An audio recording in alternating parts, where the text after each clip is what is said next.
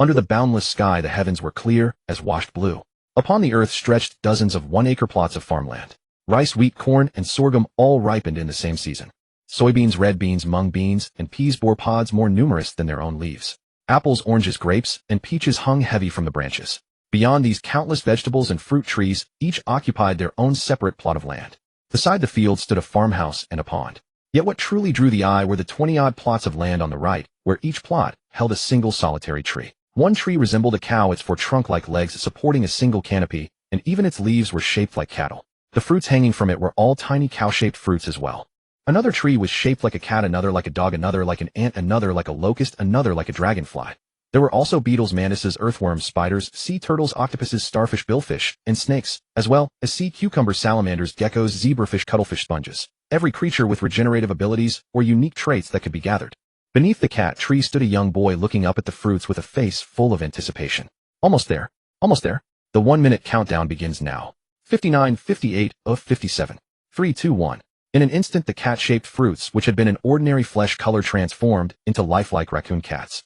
Harvest. The boy simply reached out his hand toward the cat tree and gave the command. In an instant, all the fruits vanished. Then a single raccoon cat appeared in his hand. Cat fruit, a magical fruit. After eating it, one gains the special abilities and strength of a cat. Without a moment's hesitation, the boy opened his mouth wide and bit straight into the cat's head. Though it looked like a living cat, it was in truth purely a fruit, not even fuzz like a peach. After eating the cat fruit, the boy's body began to change. He grew slender, graceful, even aloof. But he was still the same person, only his features and details had changed. Without any hesitation, he ate every single cat fruit one after another. The aura of a cat grew more and more pronounced. Already finished. How many were there in total? Whatever. Let me test my strength first. His body twisted and bent like a cat's. His punches were as quick as a cat's. His running and climbing were as nimble as a cat's. His gaze was as sharp as a raccoon cat hunting. Though he hadn't grown claws like a cat, climbing trees had become much easier. Then he turned his head. Gray cow fruits, yellow dog fruits, black ant fruits, and beetle fruits, brown locust fruits, green mantis fruits, blue dragonfly fruits, black and white spider fruits, brown earthworm fruits, dark yellow sea turtle fruits, and starfish fruits, red octopus fruits, blue-white billfish fruits, and floral green snake fruits. The ones that ripened on that same day were all harvested by him in a single command. The rest, collected over the past month, would have to wait patiently. After the harvest, the trees remained strong and entered a new cycle of flowering and bearing fruit. Then came the great feast. The bull's strength, endurance, and power. The dog's sense of smell, endurance, and speed. The immense strength of the ant and the beetle, the jumping power of the locust, the eyesight of the dragonfly, the sensitivity of the spider, the quick reflexes of the mantis, the vitality of the earthworm, the lifespan of the turtle, the strength and physique of the octopus, the regeneration of the starfish, the swimming skill of the billfish, and the flexibility of the snake. As the fruits went into his stomach, every trait of those animals that could be absorbed was adaptively incorporated into the boy's body. As each special trait merged into his body, it was refined and perfected again and again. His height, originally 1.56 meters, shot up to about 2 meters in the blink of an eye. His build became strong, yet streamlined with power, his muscle lines distinct. He crouched, gathered strength, and leaped, instantly rising more than 50 meters into the air. His punches and kicks could strike more than 50 times in a single second. His strength allowed him to lift grain sacks weighing over 500 g. It wasn't that he couldn't increase it further, but one person alone couldn't continue operating. Finally, I have some power to protect myself. After a warm-up, the boy let out a long breath. After harvesting all the other grain and reseeding and watering, his figure vanished from the farm world. Everyone run. Pirates are coming. Pirates are coming. Everyone hide quickly. Pirates are coming. Around noon, a series of urgent cries suddenly rang through the peaceful village. 4 people, 1 tall and 3 small, ran through the village waving their arms and shouting theatrically. The tall one had a long nose, a headscarf, goggles, and overalls. The 3 little ones. One wore black-rimmed glasses with yellow hair and a round head styled like an onion. One had thick eyebrows and dark green hair with locks hanging to his jaw like a green pepper. The last one wore a red hat with a skull-patterned purple hair covering half his face, freckles on his cheeks, and looked just like a radish. The 4 of them were having a great time. But the people around them, indoors and outdoors, all stared at them coldly. Onion head, green pepper head, radish head. If you don't go home now, you might not get dinner tonight. The villagers roared at the 3 little ones. Usopp, you're corrupting the kids again. Watch out, we won't let you off. Amid the villagers' series of angry shouts, the 4 ran far away, all the way out of the village. On the road to the woods outside the village, the 4 brushed past a 2-meter-tall youth. Usopp with the long nose suddenly changed his expression, spun around, and walked backward to stand before the youth. The 2 moved in perfect sync, and Usopp's gaze locked onto the young man's face. Juno. Usopp called tentatively. Yo, Usopp. Didn't think you'd still recognize me, Juno replied with a smile. Oh, it really is you. Usopp stumbled back 3 steps, staring wide-eyed and pointing at Juno. Why? Why have you changed so much? You've gotten taller, stronger. Your aura is different too. If not for your face still being recognizable, I'd never dare to acknowledge you. At the same time, the 3 little ones also stepped back and looked Juno up and down carefully. It really is Big Brother Juno.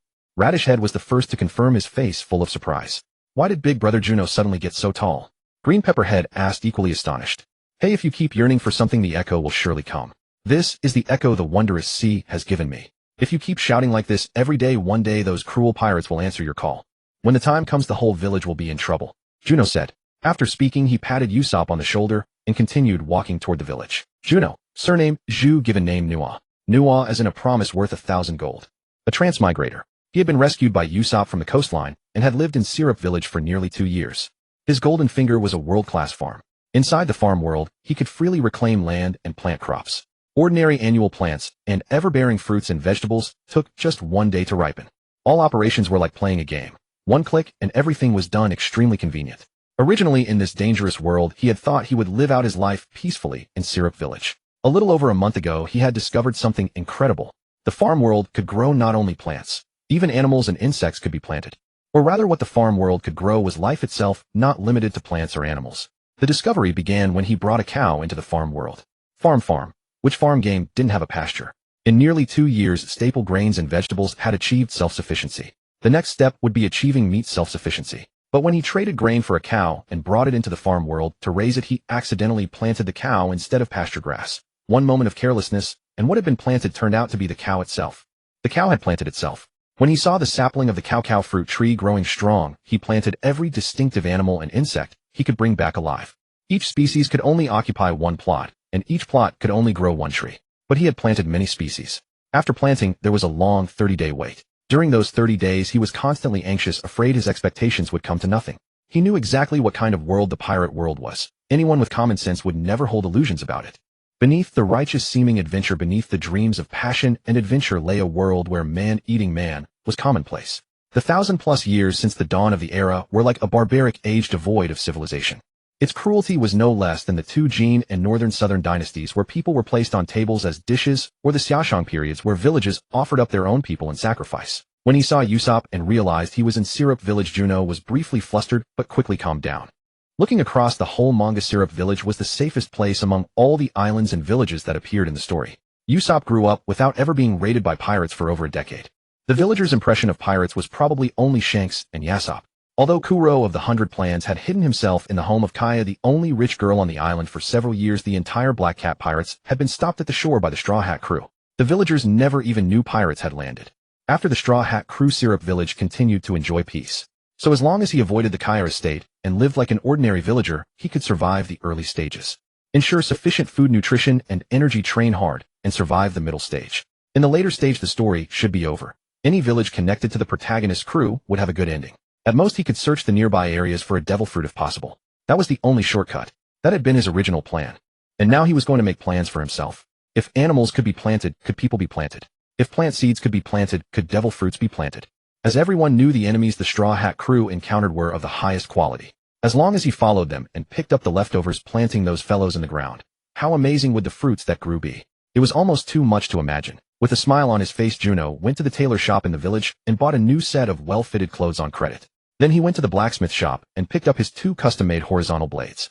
Fortunately, when he had commissioned the blades, he had considered that people in this world tended to be tall, so he had ordered them specially for a 2-meter frame. Otherwise, they would have become 2 daggers in his hands now. After getting the blades, he went home, made a round, loaded a cart with grain, and went to the tailors and blacksmith shops to pay his debts. This was how he traded in the village. He had no money, and the only thing he could offer was grain. At the seaside, Juno walked straight into the sea, swimming and training. Ever since he learned what kind of world this was, he had been thinking of ways to train himself at every moment. Running, push-ups, frog jumps, sit-ups, pull-ups, punches, and kicks. Then going underwater to repeat the whole routine, gradually increasing the intensity level by level. He was no inheritor of ancient martial arts, nor did he have professional fitness experience. All he could do were these most ordinary exercises. But now things were different. The fruits grown from the creatures he planted, once eaten, could strengthen his body and grant him special abilities and traits. So his physical training could come to an end for now. What he needed to train now was to truly make everything he had just obtained his own. He needed to let his consciousness and spirit keep pace with his improved body and skills. swimming from the surface to the seabed, using water pressure to press against his body, quickly adapting to it, and further strengthening his training. Surviving underwater had grown from a few dozen seconds at first to 1 or 2 minutes, and now to dozens of minutes. After eating several kinds of underwater creatures, his underwater endurance had improved by leaps and bounds. 15 types, hundreds of fruits consumed. Though he didn't feel stuffed, he was definitely not hungry, and his energy was now incredibly vigorous. From day to night, and then to day again, except for brief moments to breathe, he stayed underwater the whole time. In this world of the sea, being unable to swim was a natural disadvantage. In the early morning of a new day, as the sun rose in the east, Juno, after a session of wholehearted training, walked out of the sea with a sense of ease. Without professional tools, he didn't know exactly how many meters his deepest dive reached, but from the deepest seabed he had dived to the beach, the distance was about 200 meters. Even if the depth didn't quite reach that distance, it wasn't far off. The small island port of Zilabu village was unique. The island was surrounded by cliffs, leaving only 2 beaches, one in the north and one in the south. They were both small beaches, and cliffs about 10 meters tall blocked the landing routes, leaving only a slope as the sole passage. As long as one skilled person guarded that passage, they could hold off 10,000. After coming ashore and changing into clean clothes, Juno carried 2 blades up the slope. "Hey, are you the pirate?" At the top of the slope stood 3 people, one wearing a straw hat, a red vest, blue shorts, and sandals. One was a swordsman with green hair and 3 swords at his waist. The other was a woman with short orange hair, wearing a blue and white striped t-shirt and hot pants. It was the Straw Hat crew who had just set sail: Monkey D, Luffy, Roronoa, Zoro, and Nami. The first to call out was Straw Hat Luffy. "Huh, swordsman. Leave him to me," Zoro said, drawing his sword and stepping forward. "Wait," Usopp shouted, running out from behind the bushes in the nearby woods. "Wait, he's a villager from our village." After explaining to the 3, Usopp turned to Juno and asked, "Juno, why are you here?" "Training in the sea. Didn't you know?" Juno pretended not to recognize them, but he was genuinely curious as he looked over the 3 main characters beside him. "So this is the story point. What a coincidence. By the way, what are you all doing? Has your Usopp pirates grown bigger?" "What?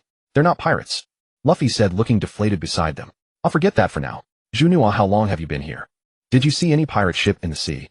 Usopp grabbed Juno's clothes with both hands and asked him seriously. "Pirate ship? The sea is calm. Where would a pirate ship be?" Juno replied with a smile, then stepped aside to reveal the view behind him.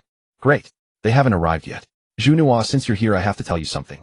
Zilabu village will soon be attacked by pirates. We need your help." Usopp breathed a sigh of relief, but immediately tensed up again. "Hey, you've been training all year, and now you've suddenly become so strong. You can definitely help, right? This one time I'm absolutely not lying. The butler of the Kaya household, that Klahadore, is a pirate in disguise. He has been lurking for 3 years just to get Kaya's fortune. Yesterday, I overheard their conversation. They plan to hypnotize Kaya, make her rightable, giving him the estate, and then kill everyone in Kaya's household. Today their pirate crew will make their final move. They'll land on the beach." Usopp said, shaking Juno's clothes repeatedly. Not long ago, he had tasted the bitter fruit of being disbelieved. The entire village had refused to trust him. Now when he spoke to Juno again, his tone carried humble, pleading, tears welling in his eyes, and his face wet with tears and snot. "If pirates land, have you forgotten that this island has another landing point just like this one?" Juno said, placing a hand on Usopp's shoulder. Usopp was stunned, but Nami suddenly screamed in panic. "Oh no, my treasure!" With that, Nami turned and ran off first. "What's wrong?" Luffy, slow to react, tilted his head with a puzzled expression. "Anyway, you mean the pirates might land from the other side, right?" Zoro summarized. "I see. Then let's hurry over there," Luffy said with a grin, striking his palm with his fist. "North. To the north," Usopp shouted and started running at once. Luffy and Zoro quickly followed behind. Obviously, Juno was the fastest and knew the terrain better than Luffy and the others. So he was the first to reach the beach. At the foot of the cliff near the corner of the beach, a small boat bobbed on the waves. The cathead ship of the Black Cat pirates was already visible on the sea.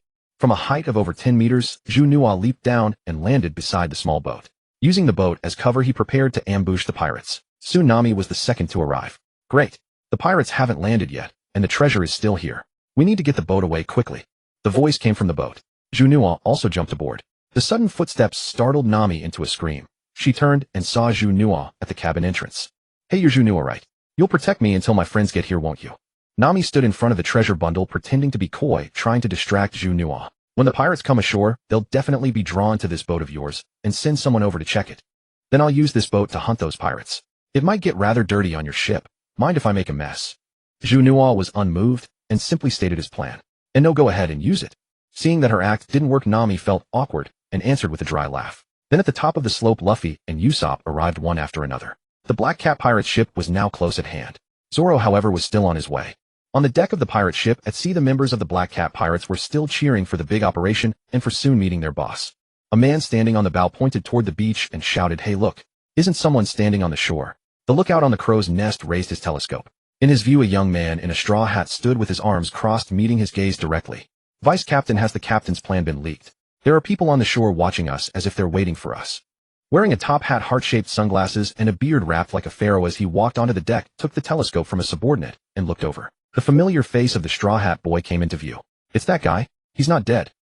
Yesterday evening, when the final plan was confirmed, 2 people were eavesdropping. One was this straw hat boy who fell straight off the cliff and broke his neck on the spot. By all accounts, he should be dead. The other was an islander now, standing right next to the straw hat boy. The captain recognized him, but even though he had gotten away, the captain didn't care at all. "No need to worry. Sail the ship over. Do 2 people think they can stop our advance?" Django shouted in encouragement. Cheers spread across the nearshore waters. At the top of the slope, watching the pirate ship draw closer and hearing the fervent cheers, Usopp's legs trembled like reeds in the wind. His teeth were chattering. Nami had already carried the treasure bundle from the boat and hidden it in the nearby woods. The 2 of them had also learned that Juno was lying in ambush on the small boat. The large ship drew too much water to come directly ashore. When it could go no further, over 100 pirates jumped straight from the ship into the sea and swam to the shore. "There's a small boat over here," someone shouted. "Haha, there are only 2 people on it. Let's go check what's on that boat." From the large group, a small squad split off and swam toward the small boat. Juno sat in the cabin, a blade in each hand, their tips resting on the floor. His eyes were closed as he adjusted his breathing and state of mind. Kill or be killed. Coming to this world, it was something he would inevitably face sooner or later. Today his turn had finally come. The sound of climbing footsteps on the deck and careless laughter gradually drew closer. The moment the door opened, both blades struck, fast, precise, ruthless. He kicked the fallen body away, and his blade swept toward the next pirate. The heat of battle surged through him, making him more and more exhilarated. Faster, faster, ever faster. Harder, even harder, with all his might. His eyes locked only on his targets. One swing, and pirate after pirate fell. His ferocious fighting style drove the remaining pirates to keep retreating, not daring to face him.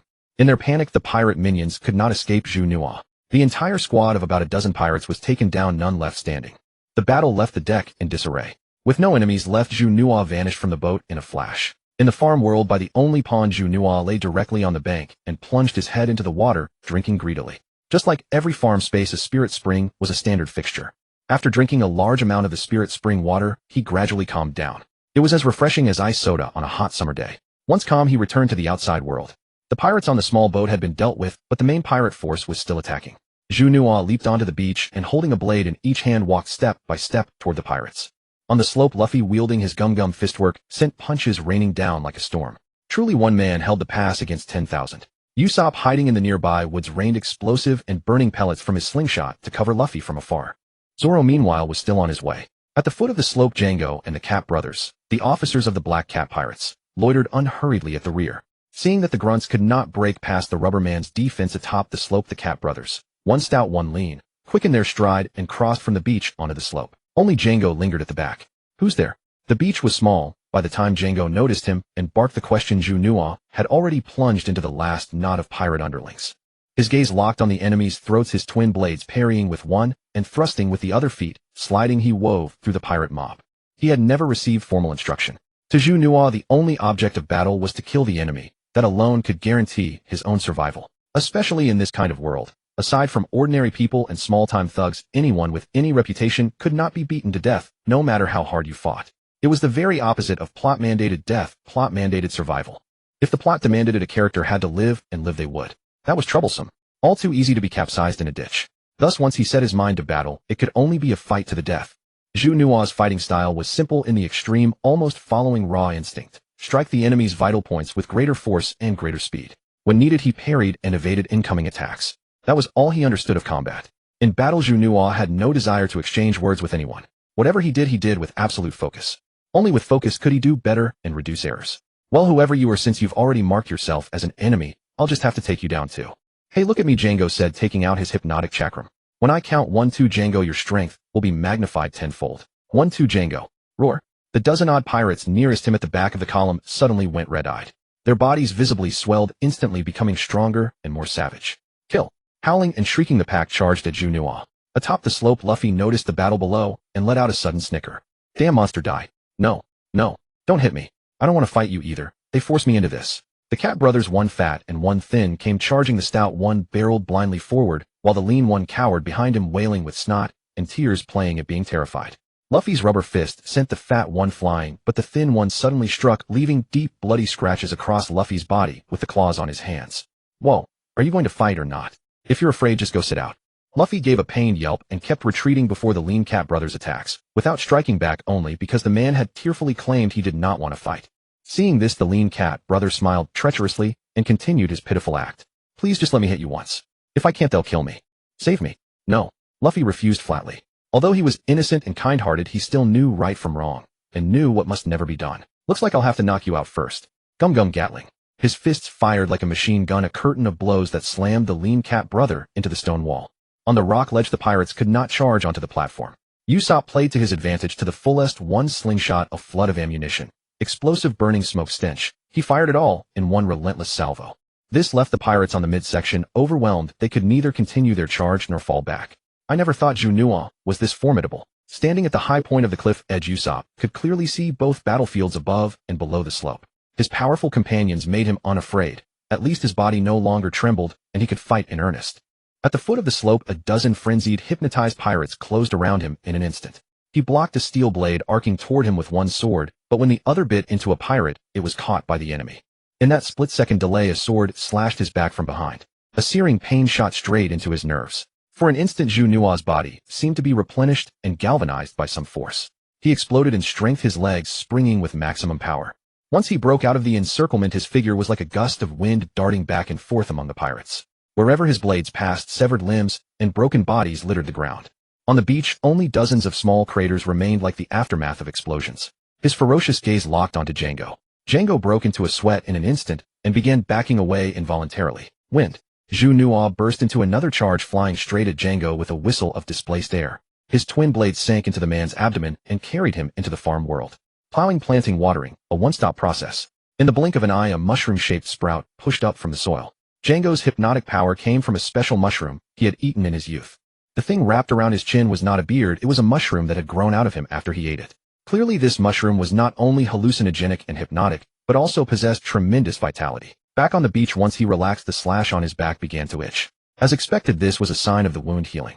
He glanced at the swords in his hand. Though they had only come off the production line yesterday, the blades were already chipped from this battle, but still usable. Reaching the lower end of the slope, he found the pirate underlings who had charged, lying all over the ground. These men, devoid of any special talent, were easy prey, and that was precisely why Juno disdained them. Some had been cowed by the fighting above and slunk back, trying to hide on the beach. In a world where all might belong to individuals, one had to possess extremely powerful technology, otherwise the underlings of every faction could only serve as decorative backing. The true outcome of a fight was always decided in the clashes between senior officers. Almost every pirate underling had grown accustomed to this pattern, and no one saw anything wrong with it. Facing these retreating underlings, Juno's twin blades were like the scythe of death, reaping every pirate life along his path. His blows were as swift as thunder, his blades utterly merciless. Clad in an aura of cold edge, he climbed up the slope until he reached Luffy's battlefield.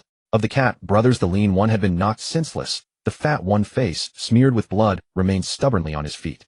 Need a hand? Juno asked coolly, swords in hand. No need. Luffy answered with a bright grin after punching the fat pirate away. Juno nodded and moved up the slope. The pirate crew is already routed and the rest are no threat. Usopp, didn't you say the pirate captain is that glasses-wearing butler of the Kaya family? As long as we take him out, this is over, right? Juno looked at Usopp, who had run out of targets on his side, and asked with deliberate pretense. Oh, that's right. Usopp froze for a moment, then came to his senses. Juno nodded and headed toward the village. Hey Juno, you're not thinking of charging straight into Kaya's house to finish him off, are you? Absolutely not. Usopp panicked and hastily blocked him. Kaya is far too frail to endure such a shock. Relax. A man like that has schemed for years toward a single goal. He would never allow any variable to disturb his plan. Luring him out won't be hard. Besides, for all we know, he's already on his way out. With that, he continued toward the village. Bang, bang, bang. Anxious Usopp fired several more shots in quick succession, knocking down the remaining pirate underlings. If you're worried, go ahead. Leave everything here to me. I'll finish it soon and catch up. Luffy knocked the fat cat brother back with another punch and said to Usopp, thank you so much. Usopp snapped to attention and bowed gratefully. Then he chased after Juno. Hey, you really can take a hit. Your pals are already down. If you still want to fight, I won't be so nice. Shut up. You have no idea how terrifying our captain is. If you stop us here and ruin the plan, he'll definitely kill me. The fat cat brother said in terror, then roared and charged at Luffy. Then I'll just send him flying too. Gum gum. He kicked one leg straight up into the air. The cat brother closed in. Battle axe. The leg he pulled back came down like a battle axe, crashing onto the man's skull and driving the fat cat brother into the earth in an instant. Meanwhile, Zoro, notoriously direction blind, as everyone knew, could somehow take the wrong way up a staircase in a room that had but one set of stairs and 2 doors. It was hard to imagine then why his blades never confused left and right in combat. Without a guide, walking from one end of the island to the opposite end was nearly impossible for him. At the Kaya estate, Kuro sat on the steps in front of the villa's main entrance. A wrapped bundle resembling a travel bag lay at his side. His expression was growing increasingly irritable. Why haven't those fools arrived yet? Outside the wall, 3 little kids crept closer on tiptoe, trying to spy on what was happening inside. Captain Usopp definitely isn't lying this time. We have the help too. But that terrifying butler is still sitting on the steps by the door. We can't get in at all. At that same moment, Zoro, who had been wandering in circles around the island, passed by the road outside the estate gate. Nobody told me which way the northern beach is. What a pain. Zoro walked on, looking around restlessly. One hand rested on his swords, the other raked through his hair in discomfort. The green-haired, 3-sword-style swordsman passed before the front gate. Kuro saw the figure and heard his muttering. He narrowed his eyes as an uneasy suspicion flashed through his mind. He immediately grabbed the bag at his side and ran toward the prearranged landing point. The 3 kids crouched by the wall watched the butler run into the distance before slipping quietly into the villa. As soon as they entered, they saw Mary, the old sheep-headed butler, lying in a pool of blood on the living room floor. "Uncle Mary, are you all right?" crying out Onion Head, and the other 2 rushed over to check on him. "Young miss. Hurry. Go see Miss Kaya." This was the first time the 3 children had encountered anything like this. Utterly at a loss, they naturally did whatever the person they trusted told them to do. Laying Mary down, the 3 little ones hurried upstairs. Meanwhile, on the road leading to the Pirates' Landing beach, Juno and Kuro met face to face. Both halted, a standoff beginning between them. Juno blocked his path, 2 blades in hand, their edges dripping red. "Is it the shipwreck survivor saved by that habitual liar? I never took you seriously. Who would have thought you'd be the one to stop me? Where are the others?" Kuluo loosened his grip, the handbag falling to the ground. As he asked, he put on an act of carefully preparing to open the bag. Bang! Juno was no battle maniac nor a martial arts fanatic. There was no way he would stand still and watch his opponent draw weapons. The highest law of survival was to crush every threat in its infancy. Explosive speed at full force, his body like a shadow, 2 glints of cold light flashing forward. As his dual blades slashed toward Kuluo, his foot sent the package containing Kuluo's weapons flying. Kuluo instantly retreated, his figure vanishing in a blink, leaving only a whirlwind stirring dust on the ground. Juno stamped his foot and continued the pursuit, leaving a deep print behind. Kuluo's silent step and his uncontrollable ultimate technique, the spoon, were both dangerous. As long as he couldn't reach his weapons, his current physique and strength would at least allow him to withstand a severe beating. Juno chased relentlessly, each encounter pulling Kuluo further from that handbag. But that was all. Kuluo's silent step possessed tremendous short-distance explosive power. Though weaponless, his evasions at critical moments kept him unbeaten. "What are you?" Kuluo's face darkened, his glasses flashing. A stranger, yet each of Juno's attacks precisely forced him away from his weapons. This person clearly knew his identity and fighting style. In that case, he was a threat that had to be eliminated. "Usopp said you were a pirate. As my savior, his words are worth trusting." And now it seems he spoke the truth. While Kuluo spoke, Juno launched another charge. Kuluo dodged once more, even finding the leisure to push up his glasses with the edge of his palm. "How did you know my weapons were in that bag?" "Now I know." Kuluo's expression suddenly changed. "Then why target the bag from the start? Eliminating medical and logistics first. Isn't that combat doctrine? With only you as the enemy, now that bag is your logistics. What's wrong with separating you from it?" Juno's sole purpose in talking was to distract him, to disrupt his mindset. Even the slightest detail was an opportunity for Juno. With every word, Juno followed with an attack. Without weapons, Kuluo could only dodge each time, trying to protect himself, while inching closer to his bag. Juno, Clabotter. Usopp arrived at the scene, seeing the 2 engaged in combat, and gasped, instinctively raising his slingshot to aim at Kuluo. But there was no chance to strike. Both moved too fast. "Usopp, do you see that bag over there? That's his weapon. Take it and throw it into the sea." While attacking Kuluo, Juno shouted loudly. The moment Juno spoke, Kuluo's anxiety became visibly apparent. "Bag? Where?" Usopp frantically searched around. "Oh, I see it." The black handbag Juno had kicked flying earlier lay quietly by the roadside. Usopp hurried over, hugged the bag to his chest, and ran toward the seaside. Kuluo wanted to stop Usopp, but Juno stood like an insurmountable mountain, blocking his path completely. Watching Usopp's figure grow farther away, Kuluo could no longer endure it. "You bastard. Do you think I'm helpless without weapons?"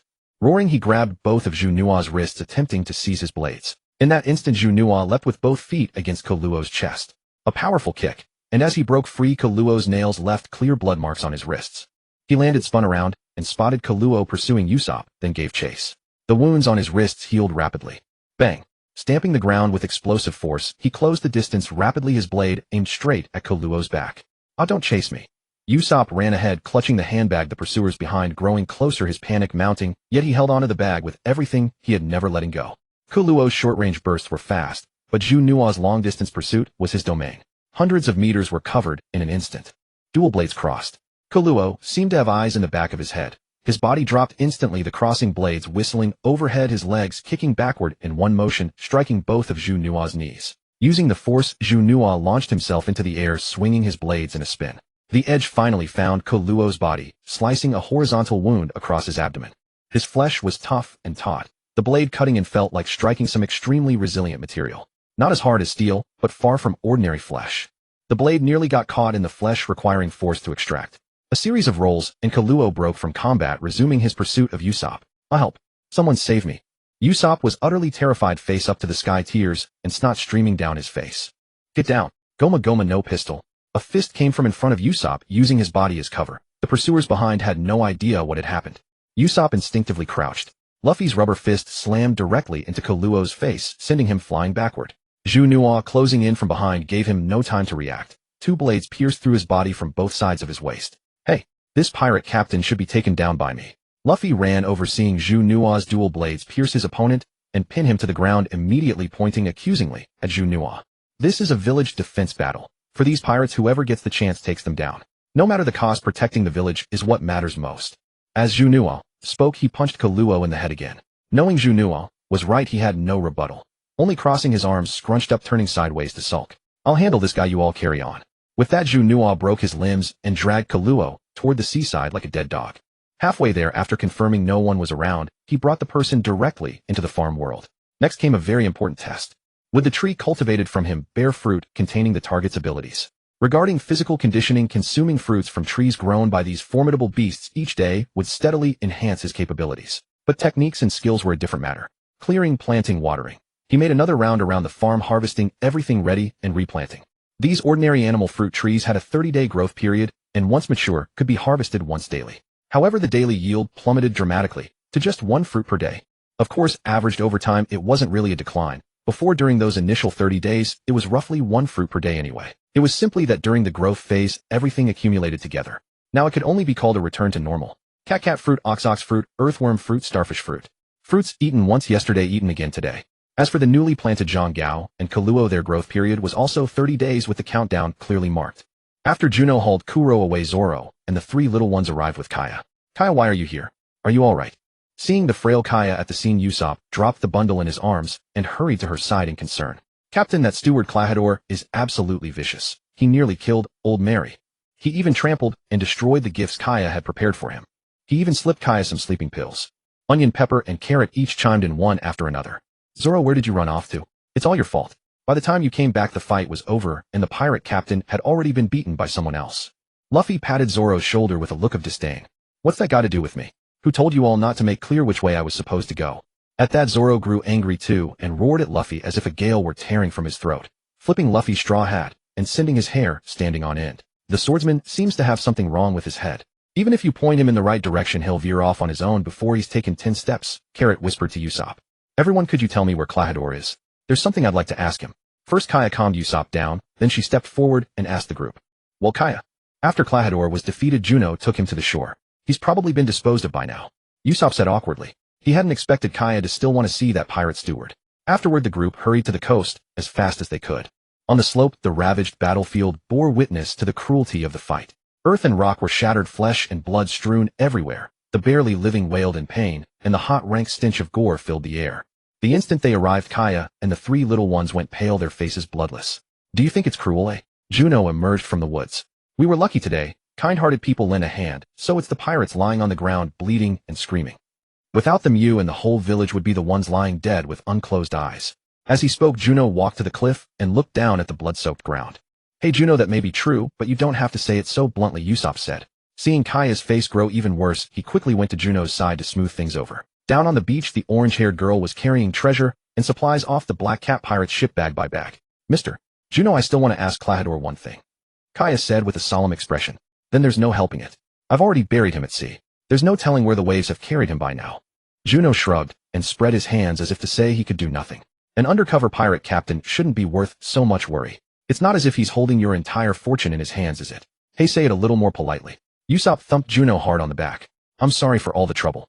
Kaya composed herself and gave Juno a slight bow. I'm starving.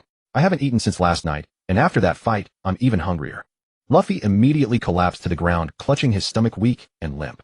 An apple suddenly appeared in Juno's hand, and he tossed it casually toward where Luffy lay. Even though he was lying on the ground and couldn't see it, Luffy seemed to have built-in radar. He stretched out his neck and caught the apple in his mouth with a single bite. Anymore. Luffy looked at Juno with delighted surprise, locking onto him in an instant. Apples, peaches, bananas, pears, watermelons, grapes, and cantaloupes came flying out one after another. Like a pet eagerly waiting to be fed, Luffy caught everything thrown his way with perfect accuracy. No matter how huge the fruit, even a 30-gene watermelon, he would swallow it all in one gulp, rind and all. Over these 2 years on the island, he had bought every grain, vegetable, and fruit seed from the East Blue that could be purchased from passing merchant ships. There were even quite a few crops from other sea regions. Amazing. Watching Juno's empty hands keep casting out fruit without cease, while Luffy caught everything with his head and neck stretching like a frog's tongue onion, and the other two, along with Kaya, could not help but exclaim in wonder. Hey Juno, come join our crew. Luffy reached out with both arms to catch a giant winter melon thrown his way, then smiled as he made the invitation. And Usopp too. That way we'll have both a cook and a sniper. Luffy was delighted by his own cleverness. Juno, I'm hungry. I want meat. Can you make meat appear? Fruit alone will never fill my stomach. Immediately after making the invitation, Luffy stated his demand. I can't make meat appear, Juno said, tossing him another dozen or more kinds of fruit. But can't you make all these fruits appear from nothing? Luffy crammed all the fruit into his mouth in one go. This isn't conjured out of thin air. You're a devil fruit user, aren't you? Juno asked in return. Monkey D. Luffy, the rubber man who ate the rubber fruit. Luffy formally introduced himself, stretching his own flesh out of shape as he answered. I'm a planter who ate the plant fruit. I can grow grain, vegetables, and fruit trees, but I can't raise livestock, so I can't provide meat. Thus, Juno found a name for his Golden Finger farm world. Incredible. A planter. Zoro will never go hungry again. Luffy's eyes gleamed, and he drooled. At the same time, Zoro recalled their voyage since leaving Shell's town. Apart from being tied up at the marine base earlier, he had never been so miserable as when the two of them put out to sea. For the entire voyage, they had been starving 80 or 90% of the time. If not for Luffy's pure heart, his dreams, and his persistence, Zoro would have thrown in the towel long ago. A planter. No wonder you bought every kind of seed whenever a merchant ship came by these past 2 years. You never bought grain yourself, yet you could always produce plenty of it to trade for meat, seasonings, and all kinds of daily necessities. Usopp cupped his chin, suddenly understanding. Wait a minute. Zoro suddenly realized. You said you're a devil fruit user, but this morning you said you were training in the sea. Can a devil fruit user even go into seawater? That's right. The moment I touch seawater, my whole body goes weak, and in bad cases I pass out. Luffy's expression turned serious. It's not as if touching seawater kills you. If there's a difficulty, you overcome it. It's only weakness. Just push past it. You just have to keep soaking in seawater and training like growing up all over again from infancy. Juno said casually. But this resistance thing, whatever it was applied to, could always be made to sound plausible. Among everyone present aside from Juno, the only devil fruit user was a man too simple-minded to question anything. Someone who would believe whatever anyone told him. The rest were all ordinary people. They had never felt the weakness a devil fruit user experiences upon touching seawater, could not empathize, and so naturally had no way to judge truth from falsehood. I've decided. I'm having you as my crewmate. Afternoon by the coast. Luffy lay on the beach, seawater, soaking most of his body, his entire form as limp and boneless as rubber melted by extreme heat. His expression was exhausted to the limit, every feature slack and collapsed. No good, I can't move, I've got no strength at all. At the same time, Usopp and the 3 kids, Onion, Pepper, and Carrot, gathered around Luffy, tugging at his skin. He really is like an ordinary person now. He can't stretch like before.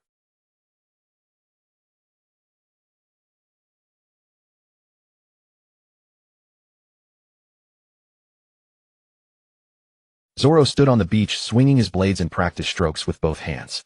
Meanwhile, Juno was swimming across the sea surface, making sure everyone could see him, all the while goading Luffy. If you can't handle it, Luffy, then let me be the captain. I'll be the pirate king instead. Nami sat on a nearby cliff looking down at the group of men, utterly bored. After the pirate crisis was resolved, while Luffy was clamoring that he was hungry and wanted meat, and even Juno couldn't do anything about it, Kaya extended them an invitation. They held a banquet in the dining hall. As long as there was food, Luffy could forget all his troubles. They also had the island's doctor treat and bandage Mary and the wounded. After eating and drinking their fill, Luffy suddenly remembered the sea training method Juno had mentioned. He ran straight to the beach and charged into the water to try it. But the result was hardly surprising. Luffy collapsed in the seawater. It's no wonder. You've never tried this kind of resistance training before, have you?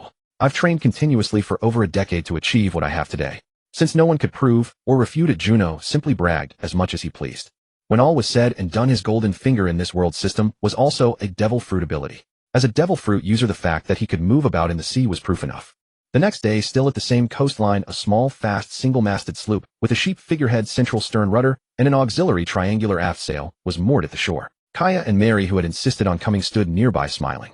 Luffy's eyes gleamed as he bounded around looking at the new ship. Zoro kept the cool exterior, but his delighted expression was impossible to hide. Finally, they no longer had to squeeze onto that tiny boat. With 2 more people joining the small ship simply wasn't enough. Nami stood with her hands on her hips, her heart stirred. Usopp was bidding farewell to his little followers. On his back was an enormous bundle. He had packed nearly his entire life's belongings. The most important part was his workbench for inventing gadgets along with all kinds of materials and tools. Juno, by contrast, traveled light. For him to survive in this world, he could either stay in the East Blue, lying low and grinding away, or join the crew. The former route, using the farm world's trade of planting animals to grow fruits, would let him slowly stack attributes. After a few years, he should have no trouble becoming invincible in the East Blue. Then he could become a pirate hunter and sea beast hunter, lie low again to build up his attributes, and after several more years probably manage to get by in the first half of the Grand Line.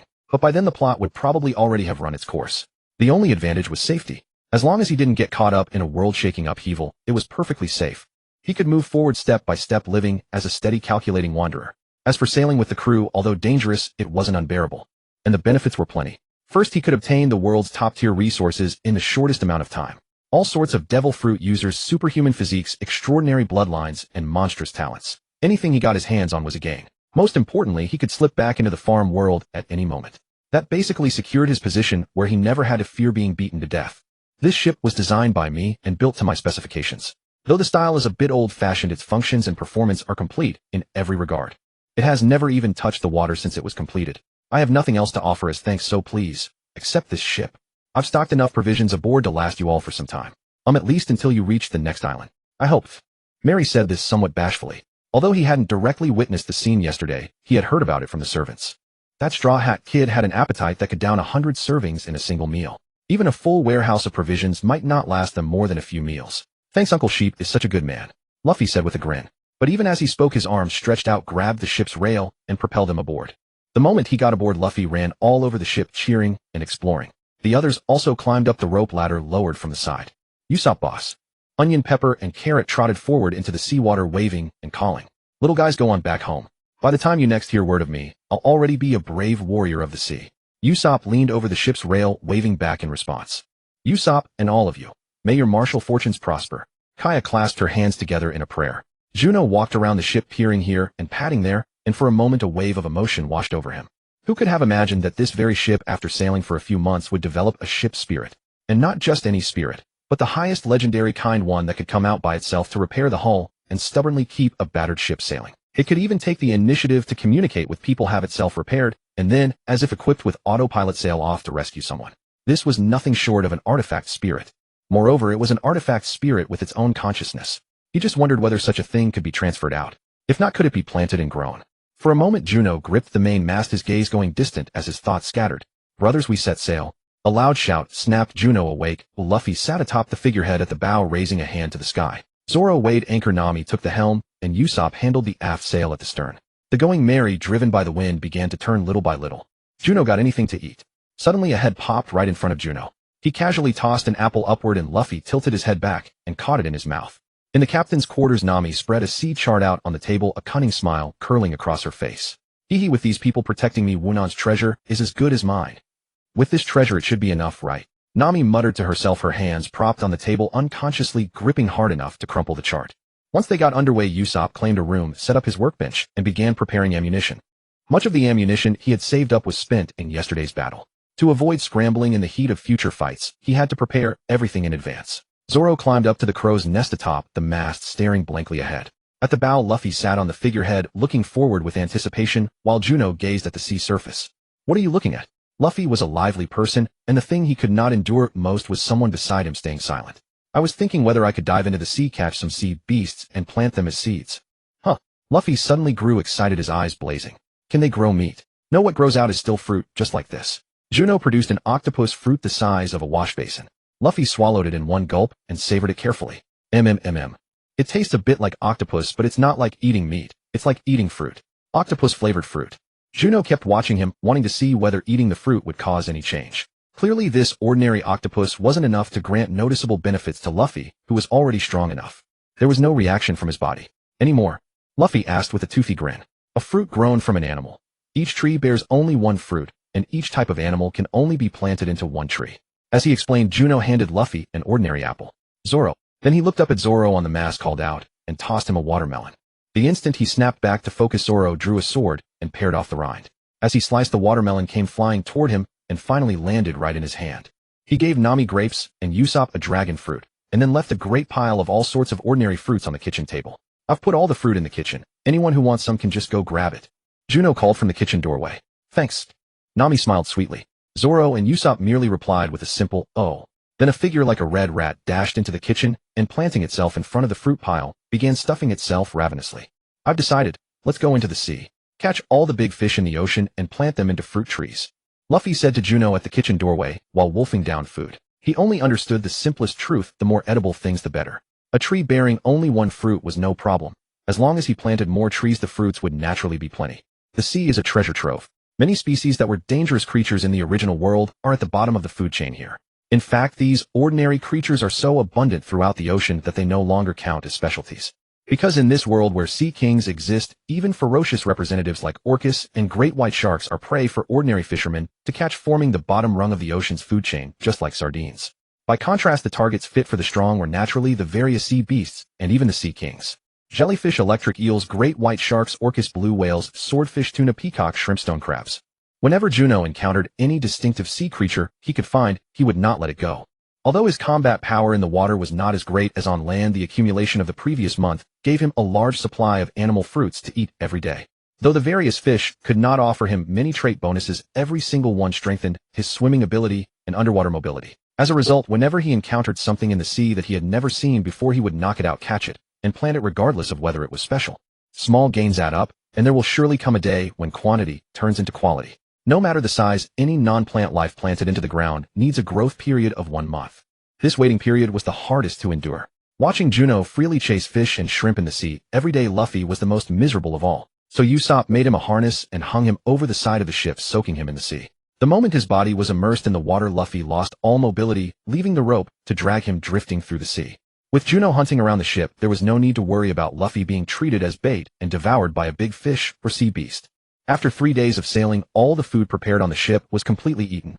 Luffy alone contributed 99 of that result. The rest was sustained only by Juno's rice noodles, vegetables, and fruit. That day, Luffy lay on the deck, gazing at the empty white sails and the mast, when he suddenly shouted and jumped to his feet, clutching his head with both hands, as if witnessing the end of the world. What are you screaming about? Calm down. You're the most useless one on this whole ship, and you eat the most. I can't even imagine how much I'd starve following you if it weren't for Juno. Nami landed a fist on Luffy's head, a loach fruit in her hand.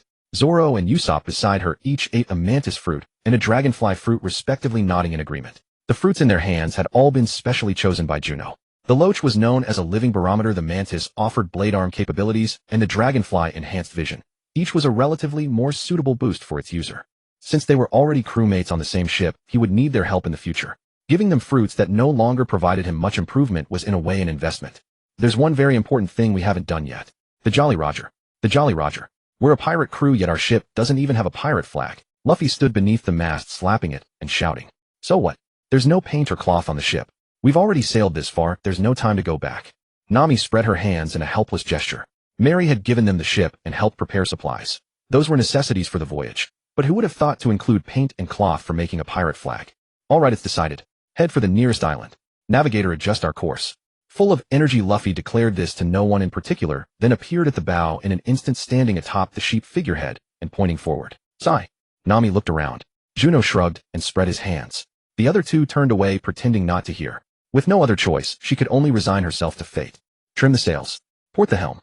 With Nami issuing a series of commands, the Going Merry swung into action again. Within less than half a day, an island appeared at the edge of sight. Yet on that island, smoke rose thick, and the flashes of exploding cannonballs could be seen even in broad daylight from a great distance. A conspicuous sight. What's that? Usopp, the crew's foremost expert with gunpowder, was immediately drawn to the smoke cloud over the island. What is it? Are they setting off fireworks? Luffy landed beside Usopp and asked. It's cannonballs, cannonballs. There are pirates attacking the town on that island. Usopp shouted in alarm. Hey Nami, let's go to a different island to buy materials, okay? If pirates are looting this island, we won't be able to buy anything there. Usopp's first choice for an ally was Nami. No, if they're a pirate crew then their ship is bound to have materials for making a pirate flag. Then let's go over and borrow some directly. Luffy said with a grin, pressing the straw hat on his head. Zoro, after all, had once been a pirate hunter and harbored a deep loathing for pirates who burned, killed, and plundered. Since they had encountered them, of course he would deal with them. So he was the first to respond to Luffy gripping his sword hilt and standing behind him. Juno was indifferent. He simply asked Nami to help him put on Kuro's 10 blades. The 10 blades were a pair of gauntlets with attached arm guards, each of the 10 fingertips tipped with a 3-foot-long blade. In quality, they were far superior to the 2 swords forged by the blacksmith in Syrup Village. At least they would not easily turn an edge or chip. Seeing this, Usopp could only resign himself, put on his goggles, pick up his slingshot, and stand behind Juno. At the small island's harbor, 3 pirate ships flying flags with crossed claws opened fire on the harbor town. After a round of bombardment, hundreds of pirates surged from their ships in a fierce charge. Though the East Blue was called the weakest sea, it had no shortage of pirates, and they were hardly any less dangerous than those of other seas. On the central pirate ship, a burly hairy man with a crooked tooth stood at the bow, wearing a captain's hat and uniform, and looking exactly like the stereotypical pirate captain overseeing the battle. Watching everything on the island turn to ashes with the smoke of explosions and burning flames, he looked especially pleased with himself. Captain, a single-masted sloop is coming up behind us. It's approaching us fast. A lookout pirate reported what he saw to the captain. Oh, are they pirate hunters? Ziaha. As an experienced pirate captain, he naturally had his own judgment about such situations. Anyone daring to enter an active pirate battlefield was either a marine, a pirate, or a pirate hunter. The lookout had said it was a sloop. It was neither a warship nor a pirate ship, so it could only belong to a pirate hunter. Then let those hyenas learn that pirate hunters aren't so easy to be. Not everyone is Zoro of the 3-sword style. Ziaha. Just as he threw his head back and laughed, a strange flesh-colored claw wrapped around his mainmast. Then a red-tinged figure shot straight through and snapped the mast. The mast toppled, slamming into the cabin. In the smoke and dust, a small figure held a straw hat and brushed the dirt from it. Really sorry about this. Could I borrow something from you? Who are you? Staring at the small man's sunny smile, the pirate captain found himself asking the question almost involuntarily. My name is Monkey D. Luffy, and I will become the king of the pirates. Luffy declared his ambition to the person before him. We plan to make a pirate flag and need paint and cloth. May we borrow some from you? Luffy earnestly made his request. What? Ha ha, are you an idiot? Why would you think of borrowing from a pirate? Who do you think I am? I'm the infamous pirate hunter Claw Lon Jin with a bounty of 6.5 million berries. Forget it. Judging from how you look, you're probably just a brat who recently set sail and plays at being pirates. But since you've entered the hunting grounds of my hunter claw pirates, you'll die here. Everyone attack. Kill this kid. What? Ha ha. Captain Hunter Claw extended the steel talons on both hands and pointed them at Luffy. On the flagship, over a dozen trusted pirates who had not charged out with the main force grinned sadistically and swung their blades at Luffy. TCH, how miserly. They only wanted to borrow paint and cloth, and they're already hitting people. Luffy pressed down his straw hat and effortlessly dodged the attacks of the pirate thugs. When it was inconvenient to dodge, he would simply punch directly. Kid, don't get too cocky. Die. Captain Hunter Claw Lon Jin personally charged with ferocious speed, only to be sent flying backward, crashing through the ship's hull, then smashing into the harbor and toppling houses. Meanwhile, the Mary had finally docked. Juno was the first to step ashore. His legs propelled him forward with explosive force, 10 blades crossing in a blur of motion. In the fleeting instant, his figure appeared and vanished. The pirates gathered at the dock were riddled with blood and collapsed on the spot. His target was the pirate captain who had been knocked flying by Luffy. Perhaps he was not particularly strong, but a captain who could lead 3 pirate ships and command hundreds or even thousands of pirates could not be completely incompetent. At the very least, he possessed some distinctive talent. Through the chaotic harbor ruins, the fallen pirate Captain Hunter Claw Lon Jin had risen to his feet. Though his face was covered in blood, his stance upon rising seemed even more ferocious. 10 blades had pierced through his abdomen, emerging from his back. Just as he prepared to counterattack, Juno instantly withdrew. Stumbling, the heavily wounded captain collapsed to the ground once more. Swift flashes, 10 blades left row after row of wounds on his back, flesh and muscle torn open. This was merely a probe. Once he confirmed the captain would not rise to counterattack again, Juno took advantage of the swirling dust and smoke, when no one could see him, to take the man to the farm and bury him in the earth. A pirate crew whose captain was not strong enough could only field ordinary thugs among its ranks. To common folk, they might seem cruel, but to those far stronger than them, they were merely ants. For these pirate thugs, Luffy, Zoro, and Usopp did not kill them. They merely knocked them unconscious, temporarily disabling their fighting capability, then called upon the townspeople, who bound all the pirates with ropes and left them to handle them themselves. Meanwhile, Nami took advantage of the battle to silently board the Hunter Claw pirate's ship and loaded all the treasure aboard the Mary. Luffy finally obtained the paint and cloth he had been longing for. Not every island held a celebration banquet after being rescued. Amid the islanders' wary monster-like glares, everyone returned to their ship.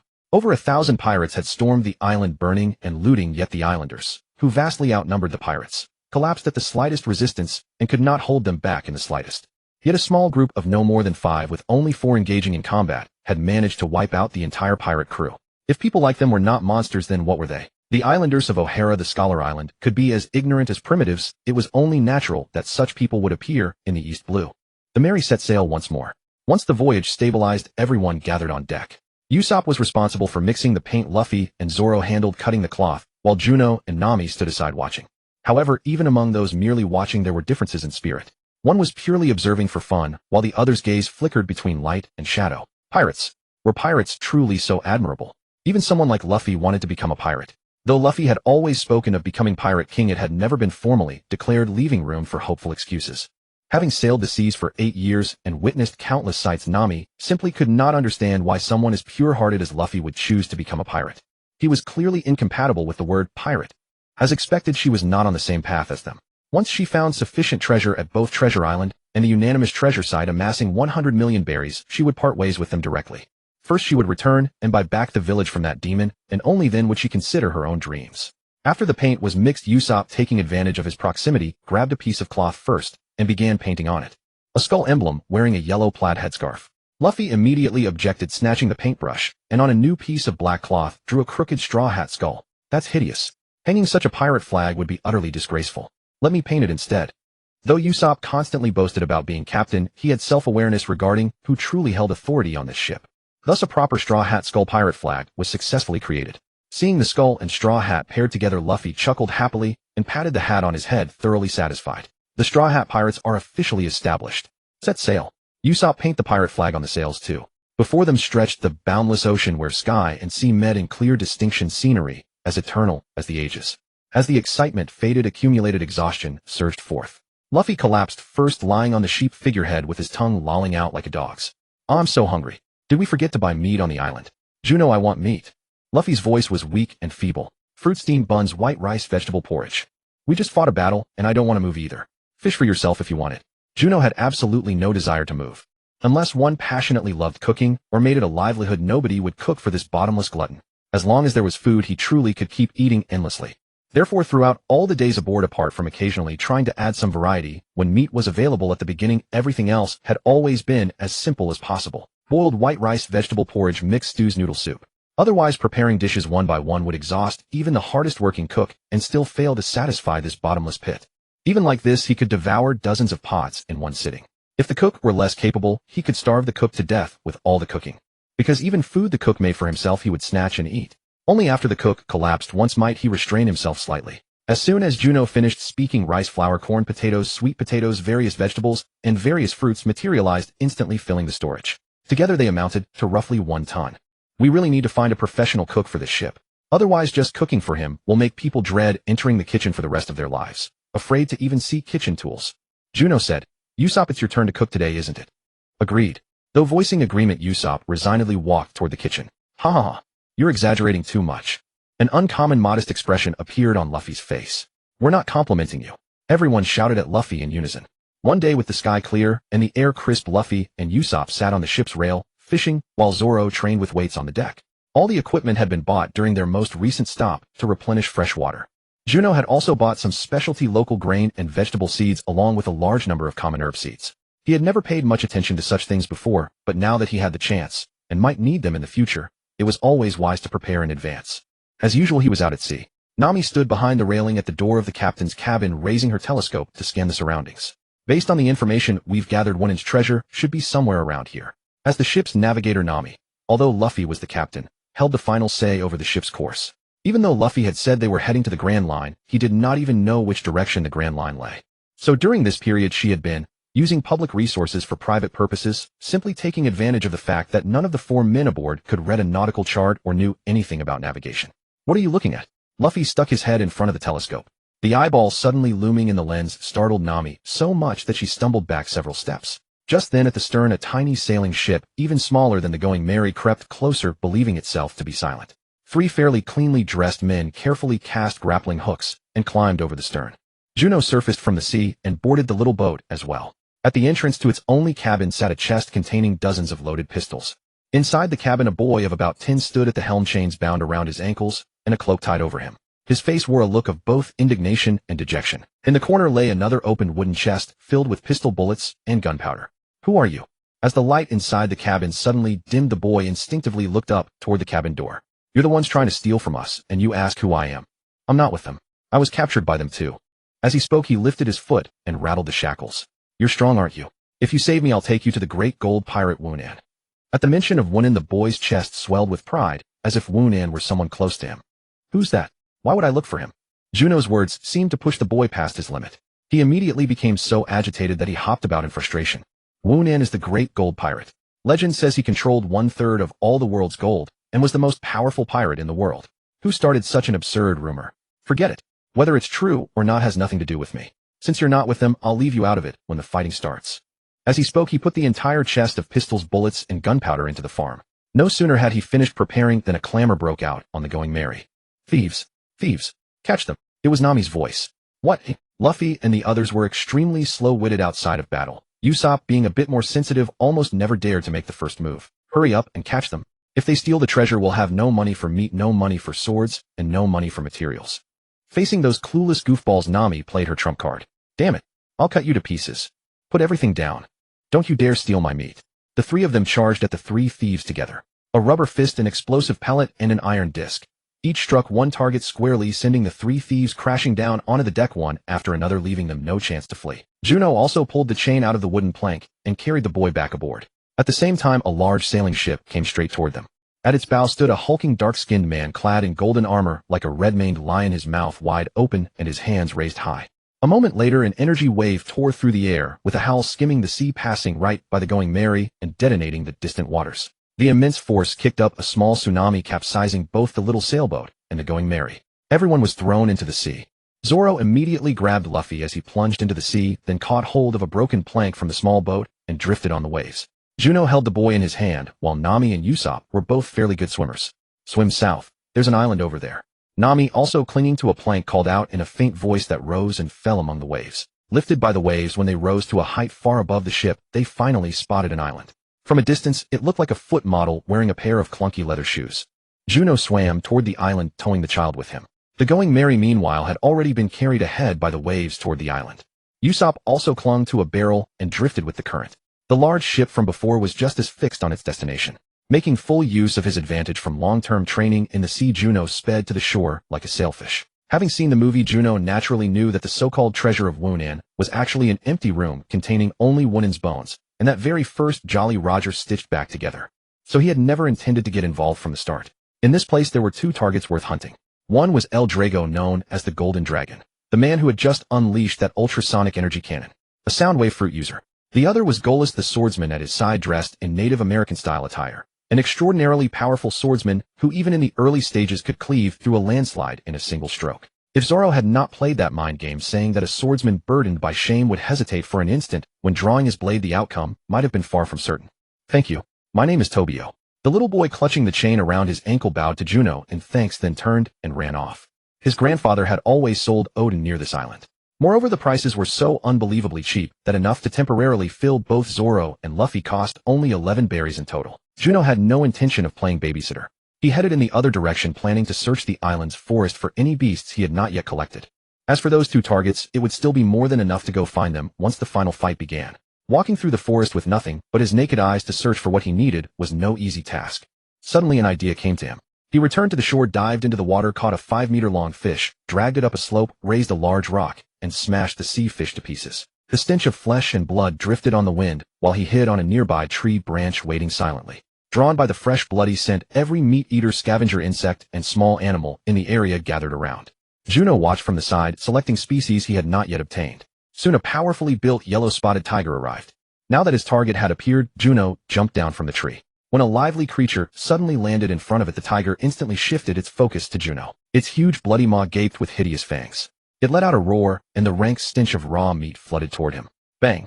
The ground blasted open in a crater, and Juno's figure abruptly appeared beside the tiger. A smashing punch landed square on the top of its head. Its head was driven straight into the ground on the spot. While it was still dazed, Juno seized it and put it into the farm. ranging from brown bears and pythons down to ground beetles and tiger beetles. Juno was capturing these animals and insects in the forest when a series of explosions erupted. In the mountain ravine, plumes of smoke and dust rose skyward. Racing closer, he could see that a palace had already been reduced to ruins, still exhaling dust into the air. A group of people filed into the wreckage to search and rummage. Juno, however, crouched upon a treetop, carefully recalling the storyline. His gaze was fixed upon the cylindrical peak that towered over the island. In the end, everyone would converge upon that summit. The route up the mountain could hardly be called a path, merely scattered outcrops of protruding rock. And halfway up the path, there was a cave, an exceptionally advantageous spot for an ambush. When Juno reached the foot of the mountain, Luffy and the others had already climbed to the midway point, bringing the boy, named Tobio, along. The higher they went, the stronger the wind. The farther from the ground, the more anxious and insecure their hearts became. Usopp's and the boys' cries of alarm could be heard even from the mountain base. Afterwards, Juno climbed up the rock face like a mountaineer, quietly trailing far behind Luffy and the others. Only after they had walked out of the cave together with an old man who wore a pot atop his head and continued upward did Juno climb to the cave entrance and slip inside. The cave was merely a shelter from wind and rain, containing not a single piece of cover to hide behind. To face both a master swordsman and a devil fruit user at the same time would certainly be strenuous, likely even ending in defeat. Therefore, Juno glanced at his fists, then suddenly exploded with strength, driving a punch into the stone wall beside him. His fists blurred faster and faster, and soon the irregular rock face bore a breach of his making. It didn't need to be large, just enough for him to stand sideways within the niche, safe from the prying eyes of the pirates. After completing this, he made no effort to clear away the rubble scattered across the floor. He went to the cave entrance and peered down cautiously, only to find that the pirate group had already started scrambling up and were drawing close to the cave's location. Juno swiftly returned behind the cover, waiting in silence. Soon voices rang out. "Captain, there's a cave here." At the very front were several pirate underlings sent ahead purely to scout the way. A red-maned, dark-skinned lion clad in golden armor followed, accompanied by a stout Indian swordsman. The cave was so shallow that the end was visible at a glance, and no one harbored any intention of searching deeper. "Stop wasting time and keep climbing. I won't allow my gold to fall into those brats' hands. How dare they deceive me? Those brats are dead for sure." The order of ascent remained the same as before, scouting underlings at the front, followed by a Delago Golas, and then the remaining underlings. Just as everyone turned their backs to the cave, preparing to move on, Juno's legs, long since charged with accumulated force, erupted. He burst out from behind the cover, his target the swordsman, whose back was turned to him. With impact force like a speeding locomotive, he sent Golas crashing off the cliff, flying several dozen meters through the air. With fists clenched in the phoenix eye form, he unleashed a tempest of full-powered blows upon Golas's cervical spine and the back of his head. On the cliffside, this sudden development left all the pirates dumbfounded. Lord Golas. Bastards. Leaving a man behind to lay an ambush. How despicable. Without a word, Delago opened his mouth wide, condensing sonic energy at the back of his throat as he took aim at the two figures drifting further away. In midair, Phoenix Eye fists continued striking without pause at vital weak points. Golas had completely lost consciousness, with no trace of strength left to resist. But while he focused entirely on assaulting the swordsman, the sonic shockwave from behind caught him completely unprepared, striking his back square on. The tremendous force was as if he had been violently slammed by a battering ram. It drove Golas plummeting toward the ground even faster. "Go up the mountain first. Leaving those brats to Golas is more than enough." Delago was overflowing with confidence, never even considering someone who would stoop to ambush tactics in battle. At the mountain's base, in the instant before hitting the ground, Juno stamped off the burly man's back to spring upward. It wasn't enough to launch him into the air, but it did cushion the impact of falling from such a height. As for the damage caused by the sonic blast, it had now completely vanished. The enhanced cellular activity could massively amplify his physical constitution, improving his recovery ability by dozens or even hundreds of times. The burly man, meanwhile, took a solid heavy fall. Juno rolled upon landing to disperse the momentum, then returned to the man's side. The man was taken into the farm as a seed, while the great saber, over 2 meters long, was deliberately kept. Although in terms of his height and reach the sword was unsuited for him, one had to admit that its craftsmanship was indeed remarkable. In times of need it could still prove useful. At the summit, just as Luffy and the others were rejoicing over discovering the secret passage beneath the fireplace, the entire house was ruptured and collapsed in the same instant. Despicable brats. Did you truly believe leaving one man behind for an ambush would help? However, I must also thank you for leading me to Wonin's treasure. Now your purpose is finished. Go die. With that, Delago opened his mouth and fired another sonic blast. Luffy, Zoro, and the others hastily shielded the old man and the boy, diving out of the way. Ambush? You mean Juno? Great that he's alright. Luffy pushed Tobio to the side, saying with a smile. Alright, Golas will cut that brat in half. But you'll be joining him before long. Delago proudly declared his prediction, and the moment his voice fell, his figure lunged in a burst of speed. With the fingers of both hands pressed together, he used the sharp golden nails attached over his own nails as weapons, striking in rapid thrusts. Juno won't be defeated so easily. With a roar, Luffy had already flung himself into battle with the Delago. At the mountain's base, Juno had no intention of climbing again. Instead, he watched the sporadic flashes of light from above, waiting for the last remaining target to be knocked flying. The only question is which direction he'll come flying out from. Bat fruit in hand, Juno bit into it with an expressionless face. Crunch. The fruit was crisp. As for the flavor, it wasn't exactly delicious, nor was it unpalatable. Although these animal fruits appeared in the form of fruit, the energy and nourishment they provided far surpassed that of meat. They could readily be called spirit fruits, or they could be regarded as invincible, youth-retaining, simplified versions of Zoan-type devil fruits. Time passed in waiting. Suddenly, a guttural roar formed of two voices entwined together spread from the mountaintop across the surroundings. A blinding light erupted atop the summit. Then, accompanied by a shrill scream, a figure was thrown from the peak, flying in the direction where the broad toe of his leather boot pointed. Juno immediately gave chase.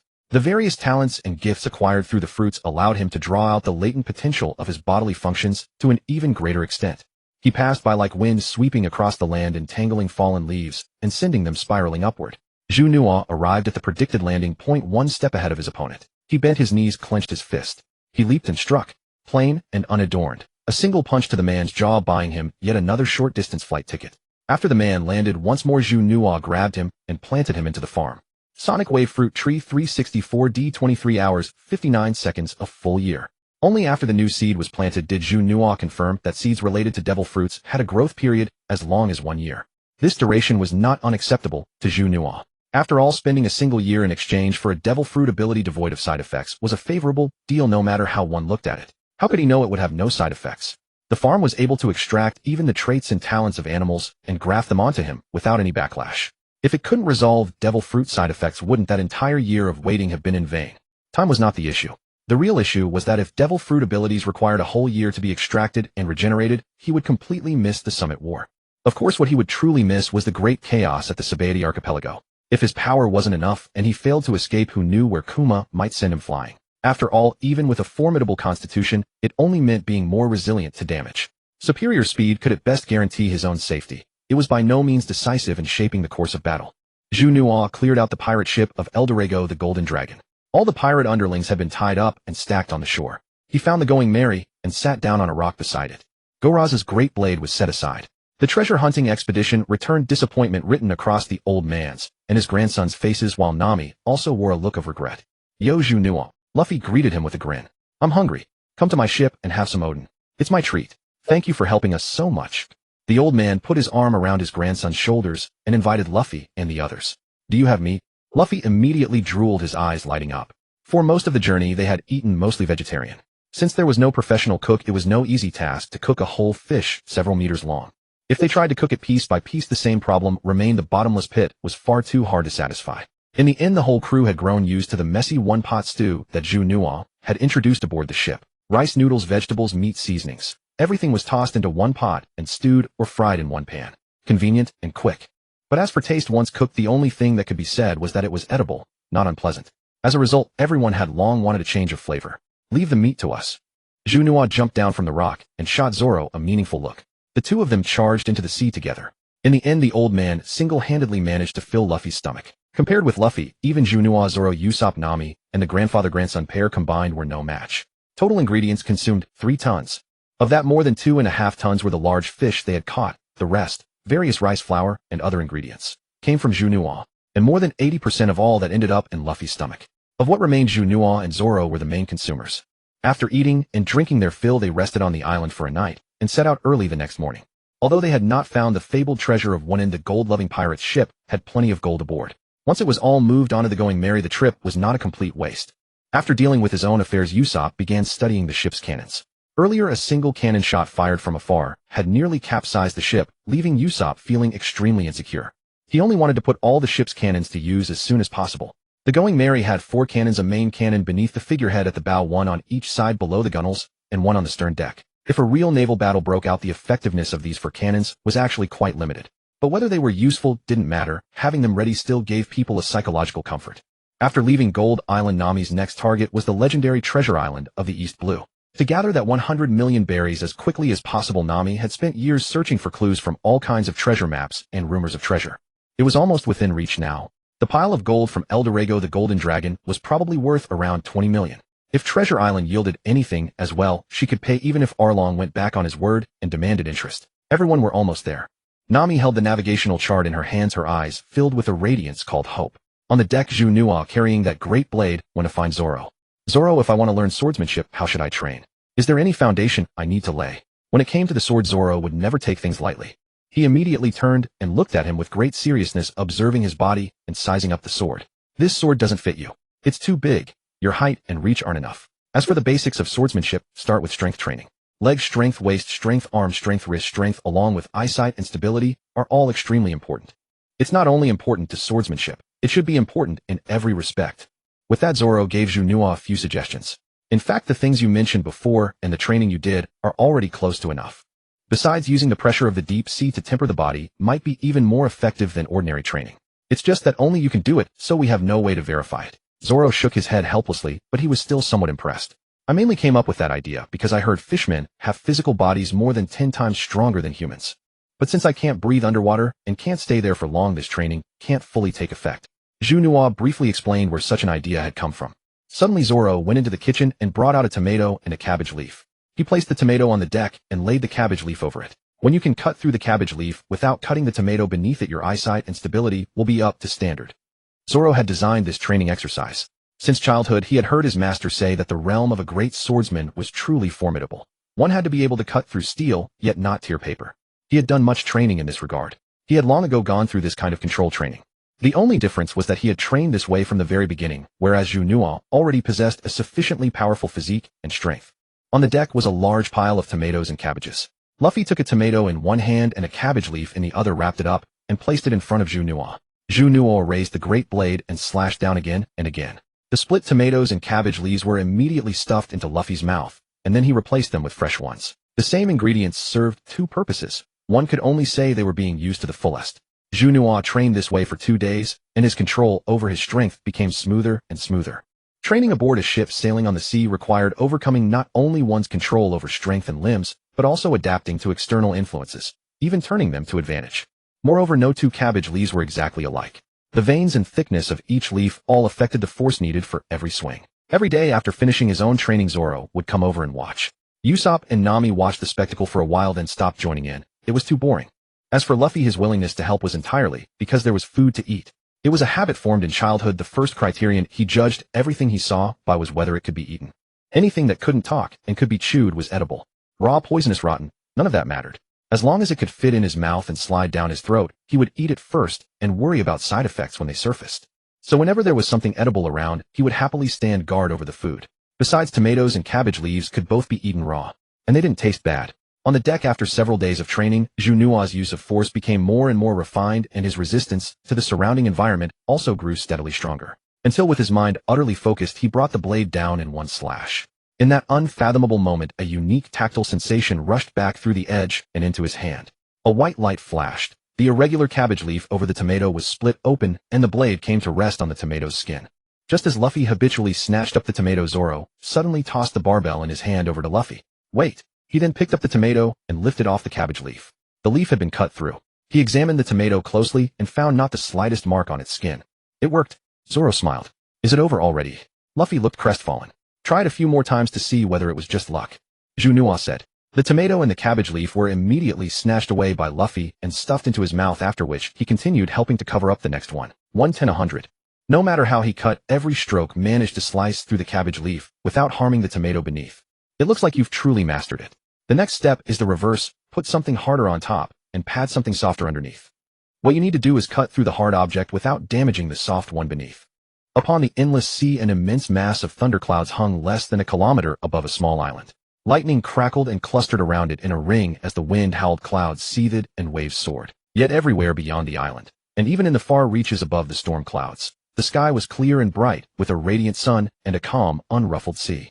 It was as though every violent storm on the sea had been confined to that small island. What a strange little island. Usopp leaned over the gunwale, gazing at the isle ahead. That's the legendary treasure island of the East Blue. It's a very famous island among pirates, and it has a peculiar legend behind it.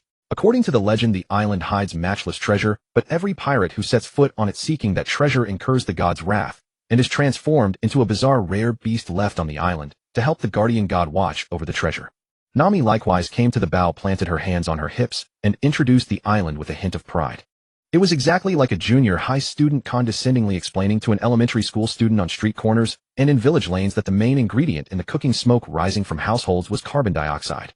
The same smug sense of knowing more than everyone else. At the same time, there was a playful teasing in her words, as if she deliberately intended to scare them. As the Going Merry neared the island, wind waves, torrential rain, and lightning all closed in around the little vessel. After hearing that simple introduction with thunder and lightning crashing overhead, Usopp's face instantly went pale and horrified, as though he had just seen a ghost. In a way, he was the perfect audience for horror stories, for his imagination far surpassed that of ordinary people. As for Luffy, he had already climbed onto the sheep figurehead, his eyes and face brimming with longing for adventure. A guardian god. Rare beasts. The sea really is full of wonders. Set course for Treasure Island. Hey Luffy, didn't you hear me? The guardian god of the treasure turns everyone who sets foot on the island into a rare beast. Usopp pressed both hands against the gunwale, trying to stop him. Don't worry. Turning into a rare beast would be cool too. Luffy laughed without a care in the world. I've caught an illness that makes it impossible for me to go ashore. You go ahead with the island exploration. I'll stay behind and guard the ship. Usopp immediately lay down on the deck, portraying a terminally ill patient, even deliberately writhing into all sorts of contorted poses. Huh, really? Does such a disease exist? Luffy still hadn't gotten used to Usopp's cowardice, and since this was the first time Usopp had named such a disease, Luffy actually began to believe it. Besides, if you're the only one left on the ship, it might be even more dangerous. Juno's voice drifted over eerily from the side. In that instant, Usopp shivered all over, bounced to his feet, crossed his arms, and closed his eyes with an expression that said, I just can't do anything with you people. Since you're all so dependent on me, then great Captain Usopp will take you along. Haha, so you weren't sick after all. Luffy laughed, and turned back to look at the island before them. Everyone began adjusting sails, and helm rapidly closing in on the island. Crack, rumble, rustle rustle, hiss ha, opt. The thunder and lightning in the sky and the weird sounds from the forest frightened Usopp so much that he flung himself onto Juno's back in a flash. Having lived together in the village for nearly 2 years, Juno was the person Usopp trusted most on the ship. Among the entire crew, Luffy, Nami, and Juno were the most eager. Luffy was passionate about adventure, Nami was single-mindedly determined to find the treasure of Treasure Island, and Juno wanted to capture some formidable animals on the island to use as seeds. Luffy, I'll go look for some seeds. Let's meet up on the shore later. Juno called out to them, then prepared to leave the group. Sure. Be sure to find some delicious seeds. After so many days at sea, everyone aboard already knew that he could plant animals as seeds. Oh, what grew were animal-shaped fruits, and whoever ate one would receive the corresponding enhancement. Get out. Just as Juno was about to leave the group, a low, threatening voice suddenly echoed from the dense forest around them. Compounded by the thunder and lightning in the sky and the animals hiding in the forest, the atmosphere grew ever more dreadful. Opt. Nami and Usopp shrieked, and in their first instinct of fright, they grabbed hold of Luffy, Juno, and Zoro, pulling the three around them as a protective barrier. Who is it? Luffy shouted into the surroundings. Get out. The voice did not ring out again. The muffled voice emanated from the forest, and aided by the unique terrain, its echoes made it seem to come from every direction at once. I am the guardian god of this island. If you want to live, get off this island at once. With thunder and lightning as a backdrop, that sudden, inexplicable voice was even more frightening. Usopp and Nami hid behind the trio, glancing around in panic. At this point, even Nami no longer wanted to seek treasure. Zoro gripped his scabbard with one hand, and rested the other on the sword hilt, ready to draw and strike at any moment. Luffy stared wide-eyed, quietly looking to one side with a hint of delighted surprise on his face. There's really a guardian god.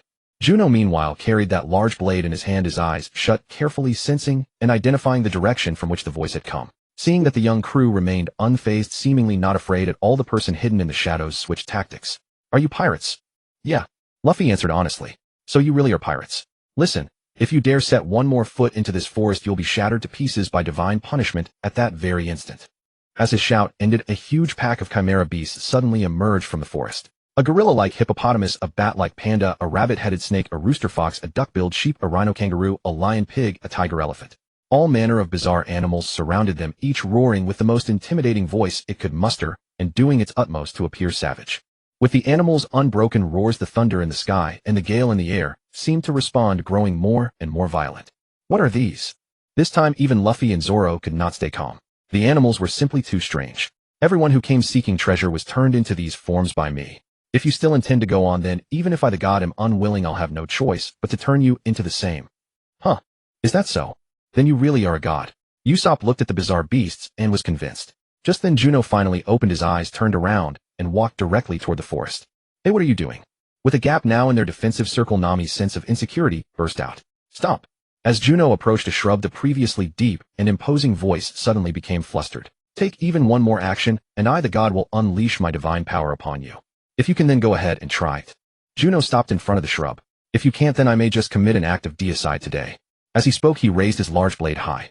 The heavy blade gleamed with cold light as he shifted his feet, twisted his waist, and gathered his strength. So it's this way after all. Zoro understood Juno's intent, walked up beside him, and slowly drew his sword. Since he refused to heed the warning, then faced divine retribution. With the twanging of bowstrings ringing out in succession, dense wooden spikes rained down like arrows and boulders cascaded from the treetops. Juno focused his entire concentration and slashed his blade toward the thicket. Meanwhile, Soalon and Luffy worked in tandem, one cleaving through all the wooden spikes while the other intercepted every falling rock. The blade wind generated by that monumental strike lacked the destructive power to sever metal or jade, and its killing intent was far from formidable. Yet the gust flattened the underbrush, whipping branches about so viciously that anyone concealed behind it cried out in pain. A green-clad figure scrambled to flee in panic, but in his haste collided squarely with a tree trunk in the dense forest, collapsing instantly and unable to rise again. The surrounding creatures scattered in all directions. Ah, I see it. Luffy shouted, extending his arm and snatching a green mass right out of the air. With a sharp tug, he pulled out a person encased inside a treasure chest. That green tuft was his hair, the entire body crammed tightly into the narrow confines. Only 2 feet protruded from the bottom of the chest, and 2 hands from the opening, knees pressed against the chin. In such a posture, one could do nothing at all. Is this the guardian deity? Seeing the wretched state of the captive, Nami and Usopp finally regained their courage. It seems there will be no conflict then. I shall go find the seeds. Juno sheathed his broadsword and ventured deeper into the island. The exotic creatures here were well worth collecting, such as tiger elephants and rhino kangaroos, each an excellent specimen. By combining the advantageous traits of 2 powerful animals to create a more formidable creature, was this not a form of genetic engineering? Or perhaps a devil fruit ability? At this thought, Juno suddenly halted. Although the creatures of the Pirate King world were indeed peculiar, with sea kings and deep-sea leviathans resembling hybrid sea-land fish beasts, such composite beasts on an island had never been encountered before. Lionfish, tigerfish, elephantfish. Yes, such things existed. But never had he seen this kind of synthesized beast on any island. Moreover, the quantity of these composite creatures was considerable, even including examples of natural predators combined together.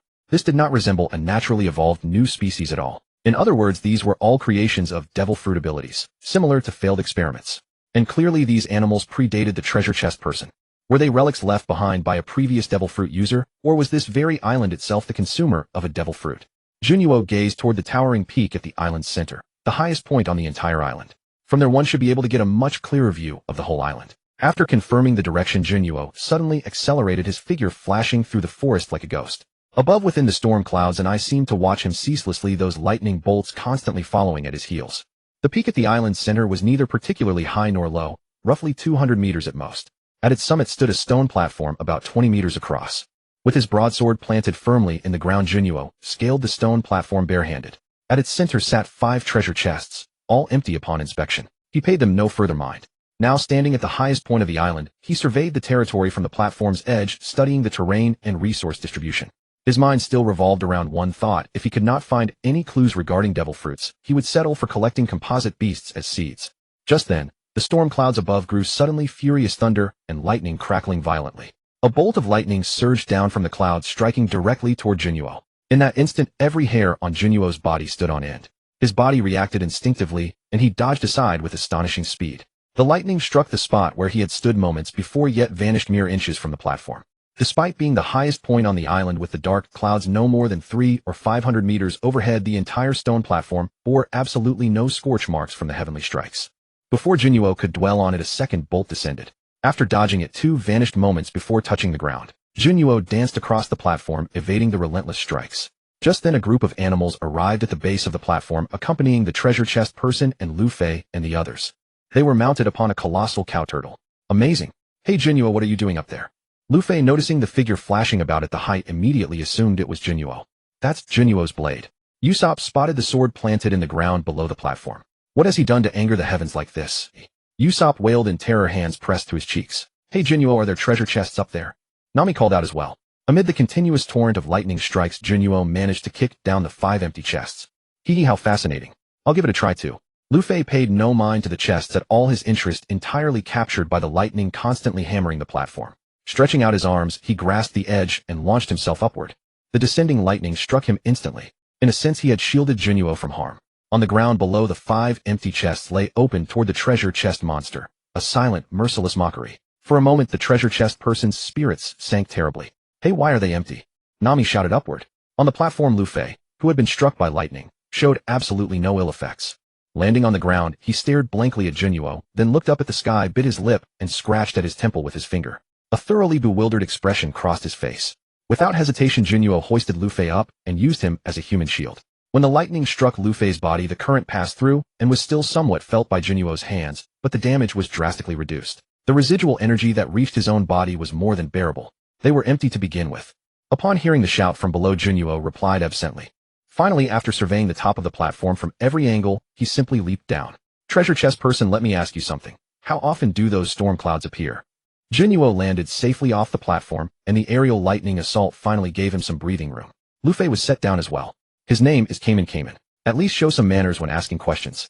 Nami had not yet fully processed the weight of Cayman's 20 years of solitary confinement when Juno's next question came flying at her, and she instinctively corrected his phrasing. "At least once a day, though the duration varies." Cayman answered without offense, then glanced toward the storm clouds overhead, his expression growing grave. "But something like today, lasting so long with such relentless strikes. This is truly unprecedented." "Then my second question, have you ever witnessed these exotic creatures on the island reproduce? Or perhaps seen them age and perish? Have their numbers increased or decreased? When they multiply, are they primarily land beasts, birds, or fish?" Juno pressed on. "As for that, I have lived on this island for 20 years and indeed I have never observed any of these processes. As for numbers, they do seem to be increasing. And they are almost exclusively species bearing characteristics of both birds and sea fish. However, when these creatures engage in such activities, they surely take care to avoid my presence as an outsider." Cayman explained. For Juno's questions, those present grew increasingly bewildered. "Hey Juno, what are you asking those things for?" Everyone turned to look at Juno in confusion. "This island has eaten a devil fruit." "Huh?" Juno's words caused everyone present to stare at him in bewilderment. How can an island eat a devil fruit? Luffy, who had eaten a devil fruit himself, crossed his arms, tilted his head to the side, and wore an expression full of question marks. The others were equally confused. Although they had heard throughout their journey that Luffy and Juno were devil fruit users, they still had no real understanding of devil fruits. "I don't know, but someone who can create chimera beasts and control lightning to chase and strike me down. I can only think of devil fruit powers." Juno answered helplessly with his guess. "So what exactly did you do to make this island strike you with lightning?" Nami leaned in close, pressing a finger against Juno's chest, looking up at him accusingly, her tone laced with teasing. "I didn't have time to do anything. I just climbed up to scout the terrain. Honestly, I'm curious too. Does this island read my thoughts?" "What were you thinking?" "What else? You all know, don't you? I wanted to capture those animals as seeds." The moment those words left his mouth, the thunder overhead turned violent once more. The surrounding chimera beast showed human-like terror, slowly retreating. "Is that so? How troublesome. Fruits grown from animals must taste extraordinary." Over these past few days, Luffy had eaten fruits of octopus, squid, earthworm, gecko, and even cattle, and he had first-hand experience of their effects. That feeling was no different from eating meat. In fact, the sense of fulfillment was even greater than that. It made it hard for him to let go. After all, when he first met Chopper, even though Chopper could speak, he still wanted to eat him on the spot. Later it might have been for fun, but at the very beginning it was genuine. Now these animals on the island had nothing to do with him. His hesitation stemmed only from having heard Kaming's story and feeling empathy for him. And all these animals belonged to Kaming. "So my goal has changed," Juno said, turning his gaze toward the stone platform. "I want to see whether that devil fruit has been digested by this island, or whether it merely influences the creatures upon it through the island. Perhaps Kaming's ability to coexist with treasure chests also carries the effect of this fruit's power." Juno faced the stone platform, assumed a horse stance, clenched his fist, and prepared to strike. Ha-dash! A fierce punch struck the stone platform squarely, causing earth and stone to erupt and burst outward, forming a crater with a radius of 1 chi from the point of impact. As Juno attacked the stone platform, the lightning overhead gathered again. "Don't disturb Juno!" Luffy roared, his fist shooting upward against the lightning. The lightning, splitting down from the sky, was guided by Luffy into his body and then discharged into the ground. To him, it was merely a slight tingle, causing almost no harm. Then Juno circled the stone platform, punching once at each position along its base. With every punch Juno threw, Luffy blocked a bolt of lightning. "Want to join us?" Juno returned to where they had started and extended an invitation to Luffy and Zoro. He, of course. "Then let's give it a try." Both Luffy and Zoro were highly interested in Juno's invitation. One wanted to see what kind of devil fruit it was, and the other wanted to test whether he could cleave through massive rock. Goma Goma no machine gun. Nito Ryu Hawk Wave. They both have names. Then I'll come up with one too. Continuous serious punches. Boom! All three struck with full force their attacks, landing on the stone platform simultaneously. A deafening roar. The stone platform collapsed and crumbled. Among the shattered rocks, a glittering object emerged. As that crystallized fruit broke free from the rock and separated from the island, the thunderclouds overhead dissipated, leaving only those chimera beasts staring blankly at everything before them. Luffy stretched out his arm and grabbed the glittering object. So this is the devil fruit that creates chimera beasts. Luffy squeezed it, then smashed it against a nearby pile of rubble. The rock shattered, but the fruit remained unscathed. Even the sound of impact was like hard stone striking stone. Juno looked over. Although the fruit had crystallized, the swirling vine patterns were still clearly visible. The overall shape resembled a Buddhist hand fruit, with each segment bearing distinct characteristics. Flame patterns, lightning patterns, poison patterns, fangs, sharp horns. Around the calyx at the very top, a ring of textures resembled a male lion's mane. The whole thing was roughly the size of a human head. Are you going to eat it? Luffy held out the devil fruit toward Kaming. Although I used to hear legends about devil fruits when I was a pirate. But this is so big and so hard. How am I supposed to eat it? Kaming could only roar to vent his frustration. He had guarded his treasure for 20 years, only to find it was empty. Just when hope seemed restored with talk of an even greater secret treasure, the result was something harder than stone. That's true. Luffy wore a thoughtful expression as well. I didn't expect an island to actually be able to consume a fruit. But it's still a devil fruit. It should still be usable, right? Juno naturally took the fruit into his hands. The adventure was over, no treasure found, but with this fruit in hand the trip hadn't been in vain.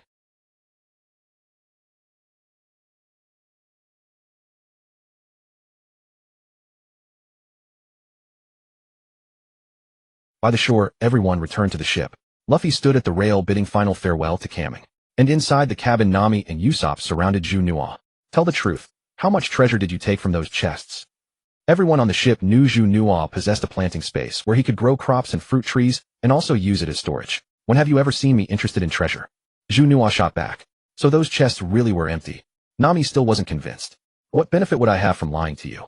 Gold and silver jewelry can't be planted as seeds, and I have plenty of food and drink. What use would I have for treasure? Juno spread his hands. It would be better to capture more animals and find more fruit trees. By the way, you've already planted it, right? Is the fruit still useful?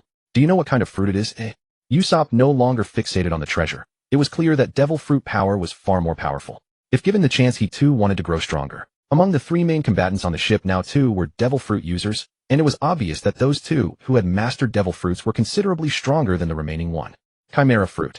However, this type of seed involving supernatural power has a longer growth period than ordinary organisms. It requires 1 year. Juno answered briefly. A whole year? That's way too long.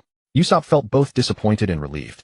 Disappointed because he had to wait a year, relieved because the fruit could still be planted and would remain useful. If you can get a portion of devil fruit power after waiting 1 year, you should be secretly rejoicing. Just then outside, Luffy's booming resonant voice rang out across the entire ship. We're setting sail. End of episode. In the vast ocean, Juno kept his eyes tightly shut, wearing nothing but a pair of shorts. On the sea surface and along the gunnels, Usopp used a slingshot to shoot coconuts one by one into the water. Underwater, Juno sensed the trajectories of foreign objects entering the water through ripples, then swung his large machete to strike those coconuts. During this training, fish from the sea would always suddenly intrude into the training area. While targeting the coconuts, Juno also had to carefully distinguish between them and the fish. In this world, the three colors of haki were crucial. The king's haki was innate, whether he possessed it was uncertain, and without activation there was no way to train it. As for the other two, the prerequisite for armament haki was a sufficiently powerful physique and a certain level of control over bodily functions. On that basis, activation was still required. But observation haki was much more convenient. It could be trained simply by enduring blows. Of course, this didn't mean standing like a wooden stake and taking hits without any skill. One had to seek a sensation during the process of enduring strikes, a perception of impending danger. It could be hearing, smell, or touch that transcended ordinary limits, or even a further sixth sense. Naturally, Juno couldn't just stand still and take hits.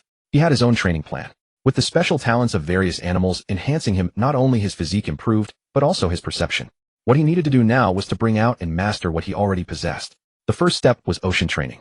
People who often held their breath with their heads submerged in water would have a sensation that their ears suddenly became more sensitive. Many sounds that were normally inaudible would come to their ears. As everyone knows, sound is vibration, which requires a medium for transmission. The efficiency of transmission is solid liquid gas, and a vacuum cannot transmit vibrations. And in this world, observation haki was often described as the power of hearing. So this was simple. Solids didn't provide space for hearing training. Then start with liquids. The ocean was the lowest cost liquid training ground.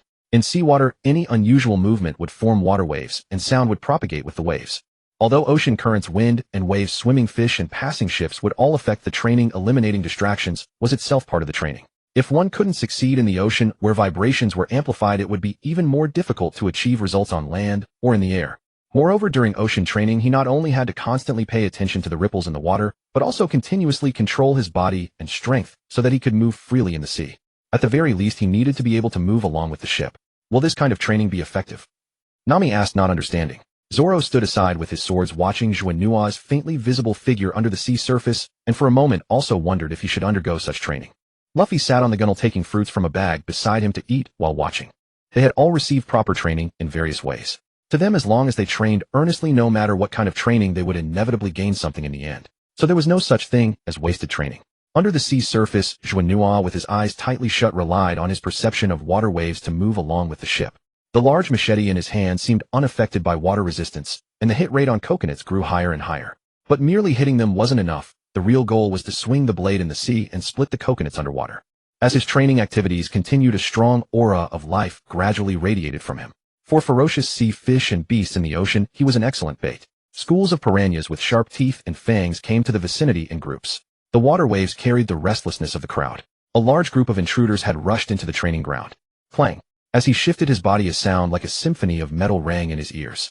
The blade seemed to strike against sharp weapons. Dozens of piranhas surrounded Juno. With a flick of their tails, piranhas, half a meter long, shot toward their target like bullets. Their sharp teeth were like hooked claws, and blades if once touched they could tear off chunks of flesh. Human reactions in the sea could never match those on land. Juno's blade could only block piranha charges from one direction. At the same time, piranhas charging from all directions, their sharp teeth, filled with bloody malice and primal desire, were about to touch his skin. A sensation like thorns on his back arose spontaneously. His body instinctively began to twist. Although he avoided some sharp teeth, the remaining iron fangs hooked on his skin could still break the skin and leave bloody marks. Dots of crimson scattered in the seawater. The scent of blood instantly made the surrounding piranhas more ferocious. But the wounds on his body healed as quickly as they appeared. The large machete in his hand became a burden at this moment. Swinging the blade while spinning in the seawater, a small whirlpool formed on the sea surface. The surrounding piranhas were also sucked into the whirlpool, unable to break free for a time. As Juno continuously exerted more force, the whirlpool grew larger and stronger, even affecting the going merry on the sea surface. Then a blood-red halo appeared in the seawater. Blood. What's happening in the sea? Nami exclaimed, pointing at the redness on the sea surface. Then a large machete violently shot out from underwater, bursting toward a distant reef island. But underwater, after abandoning the large machete, Juno clenched his fist, used both legs and feet, and his shoulders, elbows, wrists, knees, fingers, palms, legs, and feet all became weapons capable of combat. Their use became even smoother. Fists shook the water waves, legs lashed the ocean currents, and his entire body wholeheartedly accepted the fluctuations of the seawater. The sea area around his body became his domain. Before the piranhas in the sea could get close, Juno's body would react in advance. Fist strikes, elbow thrusts, knee thrusts, shoulder charges, leg and arm lashes.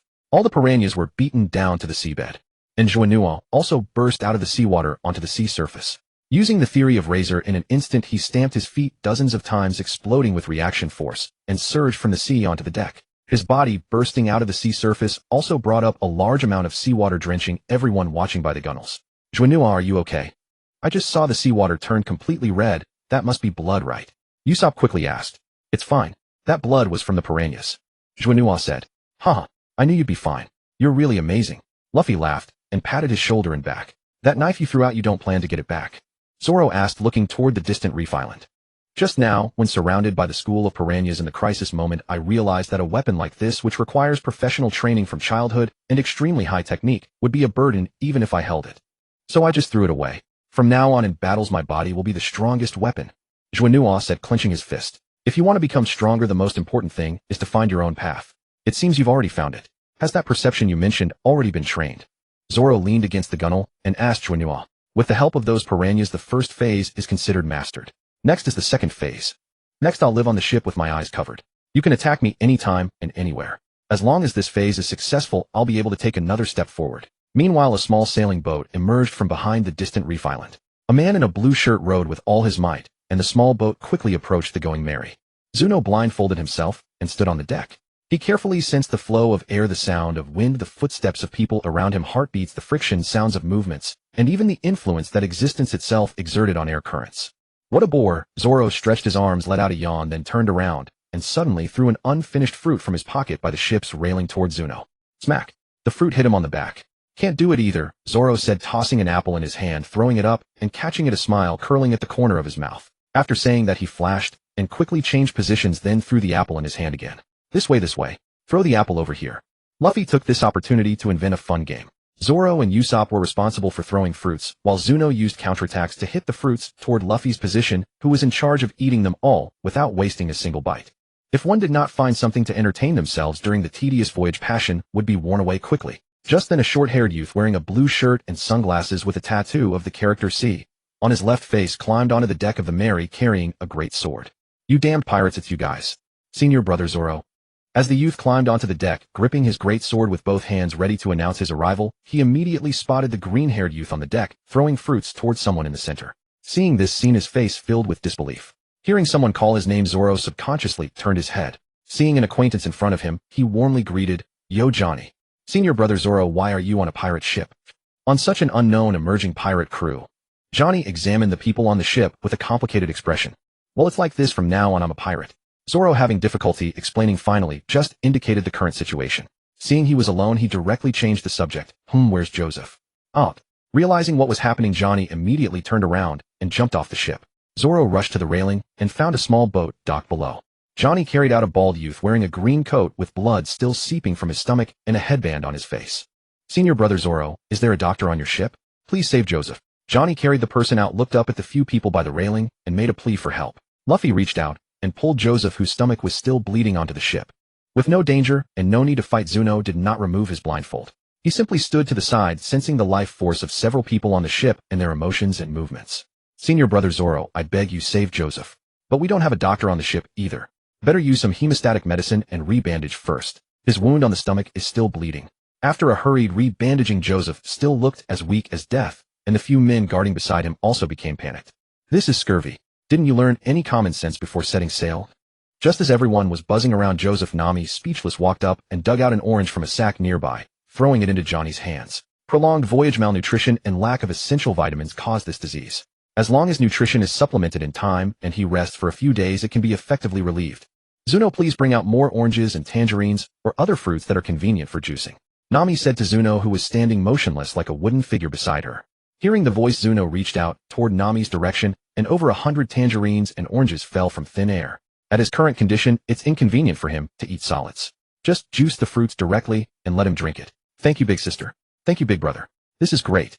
Johnny quickly followed the instructions, pried open Joseph's mouth, and squeezed orange juice into it with his hand.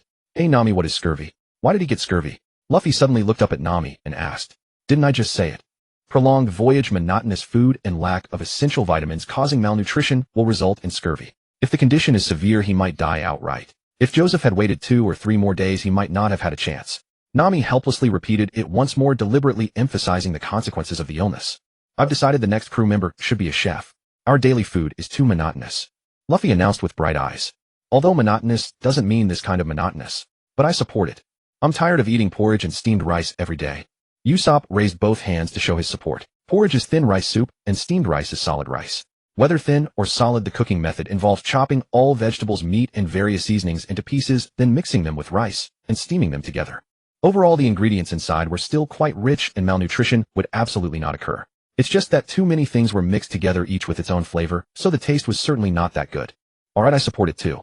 However, this chef should preferably have the strength to satisfy Luffy, otherwise he'll leave on his own in no time. Zuno also nodded in agreement. Who wouldn't want to eat good food? No one wanted to settle. "If it's a chef, I happen to know a place. That place is near the Calm Belt and the Grand Line, and there are also rumors of the world's greatest swordsman that my senior brother has been pursuing. That's the most famous floating restaurant in the East Blue, the Baratai." A simple sentence sparked great interest in both Luffy and Zoro. "Let's head to the floating restaurant Baratai. Find the best chef." After feeding dozens of oranges worth of orange juice, they carried Joseph into the cabin to rest. They tied up the small boat that had been binding them, then accelerated the voyage. Before reaching the destination, Zuno's training continued. But because they needed to accelerate, Zuno's training could only be done by himself. Everyone else had to follow Nami's commands, each performing their duties, and collectively steer the ship. With Johnny providing the general direction and Nami giving commands, the Mary's progress was exceedingly smooth. The closer they got to Barity, the more ships there were on the sea surface. Unlike the manga and anime, where there was only a lone large ship on the sea serving as a restaurant, Near the waters where the popular floating restaurant Bartai was located there were quite a few ships. After all, in reality, a top-tier restaurant would always have luxury cars parked outside. In this pirate world, only a large number of ships could dock on the sea where the floating restaurant was located. Most of these ships were merchant vessels, with a small portion being private boats. When the Mary flying the pirate flag broke into their vision and sailed on the same course as them, these people's first reaction was to stay away. On this vast sea, pirates represented disaster. No one was willing to put themselves in danger for the sake of their appetite. Although Bartai had proven through its track record that it was safe inside the restaurant at sea, Bartai could not protect anyone either. Careful, that pirate has broken free. Seize him. Don't let him escape. Damn it. He's been starving for days, yet he still fights with such strength. We can't match this pirate. Quickly report to Lieutenant Holbody. Outside Barity in the docking area, a sudden riot erupted on a warship as gunshot shouts and screams mingled together. At the entrance of Barity, a naval soldier was shouting toward the hull when a disheveled man wearing a headband and a tracksuit with a dragon motif on the back stood behind him, pointing a gun at his head. The man's appearance was as wretched as a ghost. At that moment, a hand grabbed the railing behind the armed man.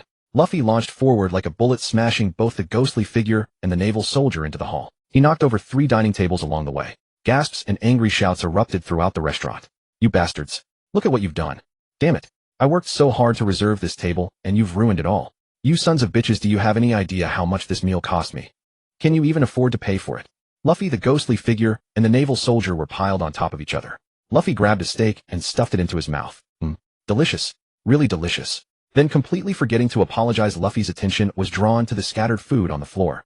He didn't care if the food was on the ground. As long as it was a whole piece like steak, he picked it up and shoved it into his mouth. Someone causing trouble again.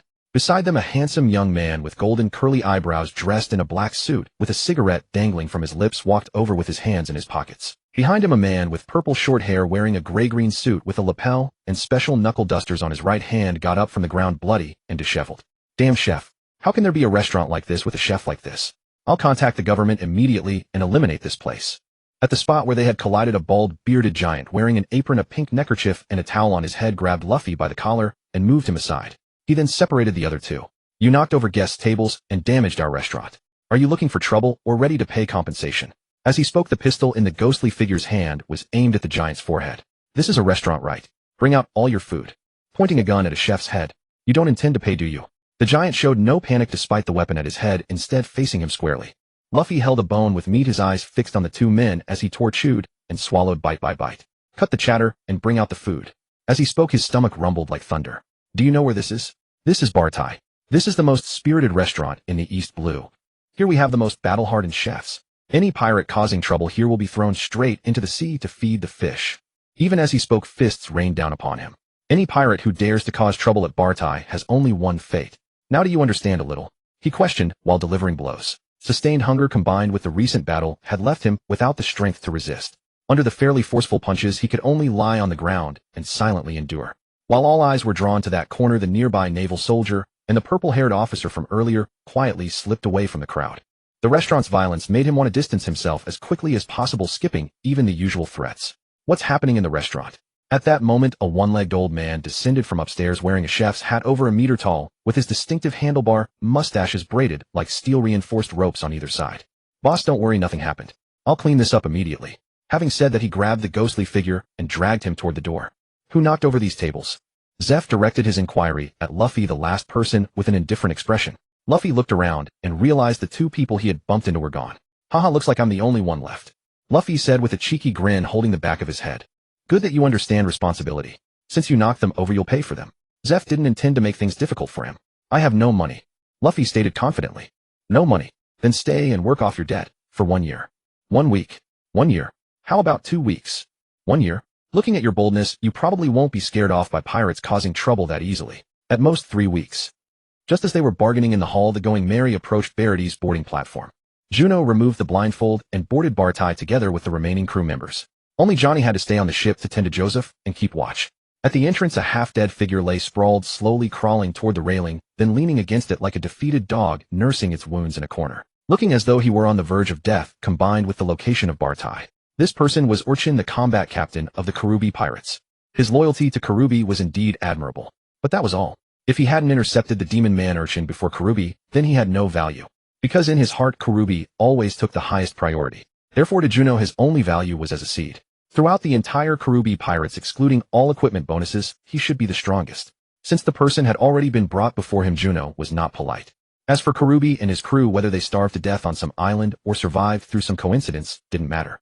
The news of Urchin's capture by the Navy should be known by more people than those appearing at Bartai. After all, Holbody had specially dispatched an action team to capture Urchin.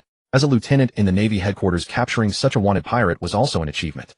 With his flamboyant personality, he probably reported the credit immediately after catching him. So even for revenge, Karubi would target the Navy. Is this Bartai? It really does smell of abundant, delicious food. Nami followed the scent inside. Zoro and Usopp were not polite either, with only Juno walking at the back, then slowly approaching the demon man Urchin. After they all entered the hall and their attention was drawn to what was happening, Juno struck, instantly grabbing Urchin by the throat, disappearing in a flash and reappearing almost immediately. Finally, with a normal expression, he also entered the restaurant. Without Urchin guiding the way, at least the Karubi pirates wouldn't surround the restaurant. As for the confrontation between Mihawk and Zoro, it could only be said to have both advantages and disadvantages. The advantage was that they witnessed the strongest power in the sea beforehand. The disadvantage was that Zoro was completely in a damaged state from the beginning, only recovering slightly upon reaching Drum Kingdom, which greatly affected his combat effectiveness. Where did he go? When Sanji walked out of the restaurant carrying a plate of fried rice, intending to deliver it to that ghostly man Ajin, he found no one outside. He ran off already. Just then 2 hands grabbed both sides of the plate and snatched the fried rice right out of his grip. So fragrant. Delicious. As expected, it was Luffy who had sneaked out and made his move, grabbing the plate and digging in immediately. Stop it, that's not for you. Sanji rushed at Luffy in annoyance. You mean to give that to that pirate just now? But he disappeared, didn't he? Luffy dodged aside, then casually retorted. I don't care if he's a pirate or whatever. To me, anyone who's hungry is my customer. Forget it, what's the point of explaining to you? This plate of fried rice will be added to your compensation. Don't think about running away from paying, and don't think about causing trouble in this restaurant. Every time he started getting deep or trying to look cool, he would light that cigarette in his mouth. You really are a good person. Come be the chef on my pirate crew. Luffy shoveled the remaining fried rice into his mouth in one go, handing the plate back to Sanji as he extended his invitation. What? Sanji's eyes widened, his fingers pinching the cigarette, but his ash fell onto his shoe. Come be the chef on my pirate crew. One of my crew members is an amazing farmer. He can grow lots of grain, and the food he grows tastes better than anything you can buy outside. Luffy smiled, presenting what he believed to be his ultimate temptation. Don't think you can escape punishment with this kind of trick. If you don't have money, you'd better work hard to pay off your debt. I'm not going to sea with you. I have my reasons for staying here. Sanji snatched the plate away and stormed back into the restaurant. Just then a thunderous shout rang into both their ears. You brats, what are you still dawdling for? Looking up, they saw Zeph standing behind the railing on the second floor deck, glaring at them. Inside the restaurant, the previous chaos had been cleared up and the overturned customers had been seated again. The 4 companions of Juno also found an empty table and placed their orders. Soon the table was filled with various dishes, their aromas filling the air. This was the efficiency of a professional battle chef. We can finally have a proper meal. Juno, you really set a bad precedent. Usopp made a solemn judgment. Don't be ridiculous. If you really wanted to cook properly, you'd be stuck in the kitchen all day long. And when it was your turn to cook, weren't you also lazy and made that pot of slop, eh? Juno fired back, but this was his first time eating food made by a proper chef in the world of pirates, and he didn't hold back either. One could only say that cooking does indeed require professional skill. After eating their fill, they packed additional portions to take back to the ship. Although there was some food left on the ship, Johnny and Joseph were considered allies, and out of politeness, it was only right to bring some back. You eat first, I'll bring some back for them, then I need to continue training. Aboard the Going Merry, Johnny was cooking in the kitchen, and the clattering sounds showed he wasn't familiar with the kitchen at all. Alright, I brought some food back from the restaurant, you all eat together. Has Joseph woken up yet? Can he eat now? Juno returned to the ship and knocked on the kitchen door, placing the food on the dining table. Thank you so much, brother Juno. By the way, how's the chef recruitment going? Johnny was first surprised and grateful, then asked with concern. That guy Luffy just bounced right into the restaurant, knocking over quite a bit of stuff. Now they're making him stay and work off his debt. I wonder how long it'll take. But while we're waiting, I might as well continue the training I didn't finish earlier. After you finish eating, come help me out. No problem. Leave it to me. The first day at the Bartai restaurant passed without incident. That evening, except for Luffy, who was staying in the restaurant staff dormitory, Nami, Zoro, and Usopp all returned to the ship to rest. The next day, everyone leaned over the ship's railing, watching through the window as Luffy mopped the floor and wiped tables in the restaurant. Nami sighed deeply. Could we really have to wait a whole week here? Don't worry, he definitely has his own plans. After all, he's more eager than anyone else to become the king of the pirates. Rather than thinking about these things, it's better to use this free time over the next 2 days to train properly. On the deck, Juno, with his eyes covered, darted and dodged beneath Johnny's blade. All the fine hairs on his body acted as subtle sensors, able to gather information from the outside world. His ears and nose, his hearing and sense of smell, also provided assistance. The training progress was exceptionally smooth. Inspired by him, Zoro also began physical training at the stern of the ship. The entire ship buzzed with energetic activity. On the third day, Joseph, who was now able to get out of bed, also joined the training group. As Juno grew more accustomed to their attacks, their blade strikes grew increasingly powerful and swift. Meanwhile, with nothing to occupy her, Nami's idleness began to breed anxiety. Gazing at the bounty poster of Arlong in her hand, her heart grew increasingly restless. I can't keep waiting here. Adding this time's earnings, we should have collected 100 million berries in total. The sooner we buy back the village from Arlong, the better. Ignoring the 3 people training on deck, Nami jumped straight off the ship. Oh, Nami Nichan is going to the restaurant. Please help bring some food for brother Juno. Johnny called out from behind during training. Nami didn't respond, and Johnny didn't mind turning around to continue cooperating with Joseph and swinging their blades at Juno. At first they held back, striking lightly and slowly, using only the flat side of their blades. As they grew to understand Juno's strength, they became bolder with each strike. Not only were they using their full force, but they were also wielding the sharp edges. Additionally, they brought in chairs, stools, wooden barrels, and crates to alter the training ground's environment. Their attacks were no longer reckless charges. Instead, they gradually developed coordination with one another, even deliberately pausing their assault before launching sudden surprise strikes. They also removed their shoes, allowing for quieter movement on bare feet. Brother Juno is getting stronger and stronger. What incredibly acute perception. With this technique mastered, wouldn't you be invincible in combat? Before long, Nami returned to the ship and gathered everyone together. Luffy seems to want to tell you something important. Don't keep him waiting too long. You all know it. Aside from becoming king of the pirates, nothing else stays in his mind for long, and he forgets things easily. That's actually true. Then let's hurry up, Usopp said as he was the first to disembark. Zoro, though finding it troublesome, didn't say much about it. They were all natives of this place, their habits and ways of thinking shaped by their local upbringing, so when the captain spoke, they followed without question. Only Juno felt something was off. Luffy was not that kind of shrewd person. You two should come along too, Nami said, looking at Johnny and Joseph. Can we really join them? The two felt as though they'd been struck by a stroke of incredible luck. Of course, you're acquaintances with Zoro after all, and you've been helping Juno with training, so you're one of us. Nami smiled radiantly. Understood. Johnny and his companion completely lost interest in probing further, instead floating off happily as they followed everyone down to the shore. I don't have anything to do with you. When everyone encountered Luffy coming out of the toilet carrying a bucket and mop, this was their answer. Oh no, Juno cried out and led the way, running toward the docking area first. Regarding Nami's secret departure, Juno deliberately did not expose it in advance, as Arlong and his crew were also his targets. Excluding the effects of the lethal drug, yes, Arlong's overall combat strength and vitality may surpass even Hody Jones 2 years later. Taking down Arlong's crew would greatly benefit him. Ah, the going merry. It's gone. Usopp pulled at his cheeks with both hands, letting out a panicked scream. The ship has been stolen.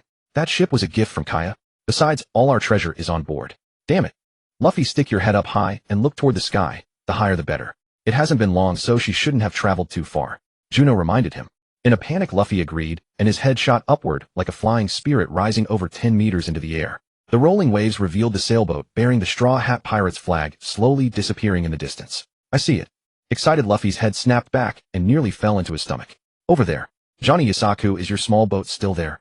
Upon hearing the question, the two quickly scanned the docking area. When they spotted the small boat, both breathed a sigh of relief and pointed toward it.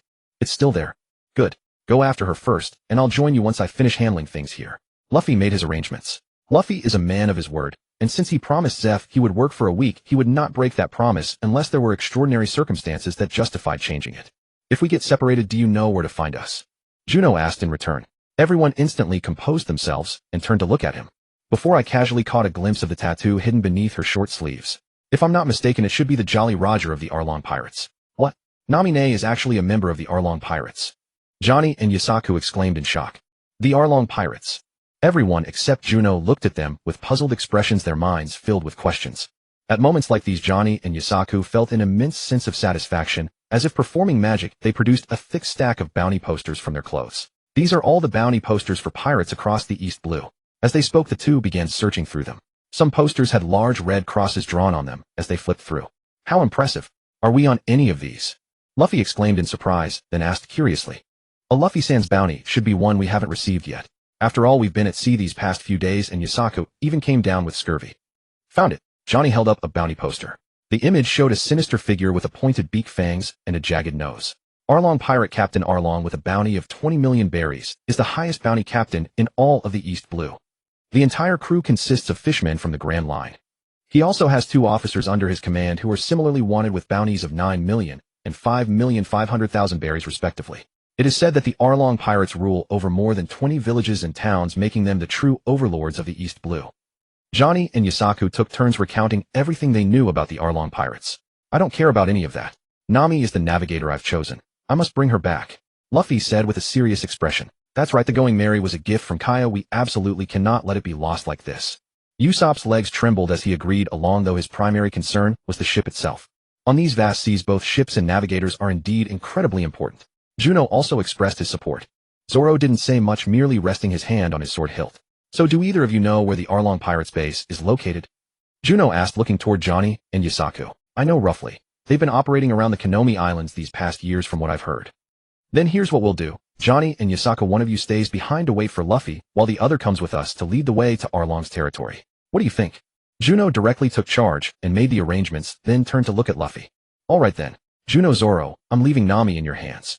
Although Luffy often appears unreliable, he knew who to trust in crucial moments like this. Clearly Zoro and Juno within the group were far more dependable. I'll head out first with senior brother Zoro, senior brother Juno, and senior brother Usopp. Yusaku, you've only just recovered, so stay here and wait for Luffy. Take some time to rest as well. After the Straw Hat crew made their arrangements, Johnny also coordinated with his companion. The four of them boarded a small single-masted sloop with just one cabin. As the four climbed aboard, the tiny vessel sank lower into the water. To save time, Juno and Zoro each grabbed an oar and began rowing from opposite sides. With the sail furled, the small boat cut through the waves like an arrow loosed from a bow, racing toward where Nami had headed, skimming across the sea like a skipping stone. Meanwhile, on an uninhabited reef island near the calm belt, the remnants of Crick's pirate crew, who could no longer wait for the ghost man Ajin, finally decided to set sail on that battered, nearly destroyed ship. They would all starve to death if they waited any longer. They needed to find somewhere to get food and water. Just as they were setting off, a coffin-shaped skiff with a ghostly green candle burning at its prow emerged from the fog. The newcomer was none other than Dracula Mihawk, the world's greatest swordsman, known as Hawkeyes. This time, entering the East Blue, just like always, was to meet Shanks.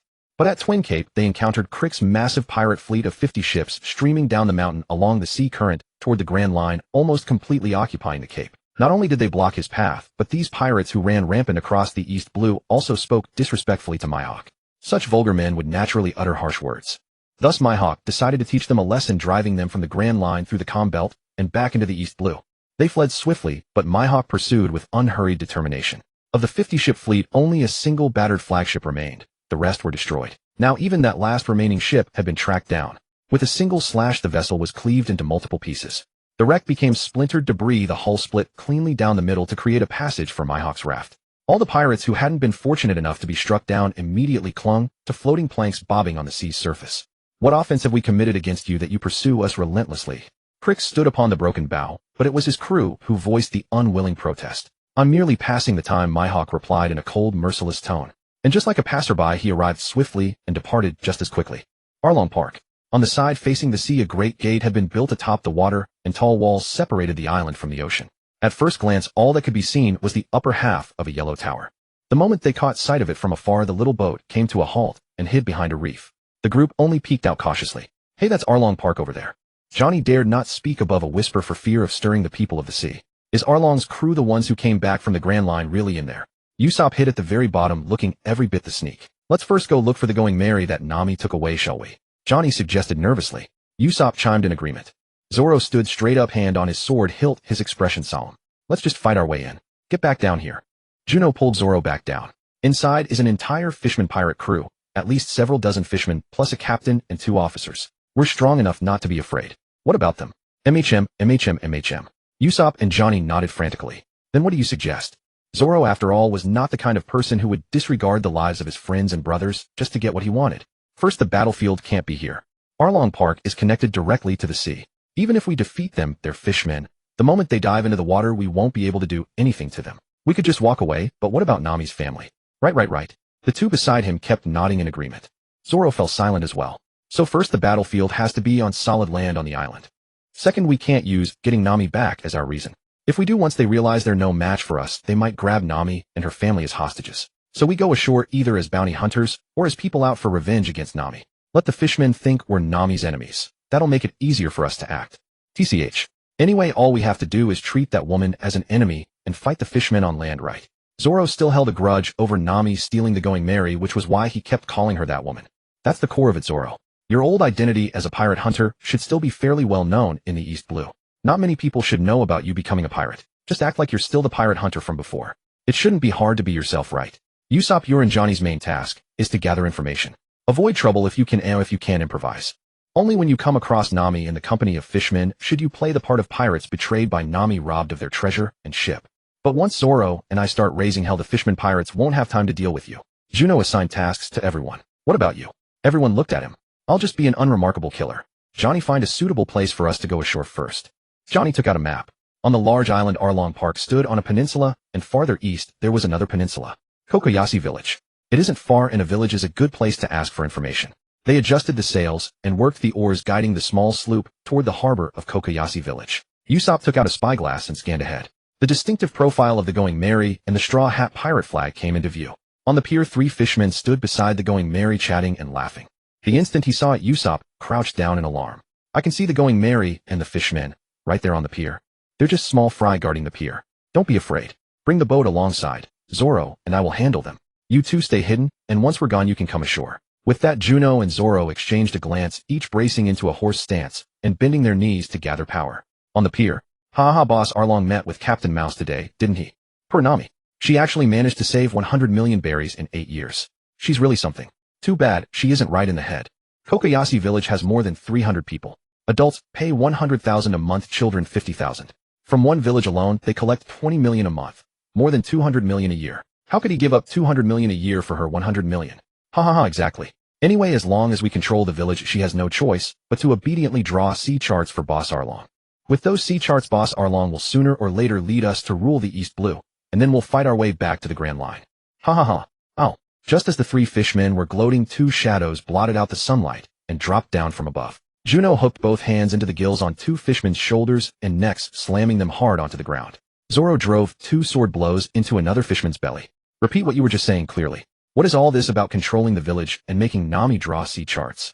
What is this about buying the village for 100 million? While interrogating them, Juno shoved his hand into their gills and stirred. Oh, their screams and flailing limbs cracked the wooden pier apart. Talk. Juno ripped one fishman's underwater respiratory organ out through his gills. Blood burst out in an instant. 8 years ago, Boss Arlong discovered Nami's talent for drawing sea charts. He took control of her village and made her draw charts for us. Worried she might do something reckless, he gave her hope. He told her that if she gathered 100 million berries, she could buy the village back. But the boss had long since decided the village would never be returned to Nami. The 100 million berries she saved will be handed to the Marine captain as a bonus for him. Having watched his own kind have their gills torn out right before his eyes, the fishman grunt, unable to struggle free, poured out everything he knew. With a yank of his huge hand, Juno pulled out another set of gill respiratory organs. Zoro also parted his twin blades and cut that fishman open, delivering a seppuku-like slash. As for Juno's methods, though they seemed cruel, once a battle began, the goal was final victory. Any means were acceptable. Such was the sea. Now we have one more reason. Zoro flicked the blood off his blades and sheathed them. Juno tossed the 2 corpses directly into the sea. Corpses couldn't be used as seeds, and since these were just small fry with no remarkable abilities, there was no loss in discarding them. Leave this fishman corpse with the sword wounds here as a declaration of war. You have a habit of getting lost, so don't wander around. Find an open clearing on the island and wait there. Trust me, it won't be long before some fishmen find you. Stop nagging. Zoro absolutely hated hearing people say he got lost easily, and he immediately strode off. Juno too left the pier and walked west along the shore. Only after they had left did Usopp and Johnny quietly make their way ashore and onto the pier. The fishmen don't look all that strong. Usopp looked at the fishmen corpses on the pier with disdain. It's Big Brother Zoro and Big Brother Juno who are too strong, all right. Johnny shouted at Usopp. Well, same thing. Let me get on the ship first and see if those guys damaged anything. Usopp walked toward the Going Merry, then climbed up the rope ladder. The fishmen of the Arlong pirates usually congregated in Arlong Park. Across the entire island, only select ports kept a few fishmen posted as sentinels, watching for passing ships and collecting revenue for the pirate crew. Following the dock of Kokoyashi Village, Juno walked westward along the coastline and would soon return to Arlong Park. On a cliff near the park, Juno looked down from above. At the great gate, a sea beast with an ox-like head surfaced, and an octopus fishman lifted a wooden pole with a roasted whole pig skewered on it, tossing it to the creature. Juno had yet to capture a single sea beast of this kind, 30 to 50 meters in length. As of now, in the sea, such colossal creatures held an absolute advantage. As for the farm world, unless the person was willing, no one could be brought inside. Only by knocking them unconscious or beating them until they lost all combat capability could he take them into his fold. On the other side, the park gate swung open. A group of fishmen left the park, and at the forefront walked one whose build was exceptionally towering, a hat upon his head and a nose shaped like a jagged spearhead. After watching the main force of fishmen depart, Juno swiftly approached Arlong Park.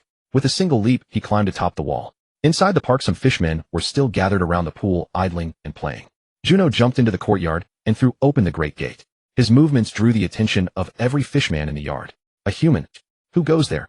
The fishmen in the water climbed ashore while those on land formed an encirclement and slowly advanced toward him. Juno stood at the gate facing them and stepped back slowly, a provocative smile on his face. Fishmen are all worthless slaves. Your true category is fish, and the world government has been far too merciful to you.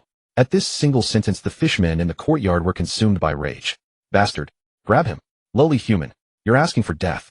A horde of fishmen charged at Juno all at once. Watching them move farther and farther from the water, Juno grew more and more relaxed. A fist shattered one fishman's skull, and a kick snapped another's cervical spine. The strength accumulated over many days now burst forth all at once. Not a single one of the dozen-odd fishmen could withstand even one punch or kick from him. His figure drifted like willow catkins swaying in the wind amid the encirclement, evading with perfect ease. Fists, arms, legs, and feet moved at his will, serving as both the sharpest spear and the firmest shield. In the blink of an eye, over a dozen fishmen lay sprawled on the ground, some unconscious, and those still awake completely robbed of combat ability. Though these fishmen were not especially powerful, they were at least more useful than ordinary sea fish. Juno sent them all into the farm, then entered Arlong Park. Nami walked out of the building and stood in the corridor, staring blankly at Juno. Don't worry, I won't capture you. Go do whatever you want. I'll clean this place up first. As he spoke, Juno headed for the great gate, where the pool opened toward the sea. On the stone platform outside, the octopus fishman was still teasing the sea cow Moo.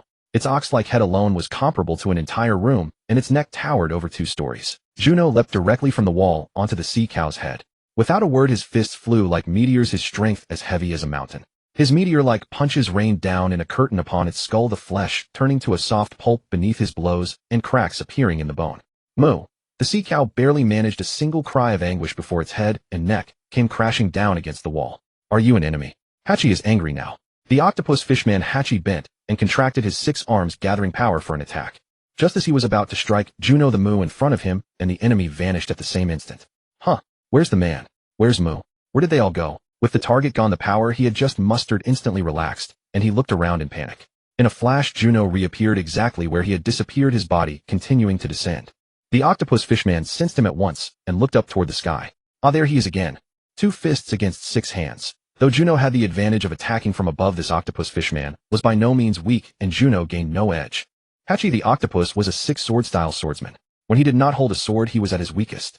Therefore, Juno was determined to keep him entangled and never give him a chance to pick up a weapon. The instant he landed, Juno abruptly changed his tactics. Abandoning both offense and defense, he focused entirely on seizing one of the octopus fishman's hands, letting the other fists rain upon his body. Though it hurt, it was not unbearable. Clenching the arm firmly, he leaped with all his might and slammed him down, violently shattering the stone slabs beside the park's pool. Juno clung to his arm and refused to let go, just like Hulk smashing Loki, lifting him and slamming him left and right. Then he pinned him to the ground, pressing his knee against his spine and cervical vertebrae, and hammered his head with both fists like a meteor shower. The air itself seemed to twist under a scorching sun from the sheer speed of his punches. Nearby, Nami, who had witnessed the entire scene, was filled with shock and terror. While Arlong hasn't returned yet, run away now. He's an officer of the Arlong pirates, but Arlong is the strongest one of all. Only after Nami finally calmed herself did her first reaction remain, urging Juno to flee. Juno, carrying Hachi, smiled at Nami, vanished, and then reappeared before her a moment later. How about this? I can hide in my own farm planting space at any moment. No matter how powerful he is, can he really cross dimensions to hunt me down? Juno asked with a smile, leaving Nami momentarily speechless. Then she lowered her head, turned, and left the estate. On the island, Zoro, with 3 swords at his side, wandered around Kokoyashi village. He kept pacing back and forth within the village, baffling the residents. What a pain. The houses in this village are built like a maze. The irritated Zoro stood at a crossroads, grumbling to himself. Young man, you're not from this island, are you?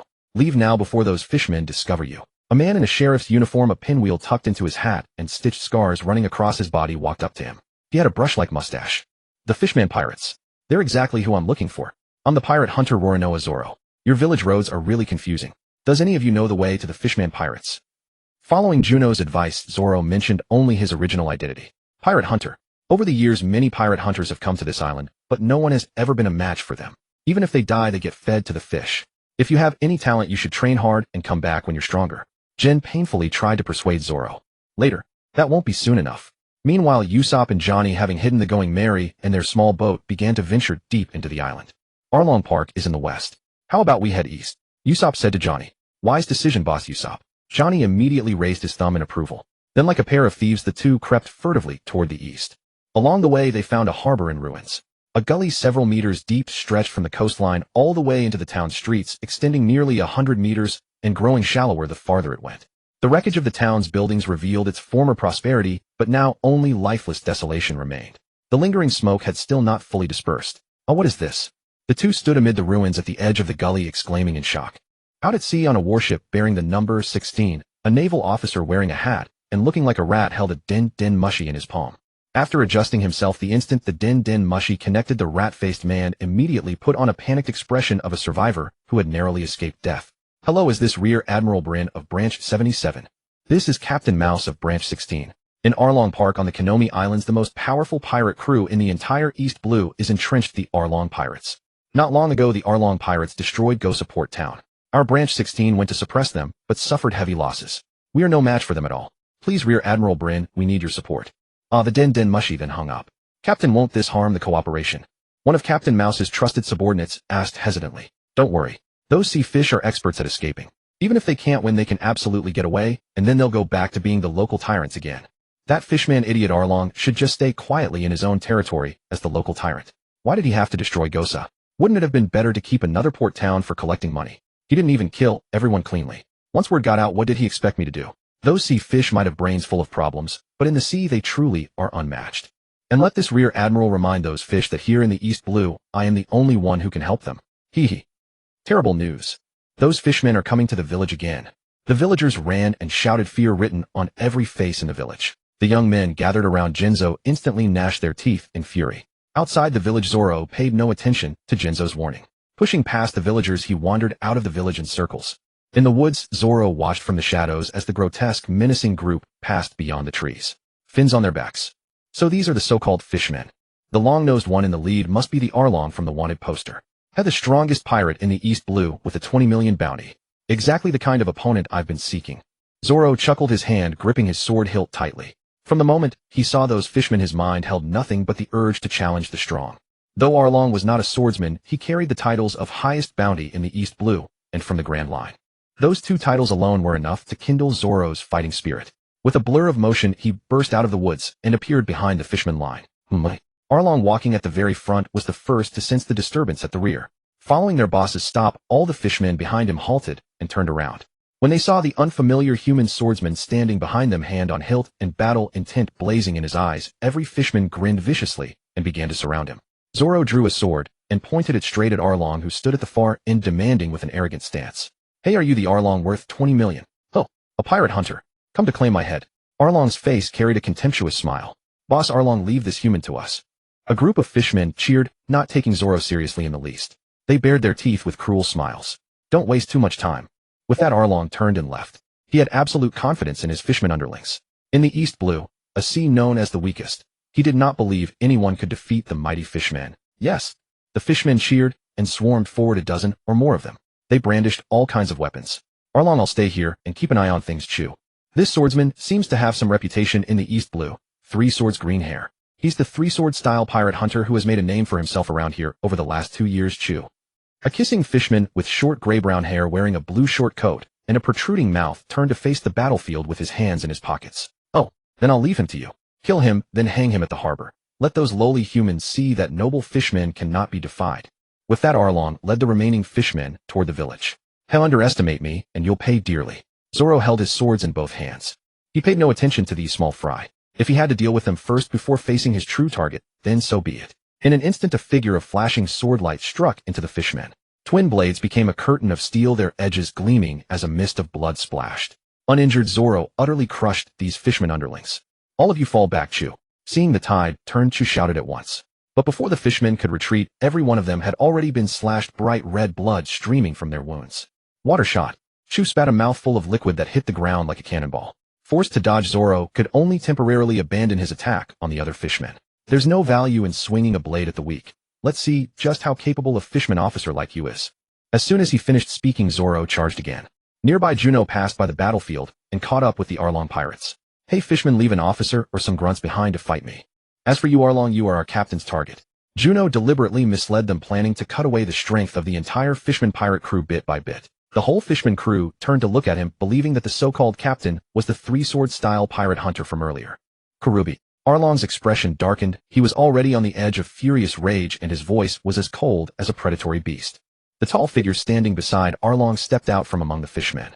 Dressed in training clothes with two topknots and a long braid swinging behind him, he had fin-like bone blades on the outside of his elbows, yet his voice was unexpectedly gentle. All of you keep going with Boss Arlong. As he spoke, Karubi had already taken his stance, left hand shaped like a knife, right palm, facing outward with fingers pointing down, aimed at his opponent. Brother Karubi, make sure you teach this human a good lesson. The surrounding fishmen were already celebrating victory. Juno likewise took his stance. One fist forward, the other pulled to his hip, knees bent in a solid horse stance. Fishman karate shark tile fist. Arlong and his crew moved farther away. Seeing Juno remain motionless in his stance, Karubi took the initiative and charged. He threw a punch with all his strength, determined to make the human before him understand the price of provoking a fishman. Rider punch. Grasshopper, rhinoceros, beetle, stag, beetle, ant. What do these creatures bring to mind? Others might not know, but in Juno's impression, every heroic figure linked to these insects was a Cayman rider. Now his body had received the blessing of those creatures' traits, enabling him to unleash his own power hundreds or thousands of times over. What was there to dodge? Fist collided head-on with fist, no fancy or flashy exchange. With that one punch, the world suddenly felt vast, and his heart was filled with exhilaration. A sense of release surged up from within. An invisible wave of force became a gale, sweeping away the fallen leaves and dirt around them. Juno did not take a single step back, but Karubi flew backward, almost crashing to the ground. A mere human can possess such power. Who are you? Shock was followed by interrogation. Oh, only then did he truly face his opponent. You didn't care to know who I was earlier, and now I don't care to tell you my name. If you want to know my name, then come and fight. Juno bent his knees, exploded into motion, and drove a kick at him with spring and burst force. Rider kick. Thousand-tile fist. Juno's soul met Karubi's fist in another clash. The air again formed a shockwave. The surrounding trees swayed and green leaves fell in clusters. Zoro walked past from the side. Need any help? Not yet. These fishmen are no big deal. Juno was completely at ease while Karubi grew more and more serious. His punch was spent, and under the impact of the kick, Karubi staggered back again. Seeing that Juno had the advantage, Zoro didn't stand on ceremony. He smiled and continued forward in pursuit. But before he knew it, his direction started to drift. From the middle of the road, he strayed onto a small side path. Juno suspected that Zoro was not really bad with directions. Rather, the parietal lobe, prefrontal cortex, and hippocampus in his brain were damaged or defective. It was a severe deficiency in spatial perception, bodily positioning, and navigational decision-making. Otherwise, no matter how bad one's sense of direction, a person would not even fail to tell whether he was going upstairs or downstairs. Clearly, catching up with Arlong would probably be extremely difficult. Kaya village. The evil dragon led the fishmen into the village. All the villagers had long since retreated into their homes, shutting doors and windows. They feared that any slight oversight might give these fishmen an excuse to slaughter them or raise the tributes on a whim. Throughout the entire village, only Akin the constable remained outside, sitting in the pavilion. I hear you keep weapons. The evil dragon towered over the entire pavilion. While speaking to Akin, one hand rested on the roof like it was a railing, bending down to loom over the man with the pinwheel on his head, the fellow who had barely escaped with his life back then. It's just for collection. You're far too powerful. We're mere ordinary humans. What could we possibly accomplish even if we obtained weapons? Akin replied in a low tone. No use, my friend. Weapons are inherently dangerous. They awaken violence and bloodlust within people. That is absolutely unacceptable under my rule. Hand over all weapons, or do you intend to resist by force? The evil dragon's lips curled upward, suggesting a hint of amusement. Yet beneath that facade lay an incomparable chill in his voice. Meanwhile, Usopp and Zoro wandered through the region before arriving at this village. As they walked along the road, they suddenly spotted the fishmen gathered around the pavilion on the main street in the village center. In an instant, both men darted behind a corner. Show fishmen. Not just fishmen. That's the captain of the dragon pirates, Arlong himself. Usopp and Zoro cowered fearfully against the wall. What are those fishman pirates doing? Are they going after that man? What should we do? Should we save him? Howie, those are fishmen. Fishmen who've returned from the Grand Line. Just as they argued incessantly, a small boy, wearing a knit cap, burst from somewhere, brandishing a knife, and charging toward the fishmen. Damn pirates. You killed my father, and even if I die, I'll avenge him. The moment the boy charged out from the corner, everyone quietly watching the central area changed expression simultaneously. The boy's actions were meaningless, nothing more than suicide and provocation. In an instant, the knife clattered to the ground as the dragon seized the boy by the throat, lifting him into the air. All his weight hung from the dragon's grip, his breathing becoming dangerously weak as his face flushed red from the struggle.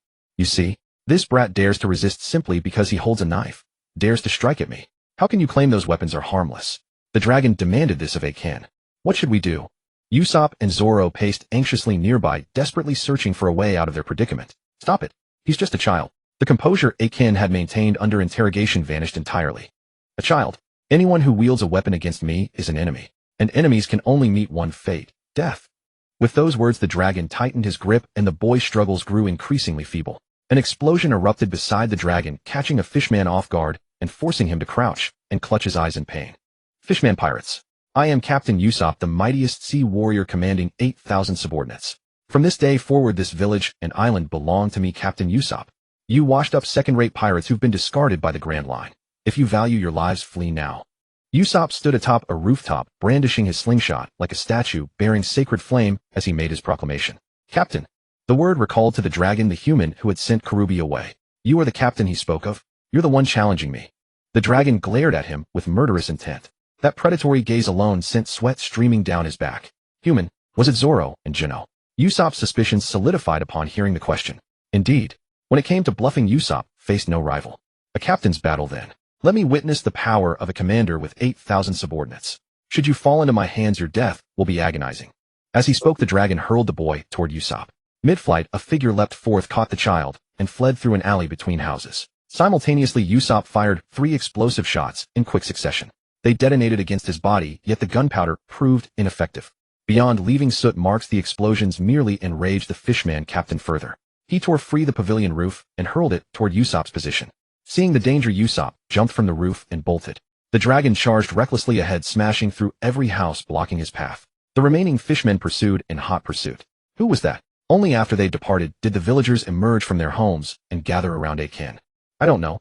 I can only hope they escape alive, was Akin's silent prayer. After catching the boy, Johnny sprinted into the nearby woods, clamping a hand over his mouth while pinning his limbs with his arms and legs. They held him silent and still concealed within the shrubbery. Meanwhile, Usopp fled at full speed, nervously taunting the fishmen as he ran. Baka, this is the first trial. Speed.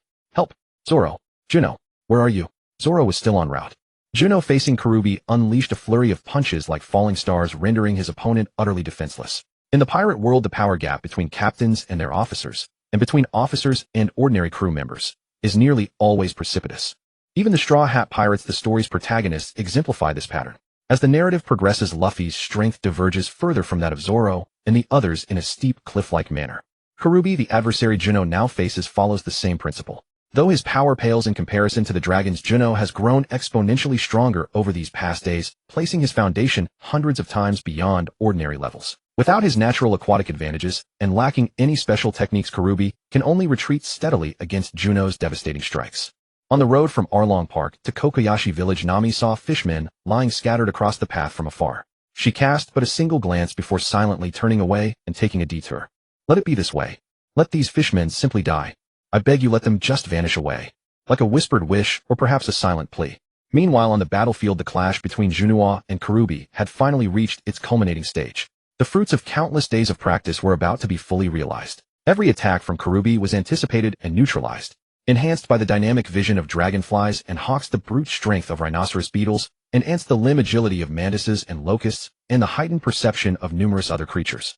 Juno was unsure whether he had truly entered the threshold of observation haki, but at the very least he had achieved an effect comparable to paper clothing, able to evade every strike thrown his way. And upon that foundation he struck back. You are no longer of any use. His fists pounded into Karubi like a meteor shower of fire, relentless, until the man collapsed unconscious to be dragged to the farm. Following the path, he found Zoro's earlier battlefield. The fishmen lay sprawled across the ground, their exposed bodies carved with deep blade wounds that bared bone, blood pooling around them, all stripped of mobility. Fortunately, most of these fishmen were still alive. The dead were left where they fell, while the living were all collected and brought to the farm. Only after finishing all this did Juno make his way toward Kokoyashi Village. In the woods beyond the village, Usopp screamed and fled frantically, with fishmen in hot pursuit behind him. Spurred by near-death peril, Usopp unleashed a speed that rivaled Arlong himself. Coupled with his head start, the two sides reached a temporary stalemate. Chasing from inside the village to outside, from east to west, Zoro, unaware, strayed from the main road and wandered into the forest, cutting through fields. Those fishmen run fast indeed. Standing on the ridge of the field, Zoro scanned left and right, his eyes filled only with contempt for the fishmen. They fled with astonishing swiftness. Having lost his bearings, Zoro could only press onward in whatever direction suited him. Juno, Zoro, save me. Usopp, sprinting at full capacity, couldn't even afford to look back. Crying out was the only thing he could manage. Yet even so the long-nosed beast behind him drew closer and closer. He could already hear the pounding footsteps, not his own, closing in from behind. Zoro followed the sound and saw Usopp's limbs blurring with speed, his facial features contorted beyond control. Behind him the towering Arlong was about to close the distance. Clang! Zoro's twin swords crossed, blocking Arlong's fist. Usopp finally relaxed, collapsed abruptly, and tumbled forward. The pirate hunter. Arlong withdrew his fist as the fishmen behind him closed in, forming another semicircular encirclement. Vast stretches of rice seedlings in the field were trampled flat. What of my kin? Arlong already harbored suspicions, his expression gradually twisting into ferocity, yet he pressed further. Those fishmen who barred our path. I dealt with them. Zoro's offhand reply instantly enraged Arlong. The fishman commander lunged forward with a devastating punch aimed straight at Zoro. Zoro met the strike with his blades, and in the collision it was as though steel met iron, ringing out with a metallic clash. Seize that human. Exploiting the opening against Zoro, Arlong ordered his subordinates. A group of fishmen sidestepped Zoro, keeping their guards up while surrounding Usopp. Usopp, barely getting back to his feet, collapsed into a half-dead broken state before scrambling to run again. At Kokoyashi village, once all the fishmen had departed, Johnny emerged from the woods with the child. Simultaneously Ganzo and the villagers rushed to greet them. Thank you so much. By the time the child was returned to Ganzo's arms, terror of near death had stripped away all response. Silent, eyes wide, expressionless. So frightened he couldn't even cry, dared not cry. But go save your companions quickly. The strength of fishmen is far beyond what ordinary people can resist. Ganzo had no idea what relation this young man bore to the green-haired youth from earlier. But the long-nosed boy wielding a slingshot must be his companion.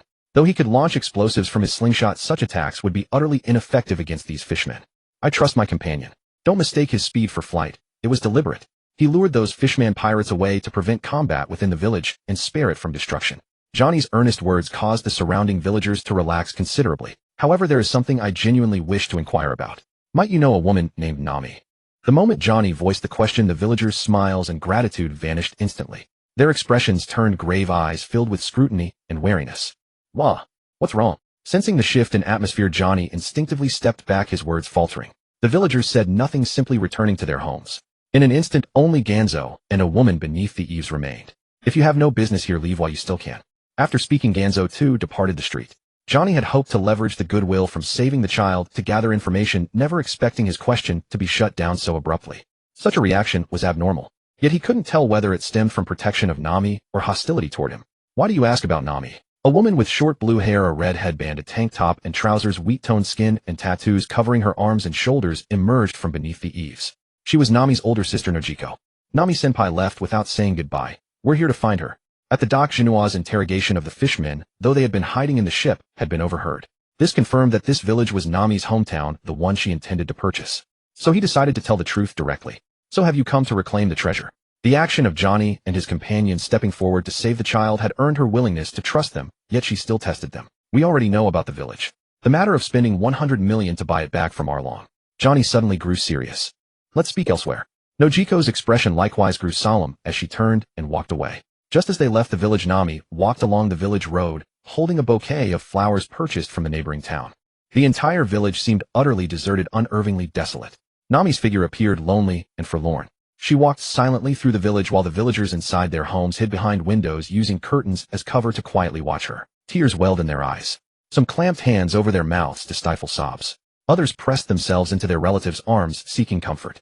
Beyond the village in the wilderness, Usopp led a group of fishmen on a relentless sprint, bursting from farmland into the forest, from thickets onto the main road. Though free of Arlong himself, the pressure remained immense. His earlier exertion had drained most of his stamina, and with the fishmen's numbers not insignificant, he could only continue fleeing. Finally on the road, he encountered Juno, arriving fully loaded. Juno, help! Usopp shouted as he sped past, then suddenly stopped and turned to face the fishmen. You bastards, you're dead this time. Seeing that his side now had a powerful ally, Usopp immediately grew arrogant. He once again launched explosives at the fishmen. The fishmen, who had been hesitating whether to attack due to Juno's sudden appearance, immediately took action. With a deafening explosion, a crater formed in the ground as Juno's figure shot through like lightning, bursting into the fishmen's ranks. His fist struck precisely at each fishman's throat and neck. The heavy, ferocious force caused their heads to snap crooked. Like zombies, they stood frozen on the spot, unable to move. Juno's figure passed through them and appeared behind. Usopp, dumbfounded, slipped on his stretched slingshot, and the explosive fell among the fishmen and detonated. All the fishmen collapsed together without even struggling. Juno, you're so amazing. Usopp recovered and jumped up cheerfully. While he cheered, Juno stuffed all the fishmen into the farm. Are there any fishmen near Arlong? Juno asked Usopp. No more, right? Zoro is still fighting that fishman leader. Let's go help him quickly. Usopp hurriedly shouted and ran towards Zoro's battlefield. In the orange grove at the edge of Kokoyashi village, a small building was almost completely hidden by the surrounding trees. In the living room, Nojiko and Jinzo sat on opposite sides of the long table. You all know now. Nojiko lit a cigarette. Moi. When we came ashore, Brother Juno interrogated the fishmen on guard at the dock and extracted the information. In fact, you've all been deceived. From the beginning, Arlong never intended to return the village to you. They had already arranged it long ago, planning to have the Navy collect the money and treasure she had saved, then take it back to split the spoils. In other words, the Arlong pirates are also colluding with the Navy. As long as they keep the village under their control, Nami won't be able to escape their grasp and must obediently draw sea charts for them. Impossible. Just as Jinzo and Nojiko were sharing what they had heard, a panicked shout suddenly burst into the room with the sound of a door being forced open. Nami had already thrown the flower she was holding onto the ground. She charged at Jinzo with fury, gripping his collar with both hands. What do you know? Arlong takes money very seriously. Having the only way to save the village denied by someone else was equivalent to denying all her efforts over the past 8 years. What else could she do? How could this not make her erupt? Yes, when it comes to money, he is absolutely serious. Your deal was to buy the village for 100 million, right? Jinzo didn't struggle, just letting her hold his collar, but his expression was no longer the reverence he had for his senior brother and sister, becoming very serious. So what? Nami seemed to finally face certain possibilities. Things she had been avoiding for the past 8 years now ripped open right before her eyes. Everyone in the entire village has to pay tribute every month, 100 for adults and 500 for children. Your village may not look big, but there are probably 200 people in total. Even if there are 100 adults and 100 children, the village's monthly tribute would be 15 million, and over a year, that's over 100 million. What kind of pirate would give up an annual income of 100 million just to get 100 million from you? Jinzo was also an experienced pirate hunter. Years of roaming the seas gave him insight into the darker side of this world. Especially since this is a pirate you said would be very serious about money. Thud. Nami fell to the ground, her expression blank and lifeless. Before Nojiko could go over to comfort her, she covered her face with both hands, and her shoulders began to shake. From sobbing to crying, tears seeped through her fingers and fell to the ground. She had nothing to say. Nojiko could only come to her side, wrap her arms around her shoulders, and use an embrace to ease her helplessness and fear. In the wilderness, the battle between Arlong and Zoro had shifted across multiple locations, from fields to forests and finally to barren ground. The path was strewn with wreckage everywhere, showing signs of devastation. The ground was littered with craters and scarred by sword marks. Surrounding trees lay scattered while stones were shattered across the battlefield. The two faced each other. Arlong had sets of teeth on both hands, while Zoro had already gripped 3 swords. Both bore numerous wounds across their bodies. In comparison, Zoro's injuries were more severe. Arlong's dual shark teeth could truly tear flesh from bone. Unlike a blade that merely slashes and wounds, these jaws could rip and tear. Combined with the fishman's naturally powerful physique and sturdy bones, Zoro lacked the strength to sever them in a single strike. Human, I admit your strength is considerable for the East Blue, but you're still just human. Without sufficient power, even if you manage to cut my body, what can you do? A swordsman must possess the strength to cut through everything. If I cannot sever your bones, it means I am not yet strong enough. Nippon Ranjan. Nippon Ranjan. Zoro's arms suddenly doubled in size, veins bulging. With Wado Ikamanji clenched in his teeth, he raised both hands high, positioning the other 2 swords behind his back to form a cross shape. Santoryu Tiger Hunt. Same Sanshichu. Unable to enter the water on the barren ground, Arlong relied on his legs to drive forward, using the shark teeth attached to his hands and the 3 sets of teeth in his mouth as weapons, spinning his body as he charged straight at Zoro. Clang, clang, clang, boom. At the moment of impact, the shark teeth clashed against the 3 swords. In the end, Zoro's 2 swords became caught in 2 sets of shark teeth, while one blade managed to strike Arlong's shoulder, and another set of shark teeth sank into Zoro's waist. Fortunately, the shoulder that was cut was the same arm holding the shark teeth embedded in his waist. Due to the injury, its strength was diminished. Otherwise, given Arlong's strength and the sharpness of the shark teeth, this blow would have torn the flesh from Zoro's side. But at this moment, neither side was willing to let go. Tap, tap, tap. Juno's rapidly running figure finally arrived at the battlefield. Night kick. After a sprint of over 1,000 meters, the destructive power of his leaping leg combined with his resilient body was equally devastating. Juno's kick landed squarely on Arlong's head. In that instant, Arlong lost consciousness and his grip loosened. Zoro quickly took the opportunity to retreat. However, because the impact directly aggravated the shark teeth biting into his waist, Zoro's wound was further worsened. After breaking free, blood flowed from the wound like a stream. Juno pressed his advantage without mercy. Night fist. He followed with a series of consecutive punches aimed at breaking his cervical spine. Before he could take his last breath, he was sent to the farm. Meanwhile, on the sea surface near Arlong Park, a warship marked 77 arrived. On deck, a man with purple hair styled in a clover shape was giving a speech to the Navy sailors with an air of righteousness. Our mission is to rescue survivors after the Gosa port town was attacked by pirates. But if that's all, can you really accept it as the elite of the Navy? Not acceptable. Not acceptable. A group of sailors shouted loudly. Suddenly Vice Admiral Briss pointed toward Arlong Park. Ahead lies the pirate's nest. Can we turn a blind eye? We cannot. We cannot. Excellent. Then let us demonstrate the might of the Navy to those despicable pirates. Now I order fire upon Arlong Park. The thunderous cannons and explosions wreathed in smoke caught the attention of those on the island. Far out at sea at the 16th Division headquarters, Colonel Rat stood at the bow of the warship, gazing through his telescope at the unfolding scene within Arlong Park. Through the telescope, he witnessed the yellow tower collapsing under the barrage. After a prolonged observation, he found no sign of any resistance from the fishmen. Foolish fishmen, utterly defenseless. I can only hope they haven't all perished. Forget it. The treasure we agreed upon must not fall into anyone else's hands. Set sail for the Kokwesi village pier. The continuous cannon fire and explosions radiated from Arlong Park, echoing across the surrounding area for several kilometers. Hearing the blast, the villagers' first instinct was to hastily seek shelter. Only when they realized the sounds were distant did they cautiously emerge from their hiding places, venturing slowly toward the source of the commotion. Some reached the coastline and spotted the warship blockade at the entrance of Arlong Park, the imposing hull, the ferocious cannons, the toppled tower, and the pirate flag once emblematic of their tyranny. Cheers erupted instantly. The villagers celebrated with unrestrained joy, rushing to share the news. Back in Kokwesi village, Juno and Usopp supported Zoro as they made their way back. Hey, is there a doctor in the village? Please help our companion. Usopp called out loudly as he entered the village. Again and again shouting as he walked. Perhaps because Johnny had previously mentioned Nami, the villagers held suspicion toward Usopp, the man who had used himself as bait to lure away the fishmen. No one emerged to assist them. The more Usopp shouted, the colder his heart grew, his expression darkening with each passing moment. How could this happen? Until they reached a white house. An elderly man wearing a black headband with a red cross, sunglasses, and a white medical coat opened the door. Bring the wounded inside. Oh, thank you, doctor. The unexpected surprise lifted Usopp's spirits entirely. He hurriedly expressed his gratitude, and alongside Juno helped Zoro into the clinic. The old doctor closed the door behind them. Do not blame them. Before you stood up bravely to rescue that child, everyone is deeply grateful to you. But those fishmen pirates had just visited moments ago. They dared not bring danger upon their own families. Simply place the patient on the bed. As the doctor spoke, he prepared his instruments. If it's those fishmen, you need never fear them again. Under the great Captain Usopp's command, the fishmen of the Arlong pirates have been utterly annihilated by the three warriors. From this day forward, your island will never again know the terror of the Arlong pirates. As Usopp set Zoro down, he immediately began boasting of his exploits. In his retelling, the battle was nothing short of earth-shattering, heaven-stirring. A conflict that had shook the very winds and clouds. The old doctor, however, remained focused on cleaning Zoro's wounds, stitching them, applying medicine, and bandaging them, treating Usopp's words merely as background noise. When he saw the bite marks and tooth marks covering Zoro's body, he already knew the truth. Has Arlong truly been defeated? The doctor asked solemnly. Of course, one cannot fake such things. Although there is no corpse to show, simply check for yourselves at Arlong Park if you doubt us. Usopp handled the conversation from the side.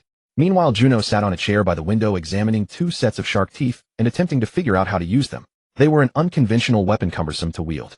He set them aside casually and then filled a fruit plate with fresh fruit. Eat something to stave off hunger and rest for a bit. Thank you. Suddenly interrupted. Usopp was unfazed.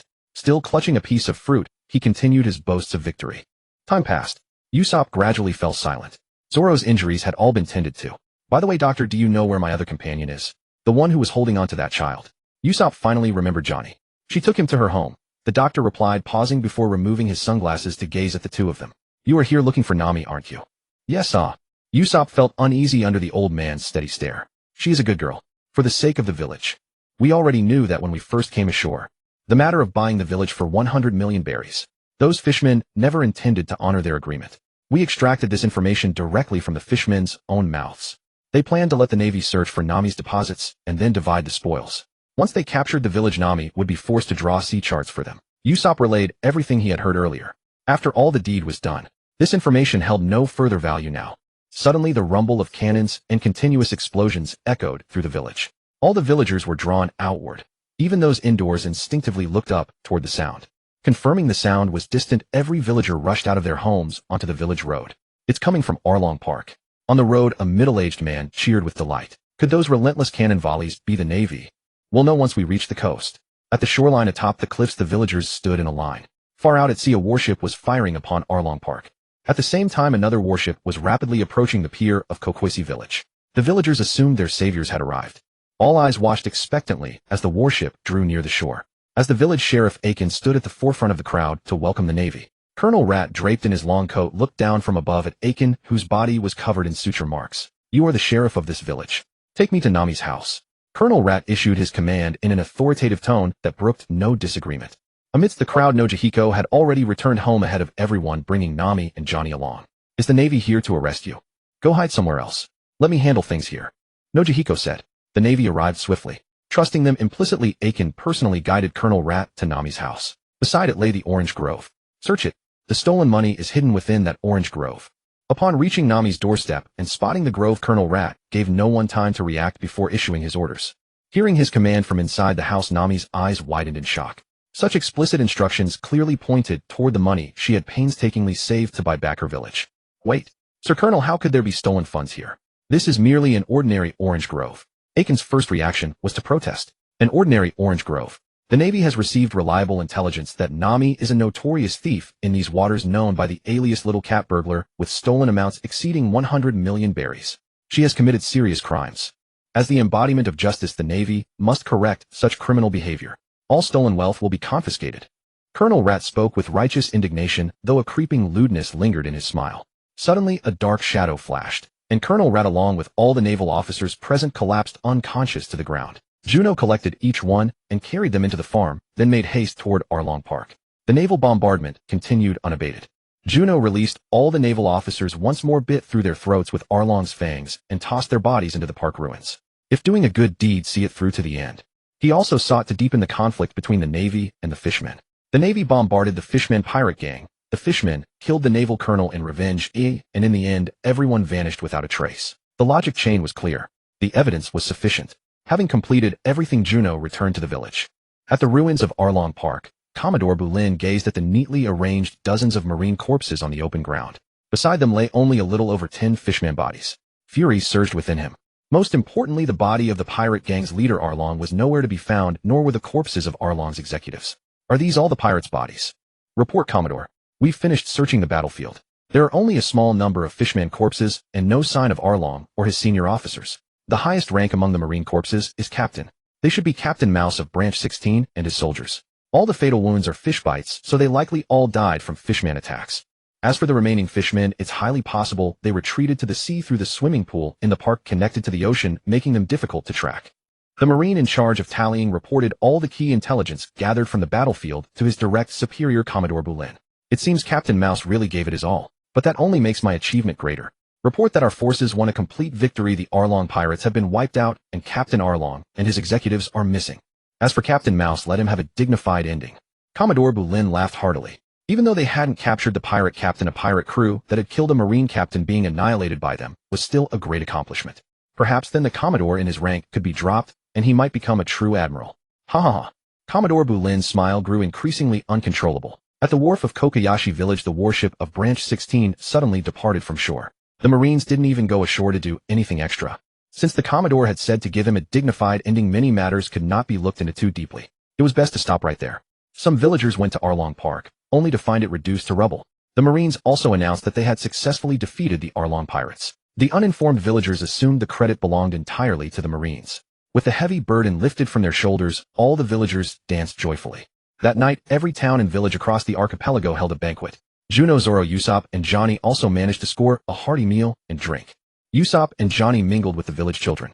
Zoro, despite his injuries and being tended to by the old Dr. Nagao, still drank in a drinking contest with a group of people, and even Nagao joined in. Only Juno remained the calmest.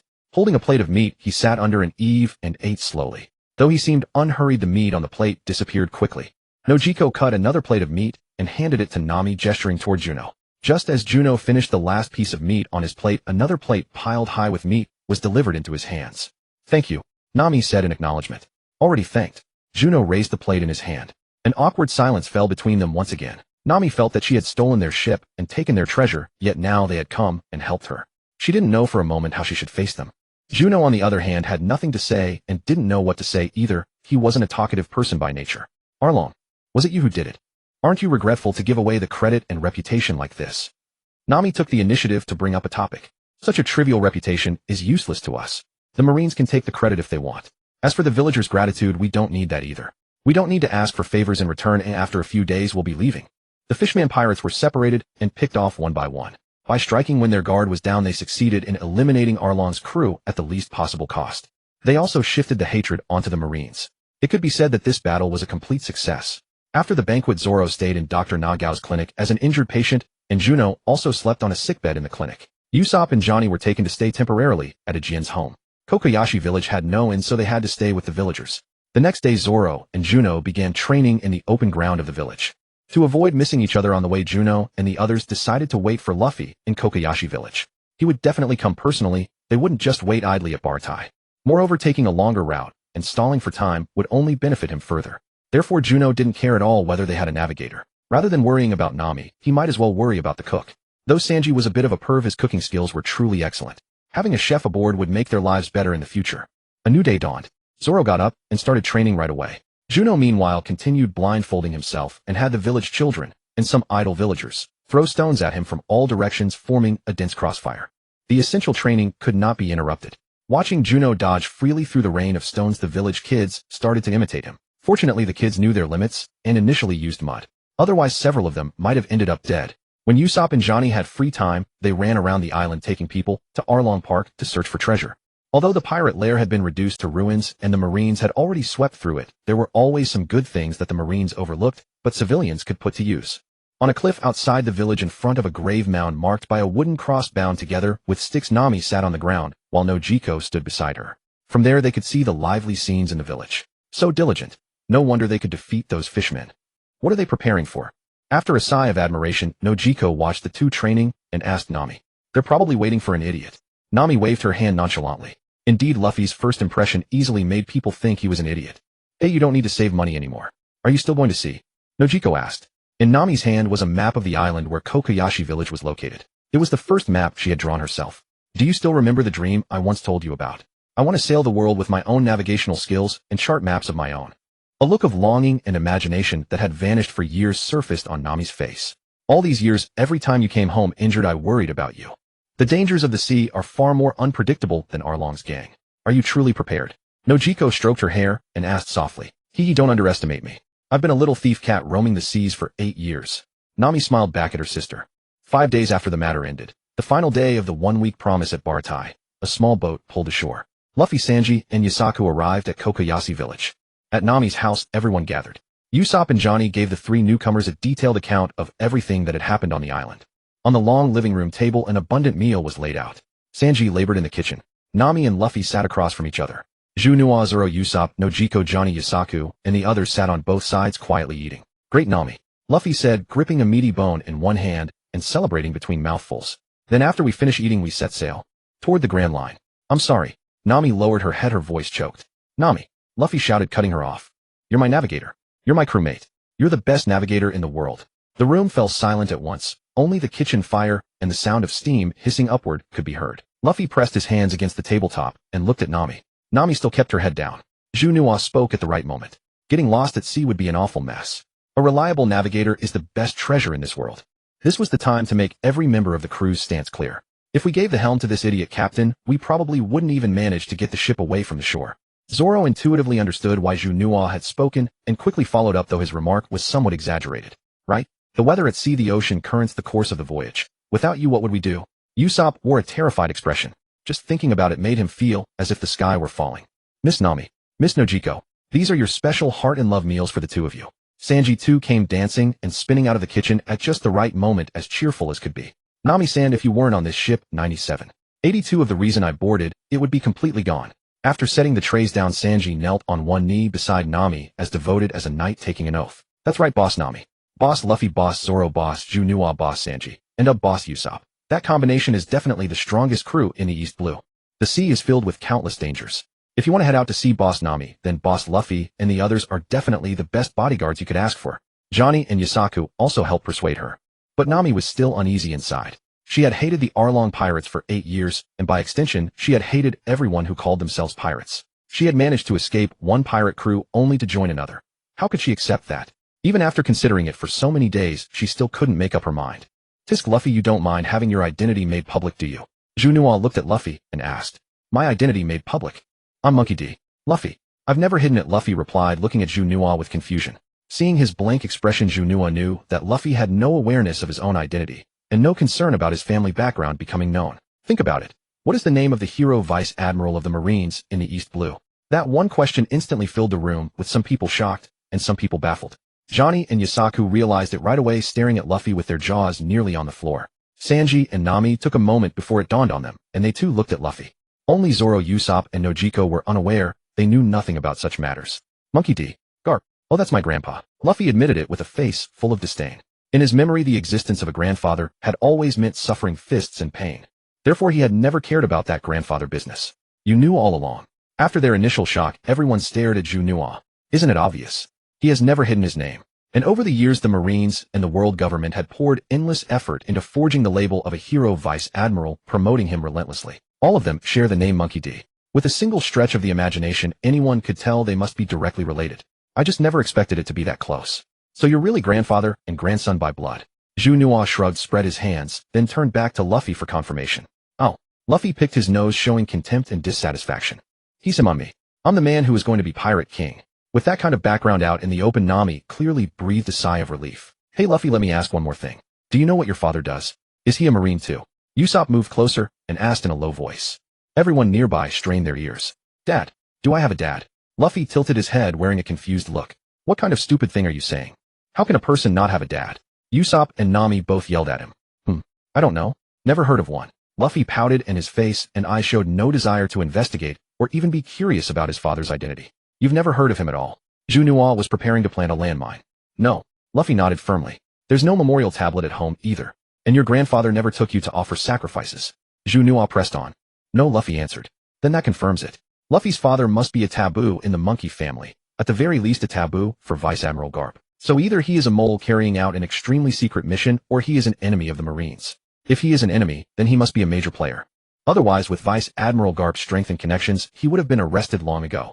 Juno analyzed with a serious face. An enemy of the Marines and a major figure. Could Boss Luffy's father also be a great pirate? But no great pirate on the seas has the surname Monkey, right? Nonsense, he'd obviously use an alias. Otherwise, what would Vice Admiral Garp do? If this got out, even though Garp is a Vice Admiral, he'd be held accountable. Maybe even punished. Johnny and Yasaku each said a line. Are you sure there are no wanted criminals on the seas named Monkey? Juno asked in return, remembering that Monkey D. Dragon's wanted poster also used his real name. Haha. We have a clear understanding of our own abilities, so we mainly kept our eyes on East Blue pirates. Their bounties are all under 20 million. Johnny explained with a red face. I remember there's a wanted man with a bounty of several billion called the world's worst criminal. I think his surname is Monkey. But as you know, a single letter's difference in a name can mean a world of difference. So I'm still not sure whether that Monkey is the same Monkey as Luffy's family. Juno shrugged. A bounty. Several billion. Usopp was so frightened he could hardly speak. Wouldn't that make him the same as the four emperors? Johnny and Yasaku hugged each other. Well, who knows? Still, we can keep a special lookout for that wanted poster. Once we find it, we'll let Luffy take a look. That's wonderful. His grandpa is a hero Vice Admiral of the Marines, and his father is likely a great pirate. That means the days ahead won't be too dangerous, right? Usopp clutched his forehead in relief, wiped off sweat that wasn't there, and even wanted to cheer. Don't be ridiculous. They're them. I'm me. Whoever they are, they can't stop me from becoming Pirate King. Luffy suddenly whipped around and roared at Usopp. He had sensed the change in Usopp's feelings just now. That emotion, placing all one's hopes on someone else, disgusted him. Though in reality his own situation was exactly the same. Juno curled his lip. Just like that little island nation, always stirring up trouble and surviving only because a series of father figures had shown mercy, needing to be a nail driven into the sea as a buffer zone. Don't celebrate too soon. True danger isn't afraid of the Marines at all. A Vice Admiral's title can only frighten people who are afraid of death. After all, how could even the strongest Vice Admiral compare with the entire Marines and the world government? As vast as the world government and the Marines are, they still can't stop countless people from going to sea as pirates every day. Tell me, how many do you think would be impressed? At most, they would do him a favor and offer a little harmless help as long as their core interests aren't involved. So Luffy, the only one in this world who can truly obstruct you is yourself. And with that, Juno capped it off by serving him a bowl of chicken soup for the soul. The Going Merry came to rest at the pier of Kokoyashi village. A large pile of supplies was stacked on the shore. Juno put them all into his farm, and after boarding, moved them into the warehouse. Nami ultimately came aboard. Tangerine trees from the orchard had been transplanted atop the ship's deckhouse. Over the next few days, with Jin's help, Juno gathered every specialty seed on the Konomi Islands and all the animals and insects he had not previously collected. More land in the farm was opened up as well. The Going Merry set sail, and everyone stood at the railing to say goodbye to the people ashore. Johnny and Yasaku had also boarded. In the original story, the two witnessed the monstrous battle between the Straw Hat crew and the Fishman pirates. Believing that they could be of no help, they chose to withdraw on their own so that they would not hold the crew back when they ran into stronger enemies later. But as it was now, Johnny had only helped save one child, and Yusaku had not taken part at all. Having no real sense of the battle, even finding it easy, they naturally would not give up the chance to join their big brother and big sister's adventure. After all, this was only the East Blue. The strongest pirate in the East Blue had already been taken care of, so what danger could the East Blue still hold for them? None at all, really. Johnny and Yusaku served as sailors on the ship, steering and handling the sails under Nami's command. Usopp climbed to the lookout atop the mast and took turns keeping watch. On the deck, Zoro trained with equipment purchased from the island. In the kitchen, Sanji began formally planning where to store all the ingredients and seasonings. Juno stood nearby, and following Sanji's instructions, released everything he had stored. Rice, flour, corn, soybeans, potatoes, tomatoes, chili peppers, Sichuan peppercorns, mustard, ginger, scallions, garlic, staple food, seasonings, fruits, and more. Every single item was fresh. A power like yours is exactly what a chef dreams of. The secret treasures of the sea really do contain everything, Sanji exclaimed as he looked at the ingredients that had been released. Unfortunately, I can only grow plants. There's no way to graze livestock. Otherwise, we could be completely self-sufficient in meat too, Juno said regretfully. Does the world have so many perfect things? For nutrition, these staple foods, vegetables, and fruits are more than enough. As for meat, isn't there plenty out in the sea? Sanji said, a cigarette dangling from his mouth. As the chef of this ship, you're in charge of the food. I'll take out a portion of everything I have, and you can freely experiment with combinations. If you need anything, just tell me. Of course, the things he could take out for research were all ordinary ingredients. Okay. As a chef, if I can't let my diners eat their fill and eat well, that would be the greatest sin. Sanji began organizing the kitchen. After finishing his task, Juno returned to the deck. During the voyage, going into the sea to train was not very useful. Since he couldn't reach the deep sea, the pressure was insufficient. Training was even less effective than eating a fruit. Sea beasts in the shallow layers had few outstanding traits to speak of. As for those with special inborn talents, he had already collected a good number of them, except for the deep-sea jellyfish. Moreover, he was now on the right path. Those powerful pirates, devil fruit users, and sea kings were his primary targets.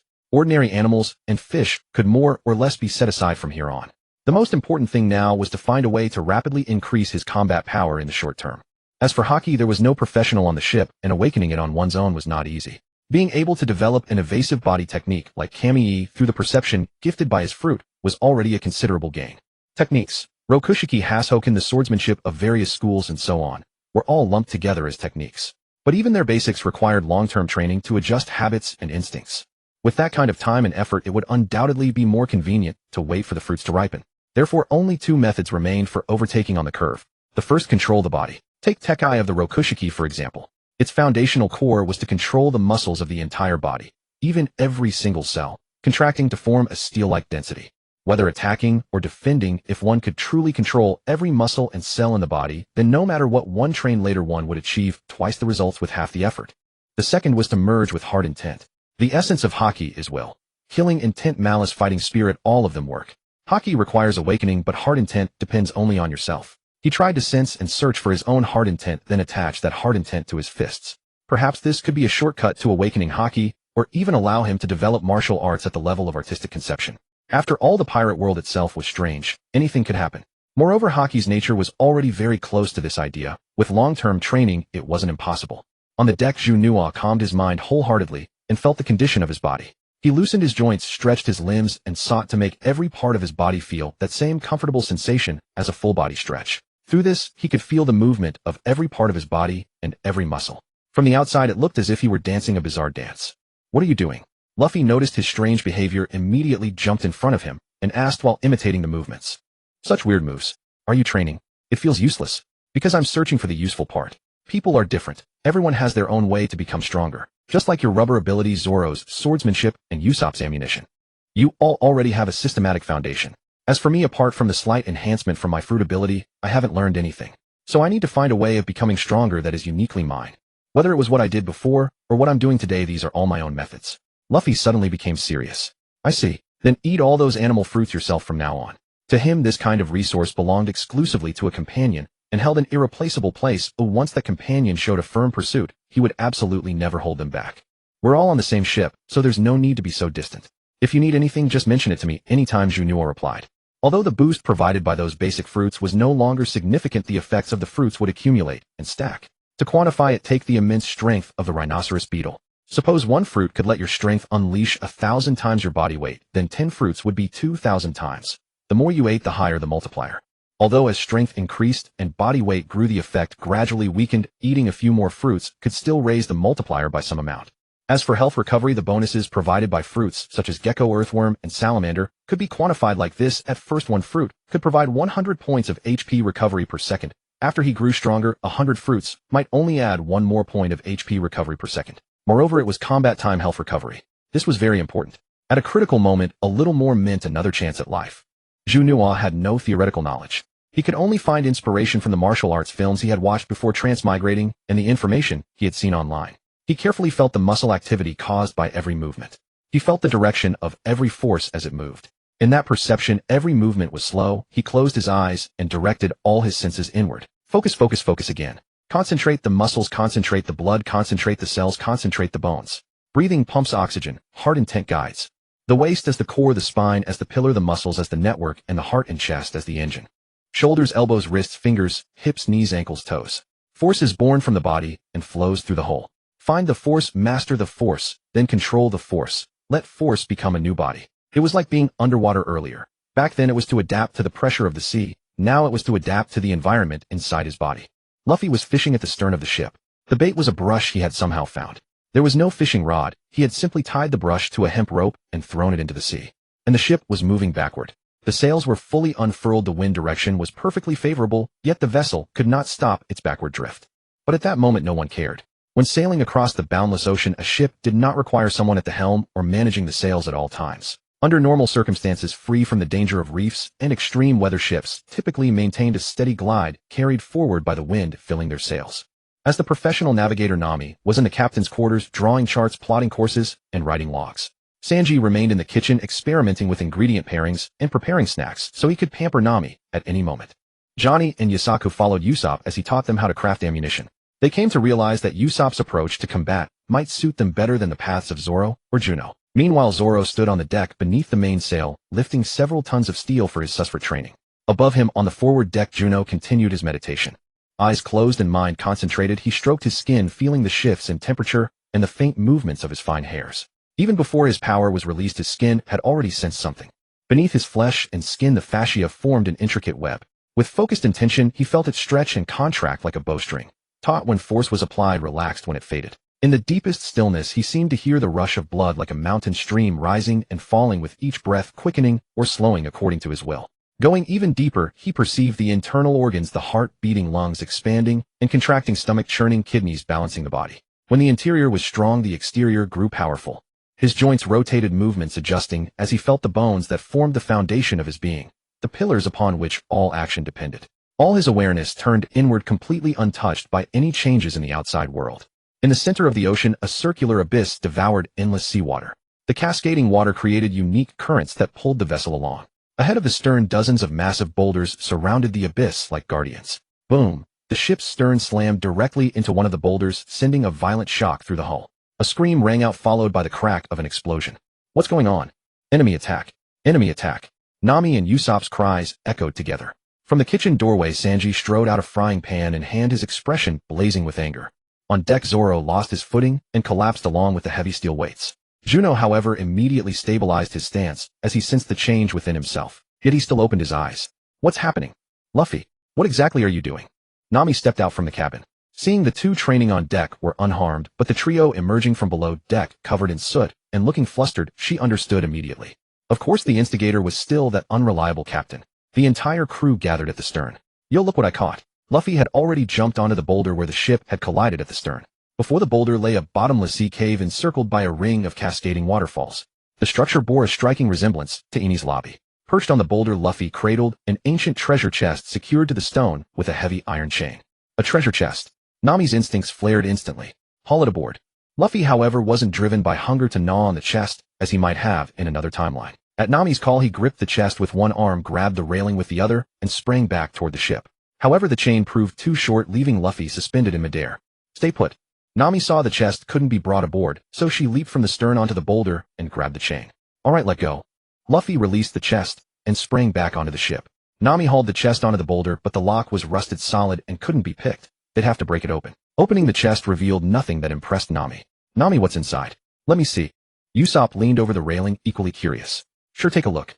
Nami casually pulled out a skull and tossed it toward Usopp. It was a skull wrapped in a floral headscarf.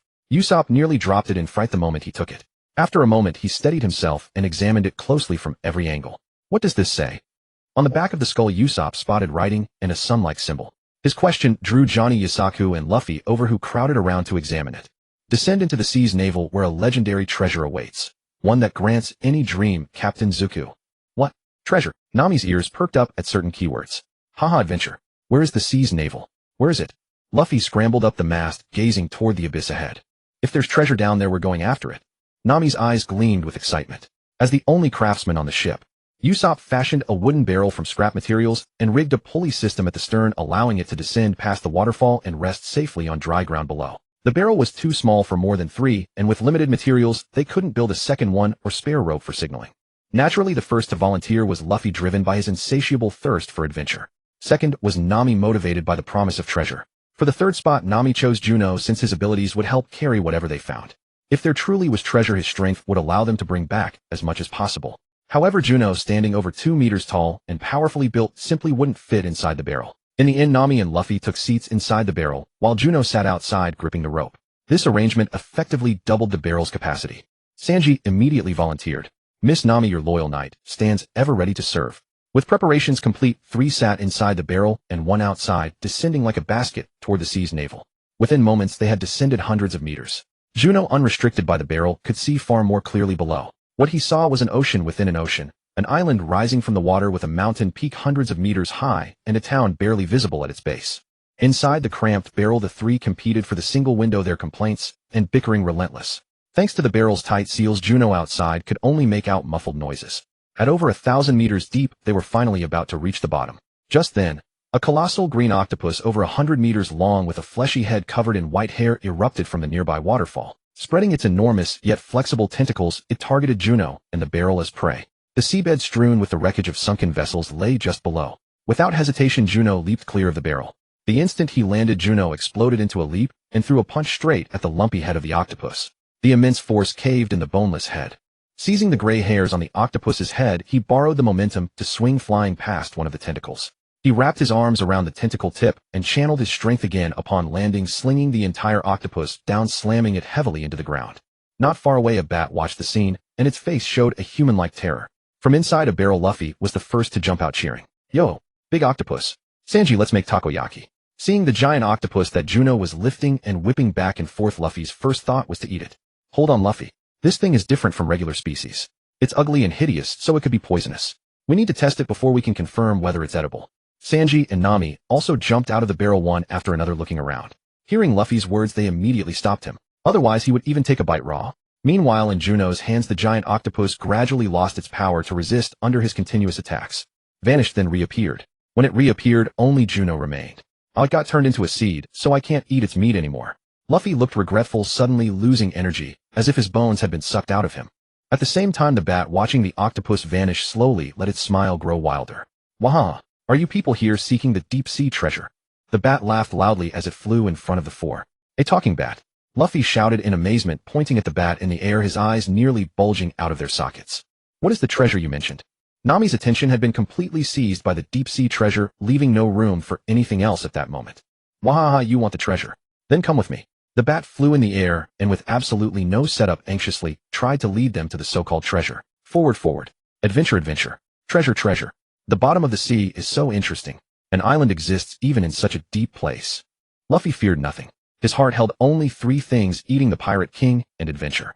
Now there was no food to eat. The Pirate King was a matter of the sea, and here at the bottom of the sea, only adventure was left. Nami didn't feel afraid either. After all, 2 masters were by her side as bodyguards. Sanji had not yet had a chance to show himself, so Nami regarded him as nothing more than a mere cook, at best a Baratai cook who was a little better at fighting. Juno didn't mind either. Since they had already come this far, taking a look around was fine, especially since this area still seemed to have a few monsters. An extra gain meant an extra bit of strength.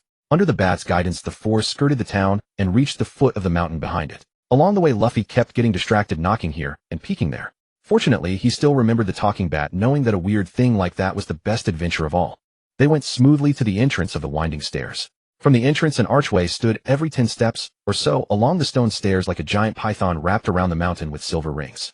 As long as you climb to the top, you will get the treasure. The legendary treasure that grants wishes. Throughout the journey, the bat used the treasure on the mountaintop to entice and spur on these outsiders, especially Nami. He could tell that of these 4 newcomers, only that woman cared the most about the treasure, and the other 3 were all ready to listen to her. But before you get the treasure, you still have to defeat 2 more monsters like the one just now. The bat said ill-intentionally with the look of someone enjoying the show. Monsters? Why didn't you say that earlier? Nami suddenly reacted. You didn't ask earlier either? The bat put on a look of complete innocence as if none of this had anything to do with it. The treasure's up there, right? If there are monsters, just punch them away. Or have Juno turn them into seeds. Luffy didn't take the so-called monsters seriously at all. Just as the group was about to go up the mountain, a monster covered in bright red raising pincer claws looking like a lobster and standing nearly 20 meters tall when upright came charging down from the mountain at high speed. The monster is coming. The monster is coming. The bat shouted, flapping its wings and climbing higher. Leave this one to me. Since joining the pirate crew, I haven't fought a single battle yet. That wouldn't qualify. Most importantly, I have to let the beautiful Nami-san know that Sanji here is a man she can rely on. Sanji stood at the entrance of the stairs, coolly lighting a cigarette, taking a deep drag, and slowly blowing out the smoke. At the end, he even gave Nami a thumbs up, his gums flashing. Luffy just smiled and stepped back, standing beside Nami and Juno. Letting his partner show off was also a very important thing. Above, the lobster monster rushed down like a truck shaped like a lobster. Before it even got close, one could feel a strong wind pressing toward their faces. Sanji tapped the ground with the toe of his leather shoe to adjust his footing.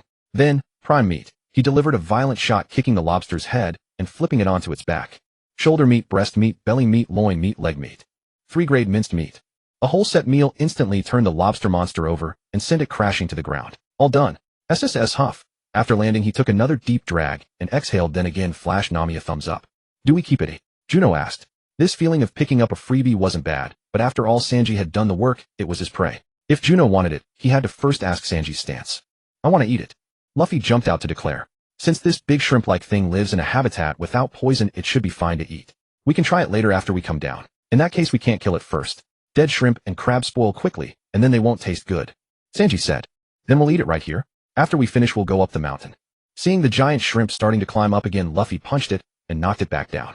The bat in the air heard Luffy's willful demand, and murderous intent couldn't help but flash in its eyes. Hurry up and climb the mountain, enter the temple, and get the treasure. When the time comes, you can eat whatever you want and however much you want. However, the bat still needed them to do the job, so it could only urge and remind them from the side. No, I'm hungry. Luffy didn't speak grand arguments, nor did he explain his thoughts, but whenever he felt the need to do something, there was always a reason behind it. Like right now, he already sensed something was wrong with this bat, but he couldn't put it into words. So he dealt with it this way while also letting himself have a great feast. After all, it had been days since he last ate meat. I see. Then let's find some firewood and set up a roasting rack. Sanji glanced at the bat in the air and decided to follow his captain. At the mountain's foot, a giant lobster was roasting over a bonfire. Juno brought out fresh seasonings, scallions, ginger, garlic, chili peppers, while Sanji turned them into a display of culinary skill. The aroma was intoxicating. Luffy's drool had already turned into a waterfall. A bat hovered in the air, wanting to act but powerless and afraid of exposing his real intent. So he simply endured. Almost. Endure a little longer, and I'll be free. I'll be reborn. That treasure must belong only to me. Hanging from the crossbeam of a gate along the mountain path, the bat watched the 4 people below. He cared nothing for the fate of the lobster monster. As long as the monster died, his shattered body would recover. He brooded bitterly, and an eerie red glint flickered in his eyes before he could stop it. More than an hour passed. Luffy's belly had become a round ball, and he patted it with satisfaction. I'm full. Time to explore. Luffy cheered and punched the air. His declaration stirred even the bat. 4 people and 1 creature made their way up the mountain at a brisk pace, meeting no second monster along the way. At the summit, a circular stone wall appeared before them, with stone caves set at intervals along it. The treasure is in here.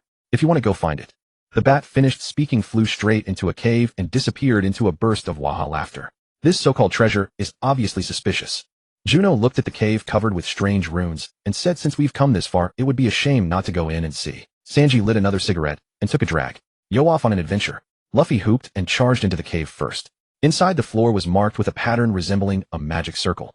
Juno, however, deliberately stayed behind, lingering at the rear.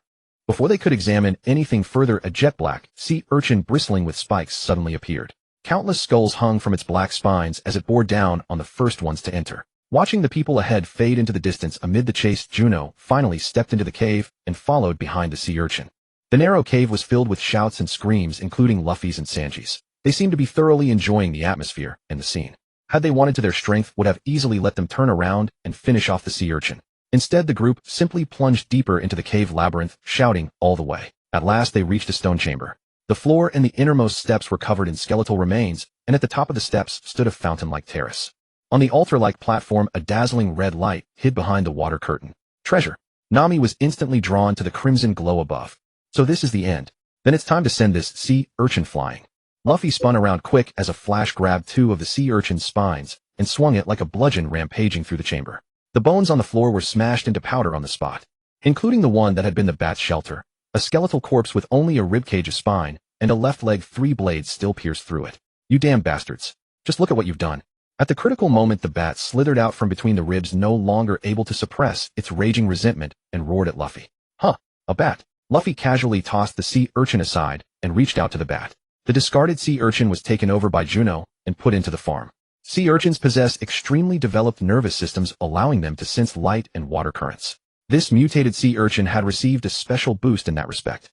The bat was caught by Luffy. Meanwhile, Sanji shielded Nami as he rushed up the steps to the fountain platform. Just as Nami reached for it, Sanji eagerly took over the task. He blocked the water flowing from the top rim, guiding the stream aside, and the water curtain parted. The truth of the 3 crimson lights was revealed. Nami's face suddenly filled with utter terror, as if she were facing lethal killing intent, witnessing the cruelty of this world, until she collapsed feebly to the ground. Nami. Miss Nami. What's wrong? Sanji rushed over in concern at her reaction. The moment he let go, the water curtain closed once more, sealing the inside from the outside. Luffy, never mind the bat. Find a safe place for Miss Nami to rest. Sanji scooped Nami into his arms and shouted urgently at Luffy. Luffy, who had been pulling at the bat with both hands, grew somewhat alarmed when he saw Sanji carrying the motionless Nami. He tossed away the bat, and with Juno charged up the altar-like platform. Before charging, Juno casually grabbed the bat. Using the bat's body to divert the water, he also saw what lay within. It was a divine statue. It had 3 heads, a ferocious visage, and a towering frame. Eerie red light blazed from its eyes. In one hand it raised a torch, in the other it held a coiled whip and wings spread behind its back. The instant Juno laid eyes on the statue, a spiritual force struck at him through the red light. In a flash, he seemed to see a mountain of corpses and a sea of blood, then hatred, rage, and resentment. Summoning the last of his self-control, he placed the bat in the middle to bear the red light. In that same instant, the bat, which had been struggling and cursing, became completely unresponsive. A dead object is, after all, a dead object. No matter how miraculous its power, it lacks adaptability. Juno seized the bat's wings, wrapped them around the statue, and put it into the farm. He planted both directly. Irene's tree, 364D, 23 hours, 59 minutes, and 59 seconds. In this world, all supernatural phenomena really do tie back to devil fruit powers. This statue ate a devil fruit too. They say Vegapunk's scientific research is entirely reliant on archaeology. That might be a slight exaggeration, but the ancient technology was certainly impressive. At the very least, there must have been techniques for feeding devil fruits to objects, or for using devil fruits to create objects. The name Irene sounds unusual. Isn't it a goddess of vengeance? What luck! A mythical Zoan at Treasure Island, and now another mythical Zoan here. Could it be that the ancients used this method of turning devil fruits into objects to curb the reincarnation and circulation of powerful, dangerous devil fruit powers? If that's really the case, it sounds workable. Juno stood beside the newly grown sapling, arms folded over his chest, one hand stroking his chin. But regardless of the cause, now that this power had fallen into his hands, it was his. When he came out of the farm, Nami had returned to normal, though she was still shaken. Sanji was supporting her, while Luffy sprawled across the fountain looking for something new. How did it go? Sanji asked when Juno reappeared. All handled. What about Nami? After you took the thing from inside, she felt much better. Let's head out first. There's nothing else in this maze. Luffy, let's go?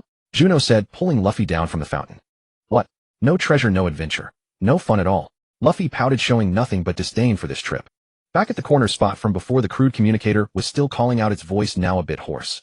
Brother Luffy, brother Juno, brother Sanji, big sister Nami. Are you still there? Is anyone there? If you can hear me, answer. Hey, hey, hey. Big sister Nami, brother Luffy, brother Juno, brother Sanji. Can you hear me? If you can hear me, answer. Johnny and Yasaku's voices came through the speaking tube in turn. We're back. Hurry, pull us up. Luffy shouted into the mouthpiece in the barrel. Nami stood at the stern of the ship, wielding the climate barometer to generate fierce winds that filled the sails, allowing the Going Merry to forge against the current. What is that statue? On the deck of the sailing Going Merry, Nami turned to Juno with lingering curiosity. That had been the only worthwhile discovery from the labyrinth. It resembles that crystal fruit we found on Treasure Island, Juno replied without hesitation. Another devil fruit. Nami tucked the climate barometer away. Others carried 4-dimensional flower vases, while she seemed to possess a 4-dimensional drain. As for the climate barometer, it was Usopp's magnum opus, emerging ahead of schedule. Due to the treacherous currents, the ship had been trapped at the edge of the sea forest. If not for that massive boulder holding it back, the Going Merry would have already been swept over the waterfall. To free the Going Merry from the current's grip, they needed stronger winds to push them forward. And so, guided by Nami's instructions and Usopp's craftsmanship, the climate barometer was born. Usopp was truly an anomaly. A country boy whose father had sailed away to become a pirate shortly after his birth and never returned while his mother passed away early from illness. He had never even left the island. The island held only a single village with no library and no school. It was hard to imagine where he had acquired all these remarkable skills. If he had truly taught himself everything through independent study, he would be a genius surpassing even Frankie. If only he had eaten the Mecha Mecha no Mi and received proper education, there might have been no need for Vegapunk at all. This is different. This statue was likely crafted using a devil fruit combined with other materials. It represents some form of technological achievement. The previous one was probably accidental, submerged within the island, and eventually crystallized. Juno offered a brief explanation. Well, forget it. Anyway, it should already be planted by you. Nami descended from the stern deck. Everyone snap out of it. Let's find the nearest island to rest and regroup. Nami's voice carried from the main deck. On a vacation beach nearby, crowds roared with excitement. Some riding waves on surfboards, others splashing joyfully in the water. On the sandy shore, beautiful women in bikinis leaped and laughed while playing beach volleyball. Sanji showcased his charms, approaching the ladies and mingling with them, chatting and smiling. Zoro and Nami lounged on deck chairs, one sunbathing, the other fast asleep. Meanwhile, Luffy attempted to dive into the sea to catch fish, forcing Usopp, Johnny, and Joe to scramble after him. Juno was likewise enjoying the rare moment of relaxation. After devouring a lavish meal at the inn, he drifted into a comfortable sleep on the plush bed. Since they had finally made it ashore to unwind, they should make the most of things they could not experience on the ship. Couldn't they sunbathe on the vessel? Couldn't they sleep on the hard wooden planks? Now that they had the chance, they might as well enjoy themselves properly. Except for Zuno, everyone else had changed into beachwear, letting loose and making the most of it.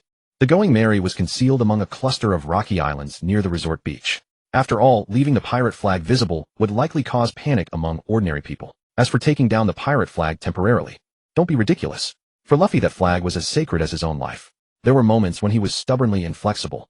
The pirate flag represented his honor and his very existence. Once hoisted, it would never come down, not for any reason whatsoever.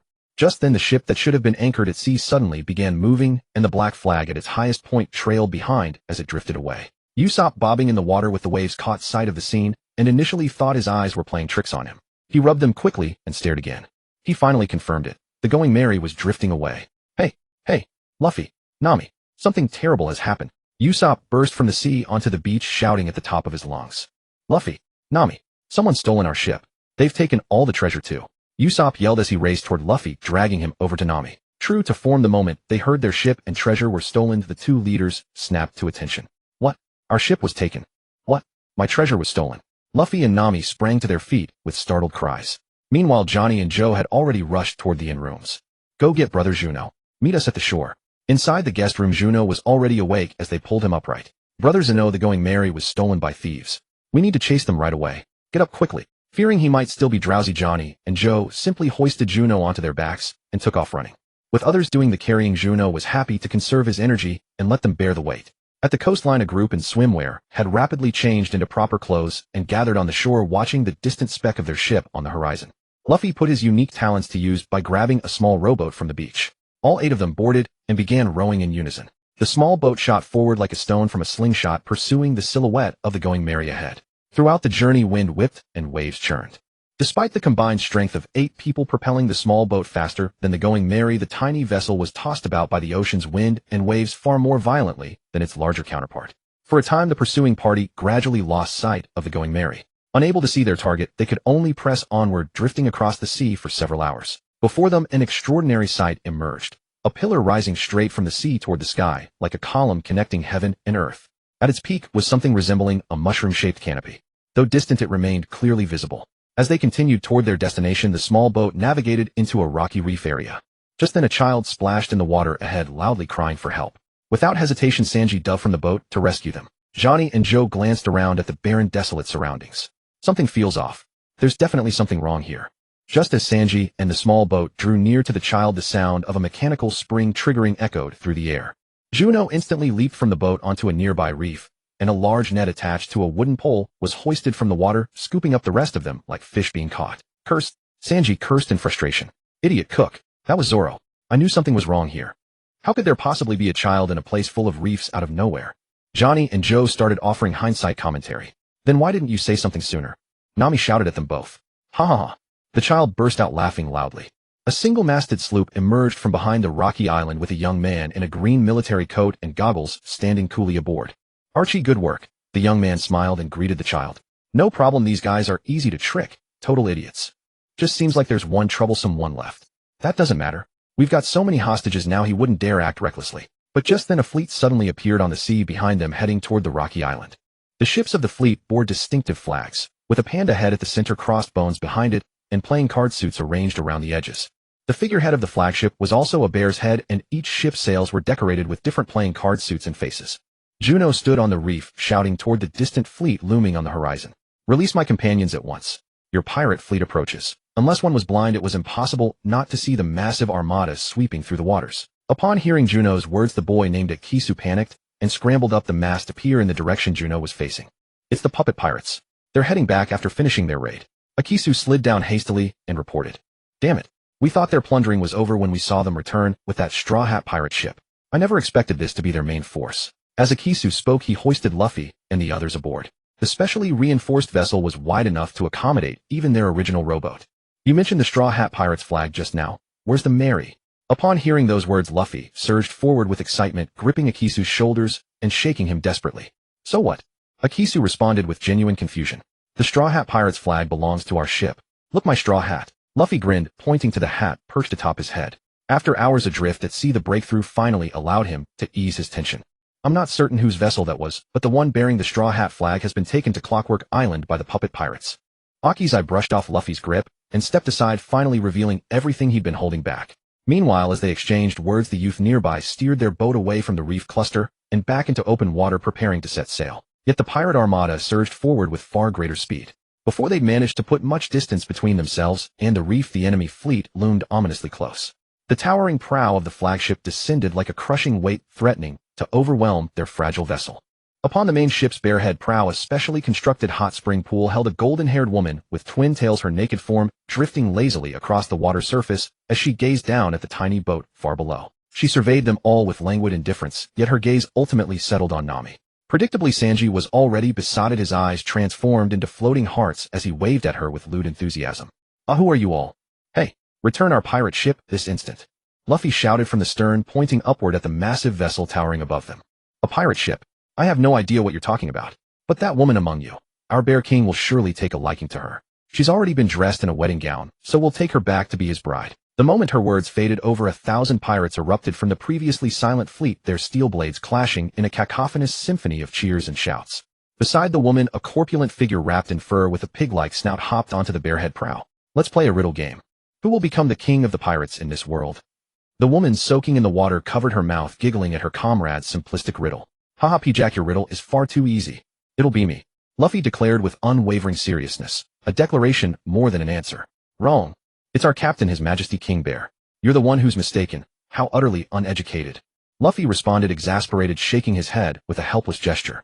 Those who answer incorrectly must accept their fate.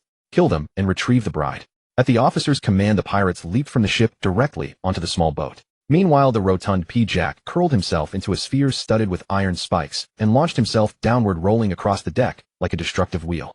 So this is war then.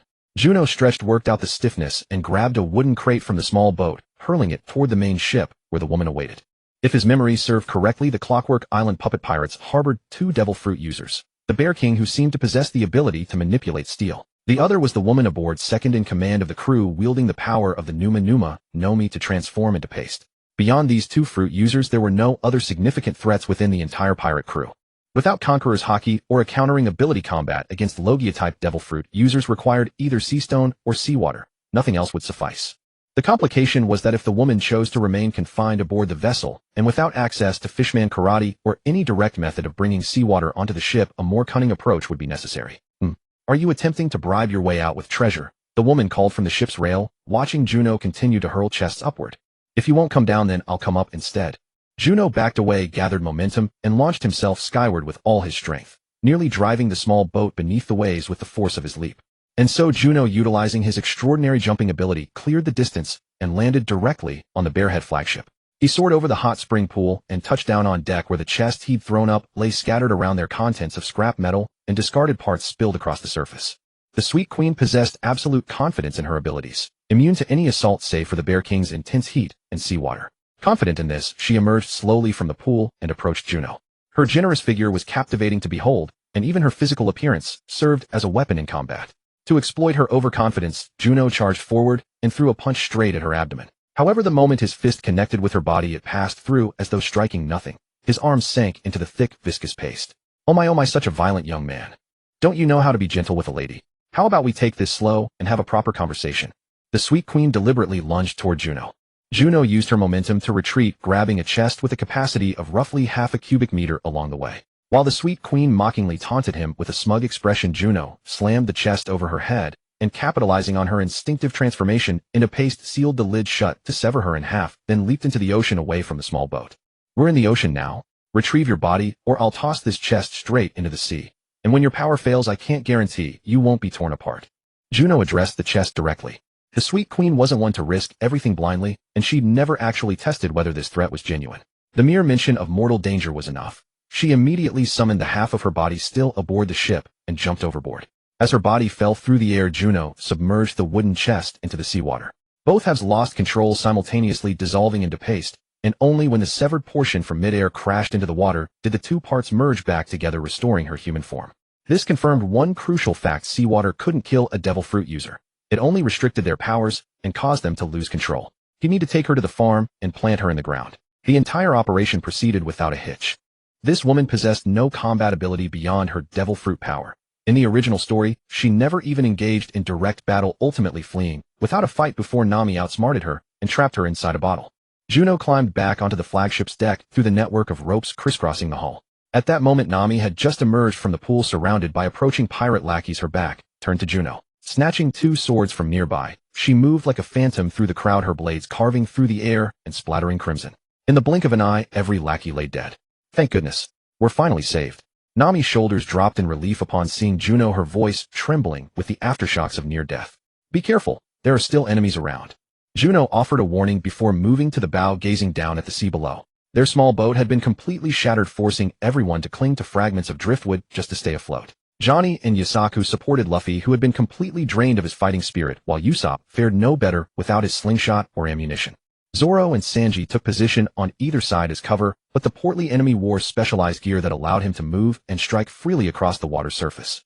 Clad in iron spikes and equipped with a human ball attack, he floated effortlessly on the sea, forcing Sanji and Zoro, who couldn't generate power in the water, to barely hold their ground. Thankfully, the pirate lackeys were also forced to withdraw, since they lacked solid footing on the water surface. Juno turned and made his way to the base of the ship's mast. The massive three-masted sailing vessel boasted a mainmast that would require 3 men to encircle with their arms. Juno raised his blade and severed the mast as easily as chopping bone, then guided it to fall in the desired direction. One mast after another tumbled onto the sea. All the masts of the dozen or so pirate ships surrounding the battlefield had been cut down, lying across the water as a latticed wooden framework and giving everyone on the sea a foothold. Stepping onto the mast, Luffy, Zoro, and Sanji stood back to back. Johnny, Yasuka, Usopp, Boruto, and Akisu, the 5 with almost no combat ability, had already climbed along the masts and boarded the main ship. Finally a foothold. Sanji tapped the mast timber with the tip of his leather shoe. Now let's see if you can still ram against my sword. Gum pistol. The fallen masts formed a scaffold, giving their enemies a foothold just as it had given them one. The henchman who had failed to stop Juno from cutting down the masts turned and rushed across the masts toward the 3 still out on the sea. With the underlings charging ahead for him, the fat Pooh Jack slipped aboard and landed on the main ship's bow, a step ahead of the 5. Gone was his earlier smile, replaced by a face full of gloom. Where's Honey Queen? Pooh Jack looked at the bodies strewn across the deck and the fallen masts, but his ally was nowhere to be seen. If she had been here, she would never have let anyone cut the masts so easily. That superpower of hers was invincible, as long as it did not touch seawater. That woman. I threw her into the sea. By now the tides probably carried her somewhere else. Juno, twin blades in hand, gradually approached the pudgy man, while casually brushing off his question. What did you say? You threw her into the sea. How is that possible? Her ability is invincible. Aside from Bear King, no one could possibly be a match for her. How did you manage to throw her into the sea? Unable to believe it, Pooh Jack quickly looked at the pirate underlings floating in the sea. Hey, did any of you see Honey Queen in the water? He called out, seeking confirmation. Damn it, she's a devil fruit user. Once soaked in seawater, she loses all ability to move. Are you trying to kill her? Are you out of your mind? Juno shot back. Pirates really were a strange bunch. If you can't go into the sea, then just stay hidden on land and don't set sail. Wouldn't that be fine? Since you've gone to sea, become pirates, and chosen to fight, then don't weep and wail over death. Juno crossed his twin blades in front of him, then burst into motion, instantly flashing to the ship's rail as both blades carved through Pooh Jack's body. He was sliced in two on the spot and fell into the sea. An executive of the poker pirates just died like that. Incredible. After climbing onto the deck, Boruto and Akisu stood there dumbstruck, staring at the scene and unconsciously letting out exclamations. Hee, of course. Under my command, Captain Usopp, were the up-and-coming pirate crew that defeated the strongest pirate crew the East Blue had seen. Dealing with these small-time pirates took no effort at all. With the danger gone, Usopp once again began smugly boasting. At the same moment, a burst of punches and kicks rang out as Luffy, Zoro, and Sanji charged up onto the big ship's deck together. The surrounding pirate underlings dared not go anywhere near them. Some even fished Pooh Jack's two severed halves out of the water and hurried away, hoping to escape back to their stronghold and report what had happened. Let's cooperate, Boruto said, looking at Luffy and the others who had charged aboard. Your pirate ship was taken back to Clockwork Island by them. We're also going to Clockwork Island to steal the world's greatest crystal clock. Joining forces is our best chance. Luffy did not answer. He simply pressed the straw hat on his head and looked toward the distant island rising like a single pillar into the sky. That pillar was towering and immense, visible even from far away. All around, the pirate ships that had lost their masts and sails were pulling toward the island. That's Clockwork Island, isn't it? Luffy suddenly asked. Right? Boruto nodded. Yosh, on to Clockwork Island. Let's get our ship back. Luffy raised his fist and cheered. He did not take those two seriously at all. Simple as he was still well aware of their complicated schemes. In that battle, just now, those two brothers had shown almost no combat ability whatsoever. He did not mind people tagging along for an easy ride, but he would never allow that kind of freeloading to stand in the way of his own goal. The big ship had no sails and not enough hands, so it could not be sailed at all. They lowered the small boat stowed aboard and set out for Clockwork Island. Clockwork Island, the East Blue's famous island of machinery. It was world-renowned for the crystal clock that was said to always be on time. The group arrived at the sandy beach. Standing beneath the heavenly pillar, everyone felt small and helpless. Looking up, they could not see the top. It was as if Sun Wukong's golden cudgel had been thrust straight into the sky. There are only two ways up the island. One is the elevator over there, but it has already been seized by the poker pirates. If they cut off the elevator, no one will be able to get up. The second way is the staircase. Boruto was still explaining to Luffy and the others, but before he knew it, they had already dashed up the steps. Hey, would you let me finish? There are all kinds of traps up there. One careless move, and you'll lose your life. Boruto shouted furiously at the group already racing up the stairs, then chased after them. Juno stayed at the very rear. He had no desire to risk adventure with Luffy's group being forced to leap and scramble around by all kinds of traps. So instead, he turned and headed for the clockwork elevator entrance. It was a spacious transport thoroughfare large enough that even a big warship could be carried through it all the way up to the castle at the summit. The same group of pirates was queuing at the elevator entrance. Moving with incredible speed, Juno slipped out of everyone's sight, concealed himself aboard one of the ships, and rode it up to the island. The elevator ran straight to Poker Castle at the heart of Clockwork Island. After reaching the drop-off point in the castle's center, Juno grabbed a hat at random, put it on, added a pair of sunglasses, slung a steel blade over his shoulder, and swaggered out. Throughout the entire process, no one paid him any attention. Quick! Someone is breaking through the trap passage below. Everyone get to the estate and lie in wait. Once they come through the gate, cut them down. A man was stationed at the elevator entrance shouting orders. Juno followed the others off the elevator and headed to the courtyard. The courtyard was huge. Even with several hundred pirates standing around in disorder, each holding a steel blade, it still felt extremely spacious. Juno wandered through the crowd and found a quiet corner to sit in. Even so, the chatter around him never ceased. Who exactly is looking for trouble with our poker pirates? Among the Poker Brothers, too, are invincible superhumans. They have mastered superhuman abilities beyond ordinary mortals. Swords, guns, and cannonballs cannot harm them in the slightest. Whoever dares to cause trouble is bound to die horribly. Haha. I just heard that the high-ranking executives Honey Queen and Pooh Jack both failed. Really? Of course. I heard Executive Pooh Jack's body was cut in two and brought back. Honey Queen has gone missing too. The enemy this time is formidable, probably not easy to deal with. What are you afraid of? Our Bear King is the one who's truly invincible. I think when the time comes, we'd better hang back. Saving our own skins is what matters. While waiting the board, Juno sat in a corner, studying the flintlock rifle he had taken from another pirate and trying to aim it. Bang! Juno fired directly at a small flower in the courtyard. As the gunshot rang out, the flower was set into even more violent swaying by the bullet's air current. Who's there? The enemy is over here. A group of pirates immediately surrounded Juno's position. Sorry, I was too nervous, so the gun went off. Could I request a few more bullets? I think my marksmanship is actually pretty good.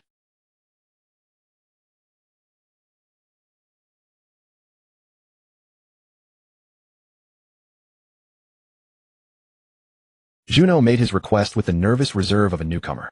Hey, if you can't even hold a gun without it going off, how good can your marksmanship be? What are you saying, that if we let you carry the bullets, you'd suddenly blow us all away before the battle even starts? The surrounding pirate underlings had not yet had time to question who he was before he successfully diverted their attention. Anyone who asked for bullets with such confidence had to be one of their own, but he still looked like a greenhorn who hadn't been through many battles. Whether my aim is good or not, let's find out with a friendly contest. Juno's tone carried a hint of provocation. As the saying goes, men are creatures who cannot stand a challenge. And pirates who lived freely and indulged their every whim were especially so. Several gun-wielding pirates whose eyes met Juno's immediately stepped forward. Then let's compete. If you lose from now on, whenever you see us, you kneel down and call us big brother. Learn how to respect your seniors. One of them, a fat, missing-toothed man with 2 pistols at his waist, looked down at Juno from above with disdain as Juno sat on a rock. But if you lose, you use all your connections and abilities to apply for the maximum amount of bullets, then hand over all the bullets and guns to me. Juno stated his condition as well. Fine. For the sake of you being a rookie, I'll give you a chance. How do you want to compete? We're short on equipment, so let's do stationary targets. Put bottles at 10 meters, 20 meters, 30 meters, and 40 meters, and so on. Whoever hits more wins. If you hit the same number, whoever uses less time wins. What do you all think? The contest Juno proposed was ordinary, very ordinary. But it was also simple and direct. After the match, it would be clear at a glance who was strong and who was weak. Eager for excitement, the bored pirates immediately got to work. They didn't care at all whether someone might be breaking into the castle. After all, the officers weren't around and the enemy hadn't arrived yet. They just had to settle this quickly. Besides, the purpose of the contest was to distribute ammunition, which was itself part of defense preparations. The one thing pirates could never do without was liquor, so empty bottles were naturally scattered all over the ground. They cleared the ground, picked up some bottles at random, and arranged them at set distances to form the shooting range. A large crowd of pirates gathered around just for the show. There were even designated men holding stopwatches to record the time. Let an old hand teach you what marksmanship really is. The pirate with twin guns at his waist spoke as he took aim. He looked relaxed, but he still spent about 5 seconds sighting before firing his first shot. The bottle 10 meters away shattered at the sound. Then as the distance grew, his aiming time grew longer. When it came to 40 meters, a mistake finally happened. The bullet grazed past the bottle, causing it to sway slightly, but failing to shatter it. Even that was enough to make the surrounding pirates cheer that pirate's name in unison. He himself was quite pleased. I may have missed by a little, but if the target were 4 men, I could still blow an enemy's head off at 40 meters with one shot. The other few pirates had already struggled just to hit the 30-meter bottle. Whether they hit or missed, they all chose to give up on the next targets. Finally, it was Juno's turn. With the feel from his earlier first shot, this second shot came much more easily. With his senses fully open and his body under precise control, he grasped the internal factors. Wind direction, wind speed, humidity, the noisy crowd, and its shouts around him, and the belittling, teasing, mocking words. All were external factors he had to take into account and resist. For the 10-meter target, he took a little longer to aim than the previous contestants, but as long as he hit it, that would be a victory. From 10 meters to 20, 30, 40, 50. The more he shot, the more natural it felt. The more he shot, the more attuned he became. The jeers around him, along with the bottles falling farther and farther away, grew quieter and quieter, until they all transformed into cheers and praise. Not until the last target at 100 meters was shattered did the contest come to an end. It wasn't that he couldn't shoot farther. The field was only that long. Sharpshooter, sharpshooter, sharpshooter. Kid, you really or something? I'll accept the bet. The guns and bullets you want, I'll get them for you. And just you wait. Once we drive back those intruders, I'll make sure you take over my current position as captain of the gunners. With that, the man turned and walked into the castle. Whether he meant it sincerely or not, the bet had been made in front of everyone. If he didn't want to lose face, he had to honor it. As for that last promise, Juno cared even less. After all, the entire poker pirates would bite the dust today. Captain valued position. All of it was empty. After the contest, the pirates who had come to watch returned to their posts. Only the gun users thought to approach him and ask for shooting tips. Soon the twin gun pirate from before brought over a crate of ammunition and placed 2 new pistols and a new rifle in front of Juno. These are all fine goods made in the factory, don't waste them. The poker pirates had occupied Clockwork Island because they valued the island's mechanical technology. For 7 years, their primary goal had been to research and build the King Cannon. These pistols, rifles, and bullets were technical byproducts of the cannon research. They were produced to better arm the pirate crew so that it could plunder even more resources. The new pistols and rifle were clearly far superior to the one he had taken from another pirate before. With a new favorite in hand, he naturally threw away the old thing that had never really been his beloved. After loading the ammunition, he hung all 3 guns on his body and sat directly on the ammunition crate. Luffy and the others hadn't arrived yet. What he was thinking about now was how to get into the warehouse and cart off all the good stuff. Nearly half an hour later, a series of explosions made everyone inside the castle gate tense up. The pirates at the very front closest to the gate gripped their swords with both hands and stared intently at the closed gate. Give us back our ship. With that furious roar, the gate was smashed open by a punch. Luffy charged into the courtyard and barreled headfirst into the masked pirates. Zoro and Sanji followed close behind. The three led the charge, sending pirate underlings flying one after another. Usopp and Nami followed cautiously under the protection of Johnny and Joseph. Behind them, the brothers Borod and Akis worked together to cover the rear, preventing the pirate horde from completing its encirclement and allowing the vanguard to charge forward without resistance. Just as Luffy and the others were wreaking havoc on all sides, a small, hunched rat-like man, with a shifty, contemptible air and a strange backpack on his back, jumped straight down from the upper level of the castle. A stream of air blasted from the backpack as a buffer, letting him glide down from the air with ease and land on a lamppost in the courtyard. Bang! Bang! Bang! A series of gunshots rang out, and the cadre falling from the sky had his head blown apart by Juno. Given such an opportunity to eliminate them one by one, Juno of course would not let it slip away. He directly stored the ammunition box beneath his buttocks into the farm world, and before those around him could react, he flashed away. He then climbed over the wall through a rear window and entered the castle. While everyone was distracted by the invaders, some would always come running out from secret locations. Capturing one or two of them, it would be quite simple to interrogate them for the location of the factory. Beneath the castle, the factory was brightly lit, and along the assembly lines, all the technicians from Clockwork Island were forced to work. When the invaders breached the castle, the guards originally stationed in the factory all rushed out to reinforce the front lines. When Juno arrived at the factory, the path was smooth all the way. But when a man carrying a pistol entered the factory, the workers who had been curiously peering from their workstations immediately panicked and bowed their heads to continue working. Relax, I am not with the playing card pirates. Someone is currently invading this castle, and 3 of their cadres have already been eliminated. It won't be long before the entire pirate crew is destroyed. I only came to ask one question. Does anyone here know where their warehouse is? The one storing weapons and various material supplies. Juno walked into the factory floor and called out. Upon hearing his words, every worker in the factory instantly looked up, their eyes filled with hope. I know. An elderly man appearing to be in his 60s or 70s raised his hand while standing on the production line. Having been oppressed for years, they had long desired to break free from this state. Previously, they had neither the strength nor the opportunity. But now the chance had arrived. If they could eliminate the pirate crew's weapon stockpiles and thereby weaken their combat power, he was willing to take the risk. Then thank you.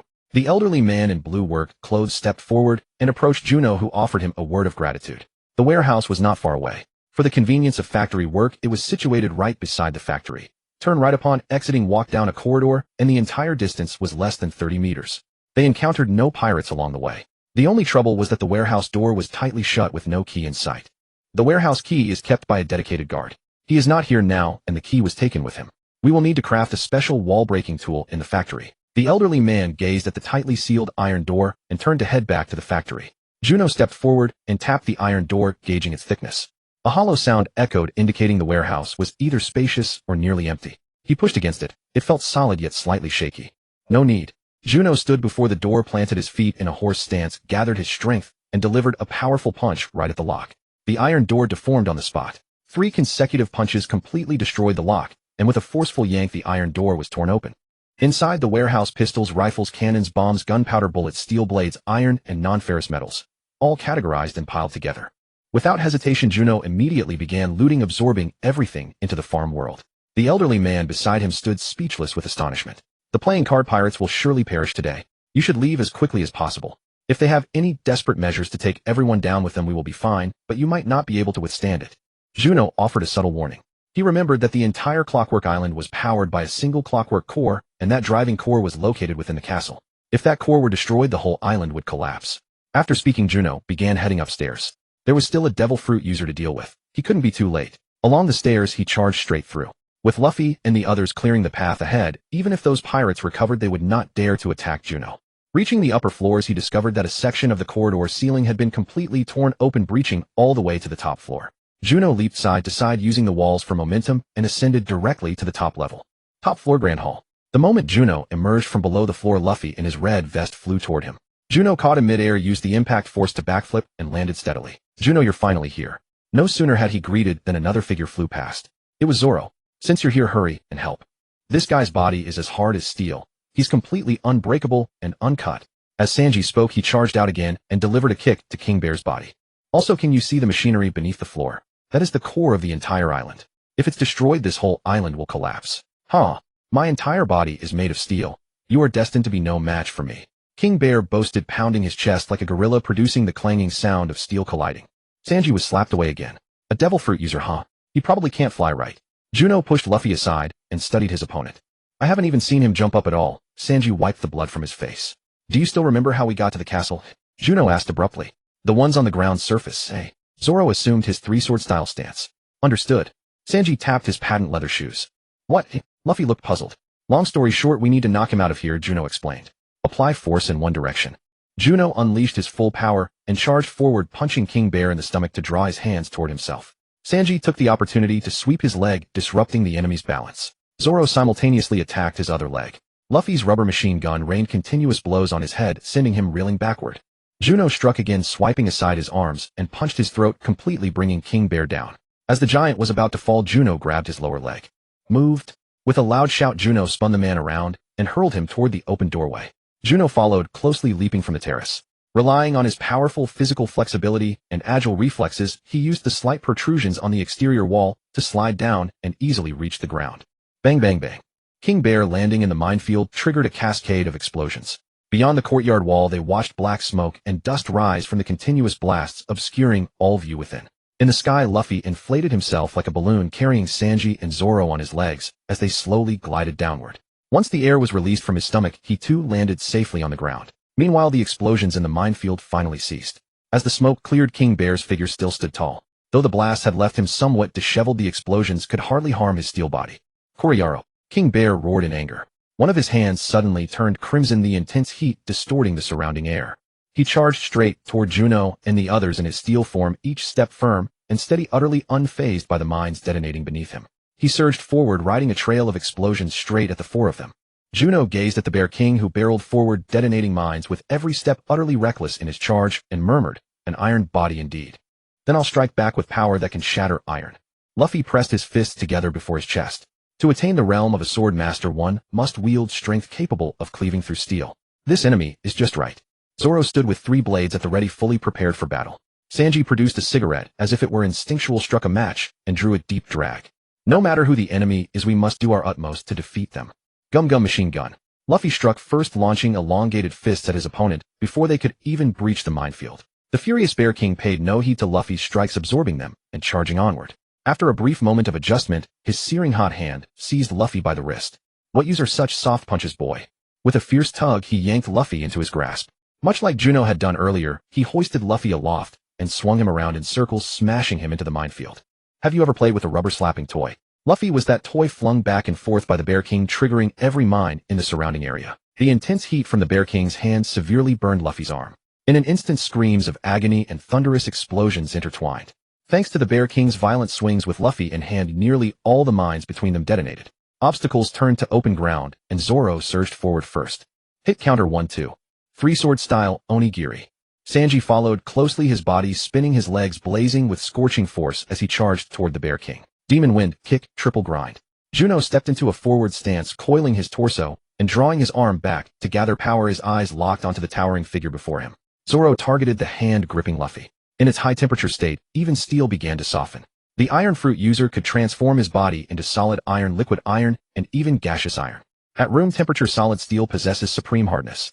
But as the temperature rises beyond a critical threshold, the steel gradually softens, liquefies, and eventually vaporizes. Now, with one of the Bear King's arms heated, his body's combat effectiveness had significantly declined, even if it hadn't reached the liquid state.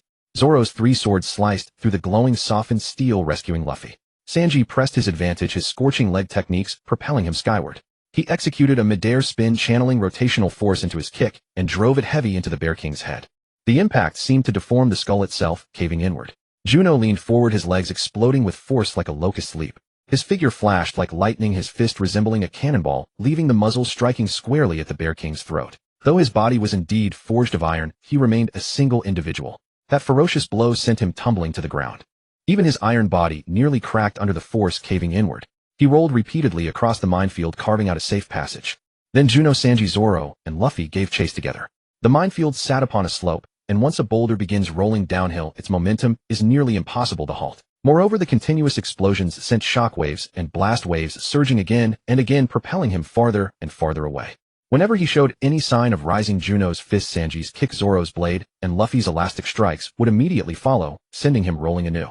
They pursued the Bear King all the way down the slope, smashing through dozens of clockwork windmills along the mountainside. Their relentless, coordinated assault left the Bear King without a single opportunity to counterattack, driving him all the way to the open clearing at the edge of Clockwork Island. Just as Juno, Zoro, and Sanji prepared to strike again, Luffy suddenly stepped in front of them. Everyone, let me handle this. If I can't defeat him, then our journey ends here. Inside the castle, since the matter involved the island's core, Luffy had no qualms about everyone attacking together, as long as the island could be saved. The minefield riddled with explosives posed great danger, which is why he hadn't objected to a combined assault.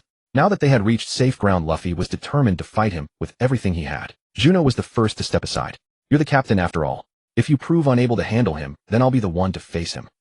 Zoro also sheathed his blades. Yet the legendary iron-cleaving realm whispered among swordsmen filled him with immense anticipation. If possible, he would not easily let such an enemy slip away either. Are you certain you can handle this? Sanji asked, flicking out the last ember of his cigarette. Yeah, Luffy answered. In an instant, Sanji's body seemed to go slack, his legs moving furiously as he shouted and sprinted back the way they came toward the castle. Miss Nami, I'm here to help.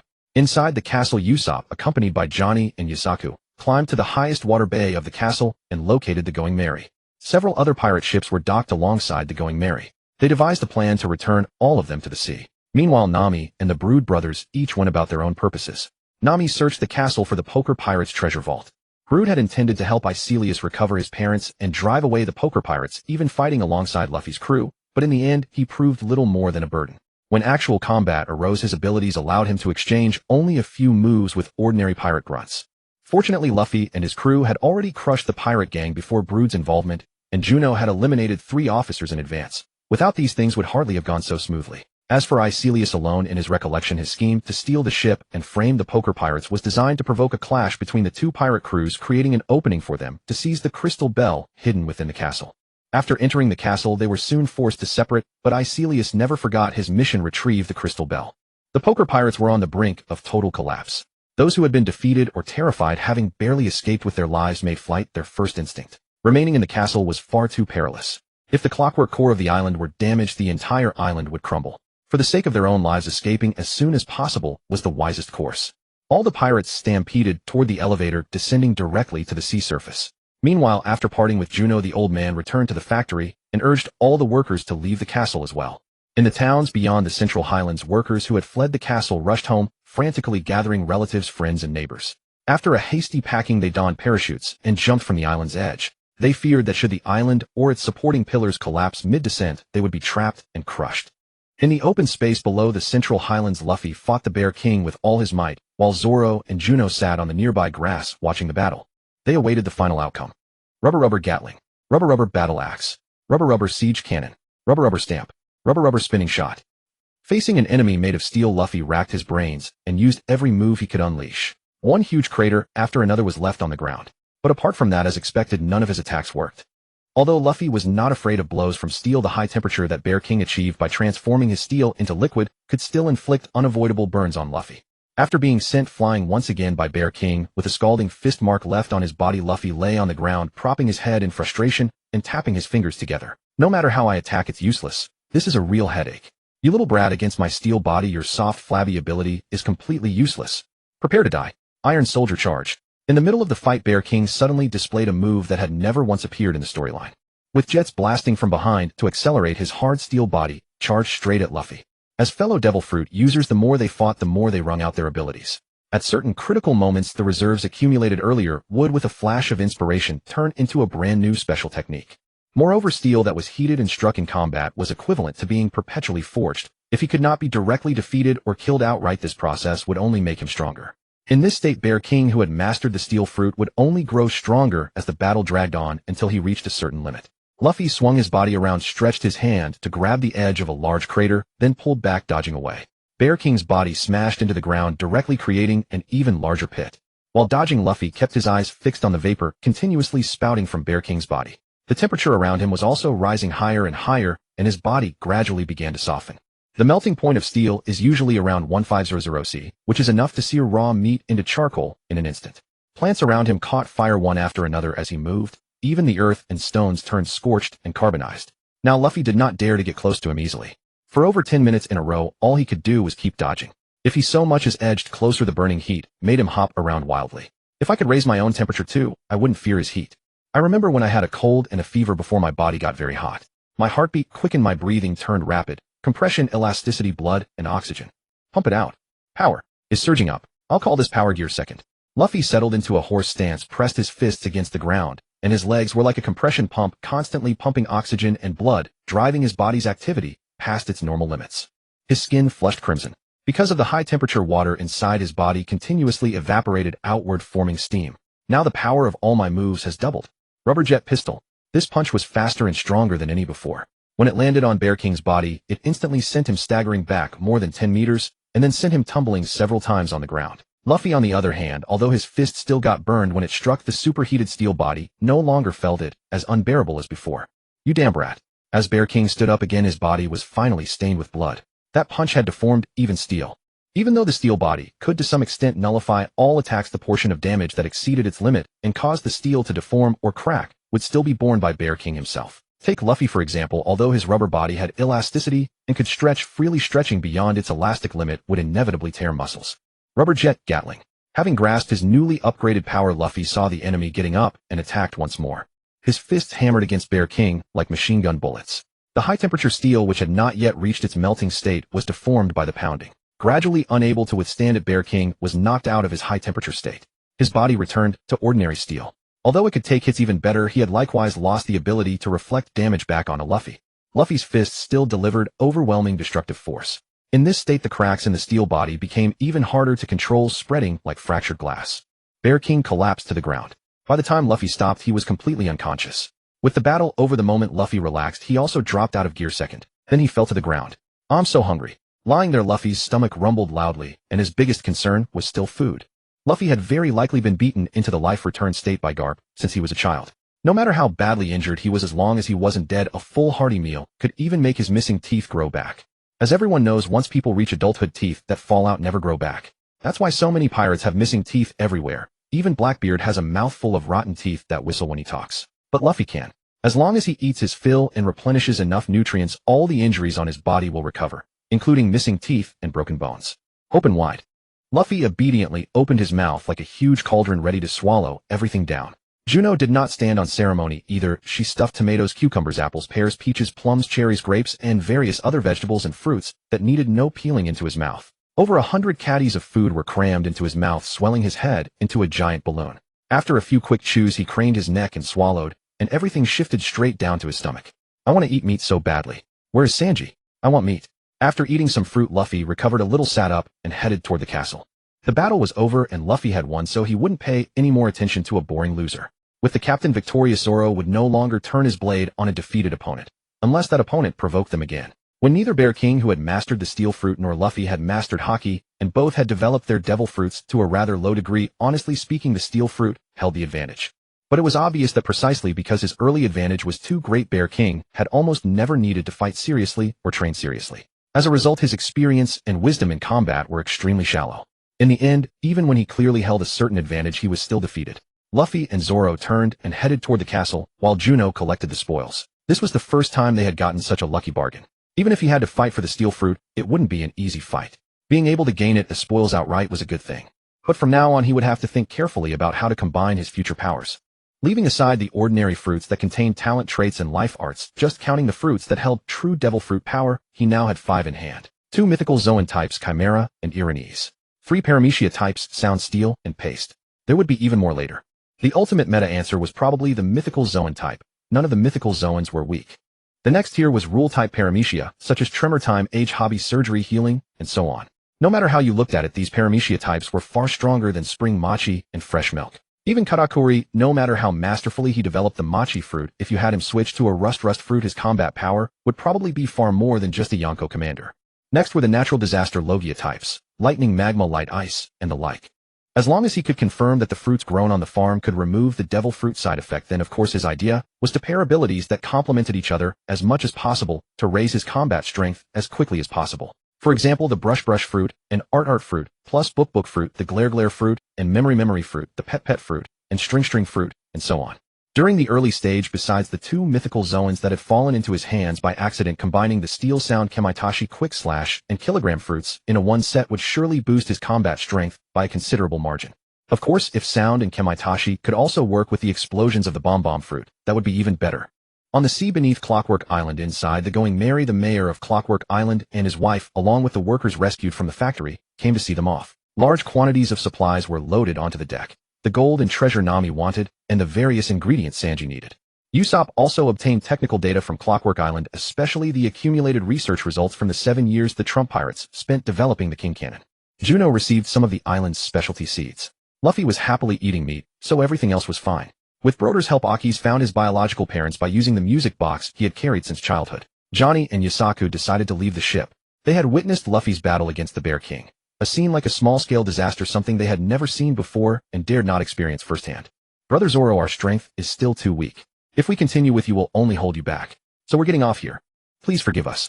Johnny and Yasaku bowed together to everyone aboard the Going Merry. Brother Luffy, Brother Zoro, Brother Juno, Brother Usopp, Sister Nami. We will be in the East Blue cheering for you on the day your names echo across the sea.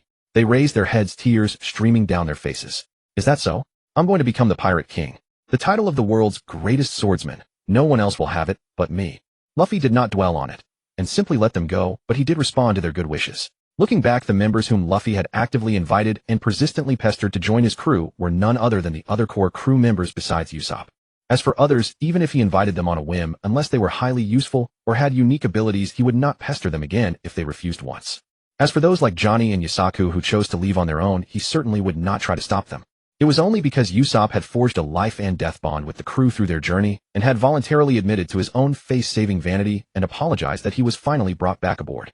After leaving Clockwork Island on the deck, Nami gathered everyone and spread a map on the floor. In the center of the map was Reverse Mountain, where the 4 seas flowed up against the current and converged into the Grand Line. If we're going to the Grand Line, there's one last stop, Nami said, pointing to the island near Reverse Mountain. Lobe Town. It is called the town of the beginning and the end, the birthplace and execution site of the Pirate King Gold. Roger. Juno spoke up. The East Blue is called the weakest sea in the underworld, largely because of him. Weakest? It's already really strong, isn't it? Nami said, remembering the days when her homeland was dominated by Arlong. Why? Usopp asked in confusion, while the others also looked at Juno with puzzled expressions. For ordinary people, whether a pirate has a bounty of 1 million or 10 million, it makes no difference. They are all too hard to resist. But in the dark world, a bounty represents to a certain extent strength and destructive power. In the East Blue, Arlong's 20 million bounty is the highest, and his entire crew combined barely exceeds 30 million. Yet in the other 3 seas, there are plenty of pirates with bounties over 50 million. That is why the East Blue is called the weakest sea. And the 2 key figures who brought the East Blue to this state are Gold, Roger, and Monkey D, Garp, the Pirate King, and Grandpa. Luffy tilted his head in confusion, question marks all over his face. To the world government and the Marines, pirates are criminals, illegal beings. And since Gold, Roger, regarded as king by criminals, was born in the East Blue, the Marines naturally pay more attention to the East Blue than to the other 3 seas. Moreover, because of him, the East Blue produced many people who admired him and set out to sea to become pirates. Take Luffy, for example. Therefore, the Marines had no choice but to focus on cleaning up the East Blue. The one tasked with this mission was Vice Admiral Garp. Because his hometown is in the East Blue, and he was also the main force in hunting down the Pirate King back then, being periodically purged by a Marine hero Vice Admiral. If such a thing happened in the other 3 seas, they would become the weakest seas in just a few years. Juno briefly played the role of commentator. In addition, over the past 2 years, a new branch chief has come to the Marine base in Lobe Town, a headquarters captain known as the White Hunter. Since he took office, no East Blue pirate except for one named Krieg has managed to cross Reverse Mountain and enter the Grand Line. After saying that, Juno added one more thing. What? Not that amazing, Luffy said, picking his nose indifferently. That is because the Krieg pirates are a massive fleet with 50 warships. As long as he is willing to pay a certain price as bait, there is still a chance to break through. After all, no matter how strong the White Hunter is, he is only one man. The only troublesome thing is his Logia type, smoke fruit power. With no physical body, it is a devil fruit ability, even harder to deal with than a steel power. In simple terms, attacking him is like attacking a mass of smoke. As a member of the crew, Juno shared everything he knew. How can such an ability exist? Wouldn't that make him invincible? Nami and Usopp huddled together, shrieking in panic and emotional collapse. It is not invincible. All things in the world are mutually restraining. Although smoke is indeed formidable, if the temperature is high enough, it can be burned away. If low enough, it can freeze all of it solid. If someone had a fruit ability like sealing jars, or if a trap were prepared in advance to lure him in and seal him off, he could be dealt with. In addition, all devil fruit users fear 2 things, seawater and sea stone. Take Luffy, for example. As soon as he touches seawater, his body loses all strength and his powers cease to work. Sea stone has the same effect. However, although the inability to use devil fruit powers is inevitable, that weakness can be overcome, as long as the body is strong enough or through regular adaptive training. There is also a power called Haki. While Haki cannot nullify abilities like seawater or sea stone, it allows one to directly touch the user's true body, That is, haki can be used to grab hold of the actual bodies of Logia-type devil fruit users. It can also deliver effective blows to all devil fruit users. If he wanted to safely trail behind and reap the benefits, he had to make sure the tank in front had enough combat strength. Juno, how do you know all this? You're supposed to be a young man from a small island.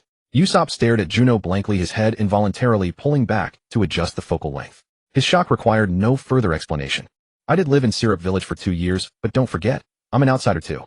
I only washed ashore because of a shipwreck. In short, those who can use haki are not necessarily strong, but all the strong certainly know haki. It is said that black blades are cultivated with haki. Juno had truly stepped into the role of the Straw Hat Crew's all-knowing scholar. As expected, upon hearing the keyword black blade, Zoro's interest was instantly ignited, and he hurriedly asked, "Do you know haki?" "No. If any of us is likely to have it, Luffy, it's you." Vice Admiral Garp, as a marine hero, has roamed the Grand Line and battled the Pirate King. He is absolutely a superpowered warrior who has mastered haki.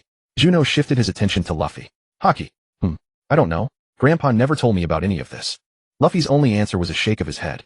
In any case, until we master haki or find a place to buy seastone, Usopp, use your super intelligence and your super techniques to make a batch of seawater bullets. Juno smiled and patted Usopp on the shoulder. How can you make bullets out of water? Usopp was somewhat on the verge of collapse. Logtown, the final port in the East Blue before entering the Grand Line and the island in the entire eastern seas closest to Reverse Mountain. The Mary, flying her pirate flag, sailed toward the regular harbor alongside passenger ships, merchant vessels, and cargo freighters, showing no awareness that by now everyone was considered a pirate. Say, shouldn't we keep a lower profile? We haven't been wanted yet, but there's a pirate flag flying on our ship. Gazing at the approaching land and the surrounding ships that deliberately steered clear of them, Juno couldn't help but point at the pirate flag atop the mast. The affair of the Arlong pirates never came to light, with full credit attributed to Brigadier Blinky, while Colonel Rat was dismissed as the Fishman pirate crew's final desperate counterattack. Throughout these events, the Straw Hat Crew's actions were all in the name of justice, so those they rescued instinctively helped conceal their presence. Even the Marines at the Shiritz Town 153rd Branch willingly concealed Luffy and Zoro's identities. After all, they had only claimed to be pirates at the time and didn't even fly a pirate flag. Defeating the tyrannical Colonel Mont in Shiritz Town earned them gratitude from both the military and civilians alike. Most importantly, it was Garp who came to apprehend him. As a result, traveling all the way to Logtown, the Straw Hat Crew still hadn't been placed on wanted posters. "What's the big deal, eh?" Luffy asked with a carefree smile. But Nami decided to anchor the ship in a more secluded spot. "I want to see the Pirate King's execution platform." The moment they reached shore, Luffy immediately grabbed a tree near the water's edge and leaped onto land. It's rare to come across a large town like this. The provisions should be plentiful. "I'll go buy some meat." Sanji bounded off with a graceful hop, landing elegantly.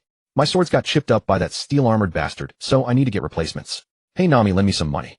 Of his 3 blades, only Wado Ikamanji was worth keeping. The other 2 were cheap inferior weapons. After such a brutal fight, the notches along their edges made them beyond repair, so replacing both would be more practical than attempting fixes. Neither Zoro nor Luffy could hold on to money for long. All financial control of the vessel rested with Nami, so any sword purchases had to come through her. "I can lend it to you, but you'll pay back 3 times the amount," Nami said with a sly grin, though Zoro paid her conditions no mind. Usopp needed supplies and tools as well, so he shouldered that oversized bag from their departure out of Shell's Town and stepped onto the shore. "I want to explore too. See if there are any seeds or rare insects I haven't collected yet," Juno declared before jumping ashore. "Wait," Nami called out just as he was about to depart. "Are you really not interested in treasure at all?" Noticing Juno pausing on the dock level with the ship's rail, Nami asked quickly. "With my needs already taken care of, I truly have no desire for wealth," Juno confirmed, hands casually tucked into his jacket pockets. "Then could you store all the treasure aboard in your farm dimension? We're leaving the ship, and if it gets stolen again, we won't always be so lucky recovering it." Nami expressed her concerns. "I don't mind either way, as long as you feel secure," Juno replied with a shrug. "I keep detailed records of everything in my journal." Nami stuck out her tongue playfully. "All right then." With all the treasure safely stored, the 2 finally felt at ease, boarding the shore and departing the vessel. In the bustling Logtown, everyone scattered in different directions. Juno strolled through the streets, his gaze darting left and right. This pirate world differed drastically from his former one. In many ways, the gaps between islands surpassed those between nations in his previous life. Each island possessed its own unique character, making voyages feel like traveling, though the world's harsh conditions made every sea resemble the dangerous waters off Somalia. Finally tucked away in a side alley, Juno spotted a group of thugs exuding that unmistakable street-hardened vibe. Such local operators were precisely the ones with the most reliable intelligence in the area. Even if not every lackey could serve as an information broker, their boss certainly wouldn't fall short. What's more, Bartolomeo, the passionate admirer of Luffy, had already brought over 150 villages, criminal organizations under his control across the entire island, where Logtown sat, achieving complete unification of the local underworld. Should anyone need answers, if the low-level thugs didn't know, they could simply consult him. At present, Alomio remained nothing more than a petty gang leader, having yet to devour the barrier fruit, making him an easy opponent to handle. The question remained whether that fruit came from his omniscient grandmother's collection, or if he'd encountered it after setting sail. Let me ask you something. Does anyone know where the Colosseum is located in town? To acquire animals with sufficient combat capability, the Colosseum and its surrounding businesses were undoubtedly the most practical option. Moreover, driven by the pursuit of victory, the fighting animals these people bred would be at least on par with Tibetan mastiffs. This world operated on such an elevated power scale. Juno had no concerns about the absence of beast fighting here. His former world had cockfighting, dog fighting, and cricket fighting, so in this fiercer realm tiger fighting would be nothing unusual. Several gangsters leaning against the wall rose to scrutinize Juno. They appraised him from head to toe, exchanged uncertain glances, and ultimately confirmed he was an outsider, a tourist. What brings you to the Colosseum?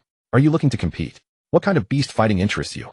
One of the more talkative gang members stepped forward 2 paces to ask. I prefer savage and ruthless creatures. The beasts in the Colosseum better suit my needs. Juno stated his requirements directly. Then you're a buyer. Follow us. The gang leader nodded and beckoned his men to lead Juno along.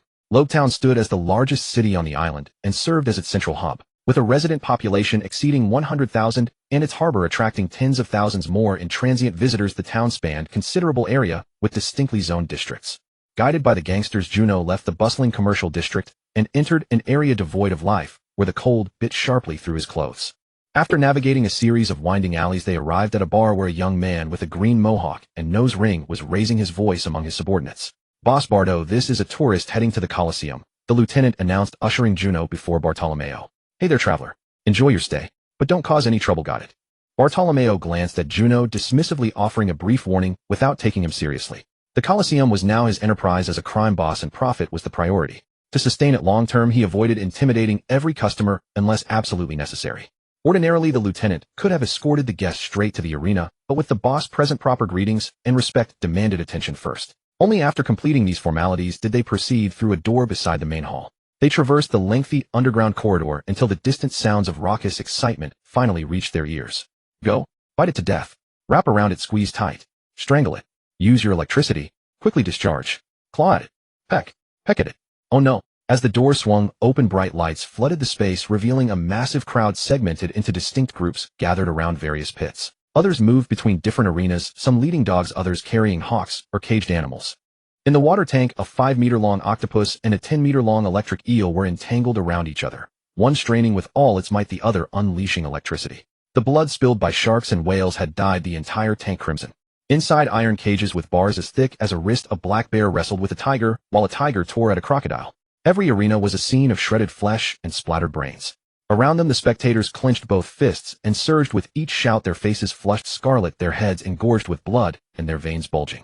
Some still clutched betting slips in their hands, thin scraps of paper nearly torn to shreds. The intoxicating thrill of near victory, the seething fury of impending defeat. Well, exciting enough here. Want to try a couple of rounds? The gang leader escorting him smiled and asked. I'm only interested in those ferocious creatures. Juno walked through the underground arena, utterly indifferent to all its other attractions. Looking at the creatures fighting in those arenas, he found that almost all of them were ones he had already collected. He passed through the arena, walked by a semi-open registration office, and followed a corridor that sloped slightly upward. At last he arrived at his destination, a colossal underground warehouse. Stacked rows of iron cages and huge aquariums, from dogs to wolves, from cats to tigers. Eagles soaring in the sky, electric eels swimming in the water, giant sandworms burrowing through the earth. If it was a savage predator that could somehow be captured, this place had it all. So guess what do you want? Once Juno entered the warehouse, the one accompanying him was no longer the earlier minor leader, but the manager who ran this beast warehouse. 2 underlings followed behind him. Do you accept barter? Grain, for instance. I'm buying a lot. I may not have enough money, but I have more than enough grain and the like. Juno stood before an iron cage holding a great yellow-spotted tiger over 2 meters tall, its eyes glowing green with hunger, and asked the warehouse manager beside him. On this sea, grain is worth more than belly. If you intend to pay with grain, I can take it upon myself to value it at 90% of the market price. The manager declared this with grand magnanimity, as though he were being extremely generous. Market price is market price. Don't talk about 90%. Acquiring and transporting grain costs money too. Fine then. See, he had truly never seen this method of bargaining before. So guess which beasts do you want? Here we have Lafido fighting bulls, Baloba jungle wolves, Opi tigers, Olo black bears, Sanu sea battleship hunting sharks, Liali sea black and white whales. Everything, all famous savage beasts from the various kingdoms of East Blue. The manager wore a professional, insincere smile and rubbed his hands together in front of him like a fly. With that, Minnie, bring out the price list for me to see, and a pen as well. I can't be bothered to sort out which ones I already have and which I don't. All of them. One of every kind. Juno made a grand sweep of his hand and checked off every item on the list. Most importantly, this was a shop run by gangsters. Juno was betting that they would make a move, and then he would have the perfect excuse. He wanted the goods, but he didn't want to pay. What could he do? Of course, he would play the victim and deliver a fine counterattack in self-defense. The beasts on this entire catalog ranged from a cheap 30 or 50,000 belly to an expensive 3 or 500,000 and beyond. The top-tier ones were over $1 million each. If he took one of every kind, the total would come to tens of millions. Tens of millions in merchandise plus tens of millions in payment. Even if the payment was in grain, that should be more than enough to make the gangsters throw caution to the wind, shouldn't it? What? The manager blurted out, taken aback by Juno's sheer boldness. But he recovered in an instant, his face beaming with the smile of a merchant who had met a fat sheep. If you want to know what that expression looked like, go to any wholesale shop in Hiwachi Market, slap your bank card on the owner's desk, and yell, "New store opening. Help me stock up." So how would you like to receive the beasts? Do you need us to transport them to the port? It's only an extra 10%. The manager asked tentatively. No need. Just gather everything I want in one place. I'll handle it myself. Juno refused directly. The manager said no more, merely nodded, then turned and gave orders to the two underlings beside him. During that process, however, his gaze locked with one of theirs. The man gave a subtle, understanding nod and then withdrew. Soon a large number of people came into the warehouse and picked out one specimen of every different species in the storeroom, setting them aside. In the bar above ground, the underling who had received the manager's signal came before Bartolomeo, who was still drinking heartily. "Boss Bardo, there's a super fat sheep. He wants to buy every beast in our arena, and he plans to pay with grain. It's at least 30 million belly worth of grain. If we can sell it, those grain supplies would be worth more than 50 million. After finishing the report, the henchman quietly awaited his boss's order. Though they were a gang operating on land, there was no essential difference between them and pirates. The only difference was that land-based gangs were rooted in their territory and rarely left their turf, so after seizing a piece of ground, they actually had thoughts of managing it. Under ordinary circumstances, as long as there was no direct conflict, they would not casually make a move against visiting guests. But if the lure of profit was great enough, that was a different story. What? Spending 30 million to buy a pack of beasts? Bartolomeo sprayed the liquor from his mouth like a fountain, and savage fangs jutted out like a wild beast's. Then what are we waiting for? Gather all the brothers and make him hand over everything. And their ship. If they can carry this much stuff, their ship must be no small one. Equally valuable, and with even more grain and supplies aboard. Bartolomeo rose to his feet, growing more excited with every word. It seemed he could already see the chance to rake in a fortune right before his eyes. In the warehouse, Juno sat at a small table in the corner, while the manager, wearing an ingratiating smile, brought over various snacks and drinks. He, honorable guest. You are a major client here. Tallying the goods will take some time. In the meantime, would you like to visit the arena or rest and enjoy some refreshments and drinks? The men hauling the animal cages moved slower and slower, and before anyone realized it, the cages had been arranged into a terrain specifically designed to obstruct combat. And deliberately setting the terrain in such a way naturally meant that they themselves had already mastered techniques to fight effectively, even to exceed their normal capabilities under these conditions. Outside the warehouse, more and more footsteps were rapidly converging. The sound of hurried breathing slowly calmed, and the smell of gunpowder grew ever denser. A smile crept across Juno's lips. His fishing had already begun to pay off. Let's stay here. The arena is too bloody and too rowdy. I don't like it. Juno said it offhandedly, as if he had noticed nothing amiss, which was exactly what the warehouse manager wanted. At last, the green mohawked man with the nose ring threaded through the crowd and the maze of animal cages to stand before Juno. Behind him, a group of armed men closed in together. Juno stretched lazily and stood up. So you've finally gotten ready. Now you have no chance to escape. Behave yourself and be our hostage. If you cooperate obediently and hand over your ship cargo and money, I might spare your life. Gun in hand, Bartolomeo looked even more at ease and confident than Juno. Bang, bang, bang. Juno's silhouette flickered through the dim underground warehouse. Every time he materialized, the flintlock in his hand discharged and claimed another worthless thug's life. Thanks for giving me a legitimate excuse not to spend a single coin. This life is too bitter, so as thanks I'll help send a few destined souls off to be reborn, hoping they'll be born into noble families next time. While firing, Juno's voice kept shifting positions along with his figure. At the same time, by touching the animal cages and water tanks, he collected the beasts inside into his farm. After firing more than a dozen shots, Juno suddenly realized that using guns was far too inefficient. Putting the pistols back into the farm, he gripped twin blades in his hands, made on Clockwork Island and originally part of the poker pirate's weapon stockpile. Their quality was slightly better than the average pirate blade. After all, Clockwork Island had dedicated mechanical production lines, and the weapons it forged surpassed those of ordinary blacksmiths. For these ordinary lowlifes, using blades to exploit his physical advantages was more convenient than guns, and dealing with them went much faster. Before the gang members could even raise their guns to aim, Juno's blades had already carved wounds deep enough to expose bone across their chests, and blood gushed out like a torrent. If treated in time, given the extraordinary vitality of this world's people, some might still survive. After clearing out all the thugs in the warehouse and collecting all the beasts, Juno came before Bartolomeo. His soles trod through blood-soaked water, and his footsteps were already beginning to cling stickily. Damn it. Come fight me. The order to rob you is mine. I'm their boss. If you have any complaints, take them out on me.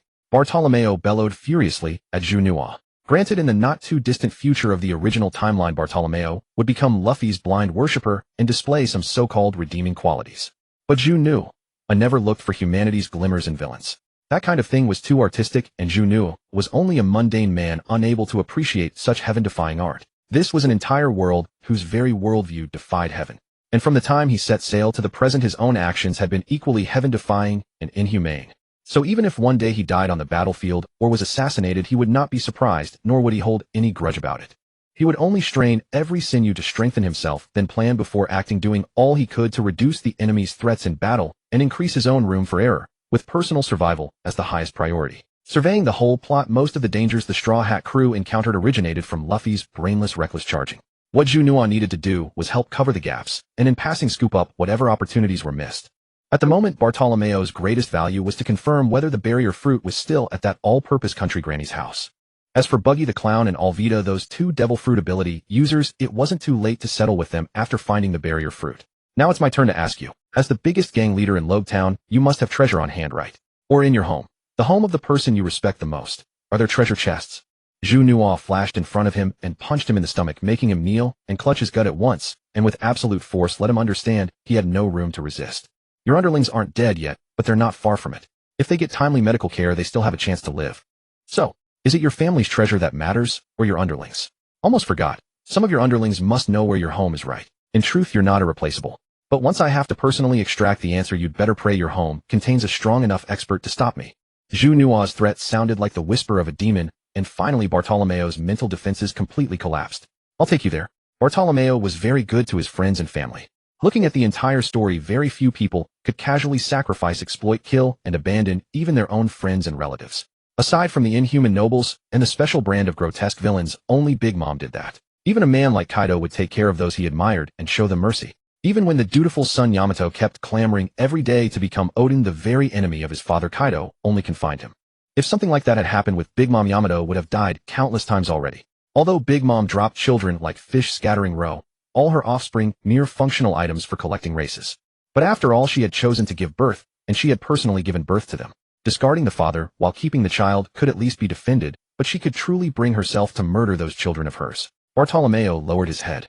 Juno followed him out through the warehouse's front gate. After instructing the underlings waiting outside to take the wounded for treatment, they walked together toward the outskirts of Lobetown.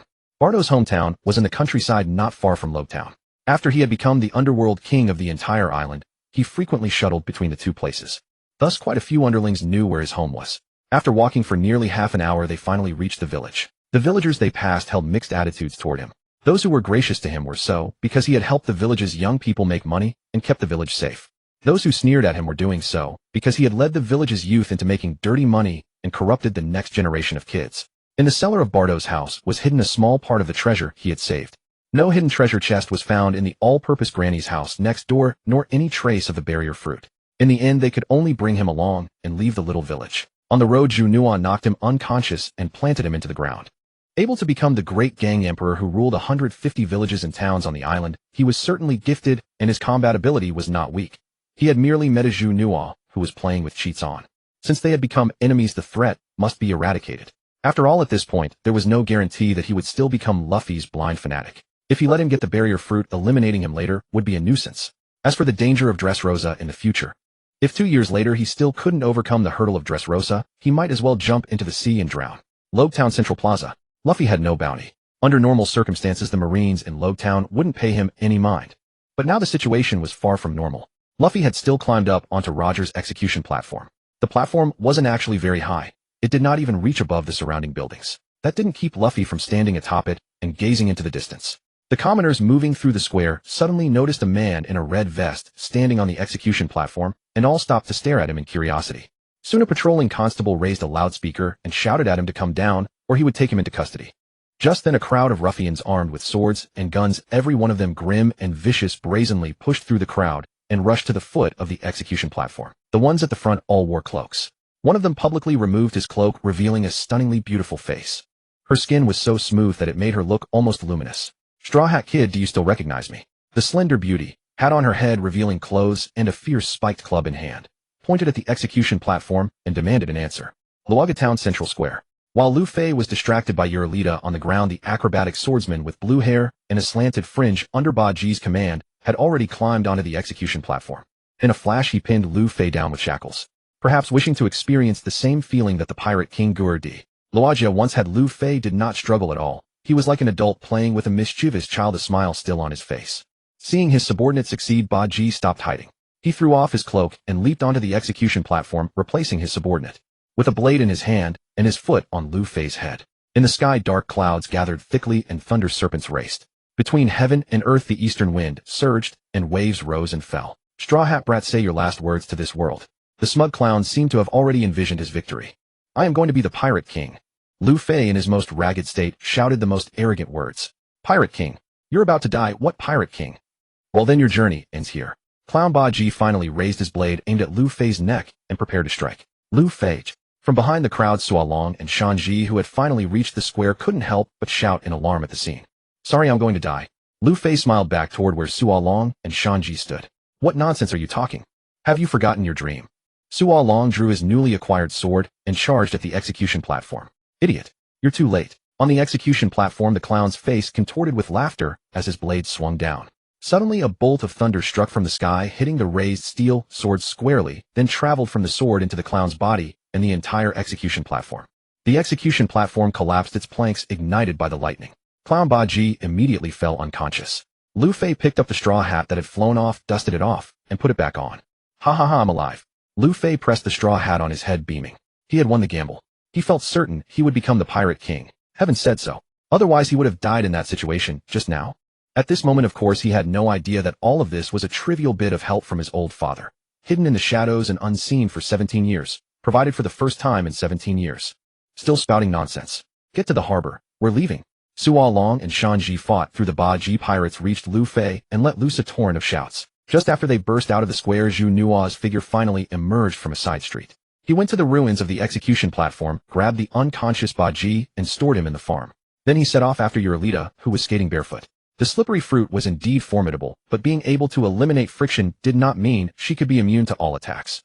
As long as he could cinch his arm around her neck, she would still be doomed, unless she could split her body like the clown or turn formless like a Logia type. Her head and shoulders formed an inescapable cage. In the rain curtain, Zhu Nua's body moved like a cannonball, skimming the ground, covering 100 meters in an instant. As he had planned, he clamped his arm around her neck and simply applied force. No matter how she altered the friction of her skin, her chin and shoulders were the shackles she could not break free from. And Zhu Nua simply kept exerting force until she passed out. One more catch. It was fortunate he returned in time, otherwise he would have had to snatch her from Simo's hands. After collecting the slippery seed, Zhu Nua glanced at Simo, who was chasing from behind. Simo was a Logia type with the smoke fruit. There was no seawater in the town, and he himself did not know armament hockey, so fighting him was purely a disadvantage. Moreover, the smoke fruit's ability was not an indispensable must-have. Besides, Simo was actually a decent man. Since he himself could not be a good person, he might as well leave a few good people in the world. Of course, that was only if the other party was not an enemy, at least not directly hostile to him. "Who are you?" Having witnessed Eurolita disappear with him only for him to reappear alone, Simo transformed into flying smoke and chased after him, demanding an answer. "A passing hunter." Zhu Nua looked at Simo hovering in the air in his smoke form, and out of the corner of his eye he noticed the weapon on Simo's back. The Jit, Simo's sea stone weapon. The sea stone mounted at its tip posed a lethal threat to devil fruit users. It was the earliest weapon in the story designed specifically against devil fruit users. 3 words to describe it: a fine piece. "I want it. Where did you take Clown Ba Ji and that woman?" Just as Zhu Nua was scheming how to get his hands on that weapon, Simo also demanded to know. He had learned the news about the clown from the soldiers in the square. "Sent them somewhere beneficial to me, of course." "Want to come see?" Zhu Nua replied without slowing down. "A pirate hunter," Simo murmured. He had not received any information linking Zhu Nua to the Straw Hat crew. Back then, Lu Fei did not even have a bounty yet. The only reason he was pursuing him was that Lu Fei had shouted those words on the Pirate King's execution platform. "I hope you won't become a pirate." Actually, many people are first branded with bounties and then forced to become pirates. Zhu Nua retorted. "That's because they committed evil deeds." Sea Moj defended. Yes, for you they are indeed evil deeds. Do you know that some places impose hundreds of different kinds of taxes? Do you know that in some countries taxes have been collected 100 years in advance? Do you know that on some islands, not a single grain of the rice farmers grow belongs to them? This is the reality under the rule of the world government. In this distorted world, one cannot survive without becoming a bandit. And the celestial dragons are the biggest gang of bandits. Juno spoke these words that rattled his Dao heart, all the while watching Sea Moj's reaction as he ran. The moment he noticed Sea Moj lost and thought he struck, he leaped, grabbed the handle of the jit on Sea Moj's back, and yanked it out with force. Using the wall beside him for leverage, he jumped onto the roof, then sprinted in a straight line across the rooftops toward the ships. Damn it! Give me back my weapon. Sea Moj erupted in fury, morphing into a cloud of smoke and charging at Juno. Flying midair, he turned his arm into a plume of white smoke and extended it toward Juno. Juno turned and thrust the jit at the mass of white smoke. The sea stone's effect instantly canceled the smoke, causing Sea Moj to revert to human form and fall to the ground. Seizing the opportunity, Juno sped up again. At the coast, waves surged violently. The melee was pushed by the waves, crashing again and again against the cliff. Na-Mei and Usopp frantically pulled up the anchor, lowered the sails, and steered the ship away from the coast.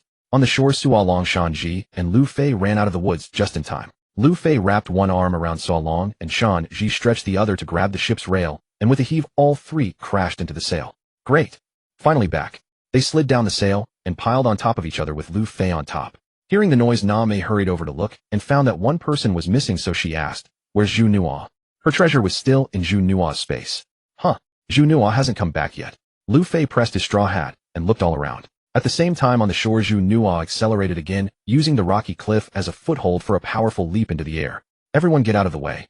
Just as Juno reached the highest point of his jump, a sudden gust of wind intensified, carrying him to land perfectly beside Lu Fei. In the shadows of the woods by the shore, a figure in a green cloak was hidden, watching the melee gradually sail away. Beneath the dense clouds, not a glimmer of sunlight was visible. Gale force winds, torrential rain, thunder and lightning, and tsunamis. All things joined forces to carry the melee westward. Under the leaden sky, the Going Merry pitched and rolled, yet her passage was strangely smooth as she rode the wind and cut through the waves. Haze and sea spray blurred the air beneath the murky clouds. Far ahead, a lighthouse pointed the way for voyagers on the open sea. Everyone, that should be the lighthouse on Reverse Mountain. Once we cross Reverse Mountain, we'll reach the Grand Line, Nami said, pointing toward the distant lighthouse. She deliberately raised her voice so her companions could hear her above the wind and waves. Hee. Luffy rubbed his nose, and the others exchanged knowing glances. Let's have a grand christening. Sanji raised his hand and shouted, and everyone around him responded enthusiastically. Usopp even hauled an oak barrel brimming with liquor out of the storeroom. Everyone formed a circle around the oak barrel, and Sanji was the first to step onto it. My dream is to find the legendary sea, all blue. Mimi, Luffy called out hurriedly. Since he hadn't been first, he would take second. My dream is to become the pirate king. I'll become the world's greatest swordsman. Zoro placed his foot on the barrel as well. I'll travel all over the world and draw my own chart. I'll become the bravest warrior of the sea. As for me, I'll become the freest person, living under no restraint at all. Juno stepped onto the oak barrel. Then let's press onward toward our dreams. Luffy shouted with a laugh, and then all six of them kicked the barrel into the sea. With their declarations still ringing in the air, a raging westward wind sent the Going Merry hurtling thousands of meters forward. Then the clouds dispersed, the rain ceased, and the sea fell calm. What strange weather. It's as if that storm never existed at all. Everyone on the deck stared at the sun-drenched sky in amazement, save for Juno. At that moment, Juno could be certain Luffy's father had been watching from the shore. The unnaturally favorable wind they had enjoyed until now had absolutely been a father giving his son a send-off. Now that he had gone, the weather had naturally returned to normal. Once the weather cleared, Juno climbed up to the crow's nest on the mast to take a turn as lookout. From that height, Juno resumed further training, gazing into the distance while straining every sense to the fullest. Juno took in the flowing air, the drifting scents, the snapping flag, the billowing sails, and the movements of the crew on deck. As dusk neared, everyone was occupied with their own affairs. Suddenly, Juno called out a warning. A huge flock of seabirds is gathering abnormally to the south. As the lookout, it was Juno's duty to report anything unusual at the first possible moment. The word abnormal was enough to excite Luffy, and he ran toward the port side. What? Can you see what it is? Nami asked. As a proper navigator, she could not afford to ignore anything encountered on the sea. Juno focused and looked with the naked eye. After days of enhancement, Juno's eyes were now far more effective than an ordinary telescope. It looks like a small boat, but I don't see anyone aboard. Still, if it's attracting seabirds like this, there must be something on it. Juno simply reported what had been seen and the natural conclusion drawn from it. Is it food? Is it treasure? It's a corpse, more likely. Usopp was the only one who held that grim view. Let's go see and find out. Luffy's curiosity about everything remained as boundless as ever. As the Going Merry turned and drew closer to the boat, Luffy stretched out his hand the moment he judged it was within reach. After fumbling around and seizing the only object on board, he pulled his arm back. A little girl wearing a white pointed hat and a yellow dress was snatched directly onto the ship. Not food. Luffy looked disappointed. Don't think about food so much. Honestly, we haven't been starving you on this ship. Nami shoved him aside, then carried the girl into the room that served as the kitchen. The kitchen, dining room, meeting room, and watch room were all combined into one with a bed set up in the corner. The little girl was still unconscious, so all they could do was lay her on the bed. Sanji cooked by the stove while Usopp stood watch at the bedside, observing the girl's condition with his clumsy half-baked nursing skills. Before long, as dishes neared completion under Sanji's hands, a tantalizing aroma spread through the room. Her nostrils twitched, and the little girl shot upright like a spring. Her forehead slammed straight into Usopp's chin, and Usopp blacked out on the spot. "Yo, awake now." Luffy sat in a chair like a slacker in a classroom, feet propped on the table, rocking the chair back on its rear legs. The little girl's expression shifted from bewilderment to a delighted cry. "What's your name?" Nami, closest to the bed, saw that she had recovered enough to ask. "Before asking someone else's name, you should introduce yourself first." Apis actually knew how to argue back. "Good point. I'm Nami." For a little girl, unless one was a genuine creep, most people would be more accommodating and forgiving. "I'm Luffy, the man who's going to be the Pirate King." Luffy, still rocking in his chair, swayed into view from the other side of Nami to finish his introduction. In that instant, the little girl's expression changed completely. She looked utterly terrified, as if she had seen something monstrous. End of conversation. No wonder, really. In this era, most people are still more afraid of pirates than anything else. Nami also felt a little helpless. Until dinner was finished and everyone went to bed, the girl did not say another word to them. She simply curled up alone on the bed, motionless. She did not even eat the meal prepared specially for her. Naturally, with Luffy around, there was no possibility of waste. Late at night, the little girl, too hungry to endure it any longer, climbed out of bed and crept toward the refrigerator by the stove, hoping to scrounge up something to fill her stomach. Just as she was about to reach the refrigerator, the sound of something toppling over and a pained yelp rang out, and the kitchen light came on. Luffy had been caught in an oversized mousetrap. If he were not made of rubber, the trap could have sliced his flesh clean in two. Beside them, Sanji was still scolding Luffy, while the little girl, caught red-handed, as well, was too panicked to move. Growl! The sound of a hungry stomach broke the tension. Sanji went to the stove and began cooking. The entire crew also gathered in the room. They could not keep the child with them forever. If they took her into the Grand Line, there would be no island ahead to let her off. Now that they had finally found a chance to break the deadlock, it was only natural to learn the full story, and to send her back if the opportunity arose. After she had eaten her fill, everyone once again tried to learn her background. "My name is Apis. I just escaped from a warship." Apis's introduction was brief, with no extra information. "A warship? Are you a bad guy?" Luffy asked bluntly. "I'm not." Apis argued hotly, and Nami gave Luffy a punch. "Do you know where your home is? If it's on the way, taking you back isn't out of the question." Nami redirected the conversation and asked. The reply came: Warship Island. A new day arrived. The first batch of human fruits had ripened. Django's hallucinogenic mushroom fruit, apart from its illusion abilities, also came with ringblade techniques and a slight boost to physical strength. Kuro's human fruit granted the silent step technique along with a modest physical boost. Those fruits, grown from animal seeds, provided not only innate physical talent and vitality, but also an integration of hunting instincts. It could be said that Juno, having consumed a great number of animal-based fruits, already possessed the foundation to create his own beast form fist. During the many days of sailing, he had also been attempting to master these hunting instincts from animals and insects, integrating them into his personal training and combat system. After learning where Apis's home was, the Going Merry set sail toward Warship Island, an island already very close to the Calm Belt. If Apis was there, that meant there was also an Eric who could release wind blades. Back when he watched the show, the translation seemed to call it the sickle weasel fruit. If it was a sickle weasel, then it should have been a mythical Zoan. But if it was the sickle fruit mentioned later, then it shouldn't have had the ability to fire wind blades. After all, whose sickle could slash out wind blades? Even calling it the blade fruit would have made sense. On the deck, Juno began to train and master the new power he had obtained. The hallucinogenic mushroom gave him the ability to create illusions and hypnotize others. When silent step was combined with his repeatedly strengthened legs, his speed became even faster, surpassing even the shave of the six powers. The principle of shave was to stomp the ground dozens of times in an instant, using the explosive recoil as a boost for a short-range burst. Even an ordinary person's forceful stomp was quite loud, and stomping dozens of times in an instant created a sound not far from a bomb exploding. Silent step, as its name suggested, was fast and silent. With the physical enhancement to his limbs from the many insect and animal fruits focused on leg strength, after some training, his silent step skipped straight past the spoon stage and reached a higher level. If he combined it with the hallucinogenic mushroom ability. On the deck of the Going Merry, figures of Juno could be seen everywhere, as substantial as the real thing, performing all sorts of movements. Suji. Clones. Are those clones? A ninja's clone technique. Luffy and Usopp were the most excited, golden light flashing in their eyes as they clenched their fists and shook them eagerly. Zoro and Sanji were attracted, as well clearly intrigued. Nami wasn't impressed, but she took out her Climattack, released hot and cold bubbles to create mist, and used the mirage effect to produce phantoms around herself. However, the phantoms she created looked nothing like her. Some large, some small, some fat, some thin. Oh, Nami. You're amazing too. Oh, Nami who can use clone techniques is charming too. Nami proudly crossed her arms. There's nothing amazing about it. But your clones are so few. Including your real body, there are only 5. Juno can fill the whole deck. Luffy's criterion was all about quantity and size. When dealing with phantoms, of course, the more there were, the stronger it was. At the same time, Juno applied the principle of silent step to his hands, and thus the 8-armed fist was born. Combined with hypnotic illusions, the Lost Trace fist came into being as well. After all the commotion, the Going Merry gradually approached Warship Island. In a veil of sea mist, a shadow resembling a warship was cast upon the fog. Even though he had known beforehand, seeing it now was still astonishing. Passing through the sea mist, an island appeared before everyone.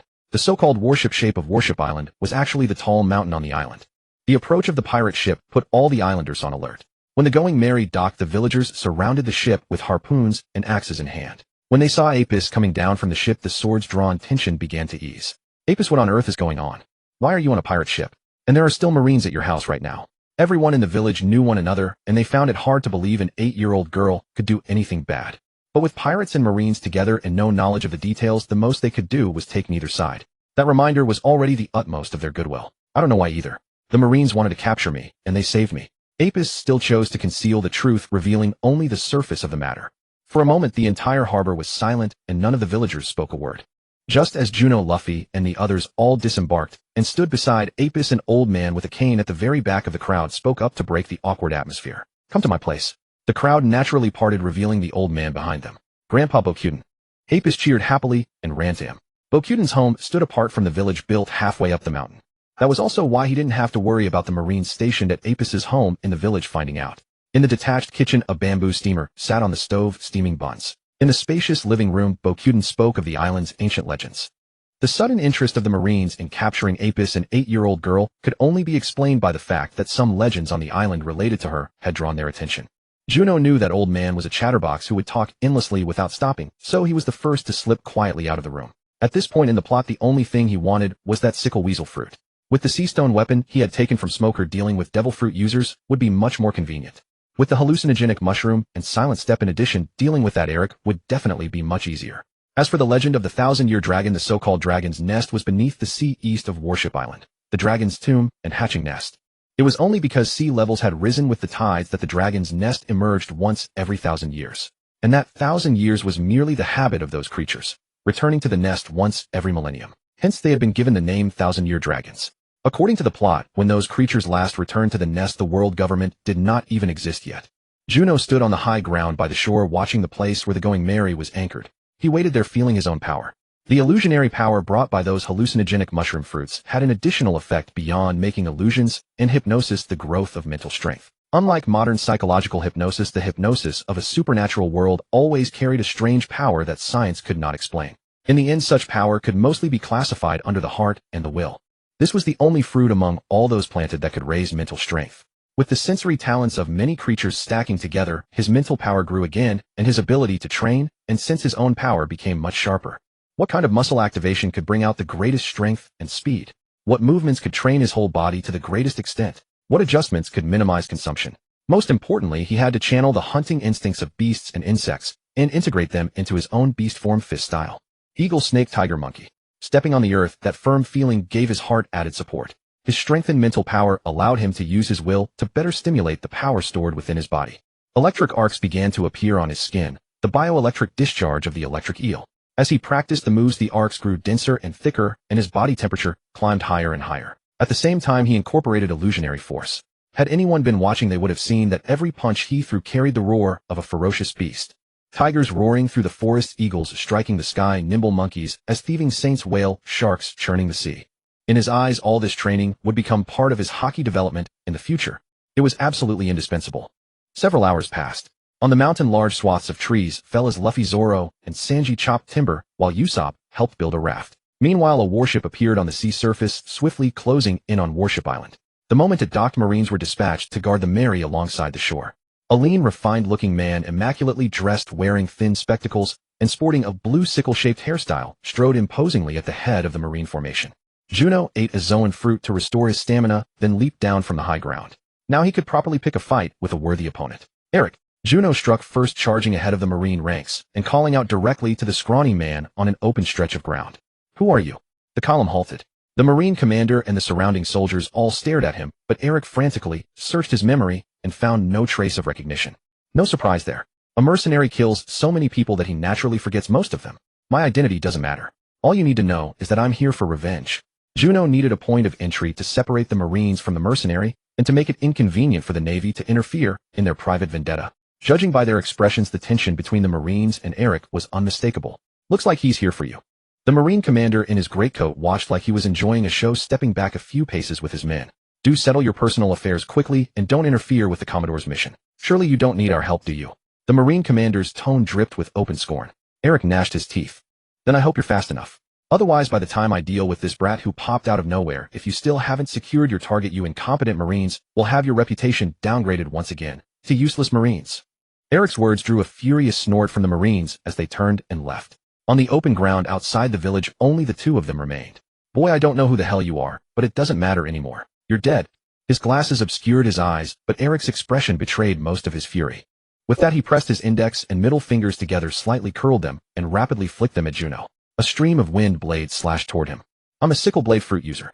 I can compress the air into wind blades capable of cutting through steel. Whoever you are, your life is mine.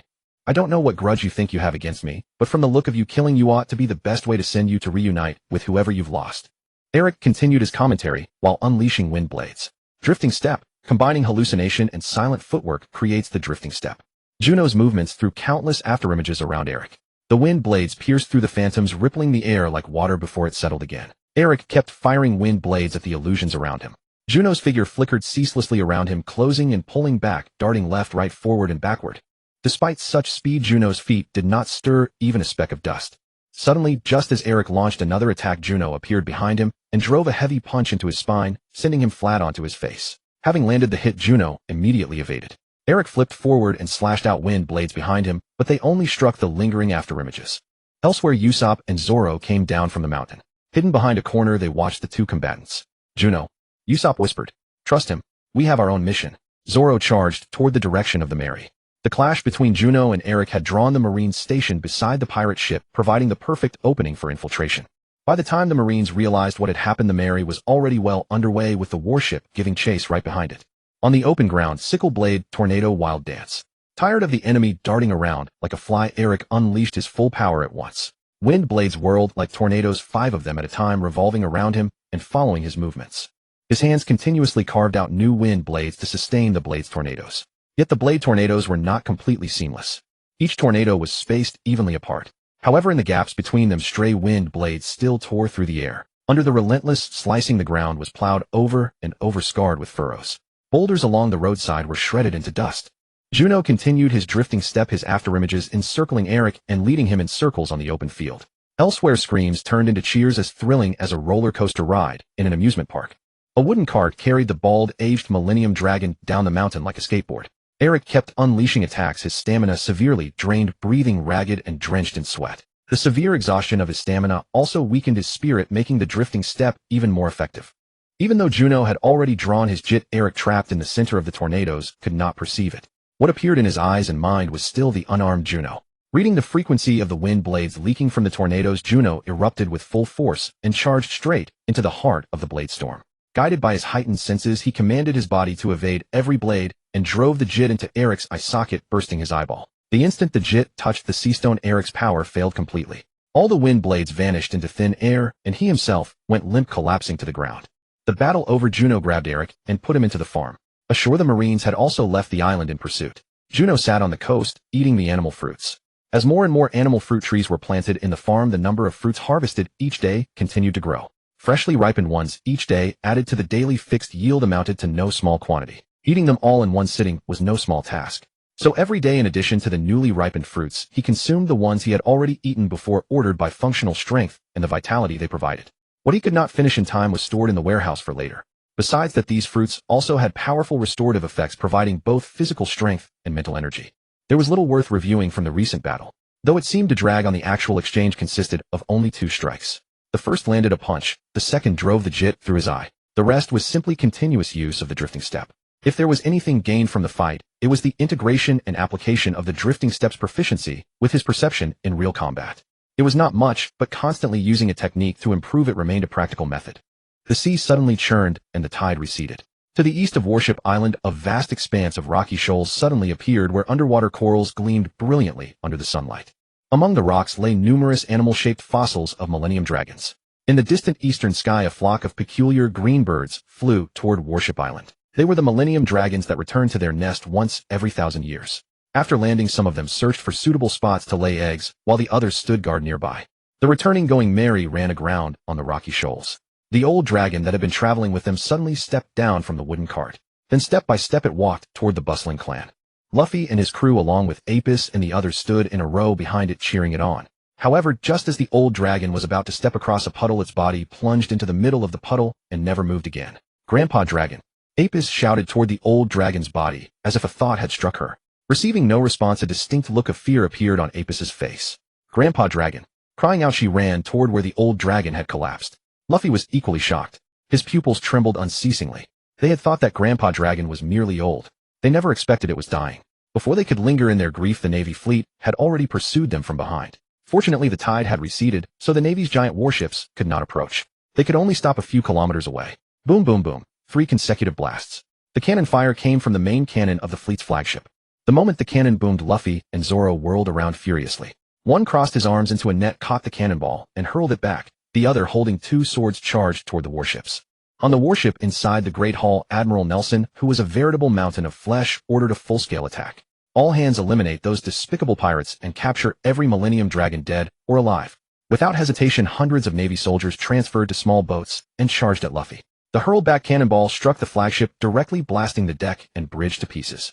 "I won't let you disturb the peace of those Millennium Dragons," Luffy roared as he joined the battle alongside Zoro, with Sanji following close behind.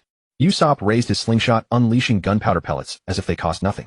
Against enemies of that monstrous caliber, he lacked the power, but bullying these ordinary soldiers was no problem at all. Nami also drew out her climattack, creating hot and cold bubbles, then combining them into thunderclouds. After noticing the Going Merry aground on the shoals, Juno also leaped off Warship Island at the first opportunity. At a new point along the coastline at the edge of the shoals, Luffy, Zoro, Juno, Sanji, Nami, and Usopp stood in a row, forming an unbreakable line of defense, firmly keeping the Navy out of the shoals and denying them any chance to disturb the Millennium Dragons. After Eric was dealt with, the Navy forces from Base 8 had no remaining combat strength that could threaten them. Although they were outnumbered, it felt like 6 elephants blocking a flock of sheep. "This won't do. I'll take out their commander." Without the pressure from their superior, these Navy soldiers won't fight so desperately. With that, Juno dove into the sea and swam toward the Navy's flagship. Covering the distance of over 1,000 meters in the blink of an eye, she leaped directly onto the deck. A mountain of flesh over 3 meters tall, even while seated, seemed wedged into a palanquin as it was carried out of the ruins by men. He sat high upon the upper deck, watching the distant battle. Seeing that the Navy had failed to break through the pirates' defense, he angrily cursed them as incompetents. "Useless trash. Fire. Fire immediately. Blast those pirates to death." As Admiral Nelson spoke, the fat on his body rippled like waves. Layer upon layer stacked together, apart from his facial features still appearing human, everything else was nothing but piled up flesh. "Admiral, our soldiers are still engaged in close combat with those pirates. Should we withdraw the troops first?" a Navy officer asked in terror. "You're all worthless trash. They deserve to die. I want the Millennium Dragons. I want the dragon bones. If you delay my research on the elixir of immortality, how will you compensate me?" The fat admiral roared at the officer. The Navy officer and the surrounding sailors were left in sheer terror, unable to utter a single word of rebuttal. The people of this world seemed to have been programmed with a special underlying logic. This logic was called absolute obedience to those above them. No matter what orders their superiors gave, whether willing or not, whether they agreed or not, they would still choose to obey. The fundamental reason was that the gulf in power and strength between ranks left them no heart for rebellion. Just as the officer was about to relay the order, Juno leapt into the air. Night kick. The kick landed square on Admiral Nelson's forehead. Then, without stopping her feet, Juno delivered a series of kicks, stomping the mountain of fat down through the decks layer by layer. In the end, she blasted through the bottom hull of the flagship and plunged into the sea. A mass that huge couldn't even move normally, let alone fight or swim. Once in the sea, he couldn't even struggle. Even if someone wanted to save him, the ordinary Navy sailors couldn't do it. He was too heavy, and unable to hold his breath underwater, he would drown within minutes. After taking out the Navy commander, Juno used the force of her final kick to leap from the ship's bottom back onto the deck. Now your delusional superior, who craved immortality, has perished beneath the waves. Will you continue? Juno simply asked that one question, and then left directly across the sea with no intention of waiting for an answer. The flagship's bottom hold was breached, seawater was flooding in, and the ship was steadily sinking. The officers and soldiers on the deck exchanged glances, then rushed into the broadcast room together. All forces retreat. The voice echoed from the ship's loudspeaker, repeated over and over. Only when the flagship had almost completely sunk did the broadcast end. Soaked through, Juno returned to the rocky shoals while the Navy, carrying their fallen and wounded comrades, withdrew to the remaining warships. Captain, I'm afraid our bounties won't be low this time, Juno said to Luffy beside her. Haha, there's no helping it. After all, we are pirates. Luffy himself, however, didn't care at all. Rather, he had long looked forward to being wanted and couldn't wait to see his own wanted poster. Oh, we're going to be wanted. Nami and Usopp huddled together, faces filled with terror like a world-famous painting. Miss Nami, let your knight protect you personally. Sanji spun around, dropped to one knee before Nami grasped her hand, and wore a devout expression with the hearts in his eyes impossible to conceal. As the Navy fleet departed, Juno noticed that no one had gone into the sea to save that fat commander. When she returned to the puddle, many hatchlings had already emerged in the dragon's nest. The ecology of these millennium dragons was truly odd, returning to the nest once a millennium, their eggs hatched right after being laid. At night, Juno secretly avoided everyone, and while the millennium dragons were sleeping, covertly captured a solitary one and kept it. 1,000 years ago, that old dragon had lost its way while returning to the nest and hid on Warship Island and its surroundings for a millennium. Only in recent years, too old and senile to travel, it hid in a cave and was discovered by Apis. All in all, it had lived at least 1,000 years. Judging by the habits exhibited by millennium dragons, if it had been born here during the previous millennium and taken away, then its lifespan had reached at least 2,000 years. Even if the fruit it yields cannot guarantee a full 2,000-year lifespan, consuming more will always help one live longer. After a single night, all the hatchlings were able to spread their wings and fly high, following the adult millennium dragons toward the rising sun and vanishing at the horizon. At the same time as the millennium dragons departed, the seawater surged back and completely submerging the dragon's nest that had been exposed. The splashing sound of the tide seemed like the ocean bidding the millennium dragons farewell. Grandpa Dragon didn't return here to die. His life has been continued within the clan. Look at these little dragons. From birth to flying freely into the sky to live their own lives. Isn't that also their way of life? Luffy stood beside Apis, comforting her. The going merry rose and fell with the waves returning to the sea surface. Apis, do you want to go on an adventure with us? Luffy smiled as he extended the invitation. No, I know what I need to do next. I will pass down the story of the Millennium Dragons so that when Grandpa Dragon returns 1,000 years later, he can still feel the warmth of humanity, so that they can also find the dragon's nest. Apis's gaze suddenly became resolute. Wanted poster, Monkey D. Luffy, Bounty 600. Wanted poster, Juno, Bounty 0. As they left Warship Island, they happened to encounter a news bird. Since Juno had mentioned the day before that they would be put on wanted posters, Nami had been closely watching the recent news. The moment she spotted the news bird, she immediately bought a newspaper. When the wanted posters fell out from inside the newspaper, Nami felt as though everything around her had turned gray. A wanted poster. Has the wanted poster come out? Everyone aboard the ship gathered around Nami. The wanted posters included in the newspaper certainly weren't limited to just the two of them. However, as freshly issued fugitives, their posters were placed at the very front. Ha ha ha, it's me. Luffy held up his own wanted poster, the photo on it taken when he stood on the execution platform in Logtown, shouting that he would become king of the pirates. His head and hands were bound in iron shackles and Buggy's foot pressed down on his head. Only 6 million. He had been thrilled to see his wanted poster, but the moment his eyes landed on the bounty amount, his spirits immediately deflated. Only 6 million.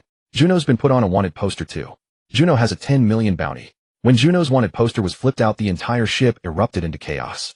As for the bounty photo of him, it captured the exact moment his foot struck the head of that massive mountain of flesh. Why is this? This question puzzled everyone. Then a cluster of heads crowded around Juno. Especially Luffy, who wrapped himself directly around Juno's body, their foreheads pressed together, squeezing with all his might. Why? I'm the captain. Why is my bounty lower than yours? This was something Luffy simply could not comprehend. It's probably because the reasons behind the bounties differ. You simply climbed onto an execution platform, declared you'd become king of the pirates, escaped from Smoker, the captain of Lowtown headquarters, and fought a few low-ranking marines on Warship Island. As for me, I not only confiscated Smoker's seastone weapon, but I also took out the commanding officer of yesterday's naval fleet, a high-ranking officer holding the title of admiral. In terms of threat level, I pose a greater danger than you, which is why my bounty is set higher. After all, to hold the rank of admiral means at minimum a vice-admiral status. The 4 Seas vice-admirals simply carry less weight than those at headquarters. Moreover, if a crew member's bounty exceeds the captain's, it could sow discord within the pirate crew, destabilizing the captain's position. By then, without the Navy lifting a finger, the pirate crew would tear itself apart. Juno said, pushing Luffy away as he spoke. How ruthless the Navy. Usopp remarked, holding both wanted posters in his hands. But Juno, you really have guts, taking down a Navy admiral. I would never turn on my own crewmates. Luffy shouted earnestly. Besides, could someone like Luffy even have a position worth shaking? Nami muttered under her breath. So the Navy is treating us like any ordinary pirate crew. As for yesterday, I only kicked that admiral into the sea. The Navy failing to rescue him is none of my business. I can only say that Admiral himself had significant problems to the point his own subordinates wished him dead. I merely became the perfect scapegoat for yesterday's events. Juno explained, though he didn't seem to care much. I see. Luffy rubbed his chin. Well, never mind then. From now on I'll work even harder and earn a higher bounty. Luffy was always able to pump himself up, no matter the situation. Now let's set sail for the Grand Line. Ragayon Mountain, commonly known as Reverse Mountain, is one of the two convergence points of the four seas, named for its ocean currents that flow upward against the natural flow year-round. Only the fifth waterway flows downward toward the Grand Line. Flanking both sides of Reverse Mountain stands the Red Line, a landmass 10,000 meters high. The Going Merry sailed steadily southwest, and finally through the storm caught sight of a crimson wall. The red wall stretched beyond sight, rising even above the thunderclouds. Precisely because this colossal barrier blocked the terrain, the isolated geography created a unique whirlwind at this location. All the ocean currents from the East Blue converged toward Reverse Mountain, forming a special current capable of flowing upward against gravity. Due to these two factors, this area experienced perpetual storms throughout the year. This was the first deadly trial for all who sought to enter the Grand Line through this route. Everyone follow my commands. Reef all the sails.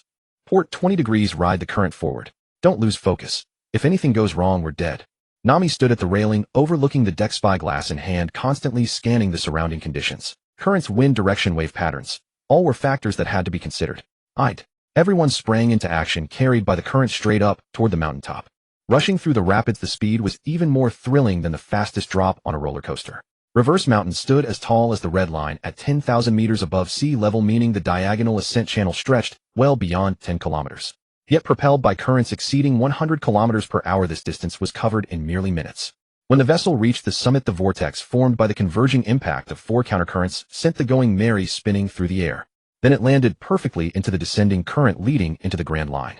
Everyone aboard let out a collective shout. There was fear, but overwhelmingly, it was pure exhilaration. Just like on a roller coaster. Most people aren't truly terrified, at least not enough to scream. But once you reach that point, unless you faint on the spot, letting out a scream always feels more liberating. Even on Usopp's face, a smile gradually emerged through the screaming. But their smiles quickly transformed into terror. A wall. There's a wall ahead. Nami and Usopp watched in horror as a pitch-black mass blocked the harbor entrance, nearly sealing off the entire waterway. At the same time, a strange screaming sound echoed continuously. At this speed, there was no time to turn. If they collided, the worst outcome would be the destruction of the ship and the deaths of all aboard. Damn it. We've come this far. I absolutely will not allow failure. Luffy leaped onto the bow deck. Zoro assumed his three-sword stance, while Sanji and Juno joined him, forming a line. Juno, however, had a small scheme. He positioned himself beside Luffy. For one thing, Luffy was the protagonist, someone blessed with fate itself. Even if something went wrong, he would be the safest person aboard. Meanwhile, Nami and Usopp also moved to the helm. Gum rotating siege cannon. Luffy wrapped his legs around the bow, arms stretched backward to their limit, his body continuously rotating and elongating.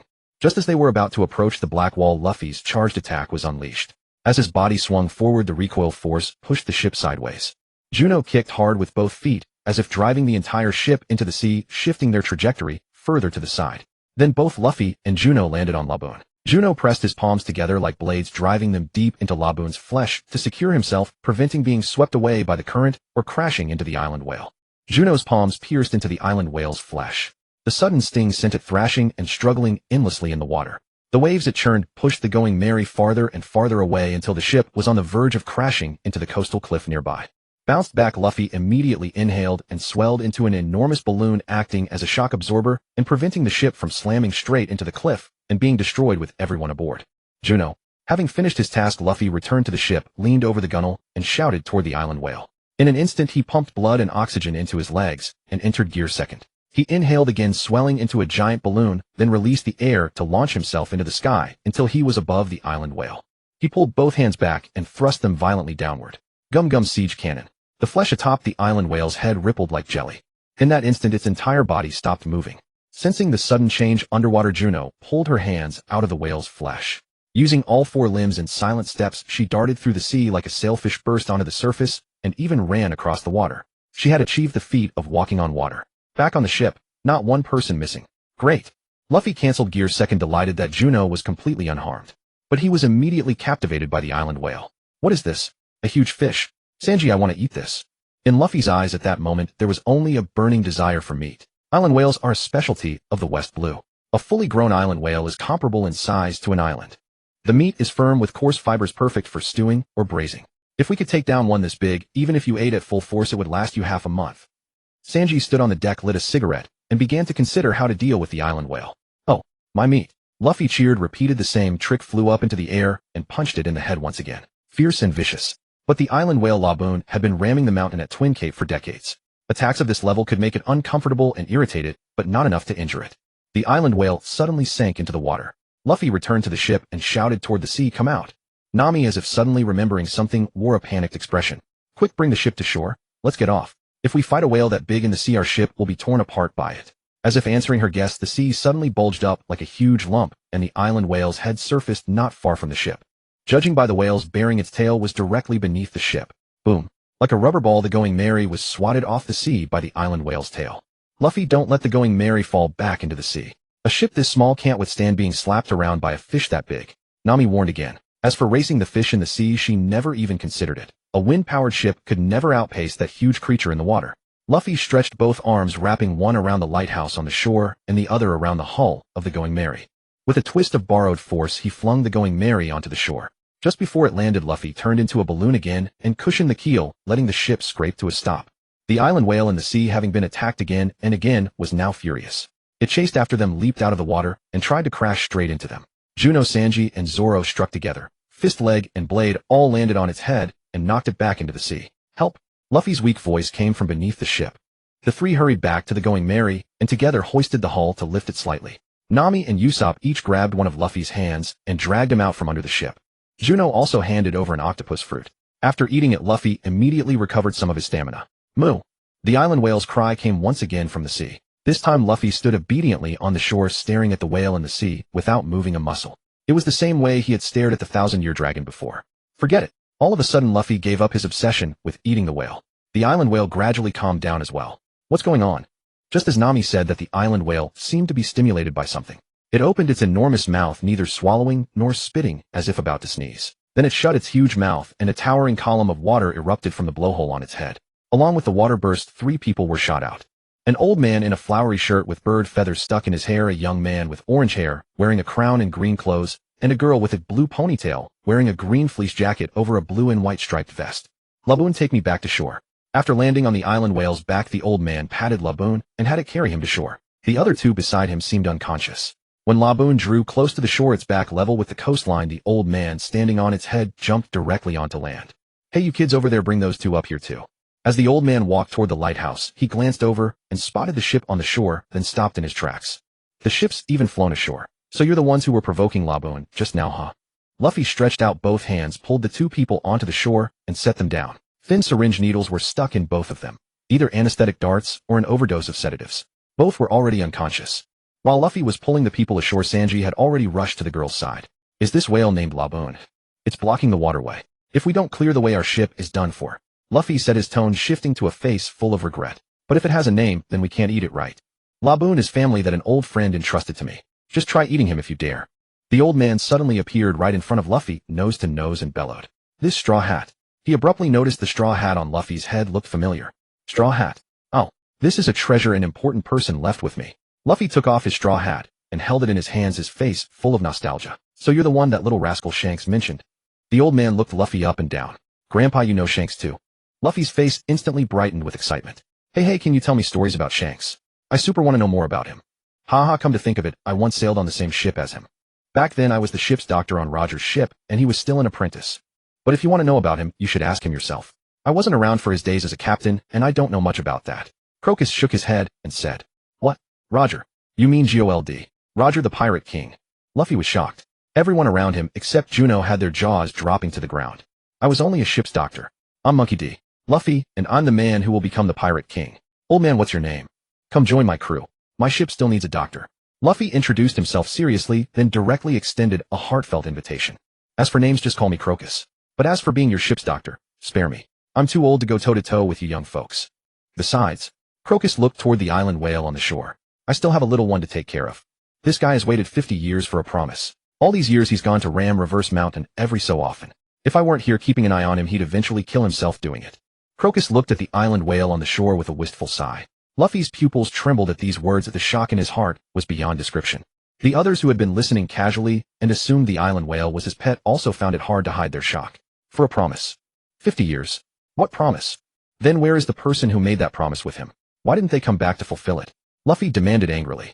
They're dead probably. More than 20 years ago, I boarded a pirate ship as its doctor trying to find those people. But I found nothing. From the news I gathered, they were probably dead. Crocus said with a heavy sigh. Didn't you tell him? Luffy asked painfully. At that moment he felt as though he shared the island whale's pain. I did tell him. It was exactly because I told him that he began ramming Reverse Mountain. That pirate crew had told him that after sailing around the Grand Line once they would come back from the other side of Reverse Mountain and take him home. He has never forgotten it. He wants to knock down this mountain and go to the other side to welcome them. Crocus's tone was filled with regret. He regretted having told him the news after coming back. It hadn't consoled the whale, but had only provoked him more. You damn old man, what have you done to this beautiful lady? And you Luffy, be careful. When Luffy dragged the two youngsters ashore, Sanji immediately rushed forward and scooped the blue-haired girl with a single ponytail into his arms.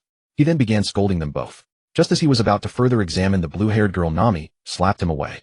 Then Crocus recounted the tale of the Rumbar pirates from 50 years ago. A whale that had faithfully guarded a single place for 50 years for the sake of a promise. Such a deed was enough to become a legend of an era. Even villains would be moved to admiration. After hearing the story, Luffy acted on impulse and charged straight into the sea to fight Laboon.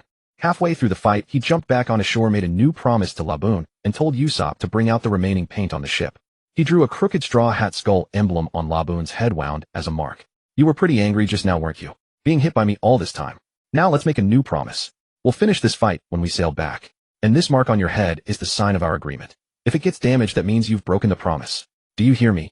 Luffy stood on the shore and shouted across to Laboon, the island whale in the sea. Roar. For a moment, Laboon could only thrash in the water as if wanting to say something, but no one could understand. Huh, Laboon. Crocus also came to Luffy's side, facing Laboon. If you believe the members of the Rumbar pirates are still alive, then listen to him. No matter what, whether it's a new promise or having them help you find Brook, there's hope now, isn't there? Roar. Laboon gradually calmed down, faced Luffy, and let out another roar. Laboon has agreed. Crocus finally breathed a sigh of relief. While checking the blue-haired girl, Nami felt something unusual in her pocket. A special glass log pose. It looked like a compass, but was completely different from one. At least the needle inside didn't point south. This is a log pose specifically designed for the Grand Line. Crocus looked over and explained. A log pose for the Grand Line. Nami's face showed nothing but ignorant confusion. You really charged in without understanding anything at all. Not long ago a large fleet rushed in and was destroyed that very day, Crocus scolded sharply. The basic navigation knowledge of the four seas does not apply to the Grand Line at all. First, the Grand Line is filled with chaotic magnetic fields, and compasses from the four seas are completely useless here. Hearing this, Nami immediately looked at the compass in her hand and found the needle spinning wildly, unable to determine any direction. Really, Nami felt terrified. What should we do? You're so careless, Nami. Luffy spread his hands with an exasperated expression. Who do you think you're blaming?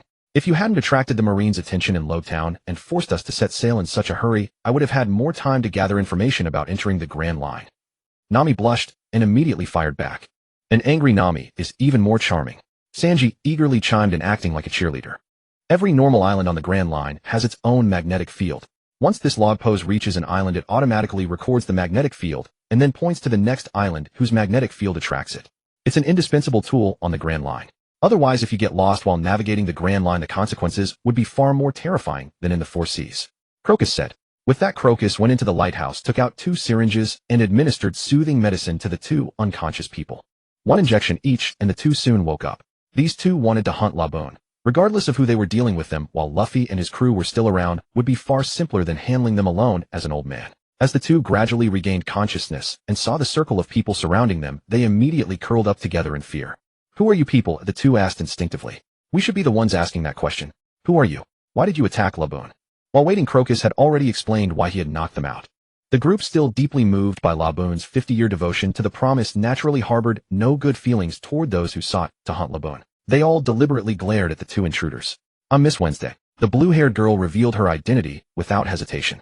The man beside her, seeing his partner had already confessed, felt there was no need to hold back. After all, these were merely code names. Revealing them meant nothing. I'm Mr. 9. The reason we're hunting the island whale is that the food supplies in Whiskey Peak Town are nearly exhausted, so we came out to find food. Wednesday shrank as she spoke. Miss Wednesday. Mr. 9.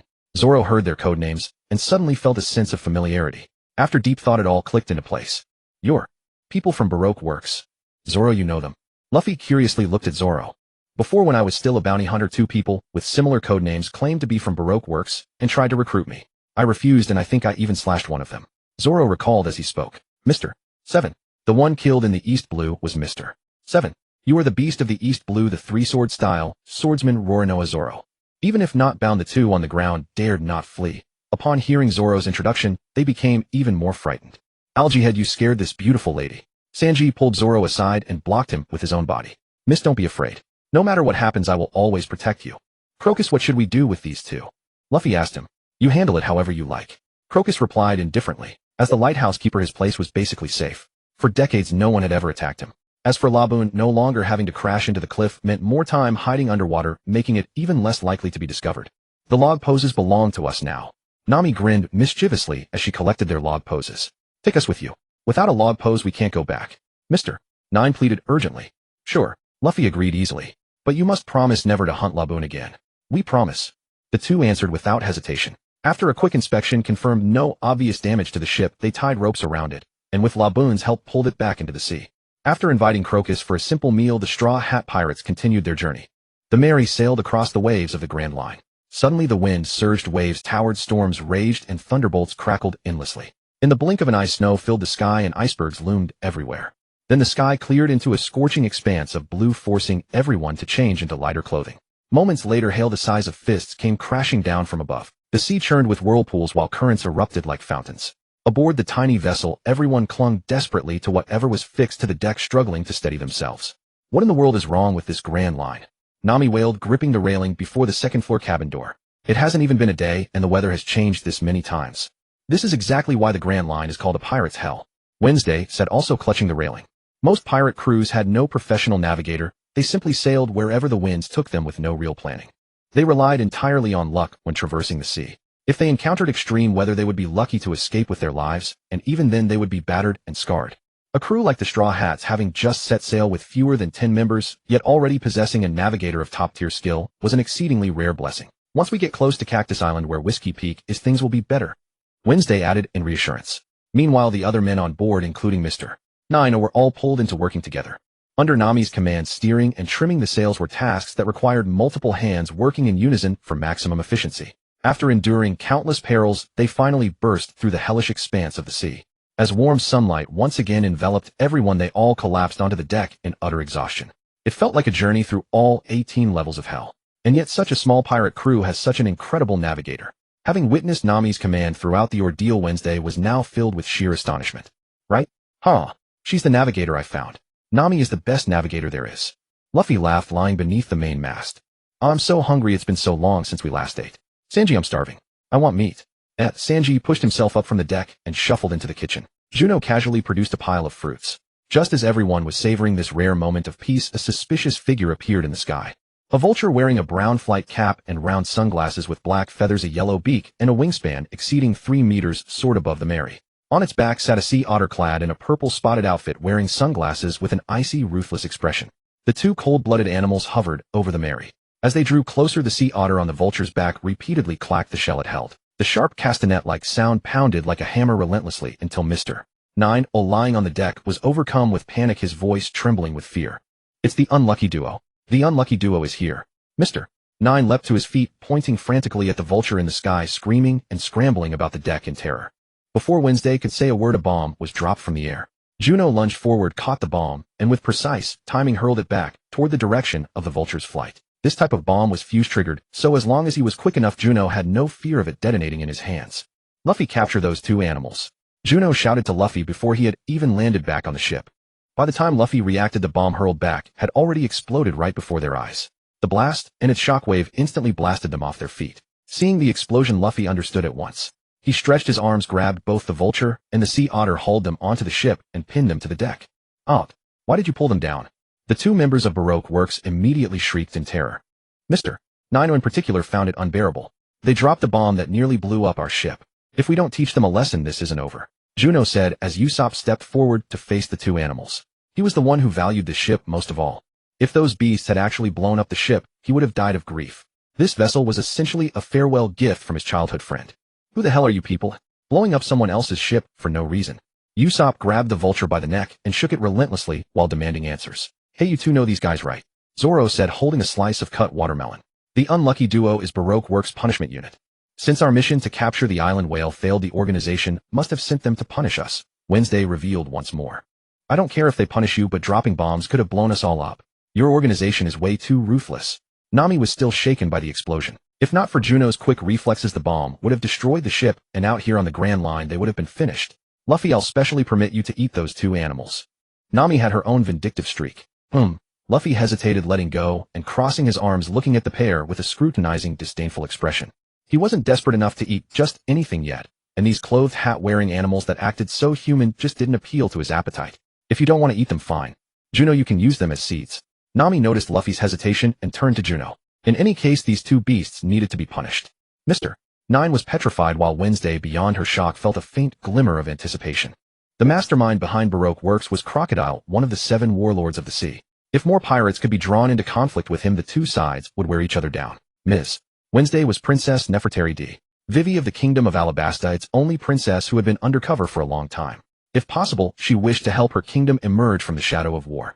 After all, whether pirates or warlords of the sea, none of them were good. It would be better if they all died. I have no objections. Beasts capable of being sent out on missions like this must possess extraordinary talents. The fruits they produce might have remarkable effects. Juno was quite intrigued as well. A vulture and a sea otter, yet these two animals occupied the positions of Mr. 13 and Miss Friday, forming a duo that traveled far on missions. They must possess extraordinary talents, perhaps even human-level intelligence. Animals with human-like intelligence without having eaten a devil fruit were rare across the seas. The synthetic beasts of Treasure Island had some intelligence, but it was generally shallow and childlike. Moo Moo and Laboon of the Arlong pirates were special cases. The Lapins of Drum Kingdom and the hiking bears were passable, but they were hot-tempered and prone to frenzy. For truly higher intelligence, one had to look to the animals of Rare Animal Island and the deep-sea sea kings. But the most unique of all were the Kung Fu dugongs, which could even master armament hockey. That was a talent utterly unique in the entire animal kingdom. The mink tribe didn't count. These two, however, belonged to the most ordinary of species, a vulture and a sea otter, yet possessed such intelligence.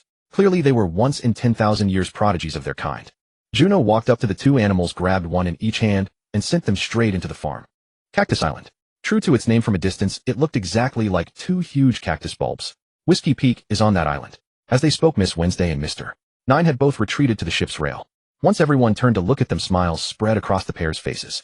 Thank you for bringing us back. This is where we say goodbye. With that, they both did a backward dive into the water and swam toward the nearby island. By then, the Going Merry had drifted into a river mouth, and the crucial thing was that the current was not flowing out to sea, but inward toward the island's heart. Sheer cliffs lined both sides of the narrow channel. If an ambush had been set there, any vessel passing through, pirate or marine, would have been doomed unless it carried elite combat power strong enough to break out. But in reality, not a single ambush existed. One could only say that this guileless world had yet to be polluted by the art of war.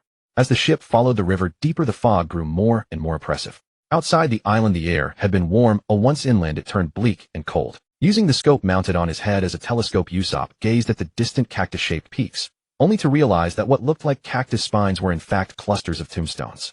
Hey! Usopp's voice trembled and his body trembled with it. This island isn't full of ghosts and monsters, is it? Those spines on the cactus mountains, they're all tombstones. Besides the scope on Usopp's head, there was also a proper telescope aboard, normally handled by whoever was keeping lookout in the crow's nest, and otherwise by the navigator Nami. And at that moment the telescope was in Nami's hands. Hearing Usopp's words, she instantly looked in the direction he pointed. It's true. Those mountains are covered with tombstones. Nami trembled in shock as well. Monsters? It's not impossible. This is the Grand Line after all. Sanji, standing at the bow, had spoken those words. I've come down with a severe case of cannot set foot on island disease, so I may not be able to go ashore with you when you land. Usopp clasped his chest, turned, and tried to dash into the cabin. If there really are that many tombstones, then the people on this island are either pirates or pirate hunters. Juno also went through the motions of analysis. Though he hoped to grab an easy opportunity, he also wanted to claim enough say to become the one with the final word in the crew. And those two just now belonged to Baroque Works. They even tried to recruit Zoro back when he was a pirate hunter. That makes the situation on this island very clear. Oh, so they're all pirate hunters. Sanji's tone was still flippant, but his expression was grave. Then the owners of all those tombstones were pirates. Usopp was completely crushed and finally just lay flat on the deck. Nami, with tears welling in her eyes, raised the log pose strapped to her wrist. We have to stay on this island for a while. until the log pose has absorbed enough magnetism to point toward the next island. Besides, different islands charge at different speeds. Some take only a few hours while others take days. Then it's settled. We've got to go ashore no matter what. Zoro gripped the swords at his waist and stepped forward. I'll protect Miss Nami. Sanji spun on one heel, appeared at Nami's side in the next instant, and twisted his body like a caterpillar. Pirate hunters should be easier to deal with than monsters. Like hell they will be. With pirate graveyards dotting every mountain, even monsters would be slaughtered by those hunters, don't you think? Usopp crawled over and hugged Juno's leg. After 2 years together in the village, his gut still told him Juno felt more familiar. Have you forgotten what those two's mission was? Juno shook his leg. What? Usopp lifted his head to look at Juno. They were hunting Laboon to bring him back to Whiskey Peak as food. Juno reminded him. You mean the island has run out of food? Sanji was exceedingly sensitive about this and had his own principles. Even if they haven't completely starved, they've got very little grain left. But that's not the point. The key is combat strength. As an island whale, Laboon is colossal in size and terrifying in power. Anyone with eyes can see that. Hunting an island whale like Laboon is no easy task, especially in a place like Twin Cape. Yet for a base this large, the organization sent only those two to hunt food. What does that tell you? Juno asked in return. Baroque works believe they could do it. Sanji tried to answer, offering his guess. So here's the question: those two, the strongest champions the whole town could produce, not only failed to catch Laboon, but were taken down by Crocus. Doesn't that show the pirate hunters on this island aren't very powerful after all? Yash. Captain Usopp will teach those pirate hunters a lesson and let them know not every pirate is so easy to bully. Usopp jumped to his feet, chest out, looking every bit the heroic captain.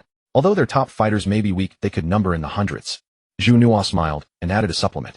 Usopp instantly backed off. In other words, the island's pirate hunters might not be very formidable, but their numbers are definitely considerable. Sanji took out a cigarette and lit it. And we can't rule out a large stock of muskets and cannons either. This is an organization of the Grand Line after all. There's another possibility. The reason the organization sent those two out was mainly to send them to their deaths. Juno offered yet another theory. What?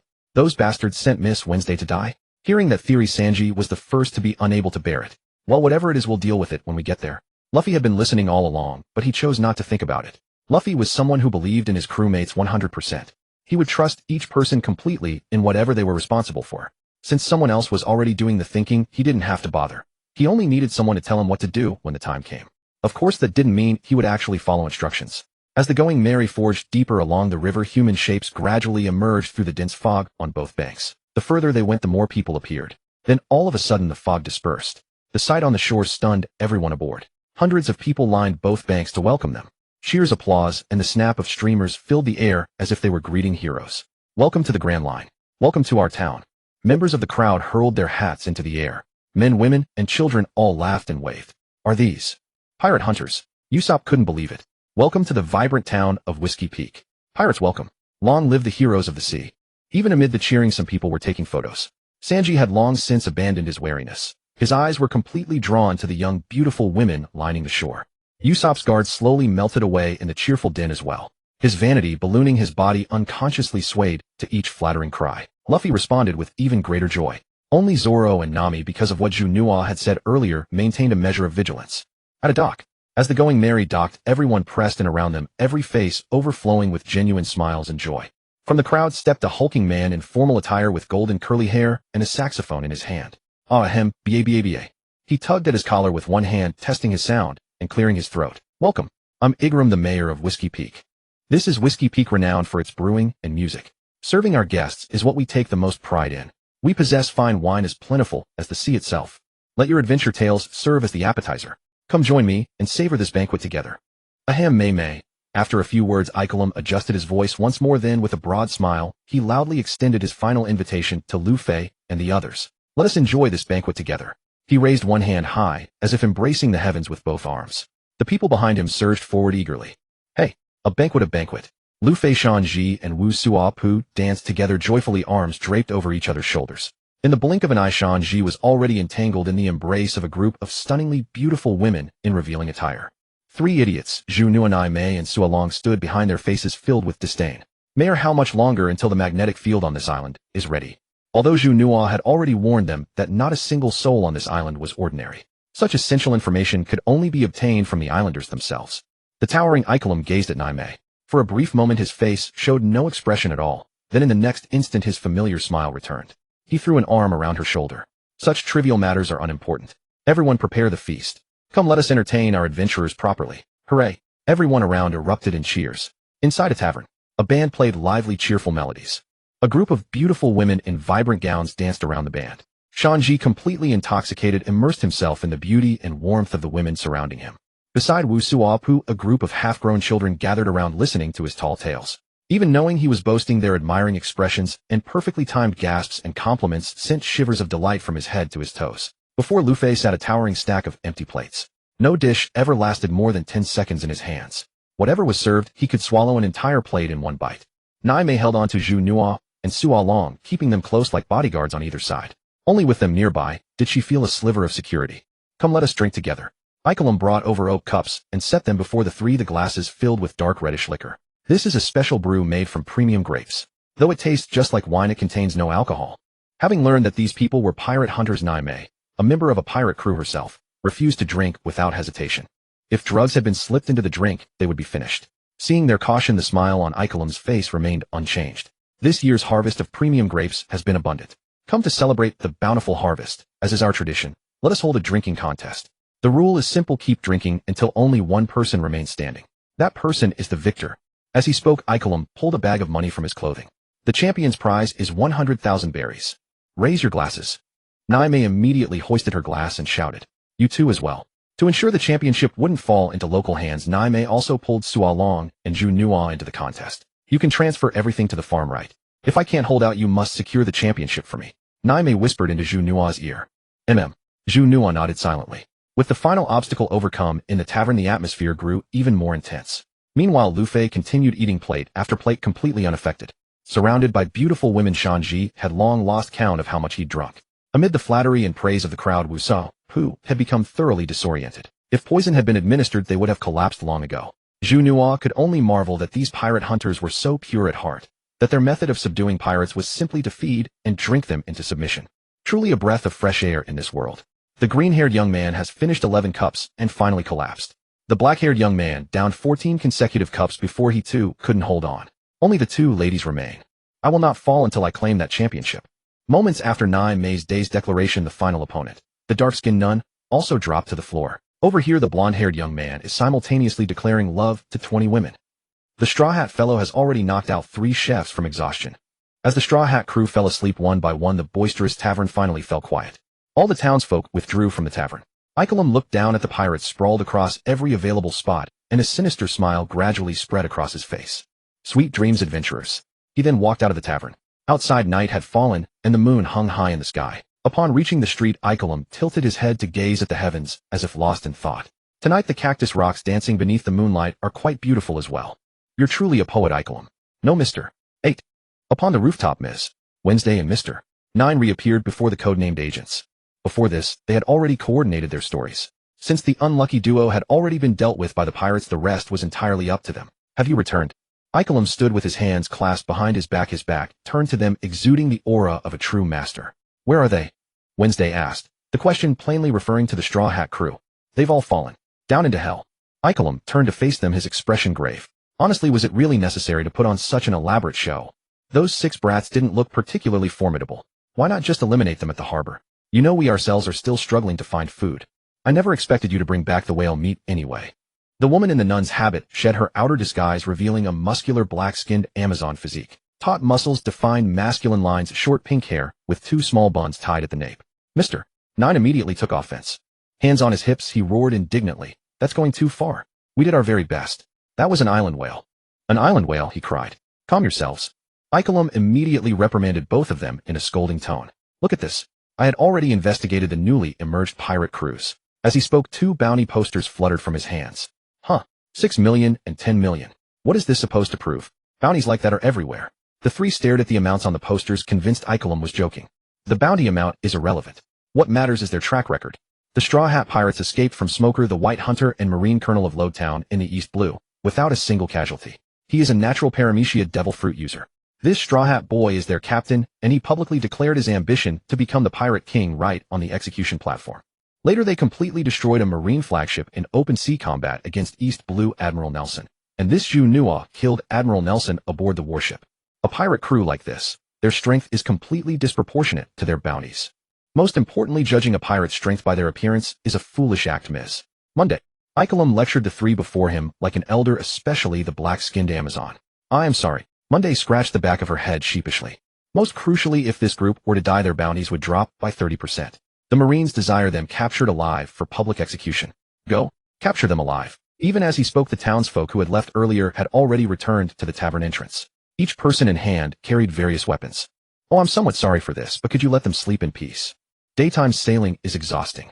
Those two should be able to testify to that. Back upon the tavern rooftop, the silhouettes of Sua Long and Juno stood side by side. Backlit by the half-moon, an extra measure of majesty framed their figures. But were you not asleep as well? Igaram asked in disbelief. A swordsman, as they say, never lets down his guard under any circumstances. Zoro raised a blade in his hand, light gleaming the very sword known as Yubashiri. In this world, even a fool wouldn't be so enthusiastic toward pirates. I knew you intended to outwit us, but your feeble intellect was aimed in the wrong direction. Still, I must thank you. You didn't even poison the food. Juno too began to stretch his limbs. This kind of free-for-all was the perfect opportunity to test the beast fist he had developed.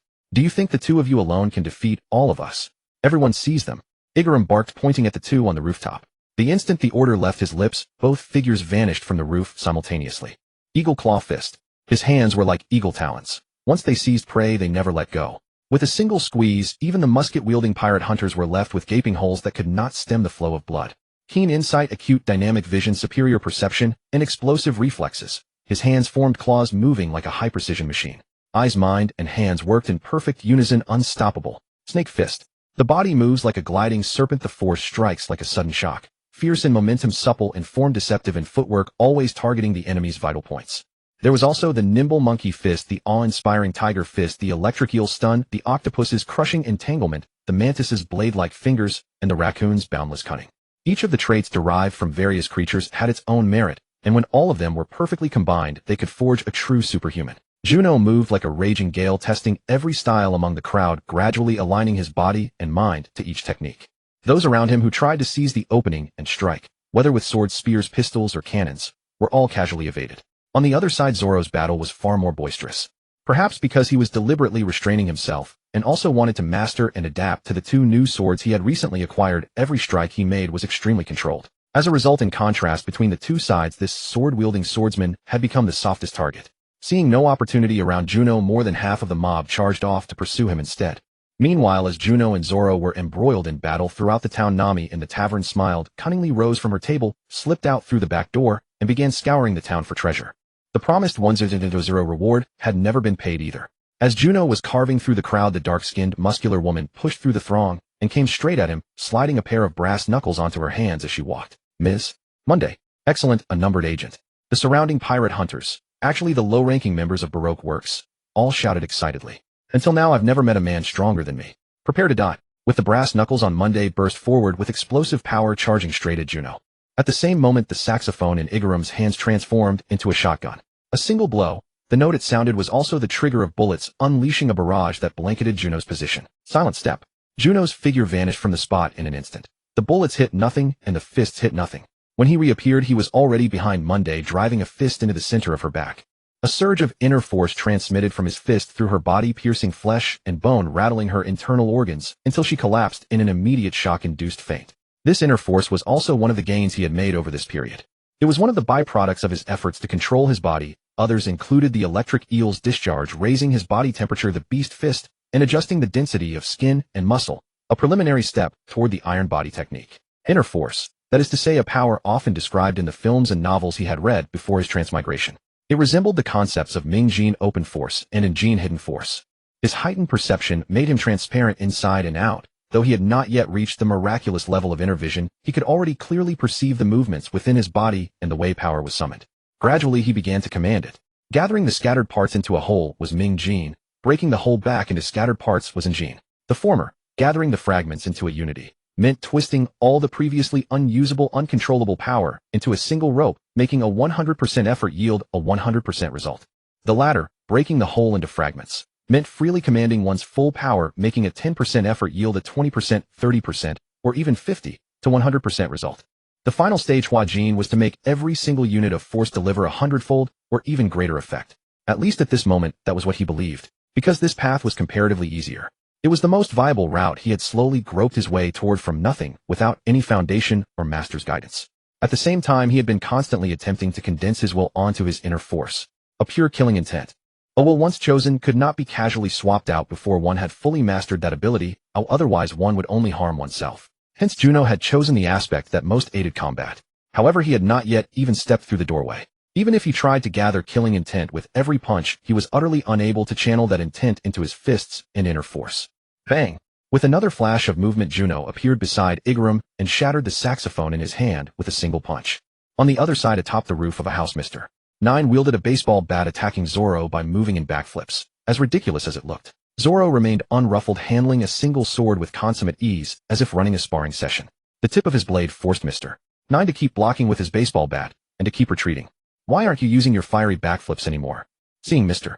9 about to retreat to the edge of the roof, Zoro deliberately taunted him. Who said I'm not? I'll show you right now. Then he did a backflip, but since there was no ground behind him, he tumbled straight off the roof. What an idiot. Is there no opponent worth looking at? Just then, I am the worthy opponent. Wednesday suddenly appeared on the rooftop. Her hands were crossed high above her head, a smug smile on her face. Fragrance dance of dizzying seduction. She opened her palm. An open bottle of purple perfume wafted its unique scent into the air. At the same time, Wednesday swayed her hips, making provocative teasing movements. Combined with the released perfume, Zoro grew dizzy and dazed in an instant. What is this, eh? He shook his head, trying to clear his mind. Wednesday pulled a chainsaw from her clothes, spun it around her little finger, then called for her mount, a yellow duck. Hopping onto it, she charged at Zoro. Yet the instant Karu the speedy duck's eyes met the dazed Zoro's, Karu chose to retreat. He ran right past him and leaped off the roof. Karu, you overshot it, Wednesday shouted as she tumbled off the roof with him. Quack, the speedy duck squawked. All across the town, every pirate hunter belonging to Baroque Works lay defeated. June woke Luffy, Sanji, and Usopp. Nami and Zoro also returned to the tavern. Why did you wake them up? After all, we've already dealt with all those bounty hunters. It's rare to have a moment of rest, so let them sleep a bit longer. Apart from matters of principle, Zoro was quite indulgent toward Luffy. Yeah, I'm so sleepy. Let me sleep. Luffy looked drowsy, his eyelids as if they couldn't be opened. Only Sanji lit a cigarette in his mouth and took a deep drag to refresh himself. He trusted that the composed June and Zoro wouldn't speak without reason. He was even more certain that the beautiful Nami would never deceive him. Usopp meanwhile sat with heavy-lidded eyes, yawning repeatedly as he fought between sleep and wakefulness, his eyelids drooping with exhaustion. By now I'm almost certain that sending those two on Wednesday to hunt Laboon was never meant to succeed. It was a death sentence disguised as a mission. Zoro should understand this well. June shifted the conversation toward him. Up. Zoro scratched his scalp in exasperation, unable to hide his irritation. Those two were underpowered and unarmed. There's no way they could have taken down such a massive island whale. And what's worse, there were clearly stronger fighters on the island, yet they chose those two instead. With Zoro's confirmation, everyone's doubts were put to rest. Damn it. How could they send the lovely Miss Wednesday to her death? I absolutely refuse to accept this. Sanji erupted in righteous indignation the moment he heard it. Be quiet first. Nami punched Sanji on the head. Miss Nami, is your hand hurt? Let me blow on it for you. Sanji cupped Nami's fist and brought it toward his puckered lips as if to blow. He received another slap in return. Do you remember those two animals that threw bombs directly at us back on the sea? Were they called the Unlucky Duo? Zoro chimed in. They give someone an impossible task first, then use it as an excuse to punish them for failing. But those two animals were compromised by me. In their organization's eyes, they were already dead. And those two individuals have returned to the island. If Baroque Works is determined to eliminate them, they'll undoubtedly send a stronger assassin tonight. Regardless of whether we leave or not, we can't keep sleeping. June's explanation was logical and sound, and everyone nodded in agreement. I get it now, Baroque is the bad guy. Luffy crossed his arms over his chest and nodded solemnly. Damn it. Where's Miss Wednesday? Your knight must go protect you. Sanji shouted, as if ignited with passion. Just then a tremendous explosion erupted outside the tavern, accompanied by unrestrained laughter. Your Highness, run. Ikalamo's sorrowful and enraged roar followed immediately, then came a series of cannon fire and explosions. It seems the assassins sent by Baroque Works have already arrived. June sighed, as if regretting their failure to depart in time. Your Highness. Is Wednesday your Highness? To let a beautiful and noble princess fall into danger while standing by would violate my knightly code. Let your knight escort you to safety, Your Highness. Upon hearing that keyword, Sanji sprang to his feet, his legs blurring with speed as he raised his hands and burst out of the tavern, sprinting toward the source of the commotion. That damn curly-browed perverted cook. Zoro muttered contemptuously, watching Sanji's retreating figure. Was that our host Ikalamo we just heard? All right, I'll help too. Luffy said, clapping his hands together before heading toward the battle. On the street, Wednesday, with her hair flowing, rode atop the fast-running duck, Carrot, making for the rear of the Cactus Rock. Do you really think you can escape? In the sky, a woman floated above, brandishing a green princess parasol, wearing an orange-yellow hat and a green tight-fitting short dress. She laughed heartily while chasing the fleeing figure on the ground below, toyed with them like a cat playing with a mouse. After Sanji dashed out of the tavern, he leapt onto the rooftop, where he caught the woman's clear, resonant laughter and spotted her silhouette soaring through the air. As he watched, his expression shifted from shock to a flushed, fantasizing warmth. Then his running speed increased even more. In moments, he reached the point directly beneath the airborne woman, craning his neck upward with all his might. He constantly adjusted his position, trying to catch a better view. Pea panties. I saw them. Sanji's nose gushed blood, and he collapsed on the spot. The gene-modified humans designed by Vince Gara, excluding Reiju, all 4 sons were lechers. However, the 3 finished products, who remained by his side being sufficiently ruthless, were hardly affected in this regard. But Sanji, with his abundance of emotion, simply couldn't resist such attraction from the opposite sex. Unless she was ugly enough. This flaw was carved into his genes, unchangeable. Coupled with Redleg Zeph's teachings, it completely shaped him into who he was today. What was that?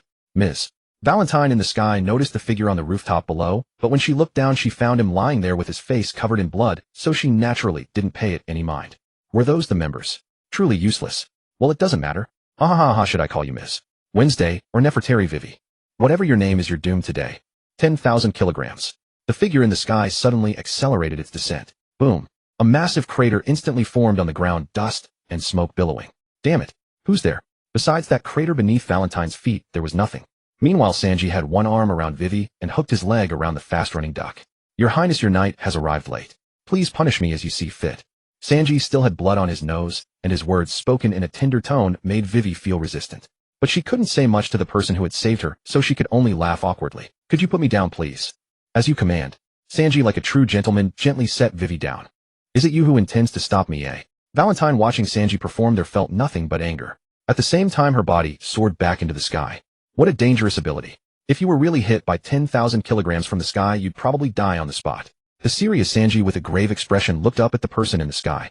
But when Valentine came directly above him, his nosebleed gushed uncontrollably again. Are you alright? Vivi asked anxiously. Sanji covered his mouth and nose, bowing his head. 10,000 kilograms. Sanji pushed Vivi aside. Boom. Now you're dead for sure. Valentine's foot stepped on Sanji's chest, her half-squatting posture positioning her rear directly in front of Sanji's face. No regrets. Sanji appeared to lose consciousness, yet a smile remained on his face. Sanji. Beside them, Princess Vivi, who had been pushed to the ground, looked terrified. Just now, if not for Sanji saving her, she would have surely died. Who else can come save you now? Valentine laughed recklessly, her expression filled with contempt for Vivi. Luffy burst out of the bar and reached the street where Igaram was holding off the pursuers.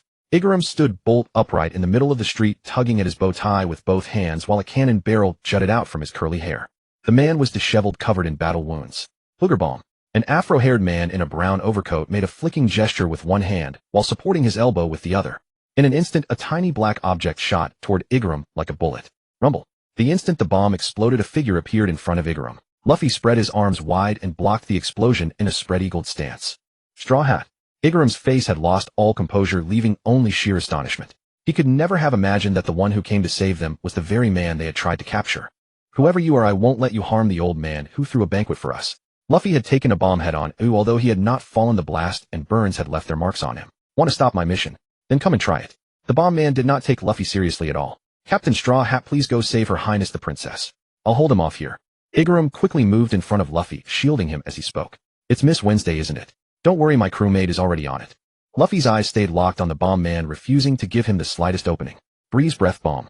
The bomb man exhaled the air from within his body, turning every breath into a bomb that enveloped Luffy in a full coverage explosion. Gum Gum Gatling. His fists, too fast to see, met the breath bombs like a barrage of bullets. With both fists, he deflected the entire wave of bomb blasts. Not only that, after punching through the explosive breath, Luffy's fists landed on the bomb man himself. Every punch that struck him caused yet another explosion. This was the superpower granted by the bomb fruit, but it had now become a cage that imprisoned him. The explosions on his body were also working against his own insides. The explosions were mutual, but it was obvious that Luffy's fists could take a bit more punishment. After the chain of explosions, the bomb man had lost consciousness, while Luffy's knuckles were barely stained with blood. Igaram stared in a daze, unable to believe that one of the top 5 agents had been defeated so easily. Princess. Snapping back to his senses, Igaram immediately chased in the direction Vivi had run off. Luffy shot a cold glance at the man lying on the ground, then ran after Igaram. After the two had gone far away, Juno stepped out and casually harvested the seed of the bomb fruit. In another alley, Sanji lay with his face bathed in blood, unconscious, yet still wearing a smile. Having succeeded, Miss Valentine walked toward Princess Vivi, unable to hide her triumphant sneer. No one is going to save you now. I knew that perverted cook couldn't be relied on. Nami spun the climatact in her hand, releasing a steady stream of cold and heat bubbles. Meanwhile, in the night sky, a patch of dark clouds formed without anyone noticing. Thundercloud tempo heavens lightning. Lightning tore down from the clouds, and guided by Nami struck Miss Valentine dead center. Scorched all over, Miss Valentine toppled to the ground, her eyes rolled back, and her consciousness gone. Behind Nami, Usopp also swelled with pride, boasting as expected of the weapon designed and built by this captain. Zoro just clicked his tongue without saying anything, then went over to check on Sanji. Nami walked up to Vivi. Juno really hit the mark. So you're a princess. No wonder Baroque Works wanted to kill you. Nami looked at Vivi and gave her a careful once-over. Can you stand? Huh. Oh yes. Vivi pushed herself up from the ground. Karu the speedy duck came to her side as well, and together they faced the two newcomers. How's Sanji? Usopp came to Zoro's side, looking at Sanji's blood-covered face. Still alive. What a disgrace. Zoro grew more and more contemptuous of a man like Sanji. What did you just mean by that? Vivi asked Nami after getting to her feet. An outsider had known in advance that she would be hunted. The thought was chilling. How about you being hunted? You know Juno. He said earlier that someone would definitely come after you tonight, but at that time, he didn't know whether it was you or Mr. 9. But now he knows. Nami said. Princess. Igaram came running from another street shouting. Seeing that Vivi was still safe and sound, and then looking at Nami, Zoro, and the others as well as Miss Valentine lying on the ground, Igaram relaxed at once. Luffy, who had run over with him, also breathed a sigh of relief when he saw that the battle had stopped. Juno followed closely after jumping down from a rooftop into the center, landing right beside Miss Valentine and standing next to Nami. Looks like the battle is already over. Juno, did you guess from the start that we would be hunted? Seeing the very person, Vivi asked in surprise. It was just a little reasoning, it wasn't necessarily right. After all, to be honest, your strength and your partners were still somewhat lacking compared with this mayor and that muscle woman.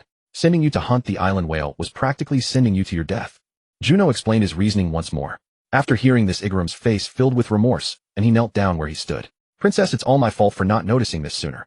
If I had understood it earlier, perhaps we could have left this place even sooner and spared your highness from being pursued. No. Igaram, if it weren't for your protection, my willfulness might have gotten me killed long ago. Now that we've been exposed, the investigation we needed to complete is already done. This is just the right time to leave Baroque Works and bring the intelligence back to my father the king. Vivi comforted Igaram in a gentle voice. What are you two talking about? Luffy tilted his head in bewilderment, looking at them. The sound of Luffy's voice made Igaram snap back to his senses. He immediately changed the direction of his kneel to face Luffy, prostrating himself completely. Captain Straw, I have a request to ask of you, and I hope you will grant it. Igaram. What? Please, Lord Luffy, protect Her Highness the Princess and return to the Kingdom of Alabasta, delivering the vital intelligence to His Majesty the King. After 2 failed assassination attempts, Baroque Works will surely send even more powerful killers to hunt the princess next. Next, I will disguise myself as Her Highness and return directly to the kingdom, drawing the assassins of Baroque Works away. Please allow Her Highness to board your ship and slowly approach the kingdom along the normal sea route. I beg you. Igaram knocked his forehead hard against the ground with a loud thud. Hey, you're Igaram, right? You still haven't given me the $1 belly champion prize money from that toast drinking contest earlier. Nami said, looking at Igaram kneeling on the ground. Then she looked over at Vivi, who had already stood up, unable to suppress her money-grubbing expression. You're a princess, so you're pretty rich, right? You've all seen how strong my crewmates are. Those assassins chasing you must have been fairly high-ranked within your organization, weren't they? Your assassin organization always demands payment and rewards for missions. Now that you're asking us for help, you're not thinking of getting it for free, are you? Hearing Nami's words, Vivi and Igaram were both speechless for a moment. Her gaze swept across the faces of the people before her. When Vivi saw that Juno put Miss Valentine away right in front of her, 2 people vanished, and then 1 person appeared. A look of shock surfaced on Vivi's face. Nami gave Juno a thumbs up. Nicely done. Then with an utterly composed expression, she looked at the master and servant. You saw that? My crewmates are just that strong. Nearby, Usopp, supporting Sanji, quickly checked him over, and then shouted in panic. Hey, it looks like Sanji's about to die. Somebody save him. Juno came over, took out a starfish fruit, and stuffed it into Sanji's mouth, letting Usopp manually open and close his jaw to grind the fruit down bit by bit. Once the distraction was over, Vivi finally spoke. I'm afraid I'll have to disappoint you all. Alabasta simply cannot pay a large reward right now. 3 years of drought have left the people with no means to live. Now rebel forces are active throughout the country, making this already devastated land even more riddled with wounds. Vivi's voice was low and soft, but her emotions seemed to be screaming with all their strength. It's all that man's fault.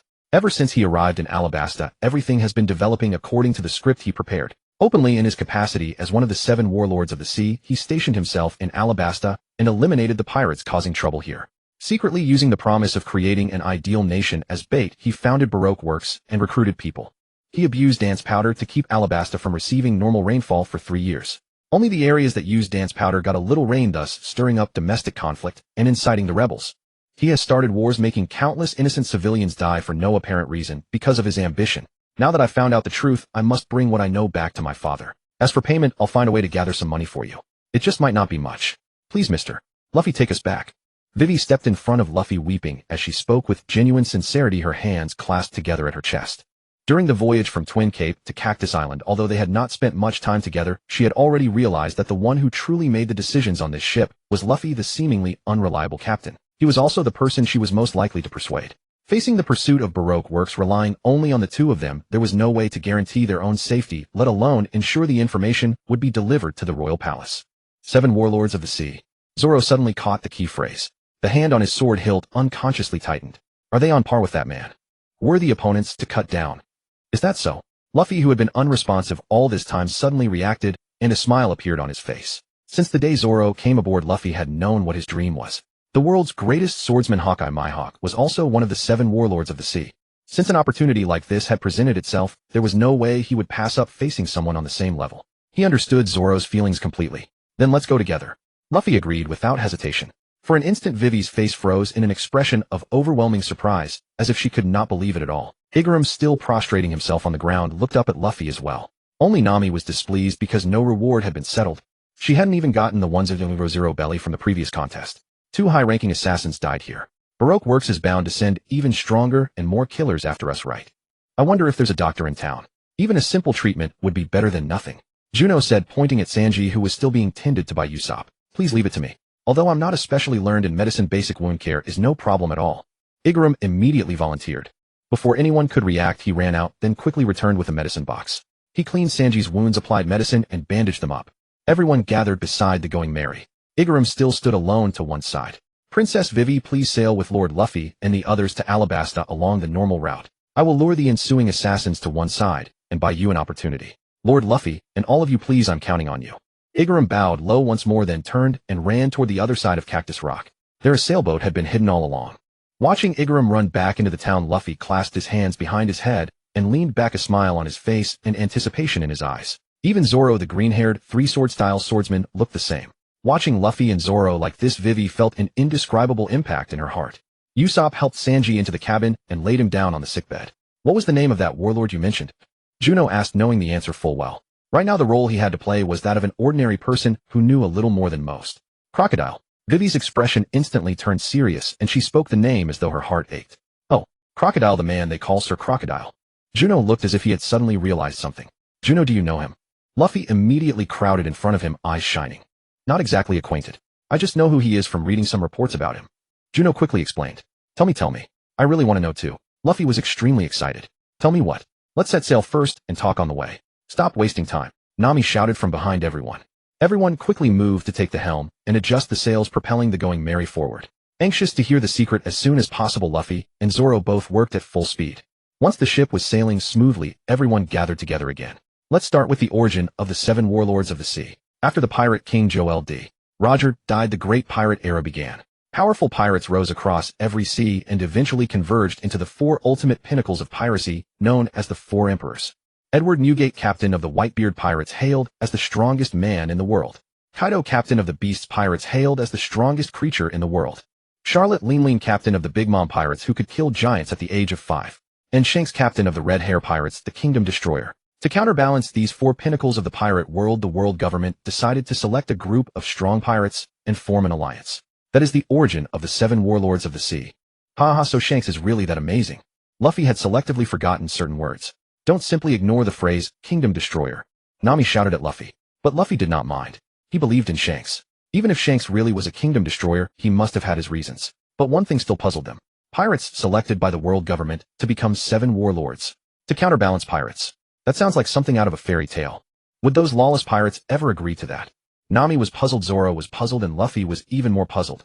Because there are benefits.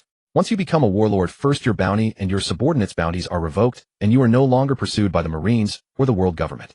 You have freedom of movement. In principle, you can travel freely anywhere in the world and even enter or leave the world government headquarters and Marine headquarters at will. But of course that is only in principle. After all, they are pirates, so in reality, no one wants to go to either of those official headquarters. Most importantly, you are granted the legal right to plunder. As long as you don't openly rob a kingdom that is a member of the world government, it doesn't count as a crime. What a... Vivi, Nami, and Usopp were deeply shocked. How can that be?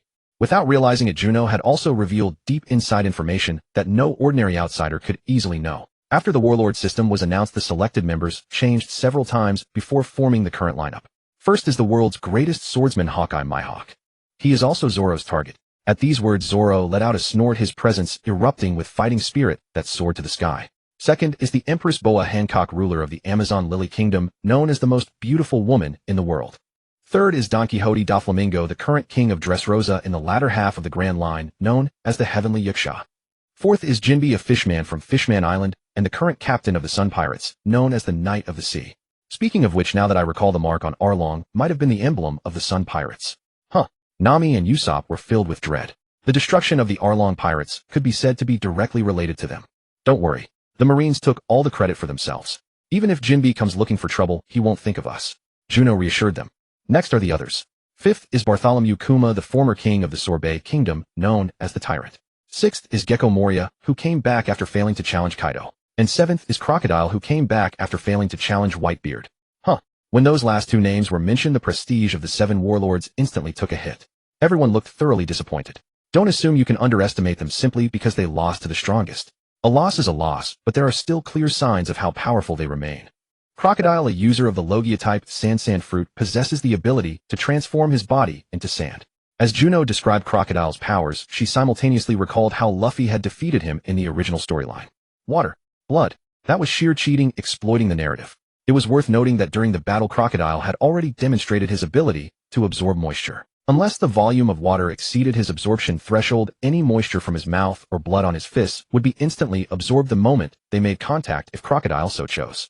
In other words, in reality, without the 10-weapon staff that Juno had seized, the Straw Hat crew would have had no chance against Crocodile. Without armament, Haki Seastone, large volumes of seawater, or power that could counter elementalization, Logia-type fruit users were virtually invincible. Juno never proposed bad ideas. While speaking, Juno produced the 10-weapon staff and pointed its tip toward Luffy. The instant the sea stone touched his skin, Luffy's strength drained away. Fortunately, Zoro quickly caught his arm to support his body. My strength just vanished. Luffy's tongue hung limp outside his mouth. It feels just like falling into the sea.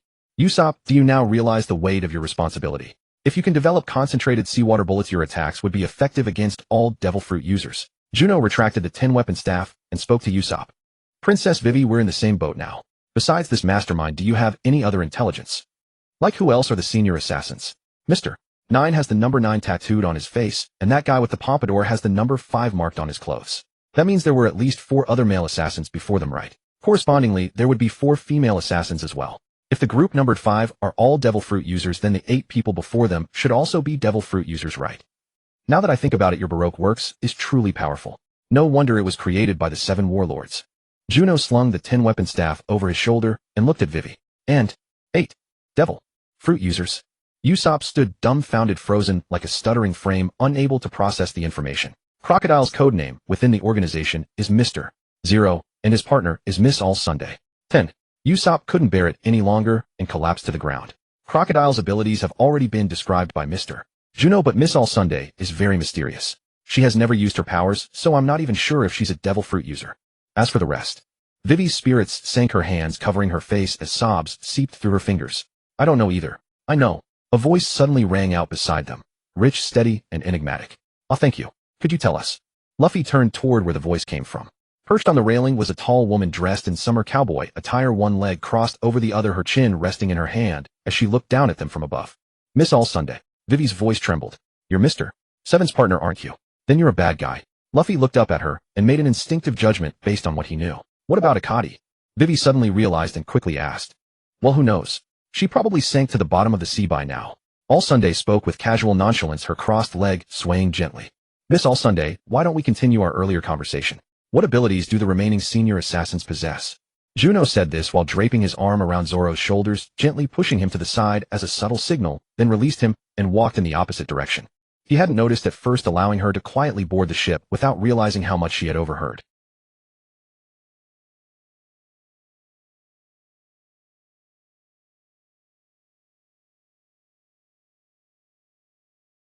Until she had personally witnessed the Straw Hat crew's determination and courage, Nico Robin would habitually play both sides. It was a survival instinct honed over nearly 2 decades. "Oh my, are you trying to keep me here?" Nico, Robin, confident in her abilities, directly called out their intentions while watching them, yet she made no move to leave. "Since the enemy has boarded our ship, we must seize this opportunity to systematically eliminate their strength." With their actions exposed, Juno and Zoro openly adjusted their positions and stances, one hand on his sword hilt, the other ready to employ silent footwork at any moment. This ensured they could neutralize their target the instant they struck. "Exactly. Well done. Once someone is confirmed as an enemy, we can't let them go." Nami and Usopp cheered together. "It seems I can't leave today unless I leave something behind. What would you like to know?" Robin maintained her smile, as though neither of their threats concerned her in the least. "What is Crocodile's purpose? And what abilities do the remaining senior assassins possess?" Juno asked. "His goal. As a warlord, he seeks to emulate another warlord, rising to kingship under the guise of a hero." Robin ultimately chose to withhold certain information. Matters concerning poneglyphs and the ancient weapons were unsuitable for pirates to know. On what grounds does a man like him claim the right to rule as a hero? He weaponized the dance powder, stripped the nation of rain, incited rebellion and chaos. Famine, drought, war, countless innocent lives lost. How can someone like him become king? Princess Vivi stepped forward, her voice rising in indignant fury as she demanded answers. Tears blurred her vision and strained her throat. Right now it comes down to power. And you're mistaken about one thing. That rebel leader is your childhood friend, isn't he? He witnessed your father going to the port to receive the dance powder himself." Robin said with a smile, her teasing tone deliberately tormenting Vivi's emotions. "That's not true. My father would never have done such a thing, and he never would have," Vivi declared with absolute conviction. "Indeed, he didn't do it myself. I'm simply stating facts. The rebel leader Koza did witness that scene with his own eyes. Otherwise they wouldn't have rebelled so resolutely against King Cobra. After all, Cobra has been a fairly capable ruler." Robin also sighed. "So it was the devil fruit's power that allowed Koza to see what Crocodile wanted him to see. Now then, let's discuss the ability users under Crocodile's command. Let's not waste any more time." Juno interjected. Luffy observed the exchange between Vivi and Robin with quiet intensity, his gaze penetrating. He could sense the deeper emotions beneath their words. Vivi was telling the truth. Her grief, despair, and hope were all invested in this voyage. As for Robin above, despite her constant chatter, she had shown no hostility or ill intent since appearing. Her actions seemed driven by impulse rather than calculation. She did things simply because she chose to. "You're quite impatient, aren't you? But since we've reached this point, very well. I'll share what I know. Mr. 1 is a // fruit user who can transform his body into blades, paired with Miss Doublefinger, a thorn fruit user whose body sprouts spikes. Mr. 2 is the imposter fruit user, capable of assuming any face he's touched, which is why he operates without a partner due to his unique abilities. Mr. 3 commands the wax fruit, allowing him to create and manipulate wax. His partner Miss Golden Week isn't a devil fruit user, but possesses the ability to hypnotize enemies through specialized pigments and patterns. Mr. 4 wields innate superhuman strength despite not being a devil fruit user himself, though he carries a gun infused with devil fruit power. His partner Miss Merry Christmas is a mole fruit user capable of rapid tunnel digging and underground travel. As for Mr. 5 and his partner, I assume you've already eliminated them." Robin disclosed Baroque Works' secrets with direct efficiency. Despite 2 decades witnessing humanity's darkness, her inherent compassion remained. If Crocodile's scheme progressed unchecked, Alabasta would suffer devastating casualties, and she wanted someone to stop him. Yet she recognized that if no one could prevent it, she would merely watch. Years of hardship had taught her that self-preservation must always come first. "What about your abilities?" Nami pressed, but Robin offered only a smile in response.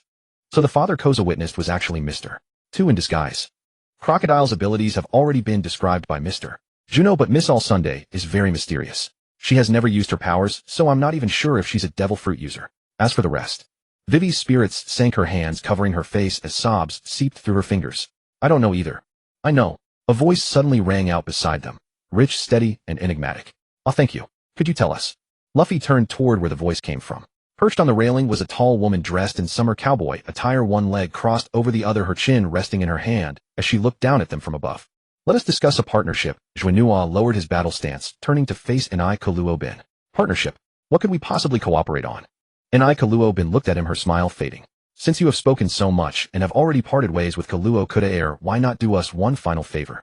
Send those elite assassins hunting us in groups, giving us sufficient strength to eliminate them all. In that case, Kaluo Kuda will be left isolated and easier to handle. What do you think?" Juno stared at her and said. In a daze, Enai Kaluo-bin seemed to glimpse some boundless existence. "Are you truly going to make an enemy of the 7 warlords? Whether we become enemies or not depends on what our captain intends. But if he comes to us unbidden, can we simply sit idle and wait for death? Therefore, if possible, we would naturally hope you could help create an opportunity." After all, you yourself wish for someone to thwart Kaluo Kuda Air's plan, do you not? Otherwise you would not have so readily revealed intelligence on those elite assassins and Kaluo Kuda Air's scheme. Juno said. So you deliberately allowed me to follow you so I could discover that Kaluo Kuda Air is Mr. 0A and uncover the truth of the organization. Wei Wei suddenly realized as if a light had switched on. Well, as expected, you are still a kind person.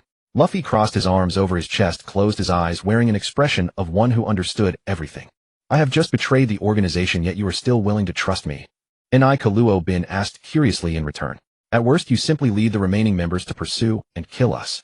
But if that were to happen, we could still flee if we wished. It is only that no one would be able to stop Baroque Works' actions then. Baroque Works reached its present scale largely thanks to you, did it not?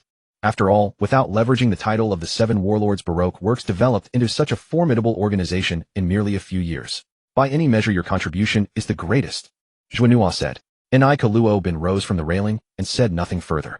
Zoro had already pushed back the guard of his sword with his thumb, but Juno remained still watching her. She then turned and leaped from the ship. Zoro, Juno, and Luffy made no move to stop her. Everyone rushed to the rail and gazed out at the sea surface. Right alongside the Going Merry, matching its pace, was a great sea turtle fitted with a saddle. Therein Kaluo Bin stood in the seat upon its shell. Following the log pose, your next destination is Little Garden. There I will arrange 2 teams, Mr. 4 and Mr.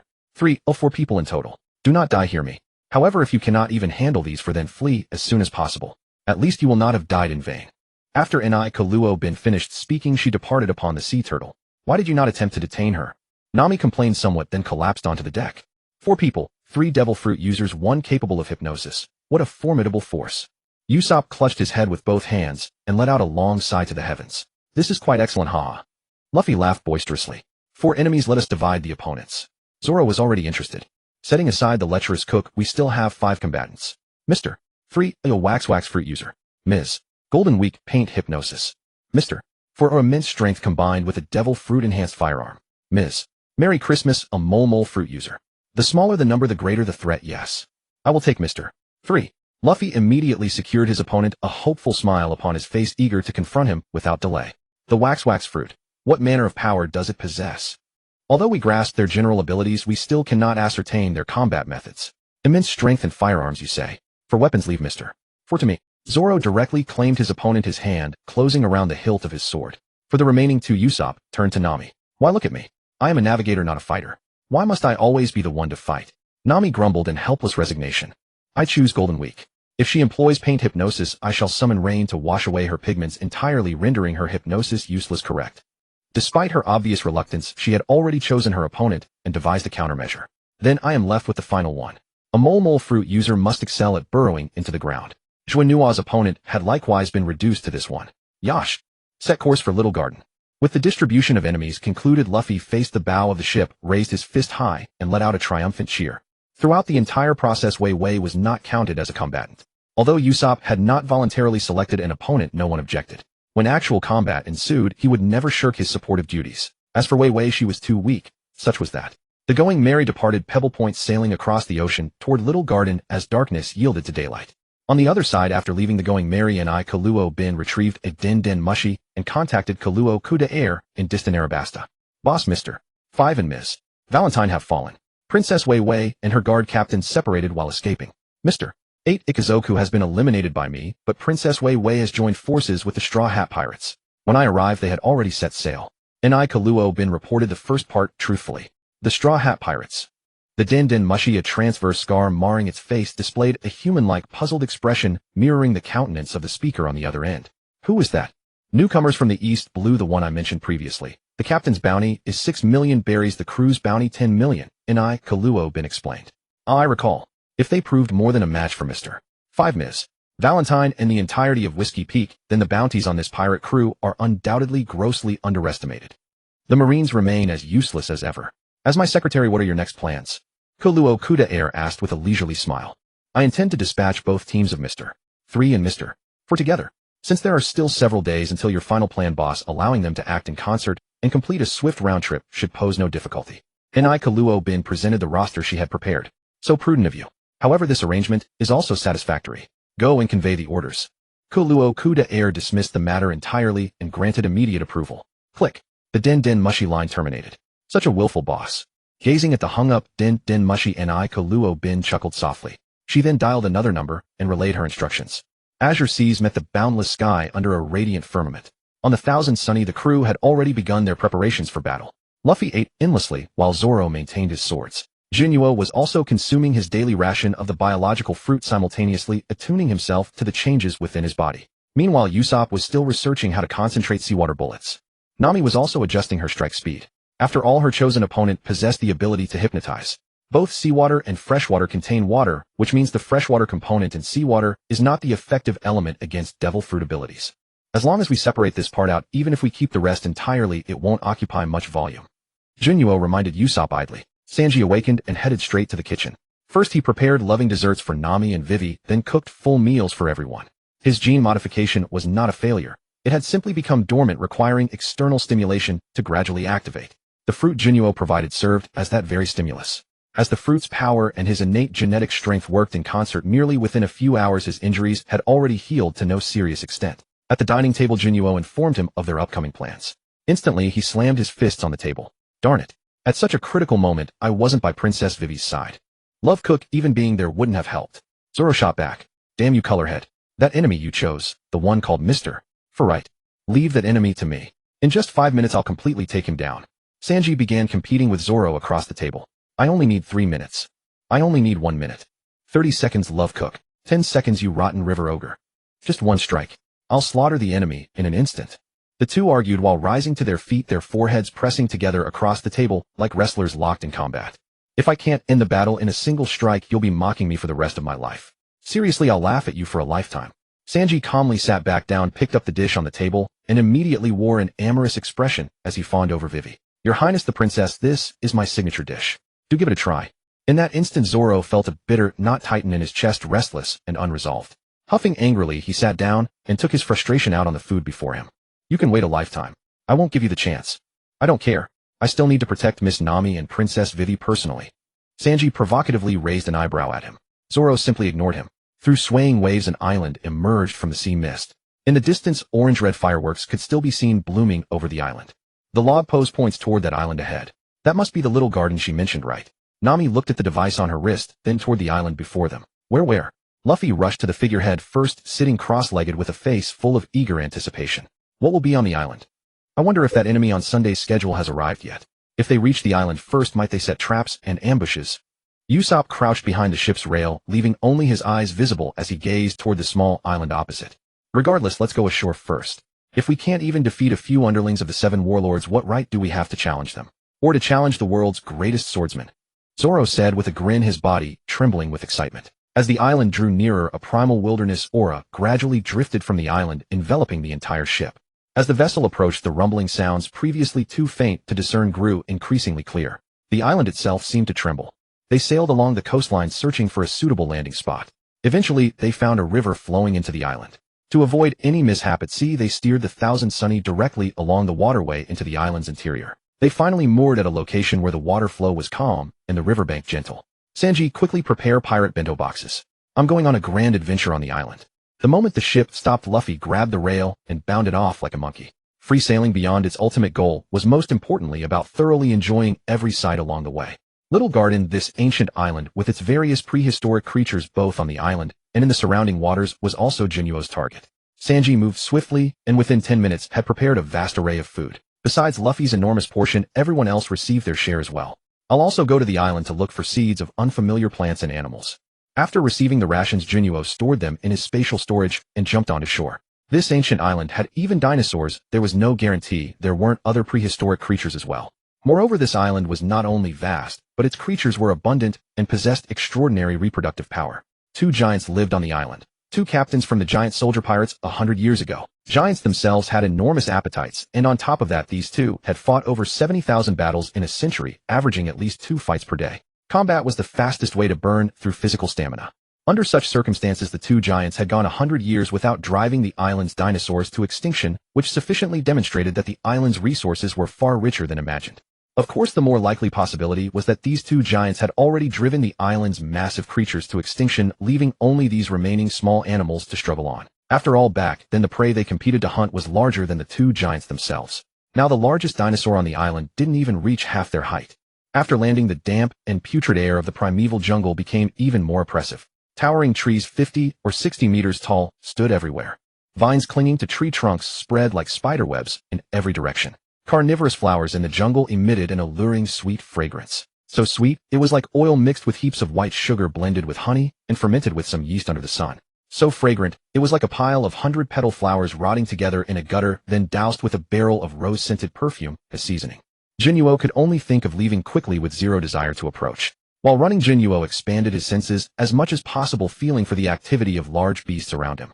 Their breathing, their heartbeats, their footsteps, all sounded strangely out of place in the silent jungle. Triceratops, Brachiosaurus, Tyrannosaurus rex, Stegosaurus, Allosaurus, Oviraptor, Ankylosaurus, Smilodon, woolly mammoth, dire wolf, prehistoric crocodilian lamprey.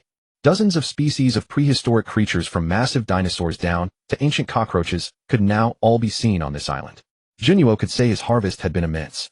In the center of Little Garden's Blade Island lay a vast clearing. It was the battleground of two giants who had clashed here for 100 years, fighting at least twice daily. Given this relentless warfare, no vegetation or creature could survive in the island's heart. Certainly not in the very area where the giants dueled. As Juno gathered supplies across the island, the expedition members each found their own discoveries. Luffy scrambled through the forest like an agile monkey, while Vivi rode Karu alongside him. She claimed she wanted to explore the mysterious island, but secretly, she simply didn't want to be apart from him. Sanji and Zoro also began competing with each other over questions of prey and ability, entering the jungle for a hunting contest.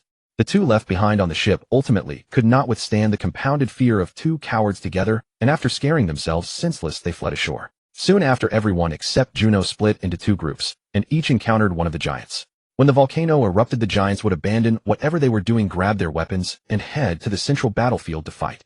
Those who had encountered the giants were drawn back together by their battle. Meanwhile, Juno's figure moved swiftly through the jungle. Upon spotting his target, he activated Silent Step. No creature stood a chance against him. Even a Brachiosaurus as massive as that could only fall and sleep after his strikes. Then he dragged them into the farm to plant them. A river split the island in two. After spending nearly half a day traversing both mountain ranges, crossing the volcano, and passing through lakes to gather resources, Juno returned to the giants' battlefield he had visited multiple times before. But the battlefield had changed dramatically. Both giants were nearly completely buried alive, with only their wax-encased heads remaining above ground. Beyond that, the barren land was riddled with burrow holes everywhere. A killer named Miss Golden Week wore a sun hat and twin braids like a little girl. She was soaked through her body, paint washed away, unconscious, with signs of explosions across her body. Nearby, Nami's lower body was trapped underground, unable to move her limbs, her face filled with anxiety as she watched the battlefield. Luffy was nowhere to be found. Sanji lay beside her, covered in Zoro's sword scars and bruises from impacts. Meanwhile, Zoro, who was bloodied and battered, was being thoroughly overpowered by Mr. Four and Miss Christmas using mole-like tactics. Zoro stood amid the burrow network as the rotund baseball man in green clothes and a scarf repeatedly emerged irregularly from underground, wielding his supposedly 4-ton bat. Each time he appeared, he struck an explosive baseball that detonated precisely near Zoro. Beneath the surface, the mole grandmother would unpredictably yank at Zoro's legs, harassing him and preventing him from focusing on the baseball man, who could appear anywhere at any moment. As for Usopp, he was now buried underground as well. What's going on? Juno asked Nami, the only one free upon arriving at the battlefield. Ah, Juno, thank goodness you're back. Hurry and defeat those assassins. Nami's face showed relief, as if she had finally been saved. The wine we brought down from the ship was poisoned at some point. Both giants and Sanji and Zoro fell victim to it. The giants were taken advantage of by Mr. 3 and the mole grandmother, who dragged them underground to be buried alive. Then Luffy was lured into the forest by Mr. 3's wax decoy and hasn't come out yet. Sanji had the black ink of betrayal painted on him, which made him fight Zoro while that baseball man kept harassing us. The mole grandmother chased me and Usopp around relentlessly. Fortunately, Usopp bought me time to summon rain, which washed away the paint and drawings. Vivi rode her speedy duck into the forest to find you. Have you seen her? Nami asked, glancing at Golden Week beside her. She looked like a loli, but in this world, she was already an adult. With just a few words, Nami explained everything that had happened. Understood. Juno nodded and stepped forward into the battlefield. From a distant, secluded corner, a large woman with explosive curly hair and sunglasses suddenly emerged from underground. You finally showed up. A crew member with a bounty higher than the captain's lingering around like that certainly doesn't look like a young person. Are you really worth more than your captain's bounty? Are you stronger than your captain? If you're so powerful, why are you just a crew member? Why don't you become a captain yourself? But since you're here, you might as well wait for death. Resistance will only bring you more suffering, the mole grandmother said hurriedly and quickly. Immediately after speaking, she burrowed back underground. At the same moment, the baseball man appeared out of nowhere and threw a baseball toward Juno. The ball exploded the instant it reached where Juno had been standing, giving him no chance to dodge. Juno's figure vanished instantly. As he continuously shifted positions, he seemed to disappear without warning. The essence of Silent Step lay in speed and silence. The mole grandmother underground could not sense Juno's location through ground vibrations, making it impossible for her to launch a direct surprise attack from beneath the surface. Mr. For emerged from underground once again, unable to spot Juno as this new threat, and his thrown baseballs targeted Zoro again. Zoro, wounded and poisoned, could not evade in time. Though he blocked the baseball with his sword, the explosion still sent him flying. A dull thud echoed. Juno suddenly appeared behind Mr. For and kicked him squarely in the back of the head, launching him out of the ground and into the air. At the same moment, Zoro's frustration from being beaten so many times without being able to fight back finally erupted. Crouching low with his 3 swords drawn, Zoro unleashed 3-sword style on a Jirai. Just as Mr. For was about to land, Zoro's blade crossed paths with his, producing a tearing sound as blood sprayed like a geyser. The willpower that had sustained Zoro suddenly relaxed. On the battlefield, Juno's figure disappeared once more, his extraordinary perception radiating outward even as he flickered between locations. He sensed the mole grandmother's movements underground. But after Mr. For was kicked from the tunnel and could not see his partner for an extended period, while also failing to detect the enemy's position, the mole grandmother could no longer resist the urge to surface and investigate. The instant she broke through the surface, Juno appeared before her. His leg drawn back to its limit, delivered a powerful kick with his toe catching her chin like a hook, dragging her upward from underground. At the same time, her entire jaw and teeth were shattered. Juno followed up with another punch that dented her skull. Yet even then she remained alive. He then retrieved the sausage dog gun from the ground, and all 3, the woman, the gun, and the baseball bat, were sent into the farm space together. Juno dug Usopp out of the earth, carried Zoro over to Sanji, and used a bowl to scoop spirit spring water from the farm space to feed them all 3. In the forest, Luffy chased after Mr. 3A, with Luffy consistently being the one toyed with. After his double attack failed, Mr.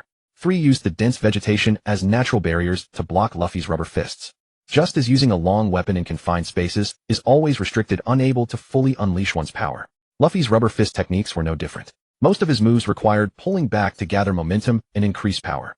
But in the dense forest, these methods were inconvenient, each time tangling his arms around trees.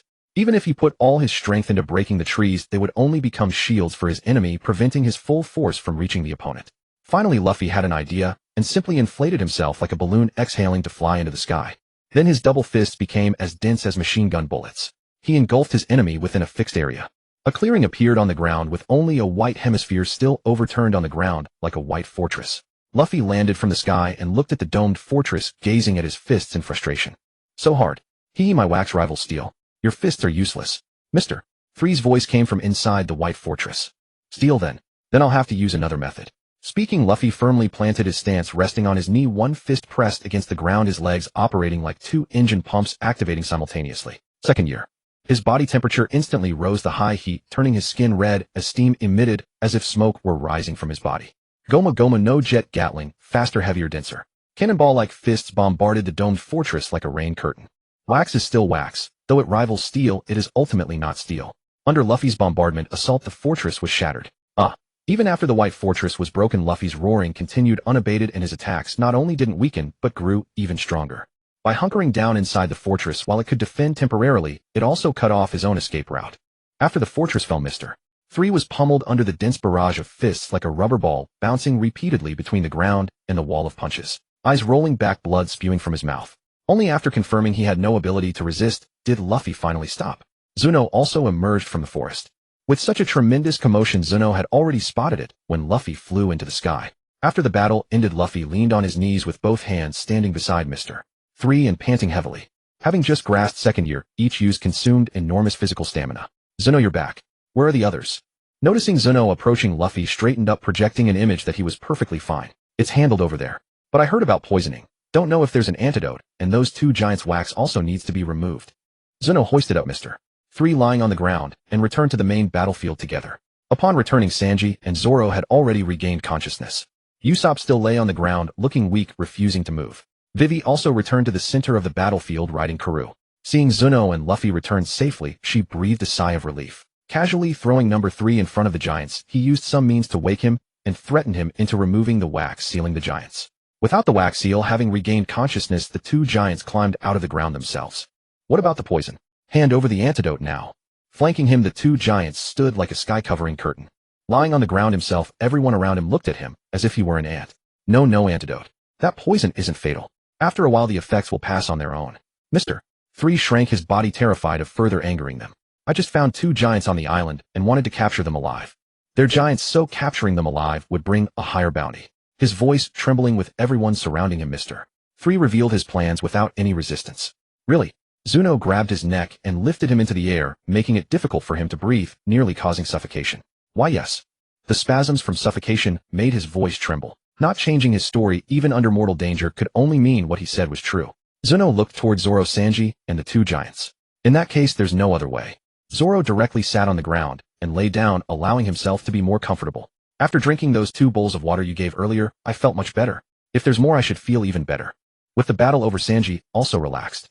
Juno didn't hold anything back, taking out a portion of the spiritual spring water from his farm along with some ordinary animal fruits preserved from previous collections. Letting everyone eat a little would do some good. A bucket of water placed in a giant's hand was like a small raindrop.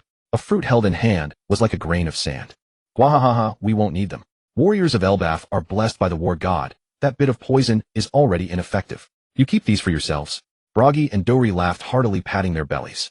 After the battle, Nami, Vivi, and Juno returned to the ship together to fetch spare medical supplies and bandages to the battlefield. Meanwhile, Nami had changed into a new set of clothes. Her previous outfit was torn beyond recognition from the fight. With supplies in hand, they returned to the clearing to bandage all the wounded. Around the bonfire, a simple victory feast was held. Luffy alone had hunted several dinosaurs. Sanji was in charge of grilling. Enormous banana leaves were laid on the ground as a dining table. The wine on the ship dared not be drunk. No one knew which bottles still contained poison, so everything was thrown away. For safety, aside from meat, the only things to drink at this feast were the spiritual spring water and freshly squeezed fruit juice provided by Juno. Juno, next time something like this happens, finish the main business before going after seeds. Usopp approached Juno and timidly offered a small suggestion, still shaken. Of the 4 main crew members aboard, the captain was a fool, and while the cook was formidable, women were his fatal weakness. Swordsman Zoro appeared steady but was stubborn, always playing the don't retreat until I die strategy, equally vulnerable to being exploited. Only Juno seemed most reliable. If Juno had been even a moment later today, they all would have been laid low. Don't worry, it won't happen again. Juno didn't explain further. Things are fine now. Luffy carelessly patted Usopp's shoulder and smiled, taking a huge bite out of the meat on his bone. By the way, how long does the magnetic record on this island last? Nami asked the giant. Blah blah blah, 1 year. Bragi answered with a smile. In an instant, everyone except Juno seemed frozen, unable to react. No way. A year is too long. I can't wait a whole year on this island. Luffy clutched his straw hat and cried out in despair. Crocodile's final plan is about to begin. A whole year, it'll all be too late. Vivi also slumped onto the ground. Do those assassins have log poses on them? They ran over here, so they should have log poses too, right? Sanji looked at Juno. Cleaning up the battlefield and dealing with enemies had always been Zuno's responsibility. He had guessed that all enemies were treated as seeds by him, including those women. During combat, he couldn't bring himself to act against women. His companions said nothing, and after the battle regarding how to handle these enemies, he would simply pretend not to know. As long as he didn't have to see it. Quite a lot. Juno directly tossed a pile of log pose records onto the ground, both ordinary ones and permanent ones. Well-known ones included Alabasta Jaya Island, Drum Kingdom, Water 7, and Sabaody Archipelago, along with some unknown islands that likely belonged to the other 6 routes in the first half of the Grand Line. They were all retrieved from Mr. 4 and that mole woman. From these log poses, it was evident that Baroque Works' senior agents conducted business very extensively. Seeing the permanent log poses Juno produced, everyone instantly breathed a sigh of relief. Great. We don't have to wait a year. Feast, feast. The atmosphere instantly lightened considerably. A river ran straight through the island. 2 giants walked along opposite banks, advancing alongside the Going Merry. One carried a great sword on his shoulder, the other bore an axe on his back. Flanking the watercourse, they looked like the Going Merry's guardian knights. At the river mouth. Move forward. Leave everything else to us. Standing on the shore, the 2 giants took up their weapons, drew back, and gathered their strength. Power and will converged on their blades, wrapping the weapons in a whirlwind. Out at sea, the Going Merry surged out of the river like a dragon breaking from the deep into the open sea, a dragon ascending to the heavens. Suddenly, everything was wide and free. At the bow, Luffy sat atop the sheep's head, cheering as they charged into the ocean. Nami and Usopp both shrank behind Juno, their 2 heads looking as if they had grown out of his shoulders. When they set out, Dori and Bragi had said that an island eater lurked beyond the river mouth. Over the years, it had swallowed many pirates, leaving the island, ships and all, straight into its belly. That one remark was enough to scare the 2 of them. Juno, Zoro, and Sanji, however, stood side by side on the bow deck, thoroughly intrigued. Juno especially. The dinosaurs on the island were no more than snacks to the giants, and even Dori and Bragi sounded a little awestruck when they spoke of the island eater. After fighting for 100 years, the 2 had certainly thought of catching and eating that sea king. But as rivals, neither would yield to the other. Cooperation had never been an option. But alone, they couldn't reach it from the shore, and in the water, they were no match for it. so the matter had simply dragged on. That was why Juno was fascinated by such a powerful creature. Before leaving, he had made a point of getting on good terms with the two giants, asking them to hold back a little when they struck. As long as they didn't kill it, he could handle everything else. Here it comes, Juno murmured. In his perception, an enormous life form was rising rapidly toward them from beneath the water. The instant he spoke, a colossal red and white goldfish sea king burst out of the sea. The water roiled like a fountain. The moment it broke the surface, the sea king opened its huge mouth, ready to wait for its food to deliver itself. Juno looked at that mouth on the sea, a maw comparable to a 10-story building, and smiled. If he had relied on himself alone, taking down this fish in the water would truly have been no easy task. Having the two giants strike was a good thing. At the same time, Dory and Bragi, already braced on the shore, unleashed the Elbaf spear together. A formidable force tore through the air and struck the Sea King directly atop its head.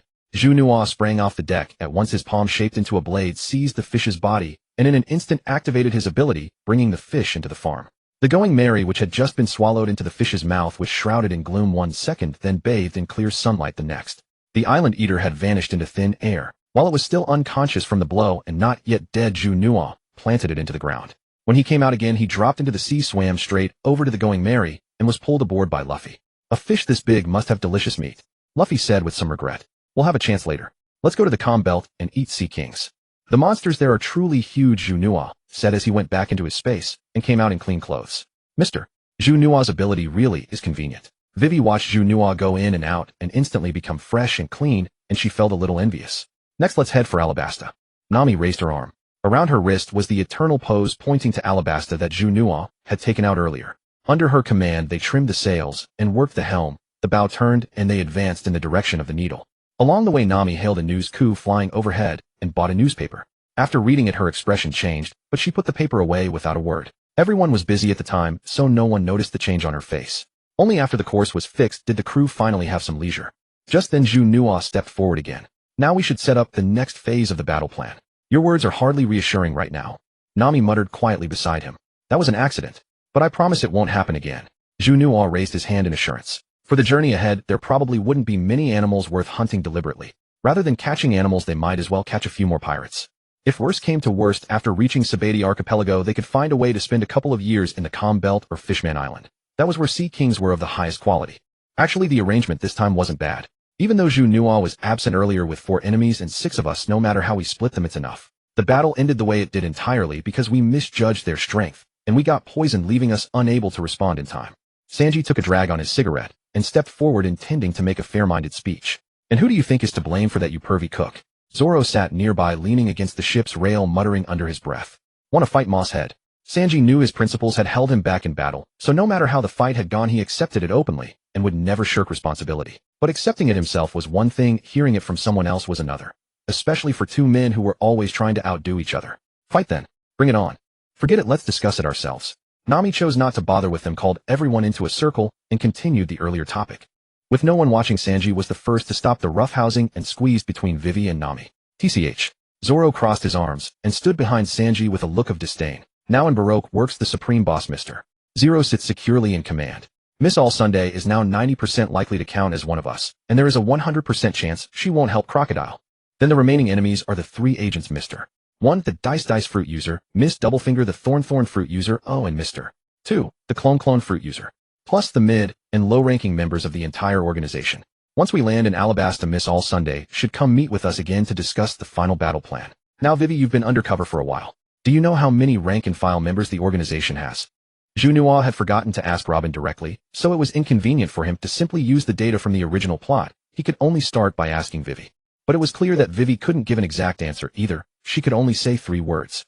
I don't know. Then it seems we can only wait. Wait until the next time we meet Miss All Sunday, and then we can ask her. Still, it's good news that those ordinary members don't have decisive power. Then let's assign opponents. How should we divide the last 4 officer agents? Juno said, looking around. In his words, he had already framed the mission entirely around defeating Baroque Works and Crocodile. Of course, that Crocodile. Luffy immediately picked the strongest one. Mr. 1's Dice fruit can turn his body into blades, right? Zoro was more interested in this opponent. Mr. 2 is a man, right? Then I'll take that one. Sanji chose his target. Then the remaining 1 Doublefinger can only be handled by me. As for the rest, Nami, Usopp, Princess Vivi, you can act freely or support as the moment demands. As for the others, whoever finishes their opponent first may go and provide support based on the battlefield situation.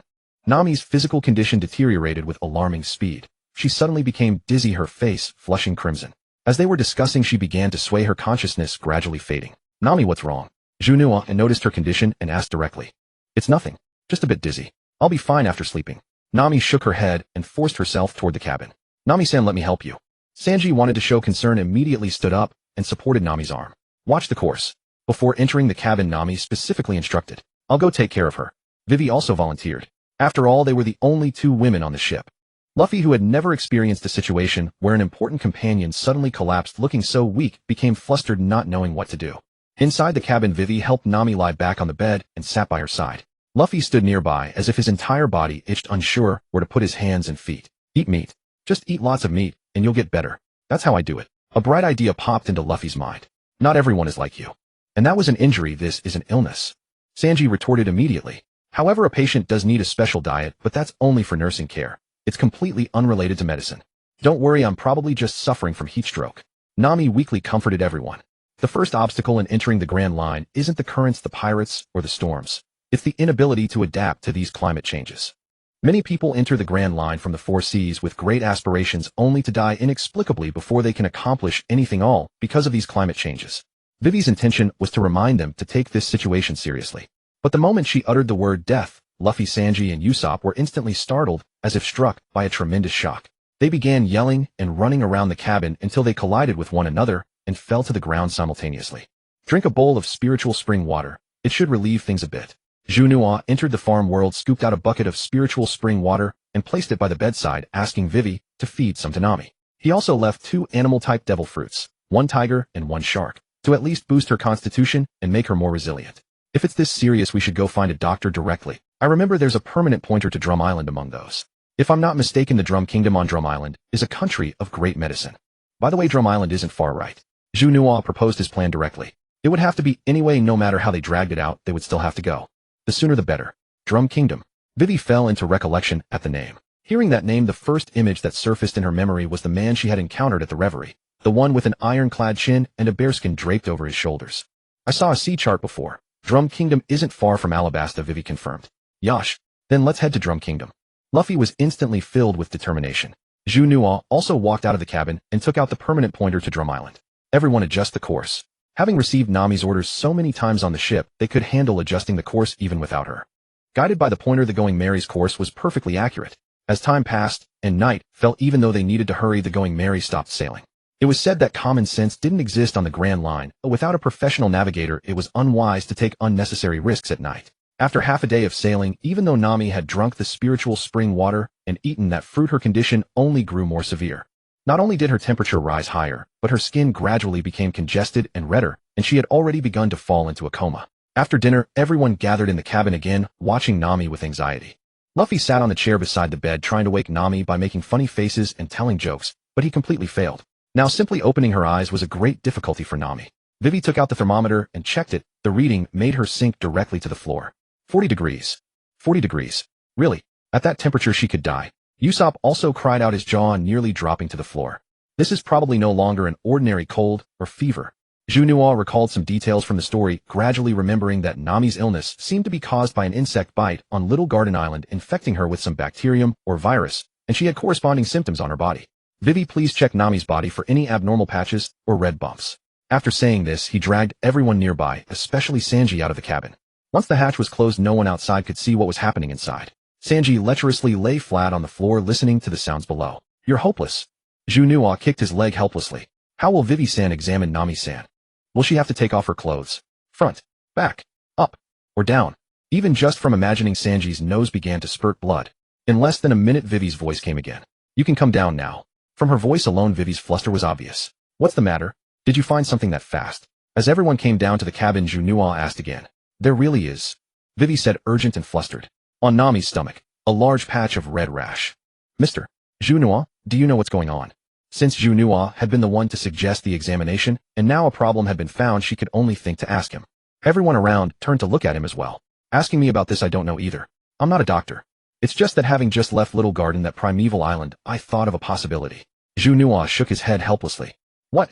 Luffy looked bewildered. He truly understood nothing. You all know that in primeval forests untouched for years, there are plenty of mosquitoes and insects, right? Traveling through them, being bitten by these insects, causes great discomfort. In minor cases it swells into a lump and itches for a while. In severe cases the skin becomes red and swollen with pain as intense as having one's flesh torn. Juno explained. The sensible ones beside him nodded in agreement. When I used to hunt in the woods I did get bitten by those bugs, but I was always fine soon after. Luffy remarked that she was truly fragile. Juno warned, the most troublesome problem now isn't whether she'll be okay. If the insect that bit her is highly venomous, then in no time she'll really die. Juno also vaguely remembered that the old woman doctor had once mentioned that Nami's illness allowed only 5 days to live. Once that time passed, even gods would find it impossible to save her. But the good thing now was that Juno had intervened, not wasting any time, and directly headed for Drum Island with the permanent pointer. Then let's set off immediately. Go find a doctor immediately. Luffy was truly anxious, but being anxious wouldn't help. Luffy, you need to calm down. It's night now. We don't have Nami-san's amazing navigation skills. If something unexpected happens, not only will we fail to save Nami-san, but we'll also put her in more danger. Sanji grabbed him and shouted, making him quiet down. A new day dawned.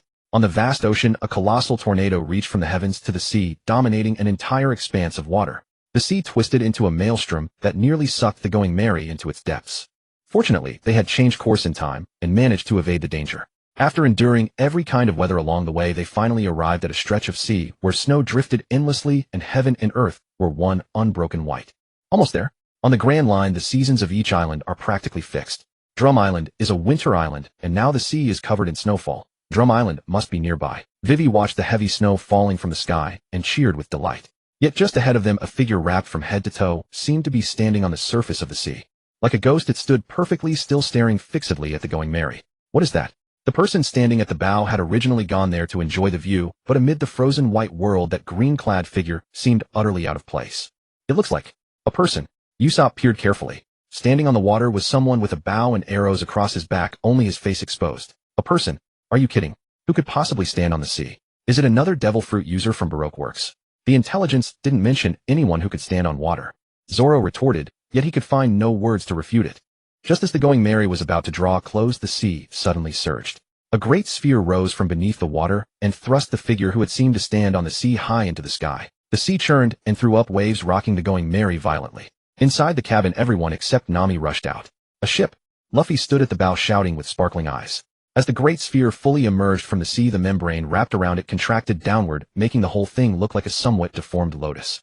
At the same moment, a hippopotamus head rose from the sea. And on the mast of Black Jolly Roger fluttered in the wind, its skull bearing a long, protruding tongue. The cannons on the ship and the rifles of every gunner were all trained on the Going Merry. At the slightest sign of trouble, every gun would fire at once, and the Going Merry could never withstand it. Awesome. What a huge pirate ship. Luffy could hardly contain himself. The pirate ship before them had a base twice as tall as the Going Merry, and its bulwarks were over 5 times as high. The crew of the opposing ship packed the deck behind the bulwarks, all of them dressed in identical green military overcoats and armed with rifles. At the very front, a short, stout man whose chin and body looked patched with tinplate, clad in a bearskin cloak and wearing a hippopotamus hat, leaped straight from the ship and landed on the Going Merry's deck. At the same time, the great ship extended 2 platforms to sandwich the Going Merry, and dozens of gunners boarded the deck. They pressed their muzzles directly against everyone's heads. This is my pirate ship, the Brute King. Do you have an eternal pose for Drum Island? After answering Luffy's question, the tin-jawed man, patched all over with tinplate, turned and asked the people on board. Yes, we do. We're also on our way to Drum Island to find a doctor for our friend. Are you going to Drum Island too? Want to come along? Luffy answered every question readily, not so much out of honesty as sheer foolishness. Aha! Finally found it. The tin-plated man roared with arrogant laughter. Long live His Majesty Wapol. The men aboard the Brute King shouted at the top of their lungs, led by an officer with an orange coat and an afro. What's going on now? Sanji stood at the cabin door, calmly lighting the cigarette in his mouth, and casually surveyed the situation around him. But no one answered him. Since you've been so cooperative, I'll give you a chance to live. Hand over the eternal pose, then jump into the sea. I'll take your ship and treasure too. Wapol paced across the deck, his eyes sweeping back and forth as if searching for something. I happen to be hungry. With that, Wapol took a huge bite out of the Going Merry's gunnel. Ah, the Going Merry. Usopp's eyes flew wide open in disbelief. Stop biting. They made the first move, so this is fair. Silent step, Shao sure. As Zoro, Sanji, and Luffy attacked at the same moment, Juno's figure vanished in an instant, then reappeared before Wapol in the blink of an eye. Before Wapol could even react, Juno kicked him off the ship, followed up, and stomped him down into the sea. What happens to a devil fruit user who falls into the ocean is well known. Juno plunged into the icy, snow-covered sea right after him. Juno sure moves fast. Luffy came to the gunnel, and seeing only ripples left on the surface, remarked with a disappointed look. Bang, bang, bang. The raised guns did not stop firing just because their leader had vanished. With the sudden attack, some of the gunners were so startled that their hands trembled. They pulled the triggers and bullets slammed into the hull. After the sudden attack by Luffy, Zoro and Sanji drew away most of the attention. Vivi and Usopp also broke free from their captors. Peacock ring. 2 chain-linked blades were worn around Vivi's hands, and as she swung them, they spun like circular saw blades, leaving wound after wound on the gunners surrounding her. Gunpowder star. Usopp drew back his slingshot and fired. The gunpowder exploded, sending waves of hot wind through the freezing air. Boom. Juno burst out of the sea and charged straight aboard the hippo-shaped pirate ship opposite. He activated Silent Step, Shao Sure once more. In an instant, the soundless shadow-like attack descended upon everyone on the ship, knocking the entire crew into the sea. Just as Juno was wreaking havoc among the crowd, an arrow flew past within a hair's breadth of his eyes. At the same time, the Afro boxer charged out from the mob and threw a punch at him. The boxer's fist was covered in dense fur, with static electricity crackling between the hairs. Seizing the momentary pause as Juno attacked, he threw the punch with all his strength. The round-faced archer beside him also loosed 3 arrows at once, all aimed at Juno, sealing off every avenue of escape and ensuring that no matter which way he moved, he would take at least one hit. Juno withstood the furball electric punch head-on and knocked away all 3 arrows in an instant. Then in the blink of an eye, he seized the Afro boxer by the throat. The instant the second volley of 3 arrows came, he used the Afro boxer as a human shield and took all 3 arrows in that body. Then, twisting his body to gather force, he hurled the Afro boxer like a weapon straight at the archer. Juno himself followed close behind. Amid the chaos, he seized the 2 reeling, dizzy men and gripped their throats. "Where is your ship's treasure?" Juno demanded an answer from the 2, tightening his hands as he spoke. The terror of being on the brink of death left the 2 men with little time to consider questions of loyalty. Wapol, the swallow fruit user, also knew how to distinguish value. Even with his mouth never ceasing, he understood what to consume more of and what to limit. Therefore, the ship's treasury still held substantial amounts of berry along with gold and silver treasures, as well as large quantities of ammunition and gunpowder reserved for the soldiers. Juno absorbed every one of these items into his spatial dimension without sparing a single thing. With the Captain King Wapol gone and both chief officers eliminated, Juno bellowed, "Your captain and officers have been defeated. Surrender and live." On the hippo vessel, Juno's shout echoed, and the soldiers nearest him began dropping their weapons one by one. Once the first ones surrendered, the rest followed much more easily. "They surrender already." Luffy stared at those who so readily cast aside their weapons, his expression dripping with disdain. "You're not pirates, are you?" Zoro, experienced enough to recognize true pirates, noted that their behavior bore no resemblance to that of actual pirate crews. "We are the Royal Army of Ringtown.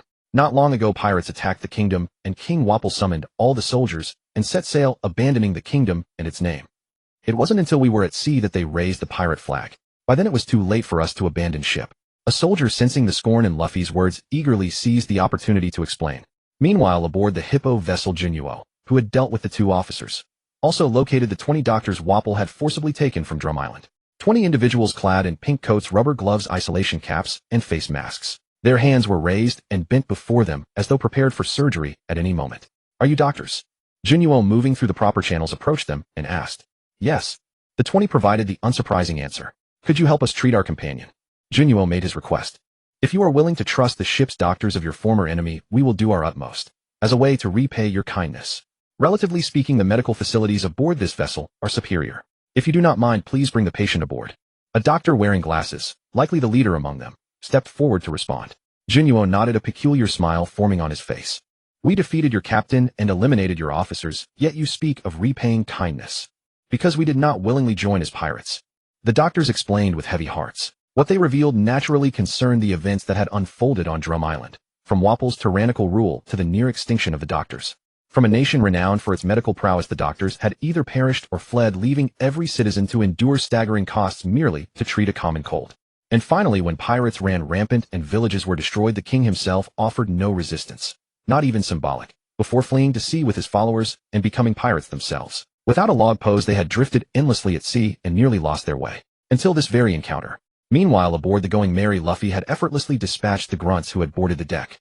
They then gathered at the bow, facing off against those on the hippo vessel, but Juno failed to reappear after his initial shout. The pirates aboard the larger ship likewise ceased their combat, halting after hearing the king's junior officer's words, and simply watched. "Should we go help?" Usopp asked from behind Sanji, his voice quavering. "I trust Juno, he will be fine." Hee. Luffy chuckled. As they waited, Juno's figure appeared at the bow of the hippo ship, and he shouted toward the Going Merry, "Luffy, there are doctors from Drum Island aboard. Shall I bring Nami up for treatment?" "There are doctors now. Coming right up." Luffy and Sanji's voices rang out with delight. Then both rushed below deck together, carrying Nami between them as they emerged and leapt onto the hippo ship. Under Jinuo's guidance, they brought Nami to the medical room for examination by the doctors. Meanwhile, Usopp secured the Going Merry with ropes, and those aboard the Hippo ship followed the pointer's direction, towing the smaller vessel as they joyfully made their way home. The ship carried many soldiers, and it was not unlikely that some had genuinely and willingly followed Wapol in burning and plundering. After all, Wapol had essentially been a tyrant within his own kingdom. Shielded by the army and the formidable power of the devil fruit, the outrageous acts they committed allowed even those who had abandoned their principles to profit greatly. But now with the Captain King fallen into the sea and both remaining officers eliminated, the dream of wreaking havoc on the open ocean without a powerful leader was nothing but foolishness. Thus, even those who had been coerced had no choice but to return home. Aboard the Going Merry, Zoro preferred not to join the commotion. At the same time, by remaining outside, he served as the key to turning the tide should anything arise. So he stayed on deck swinging his dumbbells. Meanwhile, everyone else, including Vivi, boarded the larger ship ahead. They accompanied him to the medical room. The doctors in their white coats understood that trust could not be expected so quickly after being enemies, so they simply watched from nearby without objection. What symptoms did she display beforehand? The lead doctor asked those standing by as he conducted the basic examination. Since they were present anyway, he wanted to give them some sense of involvement. She had a persistent fever, red rashes on her stomach, and frequent bouts of unconsciousness. Vivi, having been the primary caregiver the longest, spoke with the most authority. She recounted all the symptoms from the past 2 days. The 20 doctors employing various instruments examined Nami thoroughly.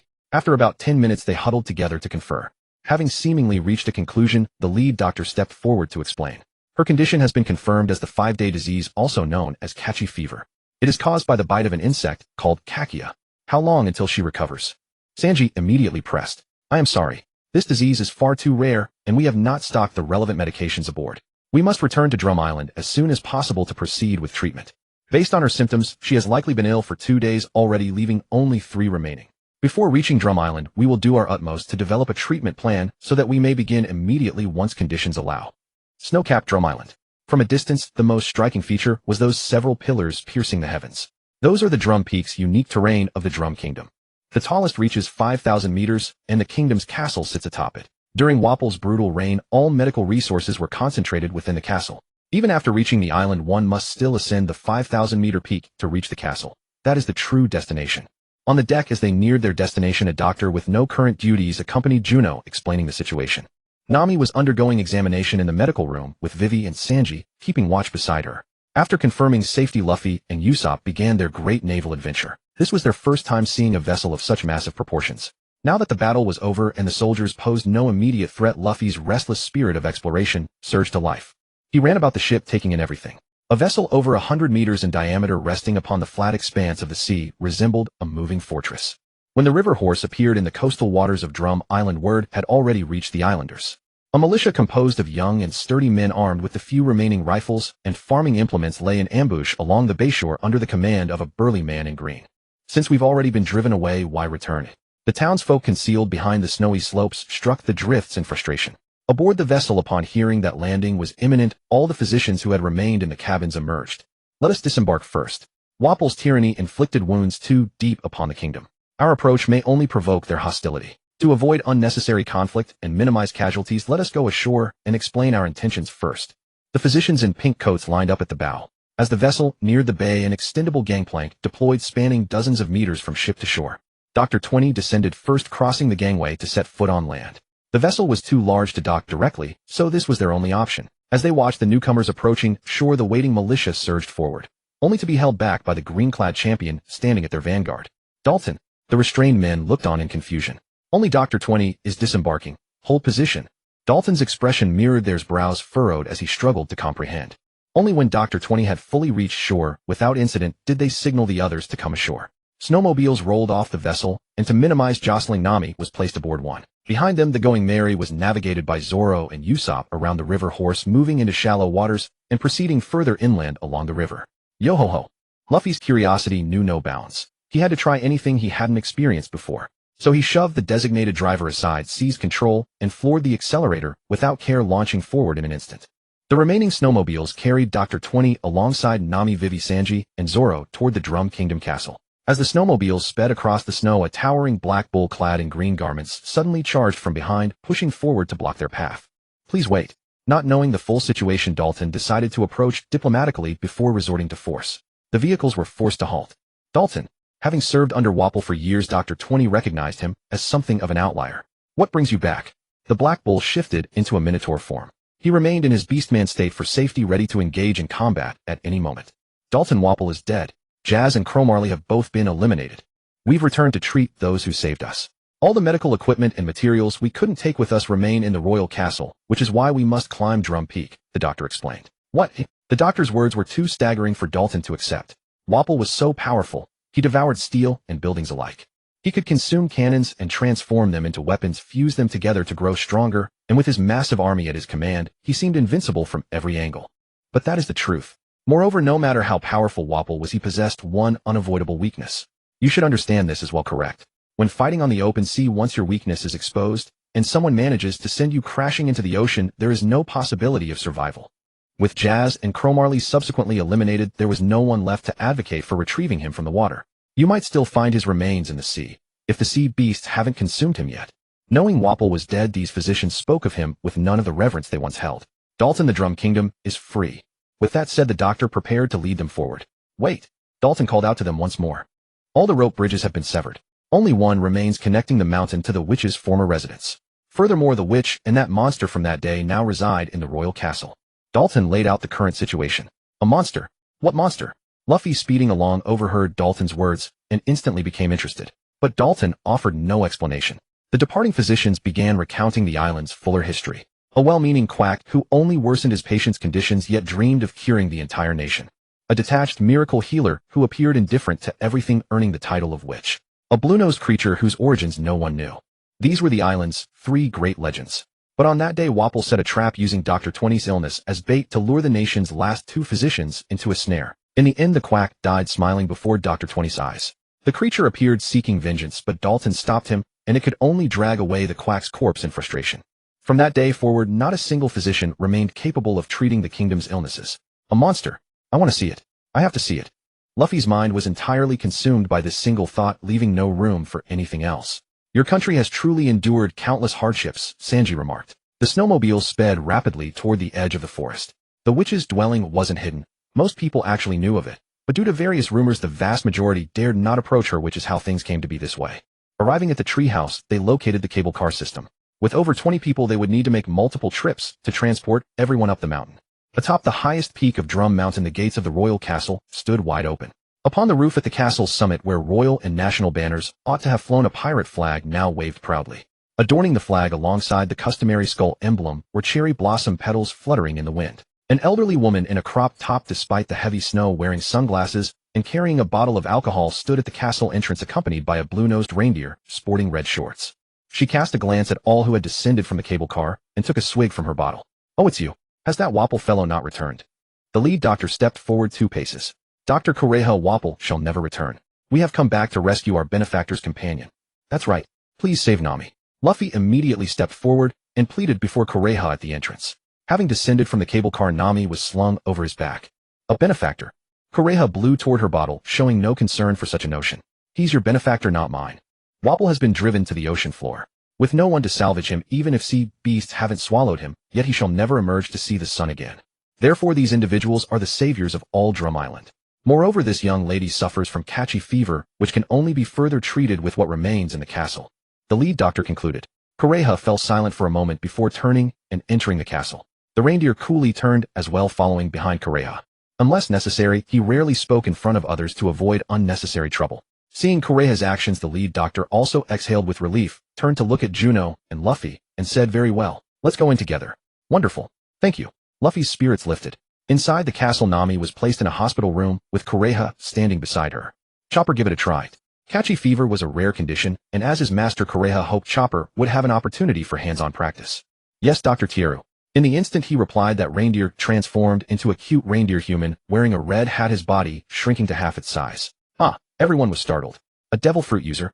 Juno pointed it out directly. Chopper's heart was already fragile. Calling him a monster repeatedly would indeed be ungrateful. In the original story, Luffy calling him a monster repeatedly was largely due to plot requirements. But as a pirate captain who had eaten a devil fruit since childhood and witnessed many devil fruit users along the way, his instinct to chase after shouting "monster" upon opening his eyes was somewhat inappropriate. Dr. Kureha, this. The doctor captain hadn't overthought it. If talking about monsters, what could be more monstrous than that Wapple? If even Wapple could be managed, this tiny little reindeer posed absolutely no threat. This is after all a 5-day illness, and nearly 3 days have already passed. The lead doctor's words remained unfinished, but the implication was clear. The supplies in the castle have long been depleted. Did you think that, because you fled, those pirates could walk away empty-handed? This castle was painstakingly restored by my foolish son and myself. When we came up here some time ago, the castle was already stripped bare. Supplies are insufficient, and your previous treatment method cannot be applied. Now if you wish to save this girl, be quiet and follow my instructions. Rest assured, I have passed all my medical knowledge to Chopper, and besides, there are still 2 days remaining. With me watching, nothing will go wrong. After learning that Wapol had been vanquished by them, Kureha's attitude toward them had already shifted. Medical matters were left to the professionals, while Juno headed outside the castle. He surveyed the surrounding snow-covered mountains from a commanding height. On this drum island, Juno remembered 2 formidable beasts. One was the ferocious rabbit raven, whose adult size rivaled that of bears in this world. The other was the hiking bear. Larger than ordinary bears, they frequently roamed the wilderness. Upon encountering humans, they would politely bow in greeting. However, if the humans failed to respond, they would violently attack. Both were remarkable species. There was no need for greetings now. With nothing else to do, Juno descended the mountain directly and began searching for those 2 beasts in the snow fields. Raven rabbits were easy to find since they traveled in packs. Once a target entered their territory, they would initiate attacks on their own. Juno descended from Drum Peak and made his way directly to the snow fields below. According to the story, Raven's range of activity was precisely in this area. Soon after Juno entered the snow fields, a large flock of red-eyed rabbits emerged from all directions surrounding him. Seeing these beasts exuding a fierce aura, Juno, without hesitation, charged forward. The snow was not firm enough. Each step sank like stepping on cotton, making it easy to lose one's footing. Yet even with the snowy terrain affecting movement, these rabbits were no match for him. Outspeeding them in speed and overpowering them in strength, Juno engaged each raven in combat to test them, eventually selecting the finest specimen, knocking it unconscious, and carrying it away for cultivation. Having completed this task, Juno lingered no longer. There was no need to fight these ferocious rabbits to extinction. Returning to the town, the entire Drum Kingdom had fallen into a celebratory atmosphere. Those soldiers taken by Wapol had not simply materialized from stone. Previously swept away in the evacuation at sea, their families had assumed they would never see them again. The feared scenarios were either the escapees perishing at sea or the islanders being slaughtered by invading pirates. But now neither outcome had occurred, bringing universal joy. Everyone was celebrating. Juno asked around one by one, and finally located Doreen at the Great Horn. I want to inquire about something. Do you know where I can find hiking bears or other ferocious creatures or animals and insects with special talents? Juno expressed his intentions directly upon meeting. As the strongest warrior on the island apart from Wapol, Doreen's knowledge of the entire island was unquestionable. Only he could traverse the entire island with ease. Hiking bears wander constantly, with no fixed den. I can only tell you 2 areas where you are more likely to encounter them, but I cannot guarantee you will find them. As for the rest, what exactly qualifies as a special talent? After addressing the hiking bear question, Doreen specifically inquired. For instance, creatures like earthworms that can survive and grow into 2 when severed in half. Or creatures like leeches that can recover and survive even when turned inside out. Alternatively, creatures like fleas and locusts with powerful jumping ability, newts with regenerative limb capability, or at minimum organisms possessing tremendous strength or speed. Juno stated his requirements. After hearing Juno's request, Doreen sighed. Drum Island is a winter island. Apart from raven rabbits and hiking bears, there are a few other creatures. I cannot provide information on the types you described. If you wish to search, you will likely need to venture into the forest on the island. There exist creatures within whose size rivals that of hiking bears, which might satisfy your needs. In Alabasta at Rain dinners, in Rain-based Crocodile sat in his office chair, while Nico Robin stood across from him. Where are they? Crocodile asked in a low voice. Although his tone betrayed no emotion, the sense of oppression was suffocating. We're only one final step away. They've all lost contact. Nico Robin's lips curled slightly. They must have been eliminated. It seems this Straw Hat crew has been severely underestimated by the Marines. Her words were fair and objective. Should we send Mr. 1 and the others? Although the first 5 divisions of officers are all devil fruit users, only Mr. 1 is the strongest under your command, and the one you favor most, isn't he? Can you find out where they are now? Crocodile asked, a cigar clamped between his teeth, puffing out smoke as he spoke. That's difficult right now. The Unluckies have also lost contact. They've likely been killed as well. To cooperate with your plan, I had already begun recalling members scattered in various places earlier. Without enough manpower and spies, I'm afraid we can't find them sailing at sea within such a short time. Nico Robin shook her head. Crocodile shot her a cold glance. If you can't find them, what's the point of saying that? Send men. Where would you send them? Have someone keep an eye on Yuba. As soon as they land, arrange assassinations immediately, especially for that audacious princess. Crocodile said. Under the current circumstances, that was all he could do. On Drum Island, Dalton had provided several locations, and Juno had centered his search around them for several days. Unsurprisingly, they found hiking bears, reindeer, polar bears, musk oxen, snow leopards, and various other snowfield creatures. They were either herbivores with abundant vitality and strong physiques, or apex predators. Though they couldn't provide special gifts such as self-healing super speed or enhanced vision, they would nonetheless enhance vitality and physical conditioning with the accumulation of years. 3 days. After Nami had lain in the palace until the 3rd day and showed basic improvement, she wanted to set out. In the end, Kureha pressed her back down. As a physician, as long as there was still any small problem, Kureha wouldn't consider her fully recovered. Vivi was anxious inside, but at this moment, she could only persuade Nami along with the others. She naturally wanted everything done as quickly as possible, but she couldn't disregard her friend's safety. At a time like this, their willingness to help was already an act of great kindness, though of course friends' lives and health must come first. But Nami, who had already read the newspaper, knew there was no longer enough time. There's a newspaper on the ship. Go take a look and you'll know. We can't wait any longer. Nami shook her head helplessly and insisted on leaving. Sanji accompanied Vivi back to the ship to fetch the newspaper, while Luffy made one last invitation to Chopper. Soon the newspaper was brought up. Everyone, including Kureha, read it. Who would have thought this young lady is a princess of a kingdom? Kureha looked at Vivi, then at the people around her. For their friends, even when strength was vastly outmatched, they still rushed to help without heed for their own health.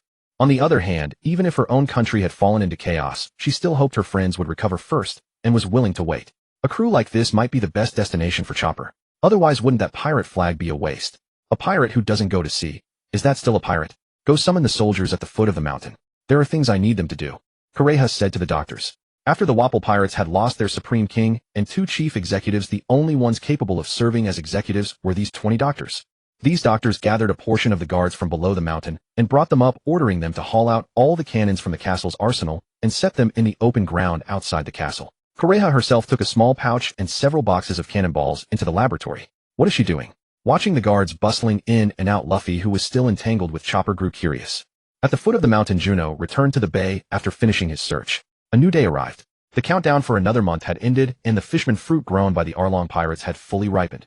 After consuming the fruits grown by the high-ranking officers of the Arlong pirates, Juno now possessed a foundation in fishman physique, underwater vitality, fishman karate, and fishman jiu-jitsu. Even in this frozen world, as long as the water hadn't frozen solid, it couldn't be considered cold. Because Juno could now regulate his own body temperature at will. At the water's edge, Juno stood on the shore, his winter clothes already removed. Wearing only a pair of shorts, he stood quietly in the wind and snow, feeling the rhythm of ice and snow between heaven and earth. His body and limbs stretched in accordance with that rhythm, as if dancing in the snowy wilderness. Falling snowflakes, dense and innumerable, would suddenly spin and veer aside the moment they were about to touch his body. As he moved and stretched, his body temperature slowly dropped, and the influence of the outside temperature on him became less and less. Only after he could no longer feel the cold at all did Juno dive directly into the sea. To fully activate the talents granted by the fishman fruit, one must enter the water. Once underwater, the difference made by eating the fishman fruit was completely manifested. Compared to before, Juno now felt underwater exactly as he felt on land. Water was as comfortable to him as air. Of course, his physiological system remained unchanged. He couldn't breathe with gills underwater like fishmen. However, a body-breathing technique had gradually formed. His skin could directly absorb oxygen from the water. That is to say, from now on, even living underwater for extended periods would have no adverse effect on him. After adapting to the environment, Juno started practicing fishman karate and fishman jiu-jitsu. The karate was the Waizen fist popular among fishermen, while the jiu-jitsu was the technique they used to grab and manipulate water. Though he had no webbing on his hands, his powerful muscle control and the mastery of force he had discovered while practicing beast fist seamlessly carried over to this current situation. Water manipulation was the most critical foundation of fishman karate and jiu-jitsu. Through muscle tremors and explosive force, water became like obedient putty in his hands, needed at will. Fishman karate focused on the application and mobilization of power, whereas fishman jiu-jitsu focused on the manipulation of water currents. With these two systematic inheritances, he naturally gained more confidence in perfecting attacks such as beast fist and air-splitting palm. As for swordsmanship, Goris from Gold Island was the strongest swordplay harvest he had obtained. The insight into unleashing flying slashes was likewise an accumulation of depth. As he practiced underwater, a whirlpool suddenly formed in the bay. Within the whirlpool, faint flashes of electric light flickered. As the whirlpool emerged, the going merry on the sea's surface rose and fell with the waves. At the gunwale, Zoro looked at the changes beneath the water, his mind stirred with intent. Boom! A cannon blast rang out from the cabin. Usopp, his face covered in black soot, stormed onto the deck in exasperation and charged up to Zoro. Who is it? Who exactly? Don't you know I'm in the middle of new research? Fortunately, I was studying seawater bullets. Otherwise that blast would have killed me. With only the two of them on the ship, now Usopp naturally could only confront him. It wasn't me. If you want to find someone, go search in the sea. As he said this, he pointed straight at the whirlpool in the sea.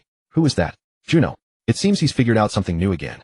Whirlpools churned endlessly in the sea, and the ship rocked ceaselessly. Damn it.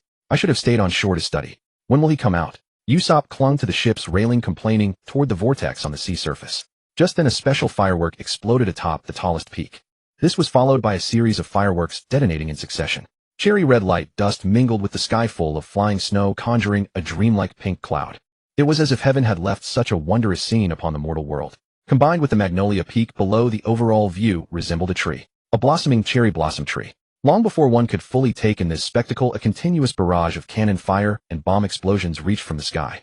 Juno also felt the tremors and heard the explosions emerging from the water. Gazing at the crimson scene in the sky, he suddenly leaped from the sea, riding the seawater to launch himself onto the ship. Pack up, we should be ready to depart. Juno, having changed into dry new clothes, announced to the two aboard the ship. Within less than an hour, a sled pulled by a reindeer arrived directly at the coastline. Hey, haha brothers, let's set off. To the kingdom of Alabasta. From afar, Luffy's shout echoed toward the Mary going into the bay.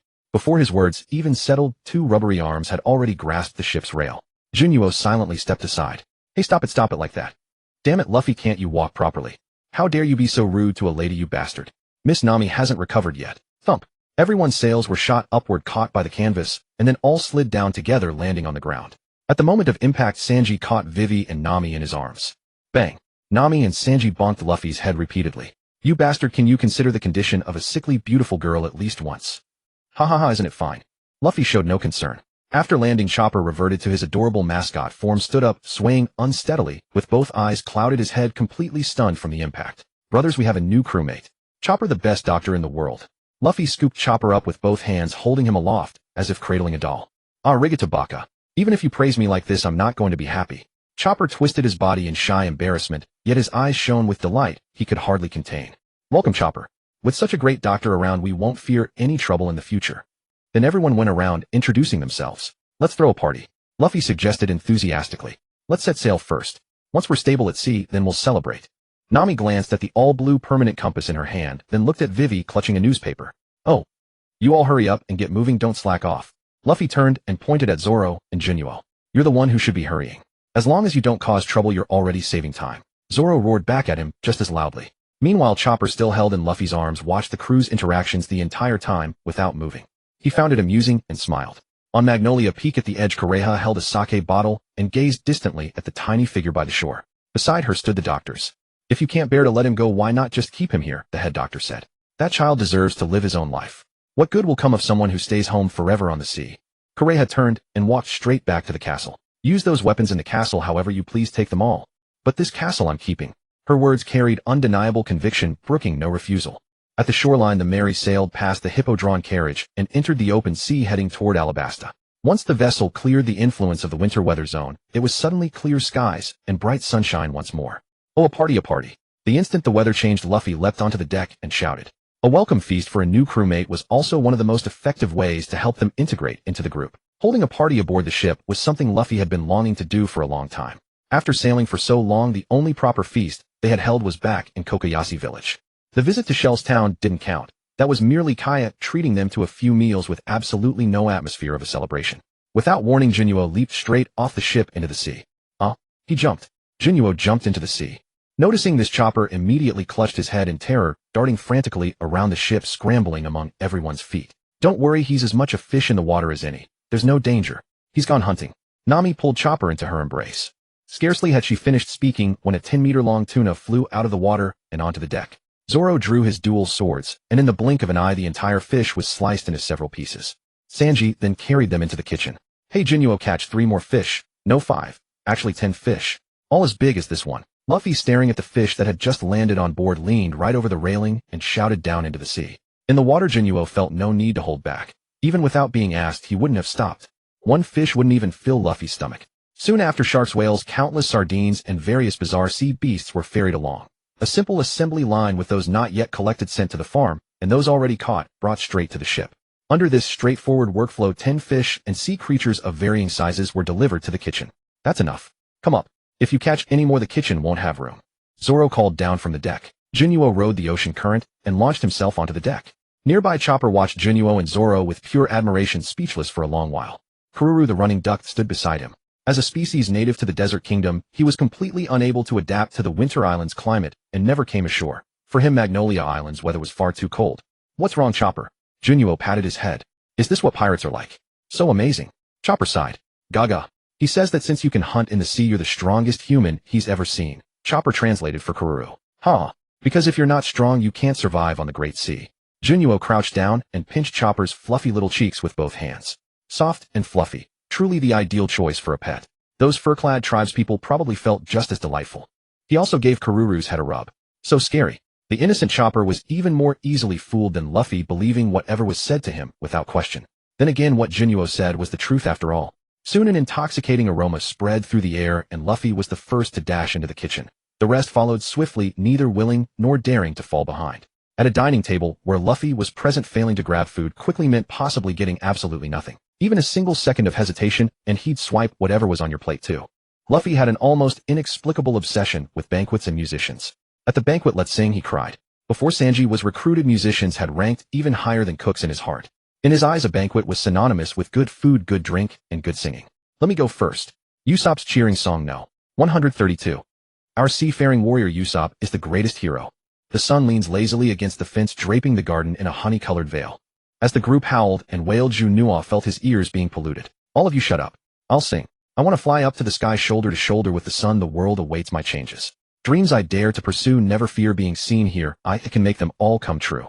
Laugh aloud, let us stand shoulder to shoulder. Where can we not find boundless joy? Cast away worries, bravely stride forward. I stand in the center of the stage. Juno finished singing, I believe, with passionate soaring notes, instantly stunning everyone. Luffy, Usopp, and Chopper, who had been dancing bizarrely with chopsticks stuck in their nostrils and mouths, froze in mid-motion.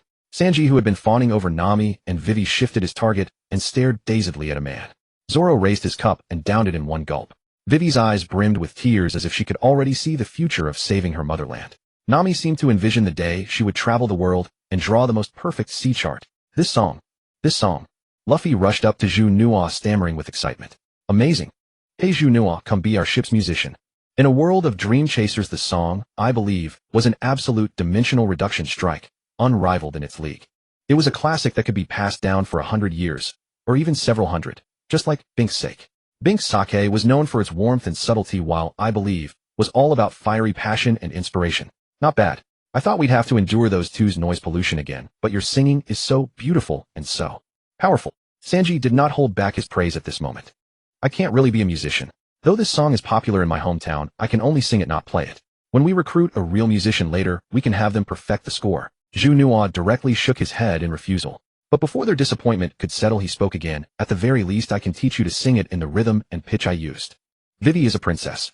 Isn't the royal palace home to the strongest musicians in the entire kingdom? We can have them help perfect it then.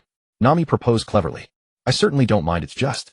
Vivi said dejectedly, not daring to speak too surely. Just like the lyrics say, we have to believe in ourselves and believe in our companions. Nami hugged Vivi to comfort her. Teaching people to sing was no problem at all for Juno. In the year he took the college entrance examination, of the over 20 classes in his grade, every single one sang this same song. Day after day of teaching and singing had made him memorize every lyric and melody thoroughly. After the banquet, Juno found a wooden board, carved the lyrics onto it, and taught them line by line.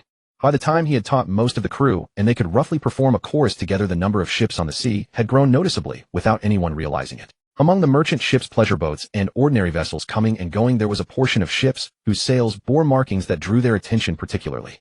Those are Baroque Works ships. Are they already rallying their members now? Vivi said with melancholy, gazing at the markings on those sails ahead. Behind the skull were two crossed swords, and on either side of the skull was a wing. Below the emblem was the spelling of Baroque Works. If they're mobilizing forces on such a large scale, their operation must be in its final phase. Juno also looked at those ships. Yash, let's speed up. Luffy shouted loudly. By the way, Vivi, are you sure those with that mark belong to Baroque Works? Juno looked at Vivi and asked. Although she didn't understand why he asked, she nodded in response. Then let's start assigning tasks. Vivi, if you want to quell this rebellion, we need to deal with 3 factions. First, the kingdom's army. Second, the rebel forces. Third, the mastermind behind it all, Baroque Works, along with its presumed hero of a leader, Crocodile. The kingdom's army is our ally. The leader of the rebels is an acquaintance of Princess Vivi. Though they cry out for overthrowing the king's tyranny, the main reason is that they believe the king is the one who used the dance powder and caused the nationwide water shortage. This matter needs to be cleared up. That makes Mr. 2 quite important. So if we encounter him, it's best to capture him alive.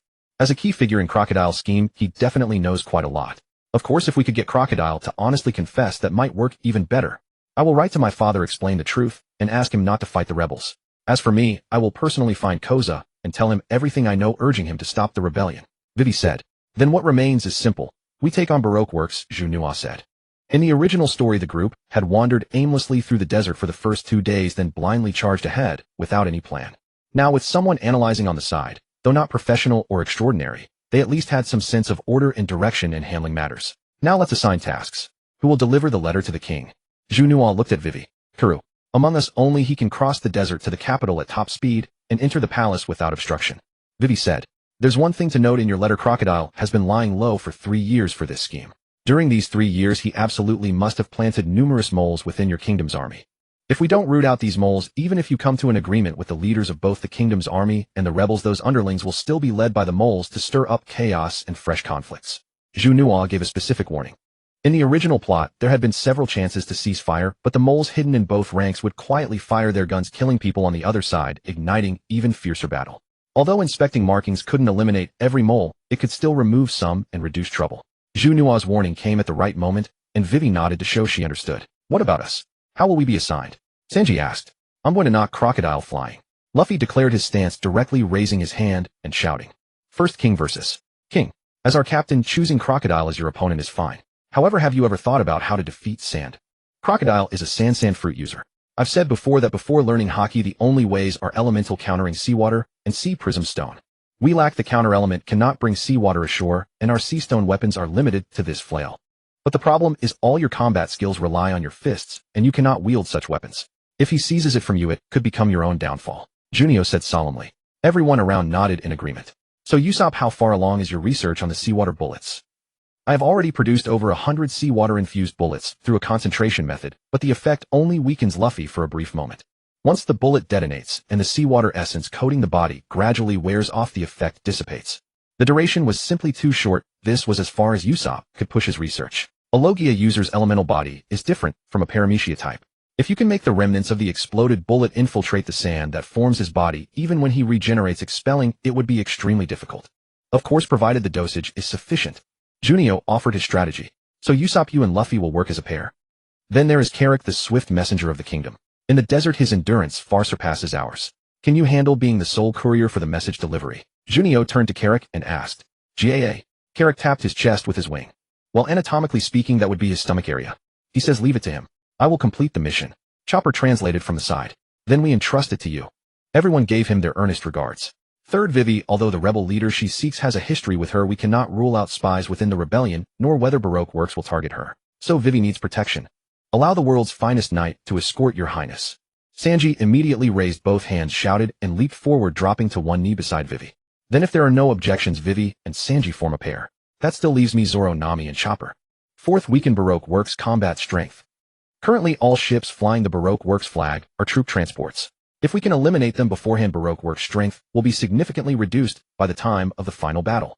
Meanwhile, by handling these forces near the coast, Crocodile, to protect his plan, will inevitably dispatch his top assassins to eliminate the obstruction. Now that the plan has reached its final stage, Mr. 2, who possesses unique abilities, will certainly not be casually deployed. To achieve a deterrent effect, the assassin sent is most likely his strongest subordinate, Mr. 1. Of course, if we can reach Nico Robin, she could also provide suggestions, perhaps convincing Crocodile to assign Mr. 1's team against us.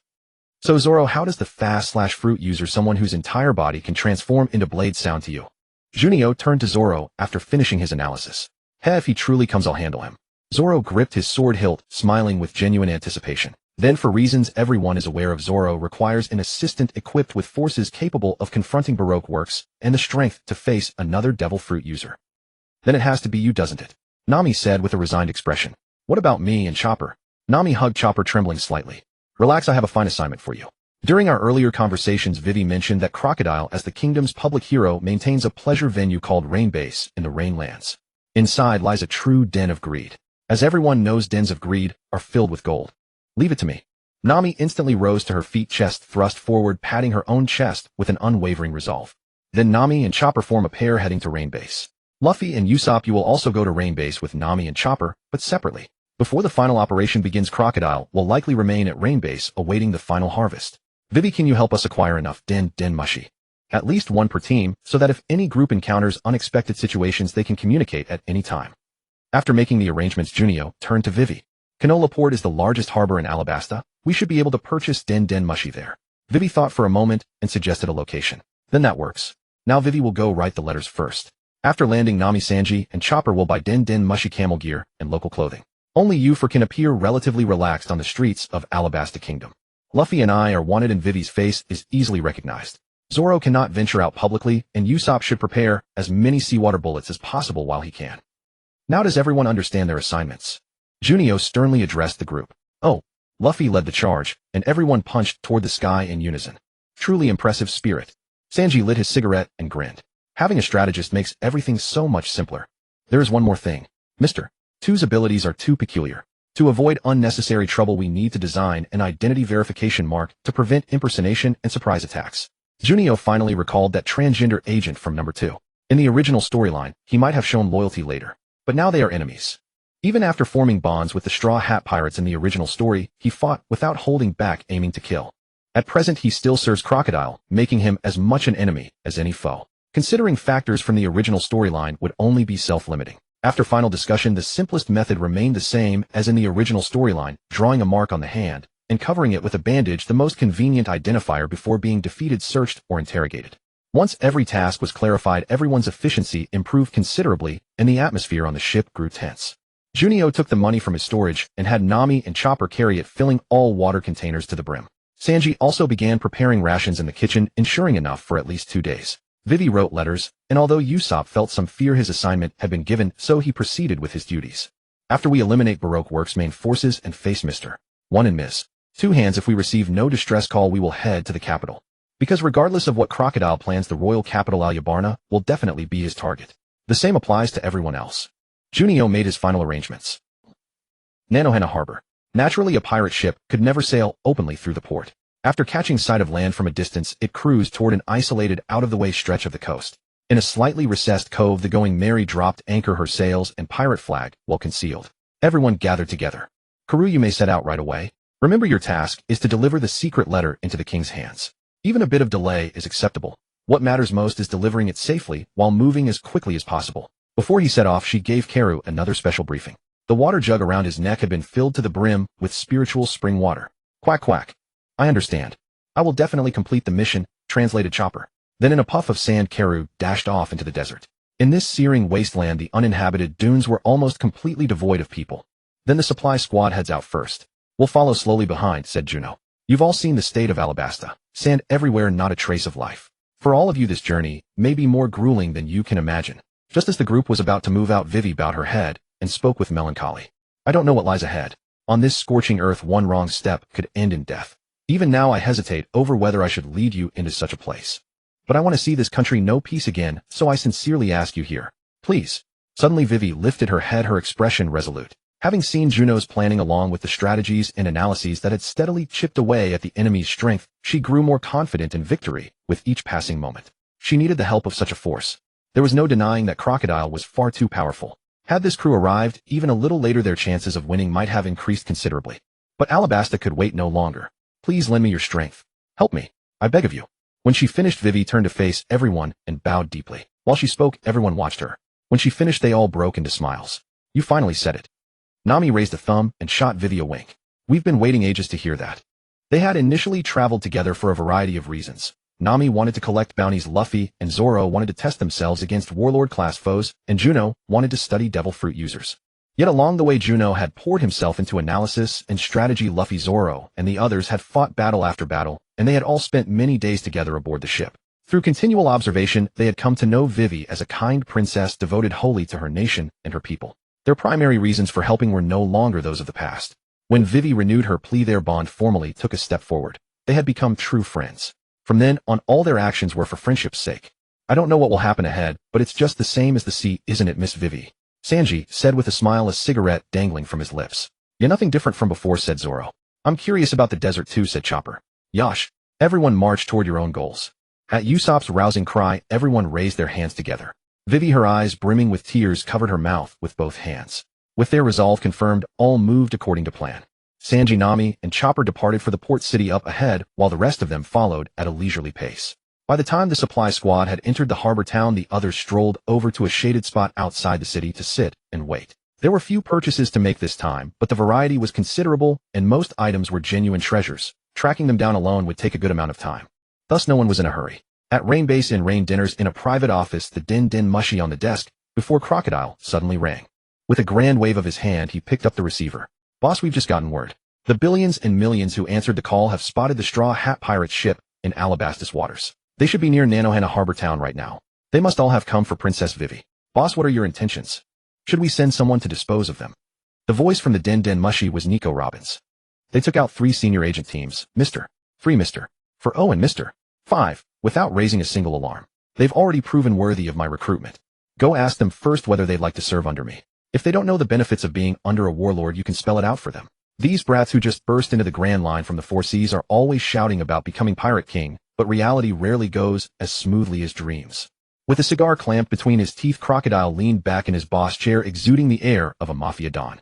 Very well then. Click. The din mushy went silent. Nanohana Harbor Town. Dressed in denim, Nico Robin walked along the main avenue. As she moved, countless pairs of eyes and ears grew out from the shadows around her, gathering intelligence. At the shaded edge of the town, they continued producing sea bullets. Juno, Luffy, Vivi, and the others remained there waiting. Naturally, Luffy never let food survive long in his possession. From the moment they had sat down to wait, he had not stopped eating for an instant. Usopp, clutching a set of tools, huddled in a corner, making more sea bullets. The others, sapped by the oppressive heat, could barely muster the energy to do anything but rest quietly. All of a sudden, upon a wall in the shadowy corner, an eye sprouted out of nowhere. Juno turned his head and met its gaze. In an instant, the eye disappeared. That woman from the ship the other day is coming, Juno warned. Who?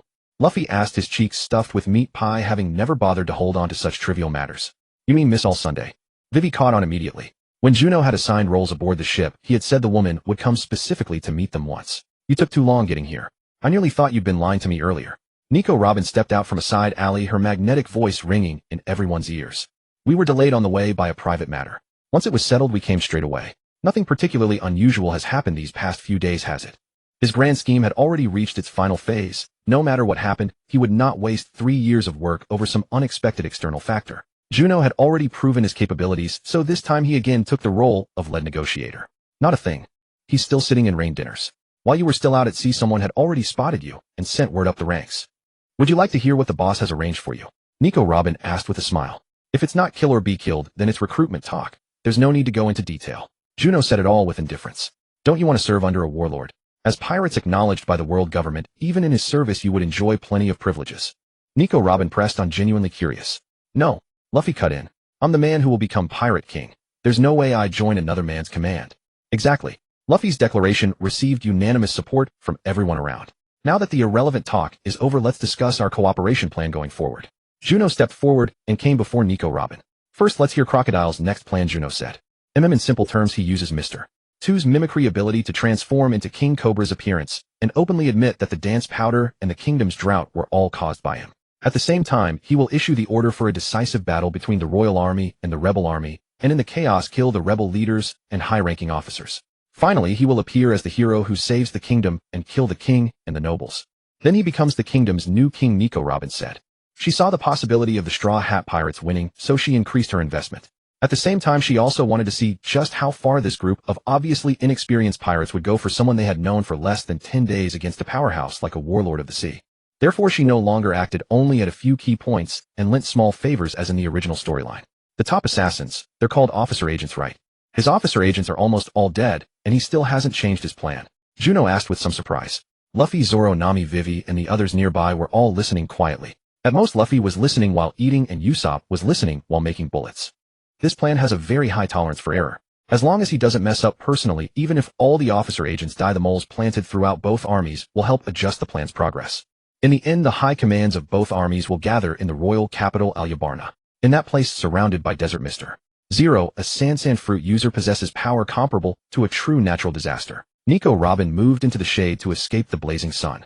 How many moles are hidden in both armies in total? Do these moles have any special identifying marks? Juno asked again. The exact number is hard to count now, but the total is probably no fewer than 100. As for marks to avoid killing each other in the final battle, they should have the Baroque Works emblem tattooed on their arms, shoulders, chests, or other easily visible places. Nico Robin could only give a rough answer as well. When Vivi had heard Juno specifically ask about the marks, she had been anxious, clenching her fists so hard that her veins stood out, because Karu had already set out. But after hearing this answer, Vivi finally breathed a sigh of relief. Fortunately, she had guessed correctly. Then one last question: how many members does Baroque Works have? After they're called ashore, where will they gather? There are around 200 billions and around 1800 millions. As for how many subordinates each of them has personally gathered, no one has kept count. After coming ashore, some will scatter in different places, some will assemble at Rain Base, and the last remaining group will stay at Spice Bean Port. Nico Robin answered. Juno nodded, seemed to ponder for a moment, then looked at Nico Robin again. Now that your recruitment on behalf of Crocodile has failed, if we show up and raise hell at this time, can you transfer all those billions, millions, and that group of officer agents? Mr. One and Miss Double Finger, over here. Juno looked at Nico Robin with bright eyes. If it's under the pretense of eliminating extra influencing factors, it should be no problem, but I can't guarantee whether Mr. Zero will decide to act personally to end the fight as quickly as possible. Nico Robin kept a smile, but she gained a new understanding of Juno's boldness. Then let him stay put in Rain Base and do his job as the mastermind behind the scenes. If that doesn't work, use provocation. Tell him that if all the members of Baroque Works are trash, then the organization might as well be discarded. After all, once the plan succeeds, the entire kingdom will fall into his hands, so it won't matter if such a useless organization disappears. They're just pirates. Does he really expect them to help govern a country? Anyway, as long as the Royal Army and the Rebel Army start fighting, the final outcome will be in his hands. While running down Baroque Works flatter Crocodile a little. They're all uneducated pirates. Some casual praise will be enough to make him swell with conceit. Just like this, Luffy, you'll definitely become the king of the pirates. Juno even demonstrated it himself in the end. Of course I will. Luffy's smile was so bright, it rivaled the sun. See? Juno pointed at Luffy. That idiot. Zoro looked equally exasperated, slapping his forehead, and unable to bear watching. I see. Is there anything else that needs to be discussed? Nico Robin looked at the bewildered Luffy, and asked with a smile. Alright, where is the Rebel Army's main base now? Juno asked. Katoria. Nico Robin answered. Wasn't it in Yuba before? Vivi asked in surprise. A sudden sandstorm struck Yuba, destroying and burying it overnight. Good thing I asked an extra question, or you would have made a wasted trip. Juno said with a look of relief. How could that be? Yuba has abundant underground water veins. Although it was artificially developed, it was still the largest oasis in the kingdom. It was Crocodile. He used his devil fruit ability. Vivi realized in an instant. Nico Robin did not reply, as she simply looked at her with a smile. Then is this round of discussion over? Thank you for your help. If fate permits, we'll meet again after the battle. Oh, and could you help prepare 7 or 8 transponder snails? Juno clasped his fists to Nico Robin in a salute. Seeing this oddly solemn gesture, Nico Robin was first surprised, then smiled softly. Afterward, she cleanly left the little hideout. Vivi and Zoro both looked at him. We'll still act according to plan. Once they buy the things, we'll move. Zoro, come with me to the shore. We'll start by destroying Baroque Works ships, Juno said. Spice Bean Port. Nami, Sanji, and Chopper, 2 humans and a reindeer, were on the streets looking for places to buy the supplies they needed. Meanwhile, white-haired Smoker walked down the street with his jacket unzipped and his chest exposed, a ring of cigars tied around his sleeve, and 2 cigars in his mouth, puffing smoke. The Marines he had brought were also searching everywhere. The Straw Hat Pirates had utterly humiliated him, a captain of Marine headquarters. Not only had a rookie pirate crew escaped from under his nose, they had also stolen his seastone weapon. It was absolutely disgraceful. If he couldn't wash away the disgrace, he would never have the face to meet his comrades again. For that, he had even abandoned his post's defense duties and led his men from the East Blue all the way to the Grand Line. It was because he was a Logia-type devil fruit user, one of the finest of the Marines' younger generation, a disciple of Zephyr, and on good terms with Admiral Kazan. Otherwise, he wouldn't have been allowed to be so willful. On another side, a shirtless young cowboy with a small pack on his back and a Whitebeard pirate's tattoo on his back was carrying a wanted poster of the Straw Hat Boy and asking around everywhere. On the street, Sanji and Chopper were already burdened with a large pile of packages. Nami was studying a map of the Arabasta Kingdom in her hands. The 3 slowly made their way back in the direction they had come. Ahead of them, a shirtless young man carried a bounty poster, boldly asking vendors along the street one by one. His voice was unmodulated, carrying freely through the air. Smoker, who had been wandering the street without a specific target, immediately caught those sounds and turned his attention toward the commotion. As he moved to turn around, Smoker caught sight of the tattoo on the back of the shirtless youth along with his distinctive appearance. The Whitebeard Pirates' 2nd Division Commander Ace. After confirming his identity, Smoker strode directly toward Ace's position. Hey Ace, the battle captain of the Whitebeard Pirates. Why has someone of your stature come to paradise? Arriving behind Ace, Smoker loudly announced his identity to the crowd. In that instant, everyone on the street cleared out around them, creating an empty circle. Those who could run did, so those who could hide sought cover, all keeping their distance from him. It seems I won't be able to continue my search today. Hey there. I'm Commander Smoker of the Marines. Hey Marine, what if we never saw each other today? Ace attempted to reason with him, his expression tinged with resignation. Surrender now. Smoker raised his fist, poised to strike. Wait a minute, you're not planning to fight right here. This is the middle of town. If you're determined to fight, how about we find somewhere else? Without another word, Ace simply turned his back to Smoker, showing no fear of a surprise attack. Meanwhile, on the other side, the procurement group had just rounded a corner when they spotted Smoker walking alongside someone out of the village. That's the Marine from Lowtown. Hurry up and regroup, then prepare for action.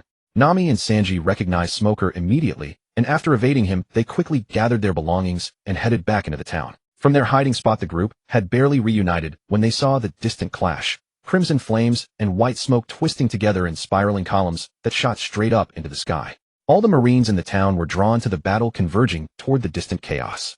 Divide up what you've collected and move quickly. The Marine colonel from Lowtown is pursuing us, but he's currently distracted by another pirate crew, so we have time to slip away. 1 den mushi per team, and make sure to memorize all the numbers. Then distribute the maps, clothes, food, and water bags. Let's get ready to change. When the two women changed, they set up a canvas enclosure for privacy. The men made things simpler by changing openly in plain sight. Meanwhile, Juno returned to the farm space with the purchased water bags, swapping clothes while filling containers with water. What? You've already bought den mushi. Just as everyone was changing, Nico Robin returned carrying a bag containing the den mushi that Juno had sampled. Beautiful lady, your arrival makes every one of my cells race like a heartbeat. Listen, that's the sound of my love for you. Good luck. She offered a simple smile before walking away. Sanji collapsed to the ground as if struck through the heart. Only after Juno emerged with the water bags did he finally climb back up from the ground. Vivi and Sanji head to Katlia to persuade Kosa. Nami, Chopper, Luffy, and Usopp will go to Reinu's at the Rain Base to deal with Crocodile and the remaining Baroque Works members. Juno and Zoro will stay behind at Canola Port to create chaos and draw the Baroque Works forces and higher-ranking agents. The mission is clear, everyone move out. Juno and Zoro exchanged glances, then set off together toward Canola Port. One gripping his sword hilt, the other shouldering his steel baseball bat. Countless vessels of all sizes were docked at the port, and their target was clear ships bearing the Baroque Works insignia. With loud crashes, Juno swung his massive iron bar, smashing through deck planks and masts. Zoro used the flat of his blade to strike at those gathering around. This is a private matter. We're only after Baroque Works. Bystanders, leave immediately and stay out of this. Otherwise, consider all of you enemies. Dead men need no burial. Juno shouted from the bow of a ship having toppled the mainmast. By making his stance clear this way, he ensured that unrelated bystanders kept their distance. The audacity of two individuals causing such chaos at the port prompted Baroque Works members who had just arrived to rush back upon receiving word. Juno leaped across vessels on the deck, and each time he landed, the masts would shatter. Like felling trees, the fallen masts created an impressive spectacle that quickly drew attention. Baroque Works members encircled from all directions, while the harbor guards hesitated to approach. Once enough enemy forces had gathered, Juno leaped from the vessel to join Zoro in combat. Fighting as they retreated, they moved further from the docks into the wider city streets. Zoro held back in his strikes, but Juno showed no such mercy. Each blow shattered bones, or caused internal bleeding and organ rupture. Wielding Mr. Four's 4-ton steel baseball bat, Juno unleashed techniques reminiscent of Karasu and Octo's swordsmanship. Every swing delivered devastating blows. At the edge of the battlefield, the million Longevians contacted their superiors via den mushi to report the situation. Behind a window, Nico Robin watched the scene with deep emotion. What a daring man. After her sigh, Robin activated her den mushi. BUSS recruitment has failed. They've begun intercepting the 1,100 Longevian ships at the port, gathering them for battle. In the time since I started calling you over, dozens of people have already been taken down. Should I activate all of Baroque Works combat forces? Robin asked. Humph. The den mushi exhaled smoke. Based on your judgment, do I need to go there personally? The plan has reached its final stage. You only need to remain at the center and oversee operations. As for Baroque Works, you don't really care about it anyway. Let this pirate crew that just entered the Grand Line from the East Blue test whether the organization is worth continuing to operate. At most, send over Mr. One's team to see if they truly deserve to be called aces as you claim. Either way, as long as we hold back the Straw Hat crew, what difference does it make if Princess Vivi returns to the palace? Robin spoke with a tone that seemed to say, I just want to see you fail. Crocodile, as it happened, fed off this kind of provocation. You handle the arrangements. He snapped before hanging up the den mushi. Hee. Robin smiled as if she had somehow slipped into thinking from Baroque Works' perspective without realizing it. Now systematically dismantling Baroque Works' power layer by layer gave her a sense of relief. She immediately began contacting Mr. One Ms. Double Finger and the 1,100 Longevians at each outpost. Soon thousands converged on Canola Port from all directions. Catalia was the city closest to Canal Town. After leaving Whiskey Peak, Kusha chose to make it the headquarters of the rebellion, mainly because its proximity to the port made it convenient to collect weapons and supplies. Under Sanji's zealous protection, Vivi reached Catalia in less than half a day. But barely 10 minutes after she entered the city, someone discovered her identity. The people on the street had eyes like starving tigers fixated on bloody raw meat. Vivi-chan, the atmosphere here is not good. If a fight breaks out, I'll hold them off while you run back as fast as you can. If you get hurt, it would break my heart. Sanji said this with exaggerated mannerisms. Nothing will happen, mister. Sanji, please don't worry. Vivi smiled and reassured him. Even as they spoke, a woman suddenly appeared and blocked their path. Princess Vivi, please come with me. Koala. Vivi called out to the person before her. But the woman gave no response, simply leading the way ahead with a detached air. Inside a tent, a young man wearing glasses with a scar across his face lay on sacks of grain, appearing as though he were asleep. Kusha. Upon entering the tent, Vivi's gaze remained fixed on him. You shouldn't have come here. I may not be able to hold those people back. Those who have lost their reason will transfer their hatred of the king onto you, Kusha said as he sat up. Kusha, you know my father's character. Dancing powder was absolutely not something he used. I've already uncovered the truth. Everything was Crocodile's doing. He established Baroque works and used dancing powder to sow discord between the king and the people, orchestrating rebellion. He intends to seize the throne as a hero when both sides are weakened. Even if he is one of the 7 warlords, he is still a pirate. Do you really think he could rule as a king and govern a nation? And the king you saw was not the real one at all. It was a devil fruit user under Crocodile who possessed the power of the main fruit. Even if we can achieve a temporary truce, results will come soon. I've already sent Karu back to the kingdom with my letter. I will have father order the royal army not to resist allowing you to peacefully take control of every city. But you must believe me. Do not start a war. Vivi wanted to pour out everything she knew in one breath, but overwhelmed by the volume of information, her words grew disorganized, tumbling out in fragmented bursts. Also, there are Baroque works spies planted within both the royal army and the rebel forces now. They all bear the mark of Baroque works. Even if I have father order the royal army to stand down, they will hide among the soldiers and deliberately provoke bloodshed and conflict. Even if the Nefertari royal family must be overthrown, I believe you would also not wish for war to claim so many lives. A peaceful transfer of power would be ideal. I cannot simply doubt our warriors based on a single sentence, Kusha said heavily. Strike. Sanji struck a match, lit his cigarette, and took a deep drag. Damn it, whoever you are, since Vivi-chan trusts you, I'll trust you once. Is there any suitable hiding place or concealed corner in your camp? Tell me, and you can hide first. I'll bring some people over to verify things for you. You'd better protect Princess Vivi from the slightest harm, or you're dead. Sanji threatened Kusha while tapping his shoulder with his cigarette. Meanwhile, Nami and Luffy's groups, 4 in total, headed toward Rain Base. After leaving the city, only desert stretched before them. The scorching heat nearly dehydrated Chopper, a Winter Island creature. How much longer? I feel like I'm going to die of heat stroke. Chopper drooped his tongue listlessly. At our current pace, the earliest we can reach Rain Base is midnight tonight. Unless we find transportation or an animal capable of moving quickly across the desert in the meantime, Nami said, carefully studying her map and confirming their direction. At the same moment, Agent Mr. 1 and Ms. Doublefinger along with Baroque Works members scattered throughout the region received orders and set out toward Canal Town simultaneously.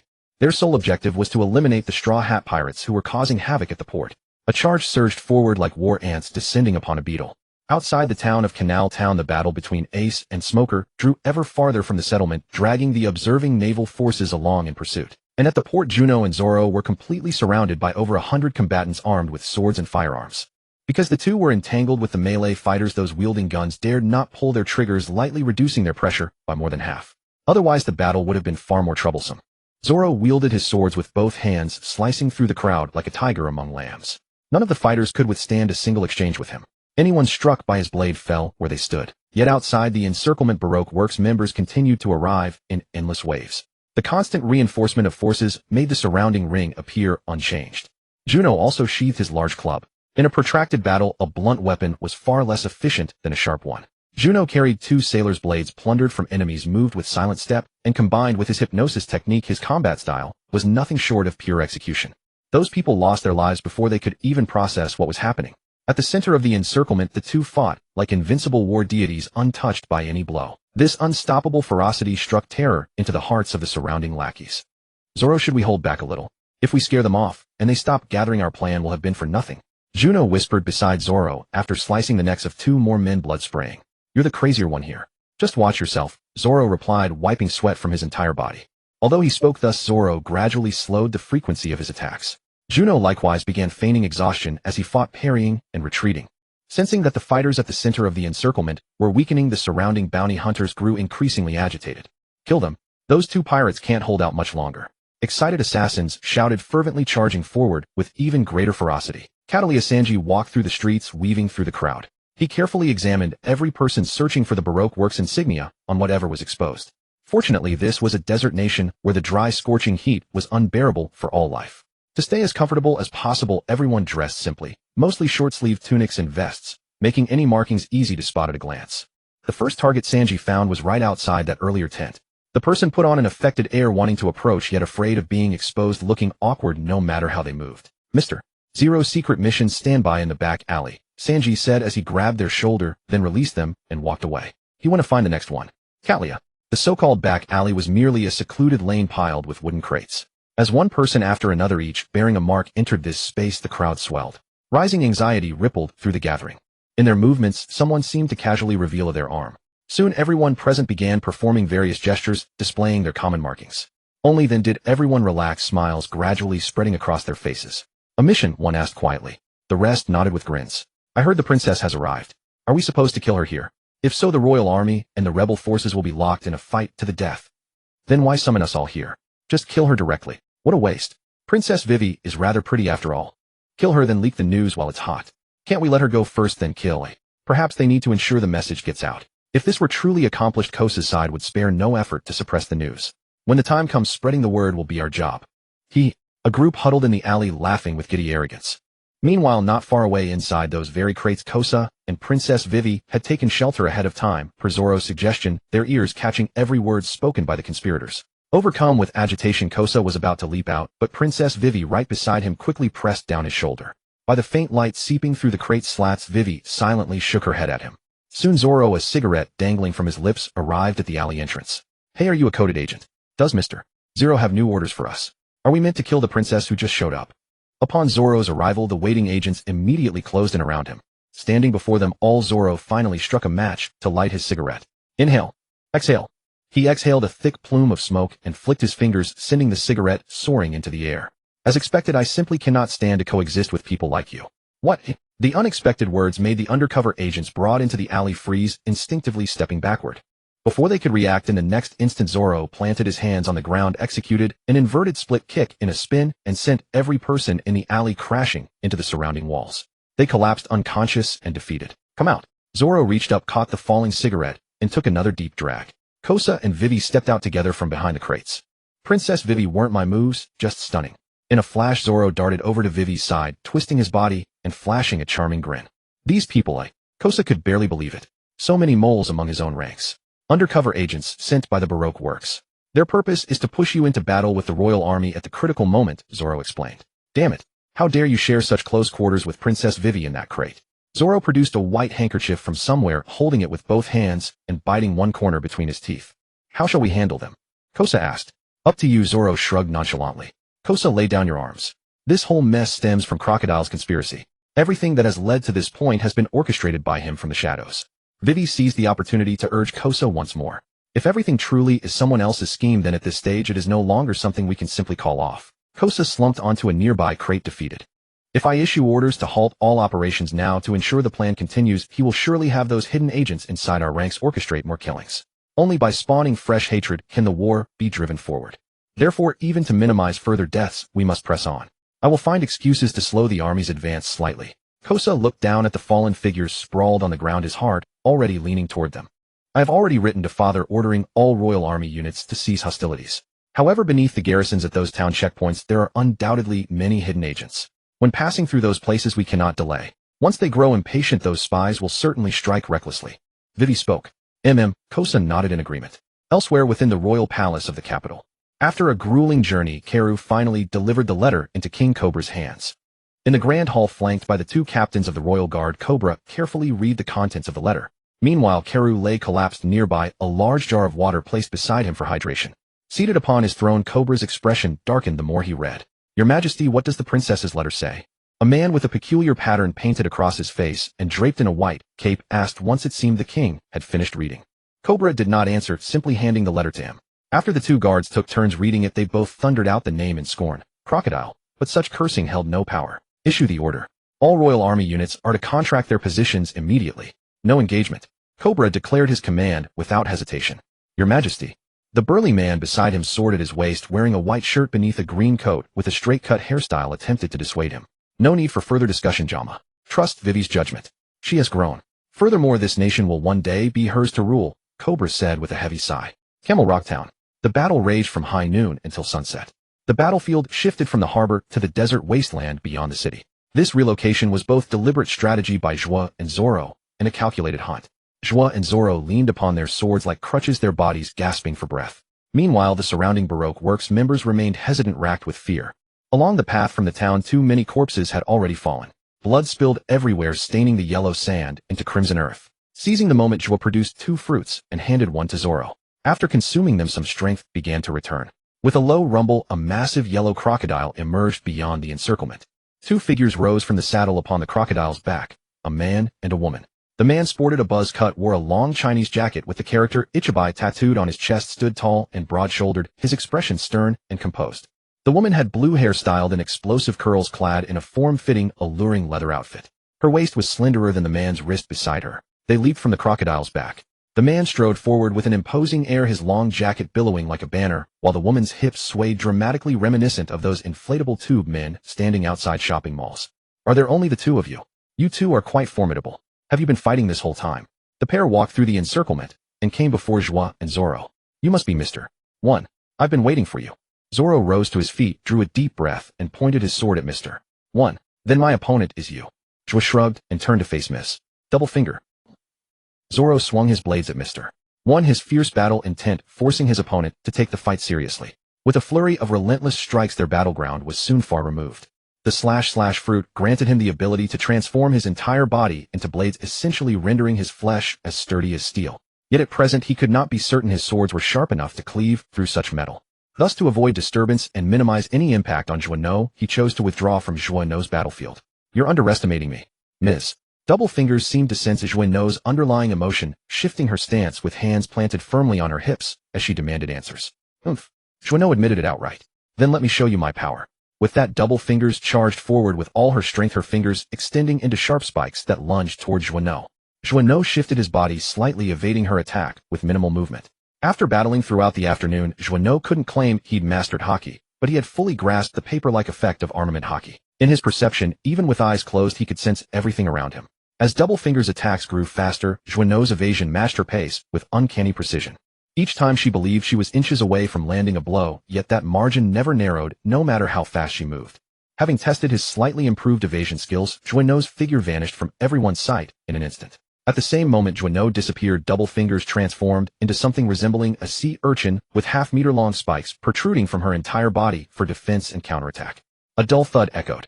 When Juno reappeared, a sea stone kanabo was embedded in her abdomen. Blood flowed freely as all the spikes on her body retreated, and she collapsed powerlessly to the ground. Sea stone. In Juno's eyes, there was no distinction between man and woman. An enemy was simply an enemy. Defeating them wasn't enough, though only complete annihilation meant the fight was truly over. Juno struck her head with the kanabo, knocking her unconscious, then retrieved her into the farm dimension and planted her in the soil. Upon reappearing, the Baroque Works members nearby didn't dare approach, only watching from a distance. Not far away, steel clanged against steel in sharp contrast. Zoro's 3 blades struck the burly man, sending showers of sparks flying. Meanwhile, Zoro himself bore numerous fresh cuts across his body. Upon spotting Juno at the edge of their battlefield, the buzzcut man immediately intensified his assault, his strikes growing faster and faster, putting increasing pressure on Zoro. Blood gushed from wounds splattered across the golden sand. Yet under this extreme pressure, Zoro remained composed, his mind still focused on his understanding of the sword path. The breath of all things. The breath of humans, the breath of wind, the breath of steel. I can feel it.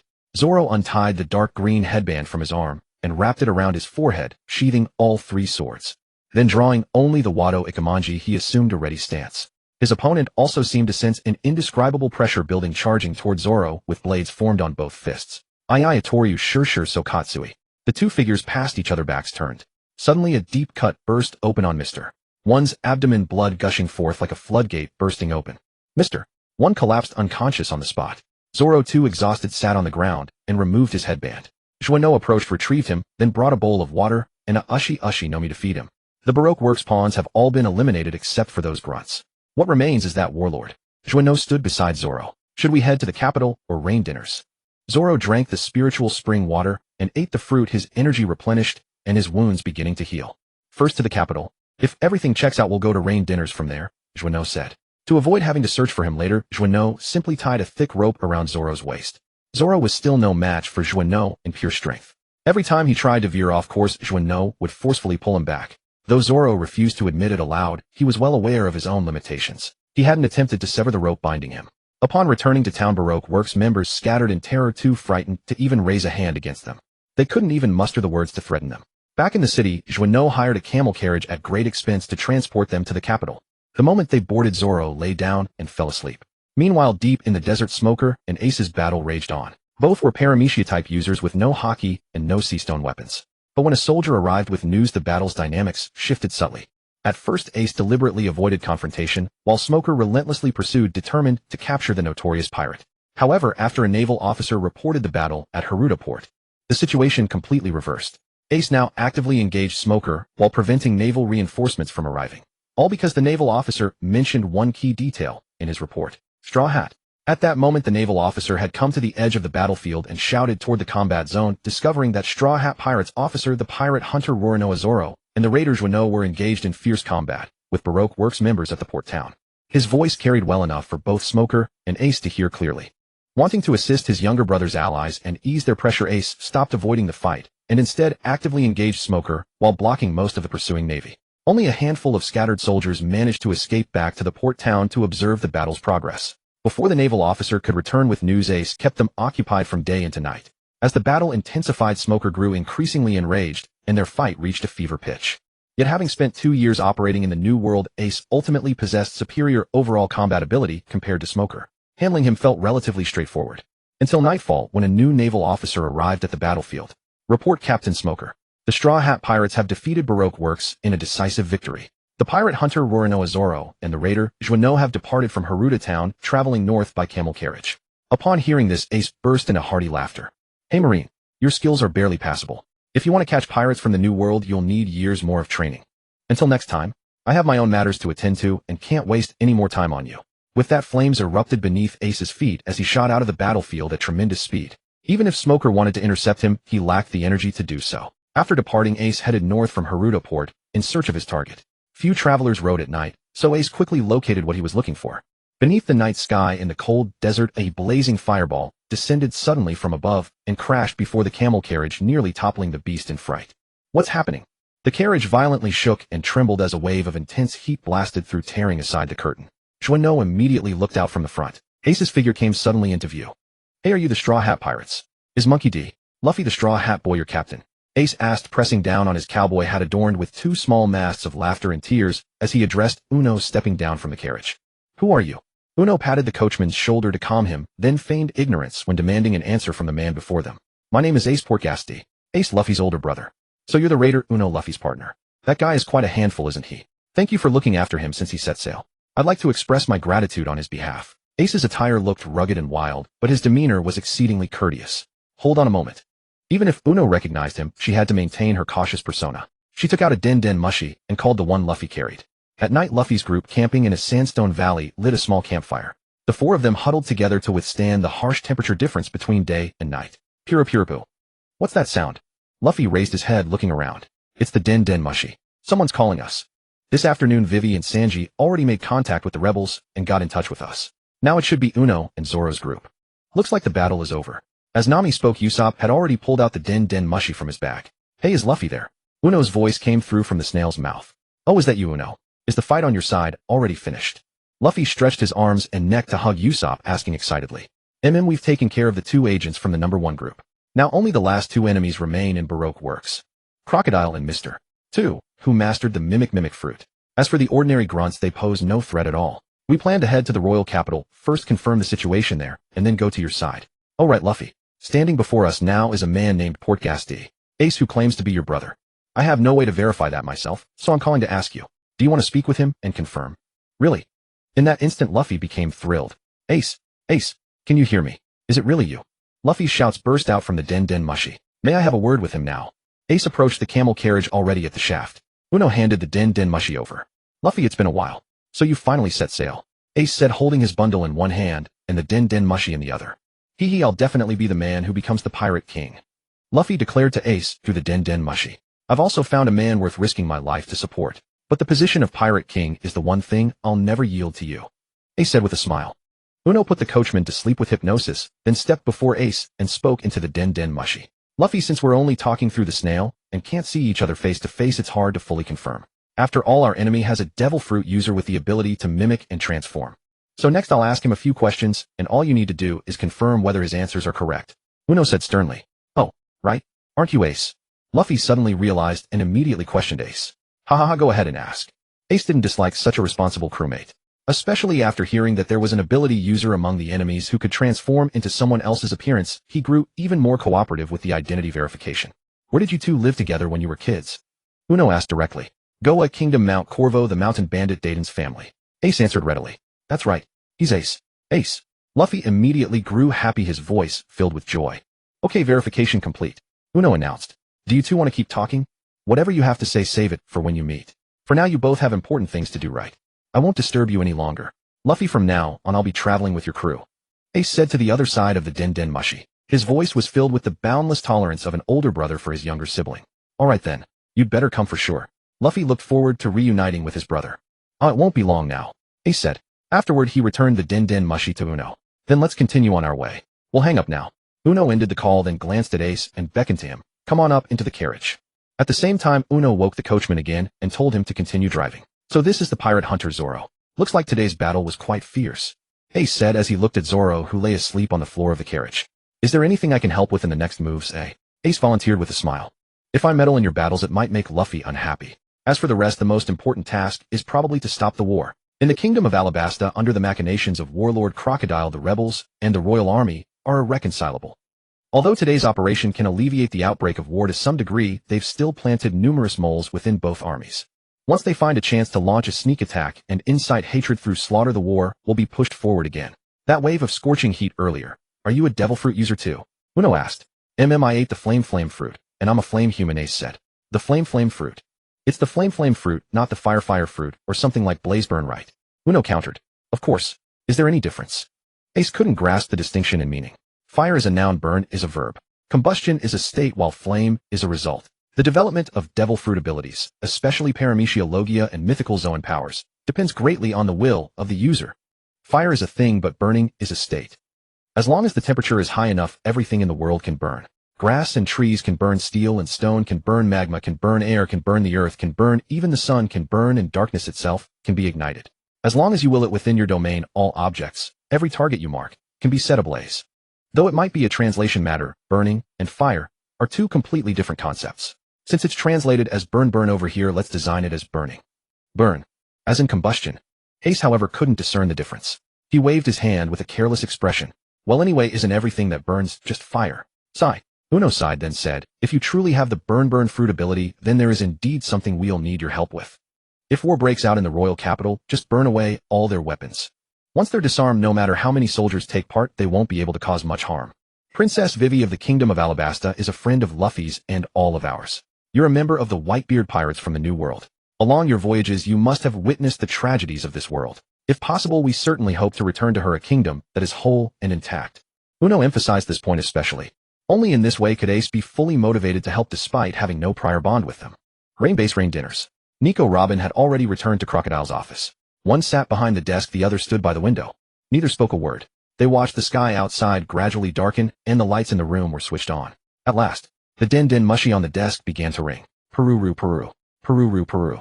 Crocodile, seated just beside the desk, simply held a cigar in his mouth and stayed completely motionless, as if he had not heard a thing. Nico Robin walked slowly to the desk and picked up the Den Den Mushi. This is Miss All Sunday. What is it? Haha. The person on the other end of the Den Den Mushi was gasping violently and fearfully. Hello. Can you speak now? Nico Robin asked through the line. It's over. After catching his breath and recovering a little, the voice finally continued. The battle at Nanohana is over. What was the result? Like Crocodile, Nico Robin was naturally very confident about this battle. Mr. One's devil fruit power in this paradise where hockey was not even widespread could be called invincible, unless one happened to run into a Logia. After all, turning his body into blades meant first possessing a body of steel, and only then the sharpness of a blade. A bunch of rookie pirates who had just run out of the East Blue without any special devil fruit powers would have no way to resist him at all. Normally that would be true. But this time nothing was normal. They failed. The officer agent's unit failed. They were defeated and then vanished completely.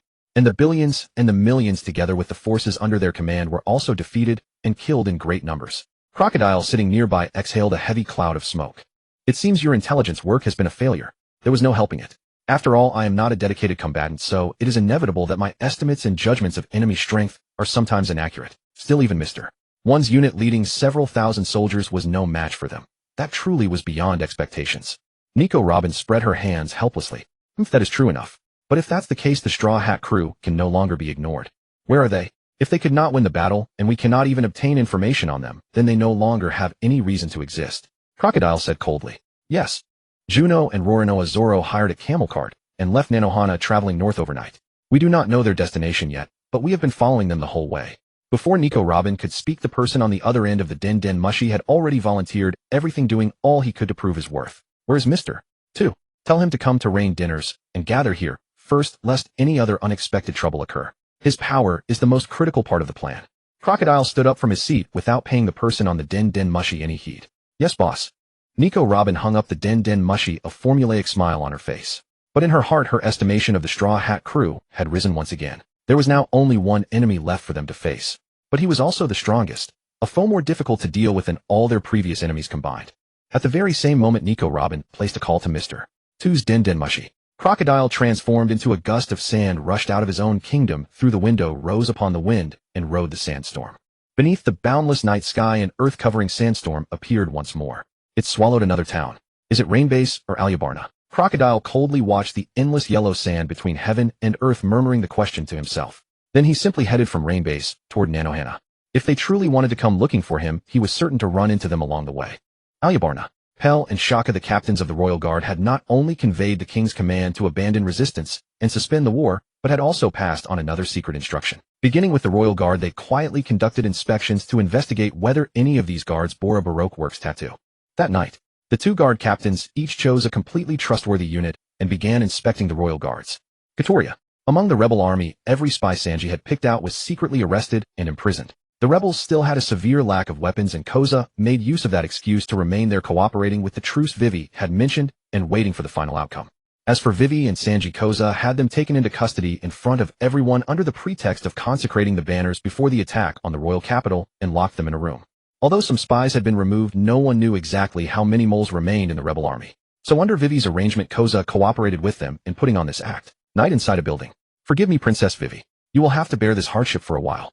Only after confirming that there were no eavesdroppers did Koza quietly slip into the room where the two were being held. It's fine. All of this is for Alabasta, for the people. Vivi shook her head, yet as she spoke, she could not help losing herself in thought. Don't worry. The captain and our friends are strong. By now there should be only one enemy left, a warlord of the sea crocodile. Sanji sat on a stool, lit a cigarette, and said with a confident smile on his face. In the desert beneath the dark night, a campfire blazed bright and unmistakable in the vast darkness. Beside the campfire sat a small reindeer on a stone, while the three people next to it slept soundly. Crocodile rode the wind and sand, stirring a sky-blotting sandstorm, and landed at the spot where Luffy and the others had made camp. Standing atop the layered rock, he looked down at the group inside the rocky valley. Although they had all changed their clothes, that face was still recognizable. Crocodile jumped down from the mountain and landed beside the campfire. Oh! The sudden figure made Chopper shriek. He rushed over and slapped at the three, shouting as he did. Oh! Get up, get up. We just fell asleep. What's happening? Is it an enemy? Nami, Luffy, and Usopp woke up one after another, sleepy-eyed and languid. Are you the Straw Hat crew? Crocodile, tall and imposing, looked down at these people on the ground with contempt. Quite relaxed, aren't you? Do you really think that beating a few underlings means you can ignore me? Who are you? Luffy stared at the figure before him without the slightest sense of danger, still rubbing his eyes as he asked. TCH. That bunch really were worthless to be defeated by the likes of you. It's getting late now, so all of you may die together as well. Crocodile's hand turned into sand and cut toward Luffy's position like a blade. Watch out. With a sharp cry, Chopper shoved Nami aside. Luffy's head nearly sank into his torso, and a sweep of his arm sent Usopp rolling to another spot. Boom. A fissure split the ground as the sand blade struck, wind and sand surged, and the campfire was instantly extinguished. Terrified Nami and Usopp lay flat on the ground, crawling and scrambling away from the center of the battlefield. Why did he come straight for us? Wasn't Rainbase supposed to be Crocodile's stronghold? Nami said fearfully. Luffy. Chopper hid behind a boulder and shouted to him. Protect them. Luffy returned to his normal form and instinctively pressed a hand on the straw hat atop his head. Hee, this is my fight. Oh. No sooner had Chopper responded than Nami and Usopp behind him had already fled, who knew how far. Their nimble speed left him dumbfounded. So you're Crocodile, the one who made Vivi cry? Luffy stood before him and demanded sternly. Vivi. Oh, the princess of the Alabasta Kingdom. She escaped before, but this time her luck won't be as good as it was then. She scraped together a bunch of small-time pirates from who knows where and treats you like saviors. It seems she has already reached the end of her rope. Crocodile's gaze was one of pure contempt for Luffy. He had not taken him seriously at all. I'll send you flying and take this country back from you. Luffy spoke in dead earnest, his eyes locked on the other's eyes without any sign of retreat. Oh, then try it if you like. Crocodile said nonchalantly. Gum Gum Gatling. Luffy's fists blanketed Crocodile like a curtain of bullets. But when his punches struck the man's body, there was no real sensation of impact at all. Every punch was like hitting a mass of sand. He kept attacking for a full minute without any effect.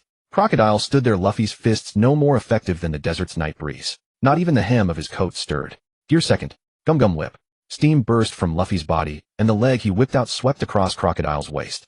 It sent up a spray of sand like scattered droplets of water, but in the next instant his body fully returned to normal. I am a Logia user of the Sand fruit. The environment of the Alabasta Kingdom is the perfect natural battlefield for me. When you fight me, your enemy is this entire desert.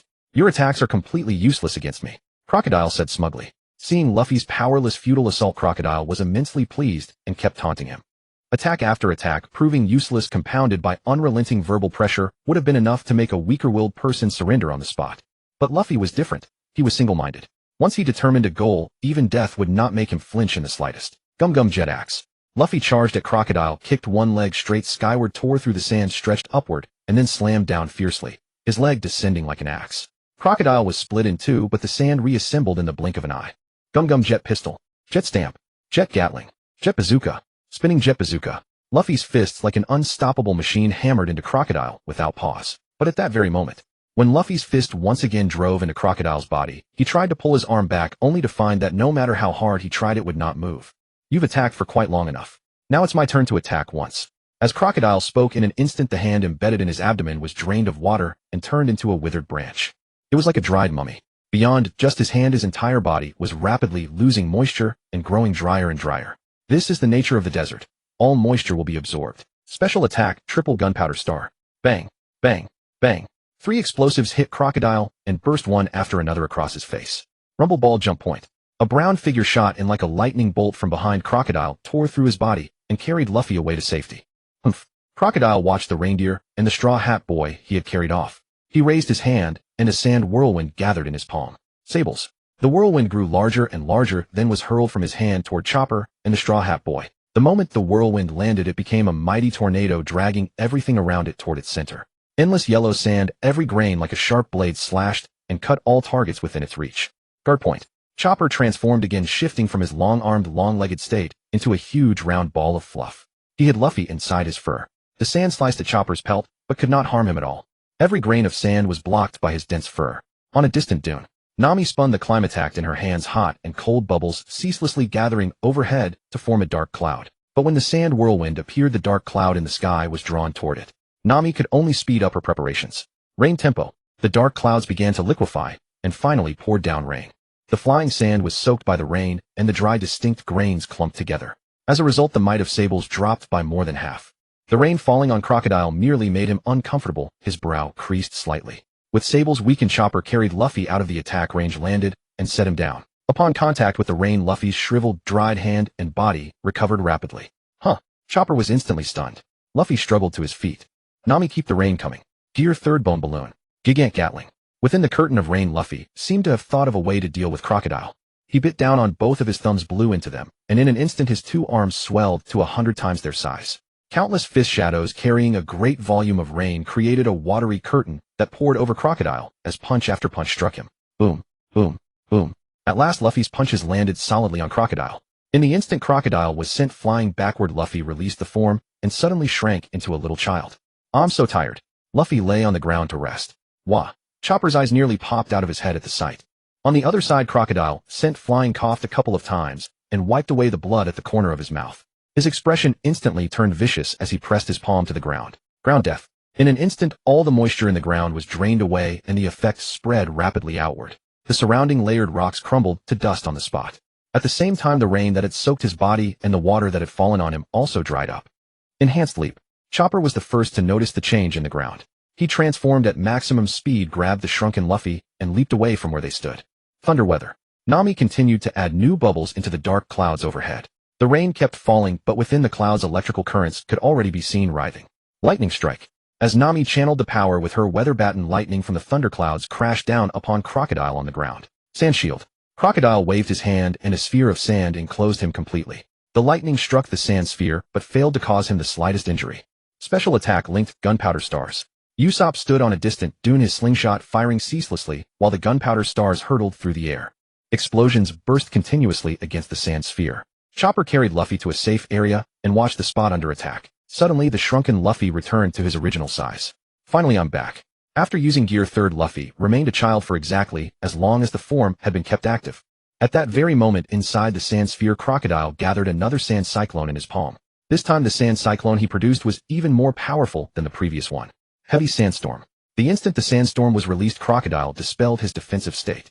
A colossal sandstorm erupted, blowing away the dark clouds overhead and sweeping away everything before it. Under the frenzy of the sandstorm, the four could only flee as quickly as they could. From the very moment it was released, this gigantic sandstorm was no longer under Crocodile's control. After one mighty rampage, the storm eventually receded into the distance until it had completely vanished from the battlefield. Desert Spada. Crocodile's arm transformed into sand and swelled into a massive blade. He launched a full-force slash toward Luffy and the others in the distance. One slash cut even the desert in two. The fisher raced after them. The four could only run, desperately dodging to both sides. Crocodile turned into a swirl of sand and sped through the air in pursuit of Luffy. At that moment, Usopp continued firing at the sand form of Crocodile in the sky. Gunpowder star. Gunpowder star. Continuous gunpowder stars. But the genuine gunpowder explosions only occurred on the first two shots. The shots that followed fired ammunition that was larger and more numerous, yet their bursts lacked the billowing smoke of the earlier gunpowder bullets. When those bullets exploded, swirling powder flew out and mixed with the sand in the air, throwing Crocodile's power into total chaos. He reverted to human form, fell to the ground, and struggled weakly. It worked. Usopp raised his slingshot, slapped his arm with his other hand, and cheered. What is this? Seastone bullets. Crocodile clutched his aching body and stared at Usopp in the distance with discomfort. This is the secret weapon of yours truly, the seawater star. Now that the essence of seawater has been drawn into your body along with the sand, you can't use your devil fruit powers anymore. Usopp stood far off, flaunting his weapon at Crocodile. Don't explain so much to the enemy, you idiot. Nami, who had already run farther ahead, shouted at Usopp. Luffy also walked up to Crocodile at that moment. Straw Hat Boy, are you trying to take advantage while I'm down? Crocodile struggled to his feet and demanded an answer. At over 2 meters tall, he stood a full 2 heads above Luffy. Even with his powers compromised, his height alone was enough to be intimidating. His golden hook unexpectedly slipped free, revealing a short sword hidden within. The power of my friends is also my power, Luffy said without explanation or hesitation. This was no duel over personal victory. It was a matter of the entire kingdom's future. Even Luffy's willfulness knew when to be put to proper use. Huh? Crocodile let out a mocking laugh. You intend to finish me off right here? No. You're going to clear up in front of everyone the misunderstandings this kingdom's people have had about their king. Luffy said seriously. On that point, nothing would change his mind. Clear up misunderstandings. Crocodile sneered, and suddenly the short sword in his left hand pierced toward Luffy's body. At the final moment, Luffy narrowly dodged the vital strike. However, the seawater within his body had greatly impacted his physical state, and with the distance so close, their conditions weighed against each other. The short sword still carved a wound across him. Arm strength, boost, cross hoofprint. Chopper, the nearest, reacted the fastest. The muscles in his arms swelled dramatically as if all the strength in his body had been concentrated into them. He then pressed his palms together and thrust forward like a siege cannon, leaving a hoofprint shaped like a cross. Crocodile was sent flying instantly. At that moment, Luffy collapsed weakly. In the blink of an eye, the color of his wound changed. He's poisoned. Doctor. Chopper, back in his original form, ran back and forth in a panic, staring at Luffy's condition and shouting. Special attack, continuous seawater stars. Special attack, continuous gunpowder stars. Seeing that Crocodile still dared to act up, Usopp, now close enough, continued attacking. A seawater bullet shot directly into Crocodile's mouth. As it burst, the seawater essence flowed down his throat and into his stomach. The gunpowder stars, meanwhile, bombarded his body without pause. Thunder, weather, heaven's judgment. Nami refused to be outdone. Her weather baton continuously released hot, cold, and electric bubbles, finally unleashing lightning that under her direction struck straight at Crocodile. Where's the antidote? Nami demanded of Crocodile. Chopper, calm down. You're the doctor. Usopp reassured Chopper, telling him to examine Luffy carefully and treat him. Cough. If you don't want him to die, then find a way to draw all that sea essence out of my body. Crocodile clutched his wounded body and forced out his condition with difficulty. After checking Luffy's condition, Chopper reacted at once. Search him. If you can't find an antidote, then take that poisoned short sword from his hand. Even without the antidote, I can make one from the poison, Chopper said. At that moment, more than a dozen arms grew out of Crocodile's body. They not only restrained him, but also searched away everything he carried, removing the attached golden hook from his arm as well. The poisoned sword in his hand was also taken away. Seeing this, Nami and Usopp both stopped, looked around, and spotted the white figure in the distance. Nico Robin wore a long white coat. Even her hat had been swapped for white, with her arms crossed. Ms. All Sunday. Staring at the hands on his body, Crocodile was astounded. Nico Robin. You truly are the one who carried betrayal through to the very end. Crocodile's voice had grown weak. Isn't that what you planned to? Once your objective was fulfilled, I likely would have been killed at your hands. I was just trying to protect myself, and it seems I was lucky to find a suitable partner. Nico Robin said, drawing closer as she smiled. At the same time, she took a cloth pouch from her clothes. Inside is a pair of sea stone handcuffs. Take these and put them on him for me. And there's a vial that can neutralize the poison he was hit with. In the desert, the din-din mushy on Juno's hand rang again. Hello, is this Juno? The battle is over. The warlord Crocodile has been defeated. We won. As soon as the call connected, Nami's excited voice poured through the din-din mushy. Beside him, Ace laughed heartily. As expected of my younger brother. He just entered the Grand Line and already defeated a warlord of the sea. He will surely become a great figure on the seas in the future. At this moment, Nami's voice continued. Nico Robin is with us. She is Ms. All Sunday. She brought a pair of sea stone handcuffs, and we plan to take Crocodile to the capital. Under her guidance, Mr. 2 will also head to the capital. Let's reunite there. With that, the call ended. Meanwhile, in another location, Sanji and Vivi also received a call from Nami. Upon hearing the words from the receiver, Vivi's eyes filled with tears in an instant. They then called Kusha over and explained the victory. Kusha, let's go straight to the capital. Vivi could not wait any longer, not wanting to lose another second. She had to do something to distract herself. Traveling was the best way to ease her anxiety. By the way, it would be best to summon the entire rebel army. The infiltrators we encountered during the day were certainly not all of them. Once we reach the capital and see Baroque works dismantled, we might uncover more. Sanji said. Alyabarna, the capital of the Alabasta Kingdom. The city was built upon a plateau that rose dramatically from the desert. It stood over 300 meters above the ground, like a small sacred shrine. In a certain sense, it could be seen as paying homage to the world nobles. After all, the royal family of Alabasta was among the 20 kings who originally founded the world government. The sole distinction was that the Nefertari clan also belonged to the will of D. The sky gradually brightened, and under the sunlight the golden sand shimmered like liquid gold. Beneath the western gate stairs of the capital, a man wearing a pink fleece coat over a blue dance outfit, his face heavily made up with 2 swan heads affixed to his back, paced restlessly before the steps.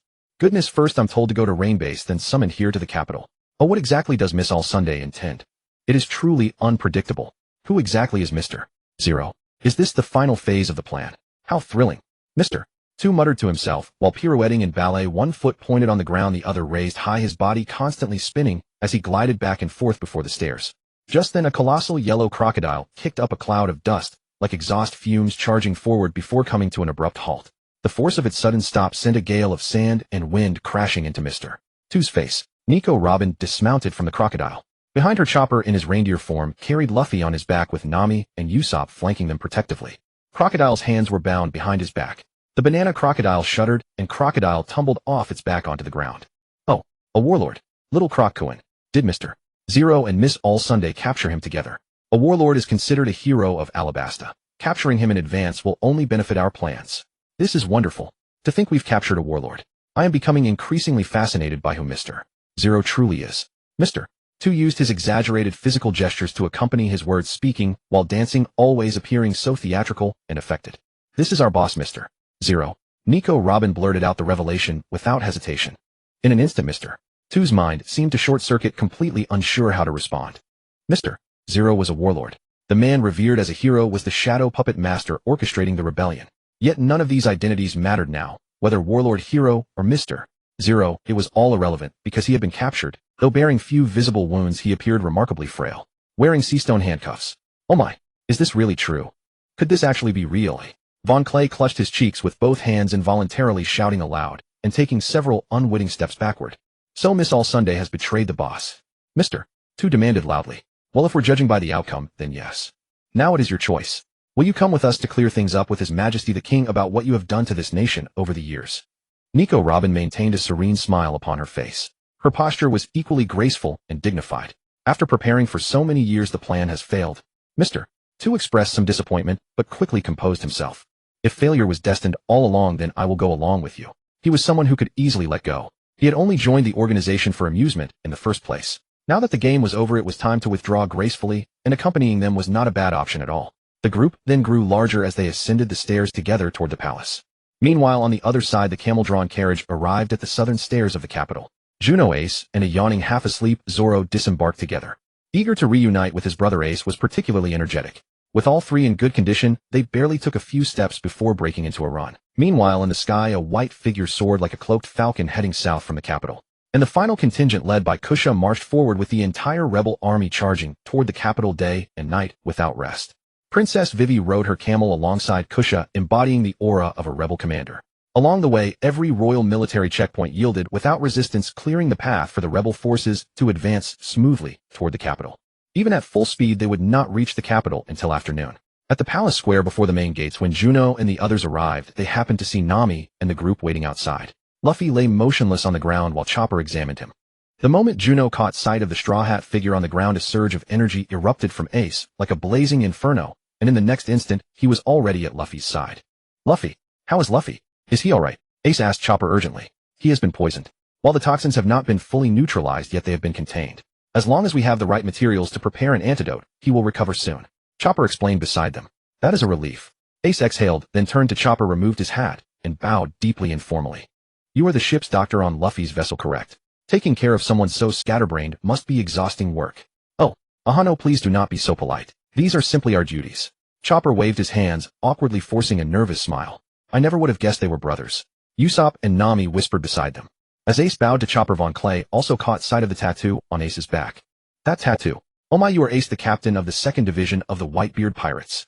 Von Clay exclaimed in astonishment. Should we wait here? Juno and Zoro approached Nami and asked. The palace guards need to verify our identities. I have already sent someone to confirm with Vivi, so it should not take long. Nami said.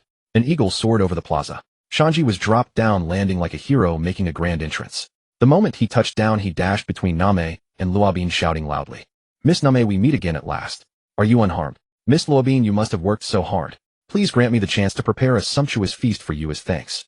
But Wei Wei, however, landed inside the palace along with the eagle. Before long, the palace gates opened, and Wei Wei and King Kubula walked out together, guarded by the captain of the guard, Bayer and Jaka. Mr. Shanji, I truly apologize. Wei Wei came before Shanji, embarrassed to offer her apology. With Princess Wei Wei's concern, my body becomes as strong as a tiger, and all ailments will heal without medicine, said Shanji. I'm truly sorry. The palace has already prepared a sick room with all the medicines and equipment for your captain. Please come inside with us. Afterward, everyone entered the palace under Wei Wei and Kubula's lead. Xiaoba accompanied Luffy, AC, and Sualong as they followed Jaka to the sick room. The others meanwhile followed Kubula and Wei Wei into a large hall. It was not a formal palace chamber, yet its layout and decoration were hardly different from a main audience hall. At the front was a throne upon which Kubula sat, with Bayer standing at his side and slightly forward as a guard. Wei Wei meanwhile stood in the hall with everyone else. Father, everything is over. Wei Wei before everyone recounted everything she had investigated, along with all the plans and battle strategies made along the way. After she finished, Kubula, Bayer, and even Kelookidr and Fong Kilii all turned their gaze toward Junua. Although the decisive weapon had been the seawater bullets manufactured by Wasupu, all of it had been prepared at Junua's direction from the very beginning. And those groupings too. Had Kelookidr not suddenly rushed out in the middle of the night to vent his fury, the true battle would likely not have concluded until daytime today. From Cactus Island's Whiskey Peak onward, Junua's plans had never ceased. One cut after another, he had severed every fong and claw of Baroque works, leaving him utterly isolated and without support. Junua-chan is truly a brilliant strategist. Fong Kilii praised Junua with his flamboyant, highly idiosyncratic language and exaggerated gestures. This victory belongs to the entire team. It was precisely because everyone's strength was brought into play that this battle proceeded so smoothly. Junua modestly brushed off the praise. In the end, I must thank everyone for liberating the kingdom of Alabassadon from crisis and giving us the opportunity to clear up the truth. Kubula rose to his feet and with solemn gravity expressed his gratitude to Junua and the Straw Hat crew. Ha ha ha ha. Kelookidr suddenly burst into laughter. Hey, you pirate over there, do you want to know what the most powerful weapon in this world is? Though Kelookidr's hands were cuffed, his mouth was not gagged. After laughing, he looked straight at Junua. He believed one thing: a clever person would never be content to remain under another's heel. The present forbearance served only a far stronger desire yet to come. It is the weapon of ancient legend capable of destroying islands. Do you want to know? In this very country there exists a historical inscription bearing the records of the ancient weapon Pluton. And this woman is the last person left in the world who can read that ancient script. Now that his plan had failed, it was impossible for him to obtain the information any longer. So Kelookidr wanted to see whether the pirate who learned this news could still coexist peacefully with this country. Would the kingdom's savior become a new destroyer? At that instant, both Kubula and Nike Luobin looked at Junua. So what? Junua nodded indifferently and asked him back in a perfectly calm tone. That is Pluton, one of the 3 ancient weapons named after gods. A super battleship that can destroy an island with a single cannon shot. Don't you want it? Kelookidr for a moment found his breath catch at Junua's counter-question. The 3 ancient weapons. Can they resist the world government? Junua asked back. If they were lost out on the sea, that means these so-called three great weapons do not in essence belong to the world government. Then again, every faction that once possessed the three ancient weapons was annihilated by the world government 800 years ago. Now if one obtains one of these weapons that has been rotting away alone somewhere for 800 years, what use would it be? If the world government discovered that a super battleship that should have vanished 800 years ago had reappeared on the sea, knowing the nature of the world government and those celestial dragons, do you think they would find a way to destroy you? Yes, you say this super battleship super weapon can destroy an island in one shot. Then here's the question facing top-tier combat power like Kapu and the three admirals: can you keep this ship safe under their assault? I'm afraid that while you're still taking aim, they would already be upon you. Even if you were formidable enough to keep the ship, and even if the world government cared nothing about this 800-year-old wreck, could you guarantee that a vessel idle for over 800 years would still be functional? If it breaks down, would you be able to repair it, or would I? You don't actually think a weapon that can obliterate an island in one shot is as shabby as those rifled cannons now scattered across the seas, do you? If it were that kind of cannon, how massive would the caliber have to be, and how enormous the shell to destroy an island in a single shot? And after firing once, how long would it take to reload? With that time spent, I could train diligently and grow strong enough to rival the Navy's 3 admirals and the pirates' 4 emperors. Then what use would such a weapon be? Juno's volley of questions caused Kelookidier's expression to change again and again. Nike Luobin maintained an elegant smile on her face, but this smile was fundamentally different from her earlier formulaic one. This time, it came from the heart. Feng Qiliai also seemed to see Juno shining. Kubula and Wei Wei too breathed a sigh of relief. Juno's willingness to say so much and point out so many flaws suggested that he probably had no such intention. With his words, the poisonous bait thrown out by Kelookidir was set aside for the time being. Then came Feng Qiliai's ability demonstration and the presentation of the plan. The instant he transformed into Kubula, neither Kubula, Wei Wei nor Bayer could detect any flaw from his appearance. Kelookidir remained silent. Old sand as a pirate, if you lose, you must accept losing gracefully. Tomorrow before the public, kindly make a proper explanation for all your actions over these years. Whatever you do, don't become a loathsome wretch like those small-time thugs on the sea. If you turn into a shameless cur who dares to act, but not to own it, and word gets out, you'll be a laughingstock. After all, you're no longer some ordinary nameless small-time pirate. Juno said these provoking words. Though he still did not reply, he probably would no longer be as resistant as before. With Miss Nike and Mr. Feng's help, and once we root out all the moles in both the Royal Army and the Rebel Army, the previous problems should be resolved. I will also apply to the world government or the Navy for a few more artificial rainmaking vessels. That should solve the problem, Kubula said.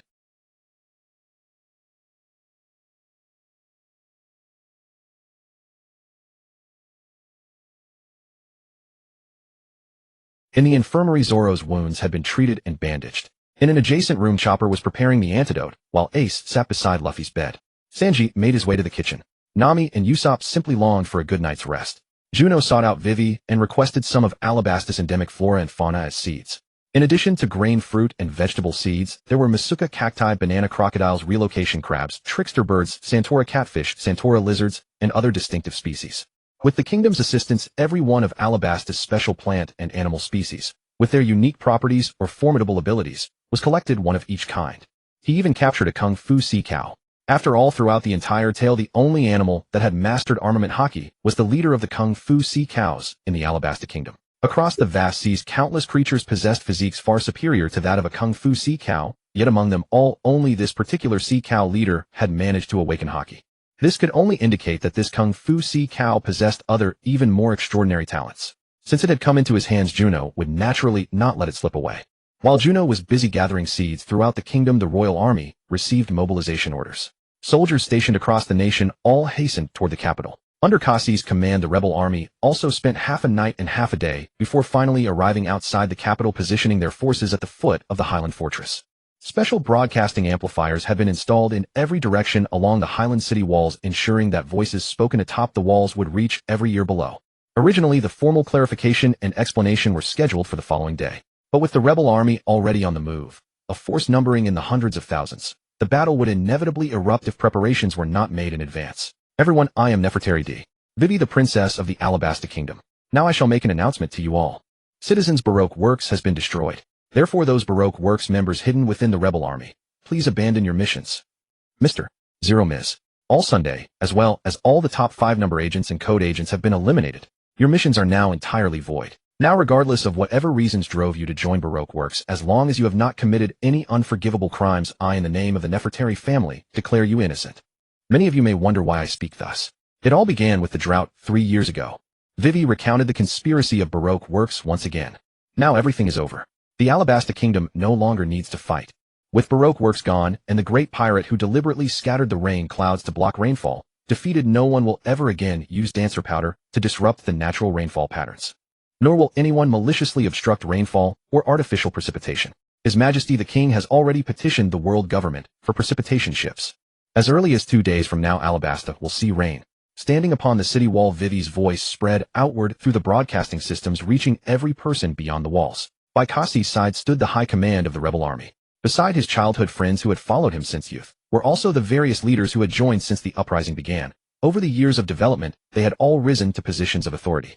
Among these rebels, except for a tiny fraction of Baroque work spies intent on sowing discord, the vast majority had risen up simply because of the drought, lacking water and food, unable to survive, and receiving no reasonable explanation or arrangement from the king.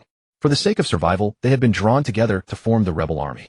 Over the past 3 years, they had likely plundered many wealthy households and nobles who otherwise even assembled into a force they would not have been able to endure. After all, their primary area of operations remained within the Alabasta kingdom itself, and they received funding from Baroque works only on rare occasions. But now, for the sake of a ceasefire, Vivi directly announced a full pardon for all rebel forces. Most of the high-ranking officers and low-ranking soldiers alike turned to look at Cassie. Now that there was an explanation and hope, the vast majority no longer wished to fight. Those driven to desperation by the drought were simply ordinary commoners of this land. They harbored no grand ambitions, though all they desired was the chance to survive and protect their families. Thus, even if there were a few ambitious opportunists within the rebel army who sought to use this moment to overthrow the dynasty and elevate their own status and power, they would be unable to stir up trouble as long as Cassie, the supreme commander, declared a ceasefire. Pass the word. The uprising is over. We have won. Ever since witnessing and hearing those words with his own eyes and ears in that alleyway the day before, Cassie had begun to question the legitimacy of the rebel army he had himself built. As for the remaining Baroque works spies within the rebel army, upon hearing Vivi expose their existence and declare the destruction of the organization, they no longer had any need to continue their attacks. Even if they intended to fight, they first needed to verify whether her words were true. If Baroque works had truly been destroyed, then continuing their missions would be futile, yielding no results whatsoever, for there was no one left to pay them or fulfill the original promises. Among the ranks, some higher-ranking spies held Den Mushy, using them to contact their superiors. There is no more Baroque works. Ms. All Sunday disbanded the organization. If you possess the capability, you may take over the name of Baroque works. Without strong warriors, and with insufficient numbers, they could hardly sustain a treasonous organization. Now they could only hope that the loyal forces had not yet developed a method to identify and root out spies. Among the crowd, some suddenly straightened their clothing, while others quietly covered their arms, pulling their sleeves as long as possible.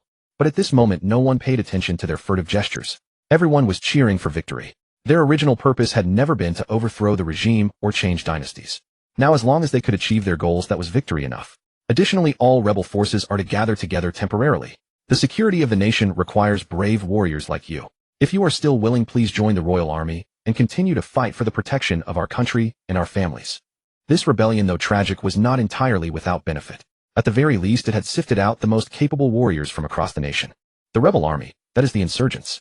Of the 3 Zero who had once defected from the royal army, they have now returned to the royal ranks. This time, however, regardless of their former positions, all of them were demoted and scattered among the lower ranks. As for the rebels, only a small portion had joined the royal army earlier. The vast majority were sent back to their places of origin. After all, a nation needs enough workers and peasants to build it up so that it can support a sufficient number of full-time soldiers and truly develop the country. The next day, all across Alabasta, people gathered beneath the broadcast speakers in town squares. And before the royal palace in the capital, the palace square was already filled with every citizen of the capital. Smoker and the Marines came to stand before the assembled crowd. On the palace ramparts, Vivi held a microphone with a handcuffed crocodile and Bon Clay standing beside her. Through Vivi's account, every disaster that had befallen Alabasta over the past 3 years now had an unmistakable culprit. He had plotted to seize the country, used his abilities to impersonate the king, and employed dance powder. He had also made inflammatory speeches in public places to stir the people's anger. Every last thing, all of it, was the evil done by the members of Baroque works, those bearing distinctive tattoos in pursuit of their ambitions. Kill them, my child. Just for their ambitions, they deliberately caused the drought, and my parents died of thirst and hunger. Kill them. They don't deserve to live. And we must find every member of that Baroque works. Right? That tattoo. Everyone take off your shirts and keep an eye on each other. Find all the remaining members of that Baroque works. As the truth came to light, the fury of the entire kingdom of Alabasta erupted. Suppressed for 3 years, now that the truth was out, they only wanted to demand justice for the grievances and persecution they had suffered. Standing in the square looking at the fervent citizens around him, Smoker was speechless. His eyes were fixed on the figure high above. Crocodile, one of the 7 warlords of the sea, a legally acknowledged pirate of the world government, had attempted to overthrow the regime of a world government member state. Things like this are always hard to accept. Meanwhile, in the palace, Juno, who had spent half a day gathering seeds outside, had just returned to the palace. The Straw Hat crew had received word that the palace was already surrounded by Marines. A new newspaper arrived. Headline: A new era opens. The first vestige of the old era falls. Warlord Sir Crocodile defeated. The article briefly recounted Crocodile's past. His bounty before becoming a warlord was 81 million. His most celebrated feat had been challenging Whitebeard and suffering a crushing defeat. Before his downfall, he had plotted to overthrow the government of the Alabasta Kingdom, one of the member states of the world government under the rule of one of the 20 kings who founded it. He had been defeated by the Straw Hat Pirates.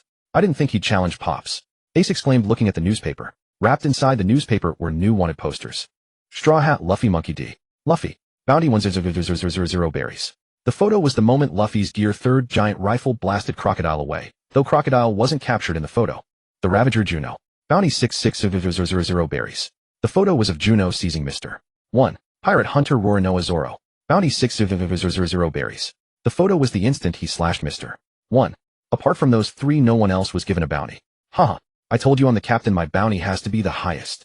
Luffy laughed happily, holding the wanted poster up with both hands. When are you leaving? Ace asked Luffy. This time taking the chance of chasing Blackbeard, he had returned from the New World to Paradise. Stopping by to see Luffy had settled a concern of his, but now what needed to be done still had to be done. Let's eat one more meal before leaving. Alabasta's food is great. Luffy raised his hand happily. If the royal chef's cooking weren't good, that would be a real problem. I already asked Lady Tiragatton for plenty of specialty recipes and spices yesterday, so we can try making them on the ship later. Sanji said everything was under control. The Marines have blocked off all the stairs outside the capital. The biggest problem now is our ship. What do we do? They must have found it by now, right? Nami grabbed Luffy's head and shook it hard. Juno, can your ability store the ship as well? Nami suddenly asked. Caught off guard by the question, Juno was a bit surprised. I've never tried, so I don't know. But since I can take in matter, I should be able to store a ship. I suppose, Juno said sheepishly. Then why didn't you think of that earlier and take the ship along? That way we wouldn't have to worry, right? Nami grumbled. It can't be helped. Luffy said carelessly. Suddenly a transponder snail rang. Puruparu Puruparu. Whose transponder snail is that? Everyone turned toward Juno at the sound. Who could be calling at this time? Juno was also surprised. Hello. Oh my Juno-san, you haven't left yet. A new Marine captain, Hina of the Black Cage, a headquarters captain, has brought a fleet to Alabastas waters. The voice from the transponder snail was Nico Robbins. Miss Robin, it's so wonderful to hear your voice again. In an instant, Sanji appeared in front of Juno, beaming dreamily at the transponder snail. Hina of the Black Cage, a Marine headquarters captain and a user of the Paramecia-type cage fruit, can create prisons to seal off targets. Although she's not a Logia, it's still a troublesome ability. Ace sat nearby acting as commentator. Then where are you now? Nami asked bluntly. You weren't here when I got up this morning, and you slipped off alone without telling us. That sheep-headed ship flying the Straw Hat flag is yours, isn't it? I moved it to the upper reaches of the Sandora River. For now it should be safe for a little while. But if you don't come soon, it might have to be moved again. Nico Robbins said calmly. So you protected our going merry. Luffy said. Well, no choice. There's definitely no time for another meal. Let's go. Luffy slapped his thighs and stood up. Set out. As your brother, I'll cover you for a while. Ace also began to laugh. Nami immediately took out a map and compared it, searching for directions and confirming their target. Robin, give us more details about where you are now. Nami said. From the transponder snail, Nico Robin described her location in detail. After learning the exact spot, everyone, including Ace, looked at Luffy. Let's set off, brothers. With the command, the group rushed out of the guest room. I'll go stop that Marine captain for you. Logia powers are still a bit troublesome for you. As he spoke, Ace transformed into flames and sped through the air toward the palace's main gate square.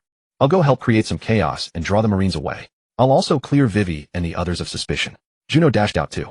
In the palace square, Ace suddenly materialized as a pillar of fire, immediately sending the crowd into chaos. Ace! Smoker emerged from swirling white smoke, charging head-on.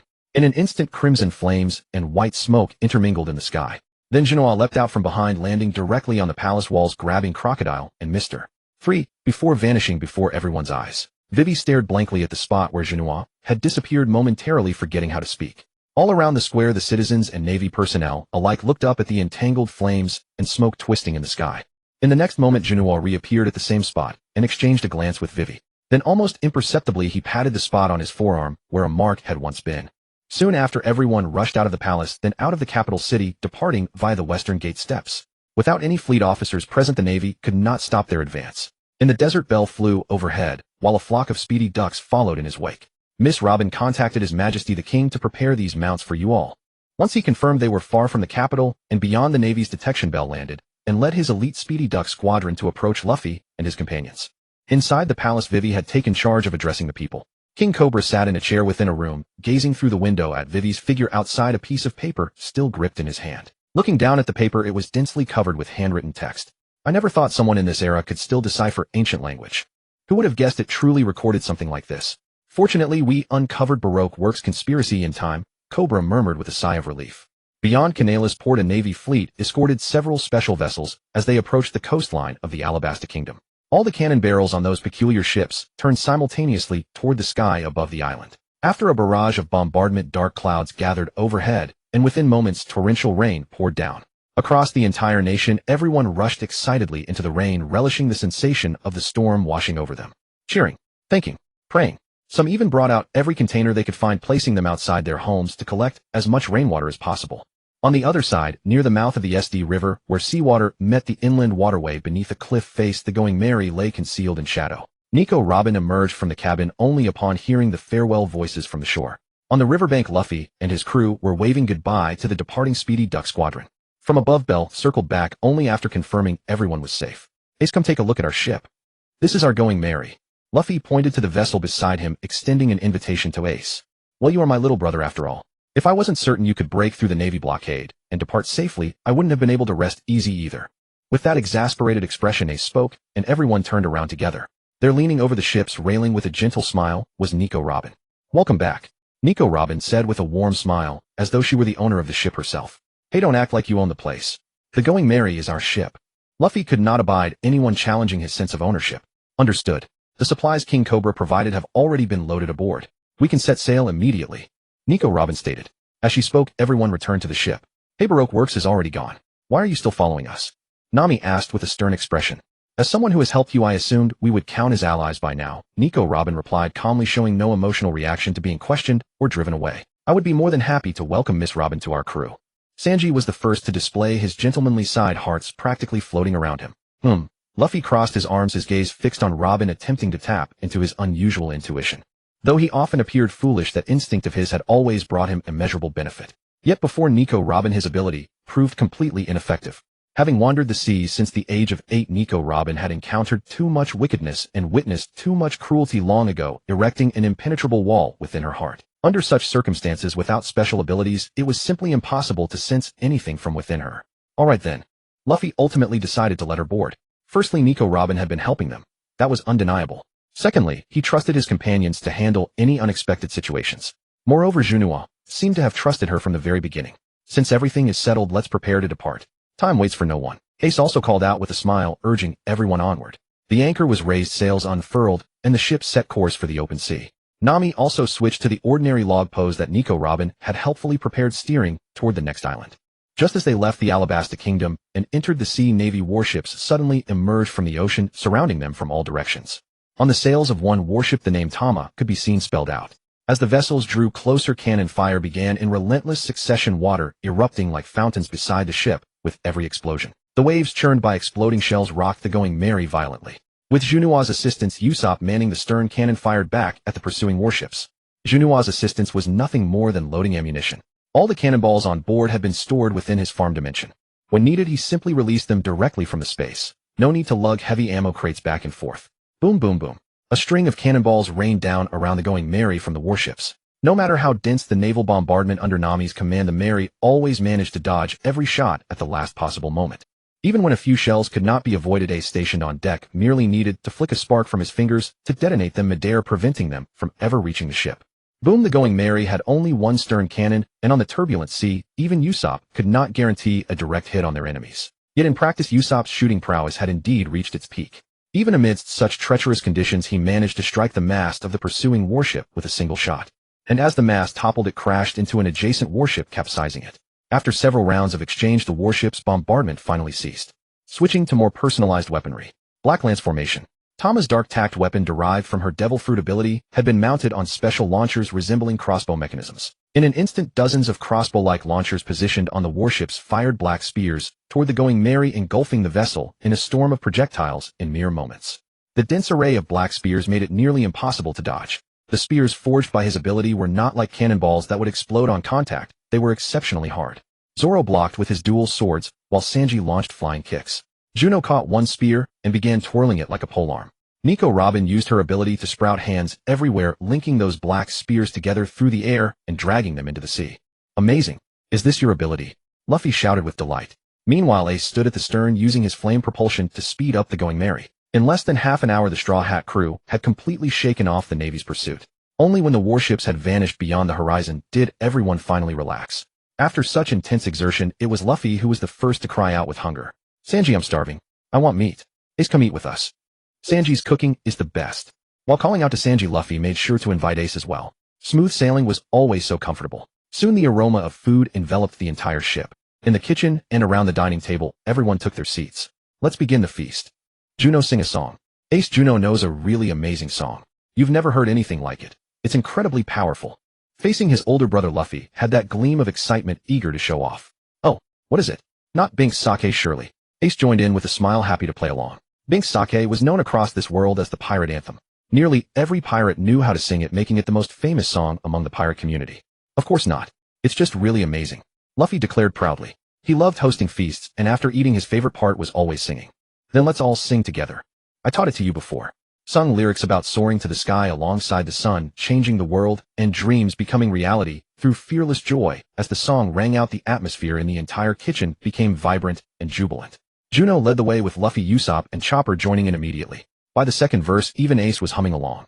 Even Zoro, with his usual aloof demeanor, found himself swaying along, unable to resist the infectious energy of the song. Nico Robin, the newest member, sat quietly at the edge of the group, her gentle smile watching over them all with serene grace. Wrapped in that warm atmosphere, her body began to sway involuntarily. The feast was pure joy, relaxing with food, drink, and laughter. Despite being at sea, everyone was in high spirits. The carefree men dozed off right there in the kitchen, leaving the dishes unwashed. Nami and Nico Robin kept watch together while the ship continued its voyage. At dawn, the ship pointed eastward toward the horizon, where golden morning light gilded the silhouette of distant land. An island. As the vessel neared shore, Nico Robin's unique power to sprout hands anywhere proved invaluable under Nami's guidance, allowing her to manage every aspect of the ship's operations flawlessly. Anchors dropped, sails furled, everyone awakened. After a leisurely delay, they slowly made their way ashore and collapsed onto the dry sand, letting their bodies adjust to solid ground once more. Sanji alone brimmed with energy. Being woken by Miss Nami and Miss Robin is truly the greatest blessing in this world. Yet I allowed ladies to stand watch. Such negligence from a knight like me. Now let me prepare an affectionate breakfast to nurture their beauty and ease their fatigue, so they may rest properly. The moment he registered he'd been awakened, Sanji sprang into action and rushed to the stove. And all of you, get up and wash those dishes properly. Naturally, nobody paid him any mind. Still groggy from hangovers and forcibly roused, they had zero desire to move. Yeah, stop nagging. Let me sober up first, we'll deal with everything else later. Zoro leaped overboard, landing squarely in the fine soft sand. Ace stood on the drier ground, stretching his arms above his head. All right, Luffy. You're safe now, and it's time I moved on. I still have my own matters to attend to. Ace suddenly called out, and in that instant everyone around him snapped to full attention. You don't even have a ship. How do you plan to sail? Luffy asked from nearby. We're on an island now, with plenty of trees. You think I can't build one? Ace said nonchalantly. I read the newspaper earlier. There was news about a traitor in the Whitebeard pirates. Someone killed one of Whitebeard's sons and defected. Your mission has something to do with this, doesn't it? At long last, Juno found an opening to speak and stepped into the conversation. With so many pivotal figures already eliminated and planted as seeds, whether the events would continue on their original trajectory remained uncertain. So if possible, he wanted to prevent this Marineford war altogether. Ace admitted straightforwardly, I didn't expect news like this to spread across the seas. Ace didn't question whether Juno's information actually came from a newspaper. Juno was Luffy's ally, and to Ace that made him one of their own. Anyone connected to his crew was trustworthy. It's Blackbeard, Marshal D. Teach. He killed one of Father's sons and our companion before slipping away. Killing a crewmate is an absolute prohibition within the Whitebeard pirates. He was my subordinate, and as captain I must bring him back, to apologize to Father and atone for Sack's death. Ace recounted everything, anger radiating from every word. Their exchange drew the attention of those standing nearby. Ace, need any help? Luffy turned immediately. No, this is my own matter. Ace smiled and declined. Regardless, you're our captain's brother. Since we've crossed paths, why not run through a tactical simulation before you move out? It may not guarantee success, but at least it'll give you a mental edge before battle. Juno spoke up. There was no certainty Juno could even attend the Marineford War. If he couldn't make it, then this whole endeavor would be meaningless. The best strategy was simply to prevent it from happening at all. Yet if Marineford never occurred, those who were fated to die on that battlefield would have a chance to become his seeds instead. Ace, just listen to him. I may not understand everything, but whatever Juno's talking about sounds pretty impressive. Luffy might not care much for himself, but for his brothers and crewmates, he would always find a way to provide better support. Someone like a strategist. Ace smiled at Juno. As a member of a Four Emperors crew, he naturally knew that in truly formidable pirate organizations, the captain always had a strategist by their side. The most renowned was probably Red Hairshank's first mate, Ben Beckman, hailed as the smartest man among pirates. Then I'll leave it to you, Ace said solemnly to Juno.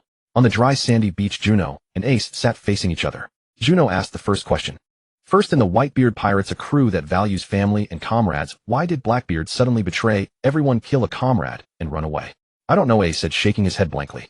The day after Blackbeard fled, Ace had already set off in pursuit, and simply hadn't had time to consider such things. Of course, he couldn't figure out why. Even inside the Whitebeard Pirates, no one had ever known the reason. Then let me ask this way, before he killed someone and fled, did anything unusual happen on your ship? For example, did you find some treasure? Was it tied to some benefit or secret? After he defected, did anything go missing? Juno changed her approach. Either way, she needed a pretext to reveal Blackbeard's ability, so Ace could brace himself mentally. Treasure and gain. Oh, Ace sank into thought, then suddenly it clicked, and he smacked his fist into his palm. I remember now. It's the devil fruit. Before he defected, Commander Thatch, the man he killed, had found a devil fruit. After he defected, when we sorted through Commander Thatch's belongings, that devil fruit seemed to be missing. But why? It was only a devil fruit. If he really wanted it, all he had to do was tell me, Commander Thatch, or even Pops. Surely they would have given it to him. Ace kept thinking about it, but simply couldn't understand why. There are two possibilities. First, the effect of that devil fruit was something he didn't dare mention. Something utterly shameful. Juno's tone was unequivocal. What kind of devil fruit power would make a person prefer to kill a comrade and betray everyone and still not dare to speak its name? Usopp asked from the side. Second, after obtaining that fruit, he had already planned everything that would happen in the future, including the fact that you would come after him. And everything that happened afterward went according to his plan. What he needed was someone to hunt him down, whether you or anyone else. Because you all share a common identity, sons recognized by Whitebeard. Of course, the main target was still you, because Blackbeard was a crewmate under your command. Juno deliberately steered her reasoning toward the outbreak of the Summit War. So what? Pops is the strongest man in the world. I'm also a Logia user of the Mera Mera no Mi, and I'm certainly not lacking in strength either, Ace said with confidence. Logia users aren't invincible. If your haki is strong enough, you can hit a Logia user's true body. Besides, even if Whitebeard is the strongest in the world, he's old after all. In this world, there is a force that, given the chance, would go all out to destroy Whitebeard and his entire organization. Juno tapped her forehead, looking serious, and put on a thoughtful expression. What force? Ace and Luffy asked, puzzled. The Marines. Robin, who had appeared beside them at some point, spoke up. Exactly. Juno quickly drew circles in the sand and labeled them Marines, Whitebeard, and Ace. From the devil fruit ability to the defection and baiting, and finally to provoking a war between the Marines and the Whitebeard Pirates. Part of the world's strongest man's power may come from his own strength. But one cannot deny that Whitebeard's Gura Gura no Mi is also one of the most top-tier Paramecia abilities in the world. If we reason backward from that, as his ultimate goal, the power he obtained must have overwhelming suppression over other devil fruit abilities. It might even be able to nullify others' abilities or even snatch them away. Therefore, his final goal is to obtain Whitebeard's fruit ability. To achieve it, killing someone and defecting was the first step, and also a necessary one. Because only this way could he have the chance to provoke a war between Whitebeard and the Marines, Juno proclaimed, as if suddenly enlightened. No. Even if that fruit's ability and effects really are as you say, why must he target Pops? There are so many devil fruit users across the sea. Not to mention others. Big Mom and Kaido have incredibly strong abilities too. Ace still refused to believe it. Because he isn't strong enough, you idiot. Among the top powerhouses dominating the sea today, almost all of them are devil fruit users except for Garp and Shanks. Hey, what about Mihawk, the world's greatest swordsman? Zoro immediately spoke up, championing his goal. Fine at him too. Only an extremely small number of people can, through arduous training, reach a level comparable to top devil fruit powerhouses. And among those peak experts, who isn't supremely powerful? Blackbeard naturally had to choose a target that was safest for him to scheme around. Juno said. Because he knew his strength was not enough to seize Whitebeard's ability from him directly, he needed to create chaos. A war that would bring Whitebeard to the brink of death, or even kill him to help him achieve his goal. And two Yonko crews of the same caliber wouldn't easily go to war with each other. Thus the Marines were his only option for cooperation. Wait, Ace immediately interrupted him. Even if his ultimate goal really is, as you said, to provoke a war between the Marines and Pops, what makes him so sure Pops would definitely fight the Marines? Because of you. You are a son recognized by Whitebeard because you call Whitebeard Pops. Once you were captured and handed over to the Marines, they would surely execute you publicly to heighten their prestige. And at that time, the Whitebeard Pirates would surely come to rescue you. You wouldn't doubt that yourself, would you? After all, across the entire sea, only Whitebeard calls his crewmates sons, and they call him Pops. Aside from its strength and influence, that is the single most famous thing about the Whitebeard pirates. Of course, perhaps you have some other special identity that made him certain the Marines would attach great importance to you, Juno said. After all, Luffy is Vice Admiral Garp's grandson. Even if you told me you were the Pirate King's grandson, I wouldn't be surprised. Juno was making a joke when she said the last sentence. No, that's not it. Ace is the Pirate King's son. Luffy blurted out Ace's secret. When they had lived together long ago, Ace, lost in his own confusion, had revealed his identity to his two brothers. And Luffy trusted his companions 100%. So after Juno got Ace's identity wrong, he corrected her a bit belatedly. Oh. Everyone around them was dumbfounded, their faces contorted in shock. All eyes fixed on Ace as if searching for something different about him. Ace was silent, thinking. The bloodline of the Pirate King was a past he could not strip away or choose, but it was an unchangeable fact. If it truly ended up causing Pops to fight the Marines, because of him, how shameful would that be? If this made Pops' injuries worse, no amount of deaths would be enough to absolve him. From the moment he had boarded that ship to this day, the 4 drip beside Pops had never stopped. Luffy, I misspoke today. I was only joking. But don't casually say things like that in the future. It will cause a huge problem. Juno warned Luffy. What's the matter with that? Everyone here is a friend. Luffy said, unconcerned. If Blackbeard really had the strength and confidence to capture me, why has he been running all over the sea, refusing to fight me directly? Ace ignored everyone else's reactions and asked Juno directly in return. First, he was toying with you, making you restless, making you believe he was afraid of you, making you arrogant, and making you underestimate him. Second, he was also searching the sea for other powerful devil fruit powers or recruiting crew members. If he could find other suitable abilities and powerful crewmates, he could increase the odds of his plan succeeding. In short, he would definitely find a way to destroy Whitebeard.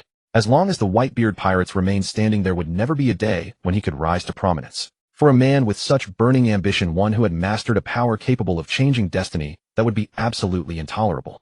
Whether you believe my reasoning or not, if you truly respect Whitebeard, do not act on impulse at this moment. Find a way to contact your companions. Bring more masters of physical combat and hockey. Have people impersonate them on the ship while you depart secretly. As a Yonko crew, your movements will inevitably be watched by the news coup and marine intelligence. If discovered by them, Blackbeard may also catch wind of it. Your primary objective right now is to purge the traitors from the pirate crew and clean house, not to display your anger and valor. On the vast ocean, Ace surfs across the waves on a jet-powered skateboard crafted together with Usopp, his mind replaying everything Juno had said. Following the direction pointed by the log post, they head toward the target island. He needs to return and tell the captain everything he had just heard. Then figure out a new approach to deal with him. He cannot use Den Den Mushi to communicate, as there is a risk of being overheard. If Juno had only advised him not to face Blackbeard alone, he would not have taken those words to heart, and would have simply continued on his own path. But if Whitebeard becomes involved, then he must consider this carefully. Pineapple Island, where the Going Merry had docked, and where Juno and Ace had conducted their analysis together. The island is home to a special fruit tree that resembles a coconut palm, but bears fruit like pineapples. The largest animal population on the island is a troop of red-faced monkeys. With a rare opportunity to rest, Nami planned to go ashore and draft a map. The Going Merry had been stored inside Juno's farm world, allowing everyone to visit the island freely. Chopper collected herbs, Juno gathered seeds, Sanji, Zoro, and Usopp searched for ingredients. Robin retrieved a lounge chair and a parasol from the cabin and sat on the beach to rest. Luffy simply played. Ace had his own adventure. Though he still felt reluctance, next time they met, they would be enemies. After all, there is only one Pirate King. That night, everyone gathered in an open area beside a freshwater lake at the mountaintop for camping. With the bonfire burning and various ingredients sizzling over the flames, everyone set aside their troubled thoughts and simply enjoyed the peace of the moment. Eating and drinking heartily, relaxing and indulging. So many people long for freedom. All freedom stems from capability. Those who do not wish to be pirates and refuse to plunder must hunt to get meat. To hunt powerful and delicious beasts, one must possess sufficient strength. After eating and drinking their fill, everyone lay on the ground with the sky as their pillow, not far from one another. Juno lay on a clean stone slab, feeling the natural night breeze and gazing at the stars. If Blackbeard could not achieve his goals through Ace, then his target would shift to Luffy. After all, Luffy had just defeated Crocodile, a warlord of the sea. If he could capture Luffy, Blackbeard could almost certainly claim that merit to become a warlord himself. Once he held the title of warlord, everything he did in the future would become much easier. Therefore, no matter what, he had to prepare in advance. Mr. Juno seems to be worrying about something. Nico Robin had been watching him all along. Among the entire pirate crew, he was now the only one she considered reliable. Lying on the nearby grass, sensing that Juno's emotions were not as composed as he portrayed, she chose to ask anyway. Not far away, Zoro, with his hands behind his head, suddenly opened his eyes. The world operates as an interconnected whole. Events may surface at any moment and affect us all. And trapped within this whirlpool, we have nowhere to hide. If the Whitebeard pirates cannot eliminate Blackbeard, his next target will likely be us. More specifically, Luffy, Juno said. Why? Robin played the role of an attentive listener perfectly. Because we just defeated a warlord of the sea. Regardless of whatever crimes that warlord had committed, he was officially appointed by the world government and represented their face. Though I have only heard fragments about Blackbeard from Ace, it is evident that he is a man consumed by ambition. And a man so ambitious would never let slip the title of warlord and the privileges it brings. His betrayal of the Whitebeard pirates already establishes his standing. If he could capture Luffy and hand him over to the Navy, he would have earned merit. With standing and merit combined, should Blackbeard desire it, the world government would surely grant him the title of warlord, Juno said softly. Then let him come. I will become the pirate king. Luffy's voice suddenly rang out. He lay on the grass with his straw hat covering his face, hiding his expression from everyone. But the resolute conviction in his tone was undeniable. To declare that he would become pirate king was his unshakable vow. Then I will wait to see that day, Juno said with a smile. It will surely come. The new day arrived. By the beach, the Going Merry materialized upon the sea. Everyone packed up, returned to the ship, and set sail once more. Yesterday on the island, Nami had only collected data across various aspects. No official map had been completed yet. Now at sea, she observed the climate and confirmed that no weather changes would occur in the near term. After instructing everyone on the direction of travel, she retreated into her workshop to draw charts. Do not disturb me before the weather changes, or you will all be dead meat. With that threat delivered, Nami locked herself inside the cabin. Robin, whenever she had free time, always had a book in her hands. One finished, another waited. In the ladies' cabin, when transferring the Going Merry, she had already purchased an entire bookshelf's worth of books. Sanji worked in the galley, Zoro trained on the stern deck, and Juno exercised on the bow deck. Luffy fished off the railing alongside Usopp and Chopper. Even after setting sail, everyone remained at ease. However, the weather in the Grand Line is inherently unpredictable. Moreover, as the ship constantly moved forward, the climate of one region did not guarantee the same conditions elsewhere. Thus, after sailing for some distance, the ocean grew turbulent with towering waves. In the distance, a massive waterspout connected the heavens to the sea, churning vast quantities of seawater upward, while the entire sky was swallowed by dark clouds. Wow, a tornado. Do you think this waterspout could throw seawater high enough to reach the sun? I don't know. Do you think our ship could withstand that tornado's force? Probably not. Then hurry up and fetch Nami. Nami. The ship's going to fly. Chopper snapped out of it, and immediately ran toward the cabin. Meanwhile, inside the cabin, a hand suddenly emerged from thin air on Nami's desk, tapping to attract her attention before gesturing toward the outside. Just in time, the panicked shouts from outside reached her ears. The hatch opened, and Nami saw the waterspout ahead, the dragon sucking in water phenomenon. Good work. Your report came in just in time. Now everyone stay calm and follow my commands. We're turning to starboard. After evading the whirlpool, less than 2 hours later, a new small island appeared ahead. Another island, yet the compass isn't pointing here. Could this be an uncharted island? Nami stood at the bow, gazing at the nearby island and muttering to herself. Let's go ashore. Let's go ashore, we're landing. As free pirates, whenever they weren't racing against time, it was only natural to visit every island they encountered. To them, each island was an uncharted adventure. The vessel drifted toward the beach, and everyone disembarked. Juno stored the ship within his spatial dimension. Having learned their lesson from Alabasta, and after verifying that the farm space could indeed store vessels, Nami decided that henceforth, unless there was a special need, Juno would store the ship in his spatial dimension every time they made landfall. Just in case of emergencies. How wonderful. Let's go explore. Luffy raised both hands and cheered loudly. Upon setting foot on the island, Juno immediately sensed something unusual. The island beneath their feet was alive. Juno could not recall every specific event in detail, but he was certain this island was connected to some special arc or theatrical release. Just as they were celebrating, a commotion suddenly erupted from a small woodland near the beach, the sound of someone rustling and darting through the undergrowth. Everyone instantly turned their gaze toward the source of the noise. Like a frightened creature, a young boy burst out from that woodland. Then a slightly older girl, 1 or 2 years his senior, wearing a blue dress, hurriedly ran out and pulled the boy back. With the 2 children exposed, the rest had no choice but to stop hiding. Under the pressure of these pirates, they were forced to step forth from the woods. A man with black curly hair and glasses, a woman with white short hair tied into twin buns, and then 3 children. The eldest girl appeared to be around 14 or 15 with pink twin tails. The girl in the dress had short black hair, and the boy wore a headscarf. We are just ordinary people who came to the island for camping. We don't have anything of value on us. Please spare our lives. The bespectacled man with bushy curls pleaded repeatedly. They had already witnessed on the island that although these people looked young, they had descended from a pirate vessel. While Luffy, Nami, and the others focused their attention entirely on the family before them, Juno remained preoccupied with the island beneath their feet.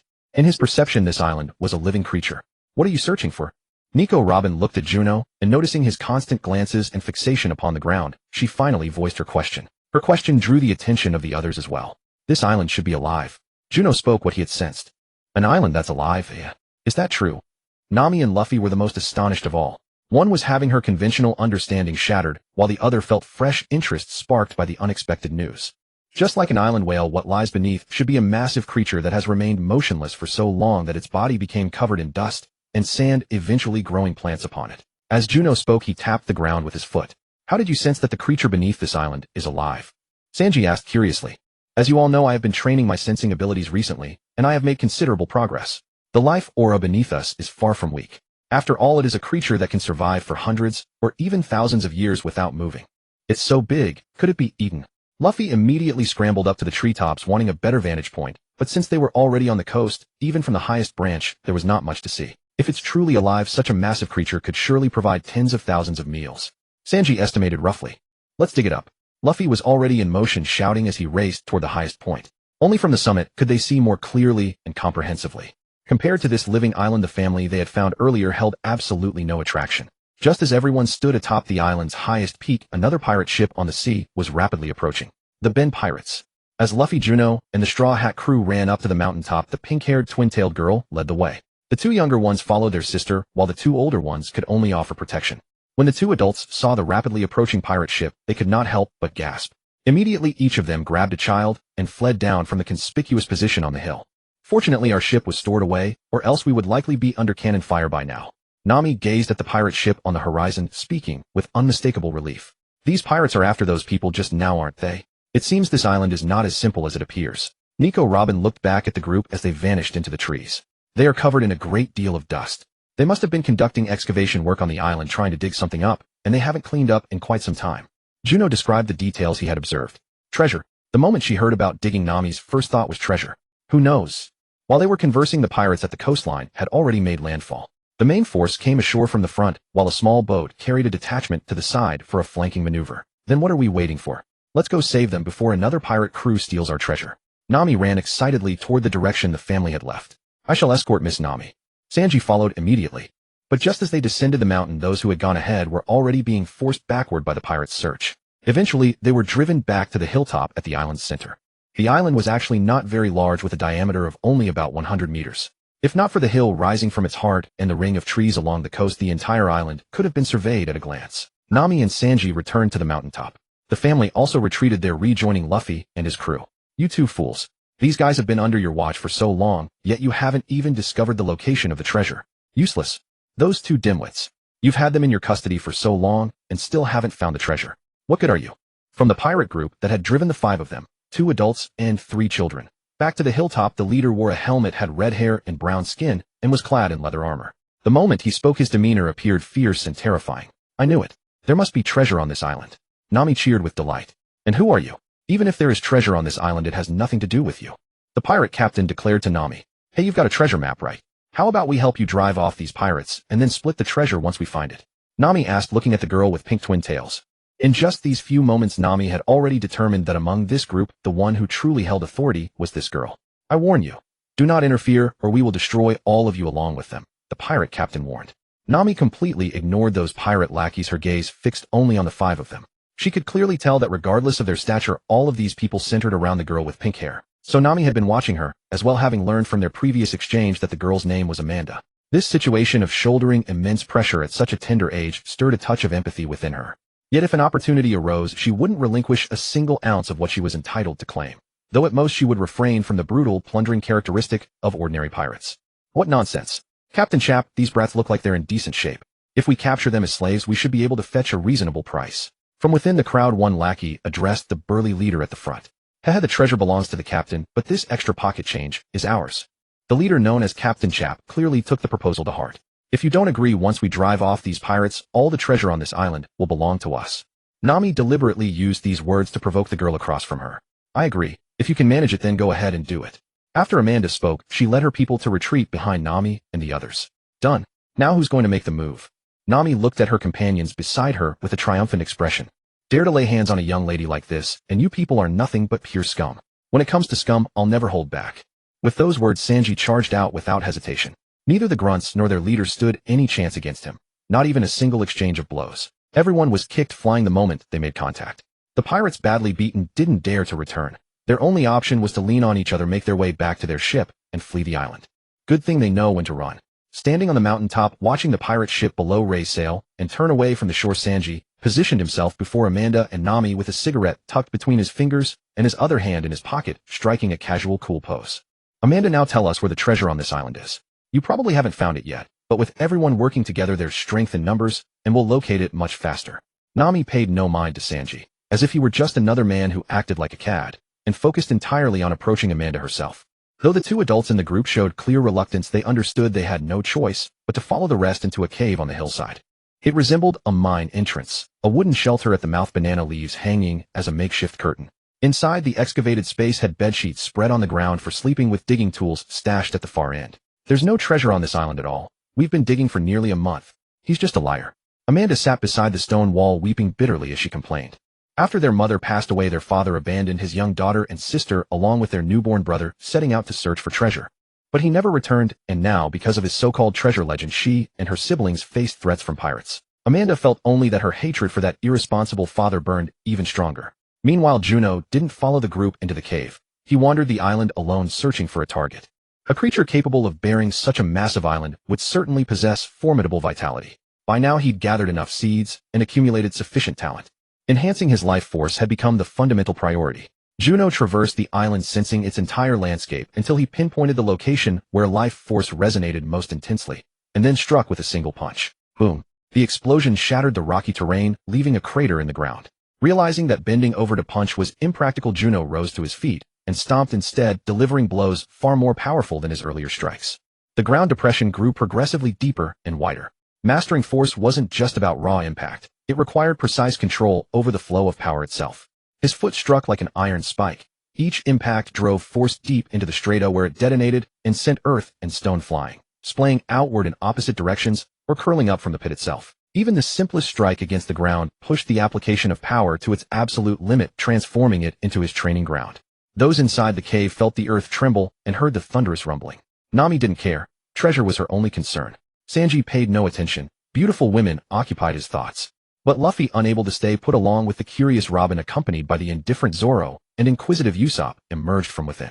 Following the noise, they arrived at Juno's worksite. A crater marred the ground, followed by successive tremors and deafening booms. With each thunderous quake came a violent spray of earth and rock. "Hey Juno, what are you doing?" Luffy called from the rim of the pit, peering down at him. "I'm trying to find out what creature carries this island on its back. Whatever can bear a whole island must be enormous, and its vital energy would be perfect for creating seeds," Juno said, never pausing in his stomping. With each blow, dirt and stone flew upward, splattering mud across his face. "Need a hand?" Luffy asked hopefully. "No, I'm almost through." Each time Juno exerted himself, the deepening pit extended another half-meter downward. Again and again, at this weakest point in the strata, he carved out a pit several meters deep in under 3 minutes. Finally, his foot met something with a distinctly different texture. "Found it!" Juno shouted, leaping straight out of the pit. "That's a shell beneath us, likely some kind of giant seashell." Juno shared his impression. "A shell? Sounds delicious," Luffy said eagerly. "All right, let's pry this thing open." Without another word, he dove headfirst into the cavern. His arms shot upward, stretched to their full extension like drawn bowstrings, channeling immense power into his fists. A deafening boom erupted and the entire island shuddered violently, but the spot where Luffy struck remained utterly unscathed. If a colossal shell could withstand the weight of an entire island, its exterior must be extraordinarily tough. Breaking such an impenetrable shell through brute force alone would be impossible without overwhelming power. Juno stood at the opening, mentally retracing his path across the island to estimate the shell's rough contours below. Once closed, even a predator weighing 100 times its mass couldn't force it open. That was merely a typical shell, yet this one rivaled the size of a small island. To crack it, conventional force wouldn't suffice. He needed to employ strategy. First, using his memory of the terrain, Juno pinpointed the apex of the shell. On this side stood a sheer cliff overlooking the ocean. The only way to pry the shell open from here was to locate the hinge and ligament, the relatively softer structures connecting the two valves. Entering the shell from this angle, combined with external pressure, might cause it to open on its own. Juno leaped from the cliff and discovered a cave concealed among the reef clusters on the sea surface. Venturing deeper through the tunnel, the watery passage transitioned into dry land, and the stony path gradually became a soft, fishy-scented trail. With a flashlight beam, he was stunned to find that the cave actually led directly into the interior of a colossal shell. That fragrant softness beneath his feet was the flesh of the shell itself, and through the light, he could also make out a massive spherical object inside. It was a gigantic pearl tinged with purple. The outer mantle that had once enveloped it had been sliced open, leaving the enormous pearl starkly and nakedly exposed. So the treasure that girl had spoken of was this very thing. Such an immense pearl, if it could be smuggled out and sold, could indeed be called a fortune. It was remarkable that any man could have found his way here. However, the one who first broke through this cave passage was certainly not the father of those three siblings. To navigate through the adductor region, locate the precise point to breach the shell, and avoid damaging the vital soft tissues that control its opening and closing mechanism is by no means a simple feat. As Juno walked inside the shell, he could clearly feel the fleshy tissue beneath his feet constantly contracting and churning as if attempting to engulf him. However, the massive pearl wedged between the two valves completely braced against its muscles, rendering the shell incapable of flexibly utilizing its muscular power. Juno exited the shell and noticed that near the adductor region, where one enters and exits, there were several peculiar stone pillars positioned behind, jamming against the shell's elastic ligament and the shell itself, preventing it from opening. Patting those stone pillars, Juno leaped back up. By then, Luffy and Robin, along with Nami and Amanda and others, had already arrived. "Well, did you find the treasure?" Nami immediately rushed over to ask. "Beneath this island lies a giant shell, and inside that shell is something that can be called a treasure. I believe you all already know what it is. With a shell of such enormous size, the pearl inside must be staggering.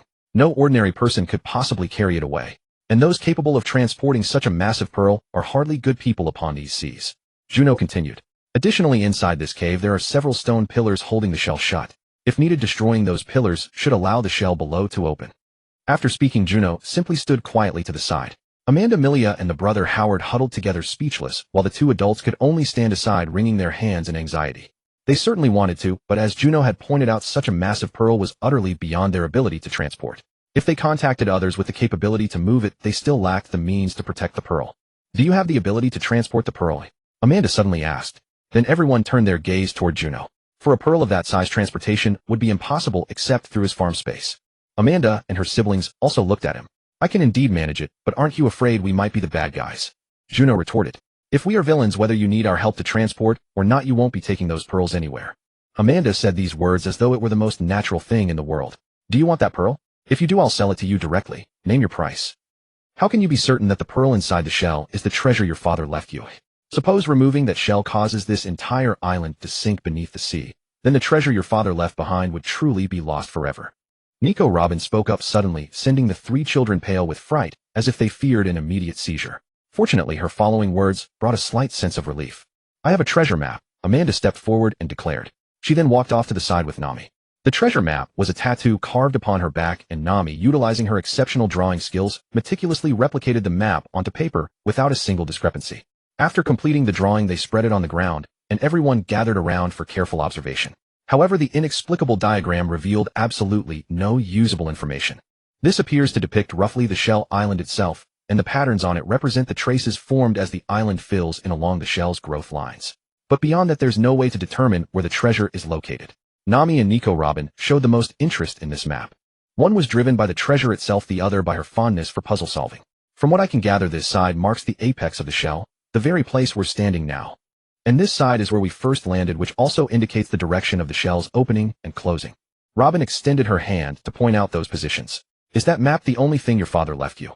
Is there anything else?" Juno's mind suddenly sparked with inspiration. In treasure hunts like this, clues are typically divided into several parts, and only when combined can they reveal the complete picture. After hearing this, the three siblings exchanged glances, and finally the two elder sisters turned to look at their younger brother. He wore a necklace around his neck, the pendant of which resembled a ram's head with curved horns. At the position of the ram's horns, the teardrop-shaped, streamlined voids immediately aligned with the two enigmatic lines on the map. "That's it," Nami exclaimed. Howard removed the necklace and aligned the two streamlined openings, and the arrow on the pendant pointed precisely toward the location marked as the shell apex. "It seems the pearl inside the shell is indeed the treasure your father mentioned," Juno said. "Then let's hurry and open the shell. We should see for ourselves how large a pearl could grow inside something of this size. Perhaps it's a rare gem of unparalleled value." Nami's eyes already sparkled with the light of belly. Just as they were about to take action, the music of a choir rapidly approached from the sea. A sense of bewitchment and mental manipulation surged within them. "Cover your ears. Focus your minds. This music can control people's wills," Juno quickly shouted. Everyone reacted swiftly. Even the youngest Howard immediately covered his ears. Only Luffy, however, began wildly flailing his fists at those around him. Juno did not hesitate, producing 10 hands to press against his body. It instantly drained his strength, causing him to collapse to the ground. At that moment, everyone gazed toward the sea surface. A colossal pirate ship with a massive trumpet-like structure at its bow was rapidly approaching. The closer it drew, the clearer and louder the choir's music became, intensifying its hypnotic control. "Zoro, can you deliver a flying slash? Destroy that ship." Juno said to Zoro. Zoro did not respond, merely gripping his sword and walking to the cliff edge, staring coldly at the approaching vessel. Whether it would work or not, he had to try. Also, Usopp, lend a hand and blow up those loudspeakers on the bow. Juno pointed at the pirate ship's bow and said, "So it's time I put my power to use." As expected, without Captain Usopp, all sorts of troubles arise. Usopp placed his hands on his hips and strode over to Zoro with a smug air. His slingshot was already in hand and ammunition had been taken out from his satchel. Aim, fire. Fatal move, continuous explosive star. Bang, bang, bang. As the pirate ship drew near and entered the effective range, the consecutively fired explosives dropped into the loudspeakers on the bow. The explosion completely destroyed the bow of the ship. The shockwave made the pirate vessel rock violently on the sea. With the loudspeakers obliterated, the hypnotic music of the hypnosis troupe instantly lost its effect. Luffy soon regained consciousness as well. One sword style one shot, two sword style hawk wave, two slashes tore through the air in an instant, their razor-sharp edges crossing through space, piercing through the smoke and debris after the explosion, and unleashing further devastation upon the enemy ship. "TCH, spiky-haired bastard, you can't do it either." Sanji stood by and sneered at Zoro. "Hey chef, try striking that pirate ship from over there. As long as you can hit it. If you can't, watch how I mock you." Zoro turned to face Sanji, anger radiating from his expression. Just as they were bickering, Luffy, having returned to normal, stretched out both arms and grabbed the mast of the opposing ship. He was furious about being controlled. After boarding the enemy's pirate ship, Luffy inflated himself like a balloon and shot into the sky, then shouted, "Gum gum machine gun." Countless punches rained down like a Gatling barrage, completely engulfing the entire pirate ship. In the blink of an eye, before those pirates could even react, they were all sent crashing into the sea. The battle was over. Luffy landed on a floating plank on the sea surface, then stretched out his arm once more to grab onto the reef and return to the island. The 5 people beside them had completely lost the ability to speak upon witnessing this scene. A mere small squad had been able to chase them all across land and sea before, but now, with a full pirate crew present, they were annihilated by a single person. Such a powerhouse, yet so approachable. Such a rarity was seldom seen in the world. "Alright, the trouble has been resolved. Let's get started. Open that shell," Nami said. Juno released the merry ship at the shore, and Luffy used his unique method to send everyone except Zoro and Sanji aboard. Sliding down from the sail onto the deck, everyone piled on top of each other. "Damn it, Luffy. How many times do I have to tell you not to use this method when we're not in a hurry?" Nami grabbed Luffy's collar, pressed her fists against his temples in phoenix eye formation, and twisted repeatedly. "Sorry," Luffy calmly accepted this affectionate reprimand. On the island, Juno led Zoro and Sanji into the cave and chopped down the stone pillars. Without the pillars to support them, the giant shell, sealed for countless years, immediately opened. At that moment, a purple pearl with a diameter of 20 to 30 meters was revealed beneath the sunlight. Under the sun's rays, its surface radiated a dazzling brilliance. "Ah, it's so huge. With a pearl this big, I wonder how much it could fetch." Nami was already lost in thoughts about the pearl's value. Meanwhile, Luffy, even quicker than Zoro and Sanji, rushed onto the shell flesh. Standing on that soft, yielding surface, Luffy laughed loudly and kept bouncing around. "With all this meat, let's just eat it," Luffy suggested to Juno and Sanji. One of them might need a shell like this as a seed, while the other, as the ship's cook, wanted nothing to do with raw flesh. Amanda and her 2 siblings, along with the 2 people who had accompanied them, stood at the ship's rail, gazing at the enormous pearl. They had no other ideas left. This pearl was indeed the treasure their father had left them, but such a massive pearl, even if they held it in their hands, there was nowhere to cash it in. Moreover, not to mention cashing it in, even taking it away would be difficult. Transporting a pearl of this size would require a far larger vessel, and they had no ship and could not hire one large enough. Even if they did, they could not guarantee that none among these people harbored greed like the pirates from before. Therefore, they could only think of another way. And under the current circumstances, the only solution they could imagine was selling this pearl to Nami and the others. At least this way they still had a chance to make money. Nami was also brought into the shell to carefully inspect the entire pearl and estimate its value. Such a large pearl, and its quality is flawless. It may be unique in this world. Anything associated with the word unique will see its value soar beyond measure, making it nearly impossible to appraise. So I cannot give you a definite price. However, the most expensive documented pearl accessory in the world was auctioned for a total of 26 million berry. But auction prices are influenced by many factors, such as malicious price inflation, rivalries between bidders, or bidders being egged on. So if you are willing to sell this pearl to me, I will give you 20 million berry outright. Nami, even when wanting to help, would first ensure she was not at a loss. After stating her terms, Nami fell silent, turning her back to Amanda's family to let them deliberate on their own. Inside the shell, the group stood on the soft flesh. Sanji had already begun studying the quality of the meat, muttering about various seasonings, side dishes, and the appropriate cooking methods for each cut. Beside him, Luffy could feel his mouth watering just listening. "We agree." Amanda finally chose to accept. In cash, they did not have 20 million, but along the voyage they had collected no small amount of gold, silver, and jewels. As long as they found a place to exchange them, they could gather the sum quickly. After confirming the result, Juno exerted his strength and directly absorbed the entire shell and pearl into his farm space. The shell appeared unremarkable, but was actually a powerhouse in its own right. Many people had experienced the phenomenon of grabbing a clam by the river. It looked no bigger than a palm, yet no matter how hard you pulled it refused to open. That was a contest between human strength and a palm-sized shell. Such muscular power could rival a natural gift. Though shells and clams were two different species, they shared many similar structures.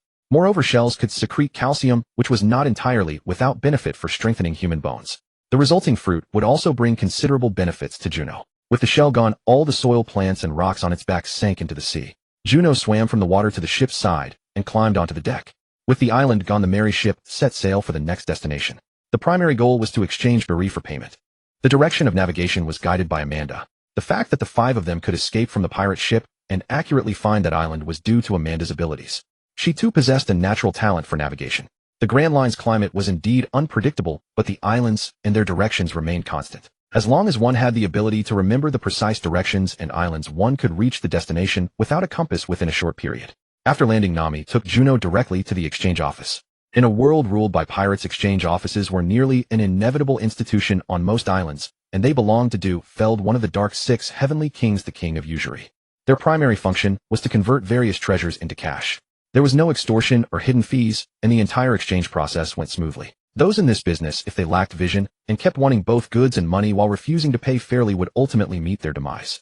This was the world of pirates. Force was the only truth. After exchanging the money, they gave Amanda the agreed portion, and the two parties parted ways. As for that enormous pearl, if they could not maximize its profit, then purchasing it specifically would have been meaningless. And the sole way to maximize profit was through an auction. And the best auction venue was on the Sabaody archipelago, where branches of all major powers along the Grand Line gathered. After purchasing additional supplies on the island, the Straw Hat Pirates set sail once more. At this stage, unless Luffy was desperately hungry, he wished the ship could travel 10,000 li per day and arrive at the final island by tomorrow. Of course, beyond that, every island they encountered along the way he would go ashore to explore. Only in this way did the adventure of the voyage hold meaning. Therefore, after eating his fill, he would keep pressing forward. Meanwhile, Ace had quietly returned to the New World aboard the Moby Dick, the main ship of the Whitebeard Pirates. Ace approached Whitebeard, who sat upon his throne on the deck, and dropped to his knees without a sound. He prostrated himself completely, his forehead striking the deck and leaving a bloodstain. "Father, I am terribly sorry. I failed to capture Teach." "Wahaha, Ace, rise. As long as you return safely, that is all that matters. Teach concealed himself on my ship for nearly 30 years, and even I did not discover his treachery. His ambition and strength are extraordinary. The greater responsibility lies with me." Whitebeard laughed magnanimously, needles piercing his body with dripping bottles beside him, while 2 beautiful nurse attendants stood watch. Looking at the scars on his father's body and the medication, he could scarcely do without now. If what Juno had said was true, and Blackbeard's ultimate target was indeed his father, successfully provoking a war between Whitebeard's crew and the Navy, one could scarcely imagine the suffering Whitebeard would endure. "Father, there is something I must tell you." Ace then recounted everything Juno had said to his father and made a new request. "I return this time to bring more division commanders. We must apprehend Teach before it is too late. Otherwise, to provoke a war between us and the Navy, he will surely commit even more outrageous acts." "That bastard Teach dares to lay hands on Father," growled the burly man Jozu, furious. "Father, Ace is right. I am willing to join him in capturing that scoundrel.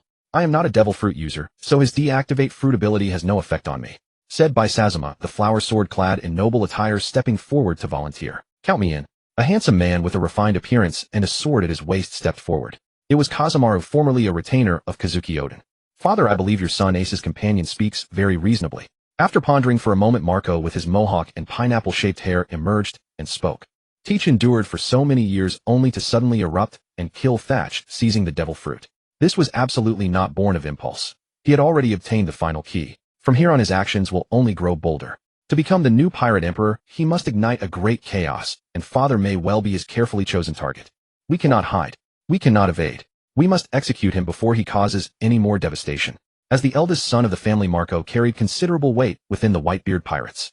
"Regardless of whether his ability suppresses devil fruit powers, given the uniqueness of my own abilities, I will undoubtedly join this mission as well," Marco declared. "Wahaha. In that case, I entrust Teach to all of you." Whitebeard laughed heartily. With so many sons striking together this time, Whitebeard held absolute confidence in them. "Then let us prepare to set out. By the way, before departing, you must first find substitutes on the ship to pose as yourselves, so those informants will not discover your absence. To avoid arousing his suspicion, I must also return in advance. We should maintain mutual vigilance. From now on, I ask all of you to seize every opportunity to converge upon him together." With that, Ace departed immediately. This time he did not insist on handling things alone. Meanwhile, in the first half of the Grand Line, the Going Merry sailed upon the sea when suddenly a vast field of reef islands appeared ahead. These reefs surrounded the large island at the center. Just as they drew near, the seawater suddenly erupted like a volcanic explosion along the ring of reefs, encircling the island like a crown. Fortunately, the Merry had slowed down just enough to avoid being swept skyward by the towering waves. Instead, within the churning sea, the Merry was pushed further away. Oh, what is that? Luffy sat at the bow watching the towering water column that refused to dissipate standing before them like an impenetrable wall. There must be an island inside. Let us go explore that island. Hee hee hee. Adventure. Naval adventure. There really are so many strange islands. Luffy pointed at the water curtain ahead to everyone who had come to the bow. After some time, the water curtain finally gradually settled, and the Merry continued forward. Arriving at the shore, everyone disembarked onto the island, and Juno continued to store the ship within his spatial dimension. Then they all proceeded inland. Beyond the beach lay rolling hills and mountains with dense forests, meadows, and rivers. Along the way, they saw many animals with their horns and tusks cut off lying weakly on the ground, as well as the corpses of these animals. Elephants, hedgehogs, rhinos, deer, cattle, sheep, and more. The ground bore abundant signs of beasts trampling forward. Those footprints covering the ground resembled those of a massive herd charging recklessly across the island. Witnessing such devastation, Nami hid behind Nico Robin, while Usopp trembled, clutching Zoro's arm and cautiously observing their surroundings. Zoro, though exasperated, did not shoo them away. The reason he had not clung to Juno's sleeve was that he needed to guide Zoro simultaneously, lest Zoro get lost even following others. Suddenly, a hornless, weakened cow lying by the roadside let out a roar, and Chopper instantly cried out in alarm, retreating in terror. "Oh!" Usopp screamed alongside him. "Walk properly by yourself." Roaring at him, Zoro, startled by Usopp's scream, bellowed. "Chopper, what is wrong?" Nami, hiding more cautiously behind Robin, asked Chopper, who had retreated to her feet. After landing on the island, Chopper couldn't help but approach those weak animals lying on the ground to examine and treat them. Just then a cow he was tending to spoke to him. He's telling us to run." Chopper pointed at the cow and said in terror, "There are humans on this island who specifically hunt and cut the horns off animals. They can control the horn-eating beasts to attack their targets." The weakened cow bellowed on the ground, and Chopper translated in real time. "Eat horns." Luffy's interest was immediately piqued at the mention of food, and he hurried over to Chopper's side. "Can horns be eaten? Do they taste good? Chopper, do you know? How can you eat horns?" "Oh." Chopper clutched his antlers and stumbled backward in horror.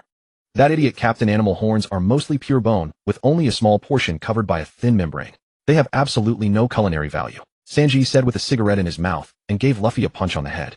"I need to treat these injured animals and drive away those horn-eating humans," Chopper said as he returned to the weakened animals and continued his treatment.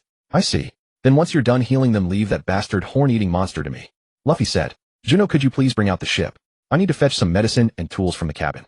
Chopper set his backpack on the ground nearby and began sorting through its contents. Realizing the supplies were far from sufficient for the wounded scattered everywhere, he turned to Juno and made his request. Juno didn't say much, simply releasing the ship since it could be stored away at any time. Leaving it on the ground was fine. Chopper thanked him and immediately climbed aboard, hauling out everything from the cabin. Seeing his companions tending to the animals, Luffy also ran off to help, gathering the immobilized creatures from afar and carrying them over. "Chopper, since you can communicate with the animals, why not tell them? Those that can still walk should come on their own, and for those that can't, have other animals lead the way," Juno said. "Right." Chopper was reminded and instantly remembered, then shouted toward the animals lying on the ground around him and the birds in the nearby trees. "Do you know where there are more injured animals? Could you help spread the word? Have them all come together. I can treat them. If they can't move, could you lead my companions to them?" The birds in the tree flew out and chirped excitedly. They agreed. "They'll let us follow them," Chopper told his companions beside him. "Though it sounds strange to save ingredients, it's our ship, doctor's orders after all. Who will guide us?" Sanji stepped forward and addressed the birds in the sky. Under the birds' guidance, Luffy, Juno, Zoro, Sanji, and Robin, the five of them, gathered all the injured animals from the surrounding area. Many of them had suffered broken bones from being trampled. Those able to move were allowed to walk over on their own. It took nearly an hour for Chopper to finish bandaging all the injured animals around. "All done. The treatment is complete. As long as you rest properly and avoid further injury, you'll recover soon." Chopper spoke to the animals, giving them his medical advice. Chopper asked those birds if they know where the horn eaters are. "If we don't deal with them, the island's animals will be hurt again soon. By the time we leave, no one will be able to help them. We can't just leave you here alone as their doctor, can we?" "No way. Chopper is our ship doctor." The moment Juno finished speaking, Luffy immediately shouted his refusal. "Oh, right," Chopper realized and immediately asked the birds flying overhead. The birds responded directly as well. "He says we should follow him." Chopper slung his backpack over his shoulder and followed the bird in the sky. The others followed along, and Juno stowed away the Merry. In a basin, a large herd of black animals with sheep-like heads and bodies resembling pangolins devoured the grass like bulldozers, leaving nothing but red earth scattered across the ground. Nearby the herd stood 3 figures. A burly man with somewhat dog-like features and a towering frame, a gangly figure dressed like a clown, and another person whose sinister nature was immediately apparent at first glance. On this hillside, the little bird says those are the ones controlling the horned beasts. The shorter one in the middle uses a special device strapped to his shoulder to emit sounds, and then those horned beasts charge in one direction. The impact and trampling would cause great harm to the targets. Chopper was seriously translating, but before he finished speaking, Luffy had already charged out, suddenly jumping in front of them. Did you guys cut off those animals' horns on the island? Do those horns taste good? Luffy still couldn't stop thinking about wanting to know the taste of horns. Who are you? The 3 were startled by the person who suddenly jumped in front of them. My name is Luffy, and I'm the man who will become the king of the pirates. Luffy answered politely and comprehensively. You haven't answered my question yet. Ha ha, someone like you as a brat wants to become the king of the pirates. The short man in the middle mocked, and then turned his back to Luffy with no interest. Meanwhile, Juno, Zoro, Sanji, Chopper, and others jumped down together. Now Juno already knew where this was. The movie version, the Animal Island Chopper Kingdom.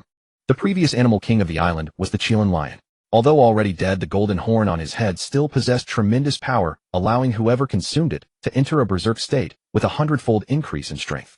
Aside from that, most animals on this island possessed a certain level of intelligence, and there were 2 birds capable of speech, an old parrot and a young myna. The villains of the island are these 3 people before our eyes. The burly man was known as the world's strongest, the clown claimed to be the world's most handsome, and that short fellow was their leader, determined to find the horn that held the greatest power, which would grant him the ultimate strength. His combat ability was mediocre, but his teeth and digestive system were absolutely extraordinary. Eating those animal horns was as easy as munching on Cheetos without any worry of stomach upset. This could be considered a rare gift. I didn't expect you to have so many people. The clown in red beside him stepped forward and spoke. Then let's take you all on together. Be grateful, for the man who will defeat you next is the world's most handsome man. Humph. Sanji expressed his disgust with a look. For this line alone, I cannot pretend I didn't hear it. Captain, let me handle this guy. I am the world's strongest man, hot dog general. Brat, prepare to die. The burly man with a collar around his neck and a foolish expression stepped forward, continuing his attack on Luffy. Ho, the world's strongest. I can't ignore that either.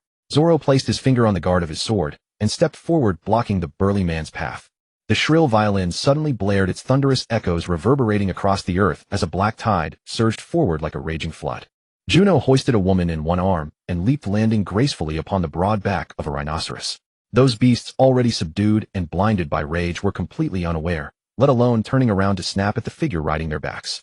Sanji and Zoro had already clashed with the 2 world's greatest opponents, who were nothing more than a joke. As expected, they were defeated in a single strike. Usopp remained hidden atop the ridge, fully aware of his role as a sniper. Being cowardly was one thing, but a sniper's position was never in the front lines. Chopper was driven aside by the charging rhinos, while Luffy, also consumed by the same feral madness, charged recklessly toward them. Yet in this frenzied state, Luffy's speed was nowhere near his usual prowess, and in an instant he was trampled beneath the rhino's hooves. Protagonists of shonen anime are nearly always hot-headed fools, as if their IQ dipped into negative territory. Yet whenever a technique to subdue enemies appears, these same protagonists execute it with unfailing precision. Juno didn't hesitate, launching straight into the assault. His silent step had evolved further into the shadowless foot, a technique not only faster and more controllable, but so refined it left virtually no trace upon the world around him. When practicing the silent step, his footfalls would still stir faint whispers of dust against the earth. But now, having fully mastered the scoop technique and harmonized the flow of his inner force, every movement was perfectly restrained. His steps so light, they might have trodden upon snow without leaving a single mark. In a single flash, Juno carried both women over the stampeding beasts and stood before the violinist. A fierce kick sent him sprawling, his face caving inward like rubber before he was launched backward, a spray of blood trailing in his wake. Setting the 2 down, Juno seized the unconscious violinist and drove him into the earth, never bothering to ask his name or title. The moment the melody ceased, the feral rhinos instantly calmed, gradually slowing after their charge before returning peacefully to graze on the grass. Squashed flat beneath the beasts, Luffy eventually peeled himself back to his feet. As a rubber man apart from the grime coating his body, he bore no injuries whatsoever. Oh, what just happened? I feel like I've been trampled by 10,000 feet. Luffy asked, bewildered as he stood up. And you have the nerve to ask? They controlled the beasts with music, and somehow even you fell under their spell. Are you some kind of beast yourself? Nami approached, seething with anger, rolling up the sleeves of her short shirt for emphasis. She then punched him squarely on the head. And you too. Show a little gentleness. Don't you know I'm a beautiful young lady? You yanked me by the collar and jumped clean over. My neck nearly snapped. What if my clothes had torn? I could have been left in rags. If those beasts had stomped over me, I'd have been reduced to paste. I'm not made of rubber like that guy. Having finished with Luffy, Nami then turned her attention to Juno. At that moment, Juno captured another rhinoceros to use as a seed. That should do it. With their leader defeated and the others driven off, the remaining two retreated quietly, nursing their wounds. Luffy, everyone, are you all right? Let me check you over. Having hurried back, Chopper approached the group and began his examination, starting with Luffy, who looked the worst for wear. I'm fine. The skirmish hadn't even registered as a fight to Juno. He felt no strain whatsoever. Sanji and Zoro shared the same assessment. I'm a rubber man. I recover quickly as long as I eat meat, Luffy replied with his preferred treatment plan. After applying a modest dose of ointment to Luffy's scrapes, Chopper, guided once again by the island's bird, set off to treat the other wounded creatures. Eventually they reached the island's center, where a stone mountain rose ahead. At its peak, a single magnificent tree stood solitary and proud. At the mountain's base lay a stone plaza linked to the summit by a winding path. At that moment, an aged blue parrot swooped down, gripping a walking stick in its talons. Beside it trotted a small boy clad only in trousers, while a black mina circled overhead. Are you the ones treating the animals? It's inconvenient out here. Come with us to the top. Whoa, these birds can talk. Luffy gaped at the parrot and mina in astonishment before curiously asking, did you also consume devil fruits like Chopper? Devil fruits? What are those? The little boy beside him asked with curiosity. A fruit that tastes absolutely dreadful, Luffy said with distaste, the memory nearly making him gag. We've always been able to speak. The elder parrot and the black mina made it clear their abilities had nothing to do with any fruit. Let's go. Where are the patients? Chopper, backpack on, headed toward the towering mountain, his thoughts consumed entirely by the injured creatures awaiting his care. Once they gathered at the summit, word spread through the animals, and every wounded creature on the island converged upon them. Most of these patients had suffered the loss of their horns. In gratitude for Chopper's companionship, the animals enthusiastically offered them plenteous fruits. At the center of the stone plaza, Chopper worked with swift precision, tending to each injured animal with efficient expertise. Nearby, the little boy with a small ponytail suddenly seemed to recall something, a delighted smile spreading across his face. Chopper. Your name is Chopper, right? The boy asked. Yeah. Chopper, fully absorbed in treating his patients, had no inclination for idle chatter and simply offered a perfunctory reply. Stay and be our king of beasts. With your healing skills, if you ruled over us, the animals on this island would never have to fear illness or injury again, the boy said with joyful excitement. I refuse. Chopper is our ship's doctor. Before Chopper could respond, Luffy was the first to answer. So what if he's a ship's doctor? Stay here as our beast king, and every creature on this entire island will follow your command. This would become your very own animal kingdom, the boy reasoned. I'm truly sorry, but I will continue sailing the seas with my comrades as a pirate. I cannot accept your request, Chopper declined with equal firmness. The animals on this island seem far more intelligent than those on other islands. Surely you've selected your own king. Juno interjected, shifting the subject. He intended to retrieve the Chilean lion's horn, uncertain whether a corpse could be planted, but determined to try. Our former king was Lord Chilean, but due to old age he passed away not long ago, the boy said dejectedly. Regardless, he was a king in his time. Where is this beast king buried? We're at loose ends anyway. Shall we go pay our respects? Juno suggested. He recalled that the Chilean lion had never been laid to rest. We haven't buried him yet, the boy murmured. Not yet buried. And you're already rushing to find a new king. Your hearts must be made of stone. If it's inconvenient for you, we'd be happy to help. Juno gave a final nod before preparing to act. Juno accompanied Usopp to chop wood and build a makeshift coffin. They then carried the Chilean lion from the cave into the coffin and sealed it. This step was handled by Juno, who possessed the greatest strength. Just as the coffin lid was about to be fully closed and no one was watching, Juno instantly replaced the Chilean lion's corpse inside with a stone of approximately equal weight. With everything complete, the coffin was smoothly lowered into the earth. The funeral of a legendary sovereign of beasts drew every creature on the island. The grand spectacle rivaled any state ceremony, except that instead of humans, all the attendees were animals. Yet precisely because they were all creatures of the wild, the scene was all the more breathtaking. After completing the human burial rituals in full, and before the gathering dispersed, every species of animal took turns, from the smallest to the largest, raising their voices in a mournful cry toward the sky. The sound echoed across heaven and earth. After the funeral concluded, Chopper seized the opportunity to treat the animals that had gathered on the island. Before they knew it, a full day had passed, and they were forced to spend the night on the island. During this time, the young boy Mobangbi kept pestering Chopper, insisting that Chopper become the king of the island's animals. If not for his tender age, Luffy would have struck him several times over. Though Luffy was hardly the sharpest tool in the shed, he could plainly see that Mobangbi was trying to shift responsibility onto others so he could enjoy the benefits without a care. That was a behavior he despised above all else. Young man, the animals on this island are quite intelligent, are they not?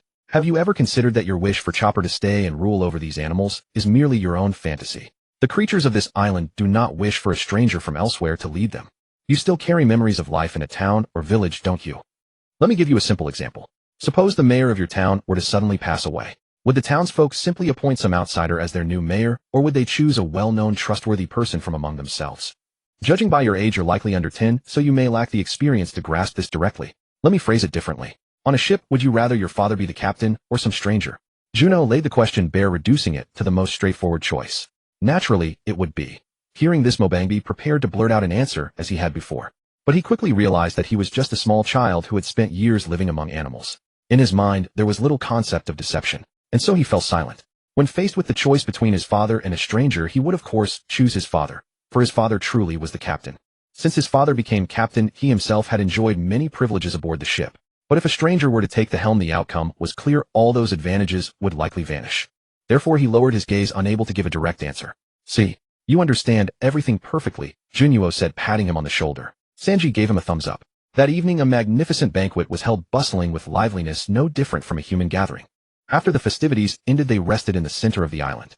With the animals keeping watch through the night, everyone slept soundly. The next day the compass had finished recording the magnetic chi, pointing toward the next island. Everyone gathered at the shore. Juno released the Mary and they boarded to set sail once more. If one day the Mary were to truly awaken as a ship spirit, he wondered whether it could be planted as a seed. Though the Chilean lion was but a corpse, its golden horn truly contained a certain power. Once planted, that power would be condensed into a beast essence seed, and within a month fruit would be ready for harvest. Along the journey they experienced something of the protagonist's halo. At every battle a period of calm always followed. Despite being called Pirate Paradise, they scarcely encountered any pirates during the sea voyage. Pirates only appeared after they made landfall, which proved to be a rather favorable outcome. Sailing onward through the journey, except for Luffy and Nico Robin, no one aboard was at ease. Zoro's barbell weight had already been increased to 10 tons. In this world, those with extraordinary numbers were terrifying indeed. Weightlifting, weighted push-ups, handstand push-ups, kettlebell swings, weight squats. Every form of exercise was repeated again and again. They trained endurance, wrist strength, and bite force. They exercised until utterly exhausted, then ate and slept only to rise and train again. Compared to Zoro's purely physical regimen, Juno's cultivation took a completely different path. Combining the silent step, he had acquired fishman, karate, judo, kenjutsu, along with various hypnotic abilities and numerous beast-like talents. He forged a new technique, beast form fist. He sensed every part of his body, every organ, every muscle and bone, even every cell, so that every ounce of strength could be utilized to its fullest extent. He awakened new talents within his body: electrical discharge, temperature regulation, flexibility, contraction, and more. Then he sought to integrate these abilities into his combat prowess. Sanji spent almost every waking moment in the kitchen from dawn until dusk. It was not only because of Luffy's bottomless appetite, but also because he constantly concocted excuses to pay court to the two ladies aboard. Whether it was beauty drinks or health-conscious sweets, he was second only to Zoro in terms of exhaustion. Chopper studied medicine, Usopp researched ammunition, and Nami charted their course. Only Luffy was the most carefree. At the very least, Nico Robin kept herself occupied by reading. But Luffy was truly the type who could never find anything to do, yet could never bear to sit idle. He would sit at the bow for a while, climb the mast, stand guard briefly. When he truly had nothing to occupy him, he sought out Chopper and Usopp. Only they could play alongside Luffy. They could even stand at the ship's railing together, competing to see who could urinate the farthest. The quietest moments came when they huddled together on the railing fishing. By those measures alone, the Straw Hat crew aboard the Mary enjoyed a very leisurely existence. The only thing that could rouse the entire village into action was encountering extreme weather or marine disasters at sea. Whether storm or current, under Nami's command they navigated through every trial smoothly. When sea beasts appeared, however, it was Juno's domain. As long as they dared to surface, Juno would deliver a thorough lesson, ensuring they observed the rules of the sea in their next life. Soon the Mary arrived at another island, one preparing for a fireworks festival. Where there were fireworks, there was gunpowder, and that was Usopp's province. After watching the fireworks display, the crew set sail once more. Not long into the voyage, they plunged straight into a vast expanse of sea fog. Visibility within the mist did not exceed 5 meters. And within that thick fog they encountered warships arrayed in formation, hidden among the haze. These warships lay in ambush within the dense fog, showing no intention of movement, like soldiers concealed in tall grass waiting for prey to stumble upon them. And all too clearly the Mary was that very prey. Rumble, rumble, rumble. As the Mary cut through the naval fleet formation in the thick fog, unsurprisingly, they were spotted by the Navy. A pursuit ensued.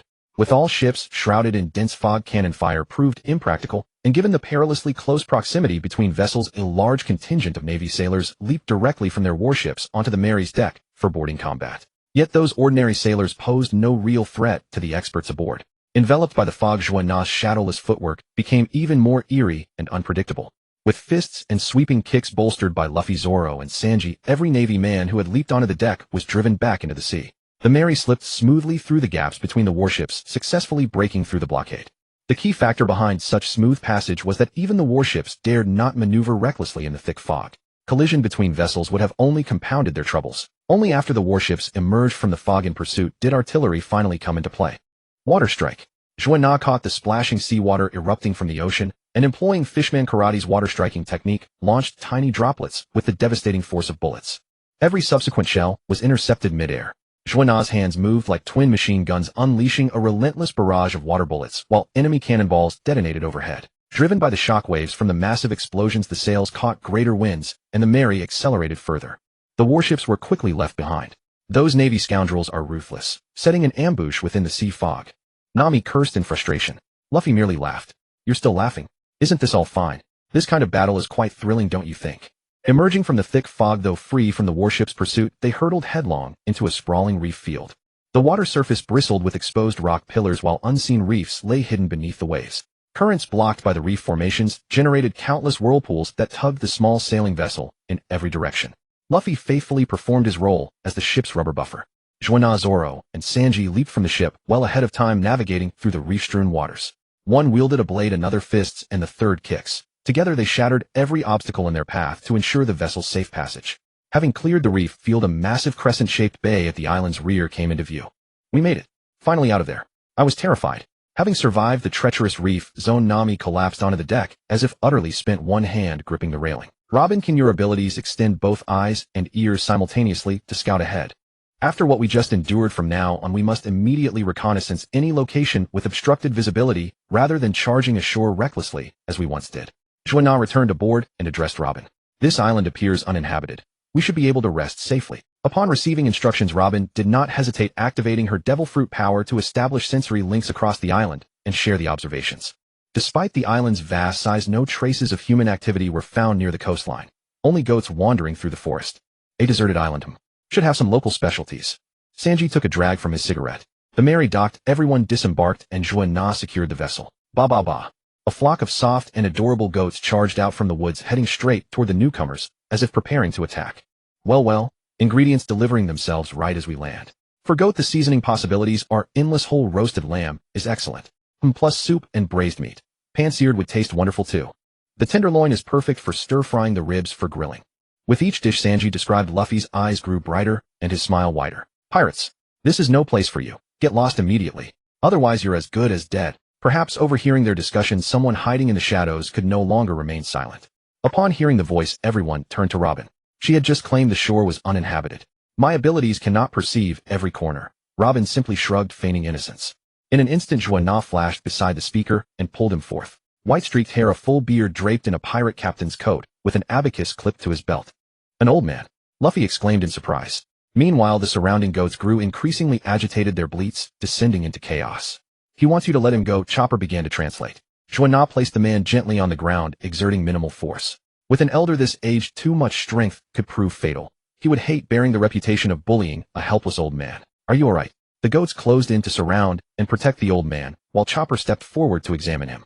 His expression grew increasingly grave with each check. Grandpa, where's your home? Let me take you back. Chopper's concern echoed plainly in his voice. Even the notoriously dense Luffy could sense it. Guided by the goats, Chopper, Luffy, and Usopp supported the elderly man up the hill to his wooden cottage. As Chopper tended to the old man by his bedside, Nami's eyes were immediately captivated by the various artifacts within the humble wooden cabin. Golden cups, crystal mirrors, antique plates, gem-encrusted candlesticks, and cabinets crafted from precious aged wood. Such treasures, even within a nobleman's manor, would seem unremarkable, yet here they sat in an old hermit's mountain shack. Noticing Juno observing her, Nami shot him repeated signals. Her meaning was clear. Discreetly use your abilities to take those items. Juno simply shook his head and walked out of the cottage. Nami immediately followed. 7 for me, 3 for you. Assuming profit sharing was imminent, Nami opened with her terms. Are you joking? I did all the work, loading the goods too, and you get such a paltry share. Even without prior intention, Juno found Nami's greed rather excessive. Fine, 50-50 then. That's my final offer. Without my expert eye to appraise their value, you'd have no idea what those items are worth. I have no interest. Besides, haven't you noticed Chopper's demeanor? That old man likely has little time left. Taking his belongings now would make us bullies preying upon the dying. Such actions may be spoken of favorably among thieves, but they carry a heavy burden. Really? Nami's face lit up with surprise, then quickly shifted to sorrow. Really? How unfortunate. With that she entered the cottage. Watching Zoro walk farther away, Juno decided to explore the island for anything worth collecting. Crossing from one ridge to another, he soon reached the island's highest summit. At the peak, nestled within a crater-like hollow, rested a vessel nearly half-built. Its mast bore a pirate flag, the skull and crossbones distinguished by abacus beads flanking either side of the skull. From this vantage point one could watch the morning sun rise in the east and the evening sunset in the west, with the ocean stretching below the cliffside. Undoubtedly the finest feng shui location on the entire island. Building a vessel at a place entirely unconcerned with water access meant this ship was never meant to sail. It was crafted for burial. In other words, the ship was a coffin. There were no fierce beasts on the island, nor any particularly dangerous venomous insects. Only fruit trees and wild vegetables grew here. Aside from that old man, no one else had previously existed on this island. If there were any real dangers on this island, an old man surviving here with dozens of goats would long have turned to bleaching bones or returning to dust. They wandered until dusk, returning to the wooden cabin only when they spotted cooking smoke. At that moment Zoro arrived, covered in various fallen leaves and streaked with green moss scraped from tree trunks. Which bastard was waving torches around the forest? I almost got lost in those mountains. The first to return, Zoro immediately started complaining to everyone. In an instant, everyone kept their lower bodies still, while their upper bodies simultaneously leaned backward. Their faces were filled with contempt. Everyone, I have something to say. Chopper first shook off his expression of disgust, then spoke normally, appearing very serious. With important matters to discuss, everyone sat beside the campfire and finally fell quiet. What is it? That old man. He's dying. Chopper struggled to speak his diagnosis. As a doctor, he should have grown accustomed to life and death, but during his years of studying medicine and practicing clinically, this was the first time he had ever determined a patient's expiration date through his own medical expertise. Half of the group stared at him with wide eyes, completely unable to believe it. How much longer can that old man live? Sanji asked heavily. About 3 days, Chopper said solemnly. So I'm sorry, crewmates. I want to stay here first and treat him. Either cure him or see him to his final resting place. 3 days? Nami showed a hint of excitement. Then if he dies of illness on his own, I can take everything in his room, right? You don't know, you can't tell, but those things can't hide from me. Those items are definitely valuable treasures. He can casually use those things as household items, so he must have far more treasures. Nami's obsession with treasure was like a mythical bird spotting beauty. She would torment herself to death if she didn't seize the opportunity. Everyone knew Nami's personality well, so no one objected to her words. You've finished discussing your matter, but I have a discovery too. Juno spoke, pointing toward the highest peak. On that mountaintop, there is an unfinished pirate ship. The pirate flag bears an abacus motif, which should belong to the old man inside, who carries an abacus on his back. However, the ship is on a mountaintop bordered by a cliff on one side and a mountain path on the other, surrounded entirely by forest. Placing a ship in such a location makes it more like a boat-shaped coffin. Juno directly shared what he had seen and deduced. Seeing that the old man is truly dying, he is preparing his own funeral arrangements. Usopp said, equally astonished. I will do my absolute best to treat him, even if it only extends his life for a while. Chopper spoke with the solemnity of taking an oath. Thus, during the following days, in order to care for the old man whose life was approaching its final chapter, everyone treated him like a treasured guest. Chopper attended to his medical treatment without leaving his side. Sanji went to great lengths to adapt to the man's tastes, crafting gourmet meals specially suited to him. Nami, motivated by the treasure, also stayed by the old man's side, giving him shoulder rubs and leg massages. Robin brewed tea for him. Usopp led Luffy to help tidy that wooden cabin, cleaning and repairing the pirate ship until it was complete. Zoro assisted with herding the goats, while Juno helped guide the way. 1 day passed, and the old man was vibrant and spirited, showing no signs of weakness. 2 days passed, and the old man had a hearty appetite, wearing a constant smile, looking nothing like someone gravely ill and near death. When the pirate ship was fully completed, everyone brought the old man Jiraiya to the mountaintop to inspect the work. Standing at the bow, old Genie looked as though he were charged with heroic ambition, as if truly riding the wind and waves upon the vast sea. Hey Chopper, is your diagnosis accurate? Is he really dying? He eats well, sleeps well, and has boundless energy. He seems more vigorous than Zoro. Usopp pulled on Chopper, asking. Beside him, Zoro sat on the ground, leaning against a tree trunk, herding goats while exercising. He was exhausted and wanted to sleep, too fatigued to move about. I definitely didn't make a mistake. Such basic examinations never go wrong. Chopper was very confident in himself. So what's the big deal? It must be Chopper's treatment that cured his illness. Luffy said, carefree with a smile. Chopper's medical skills are really amazing. Suddenly out of nowhere came a compliment that made Chopper shyly twist and fidget. Just then the person standing on the cliff edge saw a warship approaching on the sea below. Everyone look. A warship is coming on the sea. Is it the Navy that was pursuing us before? Let's go down and find out. In an instant, everyone rushed down the mountain to the beach of Moon Bay. Only Jiraiya and Nico Robin lagged behind the surrounding goats, forming a protective circle around them. Usopp's speed was only slightly faster. The group divided into 3 echelons. Navy, what do you want? Zoro pressed his fingers against his sword guard, asking the sailors on the warship, "Please don't misunderstand." The officer standing at the bow of the warship hastily waved his hands. His slanted eyes were a forced smile. "We are not here to arrest you. You are supernovas among pirates, a crew of powerful pirates with a total bounty exceeding 200 million. With just our numbers we are no match for you, so please do not get agitated. I am here to propose cooperation." The Navy officer hurriedly explained, terrified that a single delayed word would cause these hot-tempered pirates to attack immediately. What cooperation? Can the Navy really cooperate with pirates? Sanji lit a cigarette and took a drag. Why not? Aren't the warlords of the sea the finest example of cooperation?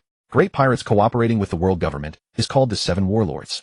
We may fall short of that status, but cooperation is still possible. On this island, there is a great pirate who has changed his name and gone into hiding. We have confirmed that many years ago he drifted to this island with all his treasure and has never left since. The slanted-eyed officer hidden in the shadow of his cap brim showed a trace of ruthlessness even while speaking. As long as you are willing to join me in capturing that pirate, we can split the discovered treasure equally. Even saying this made him reluctant, yet he had no choice. Upon receiving confirmation from the Navy, Nami grew even more excited. This meant the old man truly did have treasure. If they properly saw him through his final days and cared for him well, in the end only she would obtain all the treasure. There was no need to share with others. Even less need to split 50-50 with the Navy. No. Even before Nami could speak, Luffy had already declared his position. Don't be so willful. Some things can only yield greater rewards through cooperation with us. The Navy officer said with a grim face. He had already humbly requested cooperation, yet these mere pirates kept refusing. What did they take him for? The Navy warship was anchored off Luna Bay. Meanwhile, a small boat approached from the opposite beach. Aboard the small boat was a Navy squad conducting a covert island landing.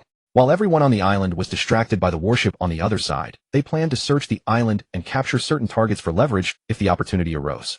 Usopp, the sniper lying in wait among the coastal trees with his rifle set up momentarily, let his guard down and became a hostage. "Save me. Please don't kill me."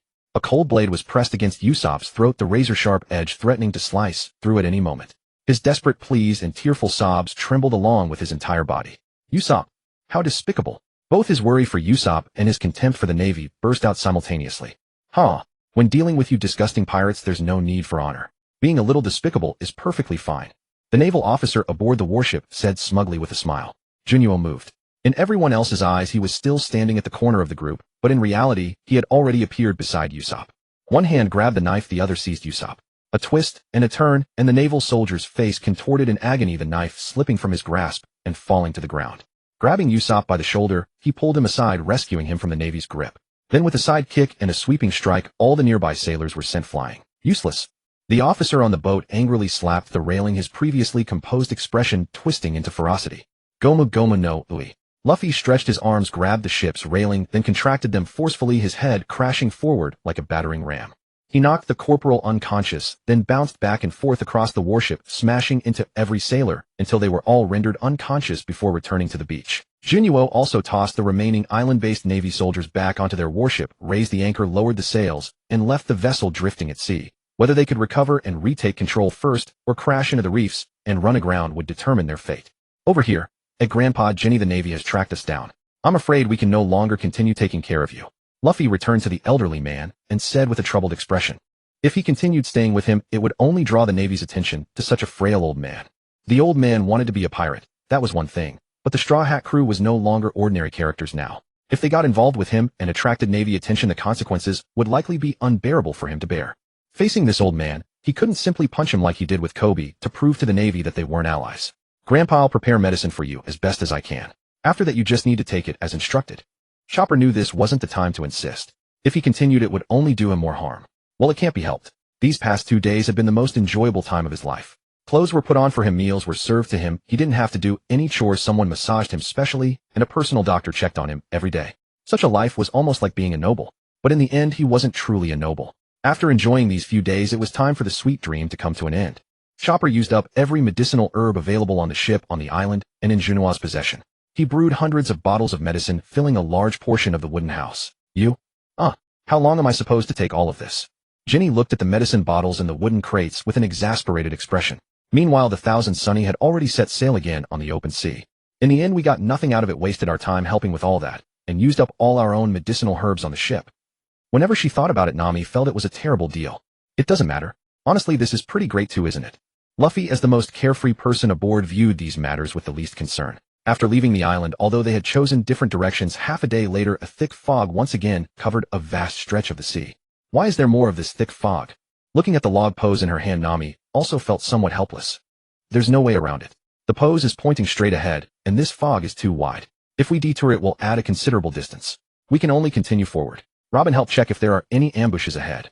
Usopp, shrinking beneath the ship's rail and staring into the thick fog, asked Nico Robin. Unfortunately, the mist cannot support my abilities. Within the range I can sense, there's no basis sufficient for my power to grow. Nico Robin crossed her arms over her chest, closed her eyes to sense the surroundings for a while, then shook her head. I've got an idea. Juno said, his eyes turning toward Luffy. What? Luffy, could you come help me with something? Juno said with a mischievous grin. What do you need? Luffy, completely oblivious, curiously approached Juno. Do a handstand. Luffy complied. Juno grabbed his ankles. Relax. It might get a bit dizzy later, but you need to cooperate and use your abilities to stretch your head toward the fog.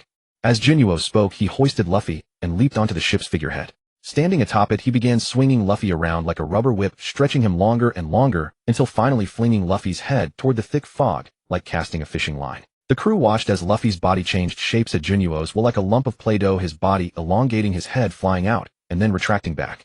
For a moment, everyone fell utterly silent. Did you see anything in the fog? Juno set Luffy down on the deck and asked him. You're a devil. Nami couldn't help but retort. Meanwhile, Luffy's eyes were spinning, his head completely dizzy, and he collapsed onto the deck. Nothing at all was seen. Not only had his body lost control, but even his speech had. No problem. Full speed ahead. Juno said, as if nothing unusual had happened. The Thousand Sunny plunged into the fog. The density of the fog was so thick that it felt as though white silk gauze floated in the air, covering everyone's vision. The fog's coverage was sufficiently vast. It took the Thousand Sunny nearly half an hour to cross it. The moment they emerged from the fog, everyone felt as though they had seen the light of day again. Ahead, another island came into view, with a tall tower visibly standing on the shore.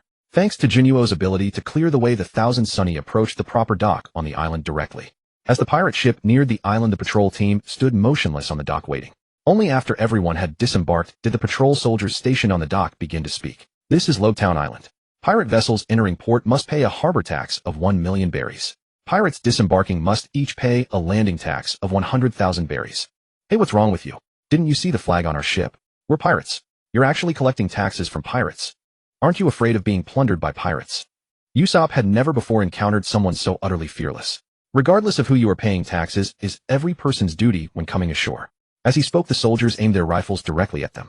Juno secured the Mary and approached them. Look here, I've already handed over the money. Be on your way. Juno cast his hypnosis. Welcome to Konomi City, have a pleasant journey. After accepting the payment and exchanging pleasantries, the soldiers treated it as a trivial matter and continued their patrol along the street. What is this, eh? Usopp, Luffy, and Chopper stood in a row, their faces filled with astonishment as they gathered around Juno. Hypnosis. It's merely a small technique, extracting the mesmerizing element from the Misty Palm Strike and applying it independently. Juno explained briefly. Hypnosis. Zoro seemed to suddenly recall something, his expression dazed as his cigarette fell from his lips. Can it make ladies fall hopelessly in love with me? Zoro asked hopefully, but before Juno could respond, Nami and the others shot him with withering looks. Zoro quickly shook his head. No. What difference is there between affection obtained through such means and compelling a lady against her will? Zoro lunged at Juno with wild desperation, gripping his collar and shouting frantically, don't you ever dare think of using this on any kind beautiful lady. Hey, if anyone needs worrying about, it's you, not him. Usopp and Nami stood shoulder to shoulder, opposing Zoro's behavior. This island is truly peculiar, Nico Robin remarked in surprise. They dare collect taxes from pirates. If they ever crossed irritable pirates, the entire city could be destroyed. Either the island's ruler values wealth over his own life, showing no concern for the common folk, while possessing the ability to flee himself. Or perhaps the leader commands formidable strength, entirely unmoved by pirate brutality. Should any pirate dare cause trouble, they would eliminate all threats immediately. Juno laid out both possibilities plainly. Hey, since I was hypnotized and didn't actually pay, does that count as causing trouble? Usopp trembled with fear. The island's mayor is a pirate themselves. If you're worried, I'd suggest leaving while you still can before any loss occurs. At that moment, atop the dock on the raised street, an elderly man with a distinctive dome-shaped head and an unusual radar backpack leaned against the railing and interjected. His gaze remained fixed on the sea as he spoke. Can a pirate even become mayor? Nami gasped. Have you forgotten places like Flip-Flop Island or Alabasta? Not to mention mayors. If pirates seized the opportunity, some would gladly crown themselves kings of entire nations, Juno reminded Nami. Meanwhile, Juno realized where they were. The Rainbow Mist Arc. Across these waters lurked a peculiar rainbow mist. Once swallowed by its colors, one could never escape, forever lost within its embrace. Legend spoke of untold treasures hidden within that luminous veil, and the mist's most extraordinary quality lay in its distortion of time itself. While 50 years had passed outside time within the mist stood frozen, those trapped inside remained unchanged as though suspended half a century in the past. Those living within experienced no more than 6 months of passage. Ultimately, through the Straw Hat Crew's intervention, they returned to the present while the old man's childhood companions became stranded 40 years in the past, eventually rising to become Marines. He had even deliberately pursued the Straw Hat Crew to this island, hoping their help would lure them into rescuing his lost friends. Previously, the anomalies on Treasure Island and the sea belly stemmed from Devil Fruit power. This rainbow mist with its vast temporal distortion might similarly originate from such a force. However, one thing diverged from the original narrative. They hadn't encountered the Marine fleet pursuing them along their journey. The Marines stationed at Reef Rock were entirely different from those chasing them. So had the timeline shifted, or had his very presence altered the course of events? But regardless, now that he was here, he had to test the rainbow mist. Have you seen any colored fog along your approach to Konomi Island? The old man cared little for who held political power or whether pirates seized thrones elsewhere. His deepest longing was to find the rainbow mist, enter it, and bring everyone trapped inside back home. 50 years had passed, yet he clung to the unwavering belief that his companions still lived. He had no choice but to believe it. He dared not entertain any other possibility. Should his thoughts turn dark, he feared he would lose the strength to endure another day. Colored fog. What is that? Luffy asked, driven solely by his insatiable curiosity. I haven't seen any colored fog, only white mist along the way. And the fog in your region is simply excessive. It's everywhere, and the areas shrouded in mist are not only numerous, but also unnaturally dense. Nami couldn't help but complain, then turned the question back. Could all of this be connected to the colored fog you mentioned? Perhaps. But right now I only wish to study the rainbow mist. The old man spoke with grave seriousness. You're approaching this all wrong. As a researcher, the most important principle is to connect every relevant clue to arrive at comprehensive conclusions. Juno struggled to understand the ordinary scientists of this world. These individuals stood in stark contrast to the elite tier. Hearingly relied almost entirely on innate talent and sporadic flashes of inspiration with virtually no foundation of accumulated knowledge. Much like Usopp and those of his kind. So what exactly is this rainbow mist? Luffy had already crouched before the old man, his eyes alight with longing and anticipation for the unknown. A colorful fog drifts across our island's waters at unpredictable intervals. Once a vessel sails into it, it vanishes completely, never to return. No one knows when or where this rainbow mist will appear, so none of us dare venture out to sea. The old man ultimately chose to answer these young people who appeared hardly more than children. For 50 years I have researched this in hopes of rescuing my childhood companions who vanished in the rainbow mist. Perhaps you are right. My obsession with the so-called rainbow mist may have blinded me to other possibilities, leaving me with barely any progress over 5 decades. Could we really be this unlucky? Nami said, her voice tinged with worry. That rainbow mist appeared right as we were about to set sail, blocking Mary's path. Old man, are you slacking off again? Get to work on that rainbow mist research. Just as they spoke on the dock, a furious shout rang out from nearby. Down the street, a red-haired young man strode confidently with his guard unit, bellowing at the old man. My research has never stopped. The old man shot back immediately. And who exactly are you? I've never seen your faces on this island. Are you new arrivals? Did you pay the island tax?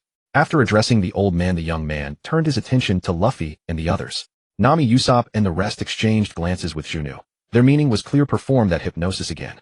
They hoped to find a way to spare themselves from further random questioning during their waiting period. Come here. Juno beckoned the red-haired young man. His hypnosis ability was already taking effect. Hypnotic suggestions delivered through commands the target was compelled to obey grew deeper and more powerful with each compliance. In simple terms, once Juno initiated hypnosis on a target, he could strengthen the effect progressively by having the target obey smaller instructions first, eventually compelling them to accomplish far greater tasks. Of course, when his power reached sufficient levels, such elaborate procedures were unnecessary against ordinary individuals. He could simply will them to act. Disband those soldiers. The red-haired young man obeyed every command without hesitation. The old man, carrying a radar pack, stood beside them, utterly stunned. A pirate became mayor and invented countless excuses to collect taxes, yet he still funds your rainbow mist research. And you've persisted for 50 years. That doesn't match their miserly nature. Nami asked curiously. Whenever something potentially connected to treasure arose, her instincts sharpened immediately. Legend tells of an ancient pirate king who entered the rainbow mist with mountains of treasure piled high, never to emerge again. Over the years, countless ships have ventured into it and vanished without a trace. Within that world, inside the rainbow mist, treasure must surely be piled to the heavens. The red-haired young man spoke these words. As a subordinate of the pirate mayor, his testimony carried natural credibility. Mountains of treasure. Is it true? Nami's eyes gleamed with golden light. Where is the rainbow mist? How do we enter it? You should consider carefully. Opposite the rainbow mist may lie another world entirely. According to legend, no one who has entered the rainbow mist, neither person nor vessel, has ever returned. The old man said, whether we can go or not remains to be seen. But regardless of our desires, the rainbow mist simply won't appear on command. Juno remarked casually, we don't even know your name yet. Let's head to town together.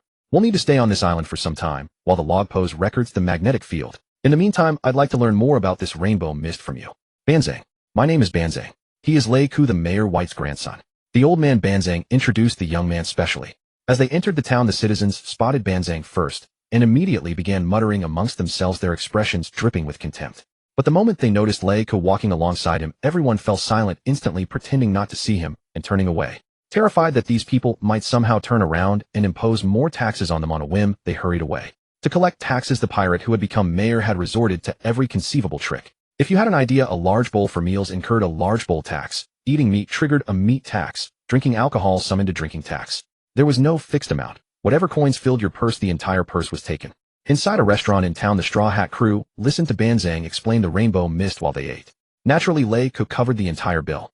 Just as they dined in the restaurant, the sound of gongs and drums announced the arrival of the tax collection team at the entrance. A middle-aged man with short red hair led soldiers into the restaurant. The moment everyone inside heard the gong and drum, they went into a frenzy, shoveling every edible and drinkable item on their tables into their mouths, as fast as possible, clearing every surface. Go handle them, Juno told Lei Ku, seated nearby. Already hypnotized, the young man obeyed without question. At the entrance, Lei Ku called out, Father, leaving Sanji, Nami, and the others astonished as they turned toward the door. Father, leave this to us. Why are you sitting with those strangers? Lei Ku rose from the table, an observation his father readily noted. They can assist with rainbow mist research. I'm discussing matters with them. Lei Ku improvised freely, his ultimate goal being to send the tax collectors away. This third-generation pirate on the island held no value against Juno.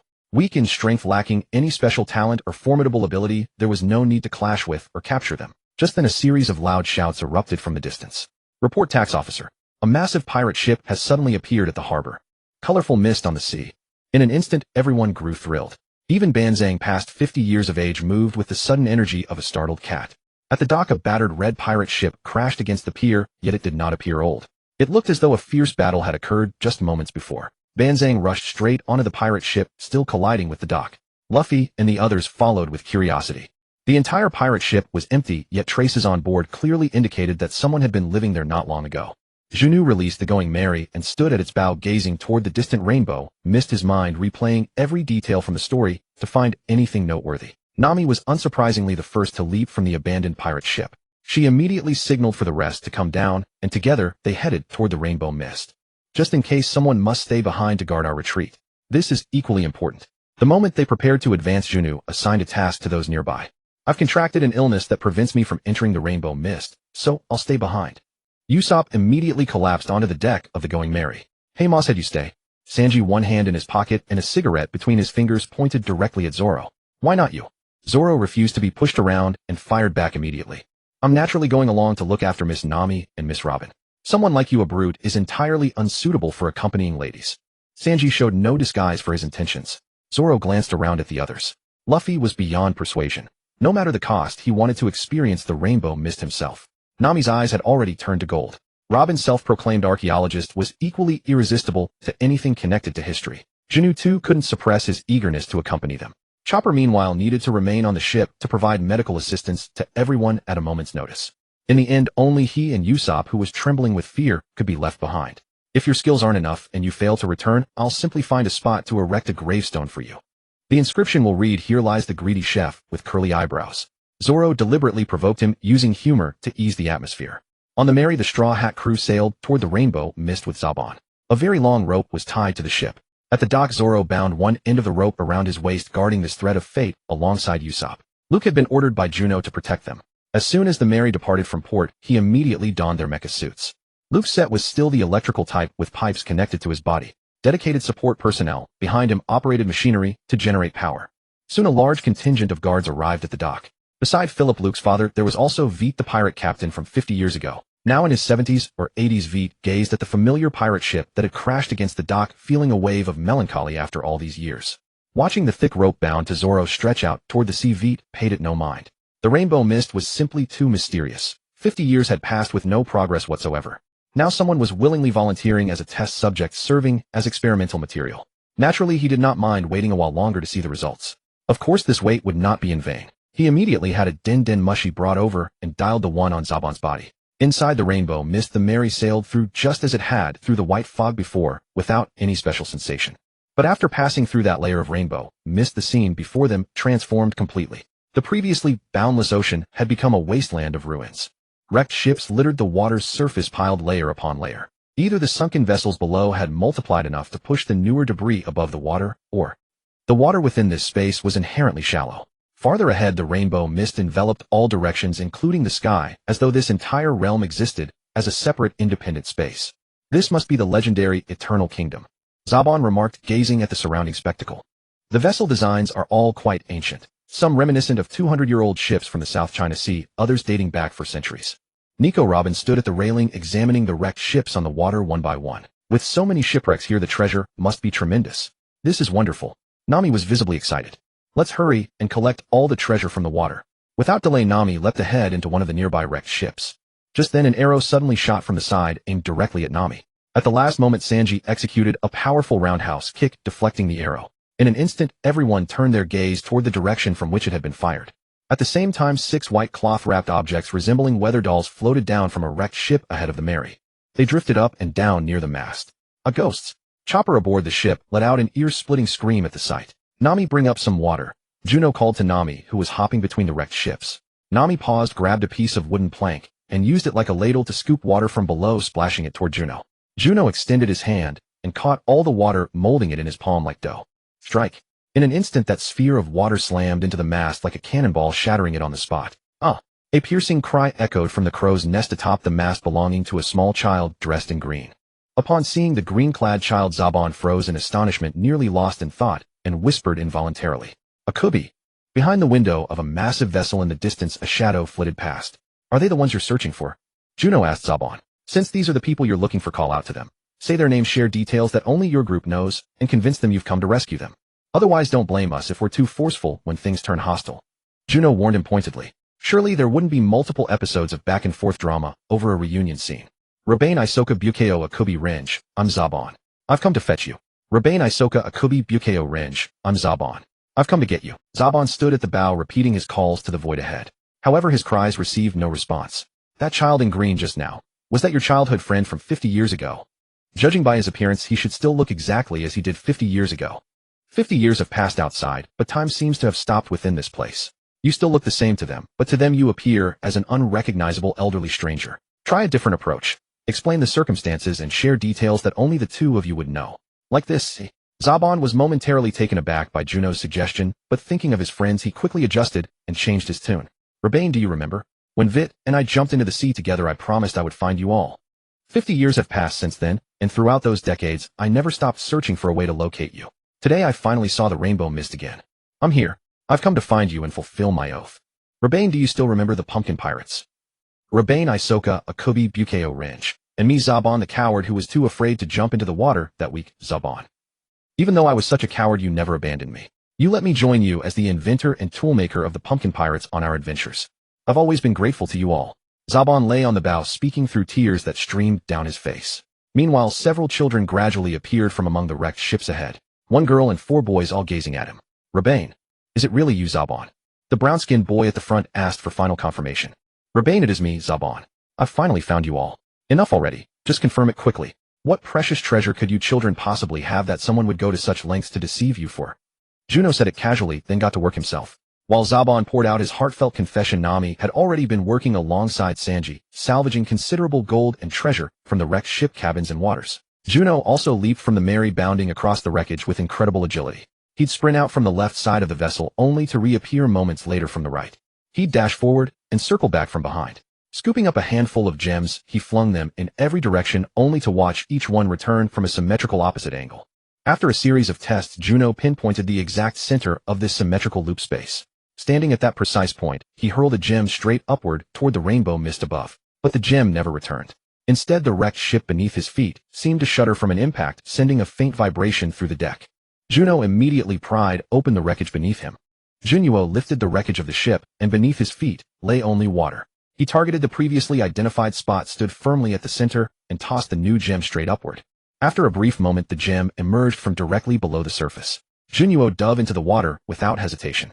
The water here was not deep, merely about 10 meters in total. With the shipwreck debris cleared away, the ocean floor was fully visible.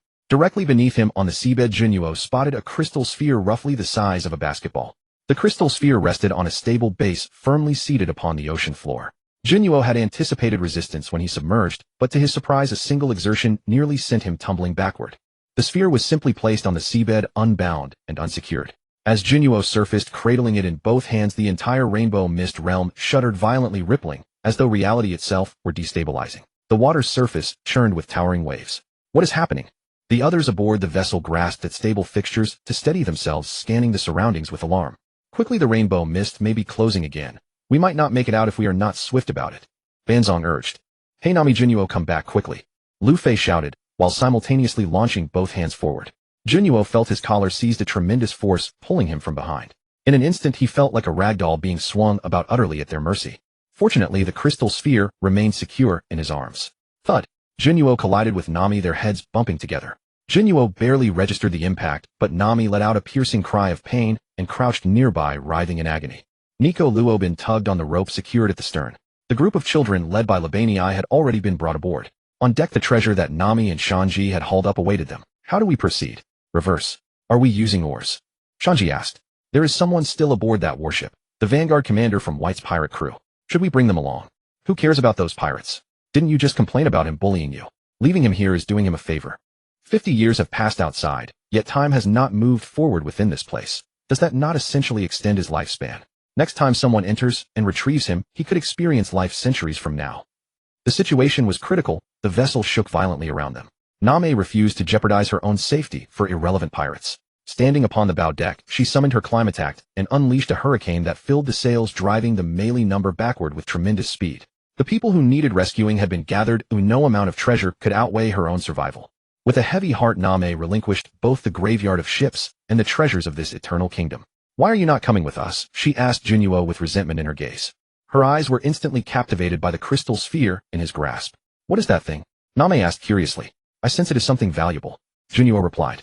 Based on its behavior, the probability was overwhelmingly high that this crystal sphere served as the core and power source of this realm. Cradling the crystal sphere, Juno traced its surface with his fingers while concentrating his thoughts, silently repeating his wish, let us out, let us out. Before the Melee number could navigate through the rainbow mist, the entire spatial realm vanished in an instant. The ship and everyone aboard reappeared on the open ocean. Upon the dock, Solong and Usopp watched as the Melee number emerged from the sea, their cheers rising together, Usopp's particularly loud. Meanwhile, the elderly pirate White's composure shattered as he witnessed the rainbow mist vanish before his eyes. Where has the rainbow mist gone? What happened to my treasure? Old Waite cried out in desperation, unable to accept the sight of the vessel on the sea. Leiku, eliminate them all. Waite donned a separate set of armor and issued his command to Like. However, Like had already fallen under Juno's hypnosis, meaning Juno's directives now held ultimate authority.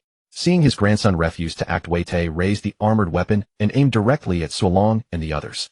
Usopp immediately took cover behind Like. The dual nozzles on White's armored gloves functioned as flamethrowers, igniting fuel on direct contact. Rotating lightning. Like's armor housed electrified blade-like weapons on each arm. At full power, the high-voltage discharge successfully repelled the flames.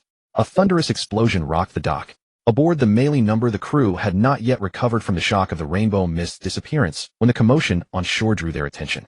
Like's electric armor neutralized the flames, while Suolong charged forward with his blade drawn. In a swift exchange, he severed the flamethrower cannons from the armor, then cut through the fuel lines at its rear. Fatal move, Gunpowder Star. The battle had commenced, and Usopp took cover behind Leiku, using him as a human shield while launching his slingshot attacks. Explosives detonated among the advancing guards, their sparks bursting like flower centers, while fallen soldiers scattered like petals caught in the blast. Crackling electricity traced patterns across the battlefield like fine embroidery stitching silk. With the two strongest combatants now turned against each other, one in rebellion, the other crippled, the remaining ordinary soldiers were no match for either side. I am the mayor. You dare not strike me. Waite collapsed on the ground after Suolong severed his fuel line and overturned him. Knowing resistance was futile, he simply lay flat and refused to fight further. Assaulting the mayor will cost you 90 million berries. Upon hearing this demand, Solong found himself hesitating, unsure how to proceed with his sword. The skirmish on the dock concluded. On the sea, the Melee number also returned to the shore. One by one, the crew disembarked. Banzong led Labanai and the group of children directly past the dock workers and into the city, showing them their homeland as it had become 50 years later, like presenting precious treasures. Perhaps he deliberately overlooked White's group to avoid stirring their emotions. After all, for Banzong 50 years had passed, and all hatred and hardship had grown faint with the passage of time. But for Labanai and the others, everything had occurred just yesterday. Are you all alright? Suolong asked, leaving the mayor behind as he walked toward Lu Fei and the rest. Do not leave. You have not paid yet. Weite reached out to grasp Suolong, but was a fraction too slow, his hand grasping at empty air. Hey Name, what is inside? Usopp did not follow along. Now that everyone had emerged and the rainbow mist had vanished, curiosity taking hold, he quietly approached Name and whispered his question. Meanwhile, aboard the ship, Juno directly entered the cultivation space and planted the crystal sphere-like object into the earth. Its name appeared as the seed took root. Elise 364D23H59S. Elise, the rainbow goddess of Greek mythology, connects the mortal realm and the divine through the rainbow. Juno was both startled and overjoyed by this result. Another mythical zoan, and moreover one tied to a deity. The previous fruits he had encountered, Chimela and Fujo Jishin, were all mythical zoans bearing divine names. Such fruits ranked among the strongest even within the mythical zoan category. If he could harness the power of the cultivation space to concentrate all these devil fruit powers together, the resulting achievement would be all the more formidable. 1 year, this 10-year period truly proved agonizing. Luffy was far from pleased. This adventure had fizzled out anticlimactically. He hadn't enjoyed a single moment of it. And now even the island was gone. After disembarking, Juno approached the 3 generations of the Wei family and hypnotized them into immediately surrendering themselves, effectively resolving the trouble of the island being ruled by pirates. Before nightfall, once the log pose had fully charged with magnetic energy and pointed toward the next island, the Mary set sail once more. Before their departure, Hongzan gathered with Labana and the others at the dock to bid them farewell. Borrowing their vessel to evacuate the people they had in their own way provided assistance. In that final cataclysmic moment, had the Mary not been sufficiently large, they truly might not have managed to extract everyone. In essence, this amounted to saving their lives. I will continue researching the rainbow mist and strive to solve the problem of residents leaving the island. Before parting, Hongzan shared his future plans with Luffy. Those who needed rescuing had been saved, and the pirate mayor was no more, yet the island's residents still faced difficulties traveling. Years ago, Labana's father, a Navy officer, had vanished after encountering the rainbow mist while setting sail. Determined to prevent further tragedies, he resolved to continue his research. Juno did not mention that the rainbow mist had already vanished. Such phenomena were never predictable anyway. He was now past 60 with no next 50 years ahead of him. The Mary drifted through the night, only resuming full speed by the following day. But one thing grew increasingly strange. The log pose kept pointing ever higher. Nami studied the device on her wrist, her brows deepening with each passing moment. You seem anxious about something. What's wrong? Robin asked. It's nothing. The log pose might be malfunctioning. I'll go replace it. Juno had previously recovered several log poses from agents, and now entrusted them all to Nami. As the ship's navigator, she was the only one who could truly utilize these specialized instruments. Inside the cabin, Nami retrieved all the log poses for testing. Aside from the eternal poses, the 2 ordinary log poses either pointed backward to their origin, having failed to capture magnetic data, or similarly aimed skyward. This doesn't make sense. Nami examined the pointer in puzzlement before returning to the deck. Do you think there could be islands up in the sky, eh? Nami posed her question to those nearby. An island in the sky, eh? Luffy, Chopper, and Usopp looked upward. Could there really be islands floating in the heavens? Chopper gazed too long at the sky and toppled backward from the strain. At sea, a navigator's greatest sin is doubting the log pose in their hands. A navigator questioning the pointer is like a swordsman distrustful of their blade, Robin observed sharply. The question isn't whether the sky island exists, it's how to reach it if it does. Luffy's grin broke free entirely. The sky island. We're going to the sky island. Enough. Nami punched him squarely on the head. This ship can't fly. How are we supposed to reach it? Perhaps we should swap for an eternal pose, first visit the nearby island, then seek word of the sky island. As they sailed onward, the log pose climbed ever higher until it pointed nearly straight upward. Before she could voice another complaint, a vast shadow descended from above, plunging the waters around the Mary into darkness. Looking up, they witnessed something impossible. A massive dilapidated vessel plummeting from the sky. We're going to be crushed. Mary, move. Zoro, Sanji, Luffy, and Juno struck as one, unleashing their combined strength to scatter the falling wreckage before it could strike their ship. Zoro's dual blades sang as they bisected the larger chunks into fragments. Sanji and Luffy each contributed their might, driving every piece of debris away with everything they had. Juno moved like a phantom among the wreckage, clearing away splintered hull and rotted timber in an instant. Together, their coordinated assault preserved the Mary from destruction. Amidst their defense, a map drifted down from the broken vessel and landed precisely in Nami's hands. Did you see that, eh? Did you see that? This ship fell from the sky. There really is a sky island. Let's go there. Luffy pointed skyward without hesitation as though the prospect were as simple as breathing. I saw it. Now dive and salvage that sunken vessel. I want every last treasure, not a single item left behind. Search thoroughly. You might find clues to reaching the sky island within, Nami called out with deliberate temptation, planting her hands on her hips as she addressed the assembled crew. Luffy's eyes blazed with the brightest light.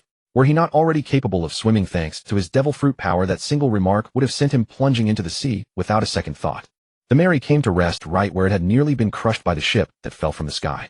Without proper diving suits, they needed to construct protective barriers against the water and its crushing pressure to salvage from the depths. Their available materials were limited to wooden barrels and leather from the ship.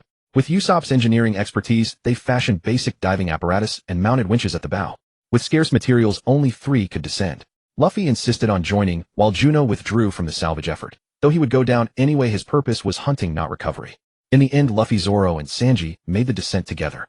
But scarcely had they left the surface when a massive vessel approached at speed. The ship featured a wide circular hull with a monkey figurehead clutching golden bananas at its prow. Its masts and support beams were crafted to resemble bananas. As it drew nearer, a cacophony of noise assailed their ears.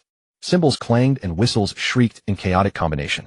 Salvage! Salvage! Salvage! Brothers, hold! Aye, Captain. Pucci, is this where the ship went down? A humanoid ape in yellow overalls and red earmuffs stood at the rail calling out. Aye, Captain. The captain refers to me. Prepare the salvage operation. That wreck belongs to me. Captain Mizura of the Mizura pirate crew, the salvage King Mizura. Pucci, the ape known as Mizura, proclaimed himself with great volume. Any sunken vessel in these waters is mine. If it floats, I'll sink it myself before claiming it. Nothing sinks beyond our reach. Pucci, you lot haven't touched anything you shouldn't have you? Mizura called from the rail. What's that monkey-like bastard talking about? Nami had no attention to spare for their words. On the Mary, the winch groaned like a carriage on the verge of collapse. Usopp and Chopper were too absorbed in their work to pay mind to outsiders. Do you really believe that? Mizura caught the remark instantly, his face twisting with indignation as he struggled to contain his reaction. Think I'm like a monkey? Mizura's face contorted with barely restrained emotion. What? Calling me monkey-like? That's supposed to mean I'm manly, Mizura explained gruffly. Oh well. Could we watch your salvage work from here? She was stalling for time, hoping to divert their attention while her crew remained underwater and out of sight. Pucci, very well. Watch if you must, but stay back. Mizura perked up considerably, his barks carrying renewed vigor. Everyone move faster. Put your backs into it. Don't be slackers.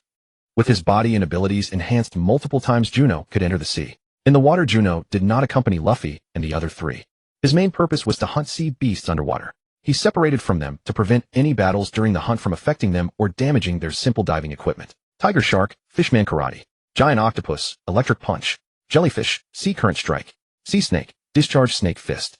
In this vast ocean, any large creature he spotted became his target. So far, functionality was sufficient, and with a large number of devil fruits acquired, future prey selection would prioritize vitality. In other words, apart from those powerful beings, sea kings would be his primary hunting targets. Along this journey, sea kings were rare, but large sea beasts were plentiful. Besides normal marine creatures, there were numerous ordinary animals with fish tails attached, sea beasts. Those already in possession would be kept as ingredients, while duplicates would be planted in the ground as seeds. Meanwhile, the crashed ship had been shattered by them into fragments scattered across the sea floor. To retrieve anything, they could only search through the wreckage. As they busied themselves on the ocean floor, a group of people in diving suits suddenly descended from above and swam toward the shipwreck debris below. Hey, who are you? This is Salvage King Mizura's territory. If you value your lives, get lost. However, in the deep sea, speech within diving suits could not carry. Only their arrogant expressions and gestures conveyed their attitude. As a member of the Monkey Mountain United Forces, they were something of a dominant force in the salvage industry near Gyre Island. Anyone attempting to compete for profits within this area would be driven away. However, when it came to information about Skypiea, Luffy and the others would naturally never surrender what they had to others. The 3 stood on the ocean floor watching their opponents approach. Sanji made his move, effortlessly shattering the diving equipment on their bodies with a few kicks. To preserve their lives, the men had no choice but to quickly ascend. Meanwhile, while Juno was enjoying himself in the sea, a massive shadow approached from afar like a force capable of toppling mountains. A figure flashed through the water, reaching the trio to tap their shoulders and catch their attention before pointing toward the enormous shadow nearby. Sanji and Zoro understood the gravity of the situation. Such a massive shadow approaching could only be an extra-large sea beast, far exceeding the size of those Juno had hunted before by dozens or even hundreds of times. On land, they might not fear it, but in the sea, they had virtually no combat capability. The 4 swam together toward the surface while the shadow in the water appeared cumbersome, yet moved at surprising speed. Before they could break the surface, the colossal shadow had already closed in. A sea turtle over 200 meters in length. As the four ascended, the enormous sea turtle's eyes locked onto them, its massive body following to the surface. When the behemoth broke through the water, it sent towering waves crashing around. Mazura's pirate crew had just pulled their drowning subordinate aboard when a fresh wave nearly capsized their vessel. A towering turtle shell emerged from the water like a vast mountain ridge. As the four surfaced, Juno used the ocean current to toss Luffy and the others onto the deck with a shoulder throw. At that same moment, the massive sea turtle opened its cavernous mouth and bit down, swallowing Mazura's pirate ship whole. "Juno, get up here quick," Usopp called from the rail. "Just get us far enough away." Juno bobbed with the wave's eyes fixed on the giant sea turtle. And beast of that scale, at least 10 times the size of the sea cow Mumu, was an unprecedented sight since setting sail, and Juno certainly would not abandon the opportunity. While the sea turtle used its most powerful weapon to grip the ship, Juno's figure shot forward like lightning toward the beast. At maximum speed, Juno ran across the water's surface, then bounded onto the turtle's shell and leaped to its head. Crouching half-squat on its crown, he drew back his fist to charge his explosive power before striking. His fist hit like a meteorite, the impact rendering the turtle's bones jelly-like and elastic. A painful roar echoed as the turtle opened its massive jaws. The pirate ship, already crushed inside, slid free and scattered into the sea. All the pirates aboard jumped into the sea to escape. Capitalizing on the dazing blow that left it unable to react, Juno launched a flurry of strikes. His fists fell like a meteor shower, wielding unmatched destructive force as he drove the sea turtle's head and body beneath the waves. The shockwave caused seawater to radiate outward but never returned. As consciousness and resistance faded from the creature, Juno grasped a protrusion on its head and transferred it to the farm world to plant in fresh soil. After completing the harvest, Juno resurfaced. Surrounding him, a large group of people clung to wooden planks floating on the sea. Further away aboard the Thousand Sunny, Usopp spotted Juno's reappearance through his scope and quickly waved and called out. Juno shot across the water like an arrow released from a bow, leaving a long wake behind him before returning beneath the ship and using the water's momentum to leap back onto deck. At Nami's direction, the Thousand Sunny approached the group in the water. The monkey-like man stood with arms crossed, his upper body bobbing with the waves while his exposed form above water appeared motionless. In truth, his legs concealed beneath the surface were moving at maximum speed. "Hey monkey, need rescue. If you hand over all the treasure you dropped in the sea, we would not mind pulling you aboard," Nami asked Mazura. "Poochie, we will handle our own matters. A man's pride means never asking for help." Mazura crossed his arms and spoke without looking at Nami and the others. "Hey, do you know about Skypiea?" Luffy, who had been lying on the railing watching the people bob in the sea, suddenly interjected. "Pachajiji, you want to find Skypiea too?" Mazura retorted with a laugh. As captain of one of the two pirate crews comprising the Monkey Mountain United Forces, Mazura naturally understood his boss's decades-long obsession with searching for sunken ships and investigating those vessels that had fallen from the sky. His sole purpose was finding the legendary Skypiea along with the so-called Shandora Lights and the Land of Gold. Yet after all these years, he had found nothing. If salvaging shipwrecks had not yielded some treasure buried deep underwater, the so-called Monkey Mountain United Forces would have disbanded long ago from inability to feed their crew. "Oh, you know." Seeing the man smile, Luffy smiled back, his expression relaxed, thinking he might actually get an answer. "I do not know. We have been searching for clues for decades and found nothing." Perhaps moved by Luffy's innocent pursuit of Skypiea, he responded. "I see. Then we will find it ourselves." Saying this, Luffy turned away from them. At sea, several seagulls suddenly plummeted onto the deck. Chopper stepped forward to inspect and found a gun muzzle and a bullet on the seagull's head. 3 seagulls, 1 bullet. "The seagulls were shot by bullets, and I only found a single bullet," Chopper said, holding up the bullet. "Chopper, what kind of joke are you telling me? There isn't a single island around here, let alone any landing point. At such a distance with a moving target in the air and so small. What kind of marksmanship and what kind of rifle would it take to shoot that far and that accurately? Let alone having to pierce through 3 targets with 1 shot." Usopp, as a sniper, naturally understood the difficulties of their craft. Only an expert could truly grasp the power of such ability. But that is the fact I discovered after my examination. As the ship's doctor, Chopper was the true professional in this regard. The Going Merry's destination was still Jaya Island. Because while Juno was still underwater, Nami had already learned a few things while making small talk with someone named Masla, such as where the nearest island was. Jaya Island, Mocktown, the pirate city. As the Grand Secretary of Baroque Works, a publicly recognized organization of pirate hunters, she naturally had some knowledge of Jaya, this island of pirates. The only thing previously uncertain was the exact location of Jaya Island. The seagulls being suddenly shot was merely a trivial matter. If they fell onto the ship, they would simply become extra provisions. Before long, an island came into view before them. At the port, flags fluttered in the wind. In the harbor, warships stood in rows. Looking at the neatly aligned vessels, each ship's mast flew a pirate flag with a black background and white skeletal design. Only an extremely small number of cargo ships would make quick stops and depart. These ships daring to trade on this pirate island each had a powerful backing behind them. Although they feared these pirates, the pirates themselves would not easily lay hands on them. So many pirate ships, yet they are all moored here, so brazenly. Nami gazed at the scene before her, utterly unable to believe it. Jaya Island Mock Town is a famous pirate island in the first half of the Grand Line. The vast majority of people on this island are pirates. Nico Robin offered the explanation. All pirates. Nami gasped. Amazing. A pirate island. Luffy could only feel pure joy. His introduction to the pirate way came from Shanks, and that Shanks was in a non-combat state, exceedingly gentle. Therefore Luffy naturally wore rose-tinted glasses when it came to all pirates. He believed all pirates were just like the Shanks in his memories. As the Going Merry docked, Luffy and Zoro leaped ashore together. Nami repeatedly warned Luffy not to cause trouble, and in the end, she jumped down herself, determined to keep things under control personally. I'd like to go ashore and explore as well, Juno said. He remembered that Blackbeard's original crew was also on the island when Luffy arrived at Jaya. At this point in time, apart from Blackbeard himself, only that ship doctor and his mount were devil fruit users. The ship doctor Q, who always looked like a sickly invalid, was a user of the Yami Yami no Mi. Walking down the street, he appeared as though he might collapse dead at any moment.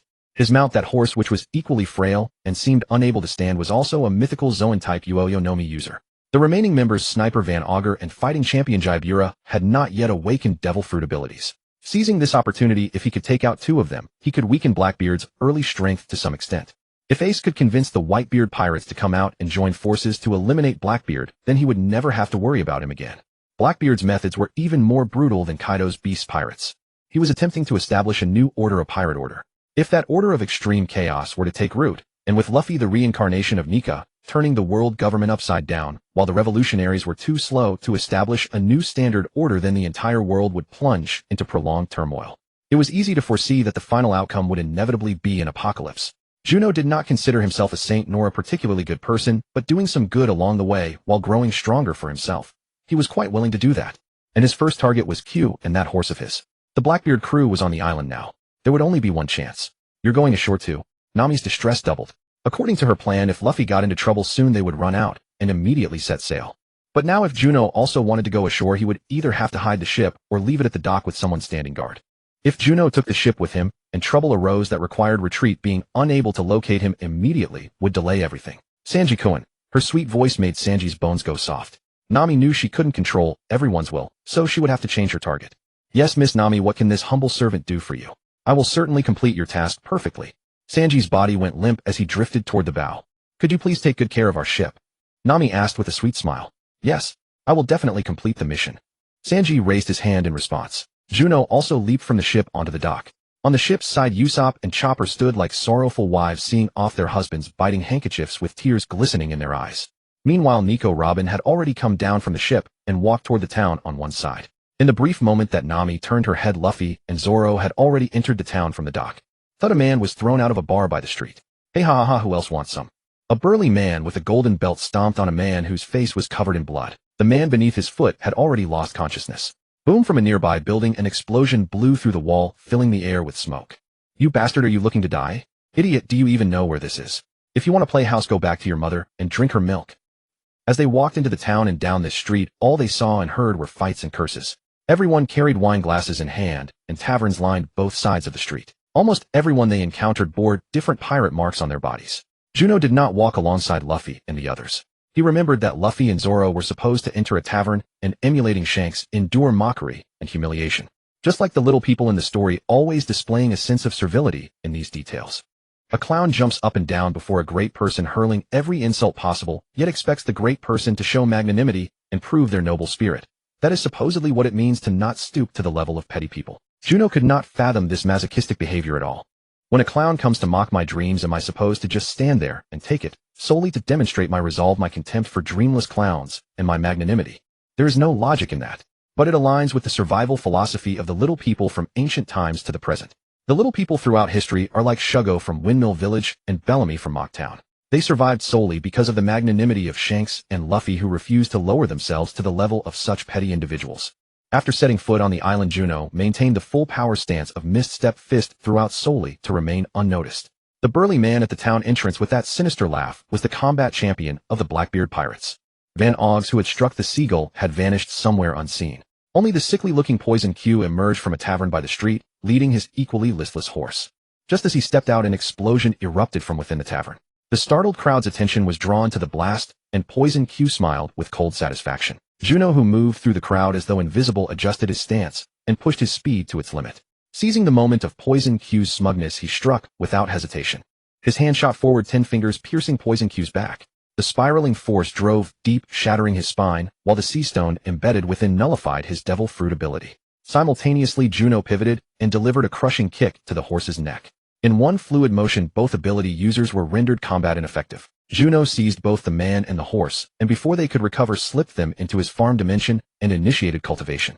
The horse possessed the abilities of a mythical Zoan Pegasus form. The man, meanwhile, wielded the paramecia type Hebe Nomi model disease. Genetic mutation, cellular overgrowth or depletion, microbial infection, bacterial and viral proliferation. Every anomaly was disease. Humans fell ill, animals fell ill, and even nature itself could succumb. As long as it could be imagined and developed, the disease fruit held extraordinary potential. The sole drawback was that the user would grow perpetually frail, and through prolonged close contact could transmit that debilitated state to those around them. All Juno could hope for was that the fruit cultivated within his farm dimension would lack those side effects. Once the planting was complete, he returned to the outside world. No one paid any mind to a single man and horse vanishing. It was commonplace enough. A sudden appearance went entirely unnoticed. In a town teeming with pirates, anything could happen. To survive, the wisest course was to mind one's own affairs and meddle in nothing. Having reappeared, Juno once again slipped silently out of sight. It was as though nothing had occurred. With Poison Q dealt with and Blackbeard, none the wiser, Juno made his fastest escape, relocating to another street. Blackbeard would not be an easy opponent. Beyond his dark fruit, his personal combat prowess and physical techniques were undoubtedly formidable. Having hidden aboard Whitebeard's ship for nearly 3 decades, he was certainly not one to passively depend solely on the abilities he coveted. Thus, confronting him directly was beyond Juno's current capabilities. As for the champion fighter Buggy, his physical conditioning and combat skills were no match for amateurs either. Had he engaged Juno and attracted Blackbeard's attention, a 2-on-1 scenario would leave Juno with only retreat as an option. And then there was the marksman Van Ox. A mere gunman whose strength lay entirely in his marksmanship. Before acquiring a devil fruit, he possessed no other remarkable power. With a modicum of caution and timing, eliminating him would prove straightforward. The fact that removing Poison Q had gone unnoticed by Blackbeard emboldened Juno to pursue a bolder plan. At the very least, he intended to test whether he could take down the sniper. Meanwhile, while hunting for Van Ox, Juno also scoured the island for other devil fruit users. Having finally found such a place, there was no reason to hold back when the time came to stock up. Inside a tavern, Juno requested a stack of the island's most complete wanted posters from the bartender. He then examined each one in succession. The highest bounty belonged to hyena worshipper Bella at 55 million berries, a spring fruit user. The rest consisted of captains and key members from various pirate crews, most clustered between 20 and 30 million berries. Though numerous, none besides Bella wielded devil fruit abilities. Most pirates inflated their bounties purely through indiscriminate slaughter. Simply destroying villages and massacring civilians could send their bounties skyrocketing like a rocket. Such pirates lacking true strength or the ability to keep pace with their rising bounties would either fall at the hands of the Marines or bounty hunters or retreat to some remote corner to preside lazily over a self-proclaimed domain. As for the Straw Hat crew, their wanted posters remained the original East Blue versions. Unfortunately, even worse than in the original timeline. In the canonical story, though only Luffy carried a bounty on that poster, it stood at 30 million berries. Now, even combined, their 2 bounties totaled merely 16 million. This clearly indicated that information in Mocktown on Gaga Island lagged behind external developments. Clutching a handful of wanted posters, Juno scrutinized them for a long while. Apart from Bella, there were no other devil fruit users on the island he could reasonably confront. The spring fruit was not overwhelmingly powerful, but it offered considerable explosive force. Mocktown was small, so Juno spent some money gathering intelligence on Bella. At least it would save some time. Inside a tavern, all the patrons cleared the center space. Luffy and Zoro stood there motionless, letting a group of low-level thugs pummel and kick them without resistance. Both men were covered in wounds and blood. Nami's face was twisted with worry as she cried out incessantly, "Why won't you fight back? I've already revoked my earlier demand. You're free to counterattack now." Nami's agitation grew more intense. Yet they remained unmoved. Luffy had even specifically instructed Zoro not to resist. Only after the pirates grew bored of beating them to the ground did they finally stop. Nami rushed to Luffy and Zoro's side to check their condition. "Hey, forget that coward who abandoned us. How about coming with us?" one asked. "If you consider it betrayal, we'll pay to buy you back. Wouldn't that serve as compensation for that guy?" A man with long blue hair and a fur coat grinned arrogantly at Nami. Just then Juno entered the tavern. He needed an excuse to make a move against Bella. "Say, Luffy, Zoro, what exactly is going on with you two?" he called out. "And you? What do you mean by buying people? What are you purchasing?" Juno walked over to Nami's side as he spoke. "Juno? Nami." Nami had barely uttered his name before Luffy immediately interrupted. "Juno, I'm terribly sorry, but we need to leave." Having verified his own resolve, Luffy felt his task was complete. Struggling to his feet, he prepared to pull Nami and Juno along and depart. Juno retrieved a chair from nearby and sat down calmly. Luffy, let me ask you something. If our flag were trampled underfoot, spat upon, torn to shreds, and set ablaze, what would you do? Juno did not respond directly, but posed the question in return. Luffy pressed down his straw hat with one hand, standing shoulder to shoulder with Zoro, silent. I don't know what circumstances brought you to accept this, but you are our captain. You are the living flag of this ship. Once you've finished what you came to do, it will be time for your crew to act. I'm truly sorry, Juno. Luffy seemed to have grasped the question Juno had raised. However, he still didn't believe his actions were wrong. Then leave the rest to you. With that, Luffy and Zoro departed together, supported by Nami. The captain had tested his mettle. Now the crew would come to reclaim what dignity had been trodden upon. Ah, so you're that crew member whose bounty surpasses the captain's. You've surely seen what a spineless brat your captain is by now, haven't you? Would you still follow a captain like him? Don't you find it shameful? Why not join our pirate crew instead? Our Captain Bellamy is a super rookie with a bounty exceeding 50 million. The blue-haired man clad in a fur coat and sunglasses laughed maniacally as he made his recruitment pitch to Juno. Using trash like you to test my worth was indeed humiliating, which is precisely why I stayed. To retrieve the dignity I had cast aside. Before the words had even settled, Juno's figure vanished from where he stood. When he reappeared, his fist was already driven into the blue-haired man's chest. The force penetrated deep, sending powerful shockwaves through his body, and before the man could spew blood, Juno had already disappeared once more. It was as though he teleported, each reappearance marking another pirate fallen to the ground. In the end, the entire tavern stood empty save for one figure seated at the bar, short golden hair draped in a coat. When he turned to face Juno, his expression twisted into something grotesque. You're dead, I'm telling you. Bellamy's eyes bulged as he crooked his head and bared his teeth, twisting his face into some bizarre contortion. He then leapt down from the high stool, crouching low with his legs coiled like springs, storing power as an intimidating aura radiated outward from his center. Juno vanished, once more reappearing in an instant before him. With a single devastating punch, he drove straight into the top of his head, forcing him to the ground. His skull dented inward, leaving the unmistakable imprint of a fist. Has anyone ever told you that your skills have way too much startup recovery? Juno remarked mockingly, gazing down at the unconscious Bellamy sprawled upon the floor. He then grabbed him by the hair and made his way toward the tavern's back door.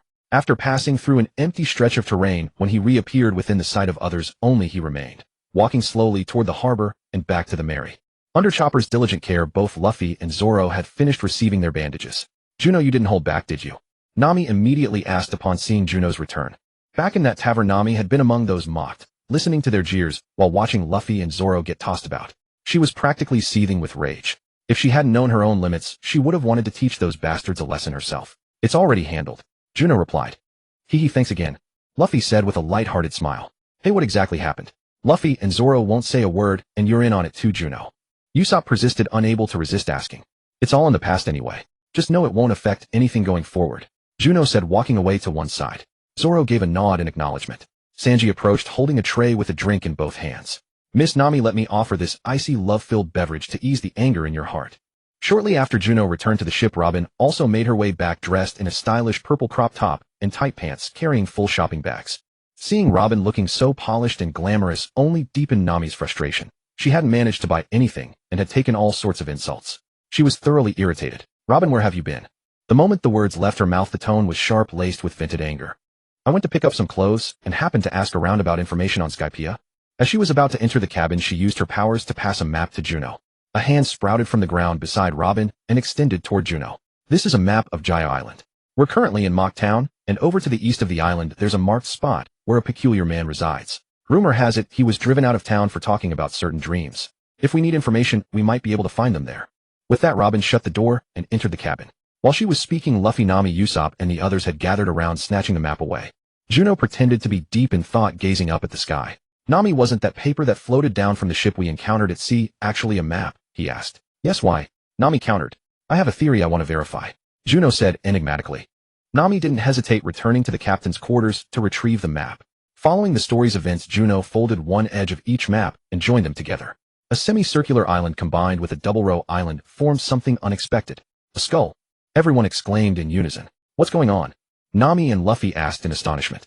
Once we've collected all the pieces, we'll find out, Juno said with a smile. Yoisho, brothers, let's go. Find the clues.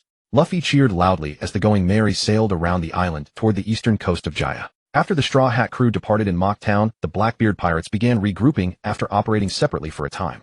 In a hotel room, Blackbeard, Van Augur, and Bashers convened to discuss their next moves. Where's that guy Dr. Q? Teach noticed the empty seat and asked the other two. That guy's been dragging around a basket of poisoned apples, giving them away all over town. He's probably having too much fun, Van Augur said coldly, clutching his rifle, as if the matter had nothing to do with him. Zehahaha, after all he's our ship's doctor. It's necessary to test medicines and poisons. Blackbeard said magnanimously. Anyway, Lafitte hasn't returned yet, so it doesn't hurt to let him play a bit longer. Any intelligence on that guy, Ace? The final question was directed at Van Augur. After escaping Alabasta, we chased them across 2 islands, but then lost track of them. They must be lying low. Van Augur stated the information he had already gathered. Zehahaha, whether we have Ace or not makes no difference. Today I discovered another interesting target. The Straw Hat Kid Monkey D. Luffy. Monkey. Could there be a connection to that naval hero Monkey D? Garp. Van Augur asked curiously. Well, who knows? If the naval hero's descendant became a pirate, that would likely be a scandal the Navy would desperately want to cover up. But that's not important. What matters is that Ace used to brag about his younger brother whose name is also Monkey D. Luffy. If we can capture him, we might achieve our objective as well, Blackbeard Teach said, revealing his plans. A proper plan always requires multiple contingencies. The eastern coast of Jaya Island rose abruptly, as though severed cleanly by a single blade with no gradual transition. Upon that seaside clearing a building stood out strikingly. From afar it resembled a castle, but upon approach it was revealed to be merely a wooden plank acting as a barrier before a 2-story house. The house sat tightly against the coastline, its edge matching the abrupt cutoff of the shore. See the peculiarity of this coastline. Juno offered a pointed reminder. With the puzzle pieces already assembled, the meaning became clear. Nami, Shanji, and Luo Bin, who had since learned more, immediately grasped what Juno meant. So the skull-shaped island is the complete Jaya Island. But the other half flew into the sky for some reason, leaving only this small portion behind. Nami spoke the conclusion. In any case, does the Sky Moon Island truly exist? Luffy cared little for reasoning and clues, he only needed to know that his destination was real. Which means this house likely holds information about Sky Moon Island, Shanji said, lighting a cigarette to mask his excitement. After all, it was Sky Moon Island, a land floating in the heavens. The mere thought thrilled him. The Mary docked, and everyone disembarked together, making their way to the rear of the house. A massive tree stump served as a table before the house. Upon it lay a book titled The Great Talker Roland. Luffy headed straight for the house, peering through the window, before moving to the door and turning the handle. Hello? Is anyone home? I'm coming in. Ah, the door's unlocked. I'm going in. Luffy pushed the door open and entered the house. Aside from a few simple furnishings, the room was empty. Unable to find anyone inside, even Luffy, the one with the weakest sense of boundaries, closed the door and returned outside to wait. No one's here. What do we do? Perhaps he's out running errands, said Lobeen, settling by the table.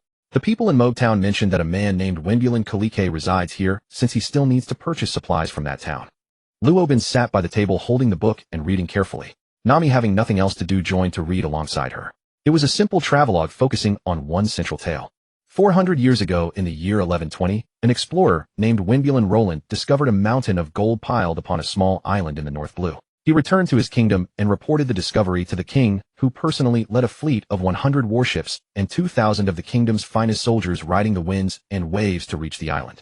In the end, only 3 ships and over 100 men survived the journey, only to find nothing on the island but barren land. Enraged, the king ordered Roland to be arrested, imprisoned, and publicly executed. Yet until his dying breath, Roland maintained that the gold had sunk to the ocean floor. The Great Talker Roland. That fairy tale spreads far across the North Blue. Hearing Nami read aloud, Shanji interjected. You're from the North Blue? Nami asked in surprise. Didn't I mention that? We always thought you were from the East Blue, Usopp asked. It's true, I grew up in the East Blue. Nearby, Swalong sat in the corner back against the wall, fast asleep. Usopp and Xiaoba ran about the island exploring and taking in the sights. Meanwhile, Luffy had unconsciously wandered to the shoreline. Junua sat on the opposite side of the tree stump table, facing Nami and Luobin. Whenever there was no need to train, she made it a habit to consume her fruit, her strength growing steadily bit by bit. Suddenly, Luffy let out a sharp scream from the shore and was dragged into the water. A burly man with a golden shaggy haircut and a diamond-shaped face burst from the sea, standing nude on the beach in a fighting stance facing the group. Who are you people? Shanji immediately jumped into the sea. Are you Wimbulan Kulike? Please don't misunderstand. We mean no harm. We've come only to ask you about Sky Moon Island. Junua stood and addressed him earnestly. Sky Moon Island. Upon hearing the words, Kulike's previously tense and guarded posture did loosen somewhat, though he remained wary. He broke into an exaggerated laugh, mimicking the mocking tone from Motown. Haha, are there really fools who believe such a thing as a floating island exists? And why not believe? Junua countered. The red line rises 10,000 meters above sea level, meaning that at an altitude of 10,000 meters, one would be level with the red line itself. If we take the red line, the largest landmass in the world, as our standard, then a Sky Moon Island at 10,000 meters would simply be flat ground. The plane we now stand on can only be considered the abyss. As Juno spoke, Wimbulan Kulike gradually relaxed. Just as he was about to say something, his body suddenly swayed, and he collapsed unconscious. Someone fainted. Quick, call a doctor. Xiaoba ran back and forth in a panic, both hands pressed to his cheeks. You are the doctor. Shanji, having pulled Lu Fei from the sea, retorted, as though commenting on the obvious. Oh right, I am the doctor. Coming to his senses, Xiaoba hurried over to Wimbulan Kulike, rummaging through his backpack for supplies, to begin a preliminary examination. He then had others help carry Kulike into the house, and lay him on the bed. What's wrong with him, Xiaoba? Lu Fei stood guard by the bedside, distress evident in his voice. They had finally found someone who might have information, yet before they could even begin proper communication, the man had collapsed. It's all your fault, Juno. You must have scared him. Lu Fei turned and pointed at Juno, eager to shift the blame. It's the bends. Xiaoba stated the diagnosis outright. What's the bends? Everyone looked at him with blank confusion, waiting for an explanation. Simply put, it occurs when a person rapidly alternates between diving and resurfacing without proper decompression, causing dissolved substances in the blood and tissues to become oversaturated, forming bubbles that block blood vessels and damage tissue, Xiaoba explained. Meanwhile, on the sea surface, another large ship was approaching rapidly. On its deck, Masila and all his pirate subordinates had been rescued. As they neared the coast, they could not help but notice the pirate ship anchored near their boss's seaside residence. Masila certainly hadn't forgotten the pirate flag. Quick, get back. Something's happened to the boss. That pirate ship on the sea is the same group I encountered earlier. Masila grabbed the towering figure beside him, a man with flowing green hair, a round head, and features that pushed the limits of normality, and urged him onward. The earth trembled violently. Two towering muscular figures leaped directly from the pirate ship onto the shore, rushing toward the house entrance without hesitation. However, the two burly men got stuck at the doorway, neither willing to yield to the other. Who are you? The round-headed captain with green hair and a hat demanded urgently. It's you. Masila clung to the walls at the entrance, gazing at the straw hat crew, and cried out frantically, stop. Don't hurt the boss. Huh. Everyone gathered around the bed in the room turned their heads toward the doorway simultaneously at the commotion. That diamond-faced uncle suddenly fainted on the shore, and we're treating him right now. Please don't disturb us, Luffy said, earnestly explaining what they were currently doing. You're the ones lying. Saying you're treating him is just an excuse. Masila refused to believe that pirates would be so kind as to treat a stranger without any connection. Moreover, there had been some misunderstandings between both parties even earlier. At the very least, putting himself in their position, Masila would absolutely never treat others so readily. Perhaps Chopper's treatment was taking immediate effect, or perhaps the noise inside and outside the room was too overwhelming, but Wimbulan Kulike gradually opened his eyes as he lay on the bed. He looked at the two brothers arguing, and this group shouting about going to the Sky Island. Masila Xiaojio, they are indeed treating me. Don't worry. Everyone get out and stop cramming into my house. You'll break it apart. Kulike managed to speak aloud with great difficulty. In that instant, once the misunderstanding was cleared, the expressions on their faces transformed immediately, from wanting to fight each other to that of old friends reuniting. So it's true. That's wonderful. Then the two ape-like strong men stepped back from the doorway without any hesitation or suspicion. They really act like monkeys. Nami watched the two men retreat so easily and was left utterly speechless. Diamond Face, uncle, do you know about the Sky Island? Once no one was bothering them, Luffy immediately turned and asked. Wimbulan Kulike propped himself up and sat on the bed, looking around at these youthful faces beside him. Are you so certain the Sky Island truly exists? Kulike asked. We have proof. Nami. Before finishing, Luffy turned to ask Nami for those two maps. Nami directly pulled the two folded maps from her pants pocket. Luffy snatched them and slapped them onto the bed. Of the two maps, he recognized one at a glance. It was the current map of Gyre Island. The other map depicted a circular island with two holes. What is this? Just two maps. What evidence does that prove? Kulike dismissed it entirely. This is when Captain Usopp needs to step up. An opportunity to shine. Usopp certainly wouldn't let it slip away. Stepping forward, he folded the two maps along their existing creases and pieced them together, revealing a skull. This half of the map washed out from a ship that fell from the sky while we were sailing at sea. And based on our observations, your coastline and this house both appear to have been cleanly severed by some tremendous external force. So we have reason to believe this skull is actually the complete original map of Gyre Island. Somehow the upper half was carried into the sky due to certain positioning reasons. While Usopp went on and on without stopping, Kulike suddenly fixed his gaze on the assembled map, lost in thought. The gold is in the skull's right eye. The gold is in the skull's right eye. So that's what this means. I never expected such a result. The gold didn't sink to the ocean floor. It was carried up to the sky. Wimbulan Kulike suddenly understood, and a look of delight finally spread across his face. Nami's eyes instantly lit up. Hey, Mr. Wimbulan, do you know how to get to the Sky Island? If we can obtain the gold from the Sky Island, we can share it with you. Nami's sweet coaxing voice was so cloying that Usopp's hair stood on end. Kulike didn't answer immediately. Instead, he retrieved a booklet from the bedside cabinet. The answer you seek is right here. Nami snatched the booklet and barely turned 2 pages before understanding exactly what it was. This is a navigational log. Wimbulin Roland's navigational log. Nami asked in astonishment. Wimbulin Roland. Isn't that the bragging legend from the North Blue? Sanji also became curious. That's right. This is indeed the navigational log from 400 years ago by Wimbulin Roland. Absolutely authentic. The clues you seek are right inside, Kulike said. Nami immediately began flipping through the pages, and at the same time Kulike started recounting his family's history. In the generation of my great-great-great-grandfather. Anyway, it was long ago back when my ancestors lived an incredibly formidable figure emerged from the Wimbulin family. He traveled across the entire world and witnessed all manner of wondrous sights. But because of the king's greed, simply because he hadn't found that mountain of gold, the king sentenced him to death. Even on his deathbed, he maintained his belief that the gold still existed. And so he became known as a storyteller in everyone's eyes, and they even drew his portrait with a foolish, vacant expression. Because of this bloodline coursing through his veins, he was mocked and bullied by others his entire life from childhood onward.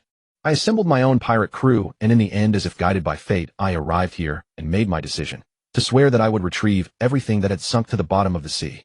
This is my confrontation with him. Kulike resentfully stated that everyone had resolved his trouble for him.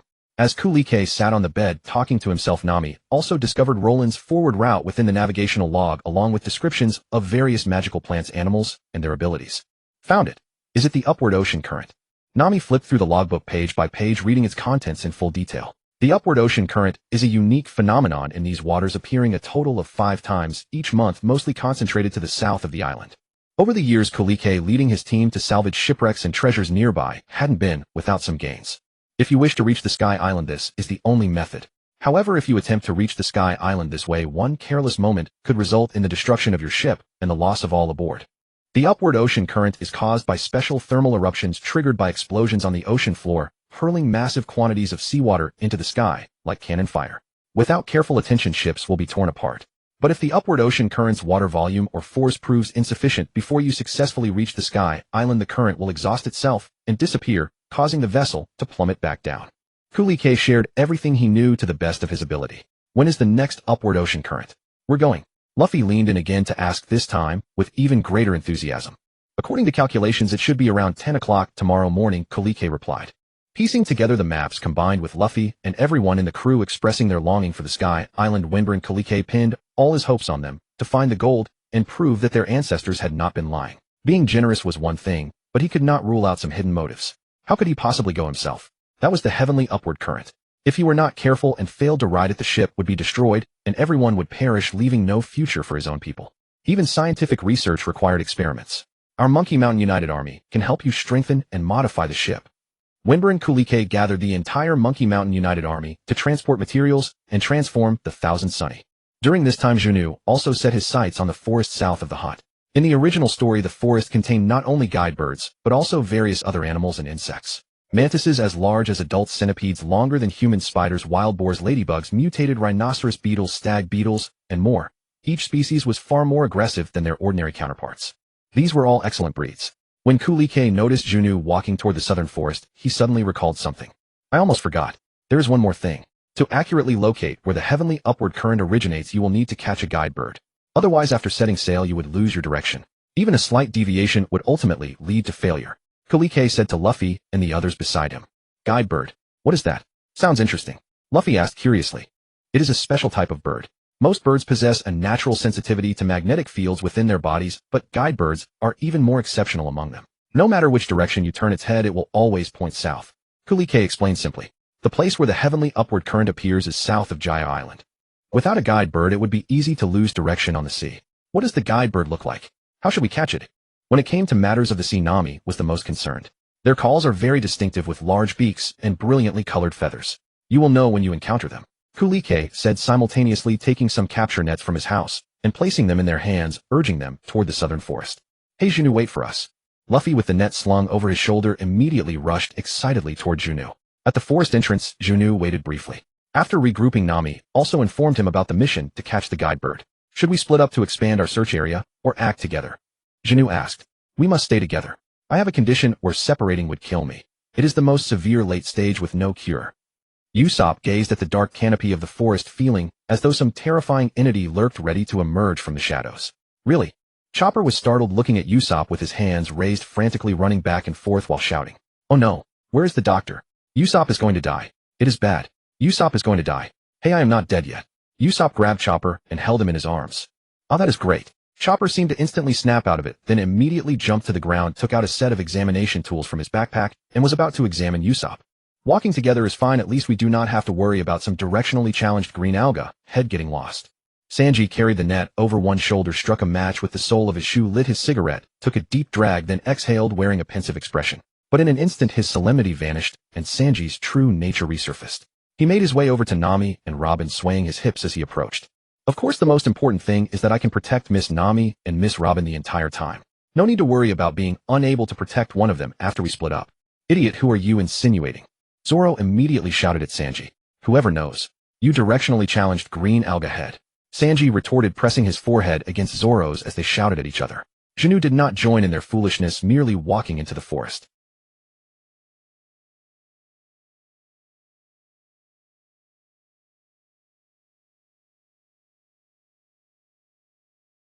As Juno walked, he kicked up clumps of earth and stones from the ground. Wherever the debris passed, it either punched through tree trunks or snapped branches.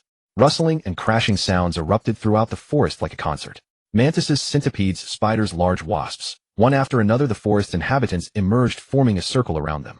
Aside from Juno capturing one from each species, even Zoro exercised restraint when he acted, using the flat of his blade to knock out the creatures rather than killing them outright. Yet precisely because of this restraint, the number of beasts and insects surrounding them kept growing, even developing coordinated multi-species tactics. Spiders wove webs to control wild boars, charged as tanks, mantises and giant wasps acted as assassins, striking from the rear, while centipedes served as support or mages, handling the main damage output. Various ladybugs and beetles constantly disrupted their formation. Given his intent to spare them amidst the chaos of collisions, they gradually became separated from the animals. Damn it is all your fault. If Miss Nami or Miss Robin gets hurt, I will not forgive you. Sanji protected Nami, initially drawn out by Juno, but later completely unrelated to him. Several large-billed birds with brilliant, colorful feathers perched on tree trunks, watching the disheveled group below with human-like mockery on their faces. Gang gang, those guide birds cheerfully sang in the trees. After discovering the guide birds in the trees, Juno did not attempt to capture them right away because he hoped to use these birds to draw all the combat-capable species from the forest to attack him. To ensure the guide birds focused their attention on him, Juno deliberately provoked them. Stupid bird. Stupid bird, you have no strength, you are trash. Hey, cannot hit me, blah blah blah. Clearly these guide birds possessed intelligence no less than human children, capable of not only seeking revenge, but also understanding human speech. Gang gang, screeching loudly while flapping its wings, the sound spread farther and farther, attracting all sorts of species from the forest to attack Juno. After a series of back-and-forth struggles, once he confirmed no new species had joined the siege, Juno's figure flashed as he surged upward to the treetops. Before the guide birds could react, he captured two of them, one to plant and one to serve as a compass. Then he headed toward the forest's edge. After dinner, the Monkey Mountain United Army chose to stay up all night modifying the Mary. A highly excited Luffy, Usopp, and Chopper each caught a rhinoceros beetle the size of an adult's fist and gathered around the table for a duel. Meanwhile, those who could sleep were resting to conserve their energy. No one knew what the next day would bring. As for the compass bird they had captured, it was tied up with an iron chain inside the house. Bellamy had been dealt with in advance, and no incident of them robbing gold occurred that night. Except for Kurogane, who needed to recover from decompression sickness and could not participate, the entire Monkey Mountain United Army and both pirate crews joined forces, working around the clock. Finally, they obtained an upgraded version of the Mary that surpassed even the original account.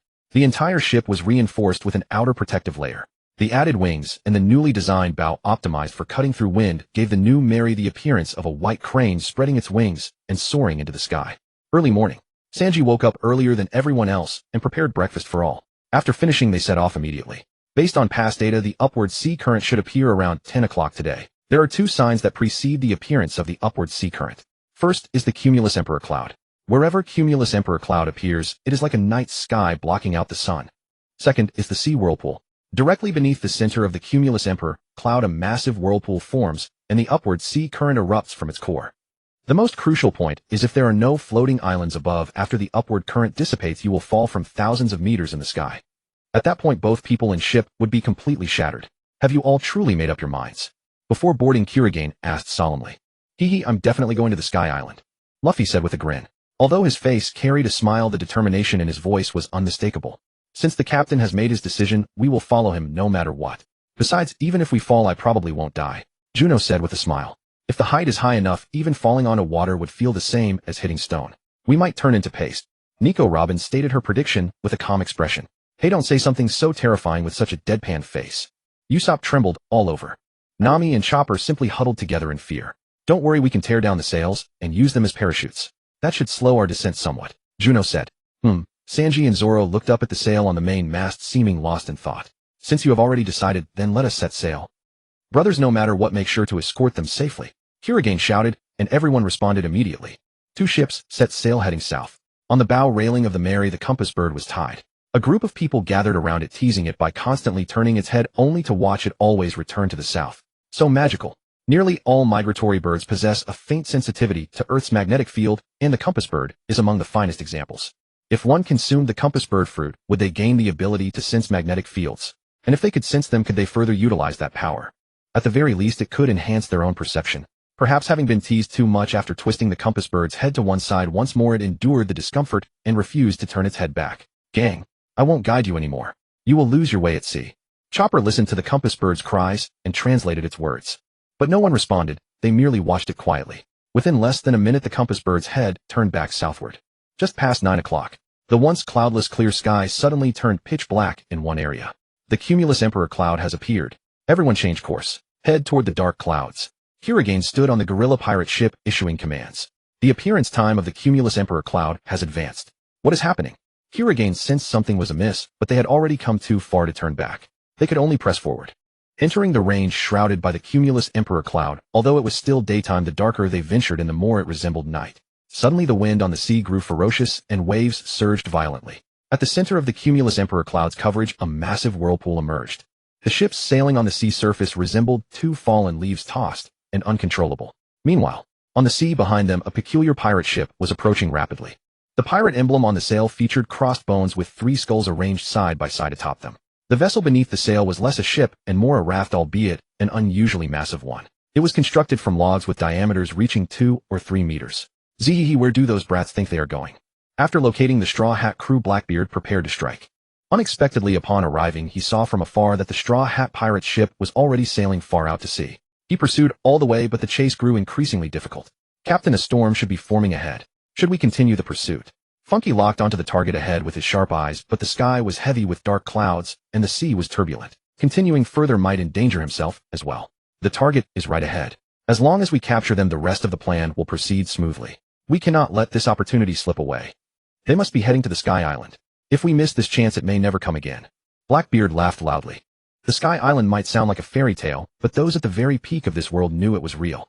Blackbeard had lurked aboard Whitebeard's ship for nearly 30 years. Naturally, he had also gone to the Sky Island. At the center of the black clouds, the whirlpool grew increasingly fierce. The 2 ships that had reached the vicinity of the whirlpool separated. A whirlpool. We're going to die, we're going to die. Let's turn back.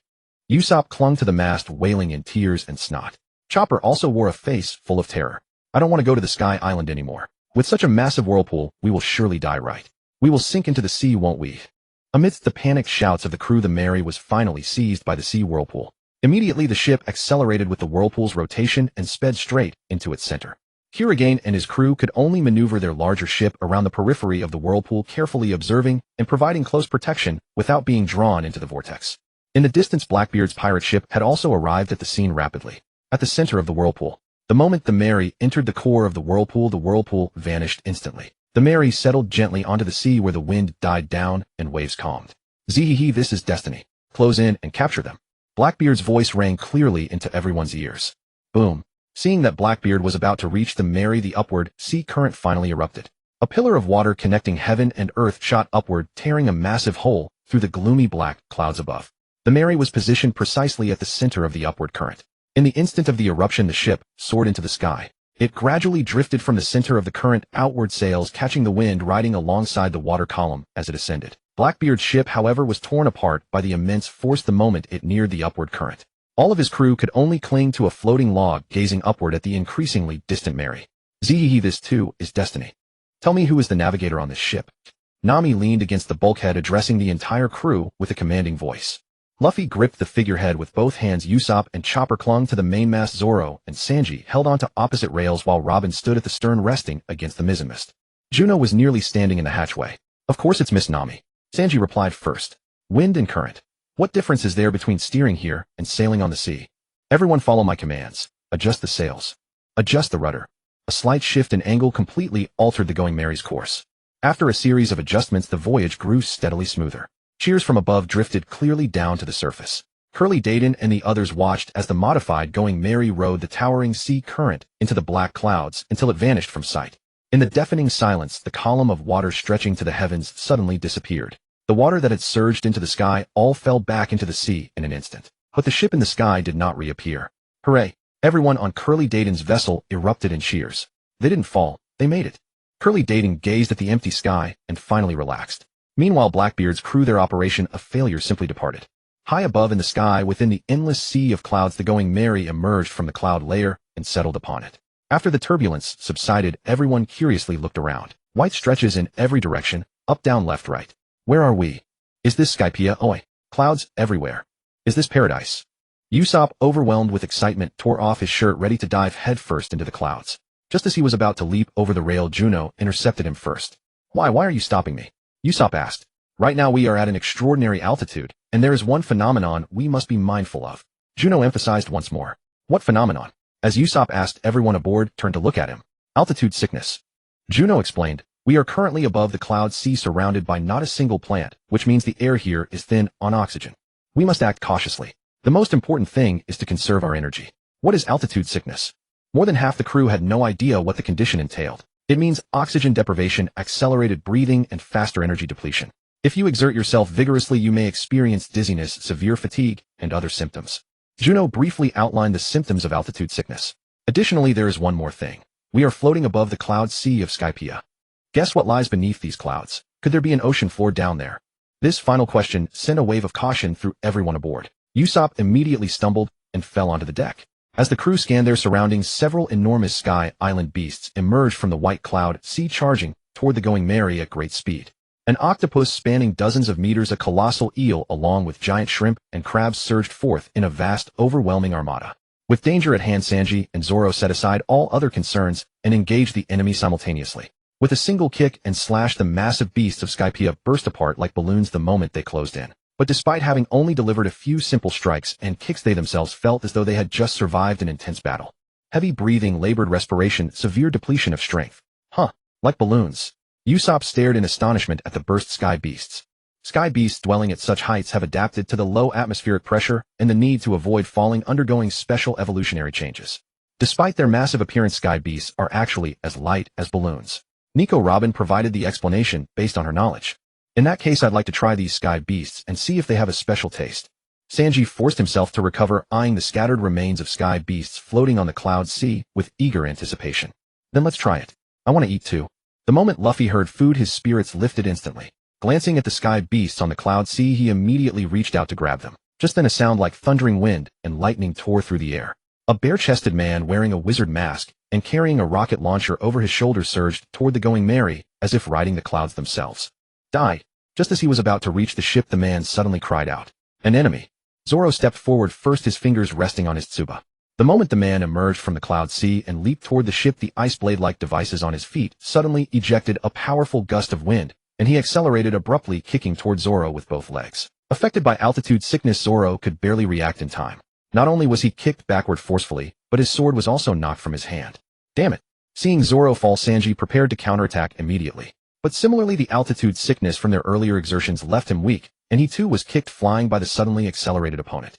Then the masked man leaped back toward the sky. However, before he could, Juno had already taken flight. As the man soared halfway into the sky, Juno appeared behind him. With a powerful punch squarely to his back, he was sent crashing into the cloud sea, which splashed like ordinary seawater. Just as Juno descended, two trails suddenly emerged from within the cloud sea, shooting upward into the sky. Crimson blood dripped from his mask. Even as the strongest warrior of the Shandians, he could not withstand such overwhelming force. Defeated as he was, the bravest warrior of the Shandians still resolved to fight to the death. Rising from the cloud, the man raised his rocket launcher, aiming directly at the Going Merry. Water cannon. Juno gathered all the water that had been stirred up aboard the ship. Then he struck directly at the man. Water cannons. Small droplets like bullets, large droplets like cannonballs. With a thunderous explosion, the water cannon struck him squarely. He was sent flying backward again, blood gushing from his mouth, spilling over his mask, and streaming down. He crash-landed on the surface, struggling painfully. What kind of guy just appears and starts attacking? Sanji felt utterly frustrated. That kick had sent him flying without him even registering the attack. It was an unimaginable disgrace. he would definitely take his revenge when given the chance. Perhaps they are indigenous people who distrust all outsiders, Robin suggested. If we can capture him alive, we might learn some intelligence about Skypiea from him. Juno pulled the man out from the sea of clouds and brought him onto the deck. While Chopper administered a brief treatment, he also removed all of the man's weapons and equipment. The shoes fitted with cloud shells and jet shells, impact shells, rocket launchers, and discharge shells concealed within wrapped bandages. Each type of shell held considerable strategic value. Yet these operational shells were merely the hollow remnants of their former selves, nothing more than empty casings. After disarming him completely, they bound him tightly with thick hemp rope, eliminating any possibility of escape. Judging by his appearance as expected, this man was the current leader of the Shandia people, Wifa. Who are you? Why did you attack us? Juno questioned him directly. Luffy and the others surrounded him, all eyes fixed on him. Particularly Sanji and Zoro, who had been kicked. But facing Juno's interrogation, he remained completely silent, merely letting out a disdainful snort before turning his head away. Quite defiant, aren't you? Given your strength, you must be someone important on this Sky Island. At least a leader of some faction. Have you ever considered what would happen to your subordinates if you died? You must have enemies, right? Who would carry out your goals and dreams, and theirs if you were gone? If your enemies sought to wipe out your faction, what would become of your people? Juno asked directly. The moment those words left his mouth, Wifa began to hesitate. The god of the Sky Island could transform into lightning, and there were also the 4 divine officers. If he died, the entire Shandia would retreat back to Cloud-Hidden Village, unable to rise for another 100 years. Wifa revealed his name, then turned to look at the people before him. They had no wings. They were not inhabitants of the Sky Island. And why did you attack us? Juno pressed again. On the Sky Island, anyone who isn't one of my people is my enemy. I was merely attacking an enemy. Wifa stated bluntly. After his emotions settled, he too began to think things over. The people before him didn't recognize him, didn't know his tribe, and didn't even understand the power structure of the Sky Island. This could only mean they came from the lower world. The Sky Island does not welcome outsiders. If you don't wish to be destroyed by its god, I suggest you return to the world below immediately. Even as a prisoner, Wifa remained remarkably defiant. Yet when he mentioned that god, there was a hint of mockery in his voice, and hatred surfaced involuntarily. A god, eh? The Sky Island has a deity. How amazing. Luffy wasn't frightened at all. In fact, he displayed an extraordinary sense of anticipation and curiosity. His divine majesty. Usopp gnawed on his finger teeth, chattering. A god. Just an exceptionally powerful devil fruit user. There are plenty like him down in the lower world. Juno didn't care, Luffy didn't care, and Zoro and Sanji cared even less. Hey, don't say I don't look out for you. This one, the rubber god. Juno pointed at Luffy, gesturing for him to demonstrate his abilities. Luffy didn't hesitate, stretching and twisting his body into arbitrary shapes. Since you've mentioned gods, why not tell us about this particular one? He's your enemy, right? Sharing information about your adversary shouldn't work against your interests, Juno asked again. Recalling recent events and considering the god's nature in the Skyland, it was clear he wouldn't cooperate with these strangers. Wifa gritted his teeth and unhesitatingly shared everything he knew.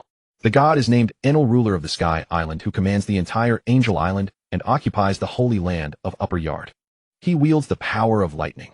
He can summon it and transform into it, monitoring all events across the Sky Island in real time. Anyone who speaks ill of him or violates his rules is instantly detected and struck by thunder. His divine army consists of the 4 sacred priests and 50 sacred soldiers. Hey. As Wifa continued speaking, Usopp had already retreated to the ship's cabin, calling out from a distance. Huh. Usopp, why are you hiding over there? Luffy turned around at the sound, puzzled by Usopp's cautious concealment. Didn't you hear? He said the god of the Sky Island can monitor everything in real time, and anyone who speaks ill of him will be struck by thunder immediately. Usopp whispered loudly. Though he tried to keep his voice down, he spoke loudly enough for them to hear. Luffy looked up at the sky, which was filled with white clouds. There's no lightning, he said. Don't worry, we're only in the White Sea. His power doesn't reach this far. The real Sky Island lies 3,000 meters above, beyond the White Sea. Wifa looked at this group of people, exasperated. Huh, just as I thought. I was only testing you. This so-called god's power is nothing special. I could defeat this false god with a single blow. Usopp emerged from the cabin, laughing loudly. Oh, Usopp is so amazing. Chopper's eyes sparkled. Another 3,000 meters. Doesn't this count as the Sky Island? Several of them began to enliven. Then where can we go up from? Nami had a very clear goal. She came here for the gold in the skull's right eye. Wifa looked at the people before him, his thoughts swirling. As the war demon of his tribe, hailed as the one closest to the legendary great warrior Calgera, he had his own ambitions. The 400 years of humiliation would end in his generation. He would lead his tribe's warriors to reclaim their homeland, Upper Yard. In the past, he had no choice but to rely on his own strength. Now these idiots from the lower world, ignorant of everything, might actually be useful as allies. With Enel's personality, if they were sent to Upper Yard, he would definitely attack them. In that case, they would naturally become Enel's enemies, serving as a force to distract the god's army. Then he could lead his elite warriors to strike directly at Enel. Untie me and return my belongings, and I'll take you up. Weefa stared at Luffy, noticing the straw hat on the skull pattern of the ship's sail matched the one worn by the red-vested boy. He could basically conclude that this goofy kid was their leader. Oh, Luffy didn't hesitate at all. He untied the ropes binding Weefa and handed over all the equipment that had been placed nearby. Weefa was somewhat amazed by this series of actions. Aren't you afraid I'll continue attacking you? Weefa asked curiously. Didn't you say you'd take us to the Sky Island? Luffy was straightforward. In his world, when someone makes a promise, they must keep it. As long as the other party fulfilled their commitment, it didn't matter if they became enemies again later. Weefa silently dressed himself in all his equipment, then stood on the ship's railing and jumped straight down. Follow me. With that, his jet shoes surged forward across the sea of clouds like surfing. To keep up with Vega's speed, Chopper summoned a giant lobster, and the two pincers clamped onto the Going Merry, racing swiftly across the sea of clouds. Then, following a hidden cloud path belonging to the Shandia tribe, they bypassed the gate that resembled the gates of heaven and arrived at the higher White Sea. The endless sea of clouds was even wider than before.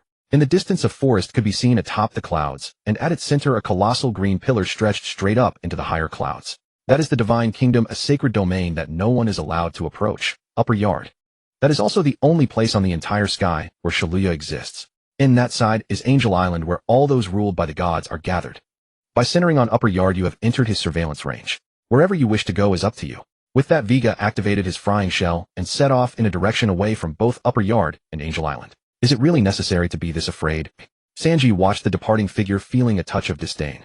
I need to find an opportunity to prove myself. Now, which way should we go? Upper Yard or Angel Island? As Robin asked this, her gaze drifted toward Juno.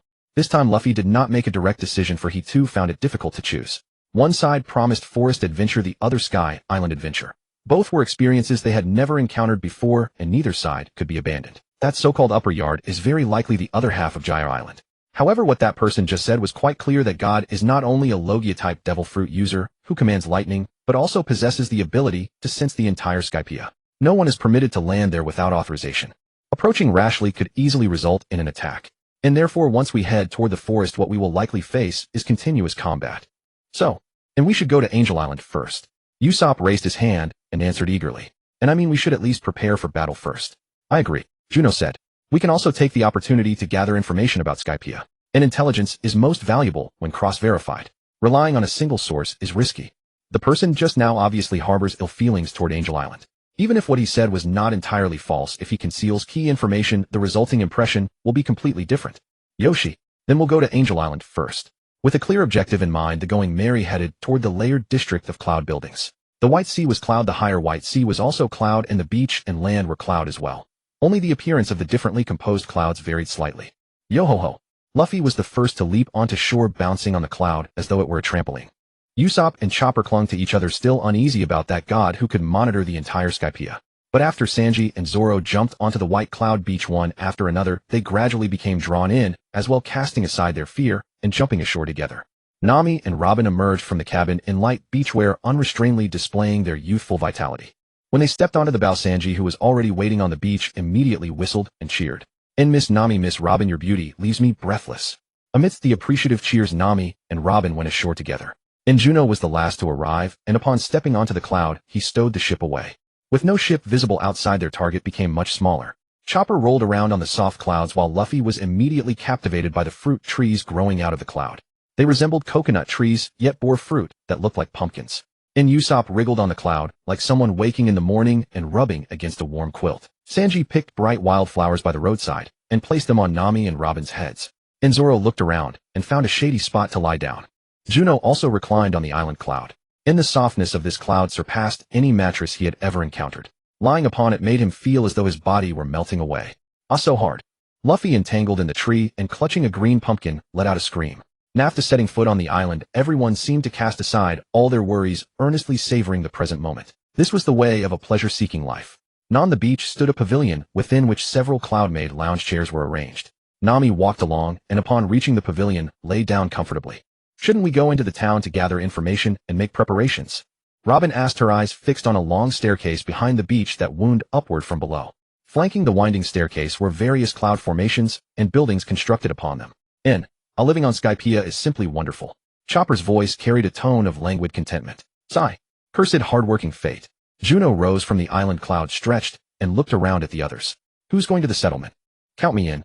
Robin volunteered first. And me too. Luffy eager to see more and experience the local customs. Then let's all go together. Sanji came to the pavilion. Miss Nami, would you like to join us? In with friends calling to friends, the group of 8 set off together. Cute Avenue in the central street of Angel Island was the most bustling place on the entire island. And when a group of outsiders appeared, it immediately drew the attention of the pedestrians on the street. Every Scythian bore small wings on their backs and 2 antennae like those of insects on their heads, each tip forming a sphere. And they all really have wings. Luffy stared in surprise at everyone on the street.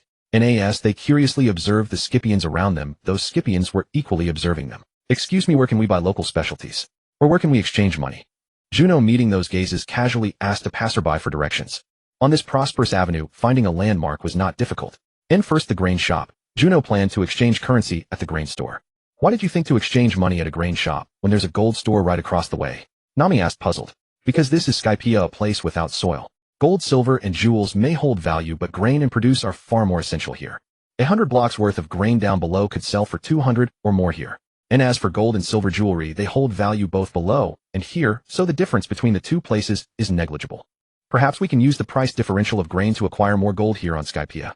Juno said with a smile, and his simple words immediately piqued Nami's interest. Entering the grain shop, he exchanged grain for a substantial amount of 9 at the grain shop, then used these 9 to purchase local specialties from nearby stores, brand new whips, and various shells. Leveraging this trade relationship, Juno inquired about the living shell breeding grounds from the shell shop owner, while Robin and the others pretended to casually chat with the shopkeeper to gather information about the Sky Islands. Alas, the god of 6 years ago was another figure named Gonfall. Under his rule, Angel Island was not only peaceful and prosperous, but even ordinary people had the opportunity to enter Apayama. But the current deity is far too powerful. The former god Gonfall was defeated, and Apayama has since become a forbidden zone off-limits to all. The divine guards of the former god Gonfall also vanished that day, with no word ever since. There is a Shandya guerrilla unit in the wilderness. Those savages make it their mission to oppose the gods. In the past, they fought the former god. For the past 6 years, they have fought the new god. Though they suffer defeat after defeat, they never cease their resistance. No one knows what drives them, yet they persistently cry out that Apayama must be returned to them. But Apayama has belonged to Angel Island since the day we were born. The Sky Island maintains a dedicated security force called the White Beret Unit, answerable directly to the divine officials. Apayama often attracts outsiders seeking treasure, yet none who enter have ever emerged. According to those who have ventured into Apayama, a colossal vine at the forest's center stretches straight up to the heavens. Apayama is perilous, teeming with wild beasts. Rumor speaks of an enormous serpent within. The new god's divine officials and soldiers are exceptionally formidable. A single soldier alone could render the entire Angel Island incapable of resistance. Through idle chatter, much was revealed. The mature and insightful Robin gathered considerable intelligence about the Sky Islands from the shops along the commercial street. Meanwhile, Luffy, Usopp, and Chopper found themselves captivated by the extraordinarily bizarre shells. Wind shells, flavor shells, water shells, heat shells, lamp shells, cloud shells. Every variety imaginable. The daily necessities of the Sky Islands were entirely dominated by these shells. Clothing, food, shelter, and travel all relied on shells as their core and energy source. After gathering favorable information and completing their purchases, the group headed to a Sky Island restaurant, where everyone thoroughly sampled the local cuisine. This meal alone consumed half the day. By the time they finished, evening had already arrived. Several heartless eaters were present, yet the dining time was far from brief. It was prolonged because the kitchen chefs simply could not keep pace.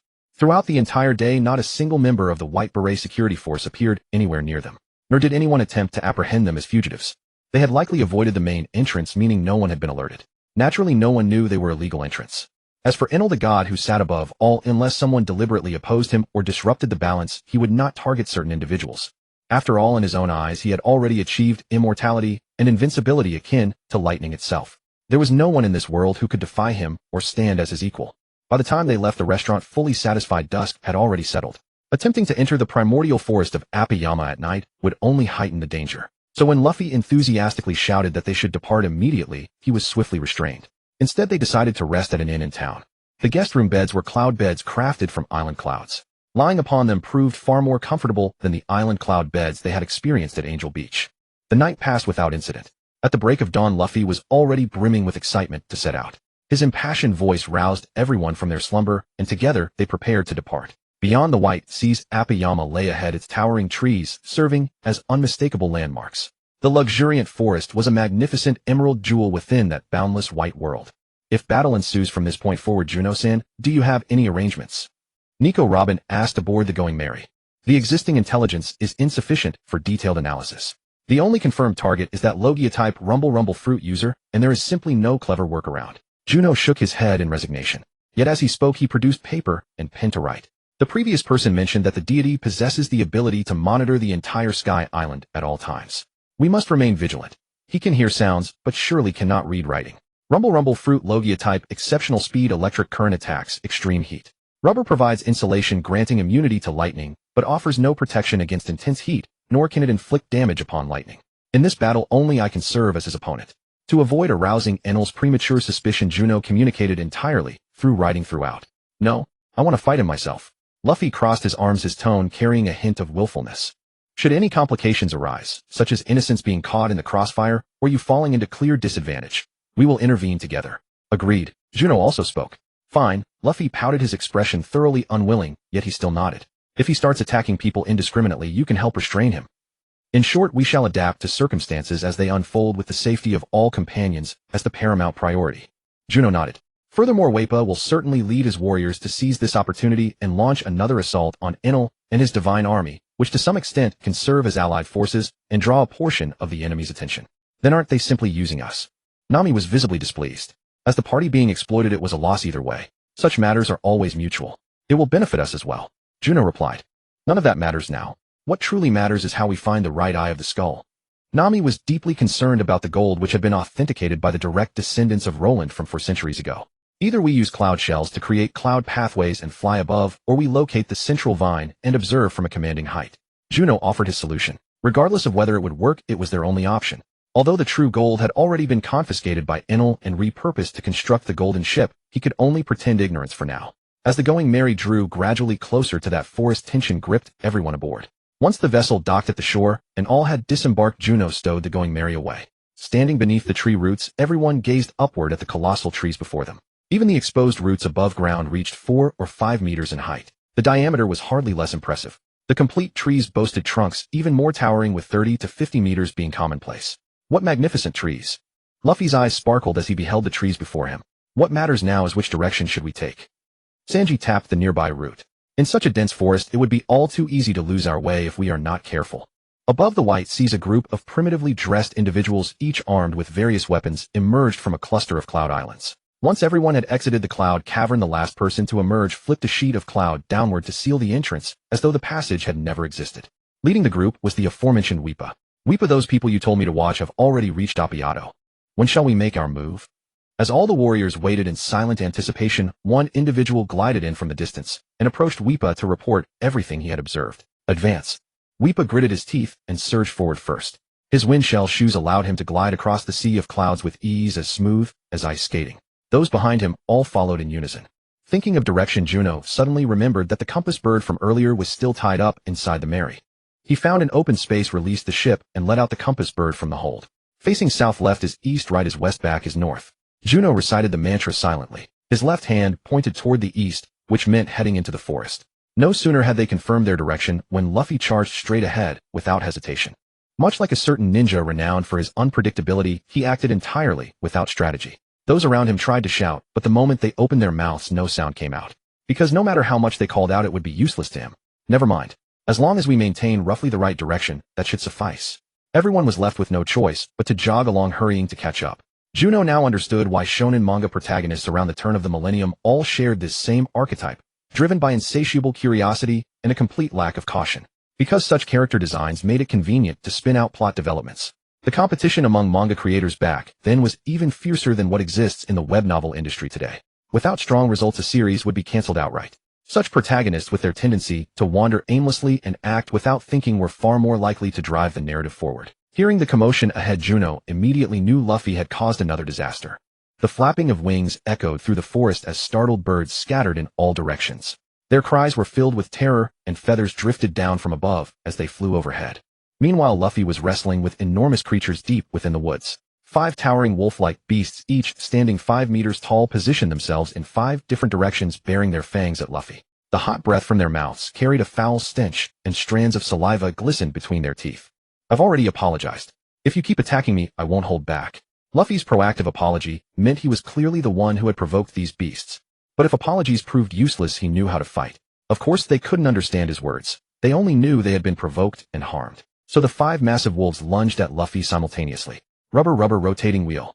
He spread his arms wide, twisted his body like a wrung cloth, and splayed his legs apart. As the 5 giant wolves charged, his body sprang back, his arms and legs spinning like wheels, sending all the wolves flying. They whimpered miserably and fled with their tails between their legs. Luffy, try to be a bit more careful. We don't know anything about this place, Nami said helplessly. Besides, with these dense trees and complex terrain, if you wander off and get lost, there's no way we'll be able to find you. No problem, Luffy said with a smile, adjusting his straw hat.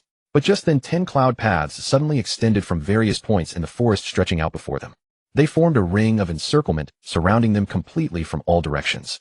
Before they could react, a person clad in white Roman-style attire rushed forth from each cloud path. Their heads resembled goats, with 2 fine horn tips protruding from their foreheads, and large drooping ears like those of a bloodhound that covered the sides of their faces like neck guards on a helmet. Like Weepa before them, they wore cloud-gliding shoes equipped with wind-shelling conches. As they closed in, they suddenly launched slashing attacks from their hands. Watch out! Zoro drew his sword to block some of the slashes, while Juno and Sanji each carried 2 crew members, Nami and Chopper on one side, Robin and Usopp on the other, as they kicked their way through the cloud paths to break free. Meanwhile, Luffy evaded by twisting his body out of the way. Who are you? This is very dangerous. As he dodged, Luffy kept pressing down on his straw hat, unable to resist complaining as he watched those peculiar figures race past him. We are the Sky Swords of the Skypiea. I am Vice Skysword Captain Zhongwu. A rotund figure dressed in matching attire, clearly of the same race, suddenly leaped from the shadows of the forest. I'm Vice Skysword Captain Xiaowu. Another identical fat man in the same style of clothing bounced out, speaking in turn, their bodies pressed together as they moved in perfect synchronization. Ho-Ho trespassing in forbidden grounds, escaping trials. Ho-Ho offending the gods, ordered to execute. Their movements mirrored each other perfectly as though reflected in a mirror. Hardly had they finished speaking when the original 10 Sky Swords turned and charged back. While launching fresh cloud paths, they used wind-shelling conches beneath their feet and slashing conches in their hands to strike the scattered opponents. After breaking through the encirclement, Juno immediately sprinted up the nearest tree trunk, performing several acrobatic maneuvers before depositing Nami and Chopper safely behind the roots. Hide here for now. Protect yourselves first. There may be new enemies coming, Juno called out, even as 3 cloud paths surged forward along his trajectory behind him. 3 lesser Sky Swords attacked with the fervor of pilgrims. Misstep fist. In an instant, Juno vanished from their sight. When he reappeared, his figures surrounded them from all sides, turning the tables. Slash. His ordinary steel blade sliced through the necks of the 3 Sky Swords in one swift motion, eliminating them instantly. Then he charged back toward the main battlefield. 4 Sky Swords surrounded Luffy and Zoro, pairing up to assault them. Amidst the dazzling chaos of battle, both Luffy and Zoro were isolated by cloud paths overhead. The 4 Sky Swords moved in pairs, but they weren't confined to attacking fixed targets. They used cloud paths combined with wind-shelling shoes for mobility, slashing conches for offense, and impact conches to absorb incoming attacks. Any attack they could successfully block would have its energy absorbed through the impact conches, then return to the attackers, combined with slashing conch strikes. Meanwhile, on the other flank, Sanji and Robin faced 3 Sky Swords alongside Usopp. Sanji, eager to demonstrate his prowess, kept positioning himself between Robin and the threat. But against such swift and unpredictable tactics, Sanji's protection proved insufficient. Hey, I'm the sniper here. Could you at least cover me properly? Usopp was blasted back and forth by impact conches sent flying from their position to land beneath a tree nearby. He crashed into the trunk and slid to the ground. Then handle it yourself for now, Sanji said lazily, yet managed to deliver a kick to a Sky Sword preparing to counterattack, though he took a slash wound in return. Mr. Sanji, I can fight too. Robin crossed her arms and arms sprouted from the bodies of the 3 Sky Swords. They tightened around their necks and wrenched their arms behind their backs. With a sharp tug, the joints dislocated and necks twisted halfway around. All 3 crashed to the ground together. Beyond Appiato, Weepa led the Shandia gorillas into the forest, bursting through the sea of clouds. They advanced using cloud shells to create cloud paths, then rode on wind-blowing shoes for swift movement. Soon they moved from the outer edges to the inner forest, hearing the sounds of battle along the way. Weepa. Behind several giant trees, the Shandia gorillas hid in ambush, observing the battlefield. A lean, bespectacled man with a mohawk and a spear in hand glanced at Weepa beside him. Those are the ones. Let them pin down the god's army while we advance from another direction. After Weepa finished speaking, he immediately circled around them, cutting through the forest toward the island's center. On the battlefield, Zhua gripped his steel blade, flashing forward to intercept Zhongwu and Xiaowu. With a sweeping slash, his blade sliced through their throats. Blood surged from within, like water blasted from a high-pressure hose.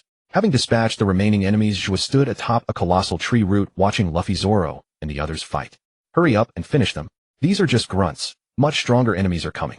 We can't waste stamina here. Zhua called out to those still fighting. Got it. Luffy responded and seemingly finally grew serious, launching a barrage of punches like a machine gun that completely overwhelmed the two enemies before him. Zoro also swung twice, wounding two more soldiers who collapsed to the ground, stripped of all fighting capability. Why do you always drag out your battles? You clearly have the ability to defeat your opponents in the shortest time possible. Juno couldn't help but voice his curiosity. While combat is meant to test the fruits of one's training, naturally each battle requires the enemy to fully display their abilities so that I can identify as many weaknesses as possible. Every opponent has their own specialties and countermeasures. Only by finding weaknesses can they be remedied more easily. Zoro explained his reasoning. As for Luffy, arms crossed, and in deep contemplation, his mind was actually completely empty. He only did it because it was fun. Hearing Zoro's answer, Juno nodded somewhat understandingly, but still held reservations. In combat, especially life and death battles, there is hardly any leisure to analyze strengths and weaknesses. Of course, the sole priority is to defeat the opponent with full force. Only life and love are selfish. Nami and Chopper immediately approached the main fighters once the battle ended. Only in their presence did they feel safe. Meanwhile, Sanji, Robin, and Usopp returned together. Sanji treated Robin like a delicate flower, cradling her gently all the way like a vibrant green leaf. Robin-san is truly remarkable. She dispatched those enemies in an instant. A princess protects her knight. Though it was the knight's dereliction of duty, if the princess ever needs me, Sanji, as her loyal knight, will wholeheartedly dedicate everything to her. These so-called divine soldiers don't seem that impressive. After the battle ended, Nami finally stepped out, approached a fallen divine soldier, and kicked its body with her toe, wearing a look of utter disdain. Now let's continue forward. The treasure lies ahead. Nami confidently pointed toward the depths of the forest with her weather stick. Isn't something missing? Juno's gaze swept over each person. The count was correct, and no one was missing a limb. The compass bird is gone. Chopper was the first to notice. Without the compass bird, how should we proceed? Nami, as the navigator, relied heavily on such tools. Only when holding these items did she feel a sense of security. Just keep walking inward. Luffy still pointed toward the depths. Just then, a booming laugh suddenly echoed from above. Ha ha ha. A fierce wind descended from the sky. A colossal bird with purple feathers, a white, bone-patterned face, and an orange mane circling its head swooped down from the heavens. Mounted on this giant bird, a mustached spearman wearing a pilot's cap and goggles grinned triumphantly. Looks like I arrived first. It seems all of today's prey belongs to me. At his command, the bone-faced bird beneath him opened its mouth and unleashed a torrent of flames toward the group below. Everyone scattered in all directions once more. The flames scorched the earth into barren wasteland, and nearby tree roots were set ablaze. This flame is dangerous. After dodging, Luffy stretched his arm and grabbed both claws of the bird. His legs simultaneously coiled around a nearby tree. Then, using the leverage, he dragged the bird down and smashed it into the ground. With a thunderous crash, the rider on the bird's back had already evacuated in time, avoiding being crushed unconscious alongside it. Juno seized this opportunity, bursting forward at full speed toward the bird.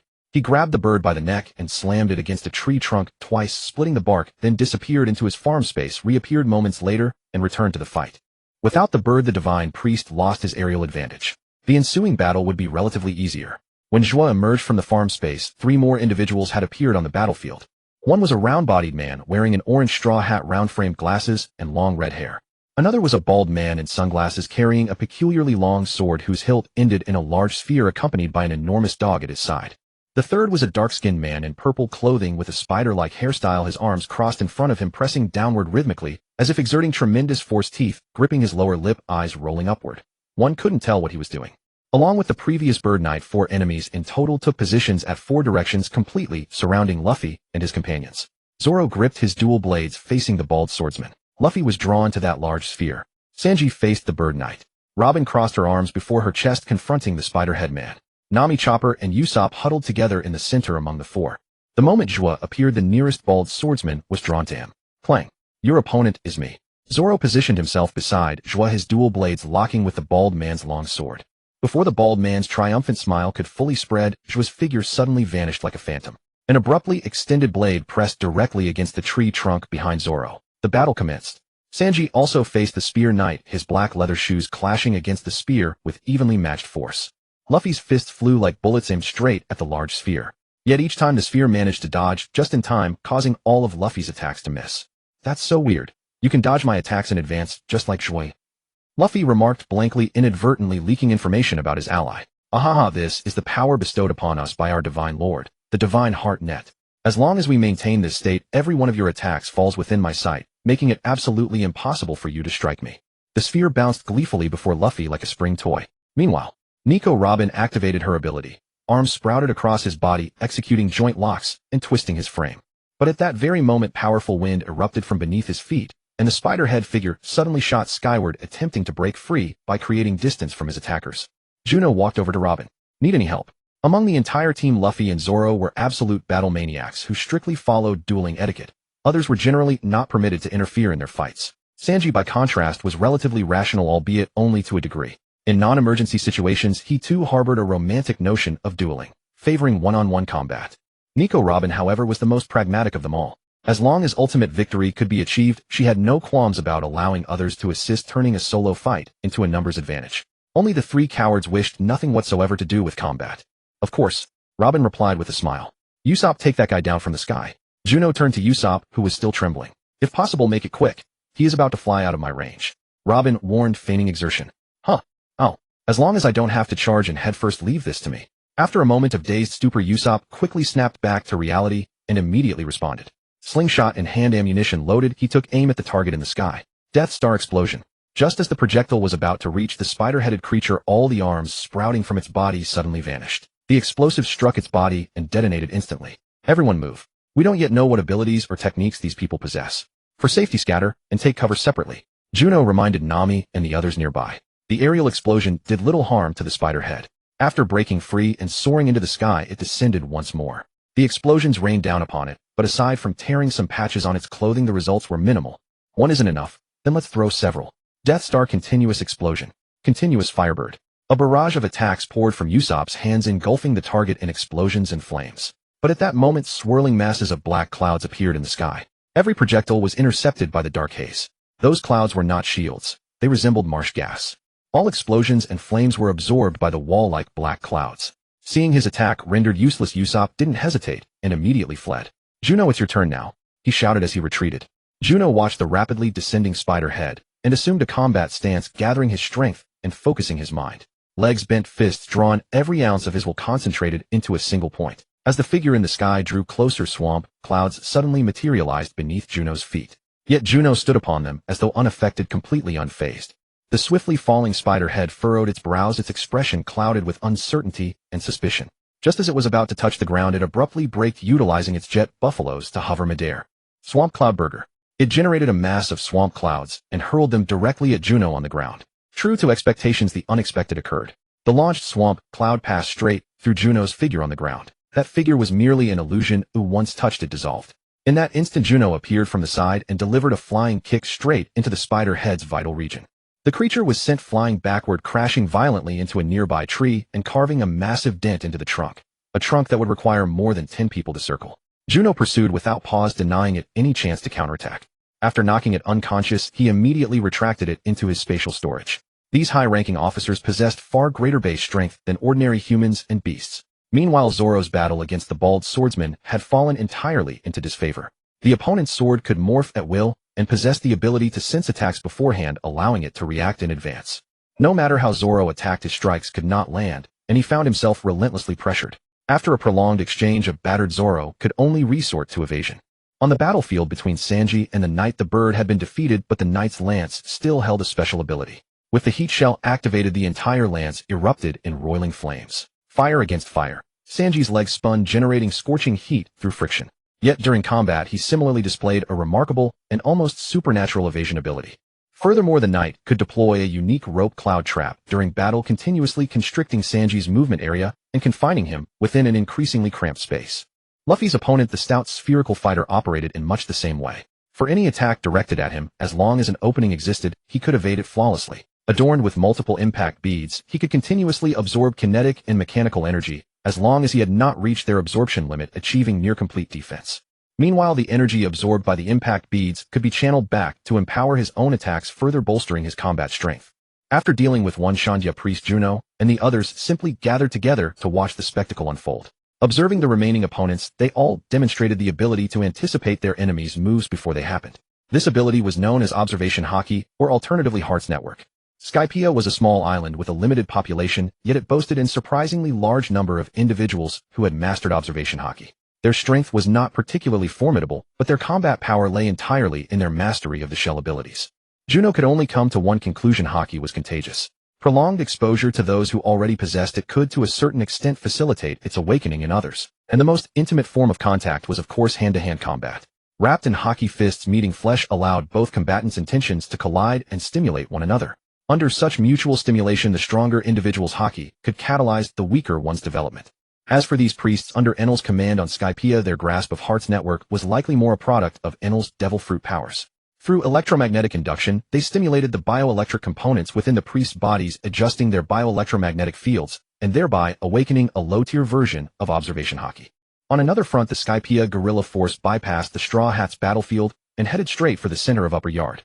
The four Shandya priests emerged from the four trial grounds with the main confrontation assigned to the people of Oriora. Thus, the Skypiea guerrillas' opposition consisted of the remaining divine soldiers. Led by Commander Yama, the remaining 40 divine soldiers converged as one completely, surrounding the unrepentant Skypiea warriors. In the instant of encounter, cloud paths entangled, and dozens of fighters clashed in chaotic melee. Impact shells and slash shells traded blows, while jet buffaloes and flame buffaloes generated fierce wind and fire. Gunpowder shells and flash shells proved invaluable at critical moments. Commander Yama utilized the 10 slash shells coiled around his massive frame, using his enormous physique as a living battering ram. Every attack involved him charging forward with his belly leading the way. Despite his colossal size, he moved with remarkable agility. When all 10 slash attacks were unleashed, very few who became his targets managed to evade them. Noticing this development, Wapol personally confronted the enemy's strongest warrior. The battle styles of the Saiyan guerrillas and the divine weapon guards were remarkably similar. Both relied on cloud shells to create aerial pathways, then rapidly maneuvered along cloud trails using the advantage of wind-blow cloud shoes. In terms of defense, aside from dodging and brooding through, their primary defensive measure was impact shells, which absorbed incoming attacks. On the offensive side, the divine weapon guards utilized slash shells, a type nearly extinct in modern times. The guerrillas primarily used impact shells and weapons embedded with various shell types. Amid the chaotic entanglement on the cloud trails like a tangled mess, nearly 80 combatants on both sides wrestled and struggled like fleas trapped within a mass of white fur. Among the divine weapon guards, aside from their commander, the ordinary soldiers possessed relatively uniform combat power. However, besides their leader Weepa, the Saiyan guerrillas had four top commanders. The sole female commander wielded a long spear with first-rate skill. Under the cover of her comrades, each thrust of her spear brought down a divine weapon guardsman. A leopard-patterned broad-shouldered giant carried a cannon on his shoulder, and similarly with his teammates providing cover, each shot wiped out entire groups. A burly man dual-wielding pistols carried not only ordinary bullets, but also special flash shells loaded into his firearms. At critical moments, the intense burst of light could blind his enemies. A tall, lean, muscular man with a mohawk hairstyle wielded a long spear, unleashing fierce flames with every strike. With the support of ordinary warriors, these four commanders swept through the divine weapon guards with increasing ease. Ordinary divine weapon guardsmen fell one after another. Nearby, Weepa fought single-handedly against Deshaun. Despite his towering heavy frame, his agility was nothing short of remarkable. Charging forward, he was like an armored bulldozer. The slash shells wound around his body, slashed through trees thick enough to require dozens of people to embrace, felling them outright after each attack, once Weepa evaded. After a series of dodges, Weepa seized the opportunity. With the acceleration of wind shells beneath his legs, he kicked toward his opponent's face like an I-beam swung by a crane. Then his rocket launcher pressed directly against the man's face. He pulled the trigger, and the shell struck Deshaun's face head-on. Meanwhile, on the other side, Luffy, Zoro, and Sanji continued their battles against the three high priests. Faced with an enemy who had read through all his attacks, Luffy was beaten down time and again. The devastating internal damage inflicted by impact shells rendered his Gomu Gomu no Mi rubber immunity to blunt force completely useless. After a fierce clash, Luffy was covered in wounds and bruises from head to toe. Zoro was in equally dire shape. Every strike he made was evaded while he absorbed all of the priest's slash attacks. Moreover, the forest was already laced with barbed vines that sealed off the space, compressing almost all of Zoro's evasion angles. Blood from his wounds coated his skin in a sticky crimson layer. Sanji's battlefield was no less dire. His kicks repeatedly missed while the priest's lance struck his body time and again, spewing flames with each impact. His skin was charred and his clothes were burned to tatters. Need assistance? Juno asked once more after watching the spectacle for some time. If we can't even handle an enemy like this, how will we ever defeat stronger opponents? That kind of ability isn't something only you can master. Sanji gazed at his opponent, took a deep breath, and while dodging as best he could, recalled Juno's words from their training sessions. Zoro had long since cast aside all other thoughts, throwing himself entirely into combat. The ability to perceive an opponent's movements, the power of hearing, had already formed a foundation after he reached the Swordmaster stage.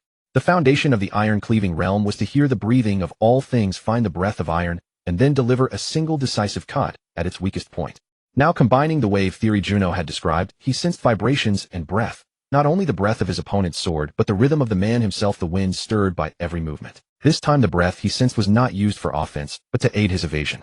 With minimal movements, he executed the most crucial dodges and parries, gradually adapting to the bald man's attacks. Luffy meanwhile remained reckless and relentless. He attacked repeatedly despite being unable to land a blow, rising each time he was knocked down. But no matter how he attacked, his fists were always evaded, as if his body willingly delivered itself into his opponent's grasp. The impact of the shell struck against him time and again. When the priest began to lose patience, he grabbed Luffy's arm and pressed his impact shell against the boy's head, unleashing dozens of successive shocks until Luffy lost consciousness. Juno, hurry and help them.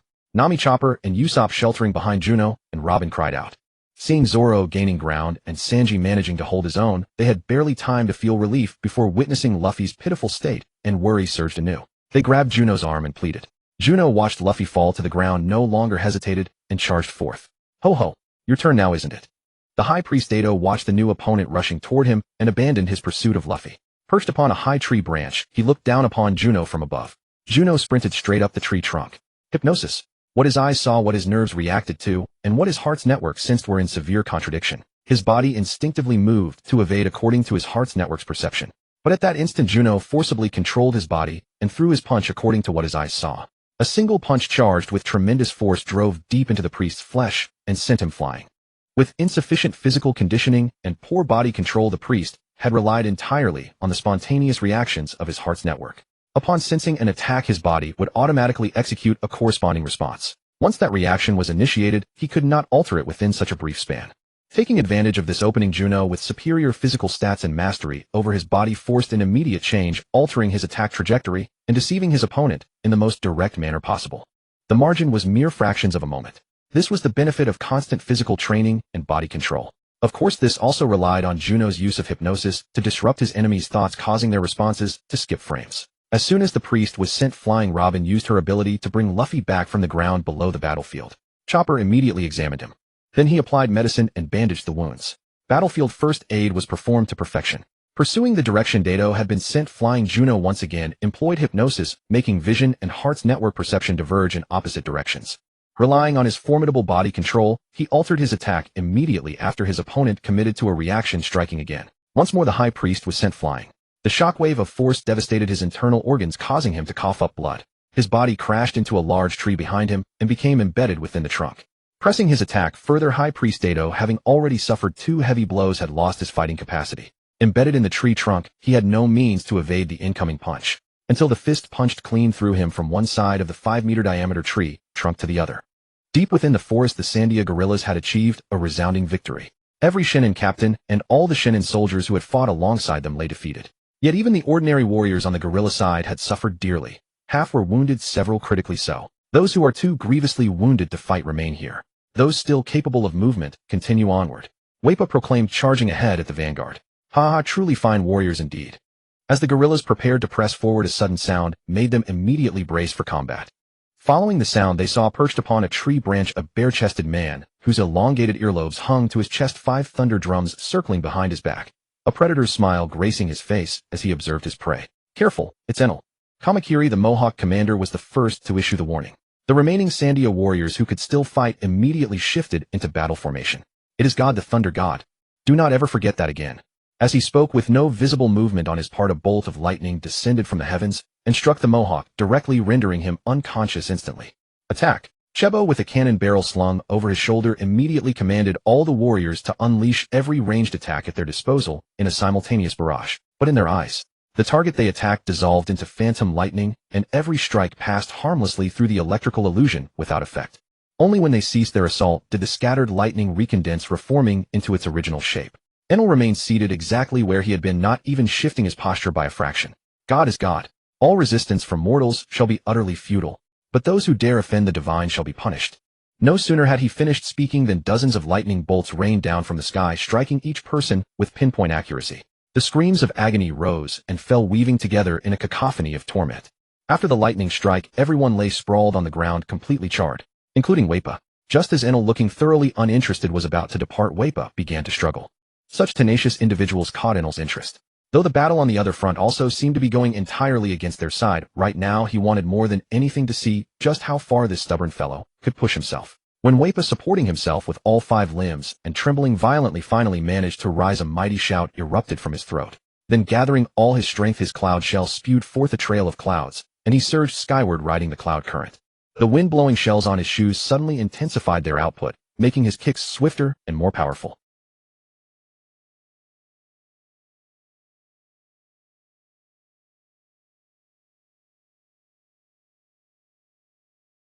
Just at that moment, taking advantage of Enel's arrogant complacency, Waipa activated the wind-blowing shells on his shoes once more, extending his time aloft to give himself greater opportunity to adjust his posture. His feet, clad in cloud-sliding shoes, pressed firmly against his chest simultaneously, while both hands gripped his shoulders, fingers digging deep into his flesh. In that instant, Enel felt the power within his body vanish completely, along with his ability to dissolve into lightning. As a god seized by a mere mortal, fear flickered across his face for the very first time. Sea Stone. Waipa shoved Enel, sending him crashing from a branch nearly 10 meters above straight down to the ground. Using him as a human cushion, he absorbed the impact with a solid thud. The Sea Stone-soled shoe pressed down upon Enel's chest while his right hand wound tightly and bandages covered Enel's face entirely. His left hand seized his right wrist, leveraging his full body weight to drive downward with brutal force. For our ancestors. Die? Boom. The Paiji shell was a variant 10 times more powerful than the Shogeki shell. Upon releasing its tremendous impact energy, it erupted in an intense flash of light that nearly blinded everyone. But the blinding brilliance was immediately swallowed by darkness. Boom. Juno pinned down Divine Commander Dawu, punching him clean through a massive tree trunk, sending him flying once more. Upon colliding with the trunk of the next tree, he became embedded once again, pressing the attack. Just as Juno was preparing to secure the unconscious Divine Commander Dawu and plant him in the ground, a burst of brilliant light suddenly pierced through the gaps between the trees, followed immediately by a devastating explosion. Juno hastily buried the Divine Commander in the ground before racing at full speed toward the source of the sound. That explosion didn't sound like lightning striking. The distance wasn't far either. It was highly likely that Waipa had unleashed his Paiji shell. As long as he made proper use of the Sea Stone on his feet, seizing the opportunity to deal with an arrogant Enel wouldn't be difficult. If he could reach them before Enel shocked his own heart to wake himself up and capture him, then the rumble fruit would be his. In the battlefield beneath the forest, Waipa rose from atop Enel's chest, gazing down at the god beneath his feet, who showed no further sign of movement, a mocking smirk curling his lips. His right arm hung limp at his side, blood continuously streaming down the bandage-wrapped forearm. Stepping down from Enel's body, he made his way step by step toward his comrades and fellow tribe members, leaving a trail of blood and water in his wake. Laki Kamakiri Buritman Shebo, calling out each name as he walked. Along with the guerrilla commanders, he also called out the names of ordinary warriors. Crack boom. Suddenly, an eerie sound came from behind. But Waipa did not immediately notice it. He had been calling out names the entire way, and his own voice had completely drowned out the sound behind him. Waipa arrived beside those lying on the ground and checked on each one individually, checking their breath, pulse, and heartbeat to confirm whether they were still alive. Crack boom boom. As Waipa turned his back to Enel, a series of electrical currents suddenly began to flash across Enel's chest. As the electrical currents surged, Enel's chest began to beat like a heart. Rattle rattle. Electricity suddenly enveloped Enel's body, the sound of thunder echoing like 1,000 birds crying out. Waipa, finally sensing something amiss, turned around in terror to find Enel already sitting up from the ground. At that very moment, a ferocious gust of wind swept through, and a 10-section staff plunged into Enel's body. And the handle of the 10-section staff was gripped in a hand. That hand belonged to Juno. Blood flowed from the puncture wound. Even with such tremendous force, the staff had not pierced clean through his body. The sea stone-tipped portion remained lodged within his body. At a time like this, having an overly powerful physique wasn't entirely an advantage. Not having a sharp edge wasn't necessarily a disadvantage either. Enel, who had just sat up with an expression of utter disbelief, locked his eyes tightly onto Juno. Juno didn't hesitate, delivering a direct punch to his head and granting him a sleep as deep as a baby's. Then, carrying the unconscious figure, he departed under Waipa's gaze, completing the planting process in the shadows of the forest. Afterward, he returned to the battlefield belonging to the Straw Hat Pirates. Luffy leaned against a tree root watching the two battlefields while Chopper had roughly finished his first aid. Juno returned to the spectator's side. Watching Juno's return, Luffy wore an unhappy expression. But even if he was unhappy, there was nothing he could do about it. The battle is over. Enel has already been dealt with by Waipa and his group, Juno stated. Sanji stood on the ground, reached into his pocket for a pack of cigarettes, lit one on the nearby flame, and drew a deep drag. His clothes were already burnt and tattered, riddled with burns, gunshots, and puncture wounds. The priest wielding the knight's lance charged at him once more. Sanji smoked, his gaze razor sharp, yet his body did not flinch or retreat. Only when the lance pierced into him did Sanji summon every ounce of strength and deliver a kick straight to his chin. The priest's teeth and bones shattered on impact. His body spun 3 times through the air, spitting blood and fragments before crashing to the ground unconscious. Sanji. Chopper rushed over at the sight. You may be skilled at dodging, but whenever you make a move to attack me, there's nowhere you can hide. Sanji sat heavily on the ground, blood streaming from his wounds like a river. Nearby Zoro gradually refined his application of the breathing technique of all things as the two sides exchanged relentless strikes and parries. Facing 2 opponents, the priest and the giant hound he brought along, Zoro channeled that life and death pressure, forcing himself to grasp that sensation, driving forward with sheer will or perish. Finally, at the moment before death, he heard the breath of the wind and rode its force to evade the suddenly elongating cloud iron blade. From that point on, Zoro's duel against the priest grew increasingly effortless. Both could anticipate each other's movements in advance. In such circumstances, the quicker the reaction and the stronger the physique, the greater the advantage. The eye, the ear, the nose, the tongue, the body, the mind. 6 roots of man, each possessing stillness and defilement along with fondness, aversion, and equanimity. 1 lifetime brings 36 afflictions. 2 lifetimes bring 72 afflictions. 3 lifetimes bring 108 afflictions. Zoro held 3 swords. 1 clenched between his teeth, the other 2 gripped firmly in each hand. All 3 blades struck as one. As the priest exploited the advantage of his ironclad longsword coordinated with the hound to close in on Zoro, Zoro unleashed his full power. A flying slash struck from afar. Faced with the opponent's inexplicable evasions and a blade that shifted at will, Zoro had to press his attack while the priest was still on the offensive.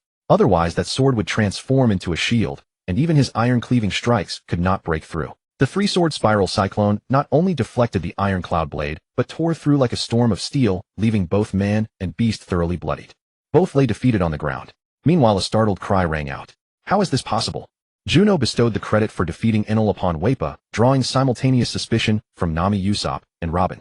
Wasn't he a natural element devil fruit user, the rumble fruit? How could those people possibly be his match? He had sea stone. Moreover, Enel had played God for too long and grown overwhelmingly arrogant, showing no attempt to dodge Wappa's attacks whatsoever. He merely set a trap with those opening moves, letting Enel believe he could do nothing against a natural element user. Then, seizing the critical moment, he used sea stone to suppress the opponent's devil fruit ability and even his physical strength. And in that single instant, the man was overwhelmed by an extraordinary clam. Juno declared deliberately, "This teaches us a lesson. No matter how strong the enemy, one must always treat them with the utmost seriousness and never underestimate them, especially when one has obvious weaknesses." Juno's primary intent in saying this was to remind Luffy beside him. "Did you hear that?" Nami punched him on the head as she stood nearby. "No worries. I've got you all right." Luffy smiled. "Yo-ho-ho, we won." Seeing Sanji and Zoro finish their battles one after another, he cheered enthusiastically. Juno also charged forward and secured the remaining 2 priests and the giant hound. Thus the battle was fully concluded. With 3 critically injured, and to facilitate their swift recovery, Juno promptly brought out the Thousand Sunny, placing it on the cleared battlefield. Using the ship as a makeshift camp, the severely wounded were all carried into the cabin to rest. Chopper administered medications to everyone individually, while Juno distributed fruits with exceptional vitality properties to the injured, at least to accelerate their healing. Once the wounded were settled, Nico Robin grew restless. If even the god has been defeated, then this island should be safe now, right? I'd like to go out and explore whether there are any ruins here.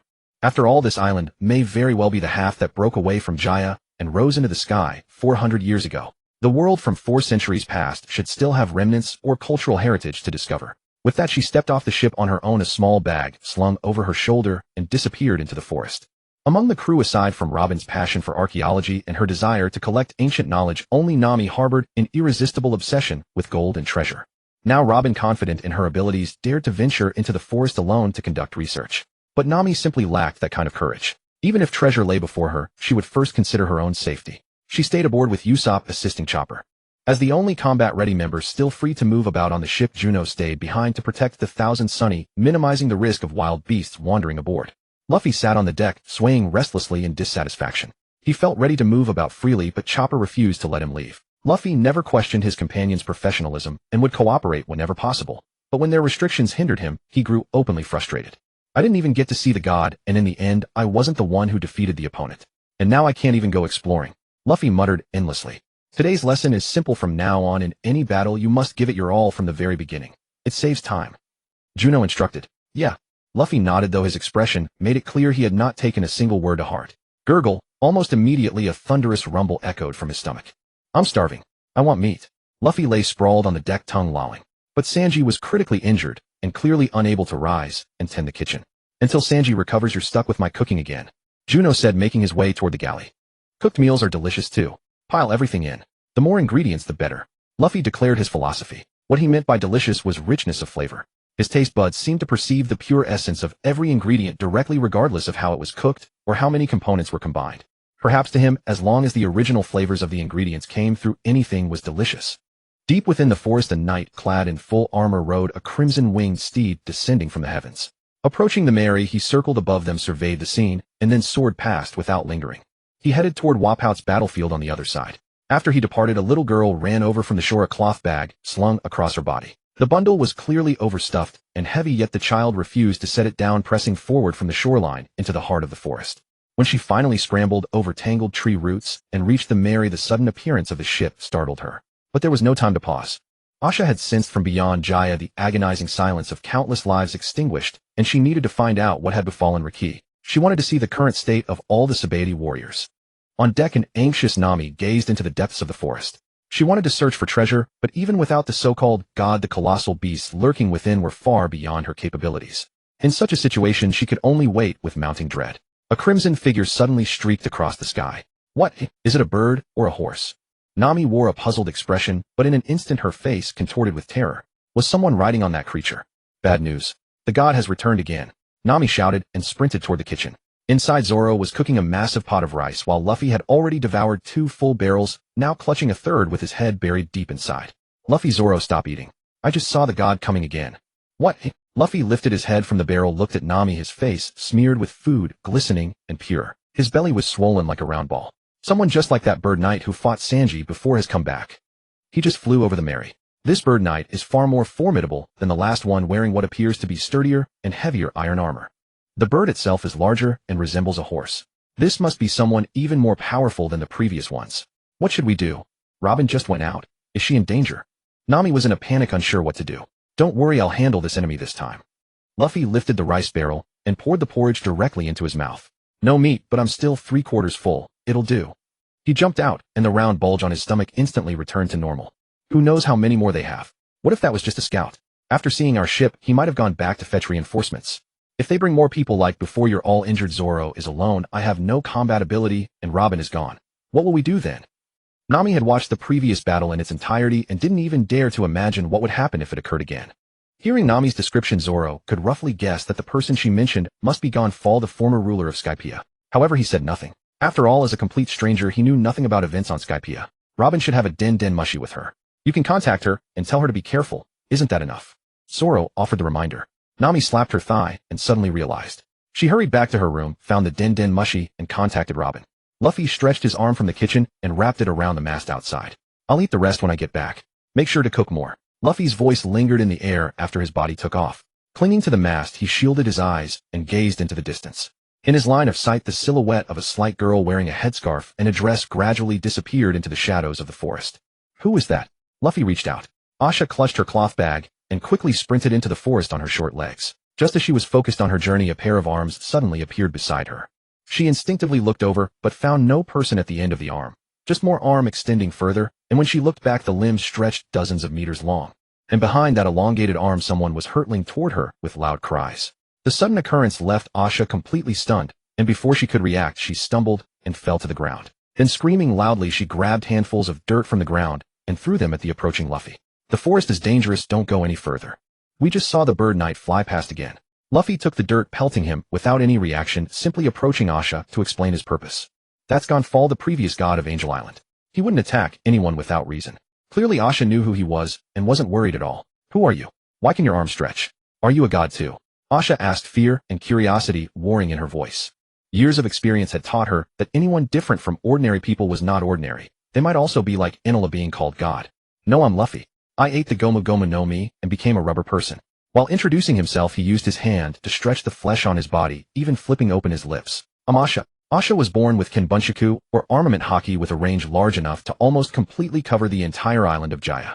With this innate Kinbunshaku, Asha could sense that Luffy harbored no hostility toward her, so she completely let down her guard and introduced herself. After finishing, she stood up and continued walking into the forest. Where are you going? Luffy asked. I'm going to find Wappout and Riki and the others. I heard their battle has ended. The sounds of many people have disappeared. I need to bring medicine over to treat them. Asha didn't look back, running forward without stopping. I see.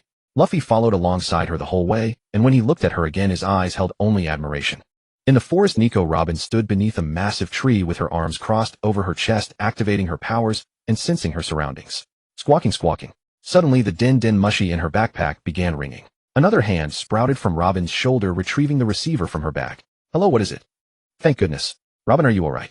Please be very careful from now on. A bird knight just flew past the Mary again. They might be scouts, and those guys haven't been completely dealt with yet. Nami's anxious and worried voice came through the receiver. Oh, I understand. Is there anything else? Robin's tone remained calm, as if she had already known about this. Well, there is something. Nami smiled sheepishly. How about helping to find the treasure while you're at it? No problem. Robin answered directly. Aboard the Going Merry, Nami hung up the phone and emerged from the workshop with a carefree expression, glancing at the deck and the mast. Luffy was not there. She made her way to the kitchen. Luffy still hadn't appeared. Where's Luffy? Nami exclaimed. It seems he just flew away suddenly. Juno could feel the subtle vibrations as Luffy extended his arm, grasping onto various handholds and releasing them. How long has it been? Nami asked, her face filled with astonishment. Probably the time you spent on the phone, Juno replied, sitting on a chair beside the stove and holding the iron cloud sword of the bald high priest. The blade was forged from iron cloud, while the hilt featured various switch buttons. Within the sphere at the end of the handle were the wind conch and iron cloud mechanism. By pressing the buttons on the hilt representing different functions, one could activate the iron cloud and wind conch to form various states. Extension, turning, launching waves, shields, and more, various different forms. And the blade of the iron cloud sword was no inferior to those fine, fast swords collected before. Moreover, even though it was an iron cloud, it was fundamentally still a cloud. As long as it wasn't completely destroyed in a single strike, the iron clouds within the sword could automatically regenerate. Just this one blade was enough to equal all the swords previously collected. Apart from the devil fruit abilities and those shells, this iron cloud sword was arguably the finest treasure from their journey to the Sky Island. However, they would still need to gather more iron clouds in the future to make replenishment and crafting other items more convenient. Meanwhile, Gonfall flew along and soon found the location where the Sandia warriors and god soldiers lay scattered across the ground. Enel should have been eliminated already, but for them the battle was not yet over. Only by completely occupying Jaya and finding their homeland from centuries past could they consider their 400-year mission fulfilled. Thus, after a brief moment of adjustment, Weep shouldered his rocket launcher and continued forward. As for the fallen warriors who had lost their combat effectiveness and consciousness, they would be left here for now and dealt with once everything was over. After landing, Gonfall checked each person one by one to determine who was alive and who was not. After assessing their conditions, he retrieved some medicines and bandages from the riding birds nearby. He provided basic treatment and bandaging for the injured. Can you still speak? What happened to Weep and Enel? Gonfall asked while treating them. However, given their condition, merely surviving was already a miracle, let alone speaking or moving, which was an extraordinary challenge. Gonfall showed no disappointment and simply continued treating and bandaging those who were still alive. Just then a sound of galloping and cheering suddenly came from the dense forest. Yo-ho! Luffy, carrying ESA on his back and guided by her direction, ran all the way from the forest. Found you. Luffy took large strides as he burst out of the forest, leaped high into the sky, then descended from the air and landed on an open spot on the ground where no one was present. There are so many people lying here. Luffy had already spotted all the wounded on the ground while he was still in the air. Riki, ESA still on Luffy's back, had already seen the people on the ground. Luffy didn't say much and landed directly beside Gonfall. ESA immediately went to the side of Riki, who had survived the explosion after getting down from Luffy's back. Nearby were several other high-ranking members of the Sandia guerrilla forces. Is this old man the god? Luffy asked, watching Gonfall, who was busy working. He only remembered what ESA had told him, that the one who had arrived ahead of them might be the previous god. However, to him, it didn't matter whether it was the former or current generation. I'm just an ordinary old man now, Gonfall said with a slight shake of his head, then continued treating the Sandia people. ESA also took out items she had brought from her village to help with the bandaging. Are you the person from the Blue Sea who came to the island yesterday? Gonfall looked up at Luffy. Blue Sea? Luffy asked in confusion. It means the ocean below. Oh, I see. We came all the way up from below to adventure on the Sky Island. Luffy said with a playful grin. Meanwhile, ahead, Weep stumbled through the forest and reached the central area, where before him stood a vine that pierced through the clouds and reached straight to the sky. Looking up, he took out the last cloud berry, activated the wind conch in his cloud gliding shoes, and charged straight up the green vine. Deep within the temple complex beneath the massive vine, a temple stood silent, and still its doors half open. Weep's Adam's apple bobbed dryly as his knuckles whitened around the cannon barrel. Pushing the door open, he saw corpses littering the ground. The temple was already devoid of any living soul. Weep cautiously entered to investigate, carefully examining each god soldier. Two of the god soldiers were fleeing in panic through the forest. In disarray, they supported each other as they stumbled into the area where the Going Merry was located. Thud crash, one person slid across the ground after falling while the other was hooked by a tree root at the toe and thrown forward, crashing into the ship's hull. There's a ship here. The two god soldiers, looking like ordinary humans, scrambled to their feet and gazed at the vessel before them, huddling together as they hastily retreated. Hey, who are you? I am the legendary pirate Captain Usopp, who defeated the Sky Island god Enel. If you have any ulterior motives, Captain Usopp won't hesitate to deal with all of you.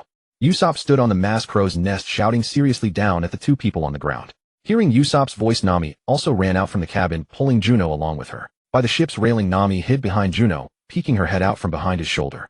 What? You killed Enel? The two people, dressed in somewhat Roman-style clothing, gasped in shock. Are you here to avenge him? Usopp pulled out his slingshot, stretching the rubber band as he aimed at them. No. We're not Enel's god soldiers. We are the divine retinue of the former god, Lord Gonfall. After Enel defeated Lord Gonfall, he captured us and made us his slaves, building a special warship for him. This ship took a full 6 years to construct. It was supposed to be completed today, but he suddenly appeared and slaughtered all the divine soldiers who built the ship for him. We only escaped by sheer luck and coincidence. We mean no harm. We just want to leave this forest as quickly as possible and return home. We're leaving now. Leaving right now. The two pleaded desperately, spilling their entire backstory and misfortunes. Wait a moment. Juno's sudden words made the two tremble in place, looking terrified at Juno on the ship. How special was the ship you mentioned? The two exchanged glances and ultimately didn't dare to hide the truth. At that time, the main body of the ship was completely made of gold. What? Where is it? How big is the ship? Upon hearing the word gold, Nami immediately jumped out from behind Juno, even leaping directly from the ship to the ground, rushing toward the two men, completely forgetting any potential danger. Don't worry, Enel has indeed been eliminated. If there are no other dangers in this forest, it should be basically safe now, Juno also spoke up. Then we'll take you there. The two gritted their teeth and turned to lead the way. Besides the golden ship, they also needed to return to collect their comrades' bodies. Oh, a group of people shouted as they rushed up the green vine growing in the right eye of the skull. Luffy, Shuna, Zoro, Sanji, Usopp, Chopper, and the rest of the crew cheerfully shot up into the sky along the vine. This vine is so huge it might have reached straight to the sky. I wonder if there are fairies up there. Do their clothes happen to be that kind of sheer, translucent gauze? Are there any fairies? Do they have magical healing arts? Have the immortals discovered a panacea? Immortal swordsmen must be even stronger than the world's greatest swordsmen. If there are immortals, they must be braver warriors than giants. I want them to bless me. Are there really immortals? What is the sky like? Is there another Sky Island above the Sky Island? I wonder what the immortals eat. No one could remember who first said that vine shot toward the sky straight to the gates of heaven. Then a group of people basically recovered, immediately took an interest, and rushed along the vine to its very peak. Ding ding ding. The moment the bell tolled, the Suindian clan leader of Cloud Village turned his gaze sharply toward the sound. This bell, the so-called Suindian light, had not been encountered in 400 years. They had even come to believe it was but a legend, something that did not truly exist. But now the bell rang, and everything was confirmed. The message passed down through the ages was not in vain after all. After a series of bell tolls, a golden bell tumbled down from the sky and crashed directly onto the Cloud Island below. The bell stand was carved with ancient text, precisely the kind of thing Robin cherished most. Following the golden bell, Luffy inflated like a balloon, while Shuna, Zoro, Sanji, Usopp, Chopper, and the others grabbed his arms, and together, they drifted down from the sky. At midair, everyone let go at the same time and jumped down. Every single face was unhappy, filled with despondency. It's a lie. This giant vine never grew to the sky. No immortals. No heavenly kingdom. No fairies. No panacea. And then the group scattered to explore other areas and have fun. Cloud sea fishing, shell collecting in the sea, Cloud Island cutting, iron cloud forging. For nearly a week, everyone enjoyed a thoroughly hearty feast and celebration on the Sky Island, with banquets lasting 3 days alone. Then, loaded to the brim with their gains, they left with great satisfaction. Luffy experienced an entirely new environment and an interesting adventure. Shuna obtained the Rumble fruit, various Sky Beast fruits, Sky Island plants, and an abundance of shells and clouds. Zoro felt a stronger power and found ways to counter it through actual combat. Sanji's biggest harvest beyond his combat improvements was the Sky Island ingredients, seasonings, and recipe books. Nami obtained the treasure. Besides that enormous golden ship being stored in the farm space, she also collected considerable amounts of gold, silver, and jewels, only leaving the golden bell on the Sky Island. Robin obtained historical text as well as relics from a civilization 1,000 years ago. Chopper acquired Sky Island medicinal herbs and various medical documents. Usopp also learned about the Sky Island's technology for utilizing various shells. With all of this, the journey to the sky was a tremendous success. Then the Going Merry set off along the Cloud River, heading due east, to prevent the Merry from plummeting 10,000 meters directly into a marine base. When the balloon octopus was towing the Going Merry, Shuna worked with Usopp outside the ship to install a large number of wind suckers on the vessel. Besides the hull bottom, the stern was also fitted, not only to slow the descent, but also to adjust the landing position. The Marine base held nothing worth investigating, so there was no need to specifically dive into it. Now prepared, it made far more sense to fly further away. For this purpose, Juno had specifically purchased a large quantity of wind suckers and giant wind suckers from the island. All of them were now mounted on the ship, and at the top of the mast giant hot scales were used to heat the balloon octopus, keeping it fully inflated. With all these means in place, the Going Merry took to the skies. Looking down from above, they watched helplessly as the ring-shaped fortress was left far behind. That's an island. Luffy watched with his own eyes as a whole island slipped away from them. That feeling was like Nami missing out on gold, Zoro missing a legendary sword, Sanji missing beautiful women, Chopper missing the panacea, and Usopp missing Kaya coming to find him. They had been flying in the sky the entire time, unable to turn freely, and Luffy's eyes seemed about to be sucked into that island. I see a Marine flag hanging inside. It should be a Marine base. Missing it is probably for the best. Shouldn't have said. All right then. Luffy was still reluctant, but then specially requested, land immediately. The Merry is a ship. Ships are for sailing the seas, not flying in the sky. As Captain Luffy's request was to be satisfied to the best of their ability as long as it did not violate principle. After flying out of the Marine base, Sanji finally reduced the firepower of the hot scales. Meanwhile, Shuna and Usopp began removing the wind suckers from the ship's hull. As the wind force weakened, the Going Merry gradually descended. The balloon octopus's buoyancy also diminished rapidly, until it settled completely onto the ocean surface. At the same time as the Going Merry descended from the sky, a squadron of warships was setting out from the base, pursuing their direction. Their descending posture from the sky was exactly what the base commander, who loved peering through his telescope, spotted, and he immediately dispatched warships in pursuit. The Marines are catching up. Sanji on the lookout shouted down. Turn the helm, catch the wind. Nami immediately began directing everyone to adjust the rudder and sails. Boom, boom, boom. When the pursuing Marines sailing at full speed felt the enemy pirate ship had entered artillery range, the captain immediately ordered fire. Cannonballs flew toward the Going Merry like rain, but their accuracy was ultimately a bit off, all landing behind the ship. Huge sprays of water erupted, and the surging waves, layered upon layered, pushed the Merry forward. A naval pursuit battle unfolded across the seas. In a cat-and-mouse chase, neither side could gain the upper hand for the moment. The Going Merry advanced using the most favorable winds throughout. Speeding along like wind and lightning, they finally, upon approaching an island, used the ship's small size and the treacherous reef formation to dash straight into the reef forest. Then they retracted the sails, rapidly reducing speed. Boom, boom, boom. As the Going Merry furled its sails, the massive warships behind, unable to stop in time, crashed directly into the reefs, with half of them destroyed on the spot. As the coastline gradually drew nearer, and the pursuing warships behind temporarily halted their chase, Luffy and the others finally relaxed considerably. On the warship, the captain looked toward the nearby island. What's the name of this island? The captain asked directly. It seems to be called Aska Island, a Marine immediately replied. There's a Marine swordsmanship training base on this island. The instructor is a powerful swordsman who came from the East Blue, the Marine hurriedly explained. Then have them join the attack as well, the captain ordered. The shores of Aska Island. After disembarking, Juno, as was his custom, stowed the Going Merry into his farm space. Then the entire crew went ashore together. On this side, surrounded by jagged rocks and craggy mountains, lay the untamed wilderness of the island. Beyond the mountains and forests, there was not a single sign of human habitation. Oh ho ho, let's begin our adventure. Luffy shouted with a grin and bolted into the trees. He and Usopp swung through the forest on vines, pretending to be the legendary Tarzan. Meanwhile, Sanji plucked some beautiful flowers from beside the path to present to the ladies. Chopper searched among the trees and mountains for any medicinal herbs that might be found. Zoro sauntered lazily at the very rear of the group. Nami and Robin walked in the middle, keeping watch on all sides to serve as navigators and prevent the team from losing their way. Juno, much like Chopper, scoured the forest and hills for anything useful, edible plants or herbs for seasoning, as well as unusual insects and creatures.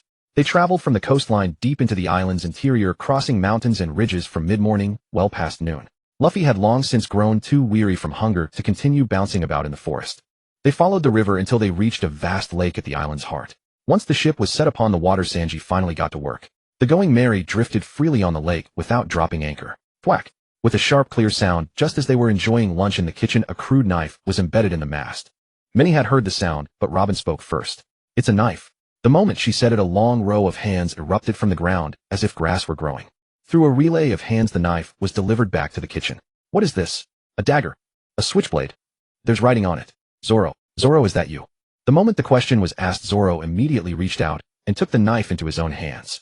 Upon seeing it, he burst out of the kitchen and rushed to the ship's railing, circling the entire vessel and scanning his surroundings, but found nothing. Robin, which direction did the knife come from? Zoro quickly asked. On the mast, a hand grew from where the knife blade had struck and pointed in the corresponding direction. Zoro looked in that direction and saw a sudden flash of light appear on the opposite mountain. Captain, I have an important matter to attend to. May I request leave? Zoro returned to the kitchen doorway and formally asked for Luffy's opinion. Yuwa. Luffy, with a drumstick bone in his mouth, was completely unintelligible. But Zoro had already received the answer he wanted.